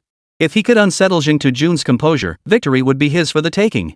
But Journey Fungus was no ordinary player. Whether in challenge mode or story mode, he was the one who mocked others, never the other way around. Yet, lacking sufficient strength, Jing Tujun remained silent. His heart stirred not at the taunt. Instead, he seized the moment when Zhang Manchang retracted his spear after a missed strike. Charging forward on horseback, Jing Tujun delivered a vertical sword strike. Truth be told, Jing Tujun's attacks followed no set formula. He hadn't systematically studied offensive techniques. All his combat experience had been honed in story mode and challenge mode. Challenge mode had contributed significantly to this. Similarly, lacking set patterns didn't mean his attacks weren't fierce. Take this moment, for instance, his timing was impeccable, nearly reaching the pinnacle of what he could achieve. If it had been North-South taking his place, they would likely have adopted the same approach as Jing Tujun. Journey Fungus's gaming prowess was no longer that of the greenhorn he was when he first entered Three Kingdoms. Facing Jing Tujun's vertical thrust, Zhang Manchang showed no sign of panic. He swiftly withdrew his spear and successfully parried the attack with the spear's butt. Drawing on his prior combat experience, Zhang Manchang initially blocked without exerting much force. He intended to conserve his energy, hoping to eliminate more enemy troops on the battlefield after dispatching Jing Tujun. But clearly, he had made the wrong decision. The moment Jing Tujun's blade touched Zhang Manchang's spear shaft, he froze in utter shock. The reason was simple. The force Journey Fungus now displayed was completely different from what it had shown just days ago. The combat power of Jing Tujun was now easily double what it had been before. A flicker of panic crossed Zhang Mancheng's face as he began to increase the force in his grip. Yet Jing Tujun's long sword held him down with relentless pressure. Even as he exerted more strength, the energy drain far exceeded what he would normally expend to block. This was a situation he hadn't anticipated. He had assumed his own strength would easily handle Zhang Wudi, yet this kid had been holding back. Zhang Mancheng refused to believe Zheng Tujun's strength had risen so dramatically in such a short time. In his view, Jing Tujun's current display of power was entirely different from before because he had been concealing his true strength all along. Otherwise, there was no way to explain how Jing Tujun's power could have surged so dramatically in just a few days between their encounters. As for Jing Tujun's sudden power surge in just a few days? Bull. This wasn't some mythical tale. No one achieved such overnight success. Especially as a martial artist himself, he knew every ounce of strength gained came from relentless, incremental effort. A normal martial artist would never achieve such a massive leap in strength in such a short time. But clearly, players like Jing Tujun were far from ordinary. Under Jing Tujun's relentless pressure, Zhang Mancheng expended immense energy to defend. "You little rascal, I misjudged you back then. Never thought you'd be holding something back." Zhang Mancheng stepped back several paces after breaking free. "But if that's the extent of your power, you'll still meet your end here today." Even now, Zhang Mancheng was still trying to unsettle Jing Tujun's composure. Upon hearing this, Jing Tujun coldly snorted, responding for the first time to his provocation. "How do you know this isn't my full strength?" Jing Tujun's words, however, succeeded in unsettling Zhang Mancheng's composure. This kid had concealed considerable power earlier. It made perfect sense that he might be holding back now. The question was, just how much strength had he concealed? Or was he just bluffing? Zhang Mancheng couldn't make up his mind. On the battlefield, he had to remain vigilant at all times, otherwise, he'd meet his end here sooner or later. Thus, throughout their ensuing battle, Zhang Mancheng radiated caution at every turn. He couldn't help it. He feared another sudden, unexpected burst of power like Jing Tujun had just unleashed. Thus, even though Journey Fungus was vastly inferior in strength, Zhang Mancheng only maintained a slight edge over him in their struggle. Meanwhile, Journey Fungus, engrossed in battle, remained oblivious to the outside world. Meanwhile, players in the Indian server were already erupting online. To them, Zhang Mancheng was one of their own. Witnessing him now locked in a decisive battle against a player from the Huaxia region naturally stirred their emotions. This Huaxia zone player actually dares to challenge our leader? He's asking for trouble. China zone players are always so arrogant. Once our leader slaughters their streamer, they'll finally realize how pathetic their strength truly is. I can't wait to hear the China region players' cries of despair. The Great Han Dynasty will surely be overthrown by us players from the third region. 3 kingdoms will inevitably fall under our rule. Chapter 151, Imperial Reinforcements.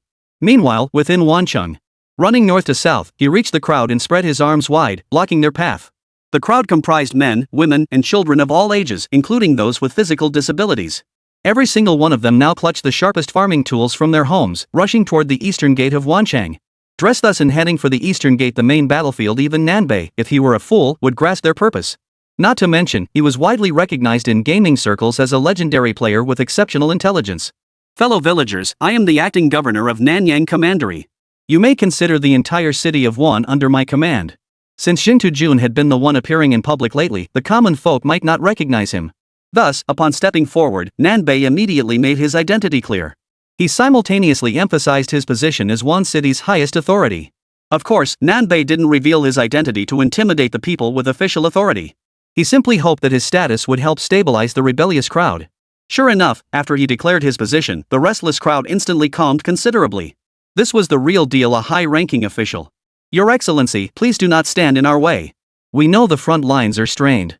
We too wish to contribute our strength to defend Wancheng. Yes, sir. Just let us through. Lord Nan, I, Guzi, am putting this out there today. If you don't let us pass to defend the city, we won't show you any mercy. Exactly. I'd rather die fighting alongside my son on the battlefield than retreat. Nearly all Wancheng's forces are now concentrated at the eastern gate, leaving Nan and his men completely unprotected. If these citizens are determined to force their way through, Nanbei alone cannot possibly hold them back. Therefore, he must persuade the people with his words. Nanbei isn't unwilling to reinforce the eastern gate's defenses. Even if their combat strength falls slightly short of the Yellow Turban rebels, they can still serve a purpose. But deploying them would disrupt the battlefield formations. Moreover, many of these men were fathers to soldiers. Sending them into battle would only distract the soldiers who needed to care for them. Besides, the situation hadn't yet reached that desperate point. If they truly needed to fight, it would mean Wancheng was truly doomed. Hear me out, everyone. Nanbei raised his voice to its fullest volume. I know what's on your minds. You too wish to contribute your strength to defending Wancheng. Among you, there must be friends and family fighting on the front lines right now. I understand your motives. But have you considered this? With your current gear and combat skills, your presence on the battlefield would only distract them as they try to protect you. Your contribution on the battlefield would be negligible. Nanbei's words were blunt, without a hint of beating around the bush. He stopped just short of stating outright that their presence on the battlefield would become a liability to their loved ones. Everyone, Wancheng is indeed facing an unprecedented crisis. But the situation isn't quite that dire yet. There's no need for such haste. Northern and Southern Consolation Command. Sir Nan, don't think we're easy to fool just because we come from humble origins. I've heard the eastern gate of Wancheng has fallen, and the real fighting has begun. They weren't educated men, but every one of them understood what the breach of the city gate signified. During the earlier defense, we've already depleted most of the enemy's forces. Their current strength is nowhere near what it was before. Even in direct combat, our odds of victory might not be low. Nan Diren continued speaking. As soon as he finished, a man stepped forward from the crowd and declared, Lord Nan, we're not fools. While the enemy's forces are depleted, ours are no better. In a direct confrontation, our forces are still at an absolute disadvantage. If this battle drags on, we'll likely lose. Therefore, Lord Nan, do not stand in our way. We merely wish to offer our final strength for our homeland. As soon as he finished, others in the crowd began to echo his words. The chorus grew louder, and many were already trying to break through Nanbei's blockade. Seeing the situation spiraling out of control, Nanbei decisively drew an imperial decree from his robes. Behold, everyone. Holding the imperial decree aloft, Nanbei momentarily stunned everyone present. Seeing his actions had taken effect, Nanbei breathed a slight sigh of relief and continued, still holding the document aloft. Everyone, this is an imperial secret dispatch. It clearly states that imperial reinforcements are on their way. It won't be long before they arrive here. It clearly states that reinforcements will arrive within a day at the earliest, or 3 days at the latest. In truth, given the communication speeds of this era, even if Nanbei and the others had sought imperial aid immediately after the battle, by the time reinforcements arrived, the battle for Wancheng would have long been over. The reason this imperial document exists now is, of course, because he forged it. Though this act is treasonous, the dire circumstances leave no other choice. Its mere existence was enough to lift morale at this critical moment. Is it true? Are imperial reinforcements truly approaching? Lord Nan's status is noble, his word carries weight. Could he possibly deceive us? Even if you doubt it, this imperial document is right here. How could it be fake? They all understood the consequences of forging imperial documents, so they believe Lord Nan would never ruin his own future by doing such a thing. Especially since the official seal of the imperial court is stamped upon it. So, everyone, can you rest assured now? Scanning the room, Nan continued. Imperial reinforcements may arrive as early as today. When they do, these Yellow Turban rebels will be crushed with ease. Even if you don't trust me, can you not trust the imperial court? With Nanbei's words, the crowd was finally calmed. Meanwhile, news of the imperial reinforcements' imminent arrival reached the front lines, inspiring every soldier there. The vanguard, however, remained deep within enemy territory and was temporarily unaware of this development. However, word of this development soon reached the Yellow Turban forces. They wished to report directly to the Divine Envoy, but he was locked in fierce combat with Zhang Wudi. With no other option, they sought out Zhang Mancheng's aid to relay the news. Lord Chen, news has spread within Wancheng that the northern and southern factions have produced imperial documents stating imperial reinforcements are on their way. They may arrive as soon as today, or within 3 days at the latest. Sir, given the imperial forces' strength, we may now be. The soldier delivering the report hesitated for a moment before continuing. Unable to withstand them. Chapter 152, Wounds for Wounds. Upon hearing this, Chen Xian, Zhang Mancheng's aide-de-camp, flinched slightly before regaining his composure. Before the war began, Zhang Mancheng had rationally analyzed the likelihood of imperial reinforcements. Now, with only 7 days having passed since their offensive began, the imperial court simply couldn't possibly arrive in time to rescue them, not even if they'd been notified half a month earlier. Large-scale troop movements weren't like a few soldiers, they couldn't simply arrive at will. One must consider the stamina of infantry and their rate of movement. Therefore, imperial reinforcements were utterly impossible to arrive. Don't panic. What kind of state of affairs would it be to panic over such a minor matter? Having spent so much time by Zhang Mancheng's side, Chen Xian had even picked up a touch of officialese in his speech, and his approach to handling situations had gradually matured. He could now steady others during crises. Your Excellency, the Imperial Army is approaching. Shouldn't we retreat and make other plans? The messenger soldier spoke nervously. In his mind, though the Imperial court was utterly corrupt, it still held power. A starving camel was still bigger than a horse. No matter how corrupt the court was, it wasn't something a grassroots army like the Yellow Turbans could take on. Retreating now might just save their lives. As long as they survived, there would always be a chance to rise again in the future. As the saying goes, as long as the Green Mountains remain, we needn't fear a shortage of firewood. They could seize other cities as their own territories later, no need to cling desperately to one city. Of course, none of this concerned him, a lowly foot soldier. His only concern was whether he could survive. Are you stupid? Do you have any idea how far this is from the capital? Even if the court sends troops, how long do you think it will take for their forces to arrive? Chen Xian grew increasingly agitated as he spoke, picking up a bamboo slip from the desk and lightly tapping the messenger soldier on the head. Where's your brain? I ask you, where's your brain? You've been with me this long and still don't grasp such basic logic? When you leave here, don't claim to be one of Chen Xian's men. I can't afford the embarrassment. After Chen Xian's explanation, the soldier finally grasped why his commander remained utterly unflustered. He had indeed been deceived earlier. How could such an obvious scam be real? But sir, they said the northern and southern factions even produced imperial documents bearing the court's official seal. How do you explain that? The soldier pressed on with his questions. Chen Xian cleared his throat and explained. You see, don't just believe whatever others tell you. Those common folk, even if you put a fake imperial seal right in front of them, how could they possibly tell the difference? After speaking, Chen Xian kicked the soldier lightly with his foot. Continue gathering intelligence at the front lines. Remember to bring back something useful. On the battlefield, Zhang Manchang and Jing Tujun had already exchanged dozens of blows. Through these exchanges, Zhang Manchang had gradually gauged Jing Tujun's strength and realized the man held no hidden power. He had foolishly assumed the enemy was conserving strength earlier, fighting with extreme caution, fearing a sudden, unexpected burst of power that could put him at a disadvantage. But now, after all this fighting, the opponent's attacks had never exceeded a certain threshold. And judging by his expression, defending against Zhang Manchang's strikes was proving difficult. Zhang Manchang was still breathing lightly after all this fighting, but Journey Fungus was already panting heavily, sweat pouring down his forehead. This clearly showed Jing Tujun's power had reached its limit. You little bastard, you tricked me. Realizing he'd been deceived, Zhang Manchang naturally felt both anger and humiliation. Yet he understood that significant emotional fluctuations on the battlefield would only put him at a disadvantage. So he quickly regained his composure. But clearly, Jing Tujun had no intention of letting Zhang Manchang settle down. He continued to provoke him. It took you this long to figure it out? You're beyond stupid. Zhang Manchang snorted coldly but offered no reply. After several skirmishes with Jing Tujun, he'd seen through him. This guy was all talk and no substance.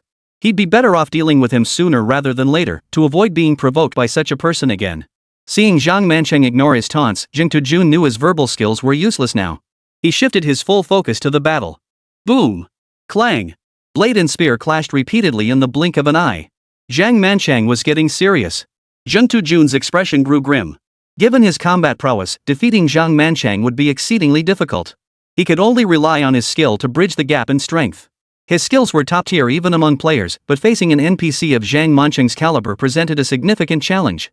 All Journey Fungus could manage so far was barely defending against Zhang Manchang's attacks. Finding time to counterattack was something he dared not even dream of. Even though Jing Tujun's strength had improved significantly compared to before, facing Zhang Manchang's relentless assault, the tiger's paw had already begun to bleed. The gap between them was simply too vast. They were simply not on the same level. Jing Tujun had no idea how much longer he could hold out. Only one thought occupied his mind: kill Zhang Manchang. Even now, while being overwhelmed by Zhang Manchang, his resolve to kill him remained unshaken. Lord Zhang. Jing Tujun's mind was clouded, his body instinctively fending off Zhang Manchang's attacks. He hadn't even noticed his vanguard troops had already arrived behind him. But their arrival in this battle was futile. Their only role was to clear the Yellow Turban forces surrounding Jing Tujun, providing him with a sufficiently safe and open battlefield. The two-man mounted combat was lightning fast on the battlefield, often dashing from one engagement to the next. Jing Tujun constantly searched for an opening, desperate to find a gap in Zhang Manchang's relentless storm of attacks to counter. How difficult that was. Of course, as the saying goes, even the most meticulous plan has its weak points. Amidst such relentless assault, Jing Tujun did indeed find an opening. The only problem was that this opening wasn't particularly favorable. But for Jing Tujun, it was enough. A previously unseen intensity flashed in Jing Tujun's eyes, erasing every trace of his earlier day's demeanor. The Journey Fungus thrust its long sword forward with all its might. Zhang Manchang froze. The reason was simple: the opportunity Jing Tujun seized was hardly a favorable one. Jing Tujun had abandoned defense for offense, something Zhang Manchang had never anticipated. Given the current situation, the best outcome for Jing Tujun in seizing this chance was to trade injuries. By choosing this tactic, Jing Tujun was essentially treating his own life as worthless. Even if he managed to injure Zhang Manchang, the damage he would sustain would undoubtedly far exceed Zhang's. Chapter 153, That Kid Wants to Slash the Army Flag. Zhang Manchang now saw Jing Tujun as nothing short of a complete madman. Who else would resort to such a reckless tactic? He hesitated, but at this critical juncture, retreat was no longer an option. If he chose to retreat, losing the initiative would be the least of his worries. He'd likely fail to harm Jing Tejun and end up taking another sword strike himself. No sane person would make such a losing deal. Jiang Manchang steeled his resolve. At worst, it would be a trade of wounds for wounds. If the fight continued like this, Journey Fungus would suffer the greatest losses. At least he wouldn't be the one suffering the most. With this thought, Jiang Manchang channeled even more force into his spear. Shoo! The sharp sound of metal-piercing flesh echoed quiet, yet distinct enough for both Jing Tejun and Jiang Manchang to hear clearly. Their weapons pierced each other's bodies almost simultaneously.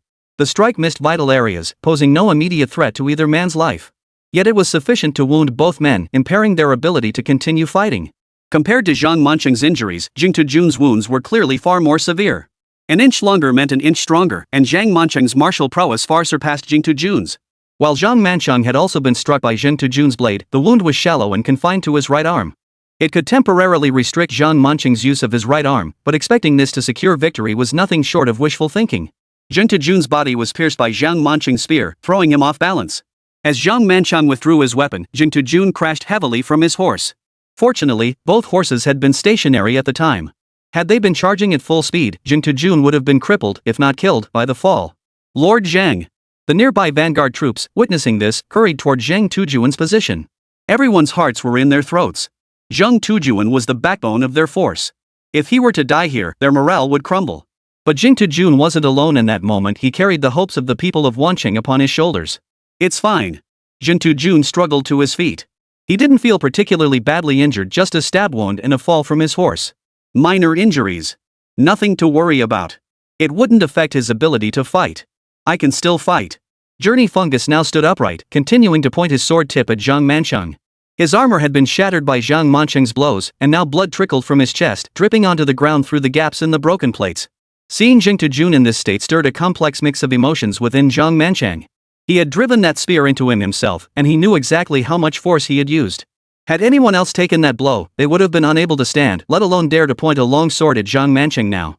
Before you point that sword at me, Jiang Manchang remarked nonchalantly, you might want to consider how to tend to that wound of yours. Jiang Manchang remarked nonchalantly. If Jing Tejun didn't tend to his wound soon, the blood loss might just knock him out. Jing Tejun spat on the ground, then tore off a strip of coarse cloth from his trouser leg. He wrapped it loosely around his wound several times. The crimson liquid stained the blue cloth strip, turning it completely red. This crude bandage offered minimal healing or hemostatic effect, but it was better than nothing. After finishing the bandage, Jing Tejun continued. Our battle has only just begun. Though Jing Tejun bore a wound to his chest, Jiang Manchang's right arm had been pierced by Jing Tejun's sword, rendering his right hand temporarily useless for wielding his spear. In terms of injuries, Jing Tejun bore the heavier wounds. Yet in practical terms, Jiang Manchang faced greater long-term consequences. Jing Tejun's strike was a desperate, all-or-nothing lunge. One misstep and he could have fallen to Jiang Manchang's spear. Fortunately, his gamble had paid off. Jiang Manchang now gripped his spear with his left hand, proof that Jiang Tujuan's thrust had succeeded. Even with your left hand, I will still behead you. Don't forget your chest bears wounds too. As a player, Jing Tejun could see his health bar steadily draining, while the throbbing pain in his chest served as a constant reminder. Sorry, I'm a player. Jing Tejun suddenly uttered a phrase that left Jiang Manchang utterly baffled. Jiang Manchang couldn't make heads or tails of what Jing Tejun meant. But that didn't matter. What mattered was that the livestream viewers could understand what Jing Tejun was doing. Jing Tejun opened the system settings interface and swiftly adjusted the pain setting, lowering it from its original level to 5. If the minimum pain setting requirement for the Three Kingdoms game was in 5, Jing Tejun would have lowered it even further. Jing Tejun's series of actions left the livestream audience stunned. Holy crap, who knew you could do that? I thought the pain from wounds would limit my combat effectiveness, but now it seems completely unnecessary. So this swap meant that although Tutu lost a lot of health points, it wouldn't affect his upcoming battle. On the other hand, Jiang Manchang would be slightly restricted. And it's not just a minor setback, a right-handed person suddenly switching to a left-handed grip? That's practically impossible to pull off. Is this the game sense of top-tier streamers? Got it, I'll use this move myself someday. That move was ruthless. In principle, I wouldn't endorse it, but since the enemy had players from the Indian region, the moral high ground was firmly on our side. The stream's viewers didn't make much of Jing Tejun's cheating after all, it was a feature the game itself provided. As the saying goes, if you don't use the settings available, you're just a blank slate. Jiang Manchang had no intention of letting Jing Tejun mount his horse easily. He planned to decapitate him while he was still dismounted. Little did he know, Jing Tejun had no intention of remounting at all. On such flat terrain, commanders without mounts would exhaust themselves running back and forth. Jing Tejun's move left not only Zhang Mancheng frozen in place, but even the livestream audience baffled as to what exactly he was trying to accomplish. It seemed utterly pointless, with no advantages whatsoever. Just as everyone was baffled, Jing Tejun revealed his purpose through action. Without a moment's hesitation, he charged straight toward the Yellow Turban Army's banner. Originally, Zhang Mancheng's position was near the military flag. After both sides engaged in continuous combat and shifted positions, Jing Tejun's location moved even closer to the Yellow Turban Army's military flag. Oh no! That kid's going for the military flag. Chapter 154, first on the A3 district rankings? Zhang Mancheng's expression turned grim. The importance of a military flag to an army was self-evident. Even with his overwhelming advantage, allowing Jing Tejun to sever the flag would inevitably sap his troops' morale. After all, the soldiers fighting on the front lines couldn't see what was happening here. But they could clearly see the waving banner. The banner absolutely must not fall.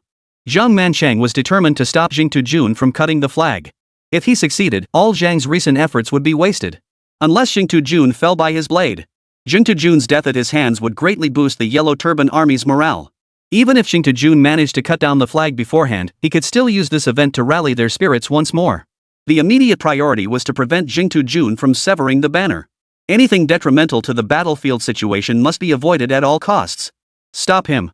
Zhang Mancheng maintained a steady distance from Jing Tejun, who was positioned considerably closer to the military banner.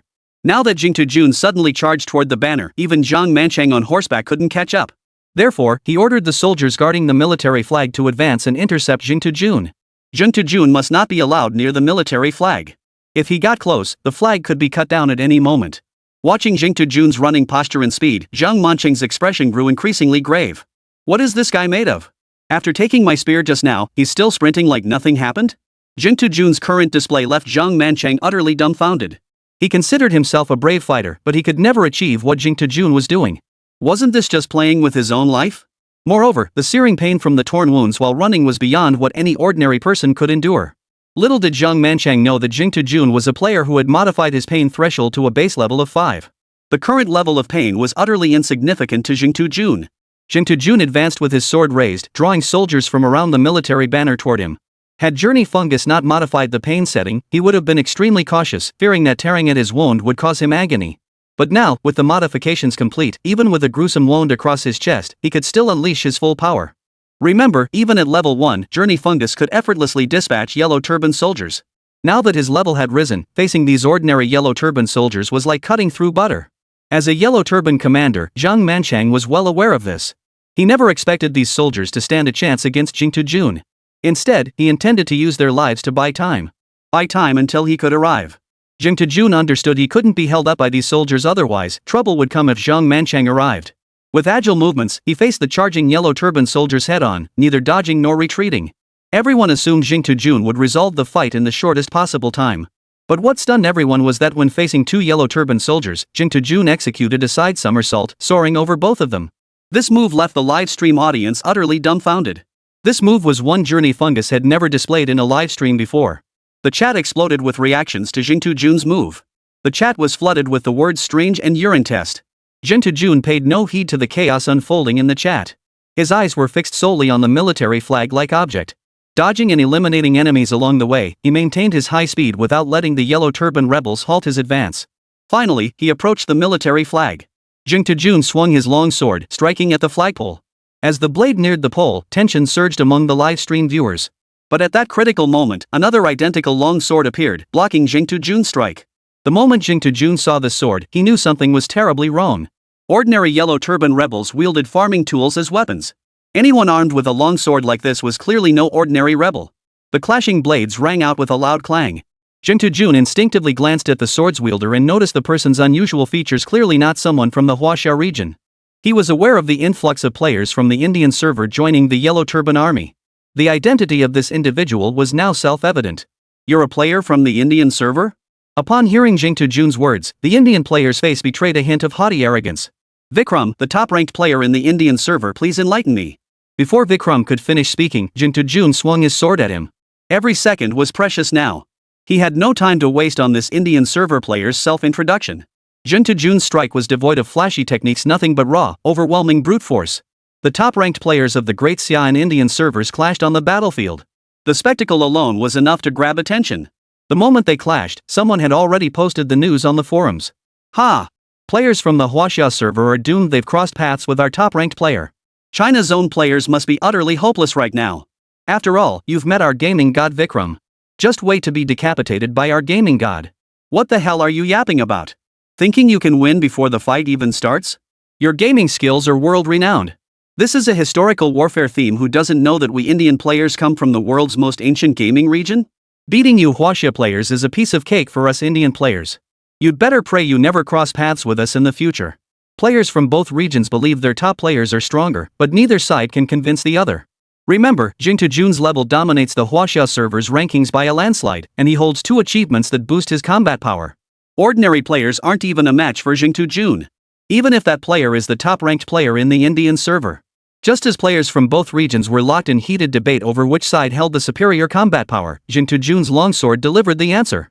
As Jingtu Jun swung his blade, Vikram instinctively raised his own sword to block. Under Jingtu Jun's overwhelming might, Vikram's sword shattered instantly. Amidst Vikram's stunned gaze, a flash of steel cut through the air. Instantly, his screen plunged into darkness.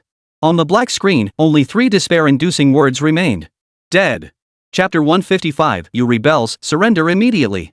Players in the Indian server froze in place as if struck by a petrification spell. Vikram, who would easily rank first on their server's leaderboard, had been slain in a single strike by a player from the China server. At this moment, their earlier boasts felt like a slap across their own faces. It stung fiercely. The China server players weren't surprised by this outcome. They were well aware of Jingtu Jun's relentless efforts lately, knew exactly how many Yellow Turban rebels he'd slain. Not to mention the martial prowess achievements he earned single-handedly against hundreds of foes and the hidden accomplishments he secured in story mode. These were his unparalleled advantages. It could be said that in the Three Kingdoms game, no player could match Jingtu Jun's combat prowess. Not even the top-ranked players from other regions could match him. Jingtu Jun's system notification showed that slaying one Vikram granted him a whopping 2,000 experience points. That amount of experience would drive any Three Kingdoms player mad with envy. But for Jingtu Jun, this massive influx of experience merely caused his experience bar to surge dramatically without actually leveling him up. The higher the level, the harder it is to level up. Jingtu Jun didn't revel in the euphoria of his rapidly soaring experience points, even knowing he'd just slain the top-ranked player from the Indian server. He had slaughtered so many Yellow Turban rebels lately that if any random player challenged him to a duel and he couldn't take them down instantly, wouldn't that be a waste of time? It was true that Jingtu Jun was being dominated by Zhang Manshang, but he could also crush other players. What's more, that Vikram player from the A3 server was wielding a subpar weapon, probably some cheap knockoff he'd dug up somewhere. Compared to Jingtu Jun's long sword, it wasn't even in the same league. Without Vikram's obstruction, Jingtu Jun effortlessly severed the flagpole of the Yellow Turban army's banner. The banner collapsed. The Yellow Turban soldiers on the front lines quickly noticed this, unaware of the situation unfolding behind them. But they all knew that just moments ago, Zheng Wudi had led a portion of his forces charging toward his divine excellency. And now, their banner had fallen. Their first thought was that Lord Divine Envoy had been slain by Zheng Wudi. Once this thought took root, it refused to be shaken. They fought the enemy on the front lines, yet their hearts were constantly preoccupied with the situation behind them. Was the Divine Envoy truly dead? Would Zheng Wudi lead his forces to encircle them from behind? Should they flee now? If they did, would they be punished as deserters? Countless questions echoed endlessly in their minds, deeply affecting their combat readiness.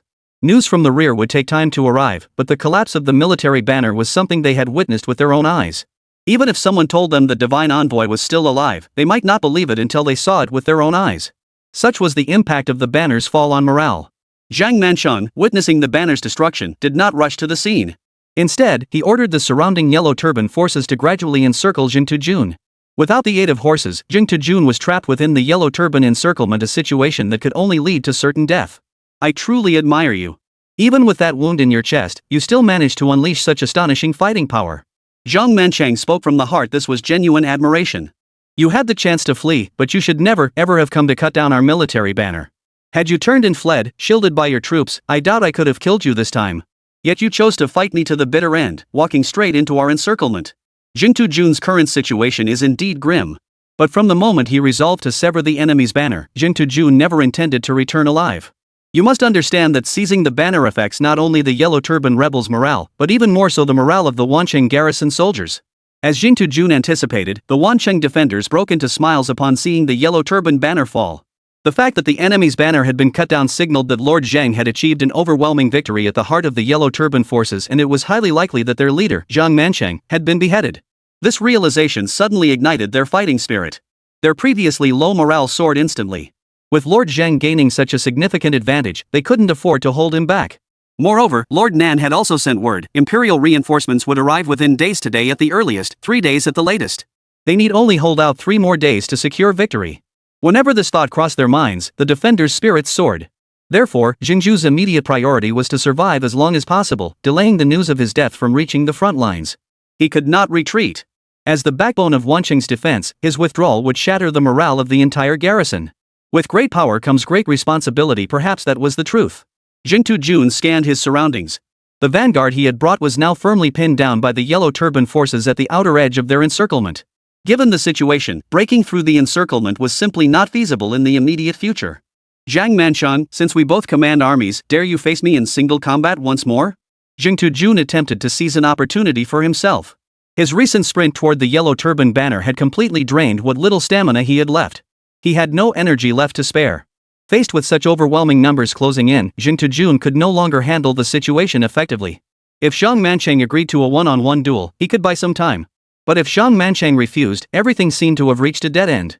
Even with his profound understanding of the Three Kingdoms game, he couldn't think of a single way to break through this stalemate. Do you take me for a mere brute? Zhang Manchang scoffed with disdain. Jing Tujun was already on his last legs, why would he risk a one-on-one duel?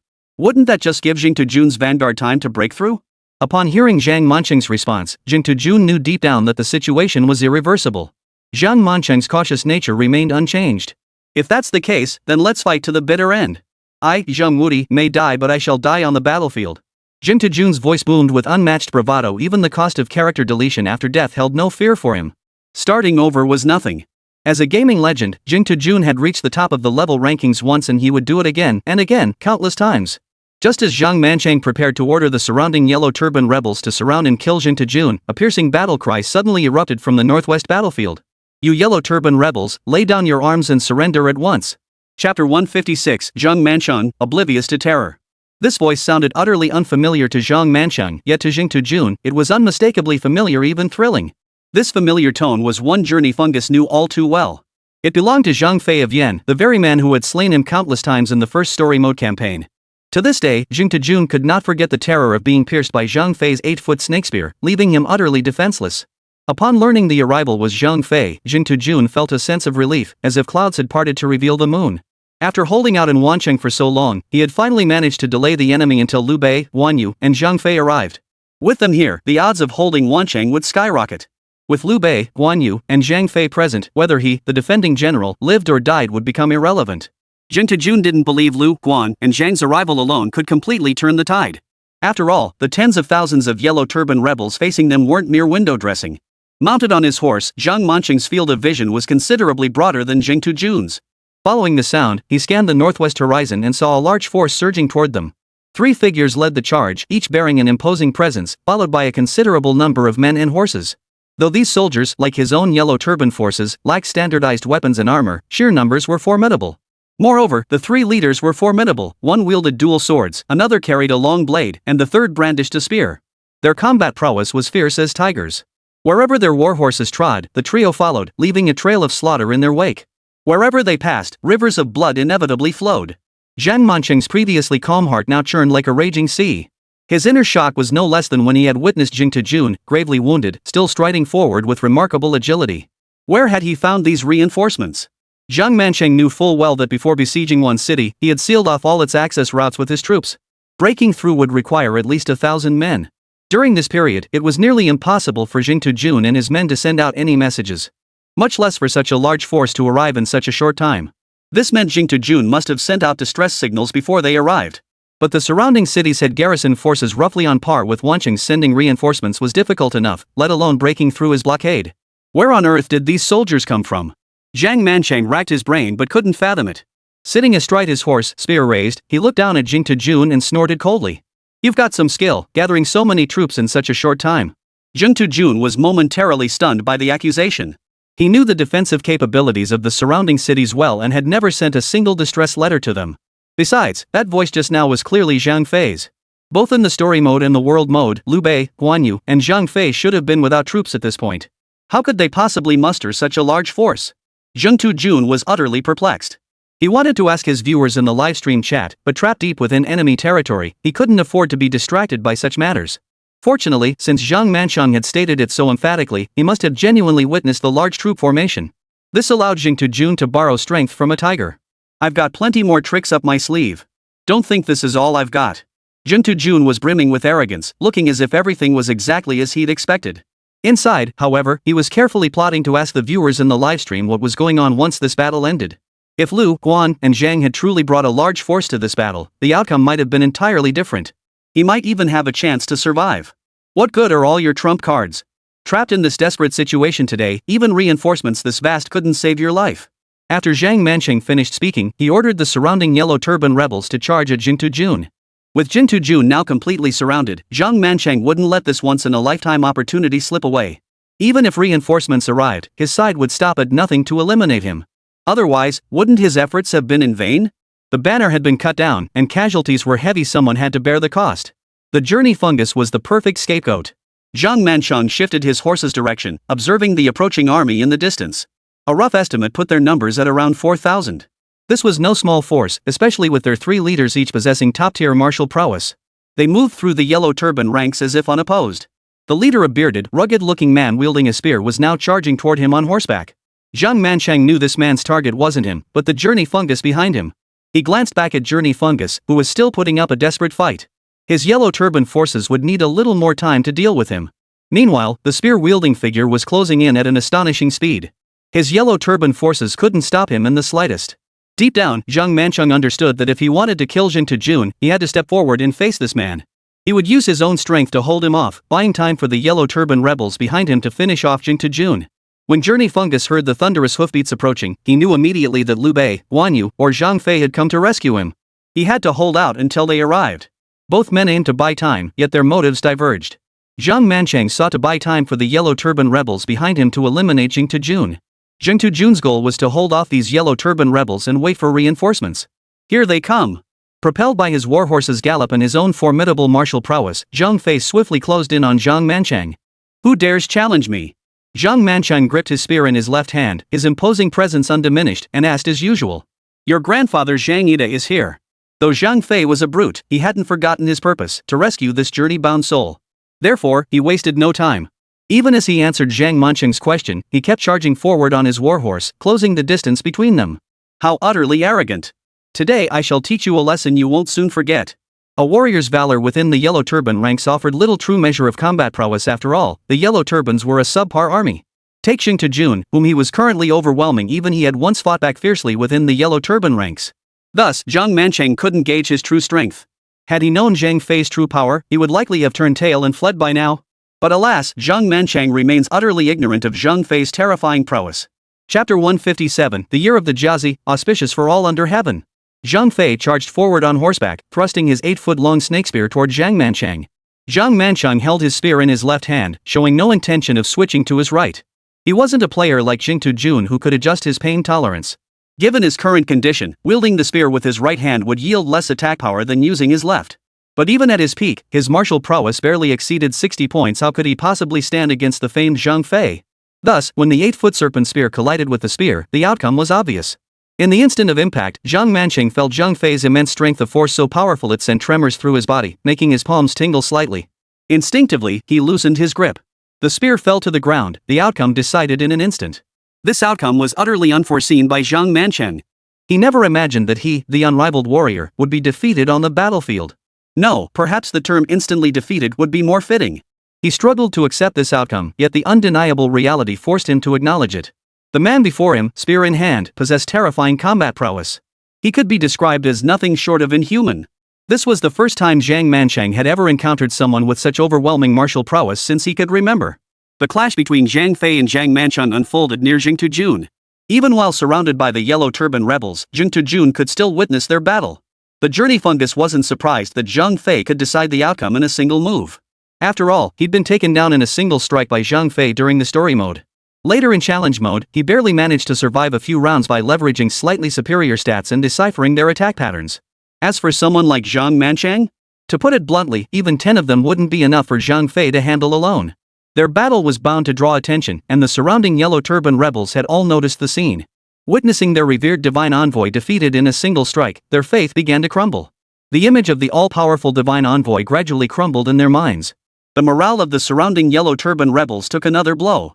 At this critical juncture, Zhang Mansheng cared not a whit for morale. He had to survive. As long as he remained alive, he could eventually rally another 60,000 Yellow Turban soldiers. He wouldn't make the same foolish mistake as Zhang Tujun, sacrificing himself to boost morale by severing the army banner even when cornered. Thus, upon witnessing Zhang Fei's overwhelming martial prowess, Zhang Mansheng immediately jerked the reins, turned his horse around, and shouted as he galloped away. "All men, heed my command. Block his path. I shall reward you handsomely afterward." Zhang Mansheng's escape was remarkably swift. At the first sign of trouble, he fled without hesitation. Gone was the imposing figure he once presented. Yet after Zhang Mansheng issued his command, the surrounding Yellow Turban rebels, unusually, did not obey his order. They stood frozen in place, not a single one moving. What kind of joke was this? They had just witnessed it with their own eyes. The peerlessly valiant divine envoy, whom they held in such high regard, had been defeated in a single move by this rough-looking fellow. To block him now would be certain death. Not all Yellow Turban rebels froze, however. A few, deeply brainwashed by Zhang Mansheng, thinking they must protect the divine envoy, charged forward recklessly. Alas, such a small number could barely make a ripple against Zhang Fei, let alone halt his advance. If a chase ensued, the outcome would hinge on the speed of their mounts. For now, it was impossible to tell which side's horses held the advantage. The people of Wancheng did not want to see Zhang Mansheng leave. Or rather, this battle must only end with Zhang Mansheng's death. "You won't escape." Zhang Mansheng suddenly heard these words. Before he could even process where they came from, a flash of steel appeared, the long sword slashing directly at his horse's leg. Unable to dodge in time, a clean, bloody gash instantly appeared on the horse's leg. The wounded warhorse collapsed instantly, and Zhang Mansheng tumbled heavily to the ground. Only then did Zhang Mansheng see the figure before him, a man wielding a long sword, his armor stained with blood. Who else could it be but Jing Tujun, the very man he had fought earlier? "You're not." Zhang Mansheng instinctively wanted to say, "Wasn't Jing Tujun tightly surrounded by my Yellow Turban army?" But before he could finish, his gaze swept across the scene. He saw that the circle surrounding Jing Tujun had somehow opened up, revealing an empty gap. Jing Tujun had slipped through that opening. Had Zhang Mansheng been thinking only of escape, he would have noticed that his escape route led right past Jing Tujun. Or rather, he still believed Jing Tujun was trapped within the Yellow Turban encirclement. In truth, Jing Tujun's escape from the encirclement owed much to Zhang Mansheng's actions. If everything proceeds as planned, he won't escape even if he fights to the death. But Zhang Mansheng chose to face Zhang Fei in single combat. Choosing to fight one-on-one was bad enough, but then Zhang Fei ended the battle in a single round. Now, seeing their revered divine envoy being beaten down by another, they lost all motivation to pursue and kill Jing Tujun. Especially after witnessing Zhang Mansheng's escape, the idea vanished entirely. This presented Jing Tujun with an opening. Seizing the moment, he broke free from the encirclement. Seeing Zhang Mansheng attempt to flee, he thrust his long sword forward to block his path. He managed to catch up just in time. Zhang Mansheng crashed to the ground. Jing Tujun intended to seize the moment and take his head, but as the sword swung down, Zhang Mansheng dodged it. This outcome caught Jing Tujun off guard. After that fall from the horse, he had assumed Zhang Mansheng would be unable to fight back. That he could dodge the attack with such agility, whether from sheer will to survive or because the fall hadn't hurt him as much as it should have, remained unclear. After dodging the strike, Zhang Mansheng scrambled to his feet. Remaining on the ground would only trap him in a passive position. But what could he possibly do now that he was back on his feet? Unarmed and in excruciating pain all over, he was defenseless. Not only could Zhang Fei finish him off easily, but even Jing Tujun could end his life with little effort. Zhang Mansheng glanced at Zhang Fei charging toward him in the distance, then at Jing Tujun advancing step by step with his long sword raised. A strange, cold smile spread across his face. Who would have thought I'd meet my end here? The world is unpredictable.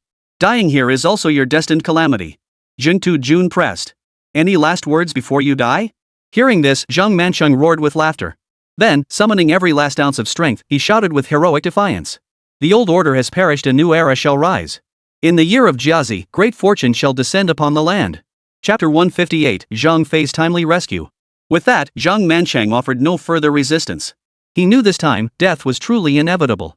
Not a single Yellow Turban soldier dared to approach. Zhang Fei was still rushing toward him from afar. He understood his predicament well. Even if Zhang Fei didn't finish him off, the journey fungus could easily end his life. With his horse's legs severed by the journey fungus, escape was impossible no matter what. The Yellow Turban rebels would surely claim ultimate victory. As the journey fungus approached Zhang Mansheng, the latter suddenly murmured softly. Perhaps. The journey fungus couldn't be bothered to argue with Zhang Manchang. In the story mode, the Yellow Turban Rebellion was crushed within a few years. To speak of ultimate victory was nothing short of a fool's fantasy. Journey fungus swung his long sword. Zhang Manchang neither dodged nor evaded, allowing the blade to cleave through him. As Zhang Manchang's head fell to the ground, another system notification appeared on Jing Tujun's screen. Simply by slaying Zhang Manchang, his level soared to a staggering 25. This widened the gap between Journey Fungus already dominating the Huaxia server's level rankings and the second-place player by a massive margin. It was no exaggeration to say that even if Journey Fungus didn't log in for a day, his level would still remain unmatched. But he knew this lead was only temporary.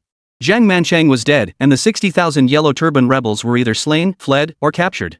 He wouldn't find another leveling spot anytime soon, while other players still had Yellow Turban forces to fight. Just then, Zhang Fei galloped up. Seeing the gruesome wound on Jing Tujun's chest, his expression shifted slightly.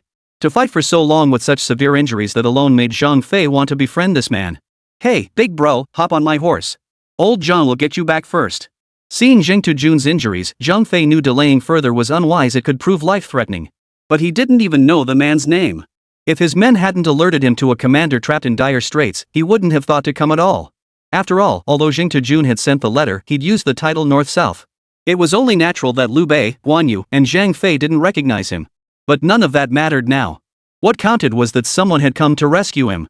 Jing Tujun took Zhang Fei's arm and mounted his horse to withdraw. Zhang Fei speared Zhang Manchang's head with his 8-foot snake spear, clutching it in one hand while tugging the reins with the other. He shouted, "Stop running! Stop shouting! The chief traitor Zhang Manchang has been executed. Surrender now, and your lives may be spared." Zhang Fei bellowed this warning all the way, and wherever he passed, it inevitably shattered the morale of the Yellow Turban forces in that area. Especially among the frontline Yellow Turban forces, who had already begun suspecting their revered divine envoy had been slain. Yet without witnessing it themselves, a sliver of hope remained. But now, seeing the severed head in Zhang Fei's grasp, their last shred of hope shattered completely. Now that was true might. Zhang Fei and his men had arrived to seal the victory. With Zhang Manchang dead, these Yellow Turban rebels were doomed to fail. Liu Bei, Guan Yu, and Zhang Fei had arrived with a large force. Defeat was inevitable. After such a long struggle, the clouds had finally parted to reveal the moon. Why did he feel a surge of excitement deep within? Of course I'm excited. Holding the city for so long had worn down my spirit, but now we've finally achieved victory. Loyalty to Journey. I will remain loyal to Journey forever. Jing Tujun couldn't spare a thought for such matters now. He still hadn't grasped how Liu Bei, Guan Yu, and Zhang Fei had mustered such a vast force. Sitting atop his warhorse, his field of vision stretched wide, allowing him to see the thousands of soldiers following Liu Bei in the northwest. Does anyone know where Liu, Guan, and Zhang got all these soldiers? Jing Tujun asked in the livestream chat. Upon hearing his question, the viewers in the livestream began explaining to Jing Tujun. Thanks to the patient explanations from the viewers in the livestream, Jing Tujun finally grasped the situation. It turned out that throughout their journey, Liu, Guan, and Zhang had only been accompanied by a handful of scattered players. As they approached Wanchang, they suddenly encountered a large cluster of players. To be precise, it wasn't a coincidence. These players had originally intended to rush to Wanchang to support Jing Tujun and crush the players from the 3rd district. But unexpectedly, the Yellow Turban army had tightly encircled Wanchang. With their numbers and combat strength, they couldn't break through the blockade. They decided to gather players near Wanchang. While waiting, they had already assembled enough numbers and were preparing to break through the Yellow Turban blockade. They received word that Liu Bei, Guan Yu, and Zhang Fei were nearby. They immediately contacted the dozen or so players following the trio. Through their coordination, Liu Bei, Guan Yu, Zhang Fei, and several thousand players successfully united. With the Liu, Guan, and Zhang trio's assistance, the group's strength was significantly enhanced. They easily broke through the Yellow Turban blockade and, before the enemy could relay the news, raced toward their stronghold. Liu, Guan, and Zhang initially feared the others might not keep pace, but each member proved remarkably energetic, marching at a breakneck speed as if their lives depended on it. Such a pace was unprecedented in their lives. What happened next, Jing Tujun already knew. They charged in from the northwest, clashing fiercely with the Yellow Turban forces. It was a win-win situation.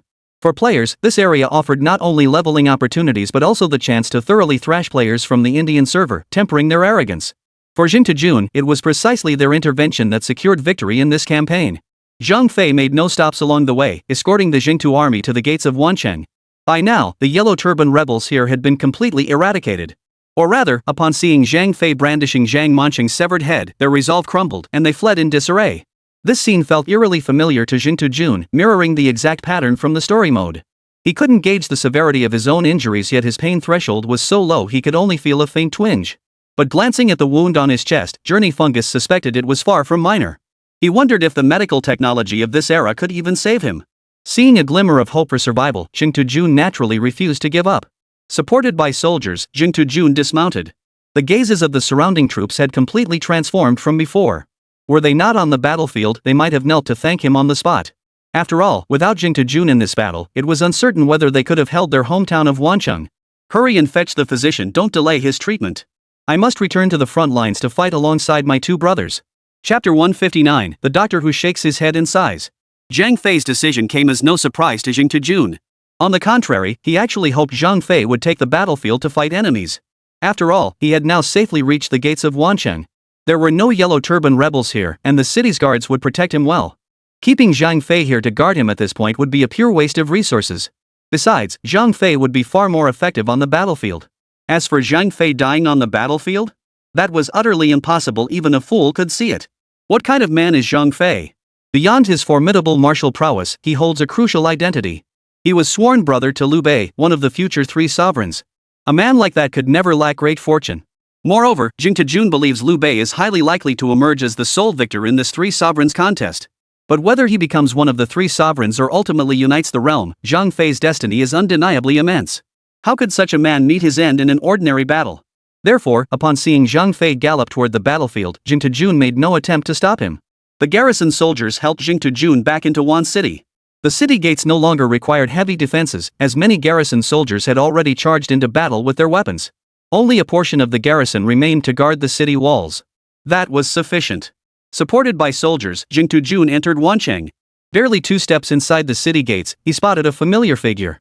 Clothed in white, robes flowing in the breeze, who else could it be but Nanbei? Jing Tujun and Nanbei exchanged a knowing smile. Clutching his chest, Jing Tujun declared, "Mission accomplished." Nanbei didn't say much in response, but instead announced, "The physician has been summoned." Between brothers, few words are needed. That single sentence was enough. Perhaps it wasn't quite enough, so Nanbei added, "Your actions on the battlefield today, that was impressive." Upon hearing this, Jing Tujun grinned widely and boasted in the livestream, "See that? Even North-South, the big shot, said I'm impressive. You guys need to know that you're impressive is the highest compliment a guy can get." Jing Tujun basked in his pride. He wasn't lying, those 4 words carry the highest possible weight among guys. Now, to receive this praise from his own brother in the game, especially when that brother is a widely recognized technical streamer in the gaming community, Jing Tujun was over the moon. After hearing Jing Tujun's boastful words, the live stream audience went wild, flooding the chat with comments. Honestly, I agree with the big shots from North and South giving Tutu that 4-word praise. In every aspect of this battle, Tutu was indispensable. It wasn't just indispensable, remember, Zhang Mancheng's combat stat was at least 60, completely outclassing any commander on the Wancheng side. The only one with a high combat stat was Tutu, in the 40s, but he was no match either. Yet even so, Tutu charged forward without hesitation, trading blows with Zhang Mancheng until both were wounded. That moment nearly scared the living daylights out of me. The instant their blades locked, that image was absolutely breathtaking. Tutu was ruthless. Not only did he devise such a tactic, but he single-handedly cut down the enemy's military banner. After the military flag fell, the Yellow Turban Army's morale took a noticeable hit.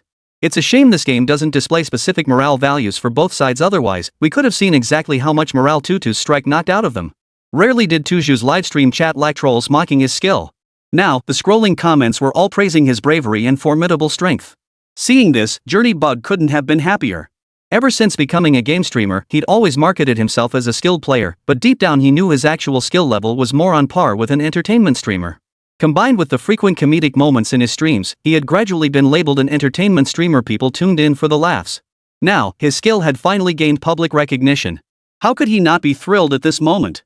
Moreover, this recognition differed from the previous challenge mode event. Back then, most players still believed the ultimate credit belonged to Nanbei. That recognition for Jing Tujun lasted only a day. But this time is entirely different. This time, they followed Jing Tujun's perspective, experiencing a thrilling, all-out battle. They witnessed Jing Tujun's reactions in the midst of crisis. Their admiration for him was heartfelt. At this moment, Jing Tujun's livestream had reached the pinnacle of his career. 1 million viewers filled the chat, their bullet comments overflowing with praise for his gaming skills. He felt his gaming stream had reached an impressive level. He was naturally overjoyed. Were it not for his lingering injuries, he would have leaped up in wild celebration. Jing Tujun was led to a nearby residential building, where Lang Zhong had been waiting.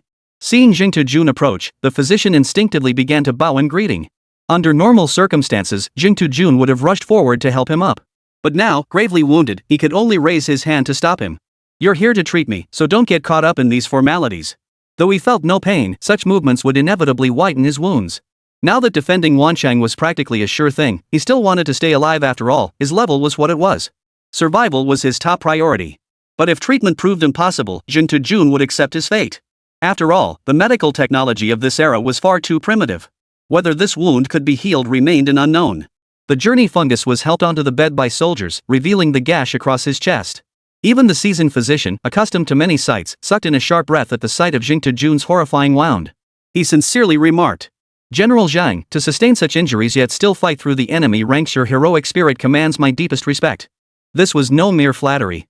As a physician, he understood precisely the agony such an injury would inflict. It could be said that every moment brought immense torment. That Jing Tujun could fight on the front lines with such a wound truly commanded his respect. Jing Tujun smiled without responding. How could he possibly respond? He couldn't very well admit he was a player who'd minimized his pain threshold, could he? So he simply remained silent. The physician began examining Jing Tujun's wounds, shaking his head as he did so. Seeing this, Jing Tujun suddenly felt a flutter of panic. Wait, what's with all the head shaking? Chapter 160, False Alarm. This time, Jing Tujun was genuinely panicking. As a patient, he dreaded seeing a doctor shake their head. If the doctor then sighed, it would be the final blow for Jing Tujun. Just as Jing Tujun was thinking this, the physician examining his wound sighed the very next second. Jing Tujun froze on the bed. Had his condition become this severe? That it had prompted the physician to shake his head repeatedly and even sigh?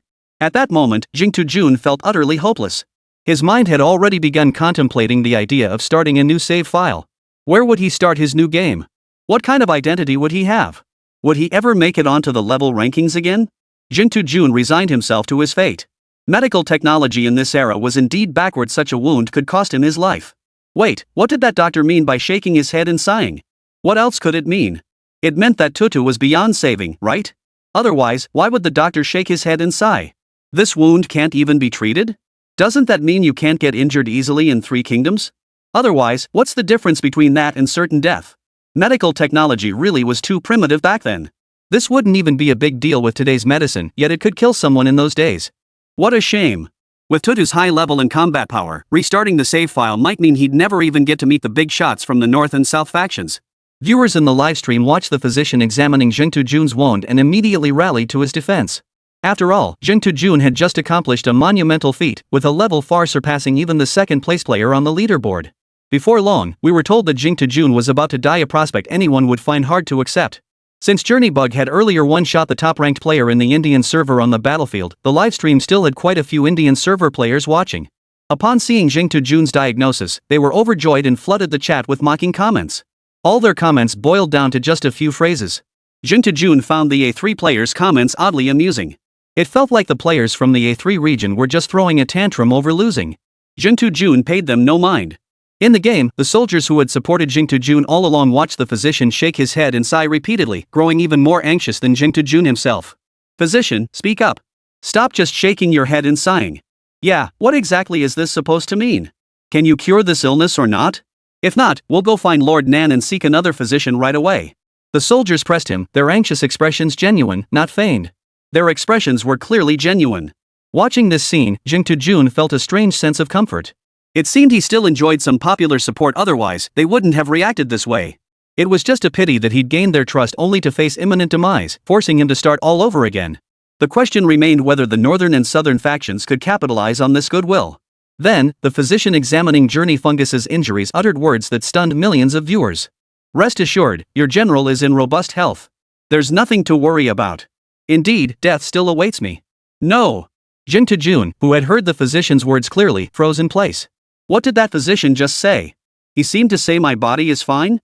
Wait, then what was all that shaking your head and sighing about? I was convinced I was about to meet my end. I'd even prepared all the sentimental lines and new save points. And now you tell me I'm fine? At that moment, Jing Tujun truly couldn't hold it together. Then why were you shaking your head and sighing earlier? While Jing Tujun was still reeling in confusion, a soldier stepped forward and asked. "Oh, you mean that?" The physician turned his gaze away from Jing Tujun and fixed it on the soldier. "I've devoted my life to the medical arts, always fascinated by rare and complex ailments, a fact known throughout the surrounding villages. When you summoned me, I expected some tricky ailment only to find a simple wound. Though the wound is quite large, treating it is straightforward, just bandage it up. Just remember this, General Zhang should avoid strenuous activity for a while and make sure to get some nourishing tonics. Otherwise, his body might not have enough blood to go around. After explaining this, the physician also gave Jing some additional precautions. The soldier who had summoned the physician now felt somewhat embarrassed.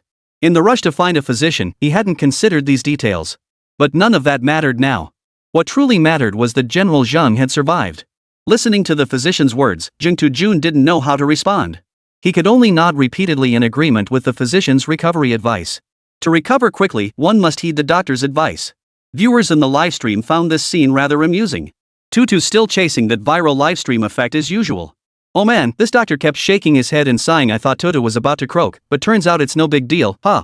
Tutu, why not just go back to your roots and continue being an entertainment streamer? What about those players from the A3 server who used to cheer for you? Wait, our top-ranked player isn't dead. Whose top-ranked player died? So hard to guess. Hey upstairs, watch your words. Keep mocking like this, and what if they report you to the Federation HQ? The players from Region 3 could only watch these comments helplessly.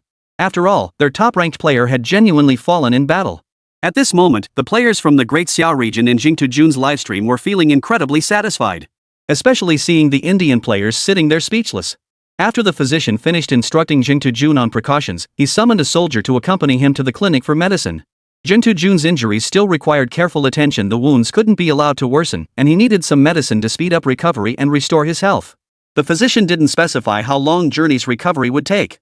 When Journey inquired, he merely brushed it off with a vague "depends on your condition." Jun didn't bother asking further. Anyway, there were likely no Yellow Turban rebels in the vicinity now. He couldn't even level up if he wanted to. Rest and recuperation were the only options. Later, he'd see if there were any simple tasks available in the city. For now, though, Jun just wanted to rest. The Battle of Wancheng had drained him mentally and physically. Even if his body wasn't tired, his mind needed a break. Guys, I need to log off and rest for a bit. Otherwise, I'll really crash. Chapter 161, The Package Sent by Star Company. Jun logging off was only natural. He'd been streaming for hours. Even if his physical body didn't tire, his mind remained constantly focused on playing Three Kingdoms, inevitably leading to some weariness. Anyway, with the Lu Guanzhang trio and thousands of players defending Wancheng, victory in this siege was a foregone conclusion. After all, the Yellow Turban leader Zhang Manshang had been personally slain by Jun. To defeat the enemy, first eliminate their leader. With no commander left to lead the Yellow Turban forces, their defeat was as swift as a mountain collapsing. Of course, logging off doesn't mean ending the stream. Before signing off, Jun would still browse online to check the status of other players in the Three Kingdoms game. He'd see what they were complaining about or if there were any efficient ways to grind levels or gather materials. Now trapped in Wancheng, his access to information was severely limited. Unfortunately, after scrolling through for ages, Jun couldn't find any useful information. Disappointed, he was about to give up when his phone rang. He glanced at the note, delivery. Jun froze. He knew this delivery guy fairly well. Normally, the courier would just leave the package at his doorstep and head off. There was no reason for a special call. Besides, he hadn't ordered anything online in days. He'd barely had enough time to grind Three Kingdoms these past few days. How could he possibly find time to shop online? Guided by the principle that unusual events often hide something strange, Jun decided to personally sign for the package and see what was inside. Guys, hold on a sec, I'm heading out to grab a package. He knew full well that pausing a livestream to handle a package would cause viewership to drop. But since he was about to wrap up the stream anyway, he didn't care about that anymore. Sure enough, when Jun returned with the package, the million-strong viewership had plummeted to around 800,000.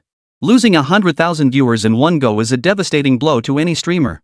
Yet Jun showed no sign of frustration. Instead, he looked thrilled. He beamed at the camera, his eyes sparkling with unbridled excitement as he announced, "Guys, guess who sent me this package?" The moment Jun posed this question to his viewers, everyone instantly realized this package was no ordinary delivery.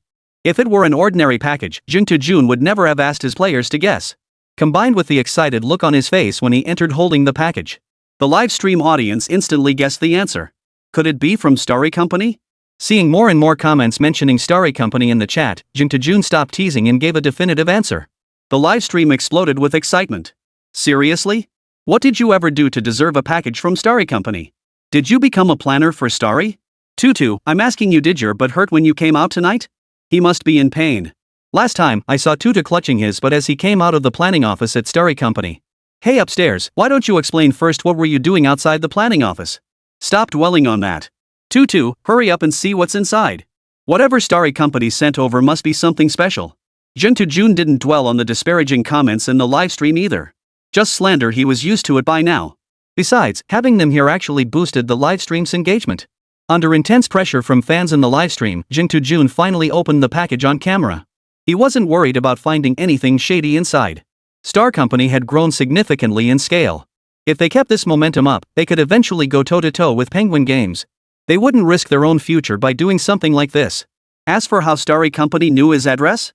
That was just a field they asked for in the form when I ranked high in the challenge mode last time. Guys, don't get your hopes up too high.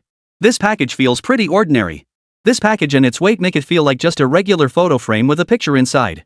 Wonder what the photo inside looks like. Did they capture my dashing, heroic side? As Jin Jun spoke, he used a utility knife to open the package, revealing its contents. What everyone saw next was completely unexpected and for some, downright disappointing. Because it was just a book. It wasn't a commemorative album, nor was it a photo frame. Just a book, and the packaging was extremely simple. It was hard to believe this was the gift sent by Starry Company. Just as the livestream audience was about to start complaining, they noticed Jin Jun's eyes seemed to be glowing. It's just a book, right?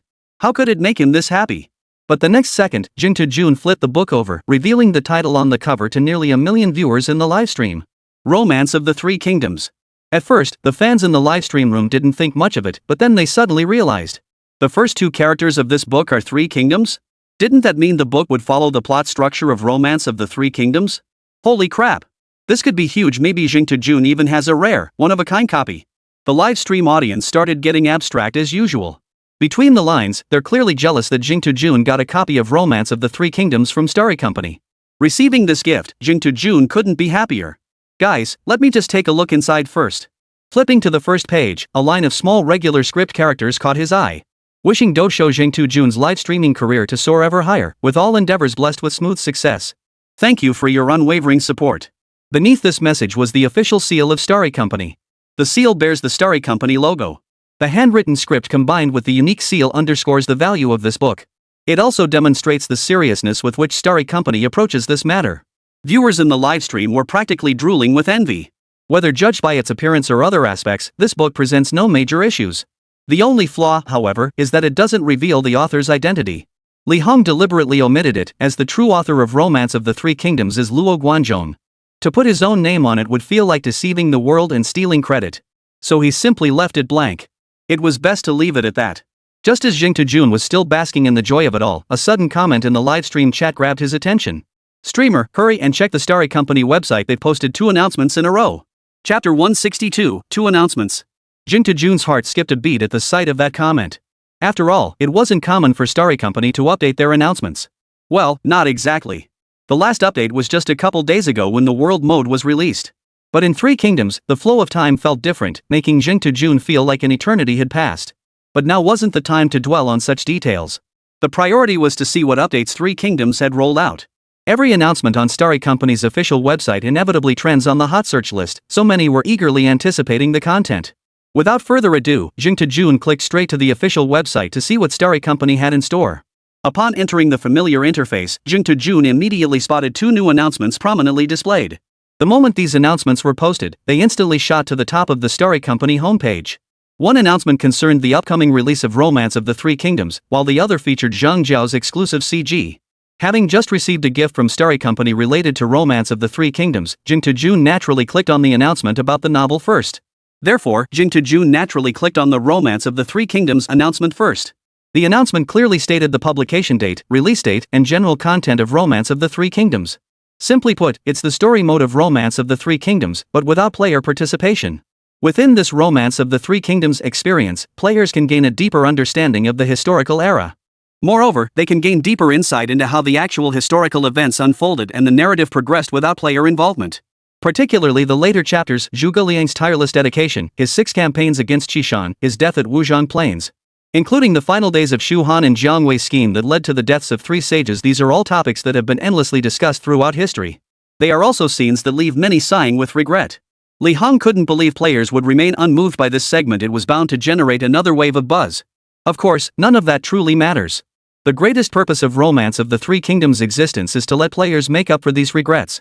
Judging by the progression of story mode and world mode, players will inevitably finish reading Romance of the Three Kingdoms before Liu Bei meets Zhuge Liang. And what is the greatest regret most people feel after finishing Romance of the Three Kingdoms? It boils down to Shu Han. This is precisely why he placed players alongside Liu Bei in story mode. In world mode, he wants to see how players make up for their regrets. Barring any surprises, the Shu Han faction will become exceptionally powerful later on. Mostly thanks to players' support. Upon learning that Romance of the Three Kingdoms was to be published, Jing Tujun felt little stir within. After all, it was just another copy of Romance of the Three Kingdoms in everyone's hands, certainly not the same as his. His copy of Romance of the Three Kingdoms was specially sent by Starry Company, complete with a printed blessing and seal. Its value speaks for itself. The viewers in the livestream didn't say anything about it either. After all, Jing Tujun's copy was one of a kind, no matter how you looked at it. To this day, they remain unaware of any other streamer receiving such a copy. This alone proved Jing Tujun's copy was truly one of a kind.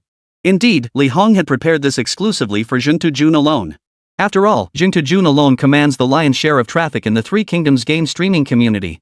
His dominance in Three Kingdoms viewership was unshakable by any other streamer. Even the combined viewership of the North and South streams pales in comparison to Jing Tujun's solo broadcast. After reading the announcement, Jing Tujun closed it and clicked on Zhang Jiao's CG. Zhang Jiao's CG featured only 4 characters, yet they carried immense weight. The Great Sage. Whoa! Jing Tujun sucked in a sharp breath. These 4 characters carried immense weight. What defines a great sage? What makes one a virtuous teacher? Is this really Zhang Jiao? It's completely different from what they imagined. In the chapter-based CG scenes of the first chapter of story mode, there is a Zhang Jiao CG, but its content is minimal. Nothing much can be discerned from it. Now Starry Company has produced another Zhang Jiao CG? In world mode, players will indeed encounter Zhang Jiao.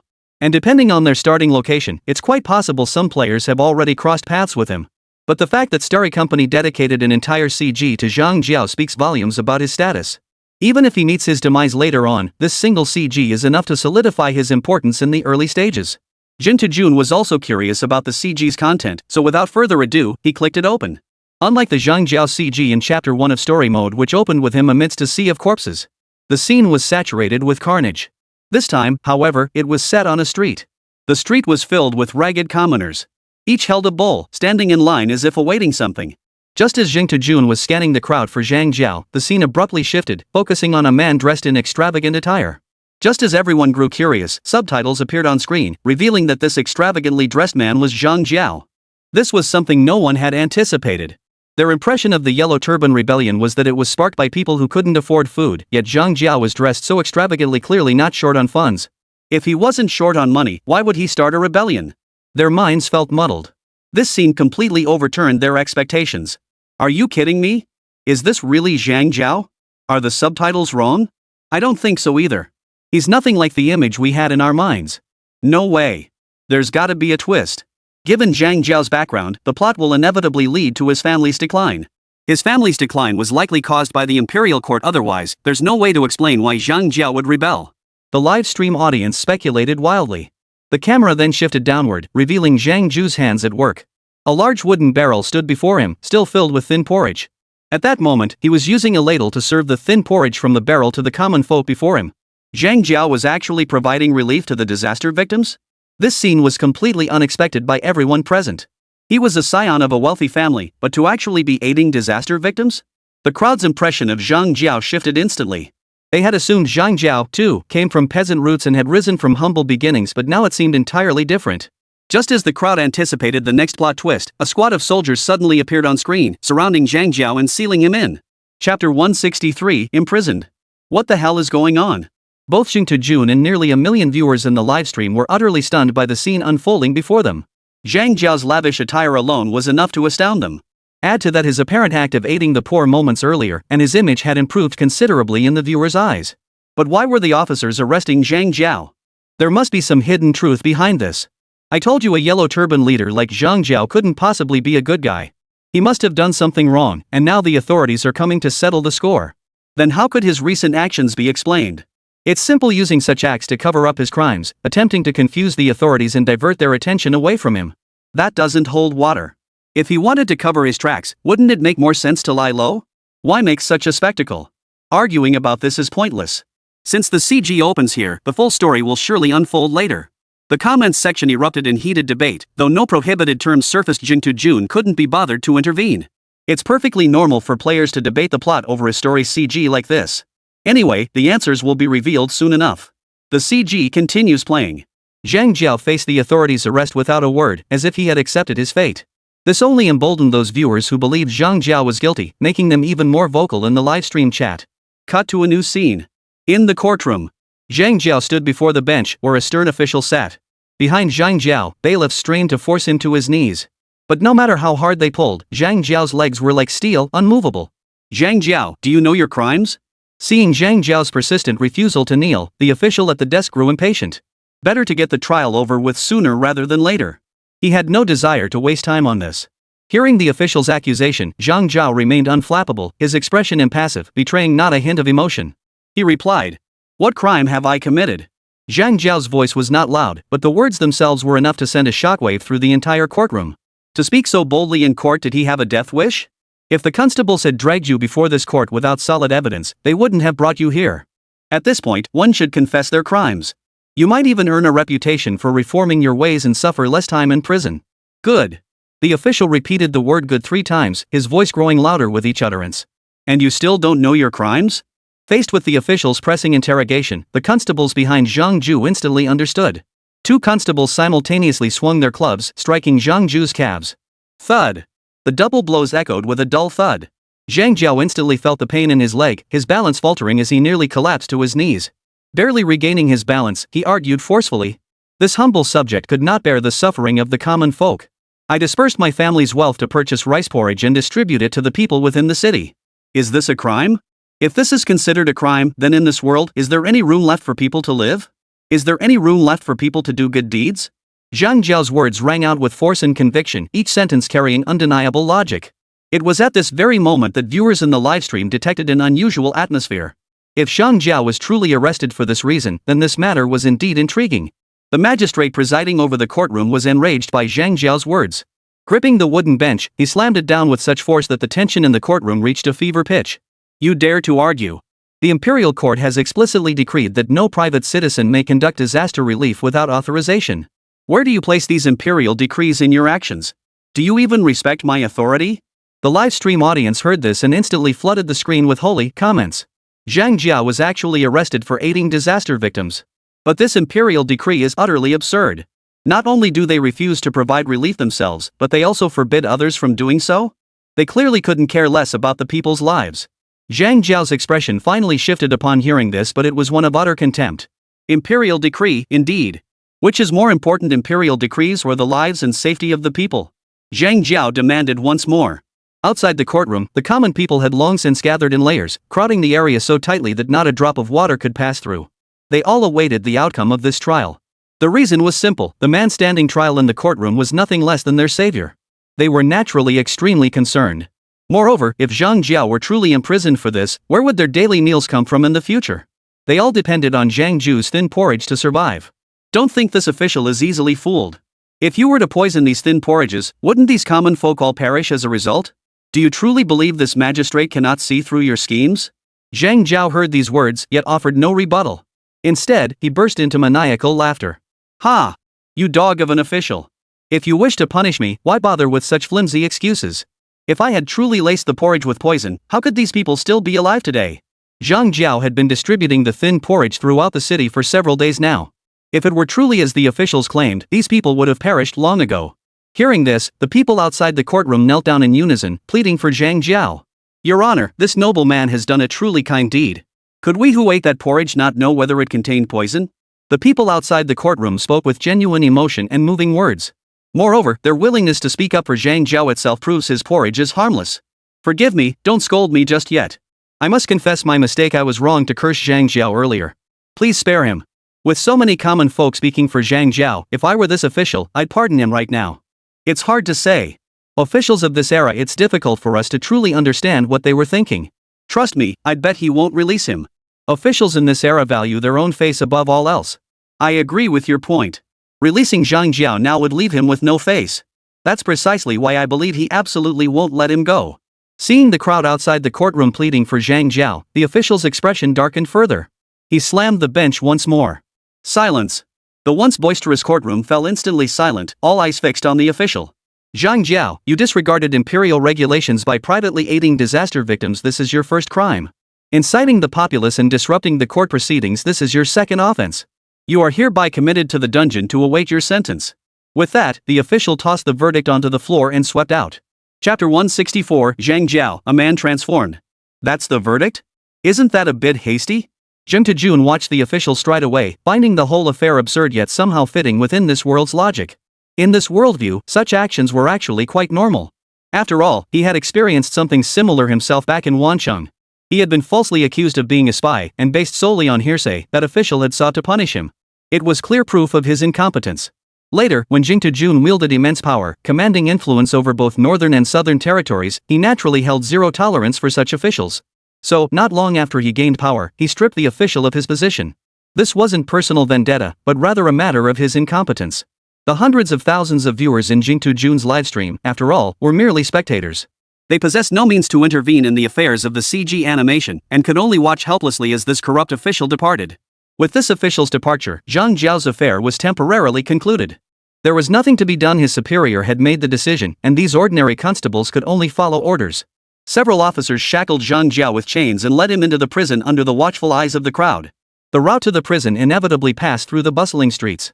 Moreover, crowds of citizens had gathered in layers upon layers outside the gate. The officers knew Zhang Jiu enjoyed popular support. If possible, they would have preferred not to escort him past the people. This presented a significant dilemma for them. It was at this moment that Zhang Jiao spoke. Shackled and bound, he turned and declared, "My friends, I have failed you in this matter. I, Zhang, once promised you that as long as I lived, you would never want for food or clothing. Yet now it seems I must break that promise. I beg your forgiveness for this failure of mine." To everyone's surprise, Zhang Jiao's words did not plead for the people to save him. Outside, there were so many common folk.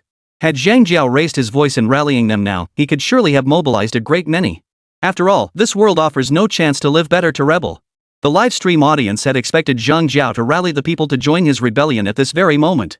Otherwise, once he entered prison, it would be nearly impossible for him to regain his footing. Yet events unfolded unexpectedly. It seemed the Yellow Turban Army wasn't founded at this very moment. Seeing the crowd outside the gate remain motionless, Zhang Jiao continued. "Everyone, please make way. Don't make it difficult for the constables to do their job."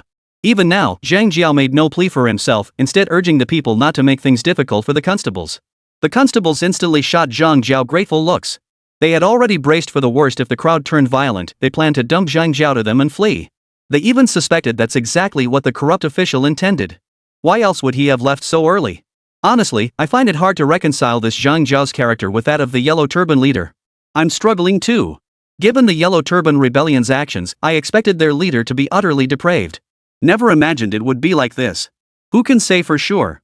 Aren't there plenty of characters who start out good but turn dark later on? We really can't judge based on the beginning alone. This CG still has a long way to go. Let's see how it unfolds later.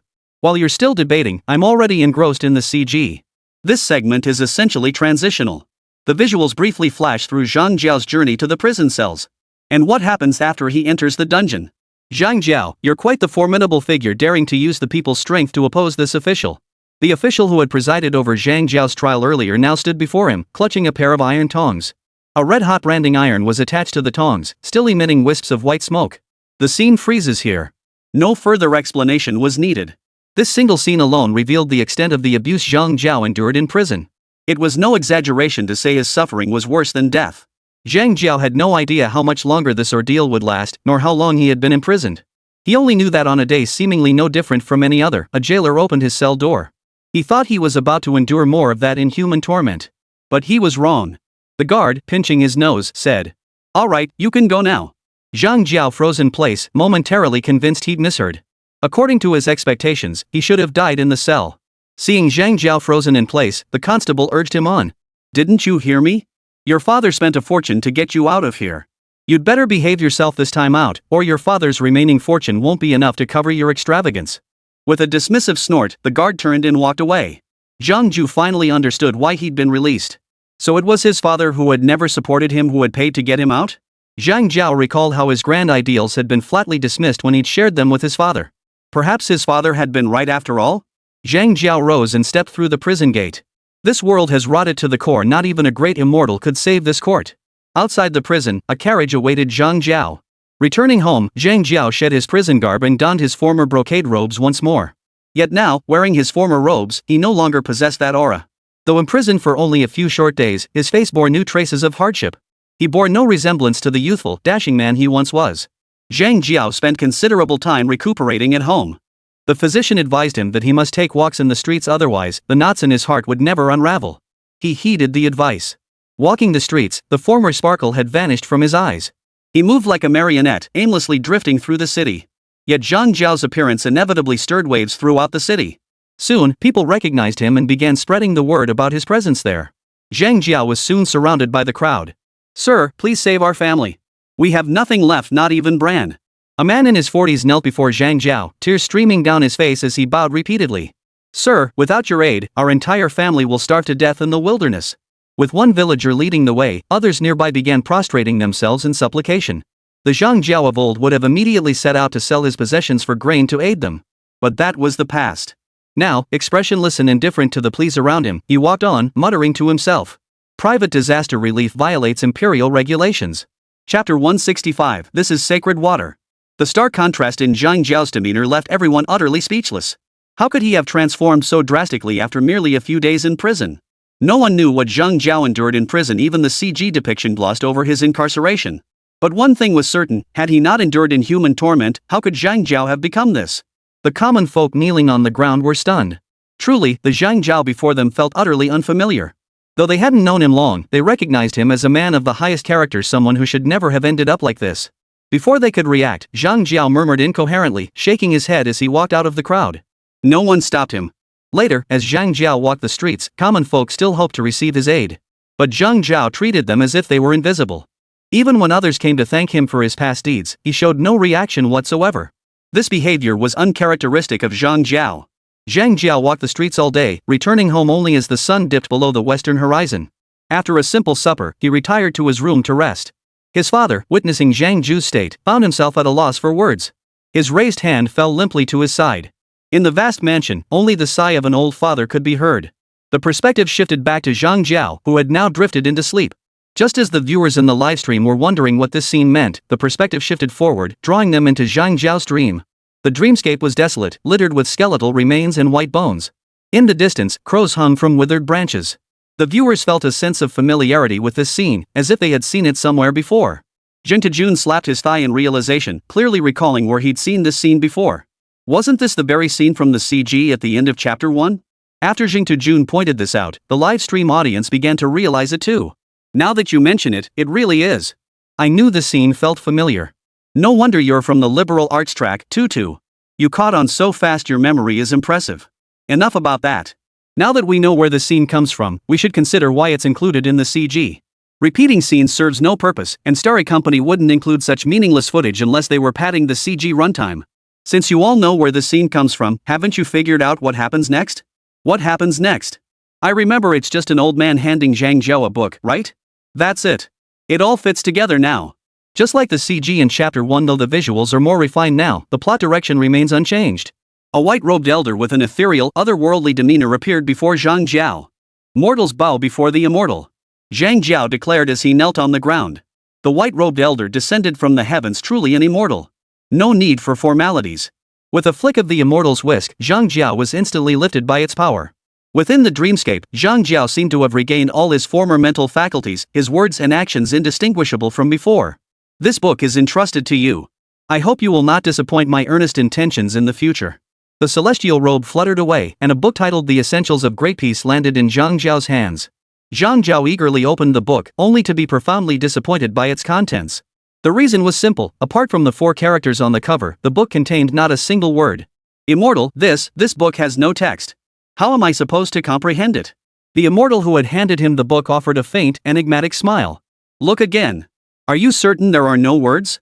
With that, the immortal turned and walked away, paying no heed to whether Zhang Jiao had understood. Zhang Jiao was left alone, staring blankly at the utterly wordless typing Yaoshu. No, this book isn't truly without words. For large characters were inscribed upon its cover, the essentials of great peace. Peaceful times, peaceful times. Zhang Jiao murmured these words, as if suddenly enlightened, as if he had regained the self he had lost in prison.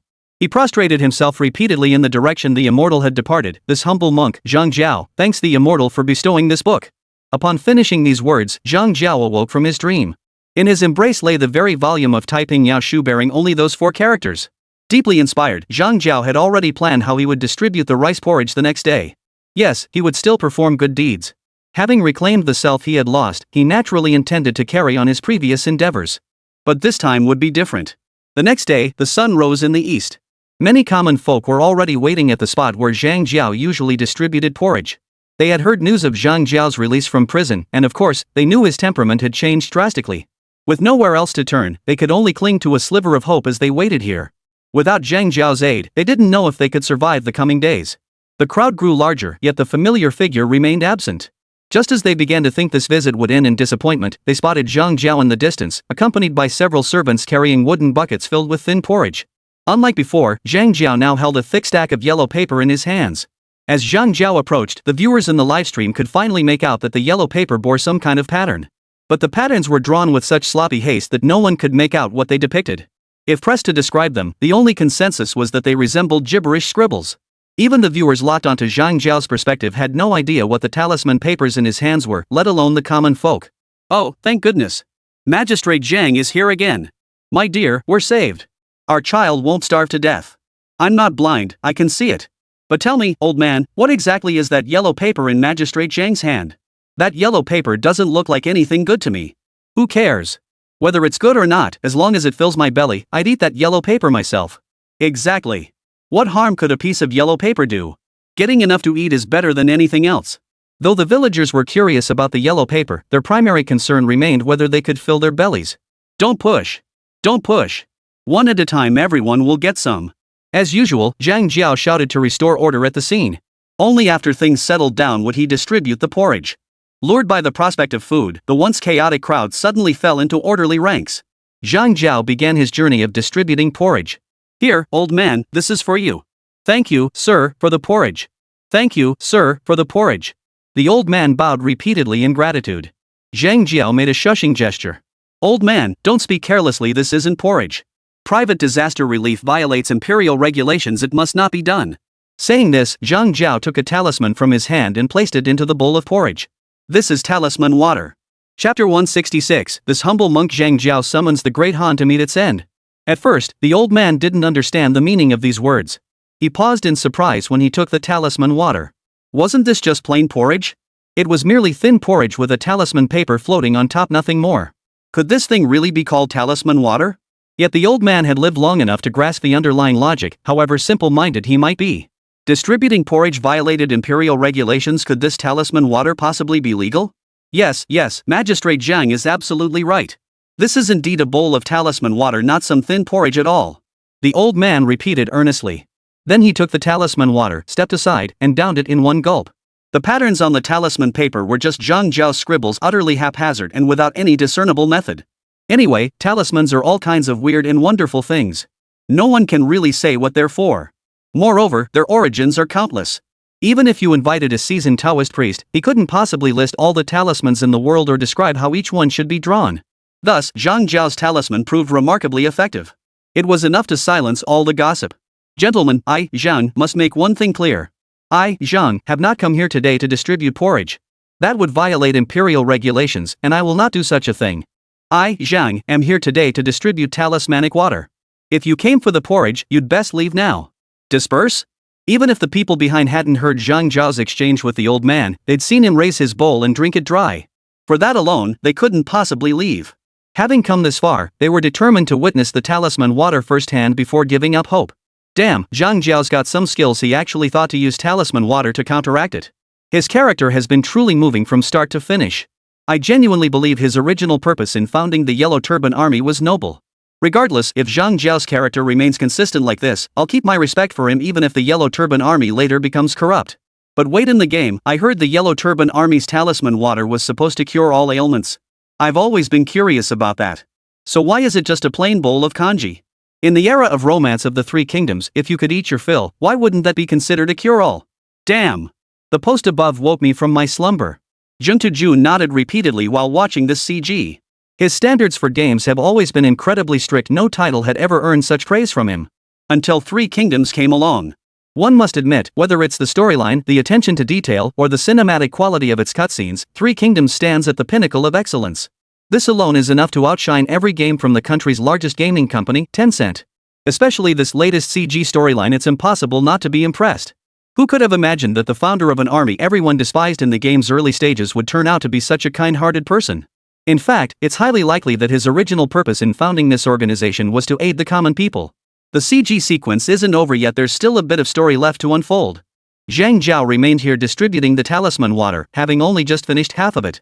Just then, a chaotic commotion erupts in the distance. The magistrate is coming! The magistrate is coming! Hearing this, the people's hearts sank. Their eyes fixed intently on Zhang Jiao. They knew full well that Zhang Jiao had recently suffered imprisonment for distributing soup to them. Now, barely a moment after resuming the distribution, the authorities had come to arrest him. Zhang Jiao was their hope for survival. Many who had already drunk the sacred water spontaneously gathered before Zhang Jiao, forming a human wall. Master Zhang, you must leave first. We'll hold them off here. But Zhang Jiao showed no intention of retreating.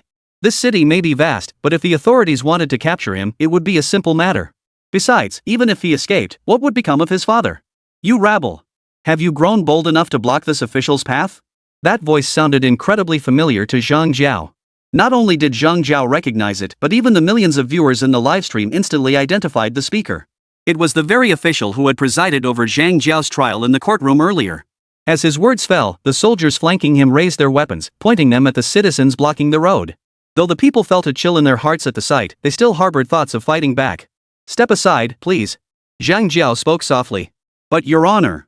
Step aside. After Zhang Jiao gave the order, the crowd relented and stepped aside to clear the path. The look on your face suggests you've accepted your fate? The official stepped before Zhang Jiao and sneered. Zhang doesn't know what fate to accept. Still trying to wriggle out of it? Not long ago, you were thrown into prison for illegally distributing soup.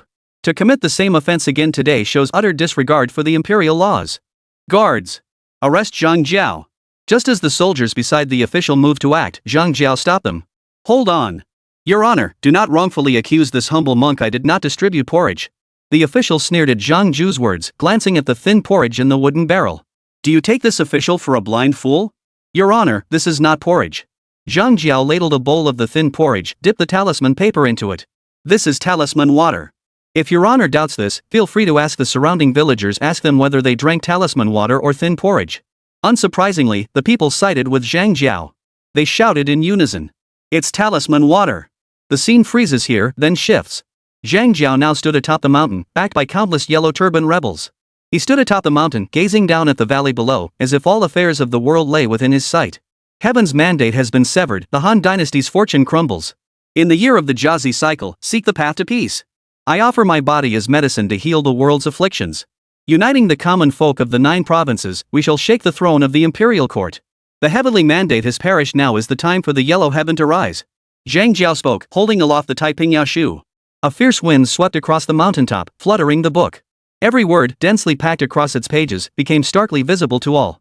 Zhang Jiao had long since understood. His father's words had been utterly correct. This imperial court, not even a great immortal could save it now. Since we cannot save it, let us tear it down and establish a dynasty that truly belongs to the people. I, Zhang Jiao, bid the Han dynasty to meet its end. As he spoke, a thunderous clap suddenly echoed across the sky.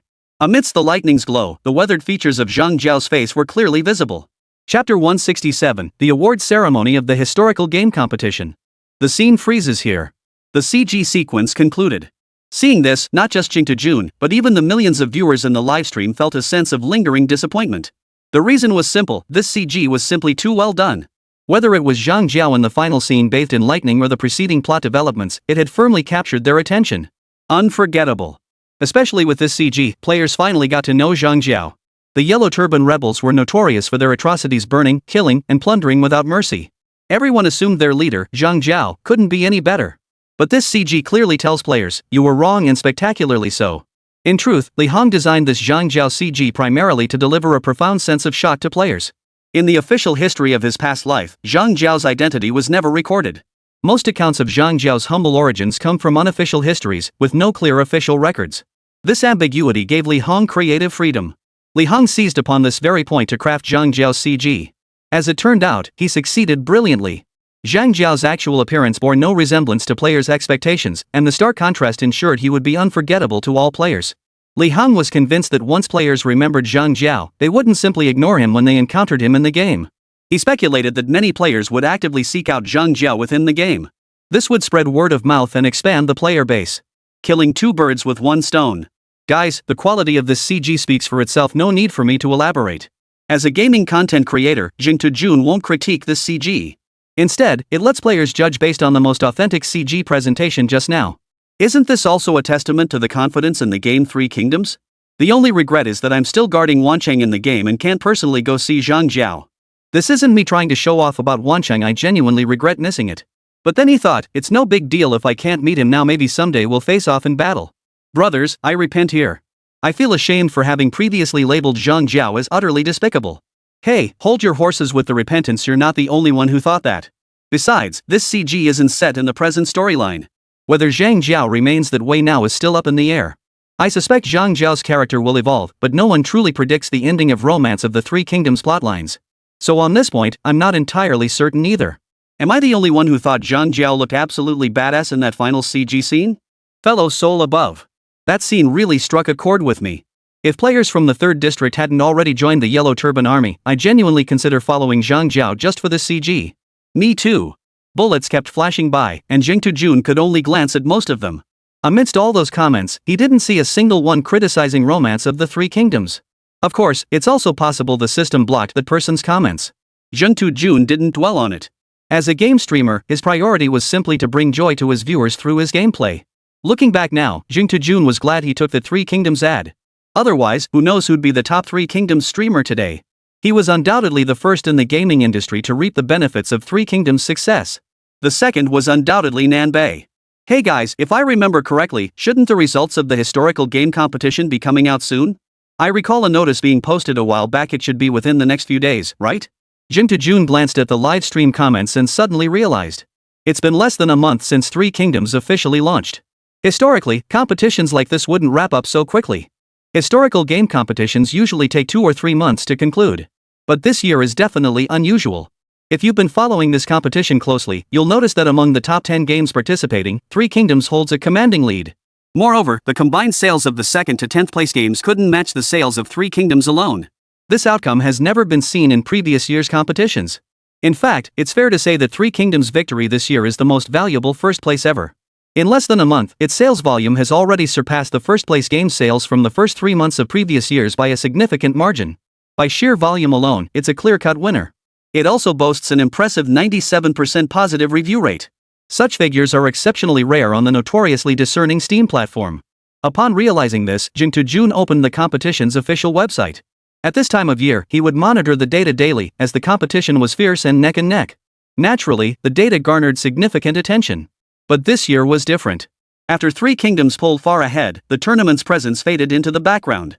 Upon opening the website, Jing2Jun discovered the results would be announced tonight.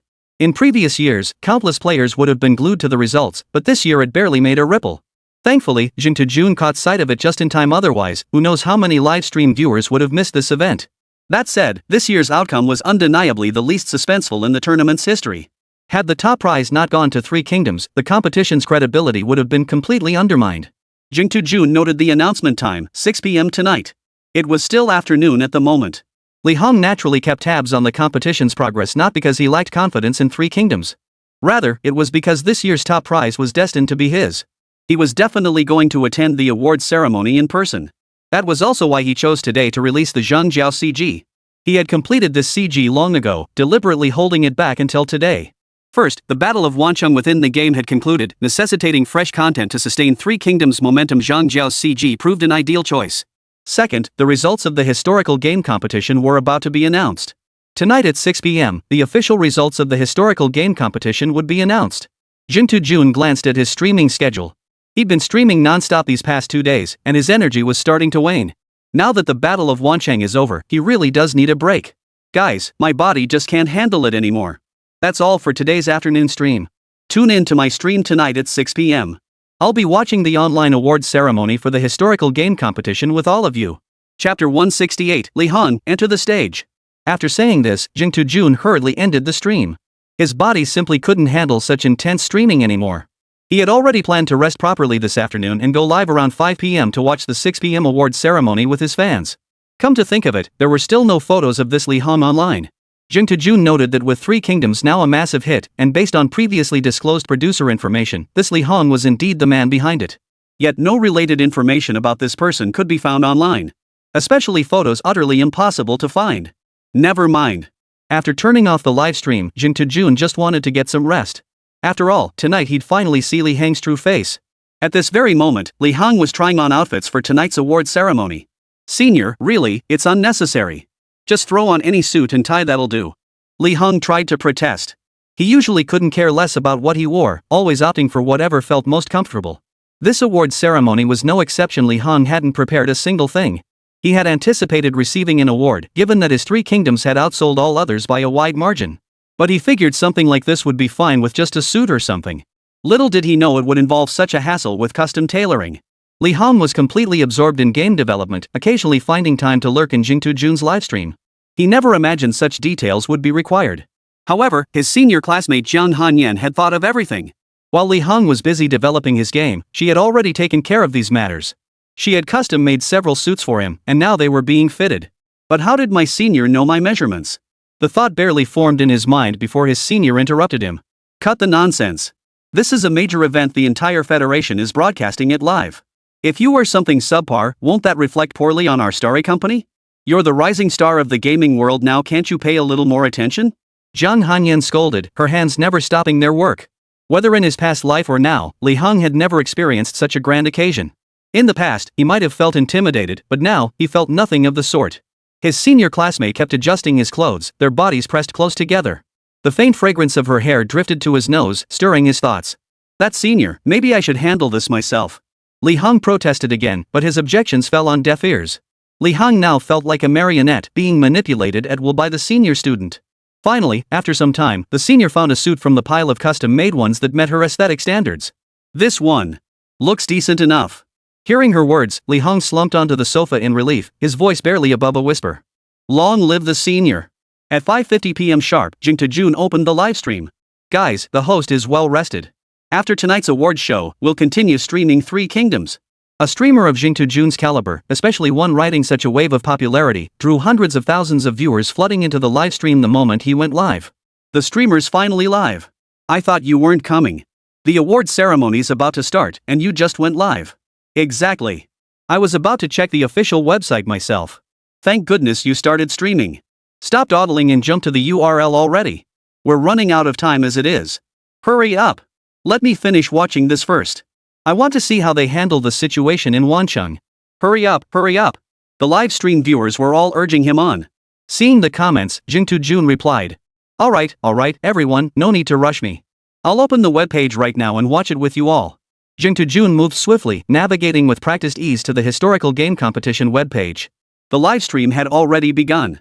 Though the awards ceremony hadn't started yet, the livestream wasn't delayed. The current broadcast showed guests arriving one after another in some simple scene setups at the venue. Jing Tujun glanced at the time on his computer and said, "It's 5:56 now, 4 minutes until the awards begin." At this moment, Jing Tujun's livestream had already attracted 610,000 viewers, and the number was still climbing. This was Jing Tujun's current viewership.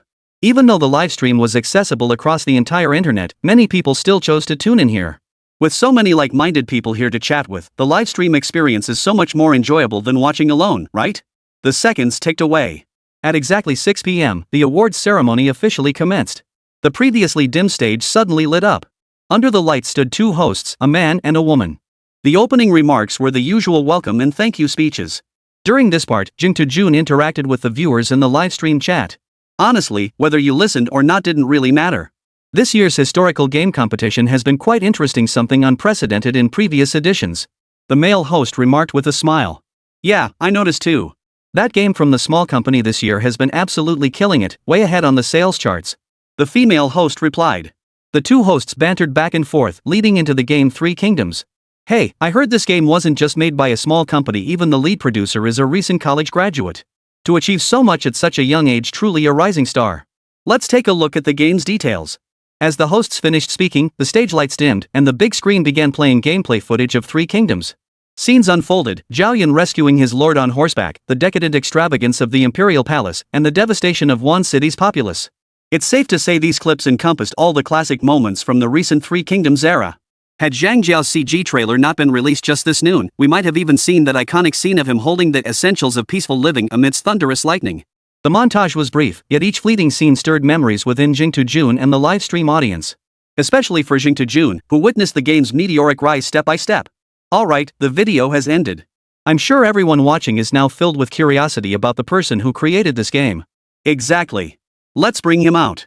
With the warmest applause, welcome the producer of Three Kingdoms. Lí Héng, take the stage. Chapter 169, Heroes Emerge in Youth. As the host's words fell, thunderous applause erupted throughout the venue. This was the reception Lí Héng deserved. From being a victim of false accusations to reaching this point today, Lí Héng had poured an immense amount of effort into his journey. To outsiders, he had pushed his innate talent to its absolute limit. A recent college graduate had single-handedly created a game that crushed all competition in the same genre across the entire federation. And this masterpiece was his very first work.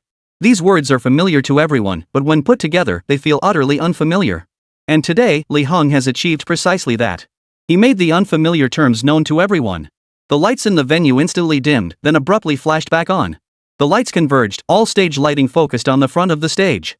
The doors at the front swung open, revealing a young man dressed in a sharp suit.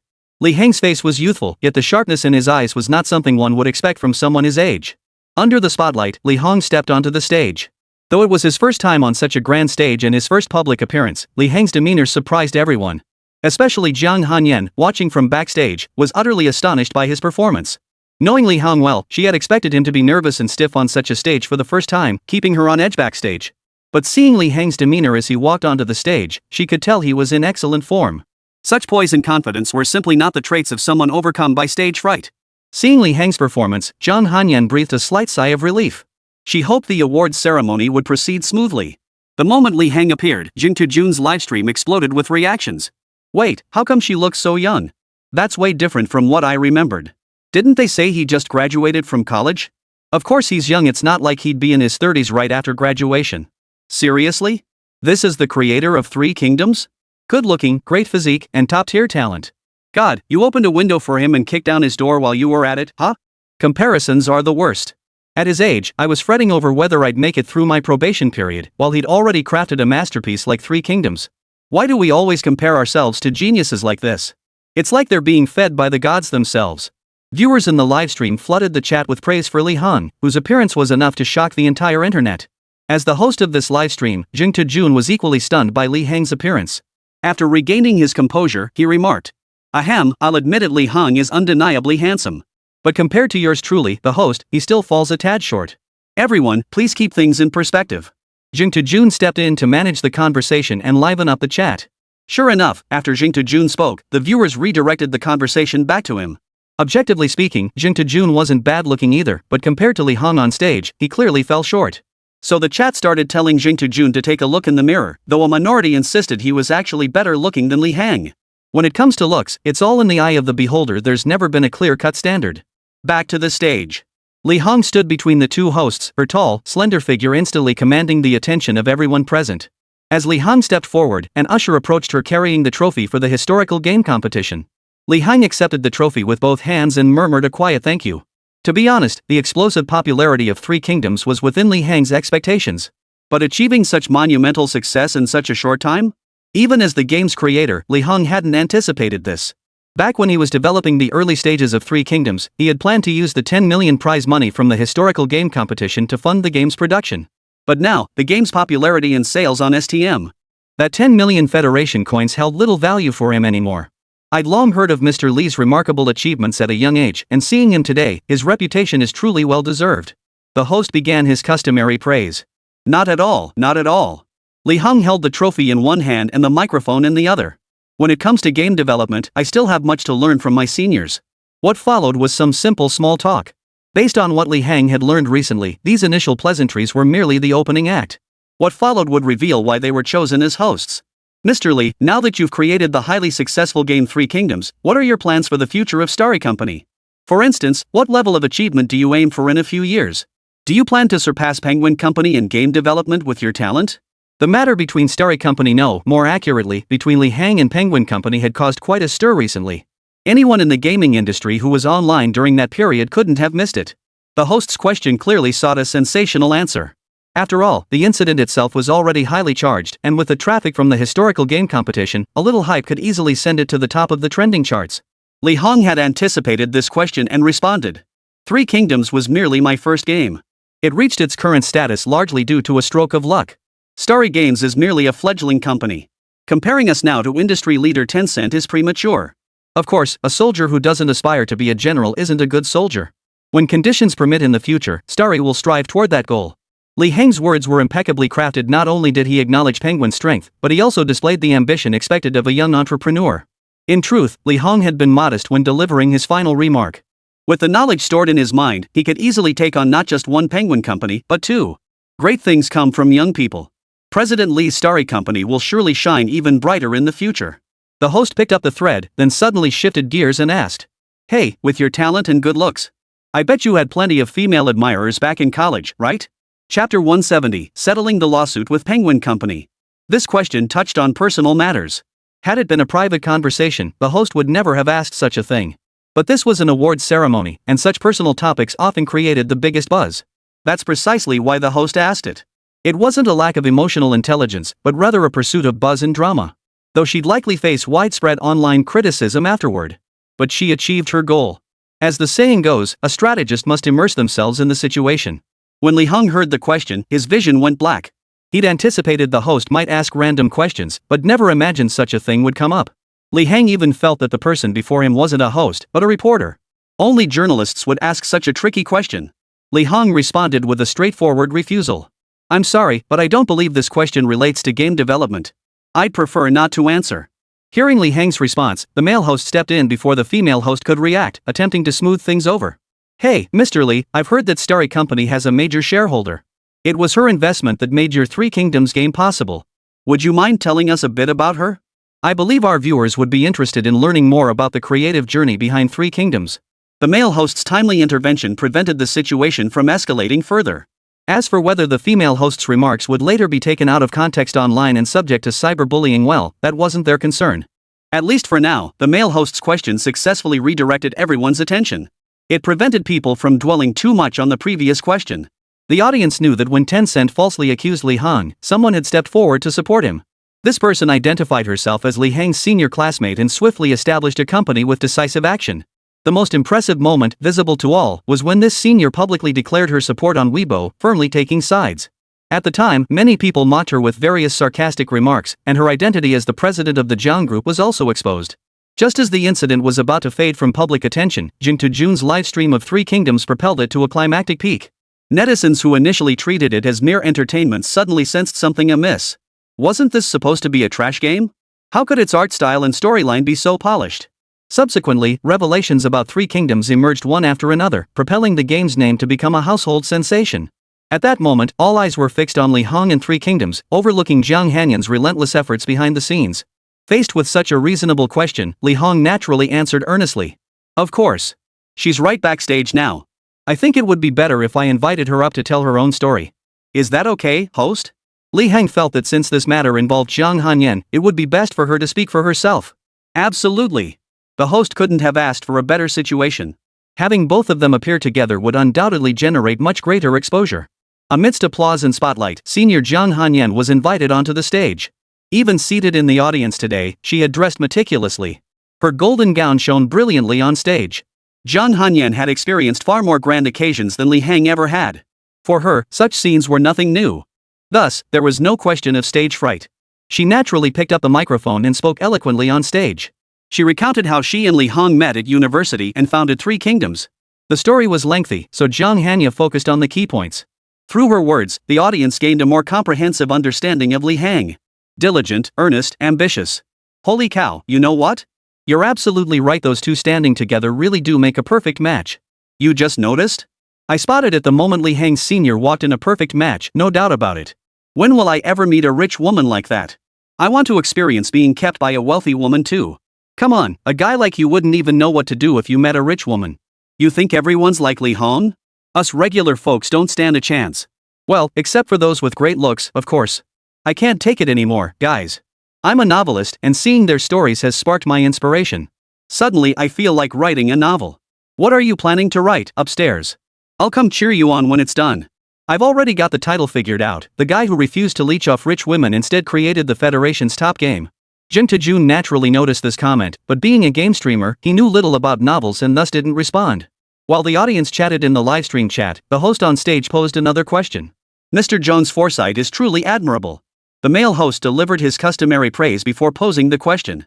Speaking of foresight, what are Mr. Jung's goals for Starry Company's near-term development? This question was less pointed than the previous ones. Typically, the respondent would just laugh it off and move on. Zhang Hanyan was a strong-willed individual, revealing her vulnerable side only when alone with Lí Héng. Even now on stage, her style remained unchanged. She replied, "For now, we have only 2 objectives." Zhang Hanyan's response piqued the host's interest. 2 targets. The fact that she could give such a precise number meant this question was worth digging deeper into. Could you please tell us, Ms. Zhang, what these 2 goals are? The host was determined to get this question answered. This year's awards ceremony was rather unusual, with many unexpected issues arising completely different from previous years. Usually, it was just a matter of sharing creative experiences and acceptance speeches before moving on. But this year? So many problems arose.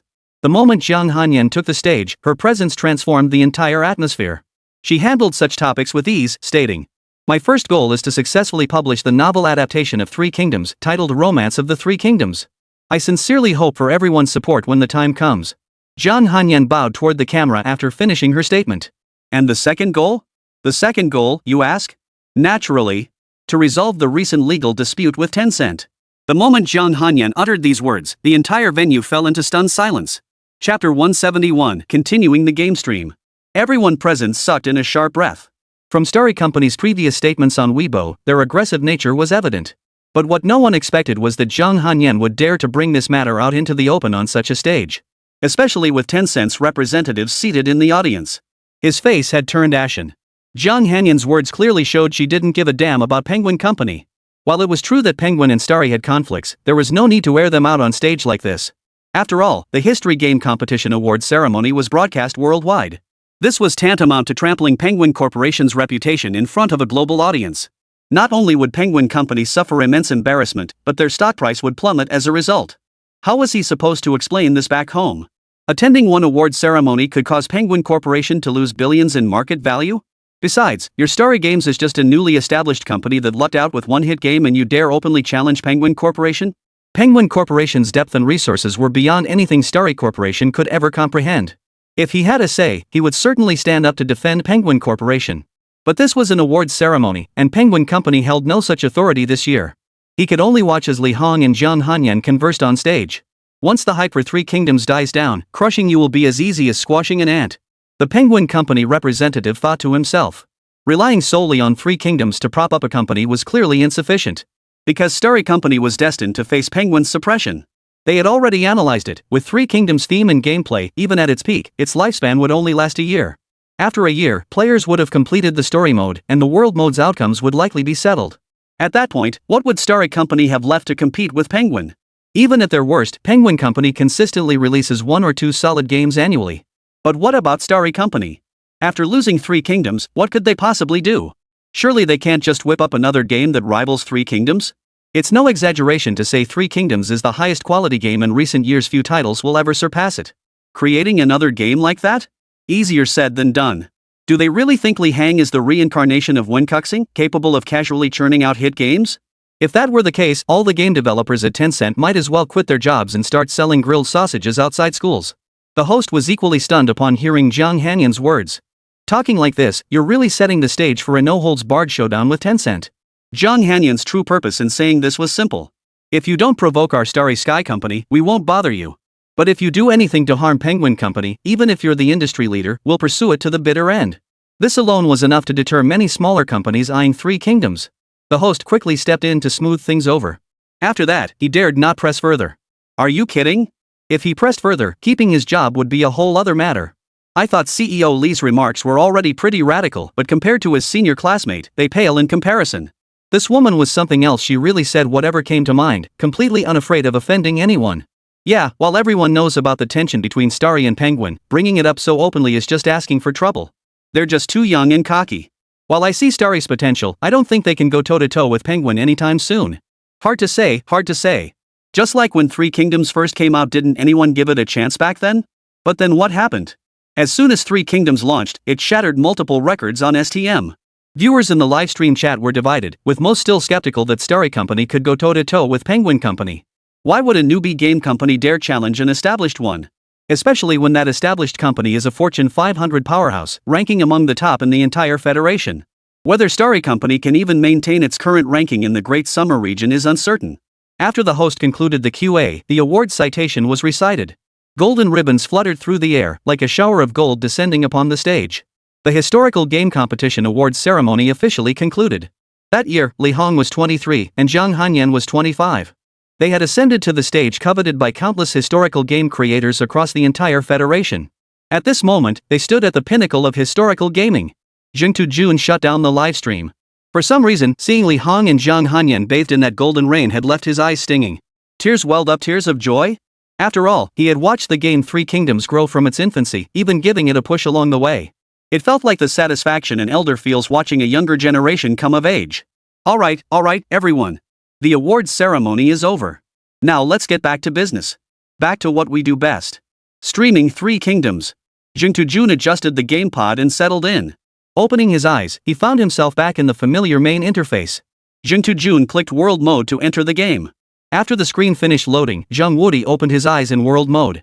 Jun stared at the scene before him. If his memory served him correctly, this was the very place he had been before logging off.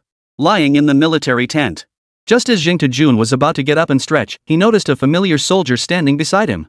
None other than Lí Héng. According to the information Jun had gathered, the Battle of Wancheng had concluded. Lí Héng's presence here meant he had survived the conflict. This was certainly cause for celebration. Despite the aid of Liu Bei, Guan Yu, Zhang Fei, and numerous players, the local garrison had suffered heavy casualties in the Battle of Wancheng. That Lí Héng had made it through alive was no small feat. The military forces here in Wancheng have always been under his command. He should now go to the barracks to assess the casualties. General Zhang, you finally awakened. Lí Héng heard the creaking of the bed frame behind him and knew Jun had regained consciousness. He hurried to his side to steady him. General, you're finally awake. You've been lying in bed for a whole day. Chapter 172, Visit the Barracks. The flow of time in the Three Kingdoms game differed from real-world time. In the real world, Jun had merely rested for an afternoon and watched a livestream, yet nearly 2 days had passed within the Three Kingdoms game. Jun understood this, so Lí Héng's words didn't surprise him much. In-game, Zhang Wudi had been recuperating in bed for a full day. And honestly, his overall physical condition had improved significantly. His chest wound was now bandaged, showing no signs of serious injury. Lí Héng, how did you end up here? Compared to his own period of unconsciousness, Jun was far more curious about why Lí Héng was here. This was Jun's military tent for recuperation. Normally, only Nan and Bei should have access. Lord Nan ordered me to guard this place. Lí Héng explained. General Zhang is bedridden and needs care. I volunteered to Lord Nan, hoping to be the one to tend to General Zhang. Later, Lord Nan nodded and agreed. Lí Héng's words sounded rather flippant. After all, General Zhang lying bedridden and needing care was no small matter. He was now the nominal second in command of Wancheng, and his prestige within the military camp likely surpassed even that of Nan and Bei. If someone were to attempt assassination during his illness, General Zhang would undoubtedly meet his end. Therefore, the person entrusted with caring for Jun must be chosen with the utmost caution. Nan Bei initially considered selecting a few of his most loyal followers, as he had pressing matters to attend to, especially now that the great battle had just concluded, demanding his constant attention. He simply had no time. But Nan Bei quickly rejected the idea of having players care for Jun. At first glance, having players care for Jun seemed feasible. After all, there were undoubtedly long-time fans who could spend time with him. But don't overlook one crucial point: killing other players grants experience points. And the amount of experience gained depends entirely on the level of the person you kill. Jun currently holds the top spot on the Daxia server's level ranking and is highly likely to be number 1 across the entire game. The amount of experience a player could gain from defeating Jun is incalculable. It could easily propel them into the ranks of the game's elite. Once you escape pursuit, the vast world of Three Kingdoms is yours to roam freely. In the Three Kingdoms world, level still speaks volumes. A high level grants significant advantages in player versus player combat. Therefore, Nan Bei dared not gamble. If he lost, his good brother Jun would have to wipe his progress and start over. Moreover, numerous matters in Wancheng still required Jun's attention. So no matter how you look at it, Jun simply couldn't die. He couldn't gamble on whether players would succumb to greed and strike a fatal blow against Jun. Thus Nan Bei made his decision: rather than gamble on player greed, he would assign this task to an NPC with no vested interest. If an NPC handled this task, none of these concerns would arise. Killing Jing Jun would yield no experience points, and doing so would inevitably invite endless trouble upon themselves. With no grudge or enmity, why would they commit such a foolish act? Thus, Lí Héng emerged as the ideal candidate. Past events had shown Lí Héng to be a man of integrity, so Nanbei could entrust this matter to him with peace of mind. Journey Fungus opened the level rankings as usual. Even after a full day of gameplay, his level remained an unattainable second place. Jing Jun was about to close the interface when he noticed a familiar name in third place. Nanbei, level 20. Reaching level 20 in the early stages of the game was truly no small feat. Back in the day, how many Yellow Turban rebels had Journey Bug slain just to reach that milestone? Yet now, after just one day away from the game, Nanbei had somehow shot up to such a high level. When he logged off, Nanbei was only level 1. How did he jump up 20 levels in one go? Even flying couldn't be that fast. Faced with this mystery, Jing Jun was determined to get to the bottom of it. The livestream audience was the best source of information. And sure enough, Journey Bug got the answers they were looking for from the stream's viewers. It turns out Nanbei achieved such a massive level jump in such a short time by completing a quest. After the Battle of Wanchang concluded, a cold mechanical prompt sounded from Nanbei's side. Congratulations on completing the hidden quest, Battle of Wanchang. Quest rating, good. Note, the quest rating system applies only to hidden quests, with ratings divided into 6 tiers: low, passing, average, good, excellent, and perfect. The grade directly affects the distribution of mission rewards. Even a mere good rating yielded an enormous amount of experience points for Nanbei. This is evident from the fact that Nanbei's level shot straight up to 20. Journey Bug dares not imagine if Nanbei had achieved an excellent or perfect rating, would the top spot on the level leaderboard now belong to Nanbei? All this time I've been grinding kills, essentially working for Nanbei. Though Jing Jun grumbles outwardly, he harbors no resentment inwardly. Their partnership was a win-win situation. Without Nanbei, he wouldn't have been able to slay so many Yellow Turban rebels, let alone climb to the top of the level rankings. Both parties accepted the good mission rating. After all, this was their first time engaging in such a large-scale historical battle. Despite seemingly thorough preparations, there were still many shortcomings. If they could do it again, they'd undoubtedly perform better. But of course, there was no option for a do-over. Thus, they were content with the good rating. No wonder players from the 3rd District had previously earned experience points for handling logistics with the Yellow Turban rebels.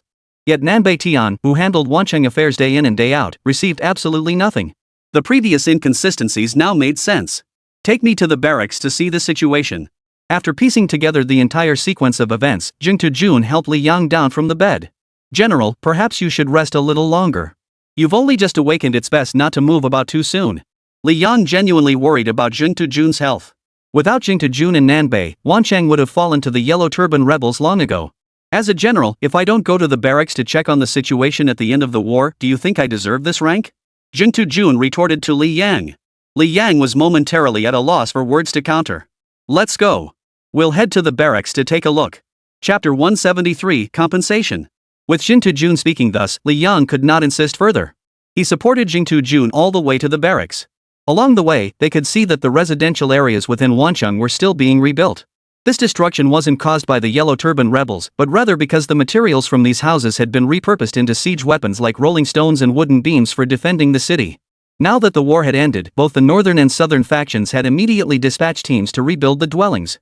The people are the very foundation of a city. Only by securing the people's trust can matters within the city be properly managed. Therefore, both the North and South have always placed paramount importance on matters concerning the people's livelihood. This is precisely the scene witnessed by Jing Jun. The people of Wancheng are fortunate.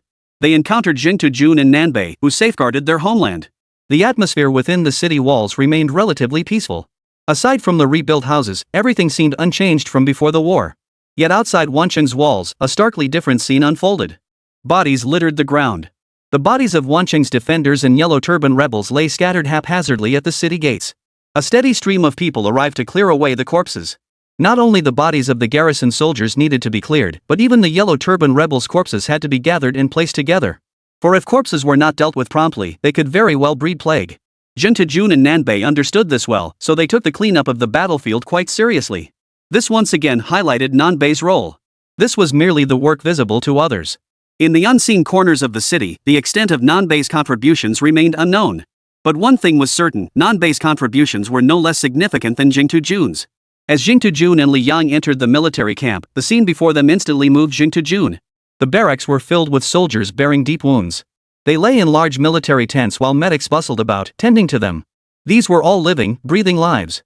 Despite the extreme scarcity of medical supplies, North and South refused to abandon treatment for those with severe injuries.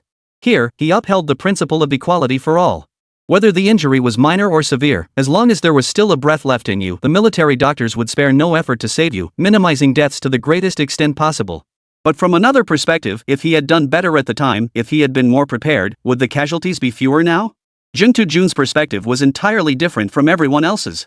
Seeing the barracks filled with wounded soldiers, he felt this was his responsibility. Wancheng was defended, but the soldiers had suffered heavy casualties. Was this the outcome he had envisioned? Clearly not. General, these wounded soldiers. Lí Héng had barely begun speaking when Jing Tujun raised a hand to silence him. Jing Tujun led him straight to Lin, the camp commander. How many casualties? Jing Tujun cut straight to the chase. This was his primary concern and the reason he'd headed straight for the barracks upon arrival. Recognizing Jing Tujun, Lin promptly reported. Our forces, including clan private soldiers, numbered over 10,000. Casualties exceed 30%. Lin wasn't unwilling to provide an exact figure, it was simply that the battlefield casualties were still being tallied. He genuinely didn't know the exact casualty count. This 1/3 figure was merely a reasonable estimate based on the current situation. 1/3. Jing Tujun murmured softly. Give me a copy of the confirmed casualty list. Journey Fungus demanded of Lin. With his superior requesting this, Lin naturally had no excuse to refuse. He handed over a copy. The number of casualties was too great. How could a single bamboo slip possibly contain them all? The benefits for the fallen shall be exactly as I previously agreed, not a single detail to be reduced. Jing Tujun's voice suddenly grew louder, his words becoming forceful and resolute, a sharp edge now visible in his eyes. If I discover any of you have embezzled this money, regardless of the amount, if you've stolen any of this money, Zhang will show you no mercy. Jing Tujun's words were already quite blunt, yet he still feared someone might embezzle the funds. If anyone dared to embezzle the compensation funds, he would have no choice but to make an example of them. Never test human nature with money. General, what do you need this list for? Lí Yang inquired after leaving the military tent. Lí Yang, would you do me a favor? Jing Tujun didn't answer Lí Yang's question, or rather, he answered it with action. Go to the government office and fetch some money for me, the more, the better. Even if Lí Yang were as dense as a log, seeing Jing Tujun handling money and the list of fallen soldiers made it crystal clear what he intended to do. Jing Tujun intended to personally distribute the compensation funds. General, your health is precious, and you're still recovering from a serious illness. Such minor matters should be left to us subordinates. Jing Tujun offered no reply, instead striding toward the address listed under the first name on the roster. Matters concerning the people's livelihood are never trivial. Hurry along. We must give them some closure. Seeing this, Lí Yang could only comply. As he turned to leave, he glanced back at Jing Tujun. For some reason, though he had seen this very same back just days ago, now, seeing the same silhouette again, he felt it had aged considerably. Ever since Tutu arrived at the military camp, he'd seemed off nothing like the lively, carefree person he used to be. Tutu had always been a man of deep loyalty and honor. He had now fully immersed himself in this game. When he saw his own soldiers suffering heavy casualties, how could he possibly be happy? Honestly, this Three Kingdoms game, if not unmatched in history, it's certainly unparalleled in its time. What other game could achieve this level of immersion? Honestly, he shouldn't be personally handling the compensation payments. That sort of thing should be delegated to subordinates. Wouldn't it be better to use that time to grind for levels? Hey, didn't you hear what Tutu just said? This concerns the people's livelihood, it's a top priority matter. Jing Tujun had no time to spare for the livestream's chat. He had already arrived at the first household's doorstep. He gently tugged the door knocker, its clang against the door panel echoing clearly. Each dull thud felt oppressively heavy, weighing down Jing Tujun's breath. A young woman opened the door. According to the bamboo scrolls, this woman should be his newlywed wife. I'm here to... Jing Tujun froze. All the carefully prepared words vanished in that instant. He opened his mouth, trying to gather his thoughts again, but found himself utterly unable to form words. He could only speak plainly. I'm here to deliver Zhang Ming's death benefits. Chapter 174, Glory and Shame. Before the young woman before him could react to Jing Tujun's words, a furious shout erupted from within the house. You who killed my son, how dare you show your faces here? As Zhang Ming's family, they had learned of his death in battle the moment the fighting ended. Today, I'll finally vent my fury. Give me back my son's life. The old woman appeared at the doorway, her tirade halting abruptly when she saw the visitors and the wound on their chest. Lord Zhang? Zhang Tujun was now the most prominent figure in Wancheng. His contributions were crucial to the city's survival. Moreover, she had seen Zhang Tujun before when delivering food to her son. Thus, she recognized him the moment she saw him. For a moment, she was at a loss for words. It wasn't because Zhang Tujun held a high position and she dared not curse him. Rather, she was well aware of the pivotal role Jing Tu-jun had played in this war. Even setting that aside, she'd heard plenty of rumors about him over the past couple of days. Stories like him charging alone into enemy lines, riding his warhorse to battle the Golden Chieftain for 300 rounds. Or how he'd infiltrated enemy lines alone, surrounded by Yellow Turban forces, only to cleave their banner in two with a single stroke of his sword. Among tens of thousands of Yellow Turban rebels, she successfully beheaded the opposing commander. She had heard many such stories over the past 2 days. If most people bore responsibility for her son's death, Jing Tu-jun was precisely among the few who did not. Standing alone on the front lines, drawing the attention of so many Yellow Turban rebels, he had done everything a general should do. What grounds did she have left to blame him? When the war truly began, Jing Tu-jun was precisely the one who valued his life the least. Just as the three fell silent, the sound of a wooden stick striking the floor echoed through the room. Lí Héng, who had already collected the money and was following behind Jing Tu-jun, was startled. He hurried to Jing Tu-jun's side and shielded him firmly. Jing Tu-jun remained unruffled. Before arriving here, he had already braced himself for the worst. The sound of the wooden stick tapping the floor grew closer, and the figure wielding it finally revealed their true identity. It was Zhang Ming's father. He held the stick not to drive off or strike Jing Tu-jun, but because his right leg was missing below the knee. In other words, he was disabled. He approached the door and politely said, "My apologies, sir. My wife has just lost our child and is understandably distraught. I'm afraid she's made a scene." Compared to Zhang Ming's mother's initial appearance, his demeanor was far more composed. Calm as a cold-blooded creature. As for whether he was truly calm inside, only he knew. "It's fine. This matter was my fault to begin with. Had I been more cautious, this..." Jing Tu-jun was consumed by self-reproach, but his words were cut short by Zhang Ming's father. "Sir, in my younger days I too served as a soldier. The wound on my leg was sustained during a bandit suppression mission back then. You and I both understand that in war, casualties are inevitable." His tone was utterly calm, devoid of any discernible emotion. It was only through his words that Jing Tu-jun understood the origin of his leg injury. So this was another veteran, his crippled leg also a remnant of bandit suppression. This made Jing Tu feel even more indebted to Zhang Ming's family. As the sole able-bodied man in the household, Zhang Ming had now fallen on the battlefield. "Here is Zhang Ming's death benefit. Please take it." Jing Tu-jun drew silver coins from his waist pouch. "Regarding the benefits previously promised, should any aspect fail to materialize, you may come to me. I will handle such matters with the utmost seriousness." Jing Tu-jun handed the silver to Zhang Ming's father, but the old man did not accept it. Shaking his head, he said, "Please return, sir." Many homes in Wancheng needed rebuilding, the city walls required repairs, and the military camp housed numerous wounded soldiers needing treatment. These are all areas requiring funds, and they represent no small expense. There's no need for you to waste your money on someone who's already dead. This wasn't mere politeness from the old man. As a former soldier, he possessed this level of ideological awareness. Jing Tu-jun stood frozen in place. He hadn't expected the old man to refuse the compensation, and the reason for his refusal left him utterly speechless. The situation in Wancheng was indeed as the old man described. If these matters were to be properly addressed, Wancheng's funds would be utterly insufficient. Let alone distributing compensation payments. Jing Tu-jun and Nanbei would need to find other ways to secure funds for Wancheng. It was true that Wancheng needed substantial funds, but when the young men of Wancheng enlisted, I had already made these promises. If I fail to fulfill these promises, who among the people would trust our words in the future? Therefore, please accept this. Jing Tu-jun is determined to distribute the compensation payments. It's true Wancheng faces a funding shortfall, but Jing Tu-jun will ensure every penny of the promised compensation is paid out. As for future funding needs, we'll simply earn it. If all else fails, we'll use our financial clout. With so many players in Wancheng now, we can always purchase them with Federation coins later. Let players collect funds as long as the money is legitimately earned. He'll exchange game currency for Federation currency here. He doesn't believe that with so many players, there won't be anyone willing to trade with him. Thus, the funding problem can still be resolved. In the game, after Jing Tu-jun's persistent urging, Zhang Ming's family finally accepted the compensation. Before leaving, Jing Tu-jun repeatedly urged them, should they encounter any injustice in the future, they could always come find him. Afterward, Jing Tu-jun led Lí Héng to the next destination. Zhang Ming's father was truly remarkable. He was just a soldier, yet now he didn't even want the compensation. His mother wasn't too bad either. Though she started off cursing and ranting, she instantly understood a lot more the moment she saw Tutu. No need to elaborate. I suspect this is a setup orchestrated by Tutu and Starry Company, aimed at stabbing us in the back. I've caught on too. Enough said, guys, I'm heading to the kitchen to grab some cash to deliver to Starry Company. Reward. Reward. Reward for Lí Héng's home address. Jing Tu-jun was still busy handling the compensation matters. He'd seen all kinds of people, some grateful, some abusive, some indifferent, some weeping bitterly. But what left the deepest second impression on Jing-to-jun was an old woman's home. Her husband and son had both joined this war, and tragically, neither returned alive. For a son, dying alongside his father in battle is an honor. For a father, to die alongside his son in battle was a disgrace. Chapter 175, The Martial Arts Fanatic Zhang Fei.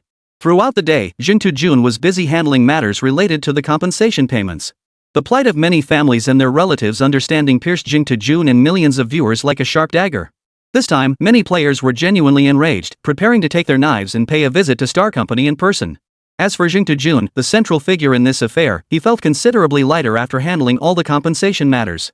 His actions now felt less like distributing compensation and more like atonement for his own guilt. Whenever Journey Fungus thought of those fallen soldiers, he felt it was his responsibility. After a day of distributing compensation, the knot in his heart visibly loosened. Jing-to-jun's actions were naturally observed by Nanbei, though he remained silent. His administrative duties were too numerous and demanding, leaving him utterly consumed. Otherwise, he might have personally distributed the compensation like Jing-to-jun did. Arrange a banquet later tonight. Invite Lu, Guan, and Zhang. Nanbei instructed the attendant beside him. This banquet, naturally, would be a victory celebration. After Lu, Guan, and Zhang arrived on the battlefield with thousands of players, the situation quickly turned one-sided. First, Zhang Fei and Jing-to-jun personally beheaded the Yellow Turban leader Zhang Manchang, dealing a severe blow to enemy morale. The Yellow Turban forces, still engaged in battle moments before, instantly collapsed into disarray. Next, Lu, Guan, and Zhang, leading thousands of players along with soldiers from Wancheng, pressed their advantage and pursued the Yellow Turban forces, leaving not a single soldier standing. The only regret was that Zhang Manchang still had a deputy general named Chen Xian by his side. This lieutenant proved to be an exceptionally swift runner. The moment he sensed the tide had turned, he mounted his horse and fled. By the time Liu Bei, Guan Yu, and Zhang Fei realized what had happened, the scoundrel was already far away, making pursuit impossible. They could only let him go, figuring they might as well let him relay intelligence to Zhang Jiao. Wancheng had temporarily returned to peace, though it remained to be seen whether Zhang Jiao would still send troops to attack once he learned of the situation here. The current trajectory of the world mode diverged entirely from the narrative outlined in the story mode. Players had lost their foresight. Most of the paths ahead would have to be forged by their own actions. This wasn't necessarily a bad thing.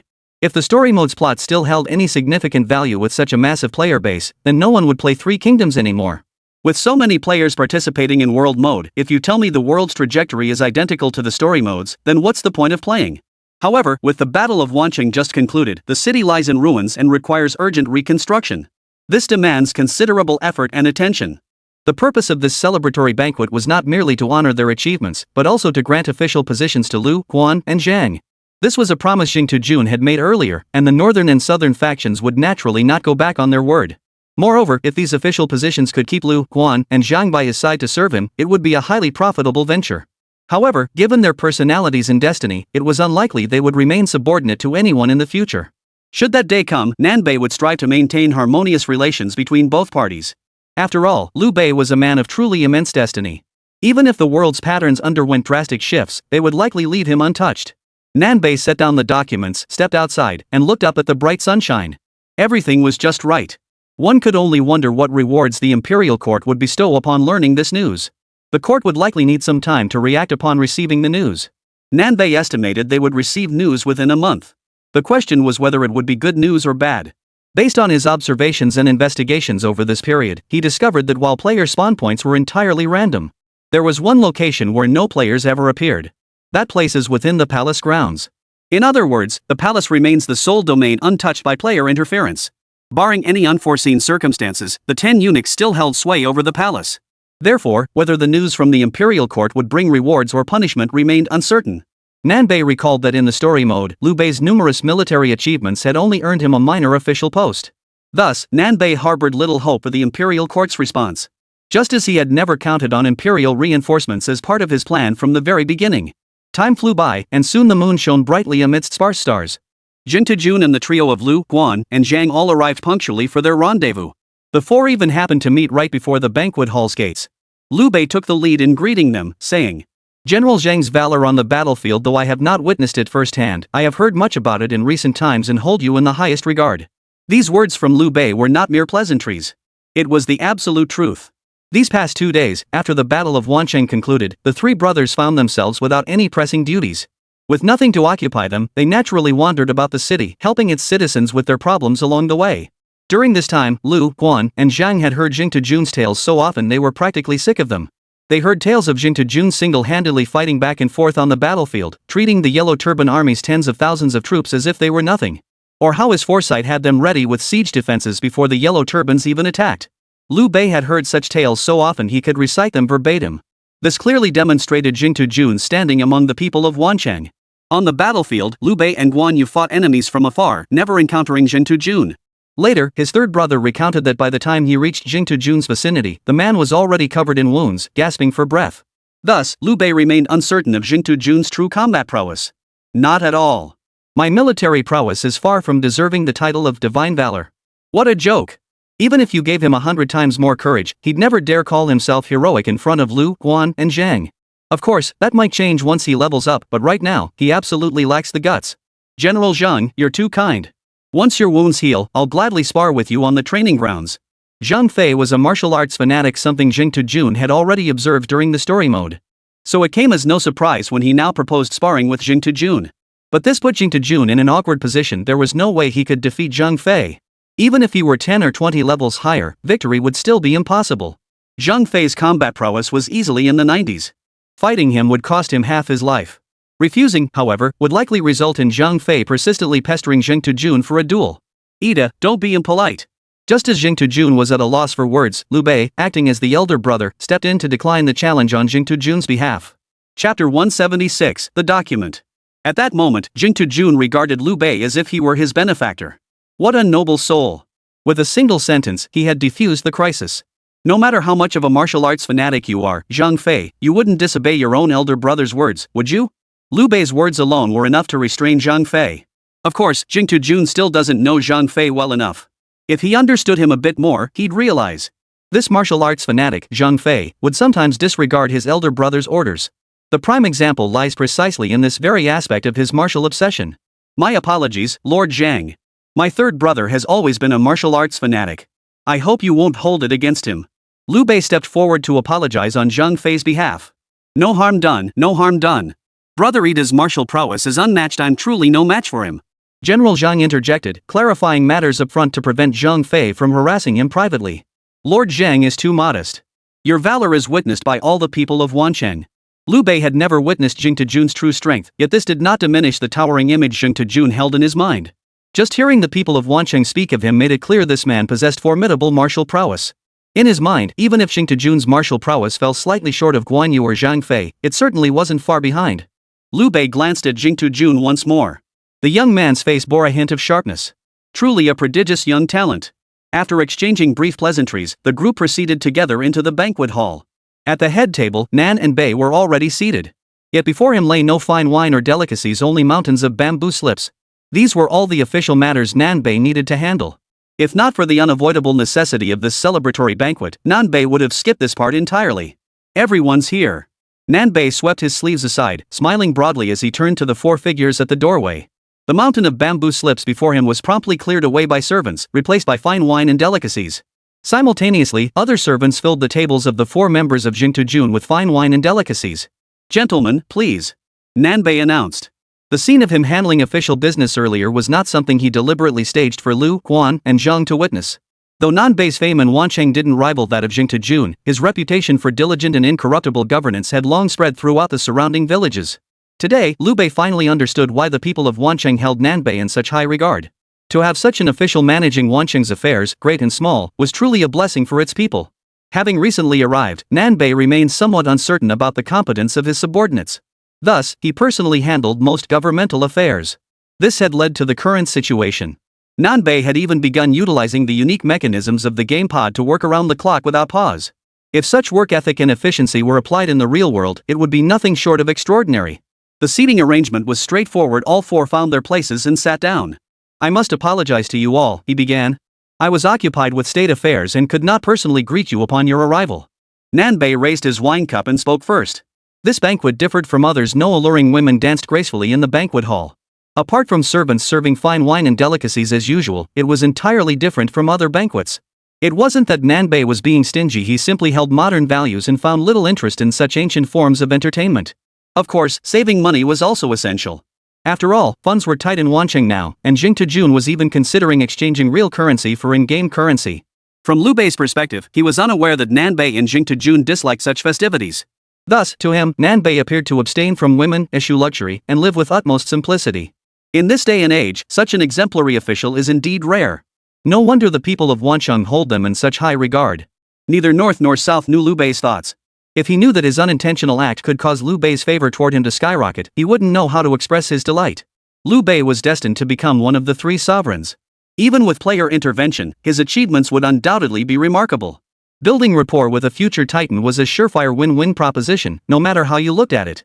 Nanbei didn't overindulge in wine at the banquet, as he planned to attend to Wancheng's affairs after the festivities concluded. After the Battle of Wancheng concluded, he received a massive influx of experience points. This wave of experience points instantly leveled him up to 20. He would continue to gain experience points while handling Wancheng's affairs. Thus, among the top-ranked players, only Jing Tujun's experience points remained stagnant. Though Nanbei's recent period had been arduous, the steady accumulation of experience points allowed him to find satisfaction in the process. At this rate, Nanbei would soon reach level 21. Though the pace of gaining experience points was slow, it was steady. Moreover, there was no risk to his life. The five of them clinked glasses at the banquet, exchanging pleasantries without discussing anything of substance. True to its purpose, the banquet was held solely to celebrate the triumphs of Liu Bei, Guan Yu, and Zhang Fei. Liu, Guan, and Zhang all wore broad smiles. Having sworn brotherhood, they were prepared for a life of wandering. Yet barely had their journey begun when a letter arrived, offering them the chance to become high officials. Such a golden opportunity, they would never pass it up. Upon their arrival, they were even more pleasantly surprised. The officials were remarkably upright and diligent. Moreover, he had won the hearts of the people. Serving under such a man, how could their future rewards be anything but generous? If things unfolded as expected, after this celebratory banquet, official posts would be arranged for the three brothers. It was much as Liu Bei had anticipated, yet not quite as he had imagined. After 3 rounds of wine, Nan and Bei publicly presented their official documents. The documents contained transfer orders for Liu, Guan, and Zhang. More accurately, they were transfer orders for Liu Bei alone. Such major official transfers required imperial approval. Nan and Bei's current reassignments could only be seen as a gesture of goodwill. Even so, Liu Bei rose from his seat, respectfully stepping down from the platform to receive the documents. Before Liu Bei could open it, Nan Bei spoke up to remind him. Official transfers require imperial approval. I have already transmitted your merits and circumstances, along with the victory report from the Battle of Wancheng, to the court. I expect a decision will come shortly. During this period, though you hold no official title, your standing within Wancheng remains equivalent to the position promised to you in my official documents. Wancheng has just endured a major battle, and there is much to rebuild. You will need to devote your energy and attention to these matters for the time being. Liu Bei respectfully replied. I shall not betray your trust, sir. Liu Bei then slowly unfolded the document. When his eyes fell upon the words Deputy Magistrate written upon it, his pupils suddenly contracted. Chapter 177, Mobilizing the Invincible Army. The position of County Magistrate was no small matter. Its stature and the lavish rewards it entailed far exceeded Liu Bei's expectations. He had assumed that even with his merits here, his background and circumstances would only secure him a minor post. How could he have imagined receiving such a high-ranking position as prefectural deputy? Though Liu, Guan, and Zhang hadn't grasped the precise hierarchy of official ranks before this, they all recognized that this position was exceptionally high. What's the deal with this county magistrate position? Any insights? Viewers in the Jing Tujun livestream began asking. I have no idea either. Honestly, I've never even heard of such a position, not in real life, and certainly not in the game. Just look at Liu Bei's expression, you can tell this position is no small matter. I just checked the official announcement before heading over. This county magistrate position ranks as the 3rd highest authority in Wancheng. 3rd in command of Wancheng? That means Liu Bei's status is only slightly below Tuto and Nanbei. Given Liu Bei's future accomplishments, it's not surprising he secured such a position. Though the livestream audience was astonished by Liu Bei receiving such a high-ranking position right off the bat, they could still understand it. The natives of the 3 kingdoms might be unaware, but those players familiar with the storyline knew exactly what was happening. Bei was overwhelmed with trepidation. He was genuinely terrified by this development. The weight of this office far exceeded what he could currently bear. When he saw such a high-ranking position placed before him, even Liu Bei himself was genuinely flustered. At that moment, only one thought occupied his mind: he had chosen the right master. Though the North-South campaign had elevated Liu Bei's status to unprecedented heights, leaving seemingly no room for further advancement. But Liu Bei possessed foresight. He knew that chaos would soon engulf the land, and when that happened, heroes would rise from every corner. His current exalted position meant he had won at the starting line. How could Liu Bei not feel a sense of dread? Never mind. It's just an official position. Your merits fully justify this rank. Nanbei hadn't lied about that. Just consider Liu Bei leading thousands of players to reinforce Wancheng. He had successfully rescued Wancheng from peril, and thus he deserved this position. Without Liu Bei's crucial intervention at the critical moment, the current situation would be anyone's guess. It's possible Wancheng would have fallen long ago, and both he and Jing Tujun would have already reincarnated to start anew. Therefore, Nanbei's conferral of this official position upon Liu Bei was entirely without ulterior motives. Even if Liu Bei were destined for nothing in the future, Nanbei would still have granted him such a high-ranking position today. Of course, within Wancheng, Nanbei held absolute authority. But the conferment of official titles was beyond his authority. It required imperial decree. His own position posed no issue, but he feared the court, specifically the 10 eunuchs and others, might object. It all depended on whether Emperor Ling still held any real authority. If the court refused to recognize the appointment, they could always hoard provisions and fortify their territory. North and South turned to Liu Bei, who had returned to his seat, and added, "I have not assigned official posts to your second and third brothers. Their appointments are entirely at your discretion." Truthfully, with Liu Bei as the third in command, Guan Yu and Zhang Fei could take posts or not. It made little difference. The three brothers had always stuck together anyway. Liu Bei understood this well and thus had no intention of assigning official posts to Guan Yu and Zhang Fei. Following Nanbei's announcement of the reassignments, the celebratory banquet gradually drew to a close. Its purpose had been fully achieved. Liu Bei had obtained the official post he desired, and it was far more significant than he had ever imagined. "Gentlemen, I have government affairs to attend to and must excuse myself from seeing you off." As the banquet concluded, the 4 members of the conquest squad rose to leave their seats. Nanbei remained seated, citing his busy schedule as an excuse not to see them off. As it turned out, he truly did have affairs to attend to. After speaking, he waved his hand, and servants promptly brought forth the mountain of bamboo slips that had been piled up earlier. The candle beside Nanbei was also replaced with a fresh segment. "It is truly a blessing for the people of Wancheng to have a noble like you in charge." Liu Bei bowed respectfully. These words came straight from his heart. From what he had observed of Nanbei's handling of affairs during this period, it could be said that Nanbei never ceased attending to government business except during the celebratory banquet just concluded. This made Liu Bei feel as though Nanbei were a divine being, seemingly incapable of needing rest. The administrative affairs of Wancheng were indeed numerous. It wasn't just the aftermath of Wancheng's recent fall. They also had to tally the losses suffered by each major clan during the war and determine how to compensate them in the future. And then there was. Whenever Nanbei thought of this, he felt like cursing out the previous head of Wancheng. What kind of governance is this?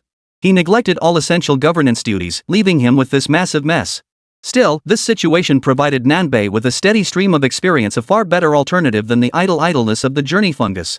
After parting ways with Liu Bei, Guan Yu, and Zhang Fei outside the mansion, Jing Tujun had intended to visit the government offices to check how much funding remained in Wancheng. But considering the late hour, he decided to postpone the inspection until the next day. Throughout the long night, he wandered the streets of Wancheng, hoping to discover ways to gain experience points. It was worth noting that since Nan and Bei had taken office, the curfew in Wancheng had been lifted. Now, the city's nights were gradually becoming more vibrant. None of this concerned Journey Fungus. His sole focus was finding a location to farm experience points. Unfortunately, even as the rooster crowed at dawn, Jing Tujun still hadn't discovered a way to grind for experience points. Was it just bad luck, or had Wancheng truly run out of places to grind experience? After all, with so many players flooding into Wancheng now, and the city being so small, it was inevitable that there would be too many players and not enough resources. Zheng Tujun didn't dwell on it. He went to the government office and found the official in charge of managing the ledgers, asking him to report on Wancheng's financial situation. This inquiry proved ill-advised, as Jing Tujun's expression darkened immediately. These ledgers were compiled by Nanbei with several officials present, making errors highly unlikely. But from the official's report, Jing Tujun learned that Wancheng's economy had deteriorated to a dire state. The treasury held only meager funds, yet numerous urgent matters demanded attention. Rebuilding houses, repairing city walls, and most crucially, distributing relief funds. All of these entailed substantial expenditures. Upon hearing about Wancheng's financial situation, Jing Tujun rubbed his temples. It seemed there was only one option left. Jing Tujun temporarily logged out of the game and posted an announcement on the game forum. Acquiring 3 kingdoms in game currency. Price negotiable. Large quantities sought. Interested players may come to Wancheng to trade with me. Indeed, Jing Tujun had ultimately resorted to deploying his cash reserves. Chapter 178, Star Company's Resolution. The moment Jing Tujun's cash-powered post went live, it sent shockwaves through the 3 Kingdoms forum. This was largely due to Jing Tujun's massive following. When Journey Bug posted this, it was during a live stream with millions of viewers watching. Posted under the watchful eyes of the masses, it naturally drew the attention of countless people. Players were already part of game communities, and upon seeing Jingtu Jun's post, many promptly shared the news within their respective groups. Exchanging real-world currency for in-game currency is a common practice across major games. Even in relatively new games like Three Kingdoms, such transactions occur. After all, not everyone plays games for relaxation, many are grinding away in-game. Take the recent online revelation about a disabled individual who, unable to find employment due to his physical condition, he resorted to grinding extensively in games to acquire virtual currency for trading. He relied on the game to earn real money and support himself. Of course, such individuals remain a minority. Jingtu Jun recognized this, so he added a note below his post. If you're facing real-life hardships, provide proof, and I'll offer a higher price during transactions. Jingtu Jun himself rose from humble beginnings to where he is today, so he understands how tough life can be for those at the bottom. Now that he's made it, he's willing to do what he can. The extra money he adds might mean an extra serving of pork on their table, something they haven't seen in a long time.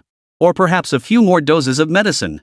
Ultimately, exchanging real-world currency for in-game currency creates a win-win situation for players. But for the game developers, it's not so great.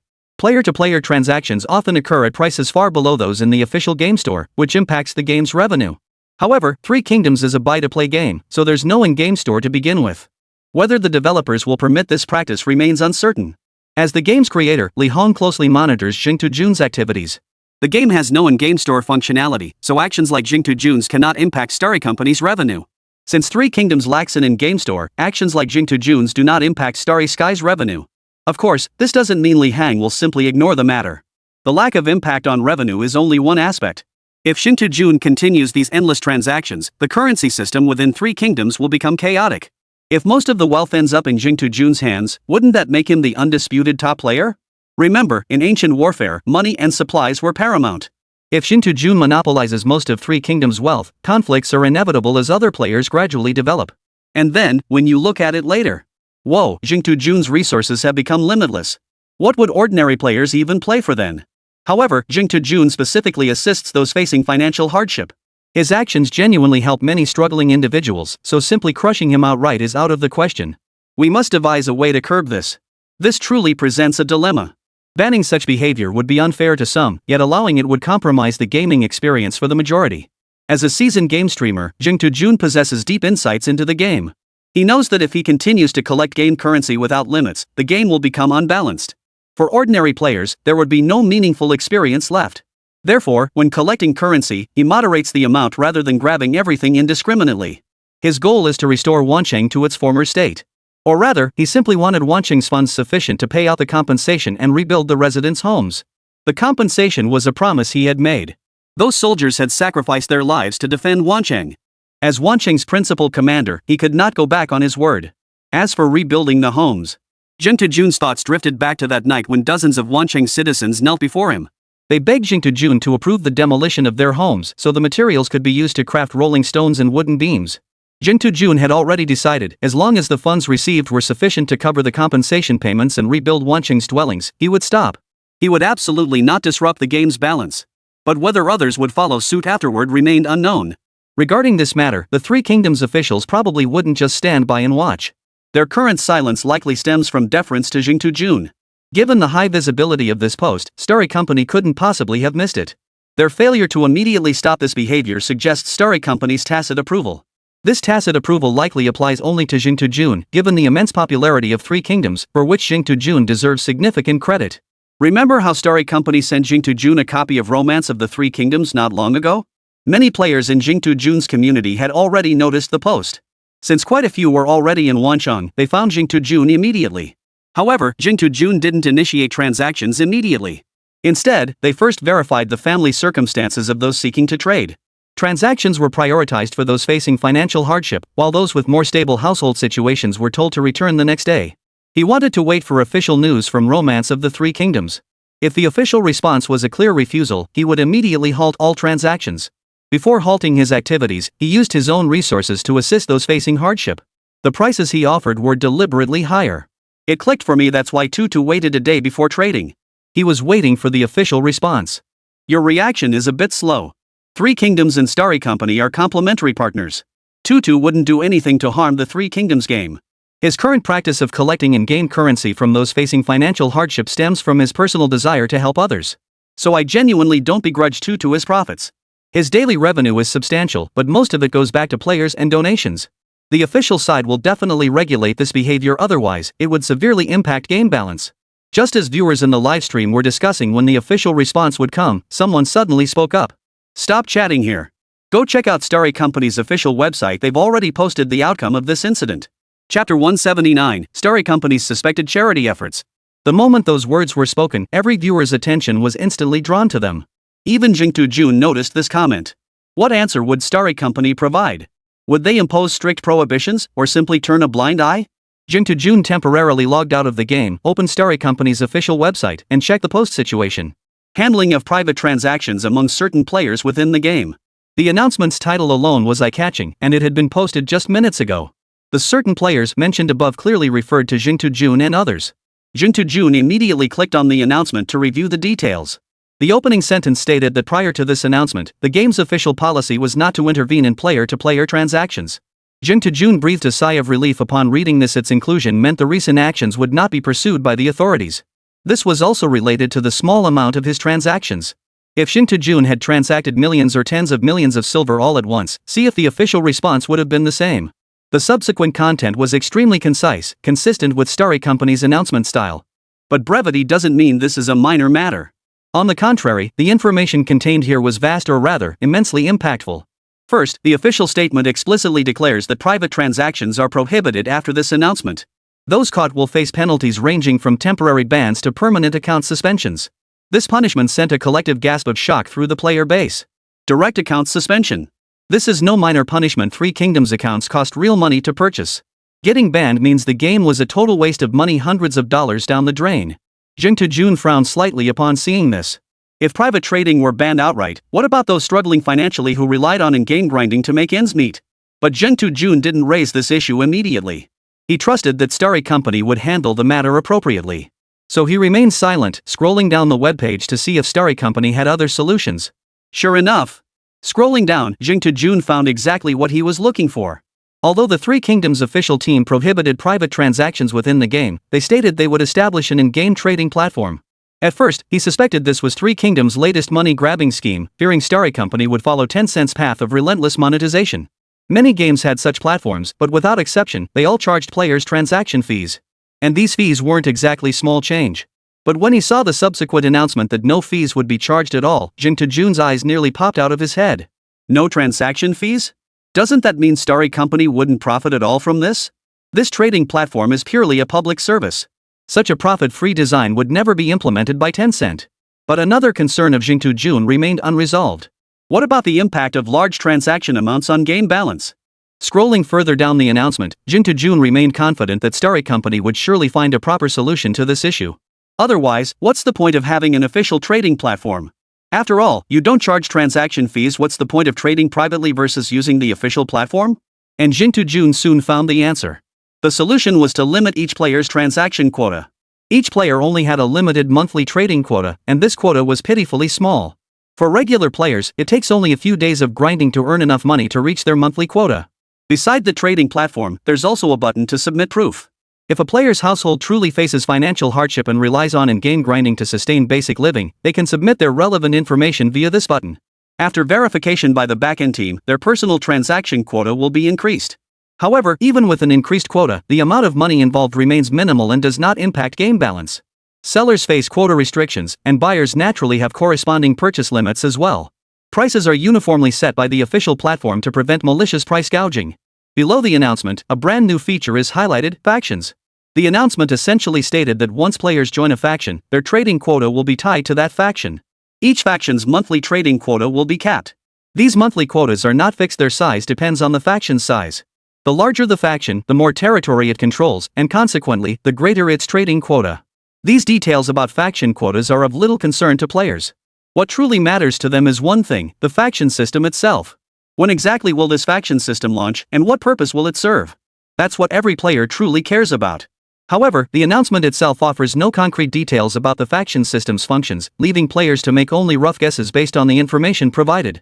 Essentially, it's about players banding together for mutual support, forming groups akin to legions to engage in battles. Similar to guilds or camps in other games. The Three Kingdoms developers are truly impressive. Their efficiency and approach to handling matters have always won my admiration. Their official trading platform charges 0 fees. What other game besides Three Kingdoms can match that? That's undeniably impressive. The subsequent transaction quota restrictions also let players earn a little extra without disrupting game balance. The key feature of this trading platform is likely that verification button on the right. It expands trading quotas for those facing financial hardship. Adding this functionality is truly heartwarming. No complaints here. Three Kingdoms is genuinely a game with integrity. Beyond the initial purchase, there are truly no in-game fees whatsoever. Will DLC be released later? If so, will it be free or low cost? What are you thinking? DLCs are never free, unless they're minor updates. I'm still more interested in what the faction system actually does. Jin ignored the flood of comments, still studying the concise announcement. Though brief, the announcement packed a surprising amount of information. At the very bottom, Journeybug spotted something utterly unexpected. Because this announcement touched upon something real-world. Note, once all players reach a certain threshold on the trading platform, the Three Kingdoms official team would, on behalf of all players, make donations and assist those facing difficulties. Not only do they waive transaction fees, but they even take the initiative to donate? Is Starry Company really making games, or are they running a charity? Chapter 180, Imperial Correspondence. Starry Company's move left both players and spectators utterly dumbfounded. Who could have imagined they'd include that final line in the announcement? Not only are they not profiting from this, but they're actually subsidizing the platform? This approach was something no player could have anticipated. Across the entire Great Xiao region, or rather, the entire Federation, how many games are like Three Kingdoms? They'd rolled out a brand new feature, one they could easily monetize, yet not only did they choose not to profit from it, they were actually subsidizing players. While this move is costing them money, it's genuinely earned them a huge wave of goodwill from players. To some extent, this approach further reduced the volume of private player transactions. Starry Company's announcement, carrying a hint of public service, was naturally shared like wildfire by countless players. Within mere hours, it climbed to the second spot on the trending charts, trailing only the awards ceremony for the historical gaming competition held just hours prior. Awesome! Just for this kind of approach, knowing how to give back to society, I have to support them. Same here. I was on the fence about buying this game, but this totally cleared up my doubts. If you haven't played it yet, grab a copy now. This game's quality is seriously impressive, and it's incredibly fun. Now's still the last chance to get in. Wait any longer, and there won't be a spot left for you guys. Exactly. The world mode in Three Kingdoms is so competitive, people are grinding experience non-stop day and night. The worst part is the brutal death penalty. One death wipes all your experience. Yeah, this death penalty has me too scared to mess around. One little mistake and all my hard work over the past days goes down the drain. The news has also pushed some hesitant players to actually buy Three Kingdoms and give it a try. Jun's livestream has also returned to the game. When he read the final sentence of the announcement, he couldn't help but feel like he'd found a kindred spirit. Back to the game. Since the Three Kingdoms developers have explicitly banned private transactions, Jun noticed upon logging in that he and nearby players now have an additional trading button. This must be the official trading platform. Simple, yet highly practical. In truth, the sole purpose of this button is to ensure player transactions remain transparent. That is, under official supervision. However, the official backend can still access players' inventory. If silver or gold mysteriously appears out of nowhere, it's safe to assume an unauthorized trade has occurred. Jun checked the silver in his backpack just now. It was still sufficient. Some transactions had been completed just before the announcement was made. Combined with the government treasury, this silver was sufficient to cover the remaining soldiers' pensions. Jun was naturally quite satisfied with this outcome. After completing another transaction with an officially verified impoverished individual through the government trading platform, Jun returned to the government office with a satisfied heart. This monthly cycle followed the game's internal timeframe. Otherwise, a real-world month would equate to half a year in-game. By that point, those in need might have already perished. That's precisely why Lí Héng set the time to in-game time. A month in-game time seemed long, but in reality, it was only a few days. Upon arriving at the government office, Jun confiscated all the silver coins he had just acquired from the transaction and instructed the officials that this money should be prioritized for relief funds. As for the residential areas, the government would temporarily arrange accommodations, so the situation wasn't particularly dire. Had the government failed to make proper arrangements, Jun would certainly have diverted part of the newly acquired funds toward housing construction. But now that his previous source of income had dried up, he needed to figure out a way to scrape together some funds. In this hyper-realistic game, amassing significant wealth was no easy feat. Currently, only one type of person can produce large sums, those with a favorable starting hand. Since birth locations and identities in Three Kingdoms are entirely random and unchoosable, this inevitably creates a situation where some players start high, while others start low. To illustrate, some players might start with vast fortunes, while others might find themselves as street beggars upon entering the game. This is essentially the disparity in game resources. This is also the aspect players complain about most. The Three Kingdoms developers have addressed this. In times of chaos, inequality is inherent. A privileged birth does not guarantee perpetual dominance. Likewise, a humble beginning doesn't condemn one to a life of poverty. You all know Liu Bei's story. He started out as nothing more than a straw sandals seller. But what happened? He eventually stood shoulder to shoulder with Cao Cao in the struggle for supremacy. Thus, birth doesn't determine everything. A player's strategy and skill are what truly matter. This answer convinced quite a few players. It also ignited their competitive spirit. If Liu Bei could rise from selling straw sandals to that level, and my starting conditions are slightly better than his, why shouldn't I be able to contend for supremacy in central China? Such aspirations are perfectly understandable. Everyone should have a dream of greatness. But most people work their entire lives only to remain ordinary and unremarkable. After wandering the streets, Jing Tujun couldn't think of any quick ways to make money. If we're talking about developing commerce, this place is full of players who knows, maybe a few of them have backgrounds in finance. When it comes to business development, I certainly can't compete with the professionals. No use dwelling on it. Since he couldn't solve this problem now, Jing Tujun decided to let it go. He'd stick to his day job. Managing the barracks. Alright, the barracks are currently filled with wounded soldiers, and there are no wars to fight at the moment. So Jing Tujun has nothing to do right now. What else could he possibly do? He could only distribute compensation funds and lend a hand with manual labor, helping the people of Wancheng rebuild their homes. It was during this time that Journey Fungus suddenly realized even while doing manual labor to rebuild homes, he could gain a small amount of experience points. The experience points are pitifully small, but at least it's better than getting none at all. Why did rebuilding homes grant experience points, while distributing compensation did not? The Journey Fungus pondered this for a moment and concluded it might be because distributing relief funds was something it had promised to do earlier. Fulfilling one's own promises likely wouldn't earn experience points. With the experience points reward, Journey Fungus worked even harder. Time passed slowly, and before long, 8 days had gone by. On this very day, news arrived that took everyone completely by surprise. A letter had arrived from the Imperial Court. Chapter 181, The Unexpected Reward. This speed far exceeded Nanbei's expectations. He had assumed it would take at least another half-month for a reply from the Imperial Court. Yet, the Imperial Court had responded so swiftly. The only question was whether it brought good news or bad.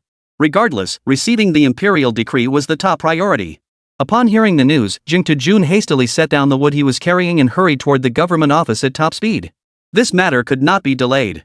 Jing Tujun had experienced the attitude of those in the Imperial Palace firsthand during the story mode. Many of them loved to lord it over others. If he didn't hurry over now and kept them waiting too long, they'd pin the crime of disrespecting His Majesty on him, and that would be the end of him. The Journey Fungus certainly didn't want all the grinding he'd put into leveling up to vanish for no apparent reason. That would be utterly unjust. If it were to vanish like that, Journey Bug feels it would have been better to have died on the battlefield at Wancheng. At least that death would have been honorable and righteous, maybe even earned him a good reputation. Besides, had he perished back then, his restarted character might already be 10 levels or so by now. Thus, Jing Tujun rushed to the government office at the fastest speed he could muster. If only I'd ridden a horse over. The Journey Fungus never imagined the Imperial decree would arrive so swiftly. From Wancheng to the capital, then back again, the entire process took less than 10 days. This efficiency. Why didn't I see this kind of efficiency when we were fighting wars before? This is where Jing Tujun has unfairly judged the court. The Imperial Court did indeed learn of the Yellow Turban attack on Wancheng at the very first opportunity. They had long been prepared for the Yellow Turban Rebellion, having received prior intelligence about it. It was reported that the Yellow Turban army would launch their uprising in March. The Imperial Court had made thorough preparations. However, upon learning their plans had been exposed, Zhang Jiao's faction of the Yellow Turbans immediately launched the uprising ahead of schedule. Within a mere 10 days, Yellow Turban forces across the land rallied in response. Only then did the Imperial Court fully grasp the peril posed by the Yellow Turbans. Setting aside whether they could spare troops to confront the Yellow Turbans, even if they could divert forces to suppress the rebels in Wancheng. Troop mobilization, the distribution of military pay, these were all problems that needed to be resolved. Each of these issues demanded considerable time to resolve. Before the court could prepare, news of victory from Wancheng arrived. 10,000 men defeating 60,000? The entire court was stunned. Before the entire court could even begin to figure out how to handle this situation, you suddenly tell me you've resolved it yourself? You've got to be kidding me. How could it be that formidable? The court didn't believe it at first. They even suspected you were deceiving the emperor. However, the wax seal on the envelope showed no signs of tampering. The official seal on the document further attests to the authenticity of this information. 10,000 men from Wancheng defeated 60,000 Yellow Turban rebels. The entire court was stunned by the news. They had heard many tales of the few defeating the many, but those were merely accounts in history books. Hearing this firsthand now, how could they not be stunned? Having learned the full details from the official document, the court naturally handled all matters with utmost urgency. They also learned that the precise number of combatants from Wancheng was 15,000.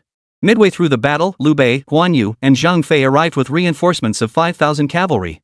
Zheng Tejun and Zhang Fei joined forces to publicly execute the Yellow Turban leader Zhang Manchang, dealing a crushing blow to enemy morale. The Yellow Turban army was utterly routed. It could be said that the ultimate victory at Wancheng was largely attributable to Liu Bei, Guan Yu, Zhang Fei, and the 5,000 cavalry they brought. Simultaneously, they recognized that Zheng Tejun's heroic performance had greatly boosted their own morale. The final section of the document revealed Liu Bei's lineage. Descendant of Lí Héng, Prince of Zhongshan. This news filled Emperor Ling of Han with immense delight. Not only was he a royal descendant who had been exiled, but he also possessed such formidable abilities. This stirred Emperor Ling's desire to employ him. At this time, Emperor Ling was still in good health and held considerable real power. Yet his decisions remained excessively reliant on the 10 eunuchs, even going so far as to declare, "Eunuch Zhang is my father, Eunuch Zhao is my mother." Therefore, upon conceiving this plan, he immediately consulted the 10 eunuchs and others. Zhang Rang and Zhao Zhong were no fools. They could see Emperor Ling intended to elevate Liu Bei, this imperial relative. But they would never agree to this lightly. The palace intrigues were complex and ever-shifting. They certainly did not want another imperial relative meddling in the palace struggles at this critical juncture. Thus, through their own persuasive tactics, they successfully dissuaded Emperor Ling. As for Zheng Tujun and Nanbei? Poof. Just two nobodies with no connections whatsoever. Meanwhile, Zheng Tujun raced toward the government office with all his might. Yet the distance between the two locations was considerable. Not only did this delay Zheng Tu's journey considerably, but by the time he arrived, he was panting heavily. The imperial envoy tasked with announcing the edict observed Zheng Tujun's state but said nothing. Instead, he spoke with solemn gravity. "Since you've arrived, hear the imperial decree." The envoy's voice wasn't loud, but it carried clearly to everyone present. Having experienced the story mode, Zheng Tujun and Nanbei knew the proper etiquette and promptly knelt down. There was something off about this edict reader, not a trace of a smile on his face. Well, not necessarily. Delivering an imperial edict is a solemn matter. Mess this up, and it could cost you your head. Who would treat their own life so lightly? Forget his attitude for now. Let's speculate instead. What kind of reward will Zheng Tujun and Nanbei receive? What's with the guy above? Doesn't he hold Emperor Liu Bei in any regard? Why not speculate on what rewards Emperor Liu Bei will receive? Didn't we see at the victory banquet? Liu Bei should get the position of county magistrate third in command of Wancheng. Hard to say, hard to say. Maybe Liu Bei will be heavily relied upon precisely because of his royal connection. If he were meant for high office, wouldn't he have been appointed during the story mode? Why wait until now? The bullet chat suddenly fell silent as they heard the imperial envoy proclaim the first decree of the edict. It is known that without rewarding merit, there is no incentive for virtue so decreed by ancient law. Liu Bei, having distinguished himself in the campaign against rebels, deserves reward. Therefore, Liu Bei is hereby appointed as the commandant of Nanyang, acting as its governor.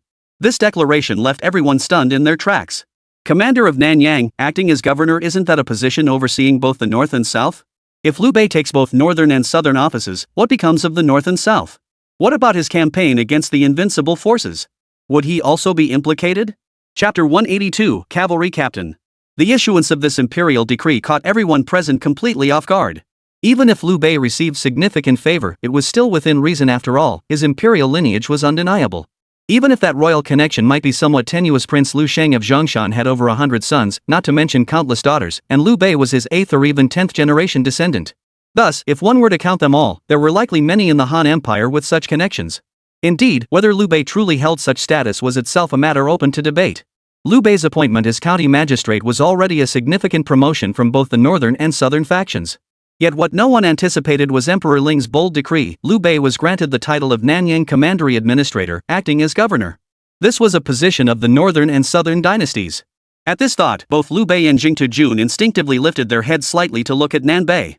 Nanbei showed no reaction, still kneeling with his head bowed to the ground, not even lifting his gaze. No one could know what expression lay beneath that bowed head, or what thoughts were swirling within. This was nothing short of a meteoric rise for Liu Bei. But the question circled back: where would Nanbei go? And where would Zheng Tujun go? Was it a lateral transfer or a promotion? Or perhaps demotion? Soon, the special envoy delivered the answer. The former Nanyang commandant, acting as acting governor, has distinguished himself in subduing enemies in the north and south. He deserves a reward. However, with Yellow Turban rebels now rising across the land and our great Han territories engulfed in ceaseless warfare, we need generals of your caliber to aid our empire in quelling these rebels. Therefore, Nanbei is hereby appointed as general of the uprising army, overseeing military affairs in Yingchuan. Rewards shall follow once the Yellow Turban rebels are subdued. These few lines of the imperial decree were quite clear. Nanbei was being transferred to Yingchuan. This effectively combines one official position with another, though the court likely intended this to separate military and administrative responsibilities.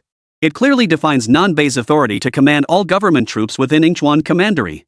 The north-south post was at best a lateral transfer, perhaps even carrying a hint of demotion. Previously, Nanbei at Wancheng at least held both military and administrative authority, though he had delegated military command to Jing Tujun. Yet unexpectedly, even Nanbei, with such significant achievements, was only given a lateral transfer. Ultimately, their commoner origins and lack of patronage were the root cause. News from the imperial palace at this juncture was not recorded in the plot mode. Jing Tujun and the others were unaware whether Emperor Ling was gravely ill or merely a puppet controlled by the 10 eunuchs. For a moment, Jing Tujun's unease deepened. Would he and Nanbei be parting ways for good? He had once fantasized that if Liu Bei replaced Nanbei, he and Nanbei might gain entry into the imperial power center. Little did he know, it was all wishful thinking. Not only was he not entering the imperial palace's power center, but he was being pushed further and further away.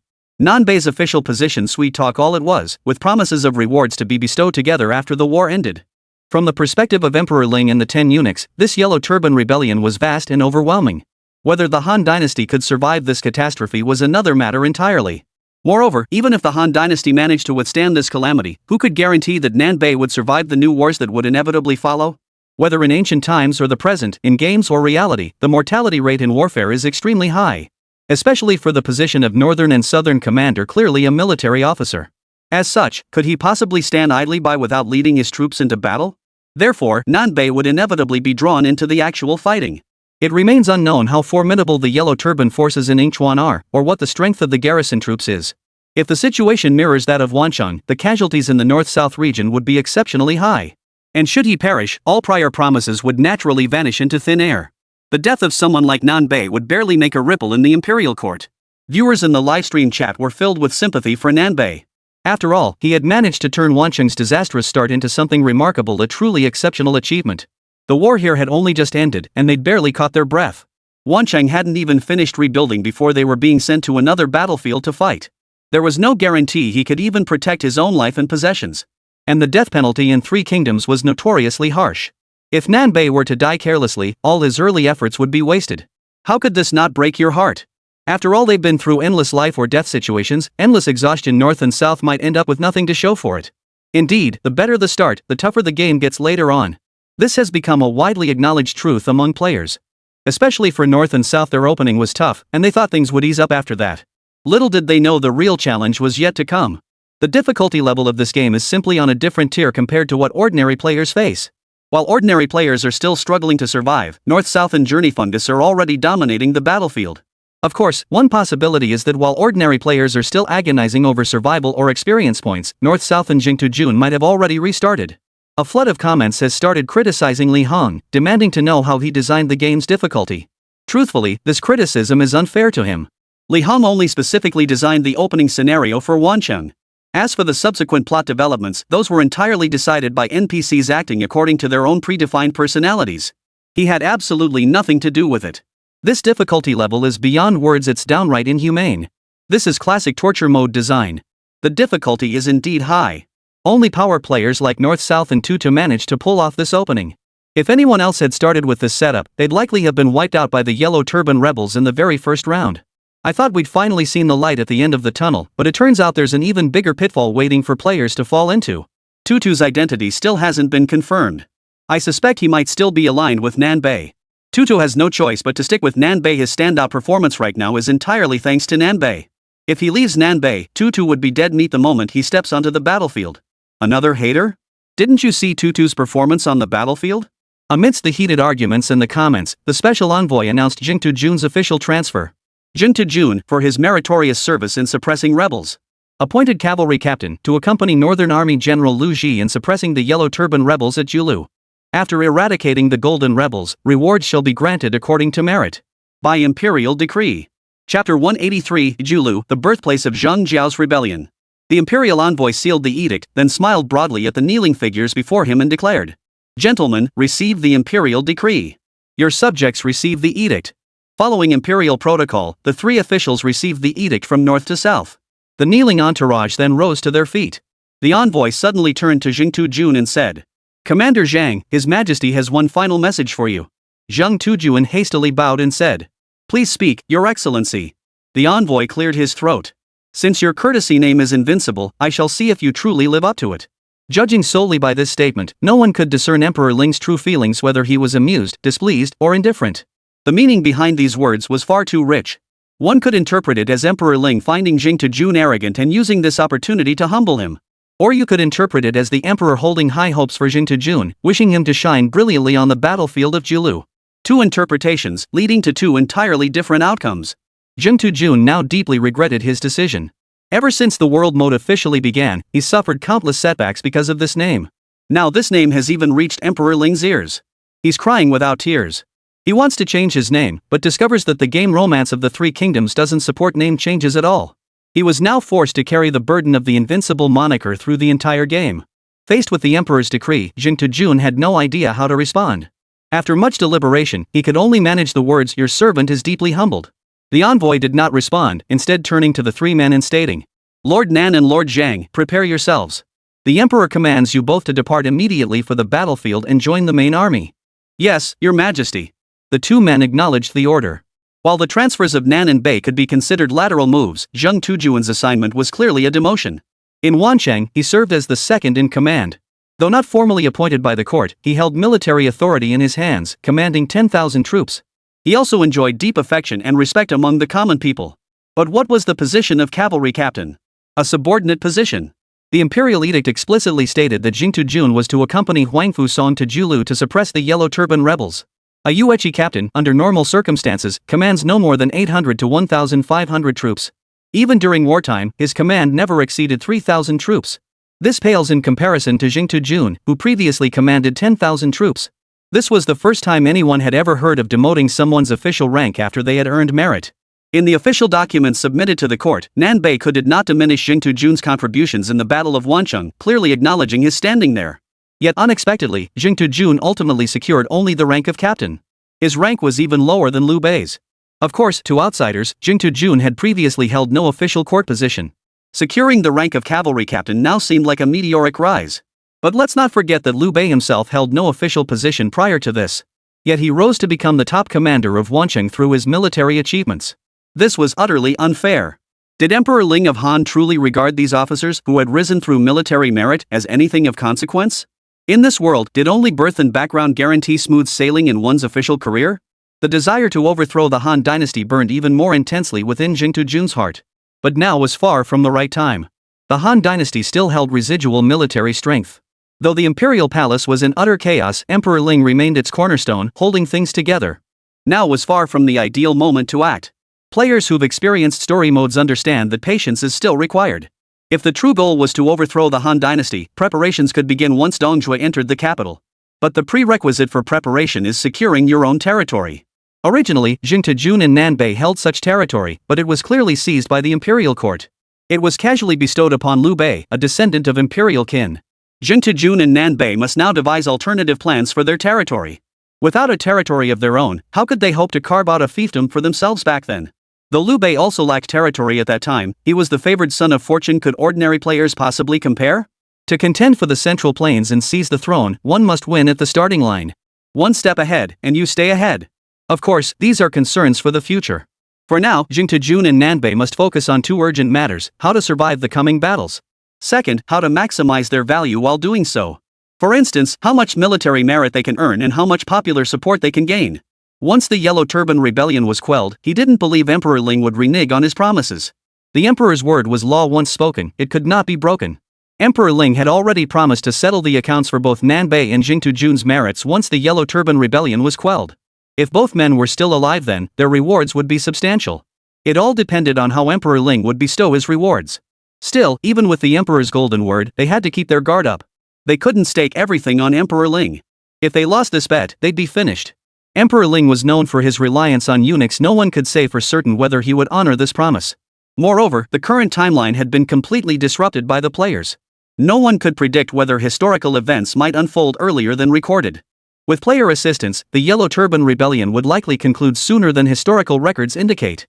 As for whether the palace intrigues would unfold earlier, that remained unknown. Not a single player spawns within the palace grounds. The journey to the West faction had been the most promising contenders to enter the Imperial Palace's power center, yet now they too have lost this opportunity. In other words, to this day, not a single player has set foot inside the palace. The inner workings of the palace remain hidden and unknown to players. I never thought we'd part ways so soon. Nanbei spoke first. He pulled out a map and circled the locations of Julu and Yingchuan. By the standards of transportation in this era, the distance between the two places was still considerable. Upon hearing the imperial decree, Jing Tujun immediately realized he would soon part ways with Nanbei. This is your chance to catch up. If you stick with me, your experience points will never surpass mine. As Journey Fungus leveled up, he started to get a bit cocky around Nanbei. Alright, pack your things. We're leaving soon. Nanbei urged. Jing Tujun prepared to return to his quarters to pack, but just then, he noticed a comment in his livestream chat. I found it. Julu is the main uprising site of the Yellow Turban Rebellion. Zhang Jiao and his followers launched their rebellion right there. Chapter 184, Zhang Wudi, the Unbeatable. The moment this viewer's words appeared, Jing Tujun was plunged into shock. Earlier, when receiving orders, he hadn't given it much thought, instinctively assuming Julu was just another city targeted by the Yellow Turban rebels. But now you're telling me Julu was their main base? Zhang Jiao and his followers launched their uprising from Julu? Didn't that mean he was heading straight into a confrontation with Zhang Jiao? Who knows? I might even crossblades with Zhang Jiao on the battlefield. Could I even defeat him? Jing Tujun sank into deep thought. He recalled Zhang Jiao's appearance in the CG, the image of a frail scholar. After his release, he had changed into a Taoist robe, holding talismans in his hands, truly embodying the demeanor of a Taoist priest. He likely possessed little martial prowess. Barring any surprises, Zhang Jiao wouldn't even take the field personally. Jing Tujun felt a headache coming on. He'd assumed the north and south fronts were the main offensive targets, never expecting it to be his own territory. At least the northern and southern fronts had official positions. With the authority of those posts, they could command at least 10,000 troops. But he was just a lowly military commander. Even in wartime, the most troops he could muster were 3,000. Sending me to the Julu battlefield, do they think I'm not dying fast enough? If all else fails, at least promote me a rank higher. That would make me feel a bit safer. Alas, no matter how fiercely Jing Tujun protested inwardly, Emperor Ling of Han could never hear his voice. Only now did Jing Tujun grasp the true meaning of the imperial edict delivered by the special envoy. This was a damn test to see if he was truly invincible. Did anyone even ask for my consent? Jing Tujun swore that if given a second chance, he'd never choose such a character for himself again. Who could have imagined that in Romance of the Three Kingdoms, the character of one's name held more weight than the name itself? Now he'd pay the price for those two characters invincible.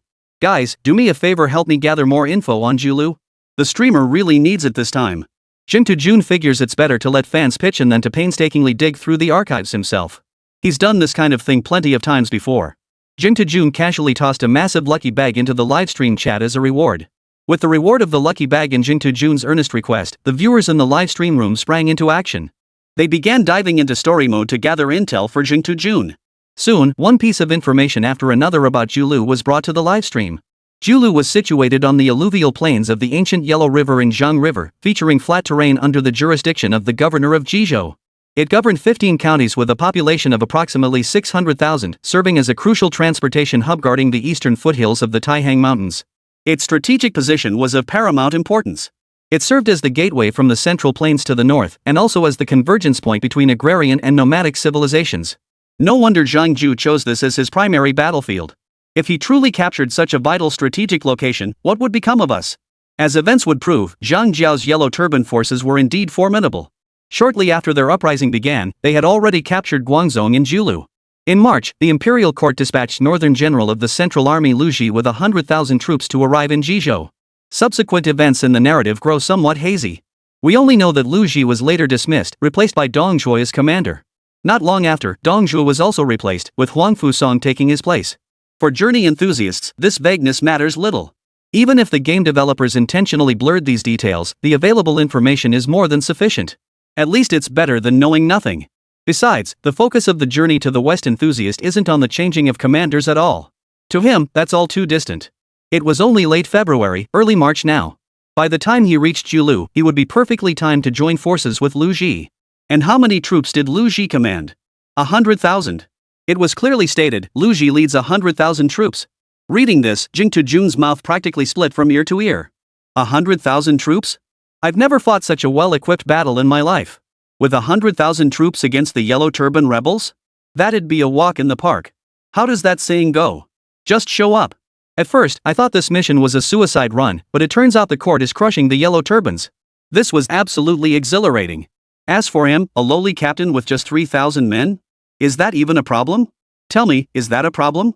Don't underestimate my 3,000 men. Behind me stands an army of 100,000. Jing Jun was now floating on cloud 9, oblivious to the world around him. The gloom that had weighed him down moments ago had vanished without a trace. Even if such records tend to exaggerate, Jing Jun believed this couldn't be too far off. Even if not 100,000, surely there were at least 80,000 troops? Jing Jun considered himself quite meticulous, even accounting for exaggeration.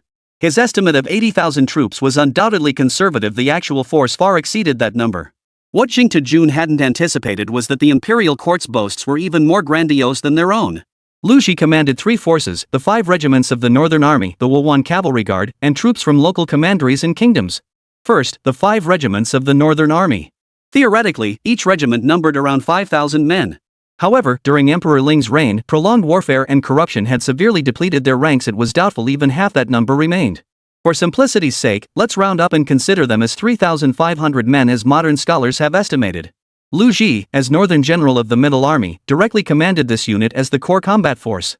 Next came the Wuwan Cavalry Guard, elite horsemen from Yuzhou numbering roughly 2,000 to 3,000. Finally, there were the local garrison troops from the commanderies and kingdoms. Upon arriving in Jizhou, Lí Héng consolidated the local garrisons of Jilu, Changshan, and other commanderies. In the Eastern Han Dynasty, large commanderies could theoretically mobilize up to 10,000 troops. However, due to long-term neglect of military preparedness, the actual manpower they could provide ranged between 5,000 and 8,000. Moreover, these troops were relatively weak in combat, primarily tasked with logistics support and assisting in siege operations. Combining these 3 forces, the total estimated troop strength was around 12,000, far below the 100,000 players might recall from story mode. Yet Journey Fungus remained oblivious to this discrepancy. He remains immersed in the euphoria of his overwhelming victory. It must be said that when the imperial court engages in grandstanding, ordinary people like them are truly irrelevant. What ordinary person would dare claim to have 100,000 troops when they only possess 10,000? The Journey bug is now being deceived by this very information. And he was deceived quite severely. I wonder what his reaction will be when Journey to the West finally treks all the way to Julu to meet up with Lí Héng, only to find Lí Héng has just 10,000 troops. Would he be utterly flustered on the spot, then start cursing up a storm? Chapter 185, The Fortune of Wancheng. Of course, all this was yet to unfold. Jing Jun remains utterly unaware of his predicament, still fantasizing about crushing the Yellow Turban rebels with 100,000 troops. He had fought the Yellow Turbans twice in total. One occurred in story mode, and the other was the recent Battle of Wancheng. Jing Jun understood that the Yellow Turban rebels possessed little real military strength. Their ability to threaten the Han Dynasty stemmed entirely from their sheer numbers. But now, that numerical advantage was in his hands. 100,000 troops, whose quality far surpasses that of the Yellow Turbans. What else could this be but a dream scenario? Lord Nan, Lord Zhang, this is not what I intended. Seeing the envoy depart, Liu Bei hurriedly interjected. Would you be willing to wait a few days? I shall submit a memorial to the emperor, explaining the situation in full. I beg you to rescind the order. Deep down, Liu Bei still felt a pang of guilt. Seeing Zhang Tu, who had once been the second in command of Wancheng, reduced to a mere captain, only intensified his self-reproach. His suggestion to submit a memorial was indeed sincere. Nan Bei, however, remained indifferent. He had grown rather bored with his stay in Wancheng. Day in and day out, it was nothing but handling government affairs, and more bloody handling of government affairs. Without Yellow Turban rebels to slay, his experience points were climbing far too slowly.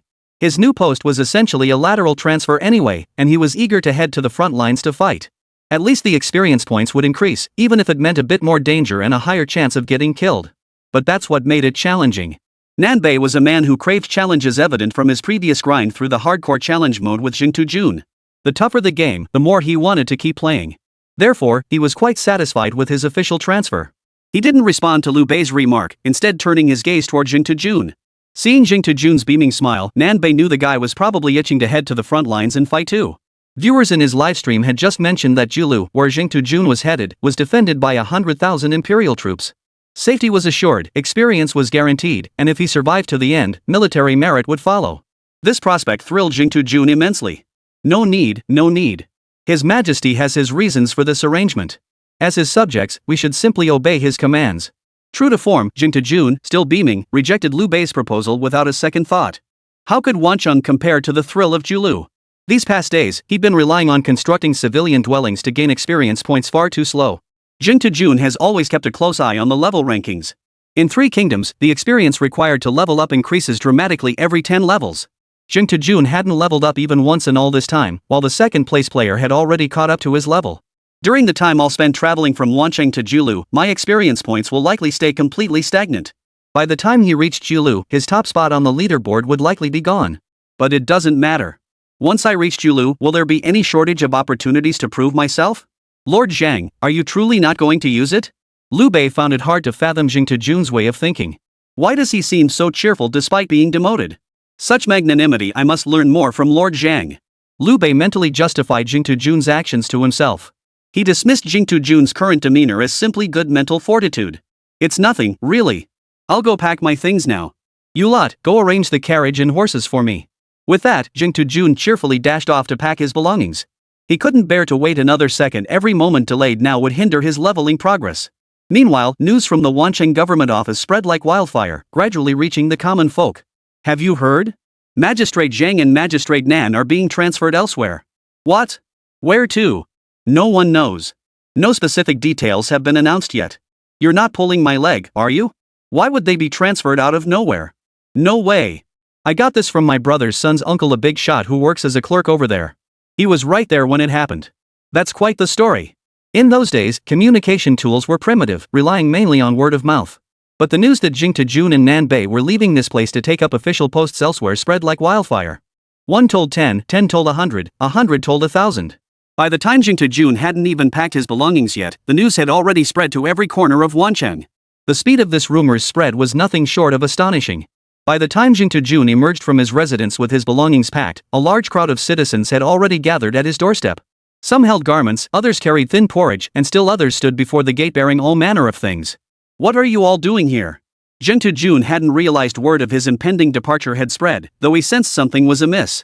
The sight of these people, each face etched with sorrow, some with tears welling in their eyes, was overwhelming. If you told Jing Jun that these people didn't know he was leaving, he wouldn't believe it for a second. Jing Jun now despised whoever had spread the news. He had intended to depart quietly. It wasn't that he feared trouble, it was that he was a man deeply bound by loyalty and honor. He feared that witnessing this scene would make him want to stay. That doesn't quite feel right either. Whether he leaves or stays isn't something he can decide for himself. Even if he didn't want to leave, he had to go. Why had all these Wancheng villagers suddenly gathered at Tutu's doorstep? And so many of them were carrying things. Are you genuinely clueless or just pretending? It's obvious they've heard the news about Tutu's departure and are reluctant to see him go. After all these days serving as magistrate in Wancheng, Tutu had accumulated considerable merit here. The people truly held him in high regard. Of course they do. He led the troops into battle, provided relief funds, and even personally oversaw the post-war reconstruction of homes, though that might be tied to the system's experience rewards. If an official can achieve this level of service, I'd say they've earned their position. Absolutely. Isn't that the ultimate dream for any official? At first, the people remained silent when Jing Jun posed his question. Then, the entire street fell into an eerie silence. Boom! Just as Jing Jun was about to speak again, he saw the citizens before him suddenly kneel down in unison. This flustered Jing Jun. If anyone with ulterior motives saw this, they'd surely accuse him of mistreating the people. Before he could utter a word, the citizens bowed their heads in unison. Lord Zhang, to have a magistrate like you in Wancheng is a blessing for Wancheng. Chapter 186, Accept these gifts. Their voices rose in a mighty chorus, piercing the heavens. Jing Jun watched the scene before him, listening to the people's resounding declaration, unsure how to respond. This was precisely the scene he dreaded most. Partings were a common occurrence in life, and his destiny was never meant to be confined within the small walls of Wancheng. He opened his mouth, wanting to say something, but the words stuck in his throat. Just as Jing Jun stood paralyzed, Liu Bei arrived. His arrival served 2 purposes. First, to return the personal belongings of Jing Jun that remained in the government offices. On the other hand, he knew Jing Jun would pack his belongings and head straight for Julu without delay, so he came to see him off.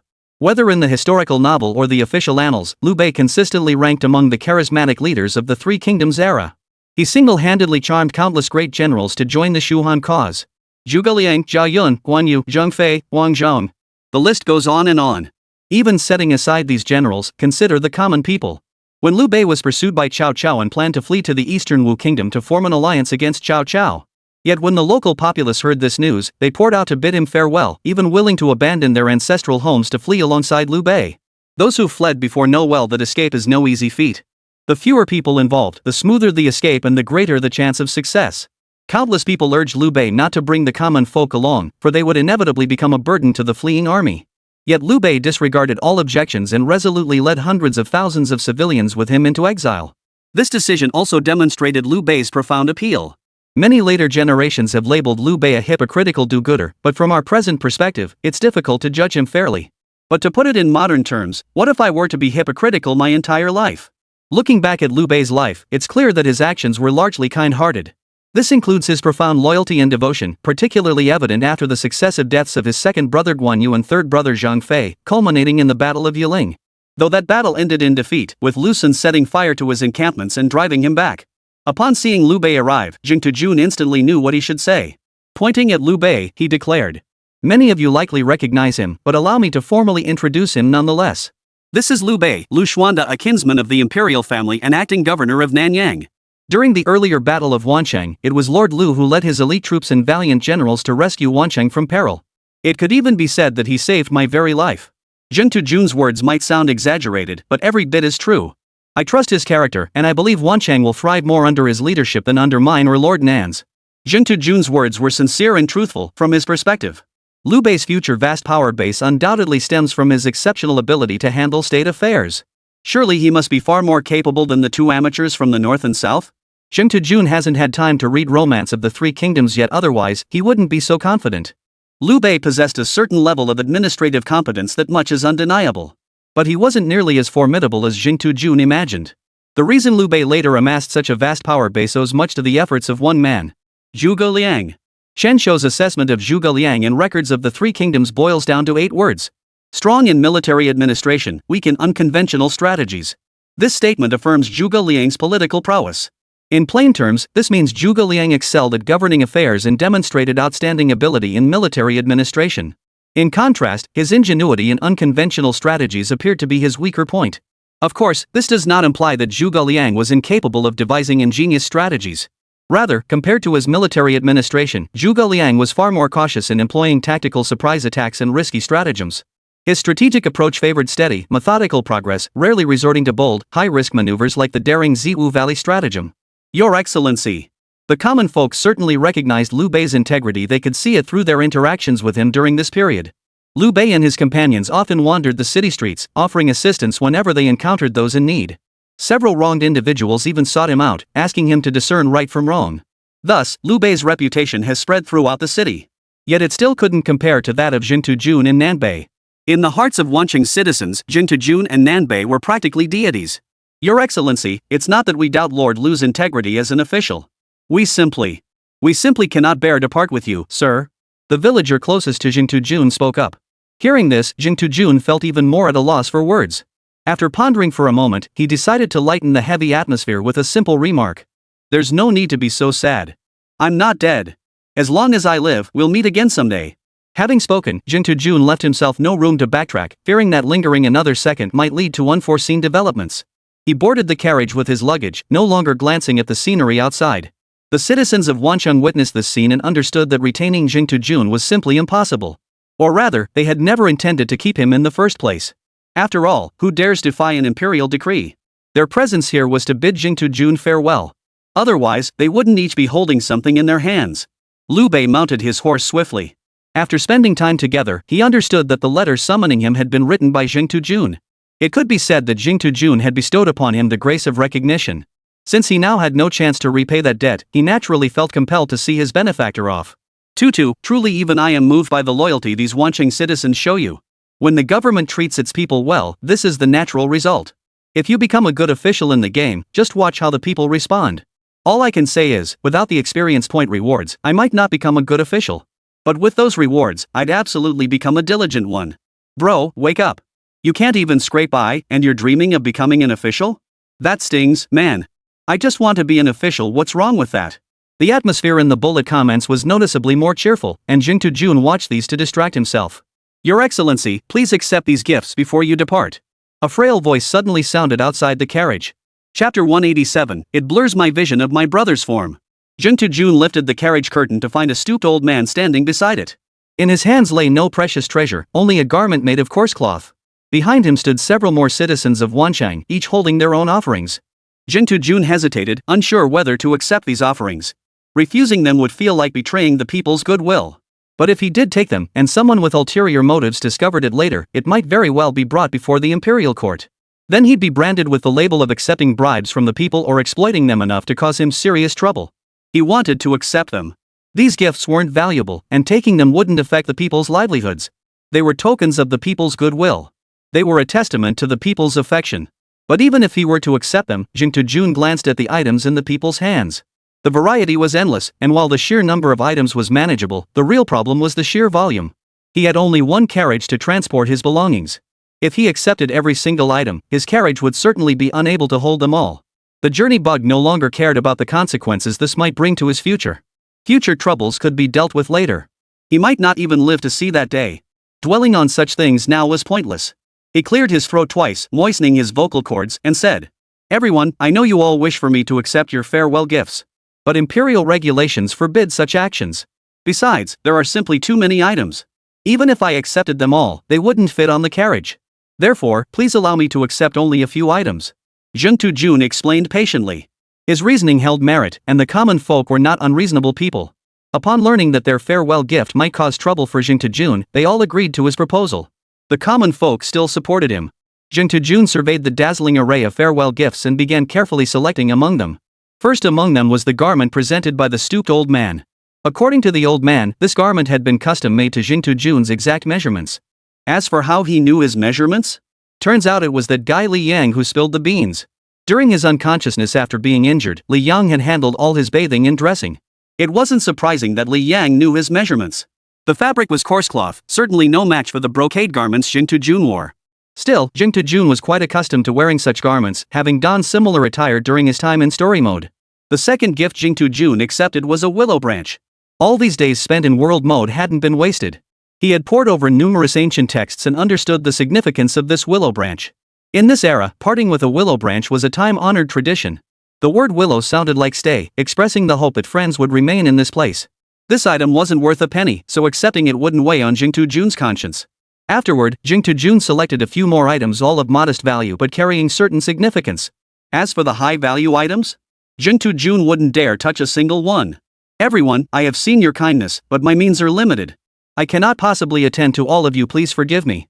With these words spoken, Jing Tujun's gift selection concluded, and he prepared to depart for Julu. Just then, a shout rang out from the distance. "Lord Zhang! Lord Zhang!" The voice was unmistakably familiar to Jing Tujun. It was Lí Héng, who had tended to him while he lay unconscious. Lí Héng carried nothing in his hands, but the mud-stained hems of his trousers suggested he had rushed here straight from home. It was pretty much what Jing Tujun had expected. Lí Héng had returned home today to pay respects to his mother. He had planned to return tomorrow, but suddenly heard from a neighbor that Lord Zhang was leaving. Without a second thought, he had rushed straight here.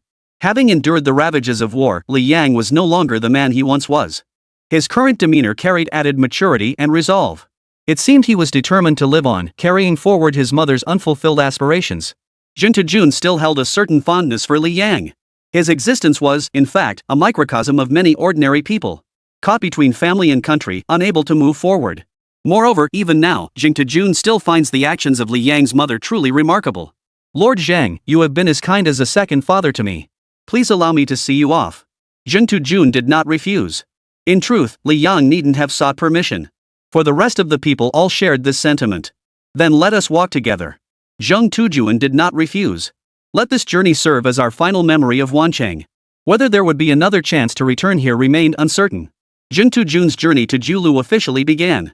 "Lí Héng, what are your plans for the future?" Jing Tujun asked casually. "On this long journey, it's nice to have someone to talk to and pass the time while we still can. I just plan to be an ordinary soldier and contribute more to the imperial court." Lí Héng was just an ordinary man. Ask him to speak of grand ambitions, and he couldn't muster much. That's perfectly fine. Journey Fungus didn't dismiss Lí Héng. Everyone's life path was different, and he wouldn't interfere with others' destinies. In the storylines he'd experienced, the name Lí Héng never appeared. Likely, he'd remain an obscure figure in this lifetime. As Jing Tujun chatted casually with Lí Héng, they soon arrived at the gates of Wancheng. Yet the crowd of citizens seeing them off showed no sign of dispersing. Jing Tujun didn't ask them to stop either. He knew this farewell was only just beginning. In ancient times, those with casual ties would see the traveler off at the city gates, while those with deep bonds might accompany them for miles, even dozens of miles beyond the city limits. Unlike today, partings in ancient times might truly be the last time they ever saw each other. As the carriage traveled farther and farther, the number of people following behind gradually dwindled. About 3 miles from the city gates, Jing Tejun spoke up. "Everyone, this is where we part ways." The people did not insist, and Liu Bei and Lí Héng remained where they stood. A peach grove lay ahead, and Jing Tejun's carriage gradually vanished into its depths. Liu Bei wanted to speak up and exchange more words with Jing Tejun, but at this point, anything he said would be futile. "Attendant! Attendant!" Liu Bei summoned his personal attendant and pointed toward the peach grove before him, declaring, "Cut down this grove of peach trees. It obscures my view of my brother." Chapter 188, What's Going On? These words were not Liu Bei's feigned sentiment, but a genuine outpouring of his heart. In the historical novel, Liu Bei's words have their roots. It traces back to when Su Shu bid farewell to Liu Bei. At that time, Su Shu was one of Liu Bei's few military strategists, and Liu Bei naturally regarded him as a trusted confidant. He never treated Su Shu unfairly. Su Shu's performance never disappointed Liu Bei. Yet just as Liu Bei's faction began to flourish, the distant Cao Cao could no longer sit idly by. He seized Su Shu's mother and sent him a letter, openly declaring, "Your mother is in my custody. I advise you to surrender immediately." Su Shu was a filial son. Upon learning this news, his heart was torn. On one hand, he was loyal to Liu Bei and wished to serve him forever. On the other hand, his mother was indeed in Cao Cao's hands. As a son, he could not stand idly by while his mother faced such peril. Thus Su Shu found himself in agony. He knew Liu Bei placed great trust in him, yet he also had to care for his mother. After much deliberation, he resolved to bid farewell to Liu Bei. At parting, to demonstrate his loyalty to Liu Bei, he pledged, "Even if I join Chao's camp, I will never offer counsel to Cao Cao. On this point, my lord may rest assured." History later proved Su Shu's words true. After entering Chao's camp, he remained silent for decades, never uttering a word. This gave rise to the famous proverb from his previous life, "Su Shu enters Chao's camp without uttering a word." As Su Shu rode away, Liu Bei watched him depart, overcome with grief. Standing rooted to the spot, he could only cry out helplessly, "UNG! UNG!" Until finally, Su Shu's figure vanished into the peach blossom grove. It was then that Liu Bei uttered this classic line. Of course, Liu Bei's desire to cut down the peach grove never came to fruition. This time was no different. He simply couldn't bear to see someone he held in such high esteem depart from him due to circumstances beyond his control. And Liu Bei, who was adept at weeping, did indeed shed tears as he bid farewell to Jing Tejun. Regardless of how much genuine emotion or pretense lay behind these tears, simply the act of Liu Bei weeping and the final words he spoke garnered considerable goodwill from the surrounding soldiers. The scene of Liu Bei weeping for Jing Tejun was captured in screenshots by nearby players and posted on the gaming forums. A sensationalist headline soon appeared on the forum. Shocking. Liu Bei sheds tears for renowned streamer Jing Tejun. Does this mean he's already far ahead of other players? There's also an image of Liu Bei shedding tears, standing there in deep sorrow. This post mainly gives a brief overview of the situation, then goes on about how Liu Bei wept for Jing Tejun and such. It paints a vivid picture, claiming that given the current situation, Liu Bei will likely be difficult to approach and conquer in the future. Because his heart already belongs to Jing Tejun. Wait a minute? Wait, how did this turn into a Sichuan opera plot twist? When the hidden information in this post was revealed, the entire thread took a sudden turn. Bored in the carriage, Jing Tejun naturally browsed the forum and stumbled upon the pinned post. He also discovered his own bromance with Liu Bei. By the time Journey Bug got to this part, his face had turned green. He just cried a little. Is this really necessary? But then it struck him, whether in story mode or world mode. Based on the information he had, Liu Bei really did seem to be quite close with men. Guan Yu, Zhang Fei, and now him too. Could Liu Bei really be that kind of person? A troubling thought surfaced in Jing Tejun's mind. Oh no, look at Tutu's expression, it's absolutely priceless. He looks like a eunuch who's been falsely accused of something scandalous. Tutu protests, "I've lived a pure life." And now Liu Bei's tears in one post have ruined everything? You know what? You might actually be right. Look how close Tutu usually hangs with those big shots from north and south. Who knows, maybe it's true. Holy crap.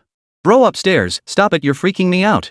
Hearing this, Tutu's towering image in my mind just crumbled instantly. Tutu lost his image with me ages ago. But now that you mention it, it's terrifying when you think about it. What? Tutu is that? Well, I'm here, Tutu. Tutu, rest assured no matter what they say, I'll always have your back. Tutu, I'd rather it was a knife stabbing me in the back. Jingtu tried to defend himself, but after a few words, he realized the more he explained, the more confusing it got. Besides, most players weren't buying it anyway, they were just running with the meme to liven up the atmosphere.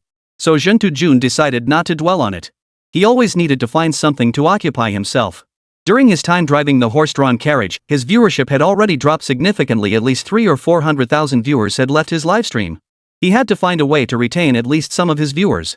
Otherwise, the travel time would take at least one real-world day, but 8 or 9 in-game days. With traffic being so competitive in Three Kingdoms, losing a day would really hurt his viewership. He hadn't even been streaming for very long this time. If he just sat there in the carriage doing nothing, wouldn't that make him a terrible streamer? So Jin pondered what method to use to retain his audience. He racked his brain, and suddenly a square object flashed into his mind. He immediately told the driver, "I need to rest for a bit. During this time, just keep driving. Don't worry about feeding me either." Journey Fungus had already decided to log out of the game for a while. Uncertain how long his absence might last, he made arrangements with the driver first to avoid any complications. Otherwise, what if this situation arose later? When the driver judged it was time for a meal, he went to call Jin down. Upon entering the carriage, he found Jin lying there, completely still. Thinking he was asleep, the driver tried to wake him only to discover Jin wouldn't stir no matter how he called. But seeing Jun's steady breathing, he instinctively assumed Jun had fallen unconscious again due to his injuries. He hurriedly took Jun to the clinic for examination, but the physician spent a long time without finding anything wrong. Finally, the journey fungus that had entered the game suddenly woke up, startling everyone. Realizing he'd have plenty to explain later, he decided to come clean right away. The journey fungus, having logged out of the game, didn't beat around the bush. Grabbing the Romance of the Three Kingdoms from the table, it declared, "Everyone, this is the only copy of Romance of the Three Kingdoms currently in existence. Let's see what's going on." Chapter 189, Let Not the World Betray Me. The moment Journey Fungus spoke, players who had been about to leave the livestream instantly paused to watch. After all, Romance of the Three Kingdoms hadn't been released yet. As expected, it was likely still in the printing stage. The only copy currently available on the market was the one in Jun's hands. It's no exaggeration to call it a one-of-a-kind item. If preserved properly and the game maintains its popularity, Jun's copy could become highly collectible. It might even fetch a hefty price in the future. Jun couldn't care less about that. As a top-tier game streamer, he already boasts substantial traffic. With the added boost from the Three Kingdoms game's popularity lately, his daily livestream earnings are substantial. Even if he donates most of it or gives back to his fans, what remains is more than enough for him to live comfortably. Therefore, for Jun, this copy of Romance of the Three Kingdoms is destined to be a lifelong treasure. No price tag could sway his resolve. Having discussed the book's future value, let's return to the present. Currently, players in story mode are still experiencing the content, with the fastest having only completed around 20 rounds. This means he holds the most story materials available to any player right now. But Jun's copy of Romance of the Three Kingdoms is different. It contains the complete text. If Jun wanted, he could easily spend an entire night reading Romance of the Three Kingdoms. He just hasn't found the time lately. Now that he's heading to Jiulu, won't he finally have the time? Moreover, he could use this as a hook to attract a large number of players to watch and increase audience stickiness. The existence of this Romance of the Three Kingdoms book gives Jun a uniquely competitive edge. Jun paused deliberately, waiting for the live chat's reaction. The chat didn't disappoint, flooding with comments like, "Old man, you finally decided to hand over the burning technique. Hurry up and show it. I can't wait any longer." Exactly. "I've got my snacks and drinks ready, just waiting for the host to turn the page." Without exception, every devoted fan of Romance of the Three Kingdoms was captivated by the novel in Jun's hands. Unlike other streamers who drag things out, insisting on waiting for some condition before reading, Jun didn't play games. After glancing at the live chat, he immediately began flipping through his copy of Romance of the Three Kingdoms. The book's frontispiece featured Yang Xian's Linjiang Xian. Its quality and content left everyone speechless. Even though this wasn't the first time the audience had encountered this poem, each time they saw it, they felt a sense of novelty. And it deeply moved them. Particularly the many profoundly philosophical lines within it, perfect for repeated contemplation. Jun knew many people cherished this poem, so though the page contained little text, he lingered there for a while. This gesture of appreciation naturally earned Jun countless compliments. Next came the main text. Jun felt a surge of anticipation. He wanted to know how this story would unfold in a world without players. This question wasn't just on Jun's mind, millions of viewers in the livestream were equally curious. Turning to the first page of the main text, the familiar opening line appeared. Chapter 1, The Three Heroes Swear Brotherhood at the Peach Garden Banquet. The hero who slays the Yellow Turban Rebels claims the first victory. It clearly stated that Zhang Zhao of Jiulu, under the guise of healing with mystical water, gathered disciples and launched the Yellow Turban Rebellion. Lí Héng, the governor of Yuzhou, recruited a righteous army. Liu Bei, Guan Yu, and Zhang Fei, sharing the same ideals, swore brotherhood. Subsequent chapters recount how the trio recruited local militia and liberated Qingzhou. These plot points largely mirror the story mode, so Jing Jun skimmed through this section rather quickly. Most players, including himself, had already experienced this portion. Then came the second and third chapters. Until the moment Cao Cao fled in panic, that's when Jing Jun perked right up. He had actually played this far in story mode back then, and he'd always been curious about what happened next. Had it not been for the opening of world mode, he might have played through story mode over 20 times by now. Jing Jun began looking ahead, but when he saw Cao Cao being captured by Chen Gong only to be released again, he couldn't help but breathe a sigh of relief. Moreover, Chen Gong had joined Cao Cao in his escape. The two made their way to the home of Lu Buxia, a relative of Cao Cao. They had expected a peaceful day, but upon waking, they heard the sound of sharpening blades. This instantly threw Cao Cao and Chen Gong into a panic. Even Jing Jun felt his heart skip a beat at this point. No way! Out of the frying pan and into the fire? Cao Cao's luck is just too unlucky, right?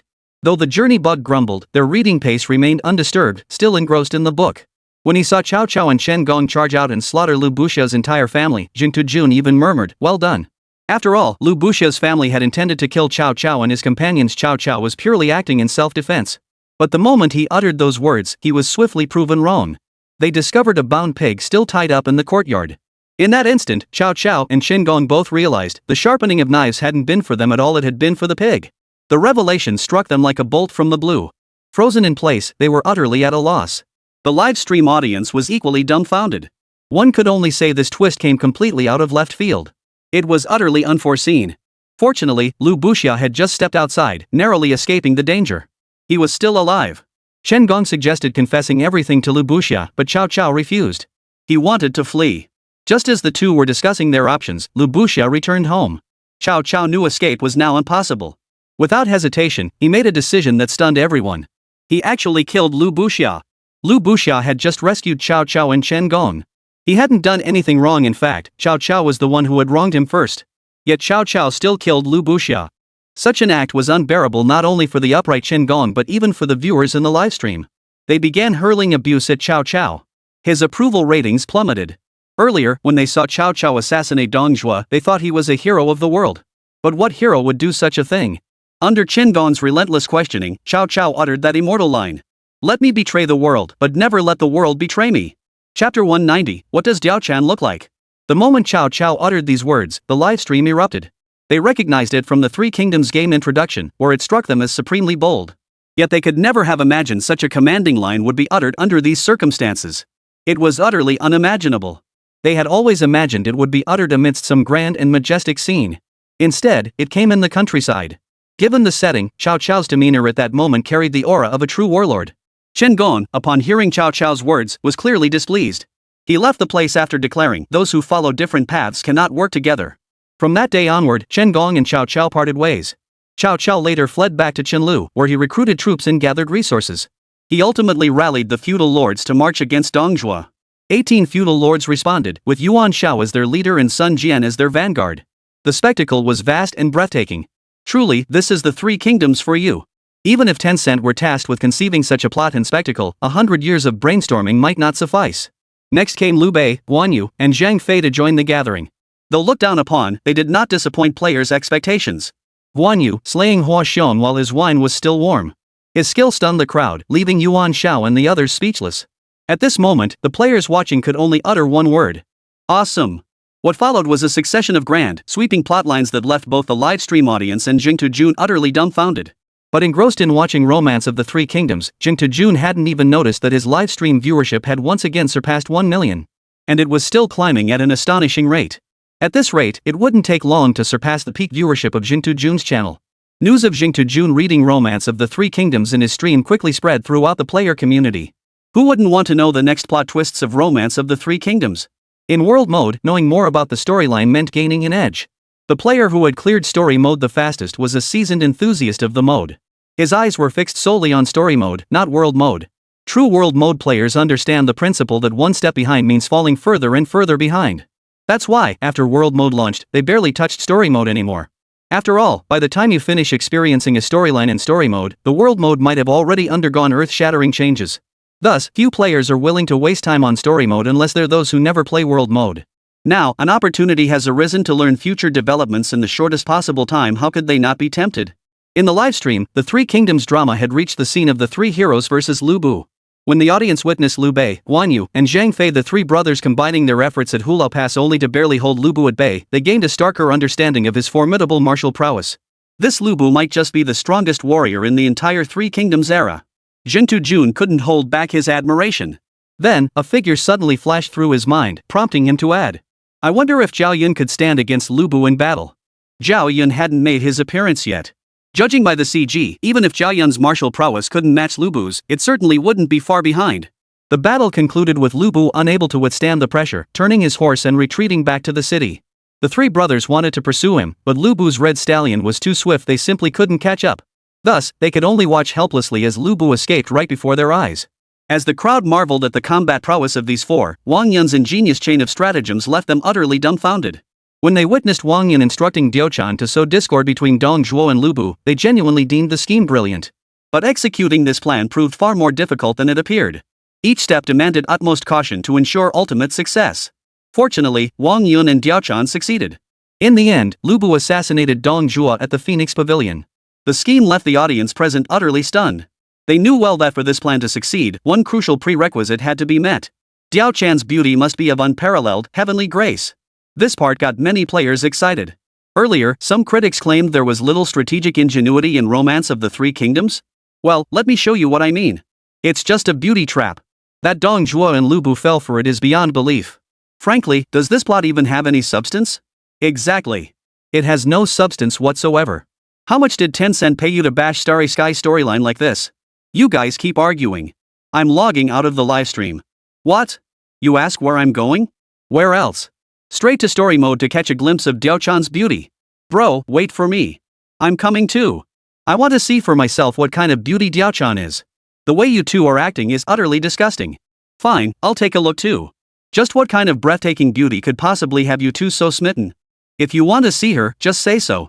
No need to beat around the bush, we all get it, bro. A bunch of perverts left the livestream. They're all excitedly heading off to the story mode to see Diochan. Jintu Jun pressed his forehead, at a loss for words. They all came to his stream to watch Romance of the Three Kingdoms. Shouldn't they be more invested in the plot development, eager to see what extraordinary characters and events unfold later? Only by mastering first-hand information can you truly thrive in the world mode. But now, a bunch of people are rushing to story mode just to see the beautiful women. Wait, is that really the right move? Shouldn't they just stay here and absorb all the insights offered by Romance of the Three Kingdoms? Isn't learning about extraordinary people and events far more valuable than ogling pretty girls? Jintu Jun just can't wrap his head around this logic. But since they've chosen to watch the beauties, he won't stand in their way. Everyone has their own destiny. Who knows? Maybe someone watching this livestream will seize an opportunity in Romance of the Three Kingdoms and rise to great heights. Jintu Jun didn't waste much time pondering this. He continued reading his copy of Romance of the Three Kingdoms. Technically, with today's technology, these texts could be automatically converted into videos. But Jintu Jun felt videos were too time-consuming. By the time he reached Julu, he might not have much time to watch them anyway. Text was far more substantial. Several consecutive rounds offered no particularly memorable scenes. Just as the live stream audience began suspecting the Three Kingdoms designers had run out of ideas, a plot twist emerged that dispelled that notion. The Battle of Guandu. Chapter 191, The Battle of Guandu. The Battle of Guandu stands as a pivotal turning point in the entire Three Kingdoms era. In the year 200 AD, Yuan Shao led a massive army of 100,000 troops southward, establishing his headquarters at Lijiang with the intent to annihilate Cao Cao in one decisive blow. At this time, Cao Cao commanded only slightly over 20,000 troops stationed at Guandu. He relied on the terrain to defend against Yuan Shao's assault. Had the two sides engaged in a head-on clash, Cao Cao's forces would undoubtedly have been defeated. Though not exactly elite troops, Yuan Shao's forces were far superior to the subpar Yellow Turban rebels. With nearly a 5-to-1 numerical advantage, this disparity alone could be considered decisive in determining the outcome of the war. Were it not for viewers having seen the later CG scenes confirming Cao Cao's inevitable victory here, the live chat would undoubtedly be filled with skepticism about his chances. There was no way around it from every angle. Cao Cao was the side with no chance of victory. In terms of lineage, Yuan Shao came from a family that had produced three excellencies over 4 generations, while Cao Cao was merely the descendant of a eunuch, holding far inferior official positions. In terms of foundation, Cao Cao's power had only recently begun to grow. How could he possibly match Yuan Shao in the quantity and quality of his troops? Based on these points alone, Cao Cao's defeat seemed inevitable. Then, Cao Cao's strategist Gui Jia presented a famous analysis, the 10 advantages and 10 disadvantages. Gui Jia's 10 advantages and 10 disadvantages were designed to fortify Cao Cao's resolve against Yuan Shao, comparing their strengths and weaknesses across 10 dimensions. The name sounds intimidating, but it essentially argued that Cao Cao was destined to win and Yuan Shao was destined to lose. The 10 advantages were the way, righteousness, governance, magnanimity, strategy, virtue, benevolence, clarity, culture, and martial prowess. It must be said that Gui Jia, who formulated this argument, was a rare talent. His analysis successfully revitalized the morale of Cao Cao's demoralized forces, solidifying his resolve for decisive battle. This served as crucial psychological mobilization before the Battle of Guandu. If we were to apply this theory of 10 advantages and 10 disadvantages to modern times, it could be summed up in one phrase. Puwa. Gui Jia essentially used psychological manipulation tactics on Cao Cao's forces and crucially, it worked. Not only did it intimidate Cao Cao and his men, but even as an observer, reading this passage makes one feel certain of Cao Cao's victory. It exudes a palpable sense of superiority. This alone demonstrates the success of Gui Jia's 10 victories and 10 defeats theory. Yet the 10 victories and 10 defeats theory was merely a minor prelude to the Battle of Guandu. Jing Tejun skimmed through it and noticed that Romance of the Three Kingdoms devoted considerable space to describing this battle, which sufficiently illustrates its importance throughout the entire Three Kingdoms period. He picked up Romance of the Three Kingdoms and continued reading. He saw Yuan Shao, stubborn and self-willed, rejecting his strategist Zhu Shou's advice to adopt a steady, methodical approach to wear down Cao Cao's forces, instead insisting on a swift battle. Reading this, Jing Tejun sucked in a sharp breath. He could already sense why Yuan Shao would lose. If he were in Zhu Shou's shoes, he'd likely be driven to despair by Yuan Shao. Yuan Shao's other strategist, Tian Feng, also had his counsel completely ignored. Cao Cao, however, had studied alongside Yuan Shao for a time and understood his temperament well. He first dispatched Zhang Ba to harass Yuan Shao's rear, diverting his attention, while concentrating his own forces to tightly guard key passes, preventing encirclement by reinforcements. Later, during the initial skirmishes, Cao Cao adopted Sun Yu's strategy of feigning an attack in one direction while striking another. He feigned an attack on Yuan Shao's rear while personally leading light cavalry to charge it by Ma. He dispatched Guan Yu to slay Yan Liang on the battlefield, lifting the siege of Baima. Subsequently, while evacuating civilians, Cao Cao's forces set an ambush at Yanjin, feigning the abandonment of supplies to lure Yuan Shao's troops into pursuit. As expected, the Yuan forces fell into the trap. Guan Yu then slew another of Yuan Shao's generals, Wen Chou. Having lost 2 key generals early in the campaign, Yuan Shao's forces suffered a severe blow to morale. Guan Yu's fame soared overnight. Though this passage is not lengthy, every sentence and word is a labor of love. This passage completely immerses the audience. Yuan Shao's incompetence, Cao Cao's stratagems, and Guan Yu's valor were all vividly displayed in this battle. Cao Cao's own strategies may not have been particularly brilliant, but he had numerous strategists at his disposal. Or rather, he excelled at utilizing the counsel of his subordinates. Did Yuan Shao's camp lack capable strategists? Clearly not. On Yuan Shao's side, Tian Feng and Zhu Shou were both strategists with deep insight. Yet Yuan Shao disregarded their counsel, choosing instead to heed the slanderous whispers of petty schemers. Even if they possessed extraordinary talents, they could not put them to use. They were even imprisoned for daring to offer counsel. Yuan Shao was utterly deaf to their counsel, likely because their advice was too blunt. In Yuan Shao's eyes, with his 100,000 troops facing Cao Cao's mere 20,000, victory should have been a foregone conclusion. Yet these two kept warning him to be cautious here, vigilant there. How could he possibly be pleased? He had even explicitly ordered them to cease their counsel, yet his words fell on deaf ears. Adhering to the principle that out of sight means out of mind, Yuan Shao had them both thrown into prison. He promised to release them after victory at the Battle of Guandu. Yet within his cell, Tian Feng awaited no good news. Instead, he received word of Yuan Shao's defeat. Upon hearing this news from his prison cell, he knew his fate was sealed. Viewers watching this scene couldn't help but feel deeply moved. From the very start of the battle, the stark disparity between the two sides was evident. Yuan Shao, arrogant and self-willed, dismissed Cao Cao entirely, which is why his attacks were so bold. Yet boldness often meant vulnerabilities. Cao Cao, on the other hand, encouraged open discussion and humbly accepted advice. He seized upon Yuan Shao's weaknesses and managed to gain a slight advantage early in the battle. Now I understand why Yuan Shao could lose despite holding such a massive advantage. Playing his game like that, who else would lose but him? Exactly. How could someone from a lineage of 3 generations holding the title of Grand Minister prove utterly useless? I couldn't see where his value lay at all. Honestly, if someone who knew nothing but blindly followed advice had led the Battle of Guandu, they might have done better than him. Come on, Yuan Shao did have some value.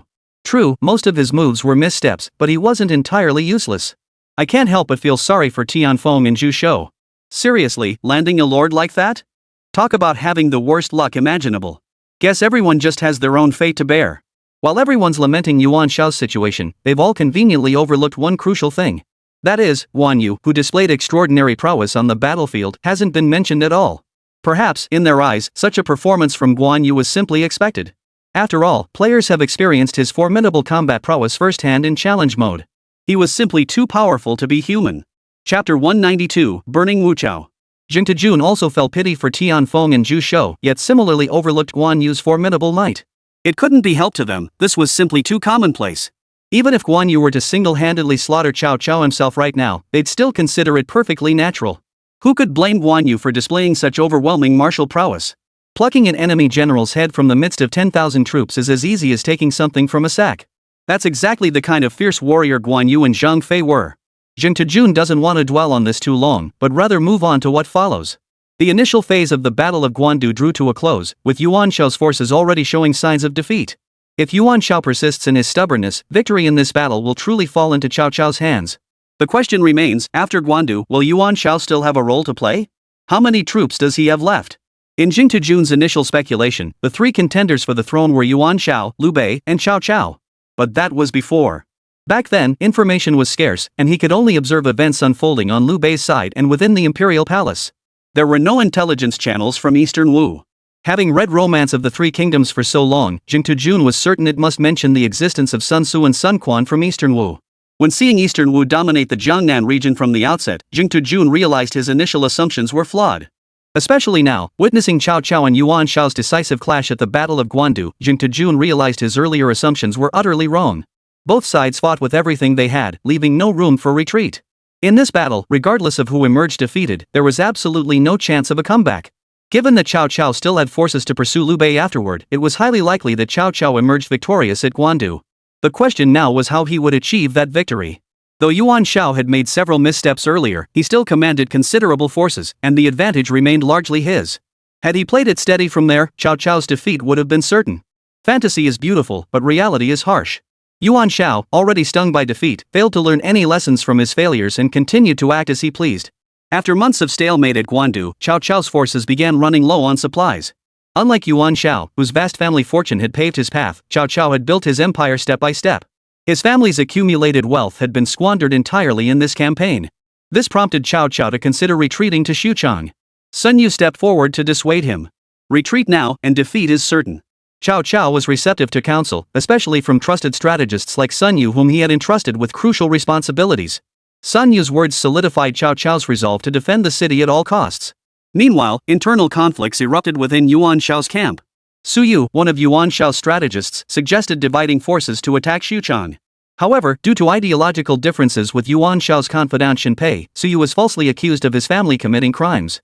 Upon hearing this, Yuan Shao publicly rebuked Su Yu and stripped him of his official position. This infuriated Su Yu greatly. He immediately chose to defect to Cao Cao. Upon hearing the news of Su Yu's defection, Cao Cao froze in place. He never imagined that at this stage, Su Yu would actually come to join his side. Setting aside Su Yu's talents, the information stored in his mind alone was invaluable. Overwhelmed with excitement, Cao Cao rushed out to greet Su Yu without even putting on his shoes. And Su Yu certainly did not disappoint Cao Cao. He delivered a crucial piece of intelligence: the location of Yuan Shao's grain and forage depots. It must be understood that the arrangement of provisions is the most critical matter for an army. Every single person in the ranks depends on food to survive. As long as they live, they need food.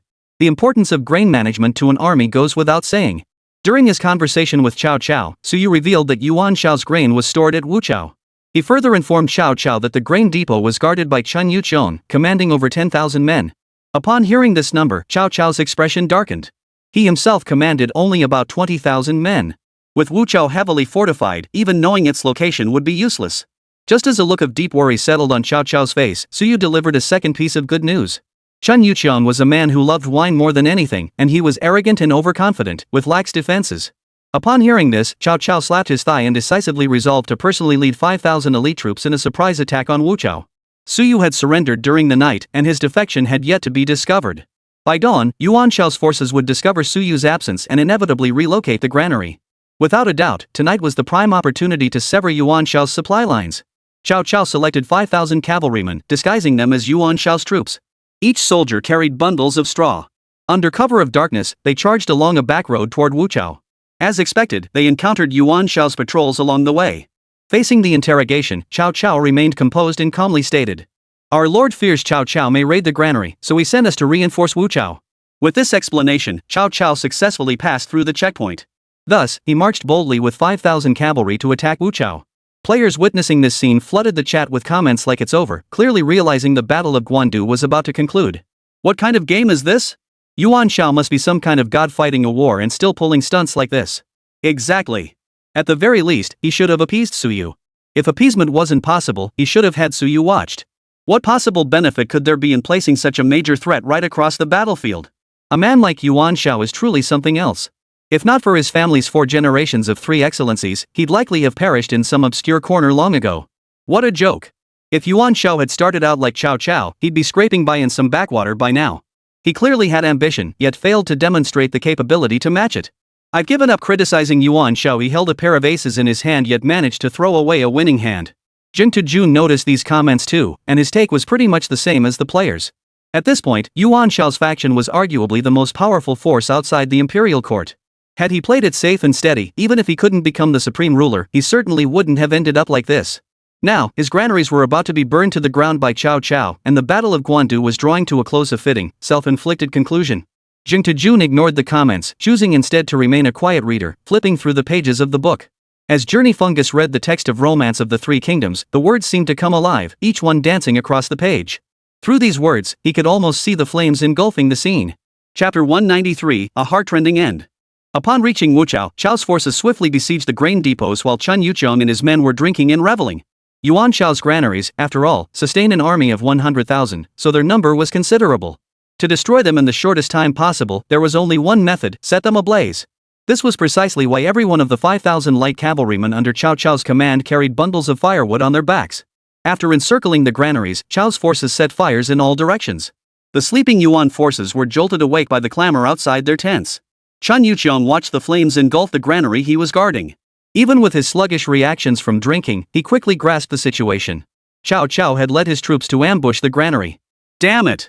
Chun Yuqiong cursed under his breath. He couldn't fathom how Cao Cao had discovered the grain depot's location at Wuchao. But he had no time to ponder these questions. He grabbed his weapon and rushed into battle. But having drunk heavily that night and now fighting in haste, he hadn't even put on his armor. His mind was in a fog. Poor Chun Yuqiong, he was cut down by Chao's forces without even knowing what hit him. With their grain depot commander dead, the Yuan forces lost all will to fight. Seeing the grain depot engulfed in flames shattered the last shred of their will to fight. Cao Cao's personal command of the light cavalry to attack the grain depot at Wuchao proved an unquestionably successful operation. He captured Wuchao in record time, setting the granaries ablaze and reducing over 10,000 cartloads of grain and supplies to ashes. Far away, Yuan Shao was thrown into immediate panic upon learning of the attack on Wuchao. That was the granary supplying his entire 100,000-strong army. Without provisions, how could he possibly engage Cao Cao in a decisive battle? Decisive battle? Yuan Shao suddenly realized. In his view, since Cao Cao personally led his forces to attack Wuchao and set fire to his grain supplies, this meant his main base must be utterly vulnerable, now all bark and no bite. Therefore, Yuan Shao, disregarding his general Zhang He's urgent advice to immediately dispatch the main force to reinforce Wuchao, insisted on attacking Cao Cao's headquarters. Ultimately, Yuan Shao dispatched Zhang He and Gao Lan to lead troops against Cao Cao's main base. As for Wuchao, Yuan Shao dispatched only a meager force to provide support. Seeing their lord's resolve, Zhang He and Gao Lian could only reluctantly obey. When Zhang He and Gao Wan arrived at Cao Cao's headquarters at Guandu, Zhang He sensed something was amiss the moment the battle commenced. Chao's camp had long been prepared for defense. With the camp fortified in the strategic advantage of Guandu's terrain, Zhang He found himself unable to breach their defenses despite prolonged assault. Meanwhile, Cao Cao had already burned the grain stores at Wuchao to the ground. His force's logistical support had vanished. To continue fighting would not only trap him in a desperate situation, but risk the brutal deaths of the tens of thousands under his command. Zhang He had discussed the situation with Gao Wan and concluded that the Yuan army's prospects were now hopeless. If they persisted in attacking Chao's camp, once Cao Cao's forces returned from Wuchao, they would find themselves caught in a pincer movement. Yet if they retreated now, with the frontline campaign going poorly and their earlier advice having been rejected, Yuan Shao's ruthless nature would likely lead to them both facing severe repercussions. Whether they could retain their positions would be secondary. The paramount concern was whether they could preserve their very lives. The cautionary tale of Tianfeng was etched in both their minds. As the two agonized over their next move, Cao Cao resolved the dilemma for them. Cao Cao sent envoys to persuade them to surrender. Without hesitation, the two men led their troops to surrender. Why would they continue serving Yuan Shao and invite trouble upon themselves? Besides, Yuan Shao's fortunes had already begun to wane. After this battle, how much power he would retain remained uncertain. Cao Cao's reputation for honoring talent and treating scholars with respect was widely known. Even if they weren't given important roles under him, it would still be better than staying with Yuan Shao. At the front lines, Zhang He and Gao Wan had already surrendered their forces. Upon learning that their supplies had been burned and their commanders had defected, morale among Yuan Shao's rear forces completely collapsed. Soldiers fled in droves. Even if Yuan Shao wished to stabilize the situation, it would be beyond his grasp. Cao Cao seized the opportunity to launch a full-scale counterattack. Facing the ferocious assault of Chao's forces, Yuan Shao's 100,000-strong army offered no resistance. The entire army disintegrated in an instant. Watching his soldiers flee in droves, Yuan Shao knew he had lost this battle. Despite holding such overwhelming advantages, he had lost in the most humiliating fashion. He stared upward at his military banner collapsing to the ground, lost in thought. Would he regret his earlier actions? Did he regret not heeding the counsel of Tianfeng and Zhu Shou? No one knew. The rapidly shifting tide of battle left Yuan Shao no time for melancholy. He still wanted to live as long as he lived. There would be a chance to make a comeback. He fled in panic. Accompanied only by his eldest son Yuan Tan and 800 cavalry, he broke through the encirclement and fled northward back to Hebei. At the Battle of Guandu, over 70,000 of Yuan Shao's 100,000-strong army were slaughtered, with his main force nearly annihilated. Cao Cao, though outnumbered, emerged victorious, seizing all of Yuan Shao's supplies, documents, and treasures. Thus concluded the Battle of Guandu. After witnessing this battle, Zheng Tujun felt unsatisfied. If one were to witness the situation at that moment without knowing the subsequent plot, who could have foreseen that Yuan Shao's 100,000 troops would be utterly annihilated by Cao Cao's mere 20,000? Come to think of it, if Yuan Shao had heeded advice and treated his subordinates with respect like Cao Cao did during this war, how could things have ended so disastrously? Take Zhu Shou's advice to proceed cautiously and steadily, for instance. Had Yuan Shao heeded it, he could have certainly drawn out Cao Cao's forces until their supplies were exhausted, leveraging his own deep reserves. Then, starved of supplies, Chao's forces would have no choice but to open their gates and fight Yuan's army to the death. Outnumbered, Chao's forces would inevitably be crushed. Yet Yuan Shao stubbornly ignored this counsel. Worse still, at the critical juncture of the battle, he stripped Suyu of his official position without even assigning a guard to watch over him. Wasn't this pure self-sabotage? It could only be said that Yuan Shao lacked strategic vision. Players who witnessed the entire battle had already made up their minds, they would never join Yuan Shao's cause, no matter what. Following such a fool around would be like eating too many red beans and longing for death. Brothers, after reading this section, I must reiterate. The Battle of Guandu was filled with countless details, and it was precisely these details that determined the outcome of the war. Similarly, these details not only showcase Cao Cao's ability to make decisive judgments on the spot and his skill in utilizing talent. They also starkly exposed Yuan Shao's fatal flaws, his stubborn self-importance and refusal to heed counsel. It was precisely the contrasting strengths and weaknesses of both sides that shaped the Battle of Guandu. It can be said that this battle was the most monumental conflict in the early stages of the Three Kingdoms saga. Yet the outcome of this battle cannot help but evoke a sigh of regret. Chapter 194, 3 Visits to the Thatched Cottage. After delivering a thorough analysis, Zheng Tujun's insightful conclusions earned widespread approval from viewers in the livestream chat. Yuan Shao is truly beyond words. All I can say is, in world mode, anyone who follows Yuan Shao deserves a thumbs up. I'll give him a thumbs up too. Not only does Yuan Shao refuse to heed advice, but he also constantly demotes people from their posts and throws them in jail. Who could put up with that? Anyway, I've already made up my mind, I'll stick with Liu Bei for now. The romance of the Three Kingdoms narrative centers on Liu Bei, and though his territory is small now, he's bound to grow in the future. Do I really need to tell you Liu Bei will rise? Let me share something you probably don't know. Once I enter the world mode, I'm heading straight to Cao Cao to pledge my allegiance. Cao Cao will absolutely crush Liu Bei. Hey, wake up! According to the world mode timeline, Cao Cao is still in the Imperial Palace right now. How exactly do you, a mere commoner, plan to approach him? After reading this section, Zheng Tujun didn't rush to the next part. The Battle of Guandu romance of the Three Kingdoms portrays it with incredible intensity. Whether it's the vivid imagery, the dramatic twists and turns, or the character development, all are vividly portrayed in this battle. Zheng Tujun used the time interacting with players to calm the turmoil within. Livestream interactions are a favorite moment for fans in the chat. But as time dragged on, some inevitably started urging him to continue. Everyone is still eagerly anticipating the next episodes of Romance of the Three Kingdoms. Originally, they came to Zheng Tujun's livestream hoping to find useful information to gain advantages in the world mode. Yet when they truly settled in to watch Romance of the Three Kingdoms alongside Zheng Tujun, they all became utterly captivated by its dramatic twists and turns.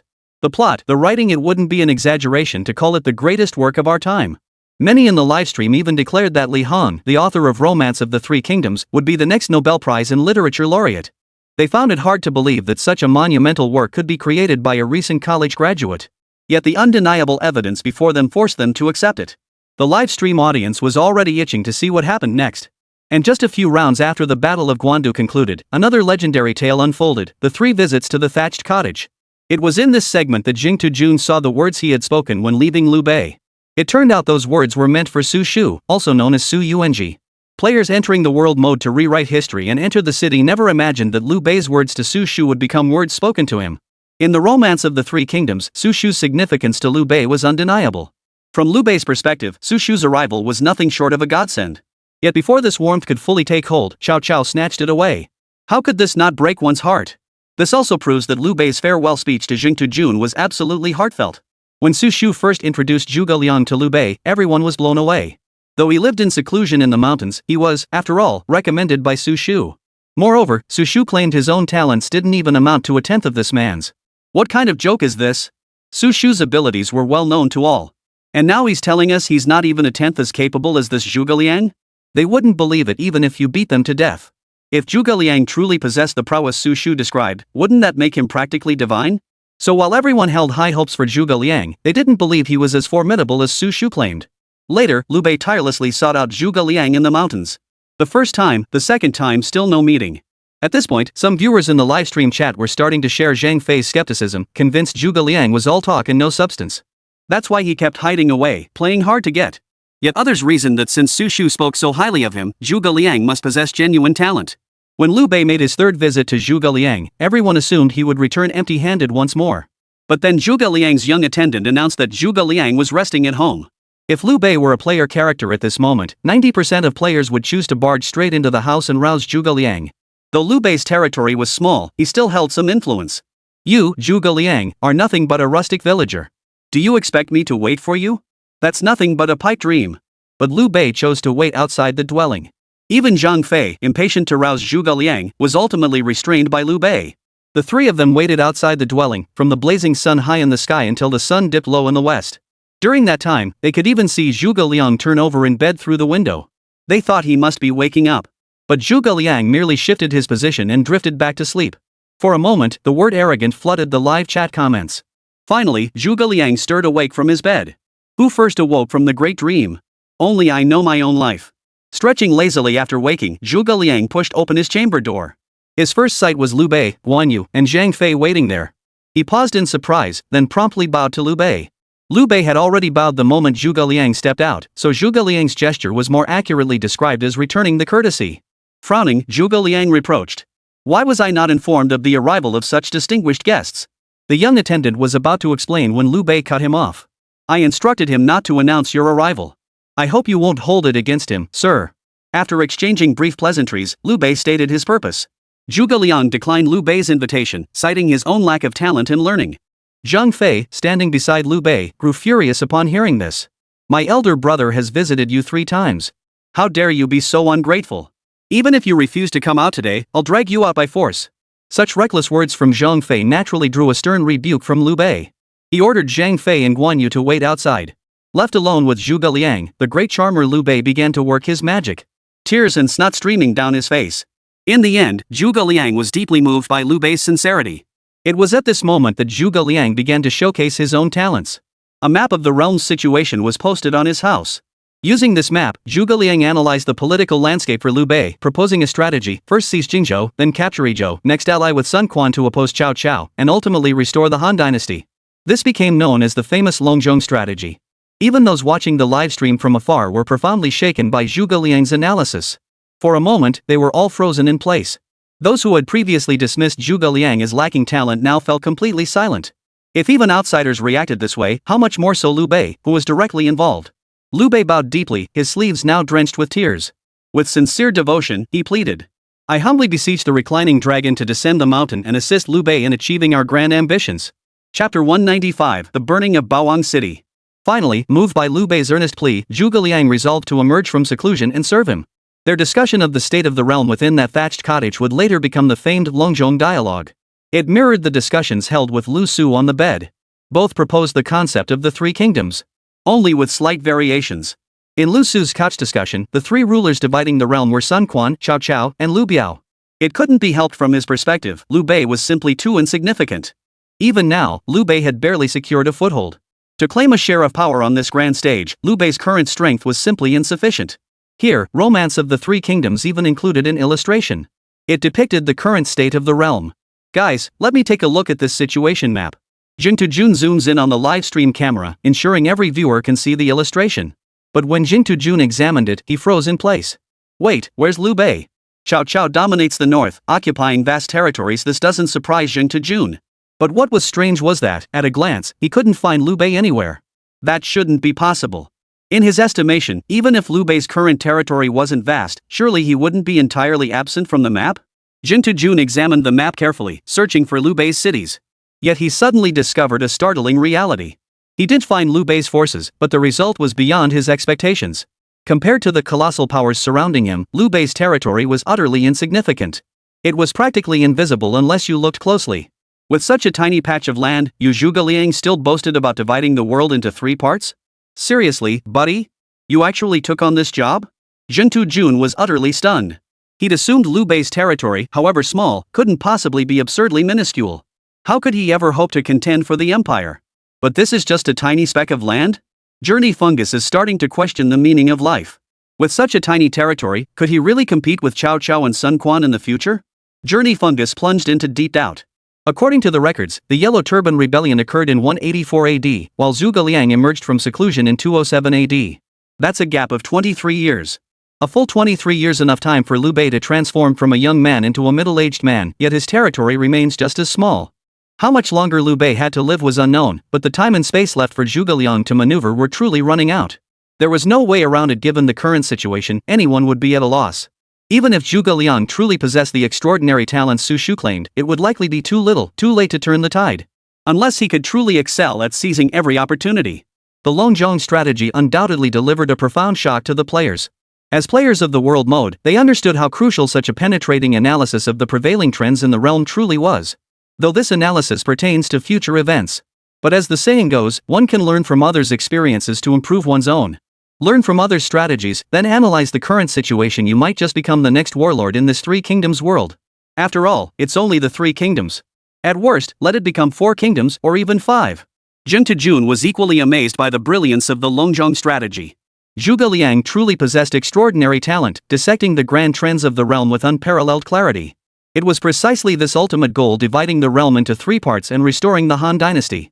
Whoa, that sounds a bit like bragging. Still, admiration aside, the subsequent developments are worth watching. Seeing how the plot unfolds will reveal whether Zhuge Liang was just blowing smoke. Then Jing Tujun witnessed the famous burning of Baoang City from Romance of the Three Kingdoms. When Zhuge Liang issued orders demanding Zhao Yun retreat without counterattacking against the enemy forces, the journey to the west character was utterly dumbfounded. This was the first time in his life he'd heard of someone demanding his side could only lose, not win. Zhang Fei, being the hot-headed type, already looked down on Zhuge Liang. He hadn't heard Zhuge Liang's Linjiang strategy, though even if he had, he probably wouldn't have grasped its meaning. In his eyes, Zhuge Liang was nothing but a complete fraud. He possessed not a shred of genuine talent or skill. So he immediately stepped forward to voice his protest. Even Guan Yu was somewhat perplexed. Frankly, Liu Bei himself hadn't fully grasped Zhuge Liang's intentions either. But since he had decided to entrust Zhuge Liang with the initiative in this battle, he resolved to place his complete trust in him. Could he possibly be unaware of Zhuge Liang's genius when others were? When Zhuge Liang discussed the grand scheme of the world with him in that thatched hut, he knew he had made the right choice. Thus, he chose to trust Zhuge Liang unconditionally. He forcibly suppressed the objections of Guan Yu and Zhang Fei. In the end, each of the 4 Zhao Yun, Guan Yu, Zhang Fei, and Liu Bei himself had their own distinct responsibilities. Zhao Yun led a small vanguard force, feigning defeat during the engagement with Xiahou Dun to lure the enemy deep into the narrow terrain of Baoang Slope. Guan Yu led his troops to ambush on the left flank of Baoang Slope at Yushan. Once Xiahou Dun and the enemy forces entered the gorge, he set fire to the prepared brushwood, cutting off Xiahou Dun's retreat. Zhang Fei led his troops to ambush on the right flank of Baoang Slope at Anlin. When the flames rose, they would attack the enemy's main force from both sides. Liu Bei himself led a small rear guard to coordinate the various forces. The meticulously detailed plan left the live stream viewers utterly stunned. This was their first encounter with fire tactics in the 3 kingdoms, and since it was also Liu Bei's first battle after emerging from seclusion, everyone watched with particular intensity. Zhuge Liang had devised this strategy, and events unfolded precisely as he had planned. Seeing Zhao Yun's small force, Xiahou Dun couldn't help but underestimate him and personally led his troops to attack. Zhao Yun fought a strategic retreat as planned, successfully luring Chao's forces into the ravine of Baoang Slope. Once Xiahou Dun entered the gorge, he was met with flames powerful enough to consume them entirely. The vegetation on both sides of the mountain pass was instantly set ablaze by Guan Yu and Zhang Fei. It was autumn, the air dry and winds fierce, allowing the flames to spread rapidly. Trapped by the flames, Chao's army naturally fell into disarray. Seeing the flames rise, Zhao Yun led his troops back into the fray. Guan Yu and Zhang Fei charged from both flanks, trapping Chao's forces in a three-pronged assault. With the flames as their ally, the Chao forces truly had no escape this time. Witnessing this scene, Jing Tujun felt nothing but exhilaration, utter, unadulterated exhilaration. Even amidst the ongoing battle, Zhuge Liang's masterful strategic planning was already evident. Just imagining Zhang Fei's expression afterward filled Jing Tujun with delight. Even amidst this thrilling, face-slapping plot twist, Journeybug hadn't forgotten one crucial thing. In world mode, Zhuge Liang must be recruited under his banner. Chapter 196, The Familiar Changban Slope. Zhuge Liang's strategic brilliance is now undeniable. If the earlier Longjong conference could be seen as Zhuge Liang theorizing on paper, then the practical application of the fire at Baoang City was the ultimate proof. Zhuge Liang orchestrated the campaign with profound foresight, defeating Xiahou Dun's forces with minimal casualties. Unfortunately, Xiahou Dun and Eugene ultimately managed to break through the encirclement and escape. Otherwise, they might have been completely annihilated. Yet even their escape could not alter the reality of their crushing defeat. The Chao army suffered heavy casualties, with all their provisions and supplies burned to the ground. Liu Bei's forces were outnumbered by Xiahou Dun's. The burning of Baoang City stands as another classic example of a smaller force defeating a larger one during the Three Kingdoms period. As Jing Tujun observed Zhuge Liang's masterful strategic prowess, a thought crossed his mind: had Zhuge Liang defended Wancheng during his own world mode campaign, might he have achieved perfection? But this thought vanished almost as quickly as it appeared. First, the world mode couldn't be rewound. What was done was done. Second, the Zhuge Liang in question was only 3 years old at the time. What could you possibly expect from a 3-year-old child? Even if we take the extreme case that Zhuge Liang was a child prodigy, at 3 years old, his intelligence would still surpass most adults. And had already thoroughly studied military and political texts. So, do you know where he was at age 3? Clearly, Jing Tujun and others have no idea. Otherwise, Jing Tujun would jump into the game right now, write a letter, and have his servants drag Zhuge Liang back. First, they'd be well taken care of, then fed a mountain of books. Nurture him, waiting for Zhuge Liang to unleash his power. This battle was damn satisfying. Clean and decisive, crushing the enemy with minimal losses, truly like a reincarnated military god. Truly impressive, no words to describe it. Now I just want to see how Zhang Fei faces Zhuge Liang after the war ends. Ha! I used to look down on him, but now that Zhuge Liang has delivered such a brilliant victory in his very first battle after emerging from seclusion, what could he possibly say? I'm starting to believe Liu Bei could indeed rise from this tiny fiefdom to become one of the Three Kingdoms rulers. With Zhuge Liang's support, his capabilities are simply beyond belief. Looking back, Liu Bei's eventual rise to become one of the three sovereigns was entirely due to Zhuge Liang's guidance. Zhuge Liang's counsel is nothing short of divine. Unsurprisingly, the comments section was flooded with praise for Zhuge Liang. He truly possesses extraordinary talent, and he uses that talent to profoundly impress everyone. Turns out every turning point for Liu Bei's faction was entirely due to Zhuge Liang. No wonder Liu Bei struggled so long in his early years without gaining much territory or achievement. He was biding his time here.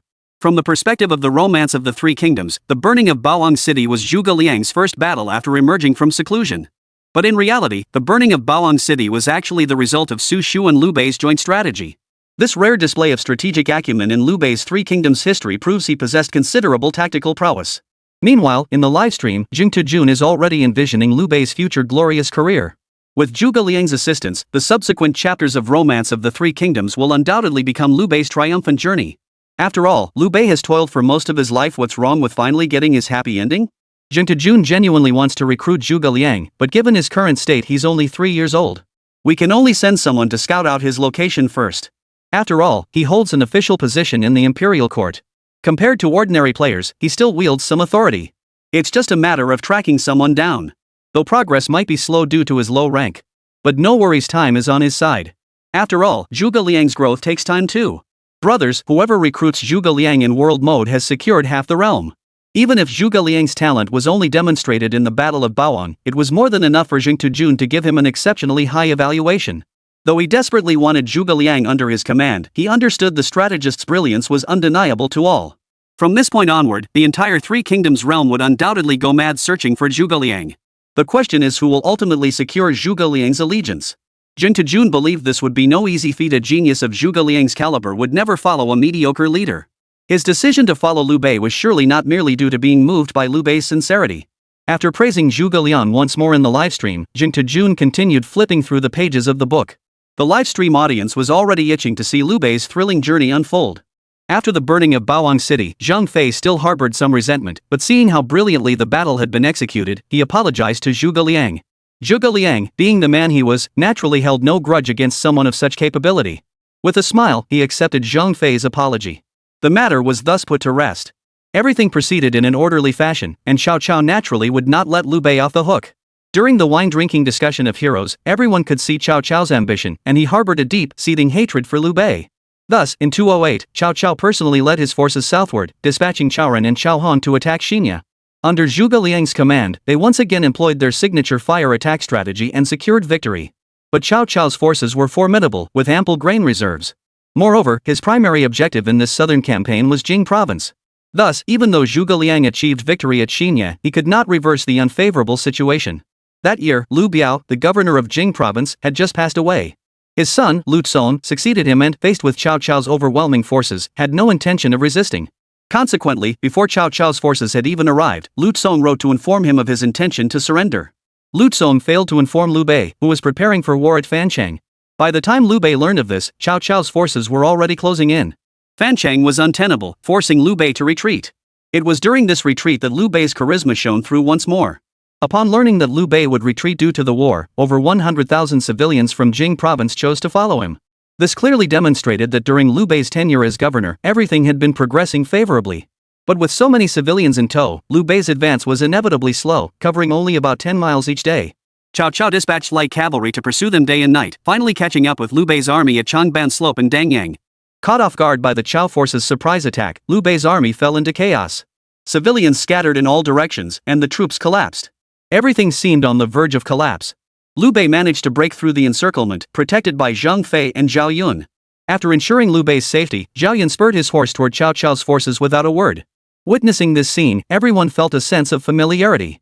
When they finally saw Zhao Yun charging toward Cao's forces, the last piece of the puzzle clicked into place in their memories.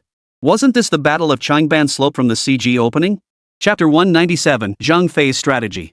Exclamations like "holy crap" instantly flooded the live stream's comments section. The Battle of Changban Slope was a CG sequence. Just this one scene alone drew countless players to Three Kingdoms.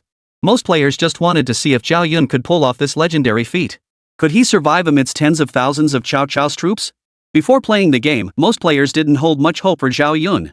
After all, no matter how powerful a man might be, he's still mortal. How could a mere flesh and blood individual possibly charge in and out of tens of thousands of enemies 7 times? But after playing the game, they discovered that such a warrior truly existed in this world. Guan Yu, Zhang Fei, Lu Bu players have personally experienced their combat prowess. In fact, they'd been utterly crushed by them.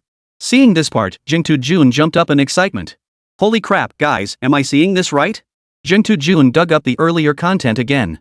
The words Changban Slope entered his eyes. It matches! It matches! Jing Jun shouted excitedly. Cao Cao was pursued by Liu Bei, who fled in panic. Zhao Yun, to rescue Liu Bei's wife and son, chose to charge back into enemy lines alone. The journey bug grew more and more excited as he recounted the tale. Who wouldn't be excited? You see, Journey Bug was among the first to watch the Three Kingdoms CG. Back then, witnessing this scene sent his blood boiling. Now, to witness the conclusion of this story with his own eyes, how could he not be thrilled? As a devoted Three Kingdoms player, his ultimate goal was to witness the Battle of Changban Slope firsthand. Unfortunately, both the story mode and world mode are set far too long before the events of Changban Slope. Players still need to invest a lot of time to experience this part of the story. Unexpectedly, he discovered the outcome of this battle ahead of time in the novel Romance of the Three Kingdoms. But Jing Jun soon realized why. After all, Romance of the Three Kingdoms is essentially the textual version of the game's story mode, and the information it contains is undoubtedly vast. Naturally, the earlier Battle of Changban Slope would be depicted within it. After a brief surge of excitement, Jing Jun gradually calmed down. What's the point of getting excited now? The priority was still to get a sneak peek at the outcome of the Battle of Changban Slope. As Journey Bug continued flipping through the pages, scenes from the CG sequences began to unfold within the text. The more he read, the more his heart raced with excitement. He seemed to witness Zhao Yun charging through Cao's army 3 times, emerging unscathed each time. He could almost see Zhao Yun rescuing his lord alone, cradling Ado as he charged straight through the encircling enemy lines. He could almost see Zhao Yun slaying enemy generals and seizing Cao Cao's Qinggang sword. The scene of Zhao Yun breaking through Cao Cao's 10,000-strong force seemed to materialize before his eyes. Zhao Yun's entire body moved like dancing pear blossoms, his armor fluttered like drifting snow. This passage truly depicts the battle scene in a breathtaking and gripping manner. Even as mere words, they evoke such a breathtaking scene. If this were ever brought to life, Romance of the Three Kingdoms would undoubtedly top the trending charts once more, though for the series, that wouldn't be considered a particularly grand achievement. After breaking through Cao Cao's encirclement, Zhao Yun rushed toward Liu Bei's forces. Meanwhile, at Liu Bei's camp, as Zhao Yun charged alone toward Chao's encampment, someone reported, "Your servant witnessed Zhao Zilong charging alone straight toward Chao's camp." Undoubtedly, the speaker did not intend to praise Zhao Zilong's valor. From their perspective, Zhao Zilong was defecting to Chao's camp. After all, who could possibly believe that Zhao Yun alone could charge 7 times in and out of an army tens of thousands strong? Such a tale would be dismissed as mere fiction. Yet this story unfolded before their very eyes. It unfolded before their very eyes. Earlier, Zhang Fei had led over 20 cavalrymen to cover the retreat of his beloved elder brother Liu Bei. He stood atop the Changban Bridge. Zhao Yun, having broken through the encirclement, was still being pursued by Chao's forces, with countless cavalry closing in behind him.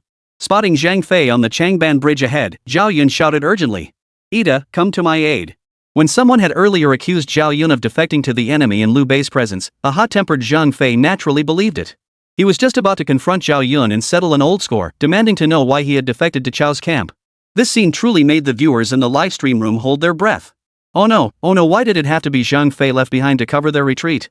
Hope Zhang Fei doesn't act on impulse. He needs to assess the situation carefully and avoid rash decisions. I'm feeling doomed. With Zhang Fei's hot-headed temper and his rusty brain, it feels like he's going to treat Zhao Yun as an enemy and block him outside. This is getting interesting.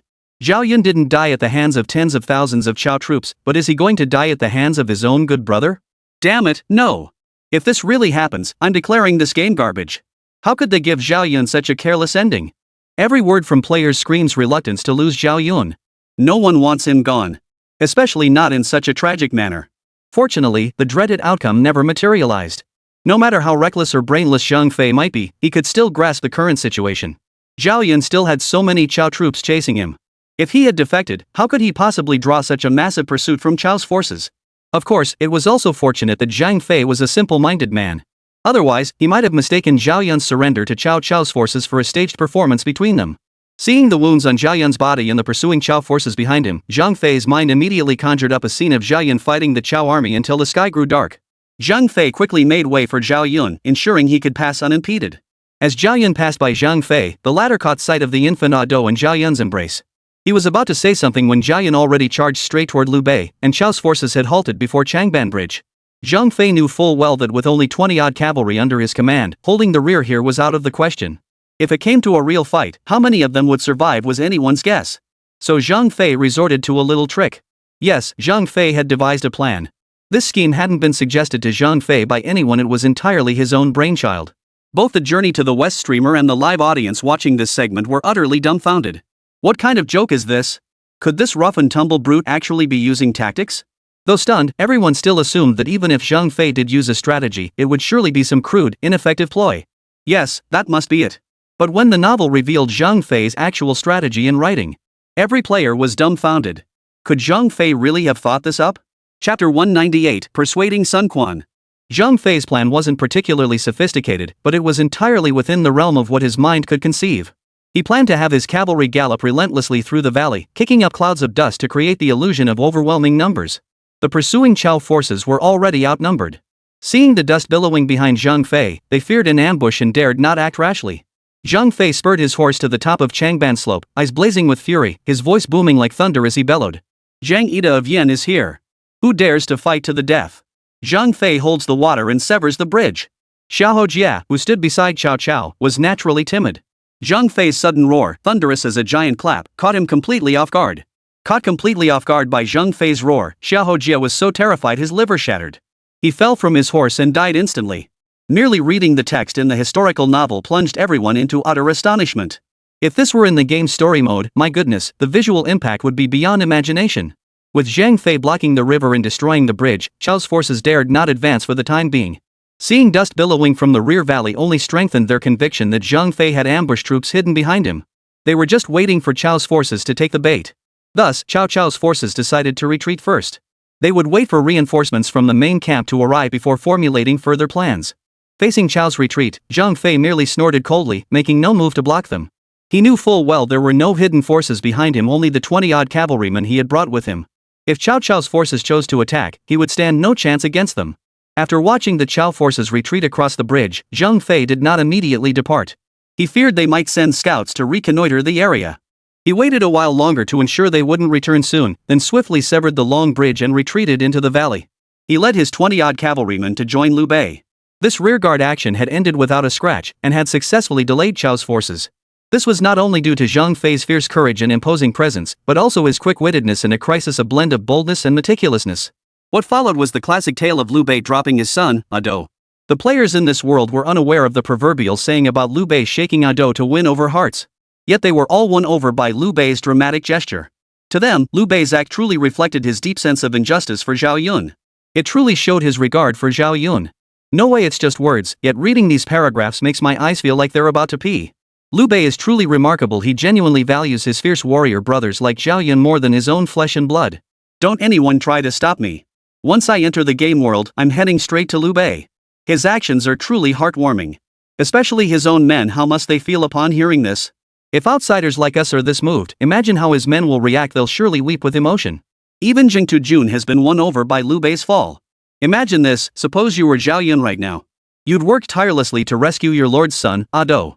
Only to hand him over to your lord, and before you could even receive praise, you see your lord violently slam your hard work onto the ground. That's pretty disheartening. But regardless, this incident demonstrated Liu Bei's deep regard for Zhao Yun. Thus ended the Battle of Changban Slope.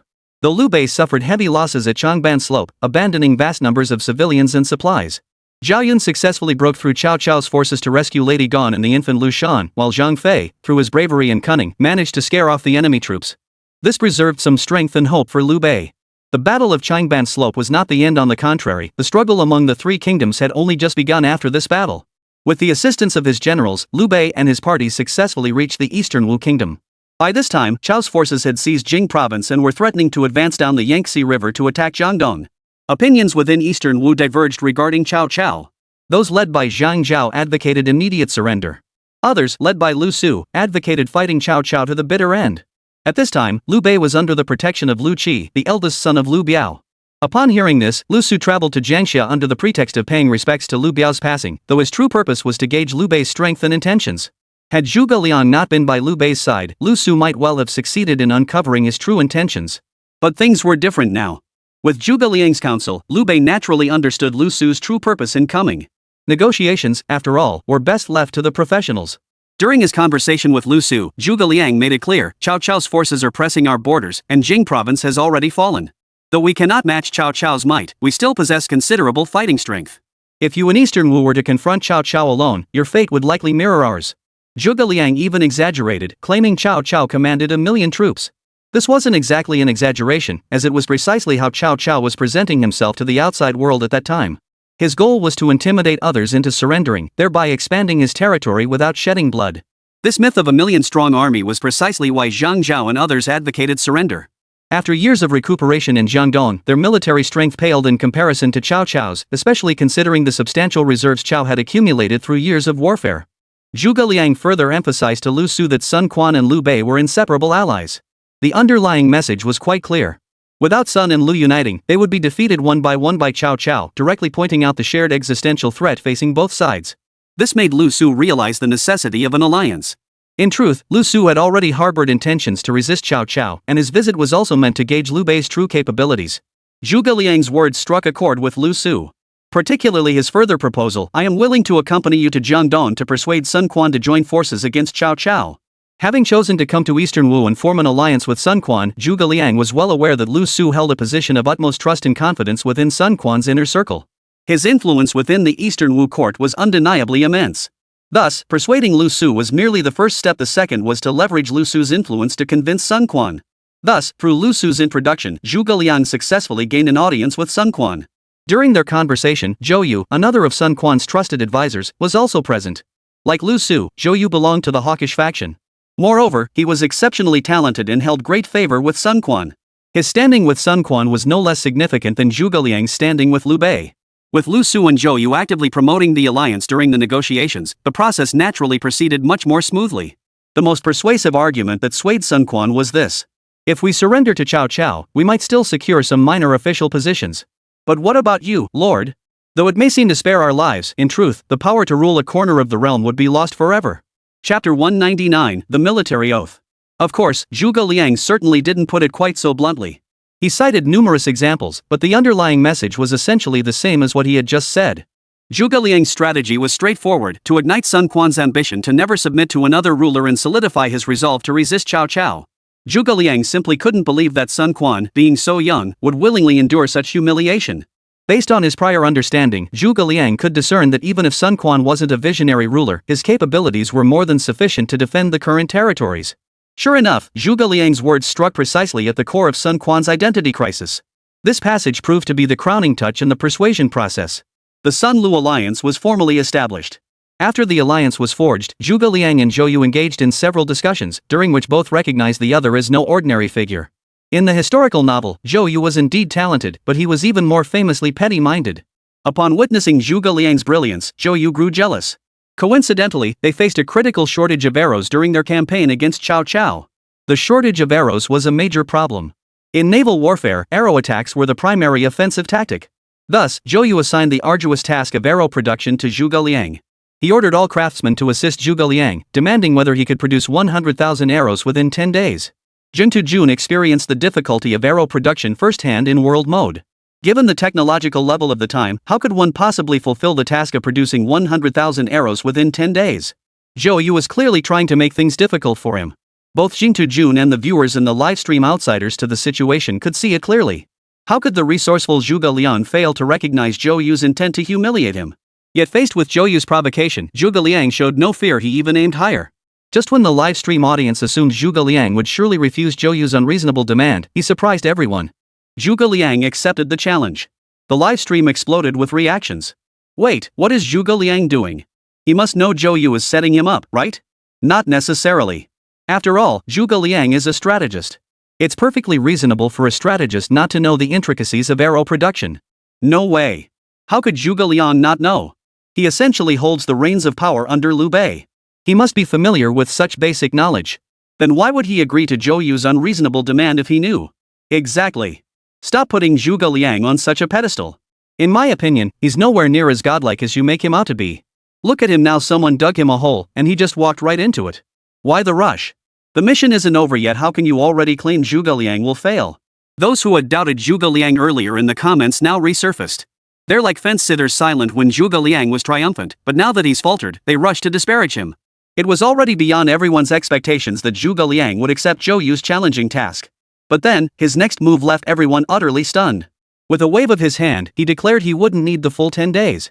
Bro, we all thought 10 days wasn't enough, and you're actually cutting your own time? Jintu Jun frowned at the text before him. Could Zhuge Liang truly be unaware of the difficulty and time required for arrow production? Remember, words spoken in the barracks carry weight in modern terms. They carry legal consequences. Upon hearing Zhuge Liang refuse even 10 days, Zhou Yu was overjoyed. He was practically begging Zhuge Liang to overpromise, only to fail and then apologize. He promptly pressed Zhuge Liang, demanding to know how many days he planned to use to produce these 100,000 arrows.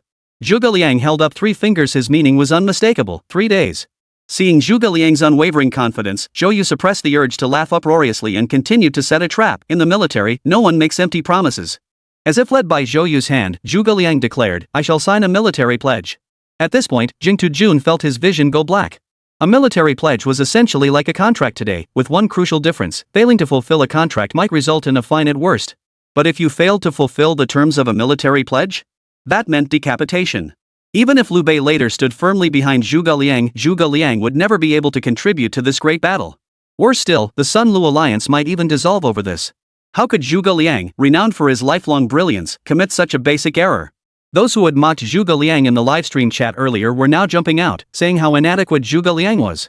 They've mastered the art of kicking someone when they're down. Even those supporters defending Zhuge Liang now could offer little in the way of persuasive arguments. All they could say was, "We'll see in 3 days." They still choose to believe in Zhuge Liang. How could Zhuge Liang, a man of such lifelong brilliance, make such a mistake? Knowing full well there was a pit, he still jumped in. And even made it harder for himself. 3 days? With the resources available at the time, how could it possibly be done? Are you, Zhuge Liang, some kind of deity? Could you conjure up these 100,000 arrows out of thin air? Or perhaps you could borrow them from Cao Cao? That's nothing short of a fairy tale. Upon seeing Zhuge Liang sign the military pledge, Zhou Yu departed with a satisfied smile, the pledge in hand. With the pledge in hand, Zhuge Liang would have no way to renege on his promise when the time came. As Zhou Yu departed, he solemnly assured Zhuge Liang, "Rest assured, within these 3 days, I will ensure the craftsmen cooperate with you to the fullest. Whatever you require, they will do their utmost to provide." Though Zhou Yu spoke these words, everyone present understood clearly this petty-minded man would never be so generous. He would undoubtedly sabotage the effort. Moreover, the number of craftsmen in Jiangdong was limited, and their skill level was what it was. Even if they gave Zhuge Liang their full cooperation, there was no way they could produce 100,000 arrows in just 3 days. After Zhou Yu departed, everyone expected to see Zhuge Liang frantically scrambling to meet the deadline. Instead, Zhuge Liang didn't seem to give the matter a second thought.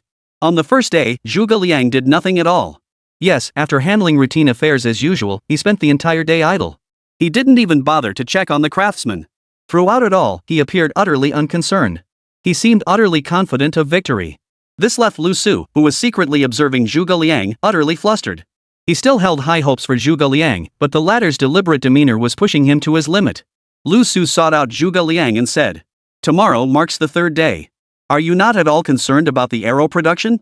Chapter 200, Borrowing Arrows. Facing Lu Su's inquiry, Zhuge Liang showed no sign of panic. Instead, he replied, "To produce 100,000 arrows in 3 days is nothing short of a fairy tale." Lu Su was dumbfounded by Zhuge Liang's words. "So you knew it was impossible to produce 100,000 arrows in 3 days, then why did you promise Zhou Yu you could get them in that time frame?" Making the promise is one thing, but then you went and wrote a formal military pledge? Isn't that treating your own life like a joke? Not only was Lu Su stunned into silence, but even the livestream viewers were utterly baffled.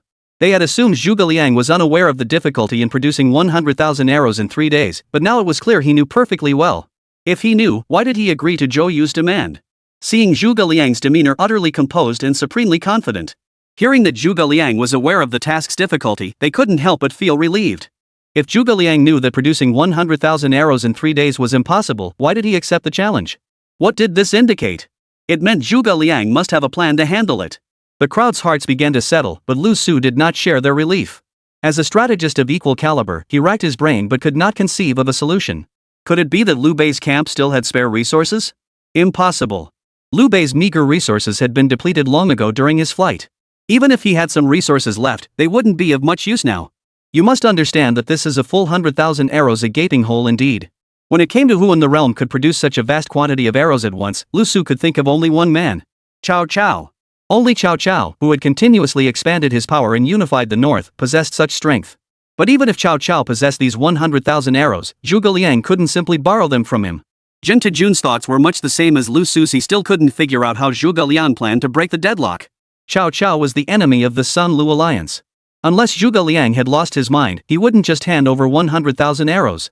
Lu Su pressed further, desperate to uncover Zhuge Liang's ingenious strategy and understand the source of his unshakable composure.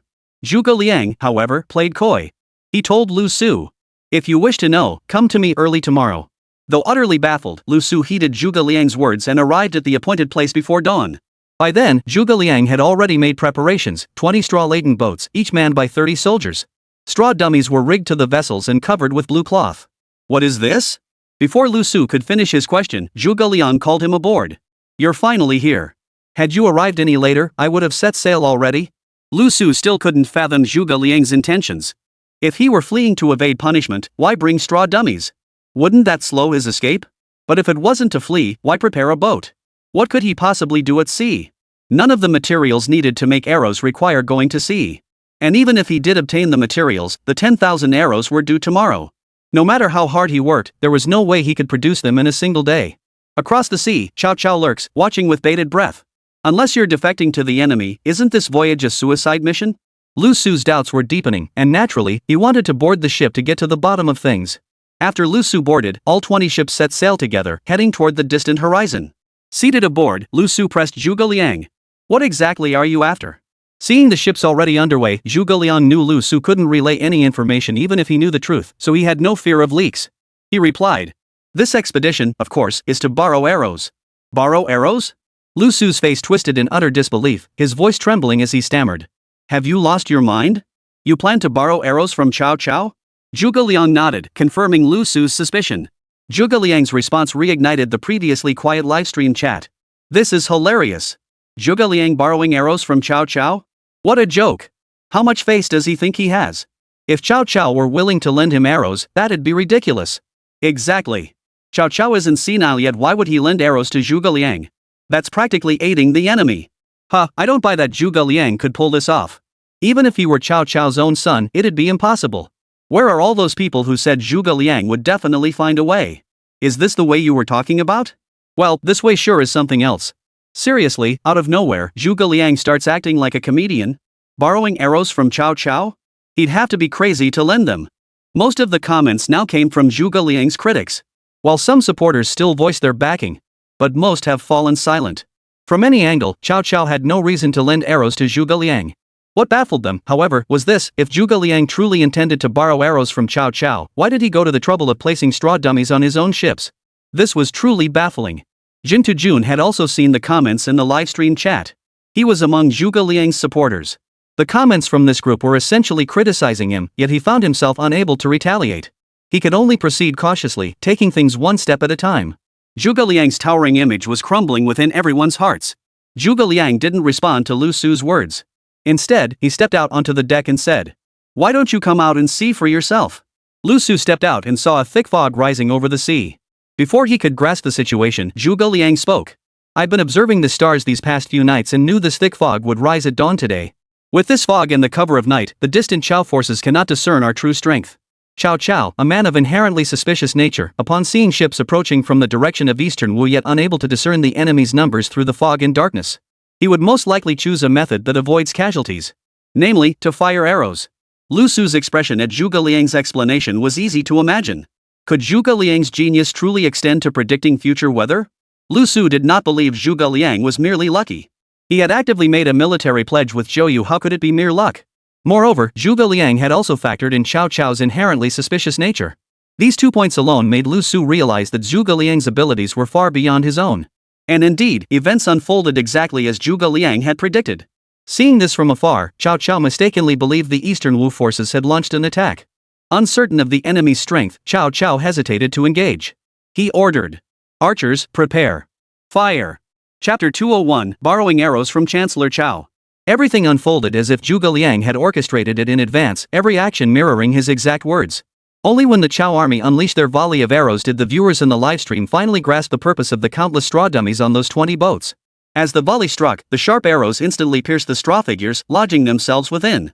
The soft straw and wood meant that even when the arrowhead sank in, their sharpness remained undiminished. In other words, these arrows embedded in the dummies could be pulled out and reused. The deck was no longer safe. Zhuge Liang pulled Lu Su back into the cabin. Arrows rained down relentlessly, a scene that should have been utterly despairing. Yet with Zhuge Liang's straw dummies in place, each volley from Chao's forces brought smiles of delight. Such a vast number of arrows, not to mention the immense labor required to produce them, would have cost an astronomical sum. Yet now, Zhuge Liang had acquired such a vast number of arrows without sacrificing a single soldier or expending any materials. Lu Su was utterly awed by Zhuge Liang's ingenuity. He knew his own talents fell far short of Zhuge Liang's. After all, the mere feat of observing celestial phenomena at night was beyond the capabilities of ordinary men. Even Lu Su, a man of considerable experience and knowledge, was utterly dumbfounded, let alone the others. They knew weather forecasting was possible, but that was only now. It was only with today's advanced science and technology that people gained the ability to forecast weather. Even then, forecasts still occasionally miss the mark. Yet Zhuge Liang's prediction pinpointed the exact moment the fog would rise, leaving himself no room for retreat. Zhuge Liang's confidence in his own prediction was extreme, otherwise, he wouldn't have sworn an oath of military honor. Yet even by today's standards, such a feat remains nearly impossible to achieve. Compared to Zhuge Liang's precise understanding of Cao Cao's character, they still found his ability to predict the weather more astonishing. It bordered on the absurdly supernatural.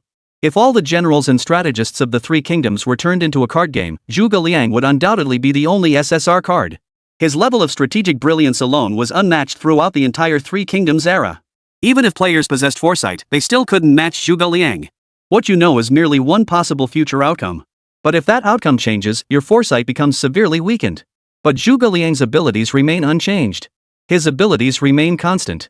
Even as circumstances shift, he continues to orchestrate strategies from behind the scenes. Players could only see stars. The live chat comments took a complete 180. Where'd all the Zhuge Liang haters go? Not hearing a peep from you now. Could you ever have thought of using straw dummies to retrieve arrows even if you had a lifetime to figure it out? The louder you cheered before, the harder you're slapped in the face now. How could Zhuge Liang, with his genius, make such a basic mistake? You think you know everything? You know nothing.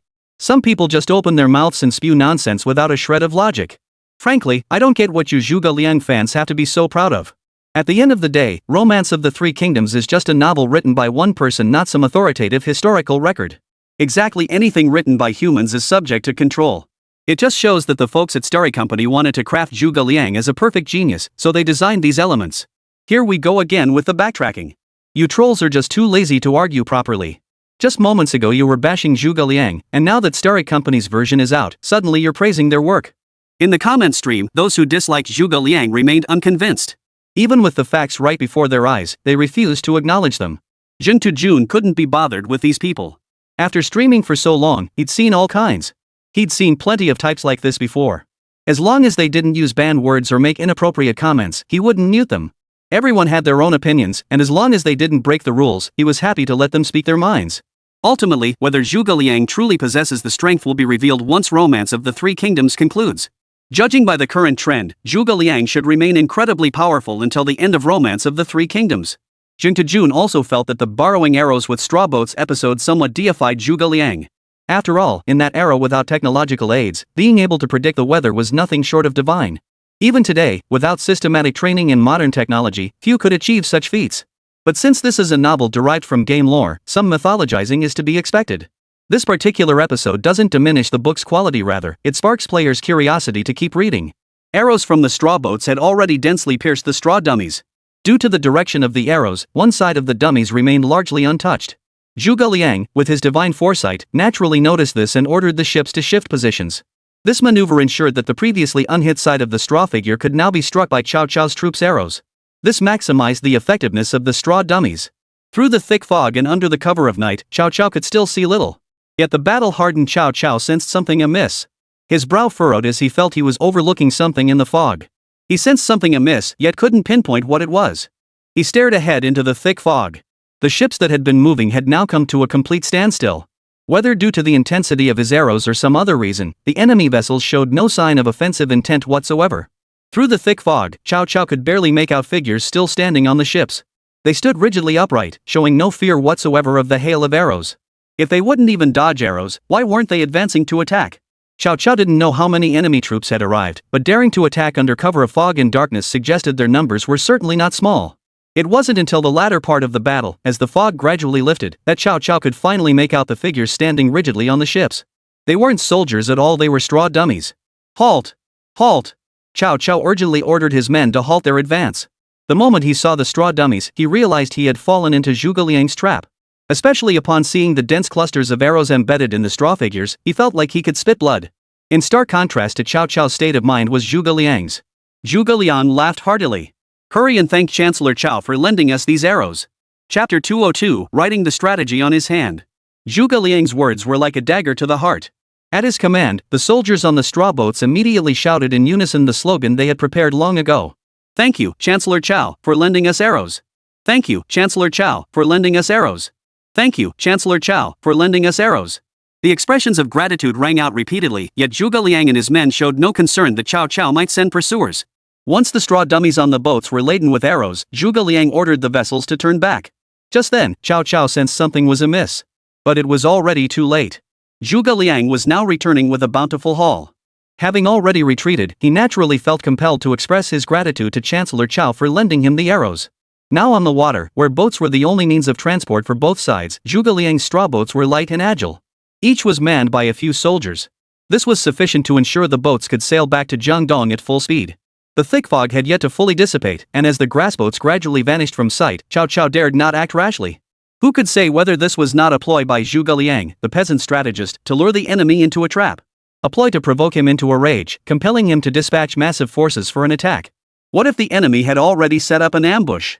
On the water, there would be no escape. After hesitating, Cao Cao resolved to hold his forces in place. Having already lost those 100,000 arrows, further heavy casualties would significantly delay his plans to unify the south. He could not afford to wait any longer. In this era of primitive medical technology, he had no idea how much time he had left. His chronic headaches had grown increasingly severe. He was already over 50, considered quite long-lived for that era. Yet even the saying reaching 70 is rare left him uncertain if Chao Mingde would live to see that age. Cao Cao's troubles were destined to remain unknown to Zhuge Liang. Zhuge Liang didn't even need to look back to know Cao Cao hadn't sent pursuers. Whether pursuit was feasible was one matter, whether ambushes awaited upon catching up was another. Therefore, Cao Cao would absolutely not send troops to pursue Zhuge Liang. Inside the cabin, Lu Su gazed at the dense forest of arrows covering the straw boats, his admiration for Zhuge Liang deepening.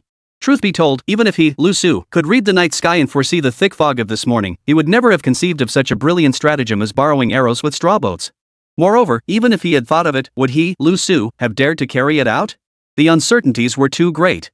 Only Zhuge Liang, with his extraordinary skill and audacity, would dare to act in such a manner. This stratagem caught Cao Cao completely off guard.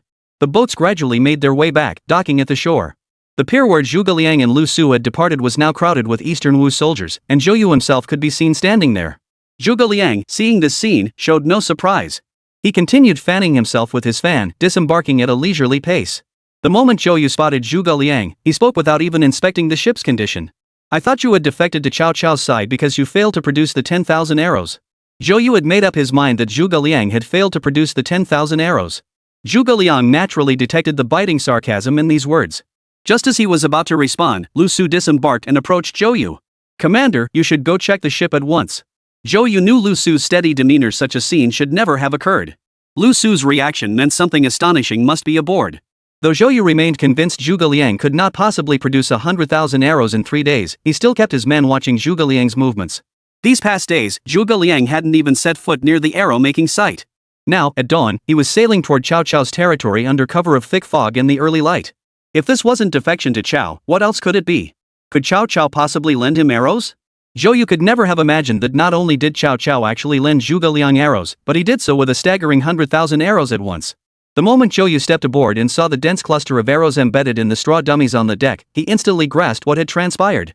A man of exceptional intelligence who had studied military treatises extensively, he grasped every nuance of the situation the moment he saw those arrows. Zhuge Liang sailed through the thick fog to Cao Cao's territory, then exploited the darkness and mist to obscure the enemy's perception of reality. Cao Cao and his men assumed it was a major Wu army assault, and the safest response was to shoot arrows. Well done, well done. Zhou Yu was equally stunned by Zhuge Liang's stratagem, though he gave no outward sign. Stepping off the ship, he maintained his usual wolf in sheep's clothing demeanor. "Attendant, count the arrows." Zhuge Liang had meticulously calculated the number of straw dummies on the ships, the number of ships required, and the distribution of the dummies on each vessel. Therefore, the number of arrows would not differ significantly from the agreed-upon 100,000. The final tally indeed matched Zhuge Liang's prediction. The arrows were only slightly more than the agreed-upon 100,000. "Master, this borrowing of 100,000 arrows shall resolve the pressing crisis facing our Eastern Wu." Thus concluded the episode of borrowing arrows with straw boats. This incident revealed to Zhou Yu Zhuge Liang's extraordinary wisdom and remarkable courage, filling him with both admiration and apprehension. By this time, Cao Cao's forces had already massed their troops at the border, and naval warfare between Jiangdong and Cao Cao's side had become inevitable. However, with the natural barrier of the Yangtze River, the Eastern Wu forces could still hold their ground against Cao Cao's million-strong army. After all, though Cao's forces were numerous, his soldiers were mostly northern troops, and the majority of them could not swim. In other words, they were ill-suited for naval warfare. Zhou Yu had resolved to employ a fire attack. On the water's surface, such an assault could catch the enemy completely off guard. Cao's soldiers were unskilled in water combat. If their wooden warships caught fire, the flames would be impossible to extinguish quickly. What fate awaited the soldiers aboard? They would either perish in the raging flames or leap into the water to escape. But for someone who couldn't swim, survival in the water would be entirely up to fate. Though Zhou Yu had already resolved to use fire, he still wished to test whether Zhuge Liang had also conceived this strategy. If Zhuge Liang shared his vision, he would become a grave threat. Thus, under the pretext of discussing military affairs, Zhou Yu invited Zhuge Liang to his command tent for counsel. Initially, the two conversed warmly, finding many of their ideas aligned. But when the conversation turned to strategies for defeating Cao Cao, both fell silent. Finally, Zhou Yu broke the silence and asked, "Cao's forces are formidable, and we are at a disadvantage in naval warfare. Might you have a sound strategy, sir?" Zhou Yu's inquiry seemed innocent, but it concealed a hidden agenda. This, of course, was clear to Zhuge Liang. Thus he replied, "As the Grand Commander of Jiangdong, Gong Jin must surely have a brilliant plan already. Why ask me?" Seeing this, Zhou Yu said, "I have a plan, but I wonder if it aligns with your thinking." Why not each write a character on our palms and see if they match? Chapter 203, All is ready, only the east wind remains. Facing Zhou Yu's request, Zhuge Liang readily agreed. Zhuge Liang understood Zhou Yu's thoughts all too well. But now that they stood united, and fire attack was indeed the best way to crush Chao's forces, Zhuge Liang would not conceal his strategy for any reason. As expected, after each wrote a character on their palm, they simultaneously opened their hands. Both Zhou Yu and Zhuge Liang's palms bore the character for fire. Seeing this, Zhou Yu burst into laughter, as if he had found a kindred spirit. He declared, "Sir, our views are remarkably aligned. This plan is certain to succeed." Yet beneath his words, Zhou Yu's thoughts were entirely different. That Zhuge Liang could share my thoughts without prior discussion, his intellect rivals mine. If he is not eliminated, he will surely become a future threat to my Jiangdong. Zhuge Liang, not one to read people's minds, naturally had no idea what Zhou Yu was thinking at that moment, but he could guess a thing or two. Since Zhou Yu laughed outwardly, he joined in the pretense. Meanwhile, as a reader of the text, Jing Jun, along with millions of viewers in the livestream, had already begun denouncing Zhou Yu as a shameless villain. One face in public, another behind closed doors. Such individuals are not uncommon in real life. So when viewers encountered such a character in Romance of the Three Kingdoms, they naturally vented all their frustrations about meeting such people in real life onto Zhou Yu. Though Jing Jun also saw Zhou Yu as a treacherous villain, he remained focused on calmly analyzing the unfolding plot. First, it's clear that while this man may be petty, his talent and wisdom, though not as formidable as Zhuge Liang's, are certainly not far behind. If encountered in the world mode, he could certainly be recruited. Jing Jun's reasoning holds merit. Through Zhou Yu's psychological portrayal, one can discern a crucial point. Zhou Yu was thinking from Jiangdong's perspective. He feared Zhuge Liang's brilliance could threaten Jiangdong's rule. But what if Zhuge Liang and Zhou Yu were on the same side? Would conflict still arise between them? This is a debatable question, and we'll have to wait for the future world mode to see. If the two were in the same faction yet still scheming against each other, Jing Jun would kick Zhou Yu out without hesitation. First, in his view, Zhuge Liang's strategic brilliance surpasses Zhou Yu's. Second, given their personalities, any conflict between them would likely be instigated by Zhou Yu. Examine this plot point more closely. On the surface, it appears Zhuge Liang and Zhou Yu have reached a strategic consensus. In reality, however, Zhou Yu's suspicion of Zhuge Liang has intensified. The fire attack thus became the core strategic tactic for assaulting Chao's forces. But how exactly would it be executed? Jing Jun remains quite curious. Setting a massive blaze on the river might yield impressive results, but executing it flawlessly would be quite challenging. As Jing Jun pondered this, he glanced up at the comment stream. What a mistake! The barrage was filled with increasingly vicious insults. As a seasoned game streamer, he knew this wasn't the time to dwell on Zhou Yu and Zhuge Liang writing the character for fire. He quickly took control of the situation and diverted everyone's attention. Everyone, calm down, calm down. Let's focus on the unfolding story now. Many viewers were still genuinely interested in what happened next. They were eager to see how the two would execute their fire attack and burn Cao Cao's million-strong army to the ground. They saw the thick volume of Romance of the Three Kingdoms in Jing Jun's hands not even halfway through yet. The Sun Lu alliance certainly wouldn't crumble so easily. In other words, Cao Cao's campaign was likely headed for a crushing defeat. Yet the audience still craved the details of how it unfolded. Seeing the livestream chat calm down, Jing Jun seized the moment and resumed flipping through Romance of the Three Kingdoms. The key to the fire attack lay in the wind direction, and Zhou Yu was deeply troubled by this. Day and night he pondered, yet no solution to the wind problem came to mind. He fell gravely ill and never recovered. This incident revealed Zhou Yu's true character. Though somewhat petty, he remained utterly devoted to the Jiangdong region. When the generals learned Zhou Yu had fallen ill from overwork, they were deeply worried, yet helpless. If even Zhou Yu couldn't find a solution, they certainly couldn't come up with one either. Thus, everyone tactfully refrained from inquiring about the specific problem Zhou Yu was pondering, as it undoubtedly involved military secrets. To ask rashly might even lead to suspicion of being a spy for Chao's forces. Upon learning of Zhou Yu's illness, Zhuge Liang also went to visit him. He immediately discerned the cause of Zhou Yu's illness and said with a smile, "Commander, I can cure your illness." Upon hearing this, Zhou Yu gently raised his hand.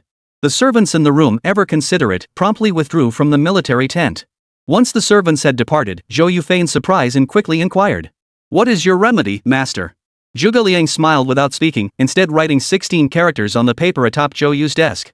To defeat Cao Cao, employ fire tactics. All is ready, save for the east wind. Zhuge Liang truly lived up to his reputation as a man of extraordinary wisdom, instantly discerning the cause of Zhou Yu's illness. Upon receiving the note and reading its contents, Zhou Yu was both startled and delighted. He urgently asked, "Since you know the cause of my illness, do you have a solution?" Zhuge Liang responded smoothly, "I once encountered a remarkable individual who could command the winds and rains, capable of anything. He imparted this art of summoning the elements to me. Having mastered the basics, I can set up an altar on Nanchang Mountain and summon a 3-day, 3-night southeasterly gale. This wind will aid our allied forces in setting fires, crushing Cao Cao in one decisive blow. As soon as Zhuge Liang spoke, the live stream room, which had just quieted down, erupted once more.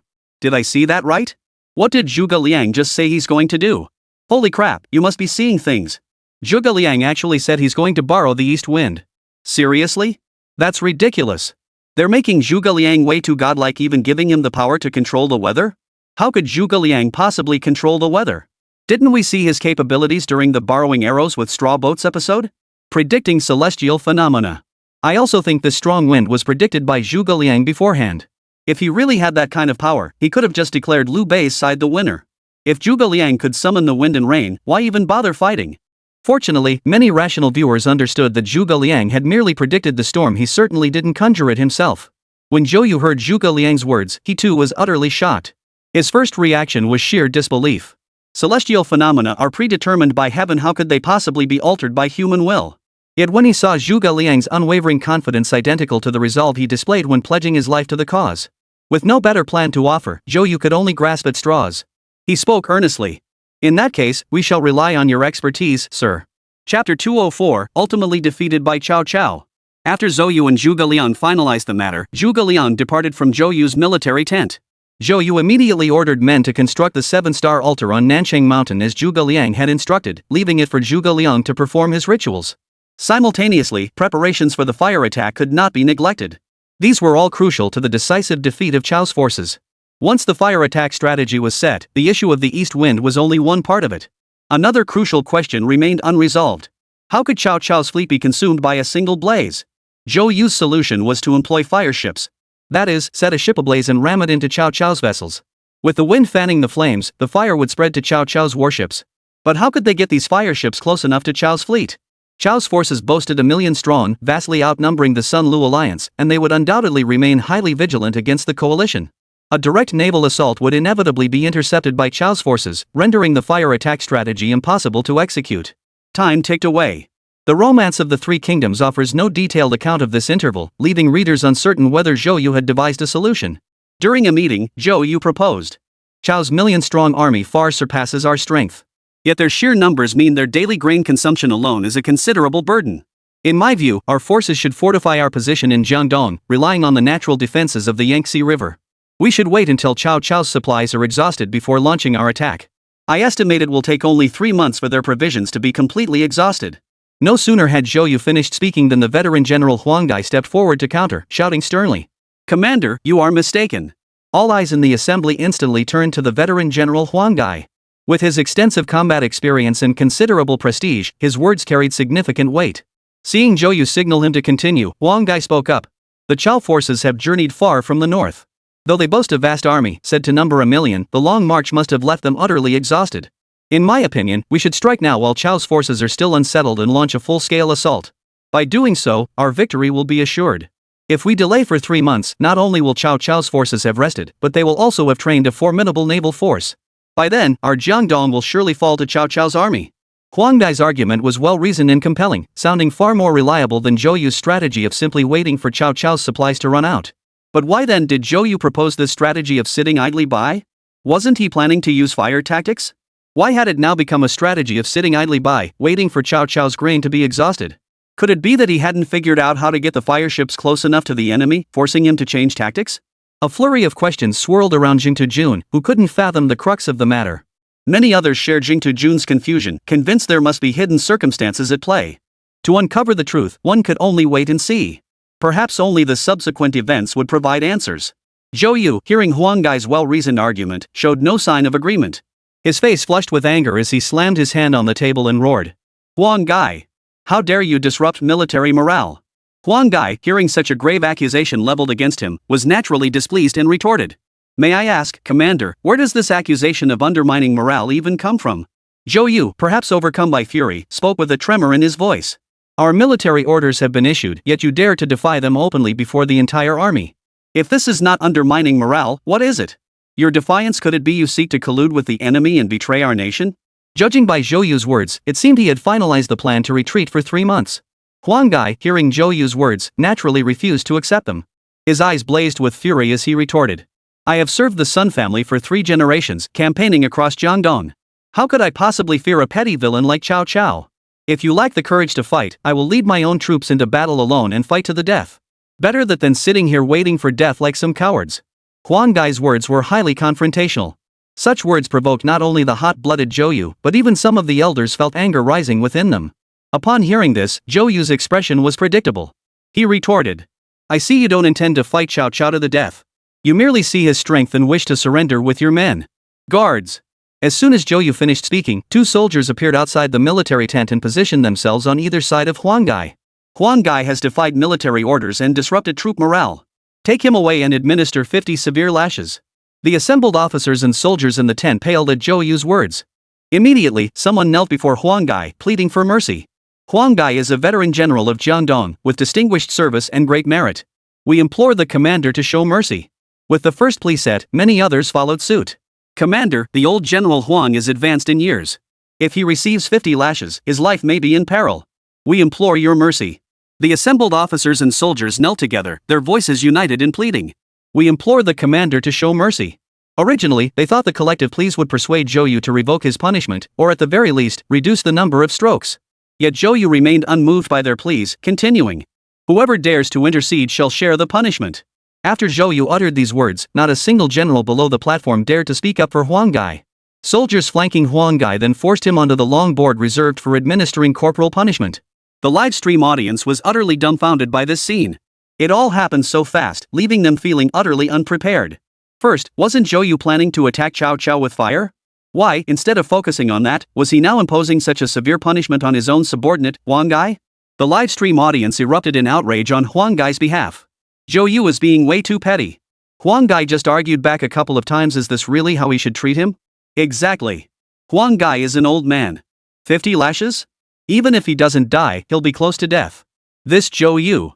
If I ever go to world mode, I'd rather be hacked to death by yellow turbans than even consider defecting to Jiangdong. With someone like Zhou Yu as Grand Commander, isn't that courting death? But doesn't it strike you as odd? Why has Zhou Yu's mindset shifted so drastically in just these few days? That's not the real issue here. The real issue is how Zhou Yu treated this veteran general, and the reason was simply that the old soldier dared to confront him publicly. Jin Jun was completely immersed in romance of the 3 kingdoms, oblivious to the arguments and the comments. Huang Gai's flogging commenced.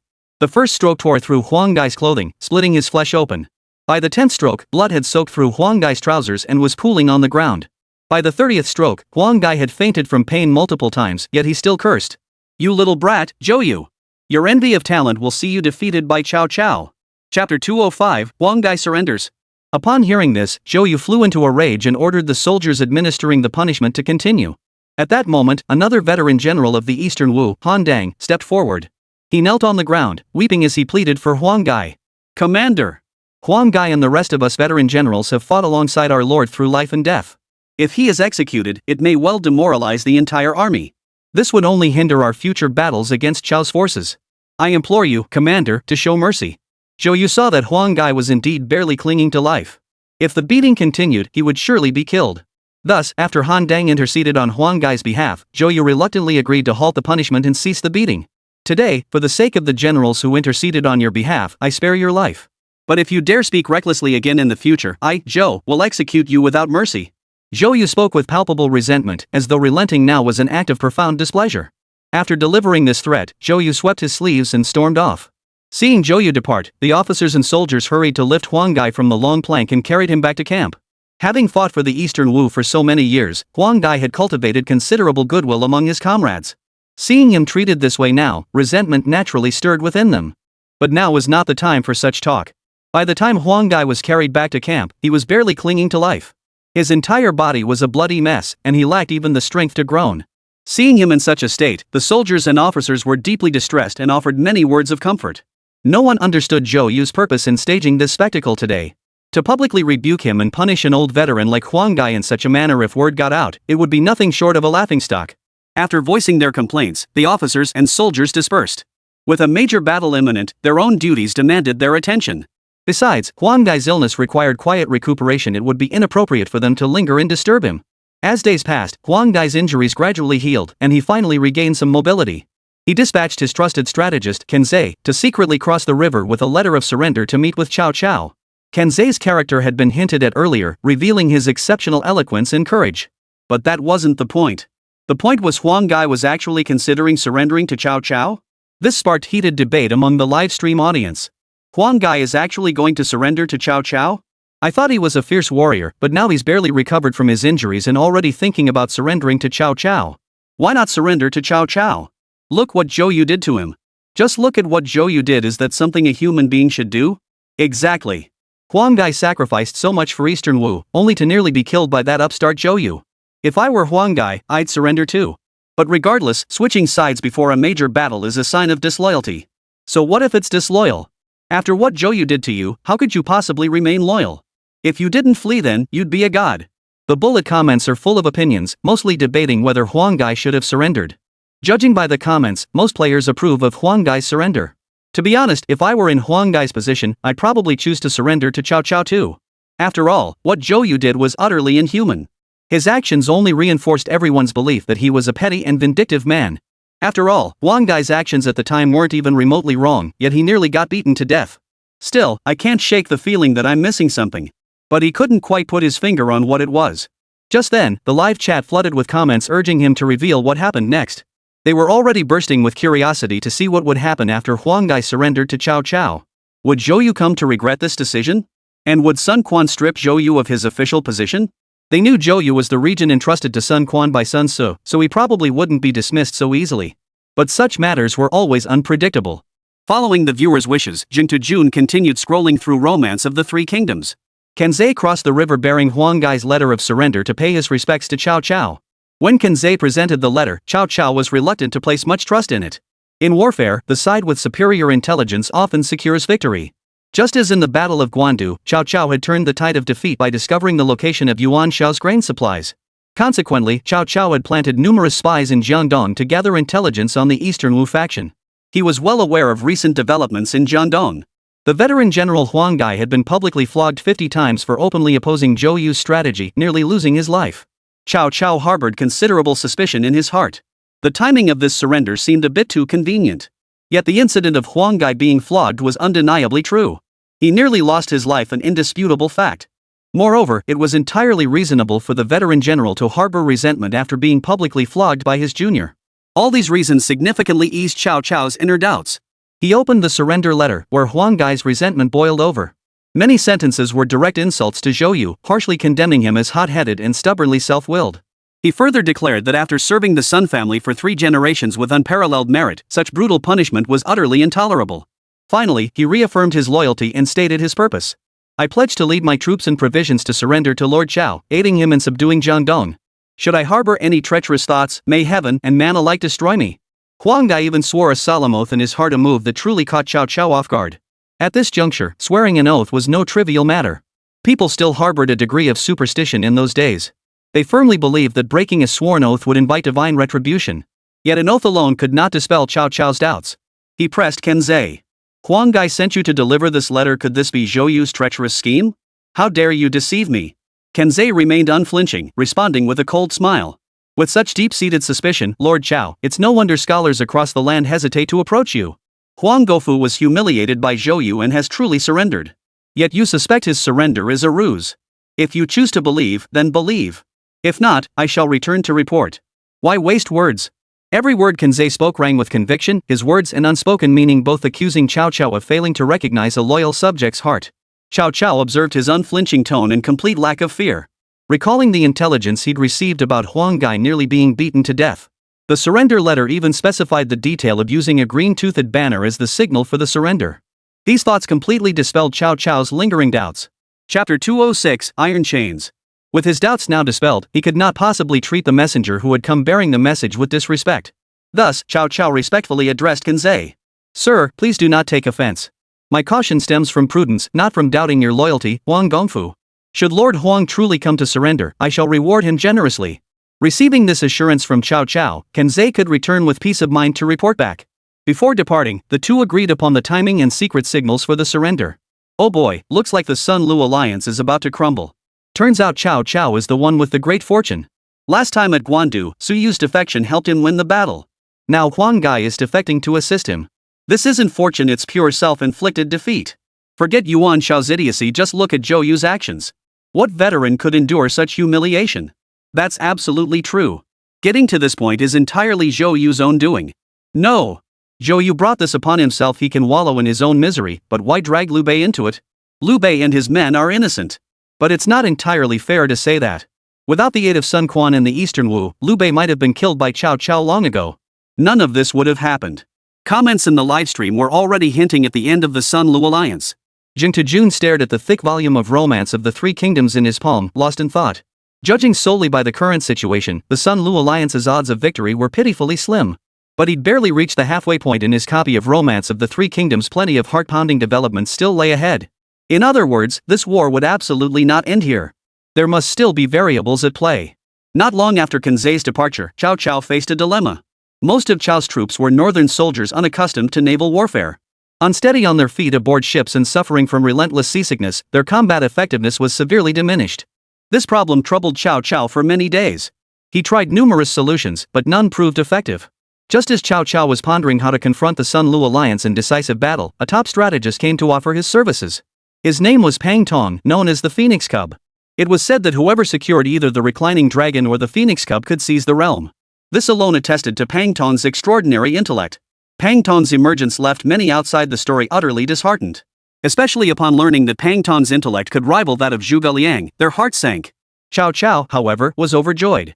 He had long heard of the fame of the reclining dragon and Phoenix Cub, especially Zhuge Liang's strategies as the reclining dragon, which had repeatedly left him at a loss. He had witnessed the dragon's maneuvers many times, suffering numerous setbacks. Now, a strategist of equal renown to Zhuge Liang had come to serve him. How could Cao Cao not be delighted? Cao Cao treated Pang Tong with the utmost hospitality. Pang Tong, in turn, spared no praise for Cao Cao. My lord has swept through Jing and Xiang, striking fear into the realm. Now commanding 1,000,000 troops, he allies with Sun and Lu to contend for Central Plains. This is the moment heaven has abandoned Liu Bei and Sun Quan. These words delighted Cao Cao immensely. But before he could respond, Pang Tong shifted his tone and continued. Yet our northern forces are unaccustomed to naval warfare and ill-equipped to weather storms. This is a grave concern. Pang Tong's words struck precisely at Cao Cao's deepest anxiety. His soldiers suffered from seasickness, rendering his naval forces ineffective. These were the very issues causing Cao Cao the most headaches at present. Seeing Pang Tong speak thus, Cao Cao knew that since Pang Tong had broached the subject, he must have his own insights. He therefore inquired. This matter has troubled me for quite some time. Might the gentleman offer his insights? Upon hearing Cao Cao's inquiry, Pang Tong first burst into laughter before responding. This problem is easily solved. His words brimmed with confidence. I have a plan that will stabilize all warships, large and small, allowing our northern forces to advance as if on level ground. Cao Cao's face lit up with delight. If this problem could truly be resolved, coupled with Huang Gai's defection, conquering Eastern Wu would only be a matter of time. He promptly inquired for details. Pang Tong replied. Arrange large and small vessels in formations, 30 or 50 ships per row, linking their bows and sterns with iron rings and laying broad planks across them. This way, not only could men walk upon them, but even horses could gallop across. With this arrangement, what could we possibly fear, regardless of wind, waves, or tides? Cao Cao was overjoyed upon hearing this and immediately ordered soldiers to demonstrate the design on the spot. First, several small boats were chained together, wooden planks laid across them, and he personally walked upon them. Indeed, it was as steady as land. Good. Good. Good. Cao Cao repeated the word excellent 3 times, his excitement beyond words. No wonder the world says, obtain either the reclining dragon or the Phoenix Cub, and you gain the world. The problem that had troubled him for so long was solved effortlessly by another. This alone demonstrated Fengzhou's true prowess. Cao Cao had harbored doubts about Pang Tong, but seeing him present this earnest proposal now swept away all lingering suspicions. It's over, it's over. This time, the Sun-Lu alliance is truly finished. As a Liu Bei supporter, I believed he would be the one to unify Central Plains. Little did I expect Cao Cao's fortune to be so outrageously defiant of the heavens. With Huang Gai's defection alone, the Sun-Lu alliance might have struggled to cope. Now, with Fengzhou aiding Cao Cao, victory at the Battle of Red Cliffs seems even more elusive. I'm seriously starting to suspect Cao Cao is the true protagonist of Romance of the Three Kingdoms. Otherwise, there's no reason for him to be this powerful. He's just too powerful. When this kind of luck hits, there's no stopping it. Now it's all about how the Sun-Lu alliance responds. Upon discovering Pang Tong's strategy was viable, Cao Cao immediately ordered his entire fleet to execute the iron chain formation. Thick iron rings and chains linked the warships in pairs.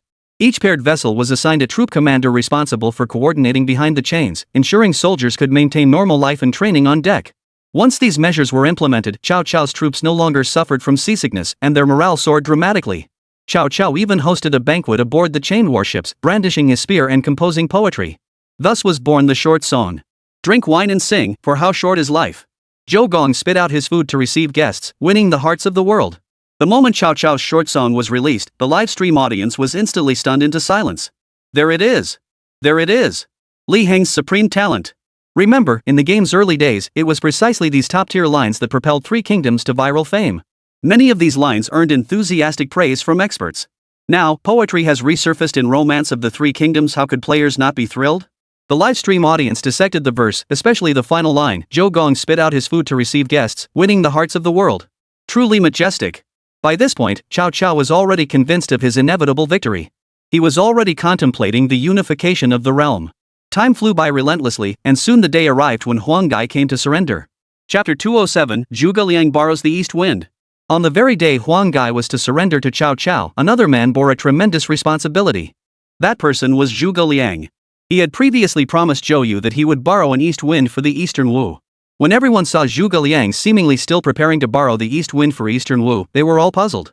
The previous borrowing of the east wind had been to enable a fire attack against Cao Cao's main forces. Yet now, Zhou Yu intended to retreat to Jiangdong, avoiding a decisive battle with Cao Cao. Moreover, even Huanggai was set to surrender to Cao Cao today. So what was the point of borrowing the east wind? Wasn't it just a waste of time? Later, viewers in the livestream debated endlessly without reaching any conclusion. Finally, someone remarked, this is to cover up his inability to summon the east wind. The comment left everyone utterly baffled. The speaker patiently explained. Everyone knew Zhuge Liang couldn't command the winds and rains. He most likely calculated the celestial phenomena to predict the weather at that time. If Zhuge Liang hadn't gone to borrow the east wind at that moment, and the wind had come on its own, how could he possibly explain it?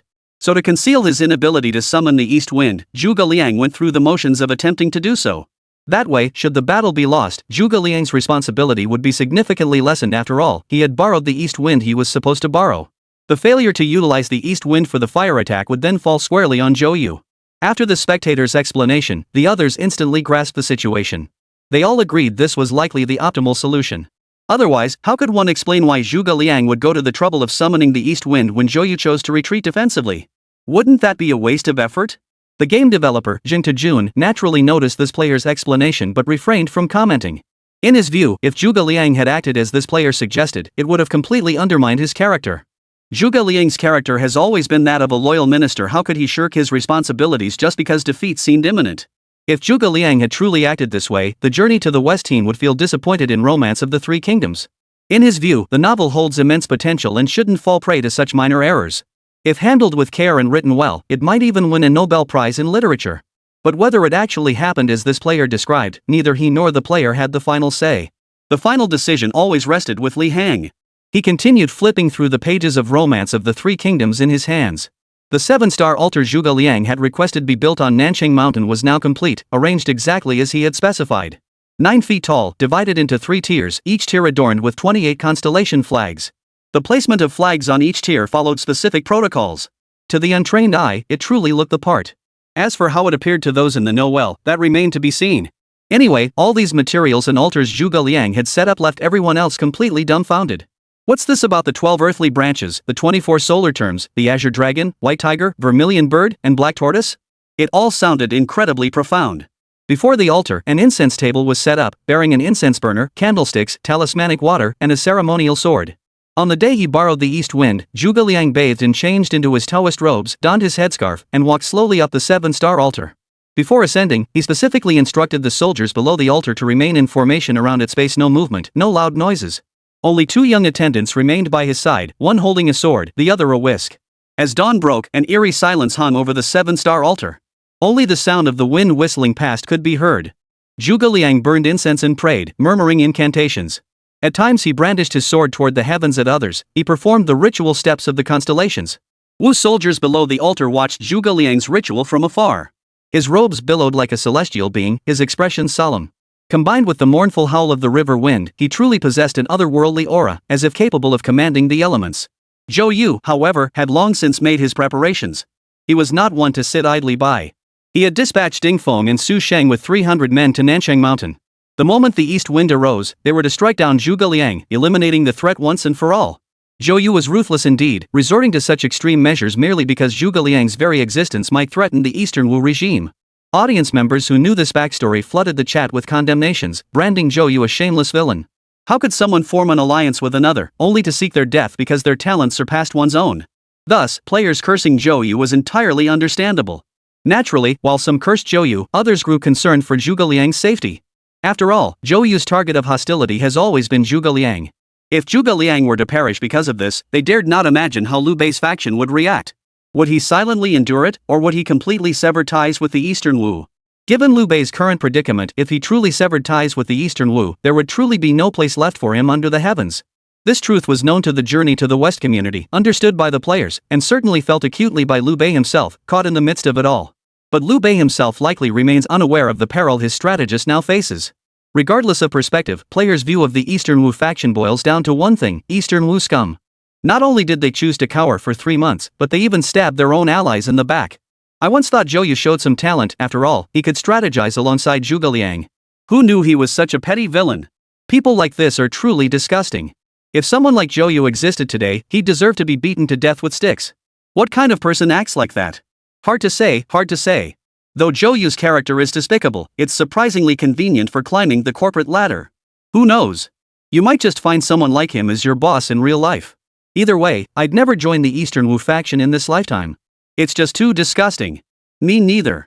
I wouldn't even dare collaborate with them. Now I understand why they've remained isolated ever since Sun Ce's death. With that kind of conduct, it's no wonder they've managed to hold on to such vast territories. If this is how they behave on our first collaboration, I can't imagine what they'll do next. It feels like the Eastern Wu will only get worse. Some viewers' comments were clearly highly emotional, with many words bordering on ban terms. The stream moderators were nearly overwhelmed trying to keep up with muting them. But this also shows just how deeply hated the Eastern Wu faction is. Zhuge Liang continued harnessing the east wind. Just past noon, the northwesterly wind that had been howling across the river changed. Chapter 208, Guangai comes to surrender. Around noon, the river was still lashed by a howling northwest wind that stung the face. Zhuge Liang had been performing his ritualistic dances on the altar for quite some time. Yet the wind remained utterly still. Ding Feng and Su Sheng stood at the foot of the 7-star altar, swords at the ready, their minds filled with doubts. Is Zhuge Liang just putting on a show? How come after all this time, the wind direction hasn't changed at all? Ding Feng and Su Sheng whispered to each other. They didn't fully grasp the significance of this east wind, so they felt no particular urgency. If anything had them anxious, it was the question of when they might finally kill Zhuge Liang. Yet within the military tent, Zhou Yu was visibly growing far more restless. His gaze fixed on the signal flags over the river, his fingers clenched so tightly they turned white. Tonight was the night Huanggai was to surrender to Cao Cao. If the east wind hadn't arrived by then, everything they'd done would be for naught. At that very moment, an unusual sound drifted from the southeast. First, branches rustled softly. The rustling of branches alone would not have drawn attention near the river, strong winds were commonplace. But this particular sound was unmistakable. The direction the branches were bending pointed to one thing: a southeast wind. Immediately, the banners on the 7-star altar began to flutter violently. The wind symbol flags, which had been clinging to the flagpoles, were suddenly whipped into a frenzy by this gust. And the direction it pointed was straight northwest. Wind! A southeast wind was coming. A soldier below the 7-star altar immediately cried out in surprise. No sooner had the soldier's words fallen than the southeast wind, which had been merely a gentle breeze, seemed to heed the call and suddenly gained momentum. The wind lashed violently, transforming from a gentle breeze caressing the face into a howling gale in the blink of an eye. This fierce wind churned the river waves and bent the trees on Nanqing Mountain to their knees. Zhou Yu felt it all within his military tent. This southeast wind had arrived at the perfect moment. In fact, its ferocity far exceeded his expectations. With such favorable winds, how could his plan fail? The only uncertainty now was whether Ding Feng and Su Sheng had already made their move. He absolutely could not let Zhuge Liang escape. Otherwise, this man would sooner or later threaten the rule of Eastern Wu. Upon the 7-star altar, Zhuge Liang, noticing the southeast wind had risen, halted his steps. He gazed out at the river, lost in thought. Of course, he did not dwell on it for long. He understood Zhou Yu's talents and temperament, knew his style of operation. Therefore, when Ding Feng and Su Sheng arrived under the pretense of protecting him, Zhuge Liang understood their true purpose. Just as the Wu army cheered the sudden southeast wind, Zhuge Liang seized the moment and swiftly descended from the 7-star altar. No sooner had he descended than Zhao Yun, who had been standing guard nearby, stepped forward before Ding Feng and Su Sheng could react, positioning himself to protect Zhuge Liang's side. Zhao Yun had arrived leading his horse. Now, Zhuge Liang swiftly mounted, while Zhao Yun stood guard with his spear raised. Ding Feng and Su Shang were well aware of Zhao Yun's formidable reputation. Zhao Yun, armed only with his spear, sword, and horse, and carrying the infant Ado in his arms, had single-handedly charged in and out of Cao Cao's 100,000-strong army 7 times. Such martial prowess was far beyond their reach. To engage such a fierce warrior now would be nothing short of courting death. With only 500 men at their disposal, they might have found the courage to engage if they had 5,000. Thus, upon seeing Zhao Yun emerge to escort Zhuge Liang, neither Ding Feng nor Su Sheng dared to step forward and obstruct him. They could only watch helplessly as Zhuge Liang and Zhao Yun boarded the swift riverboat. Riding the fierce southeast wind, they set sail toward the direction of Xiakou. Zhuge Liang, fan in hand, gazed toward the direction of Chibi. Tonight's Chibi, he thought, would surely hold a different flavor. As the tale of Zhuge Liang borrowing the east wind concluded, the entire audience fell into stunned silence. This astonishment, however, was not directed at Zhuge Liang's ability to summon the east wind. To them, it seemed he had calculated it all in advance. It would have been strange if the east wind hadn't come at all. Their astonishment stemmed from Zhou Yu's behavior and the final narration. Why was Zhou Yu so desperate for the east wind? Hadn't he chosen to avoid battle by staying behind?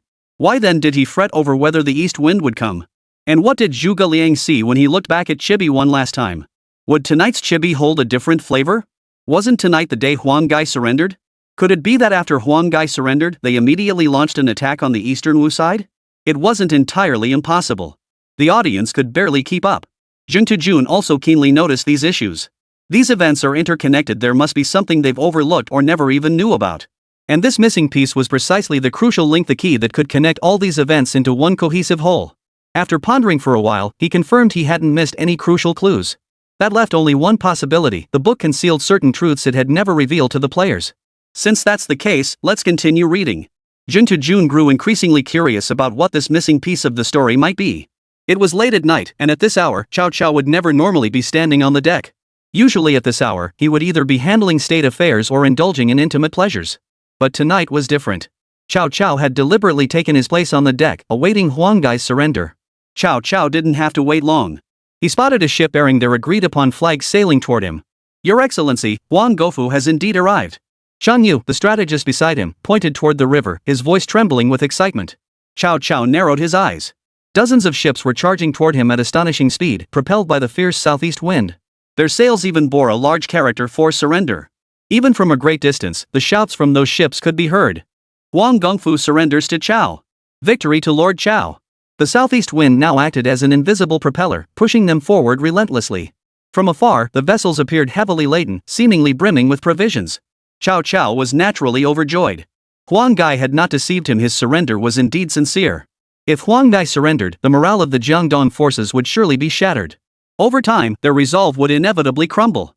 Even if Sun Quan and Zhou Yu possessed 3 heads and 6 arms, they would be powerless to reverse the tide. Just as Cao Cao was lost in visions of unifying the realm, Cheng Yu spoke up quietly beside him. "Chancellor, the winds are too fierce.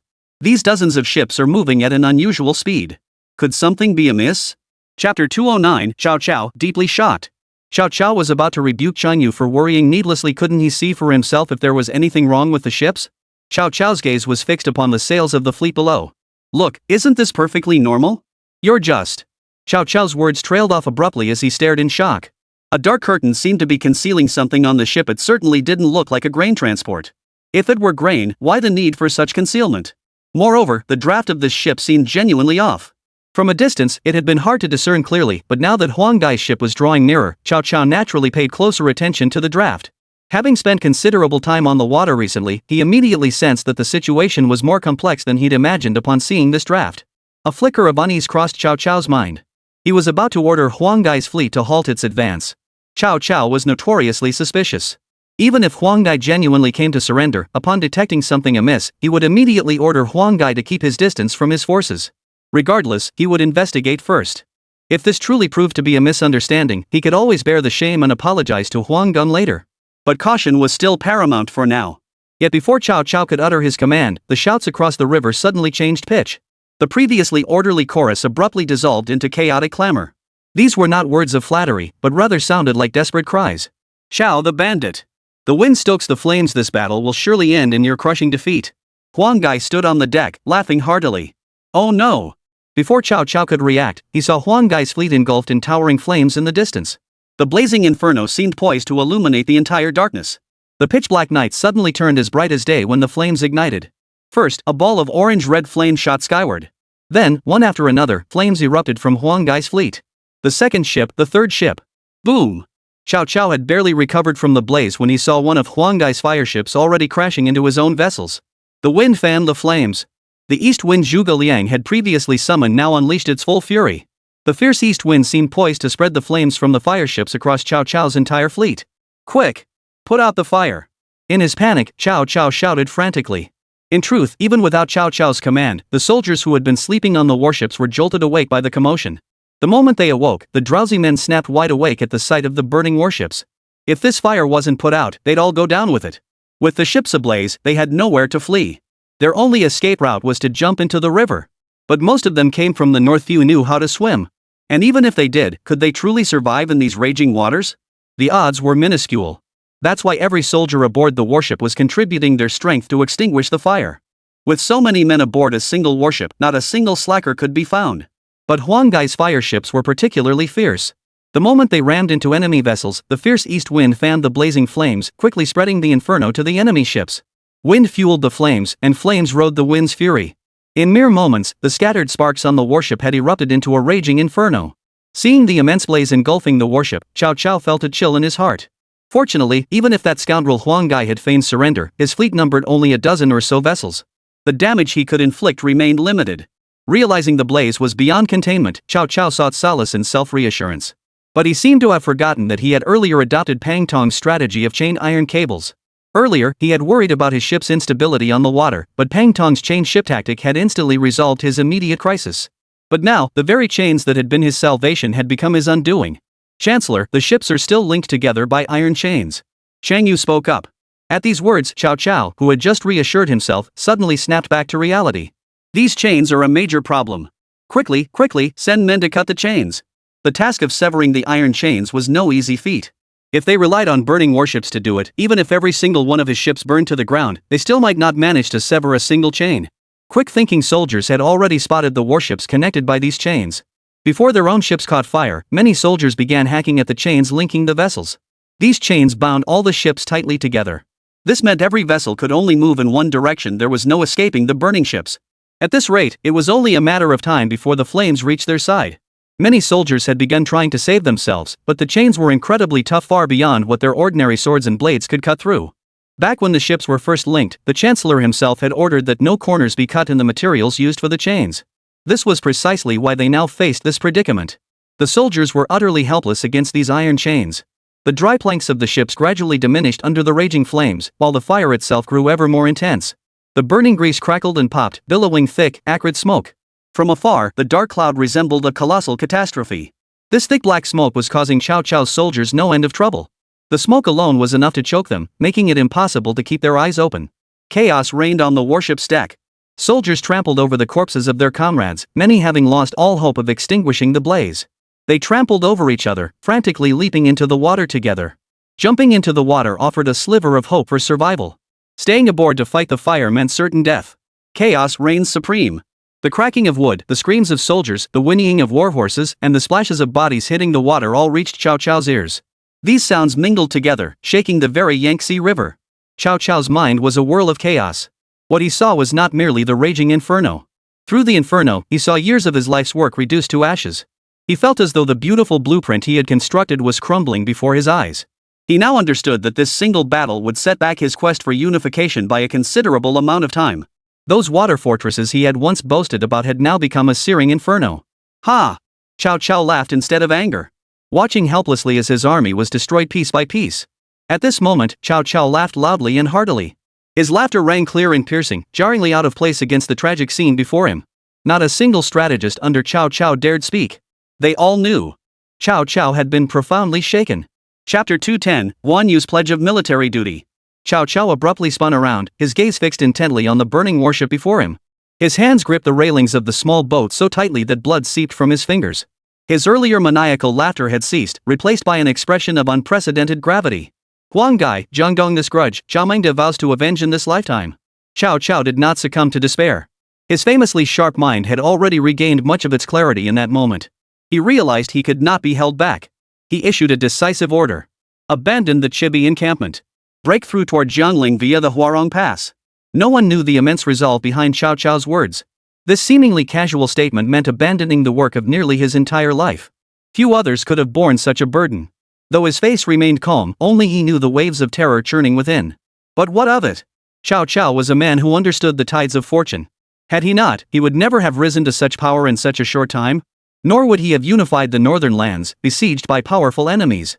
He understood profoundly that if he failed to make a choice now, what awaited him might well be nothing but a cold, bitter death.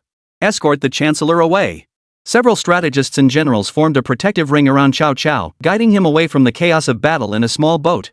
Meanwhile, Guang Dai, the instigator of this conflagration, had already switched to a small boat and retreated the moment he set fire to the ships and rammed them into Cao Cao's fleet. He then led his own troops ashore to engage in fierce combat, his response both exhilarated and decisive. The successful execution of the fire attack validated his tactical foresight. Seeing Cao's ships engulfed in flames, his soldiers' morale soared. Drums pounded as they charged forward. They charged straight toward the disintegrating Cao camp. From the southern bank, Zhou Yu watched the northern shore erupt in flames and instantly recognized his fire attack had succeeded. He immediately ordered his entire army to launch a full-scale assault. "Shang Pu, your servant is here. Lead the right wing along the northern bank of the Yangtze to pursue the fleeing Cao naval forces. Remember, speed is essential, do not let them escape." "Yes. The fleeing naval forces have been dealt with, but we must not neglect Chao's shore defenses. This sector shall be personally led by him with the left wing to besiege Chao's shore fortifications." At this moment, Zhou Yu seemed utterly unfazed by the grand scale of the situation, handling matters with methodical precision, calmness, and unwavering resolve. You may call Zhou Yu petty, but there is no denying that his intellect is beyond question. Otherwise, Sun Tzu would not have uttered those words on his deathbed. For external affairs, consult Zhou Yu. For internal affairs, consult Zhang Zhao. Zhou Yu knew full well that though the Cao forces appeared thrown into disarray by the conflagration, substantial remnants of their strength remained. If these remnants regrouped, their combat strength would be formidable and not to be underestimated.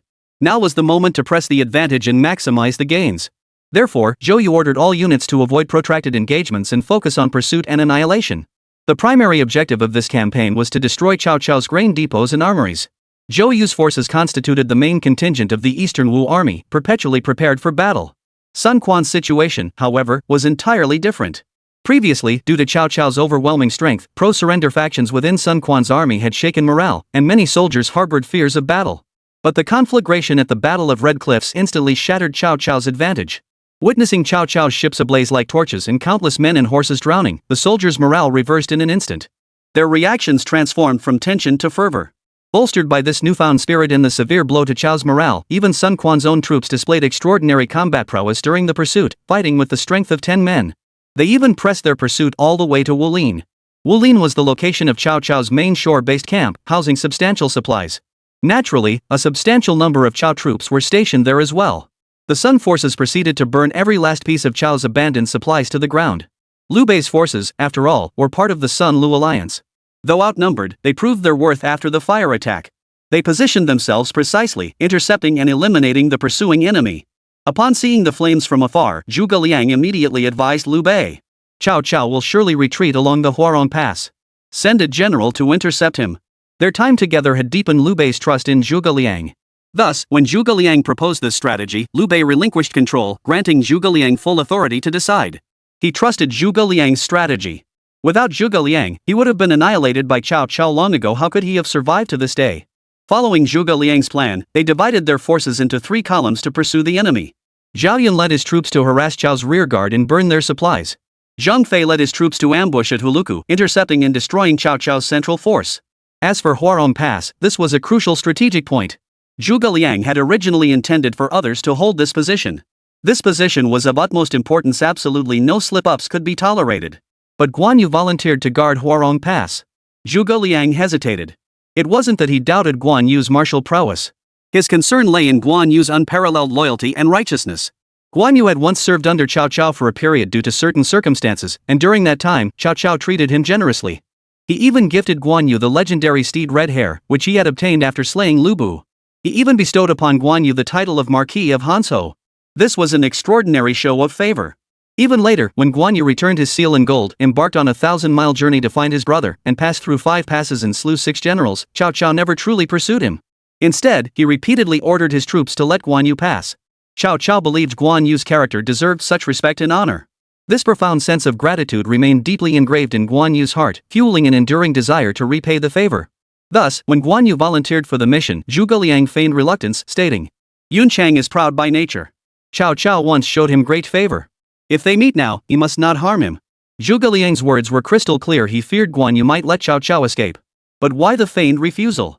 Zhuge Liang's strategic brilliance and masterful planning extended far beyond the three rulers Cao Cao, Sun Quan, and Liu Bei. Was it easy to kill Cao Cao at this moment? Certainly easy. But what came after Cao Cao's death? With Cao Cao gone, the northern lands would be leaderless. Yuan Shao's former forces, Ma Chao, and other factions would likely rise to power, posing a threat to Liu Bei, whose foundation was still unstable.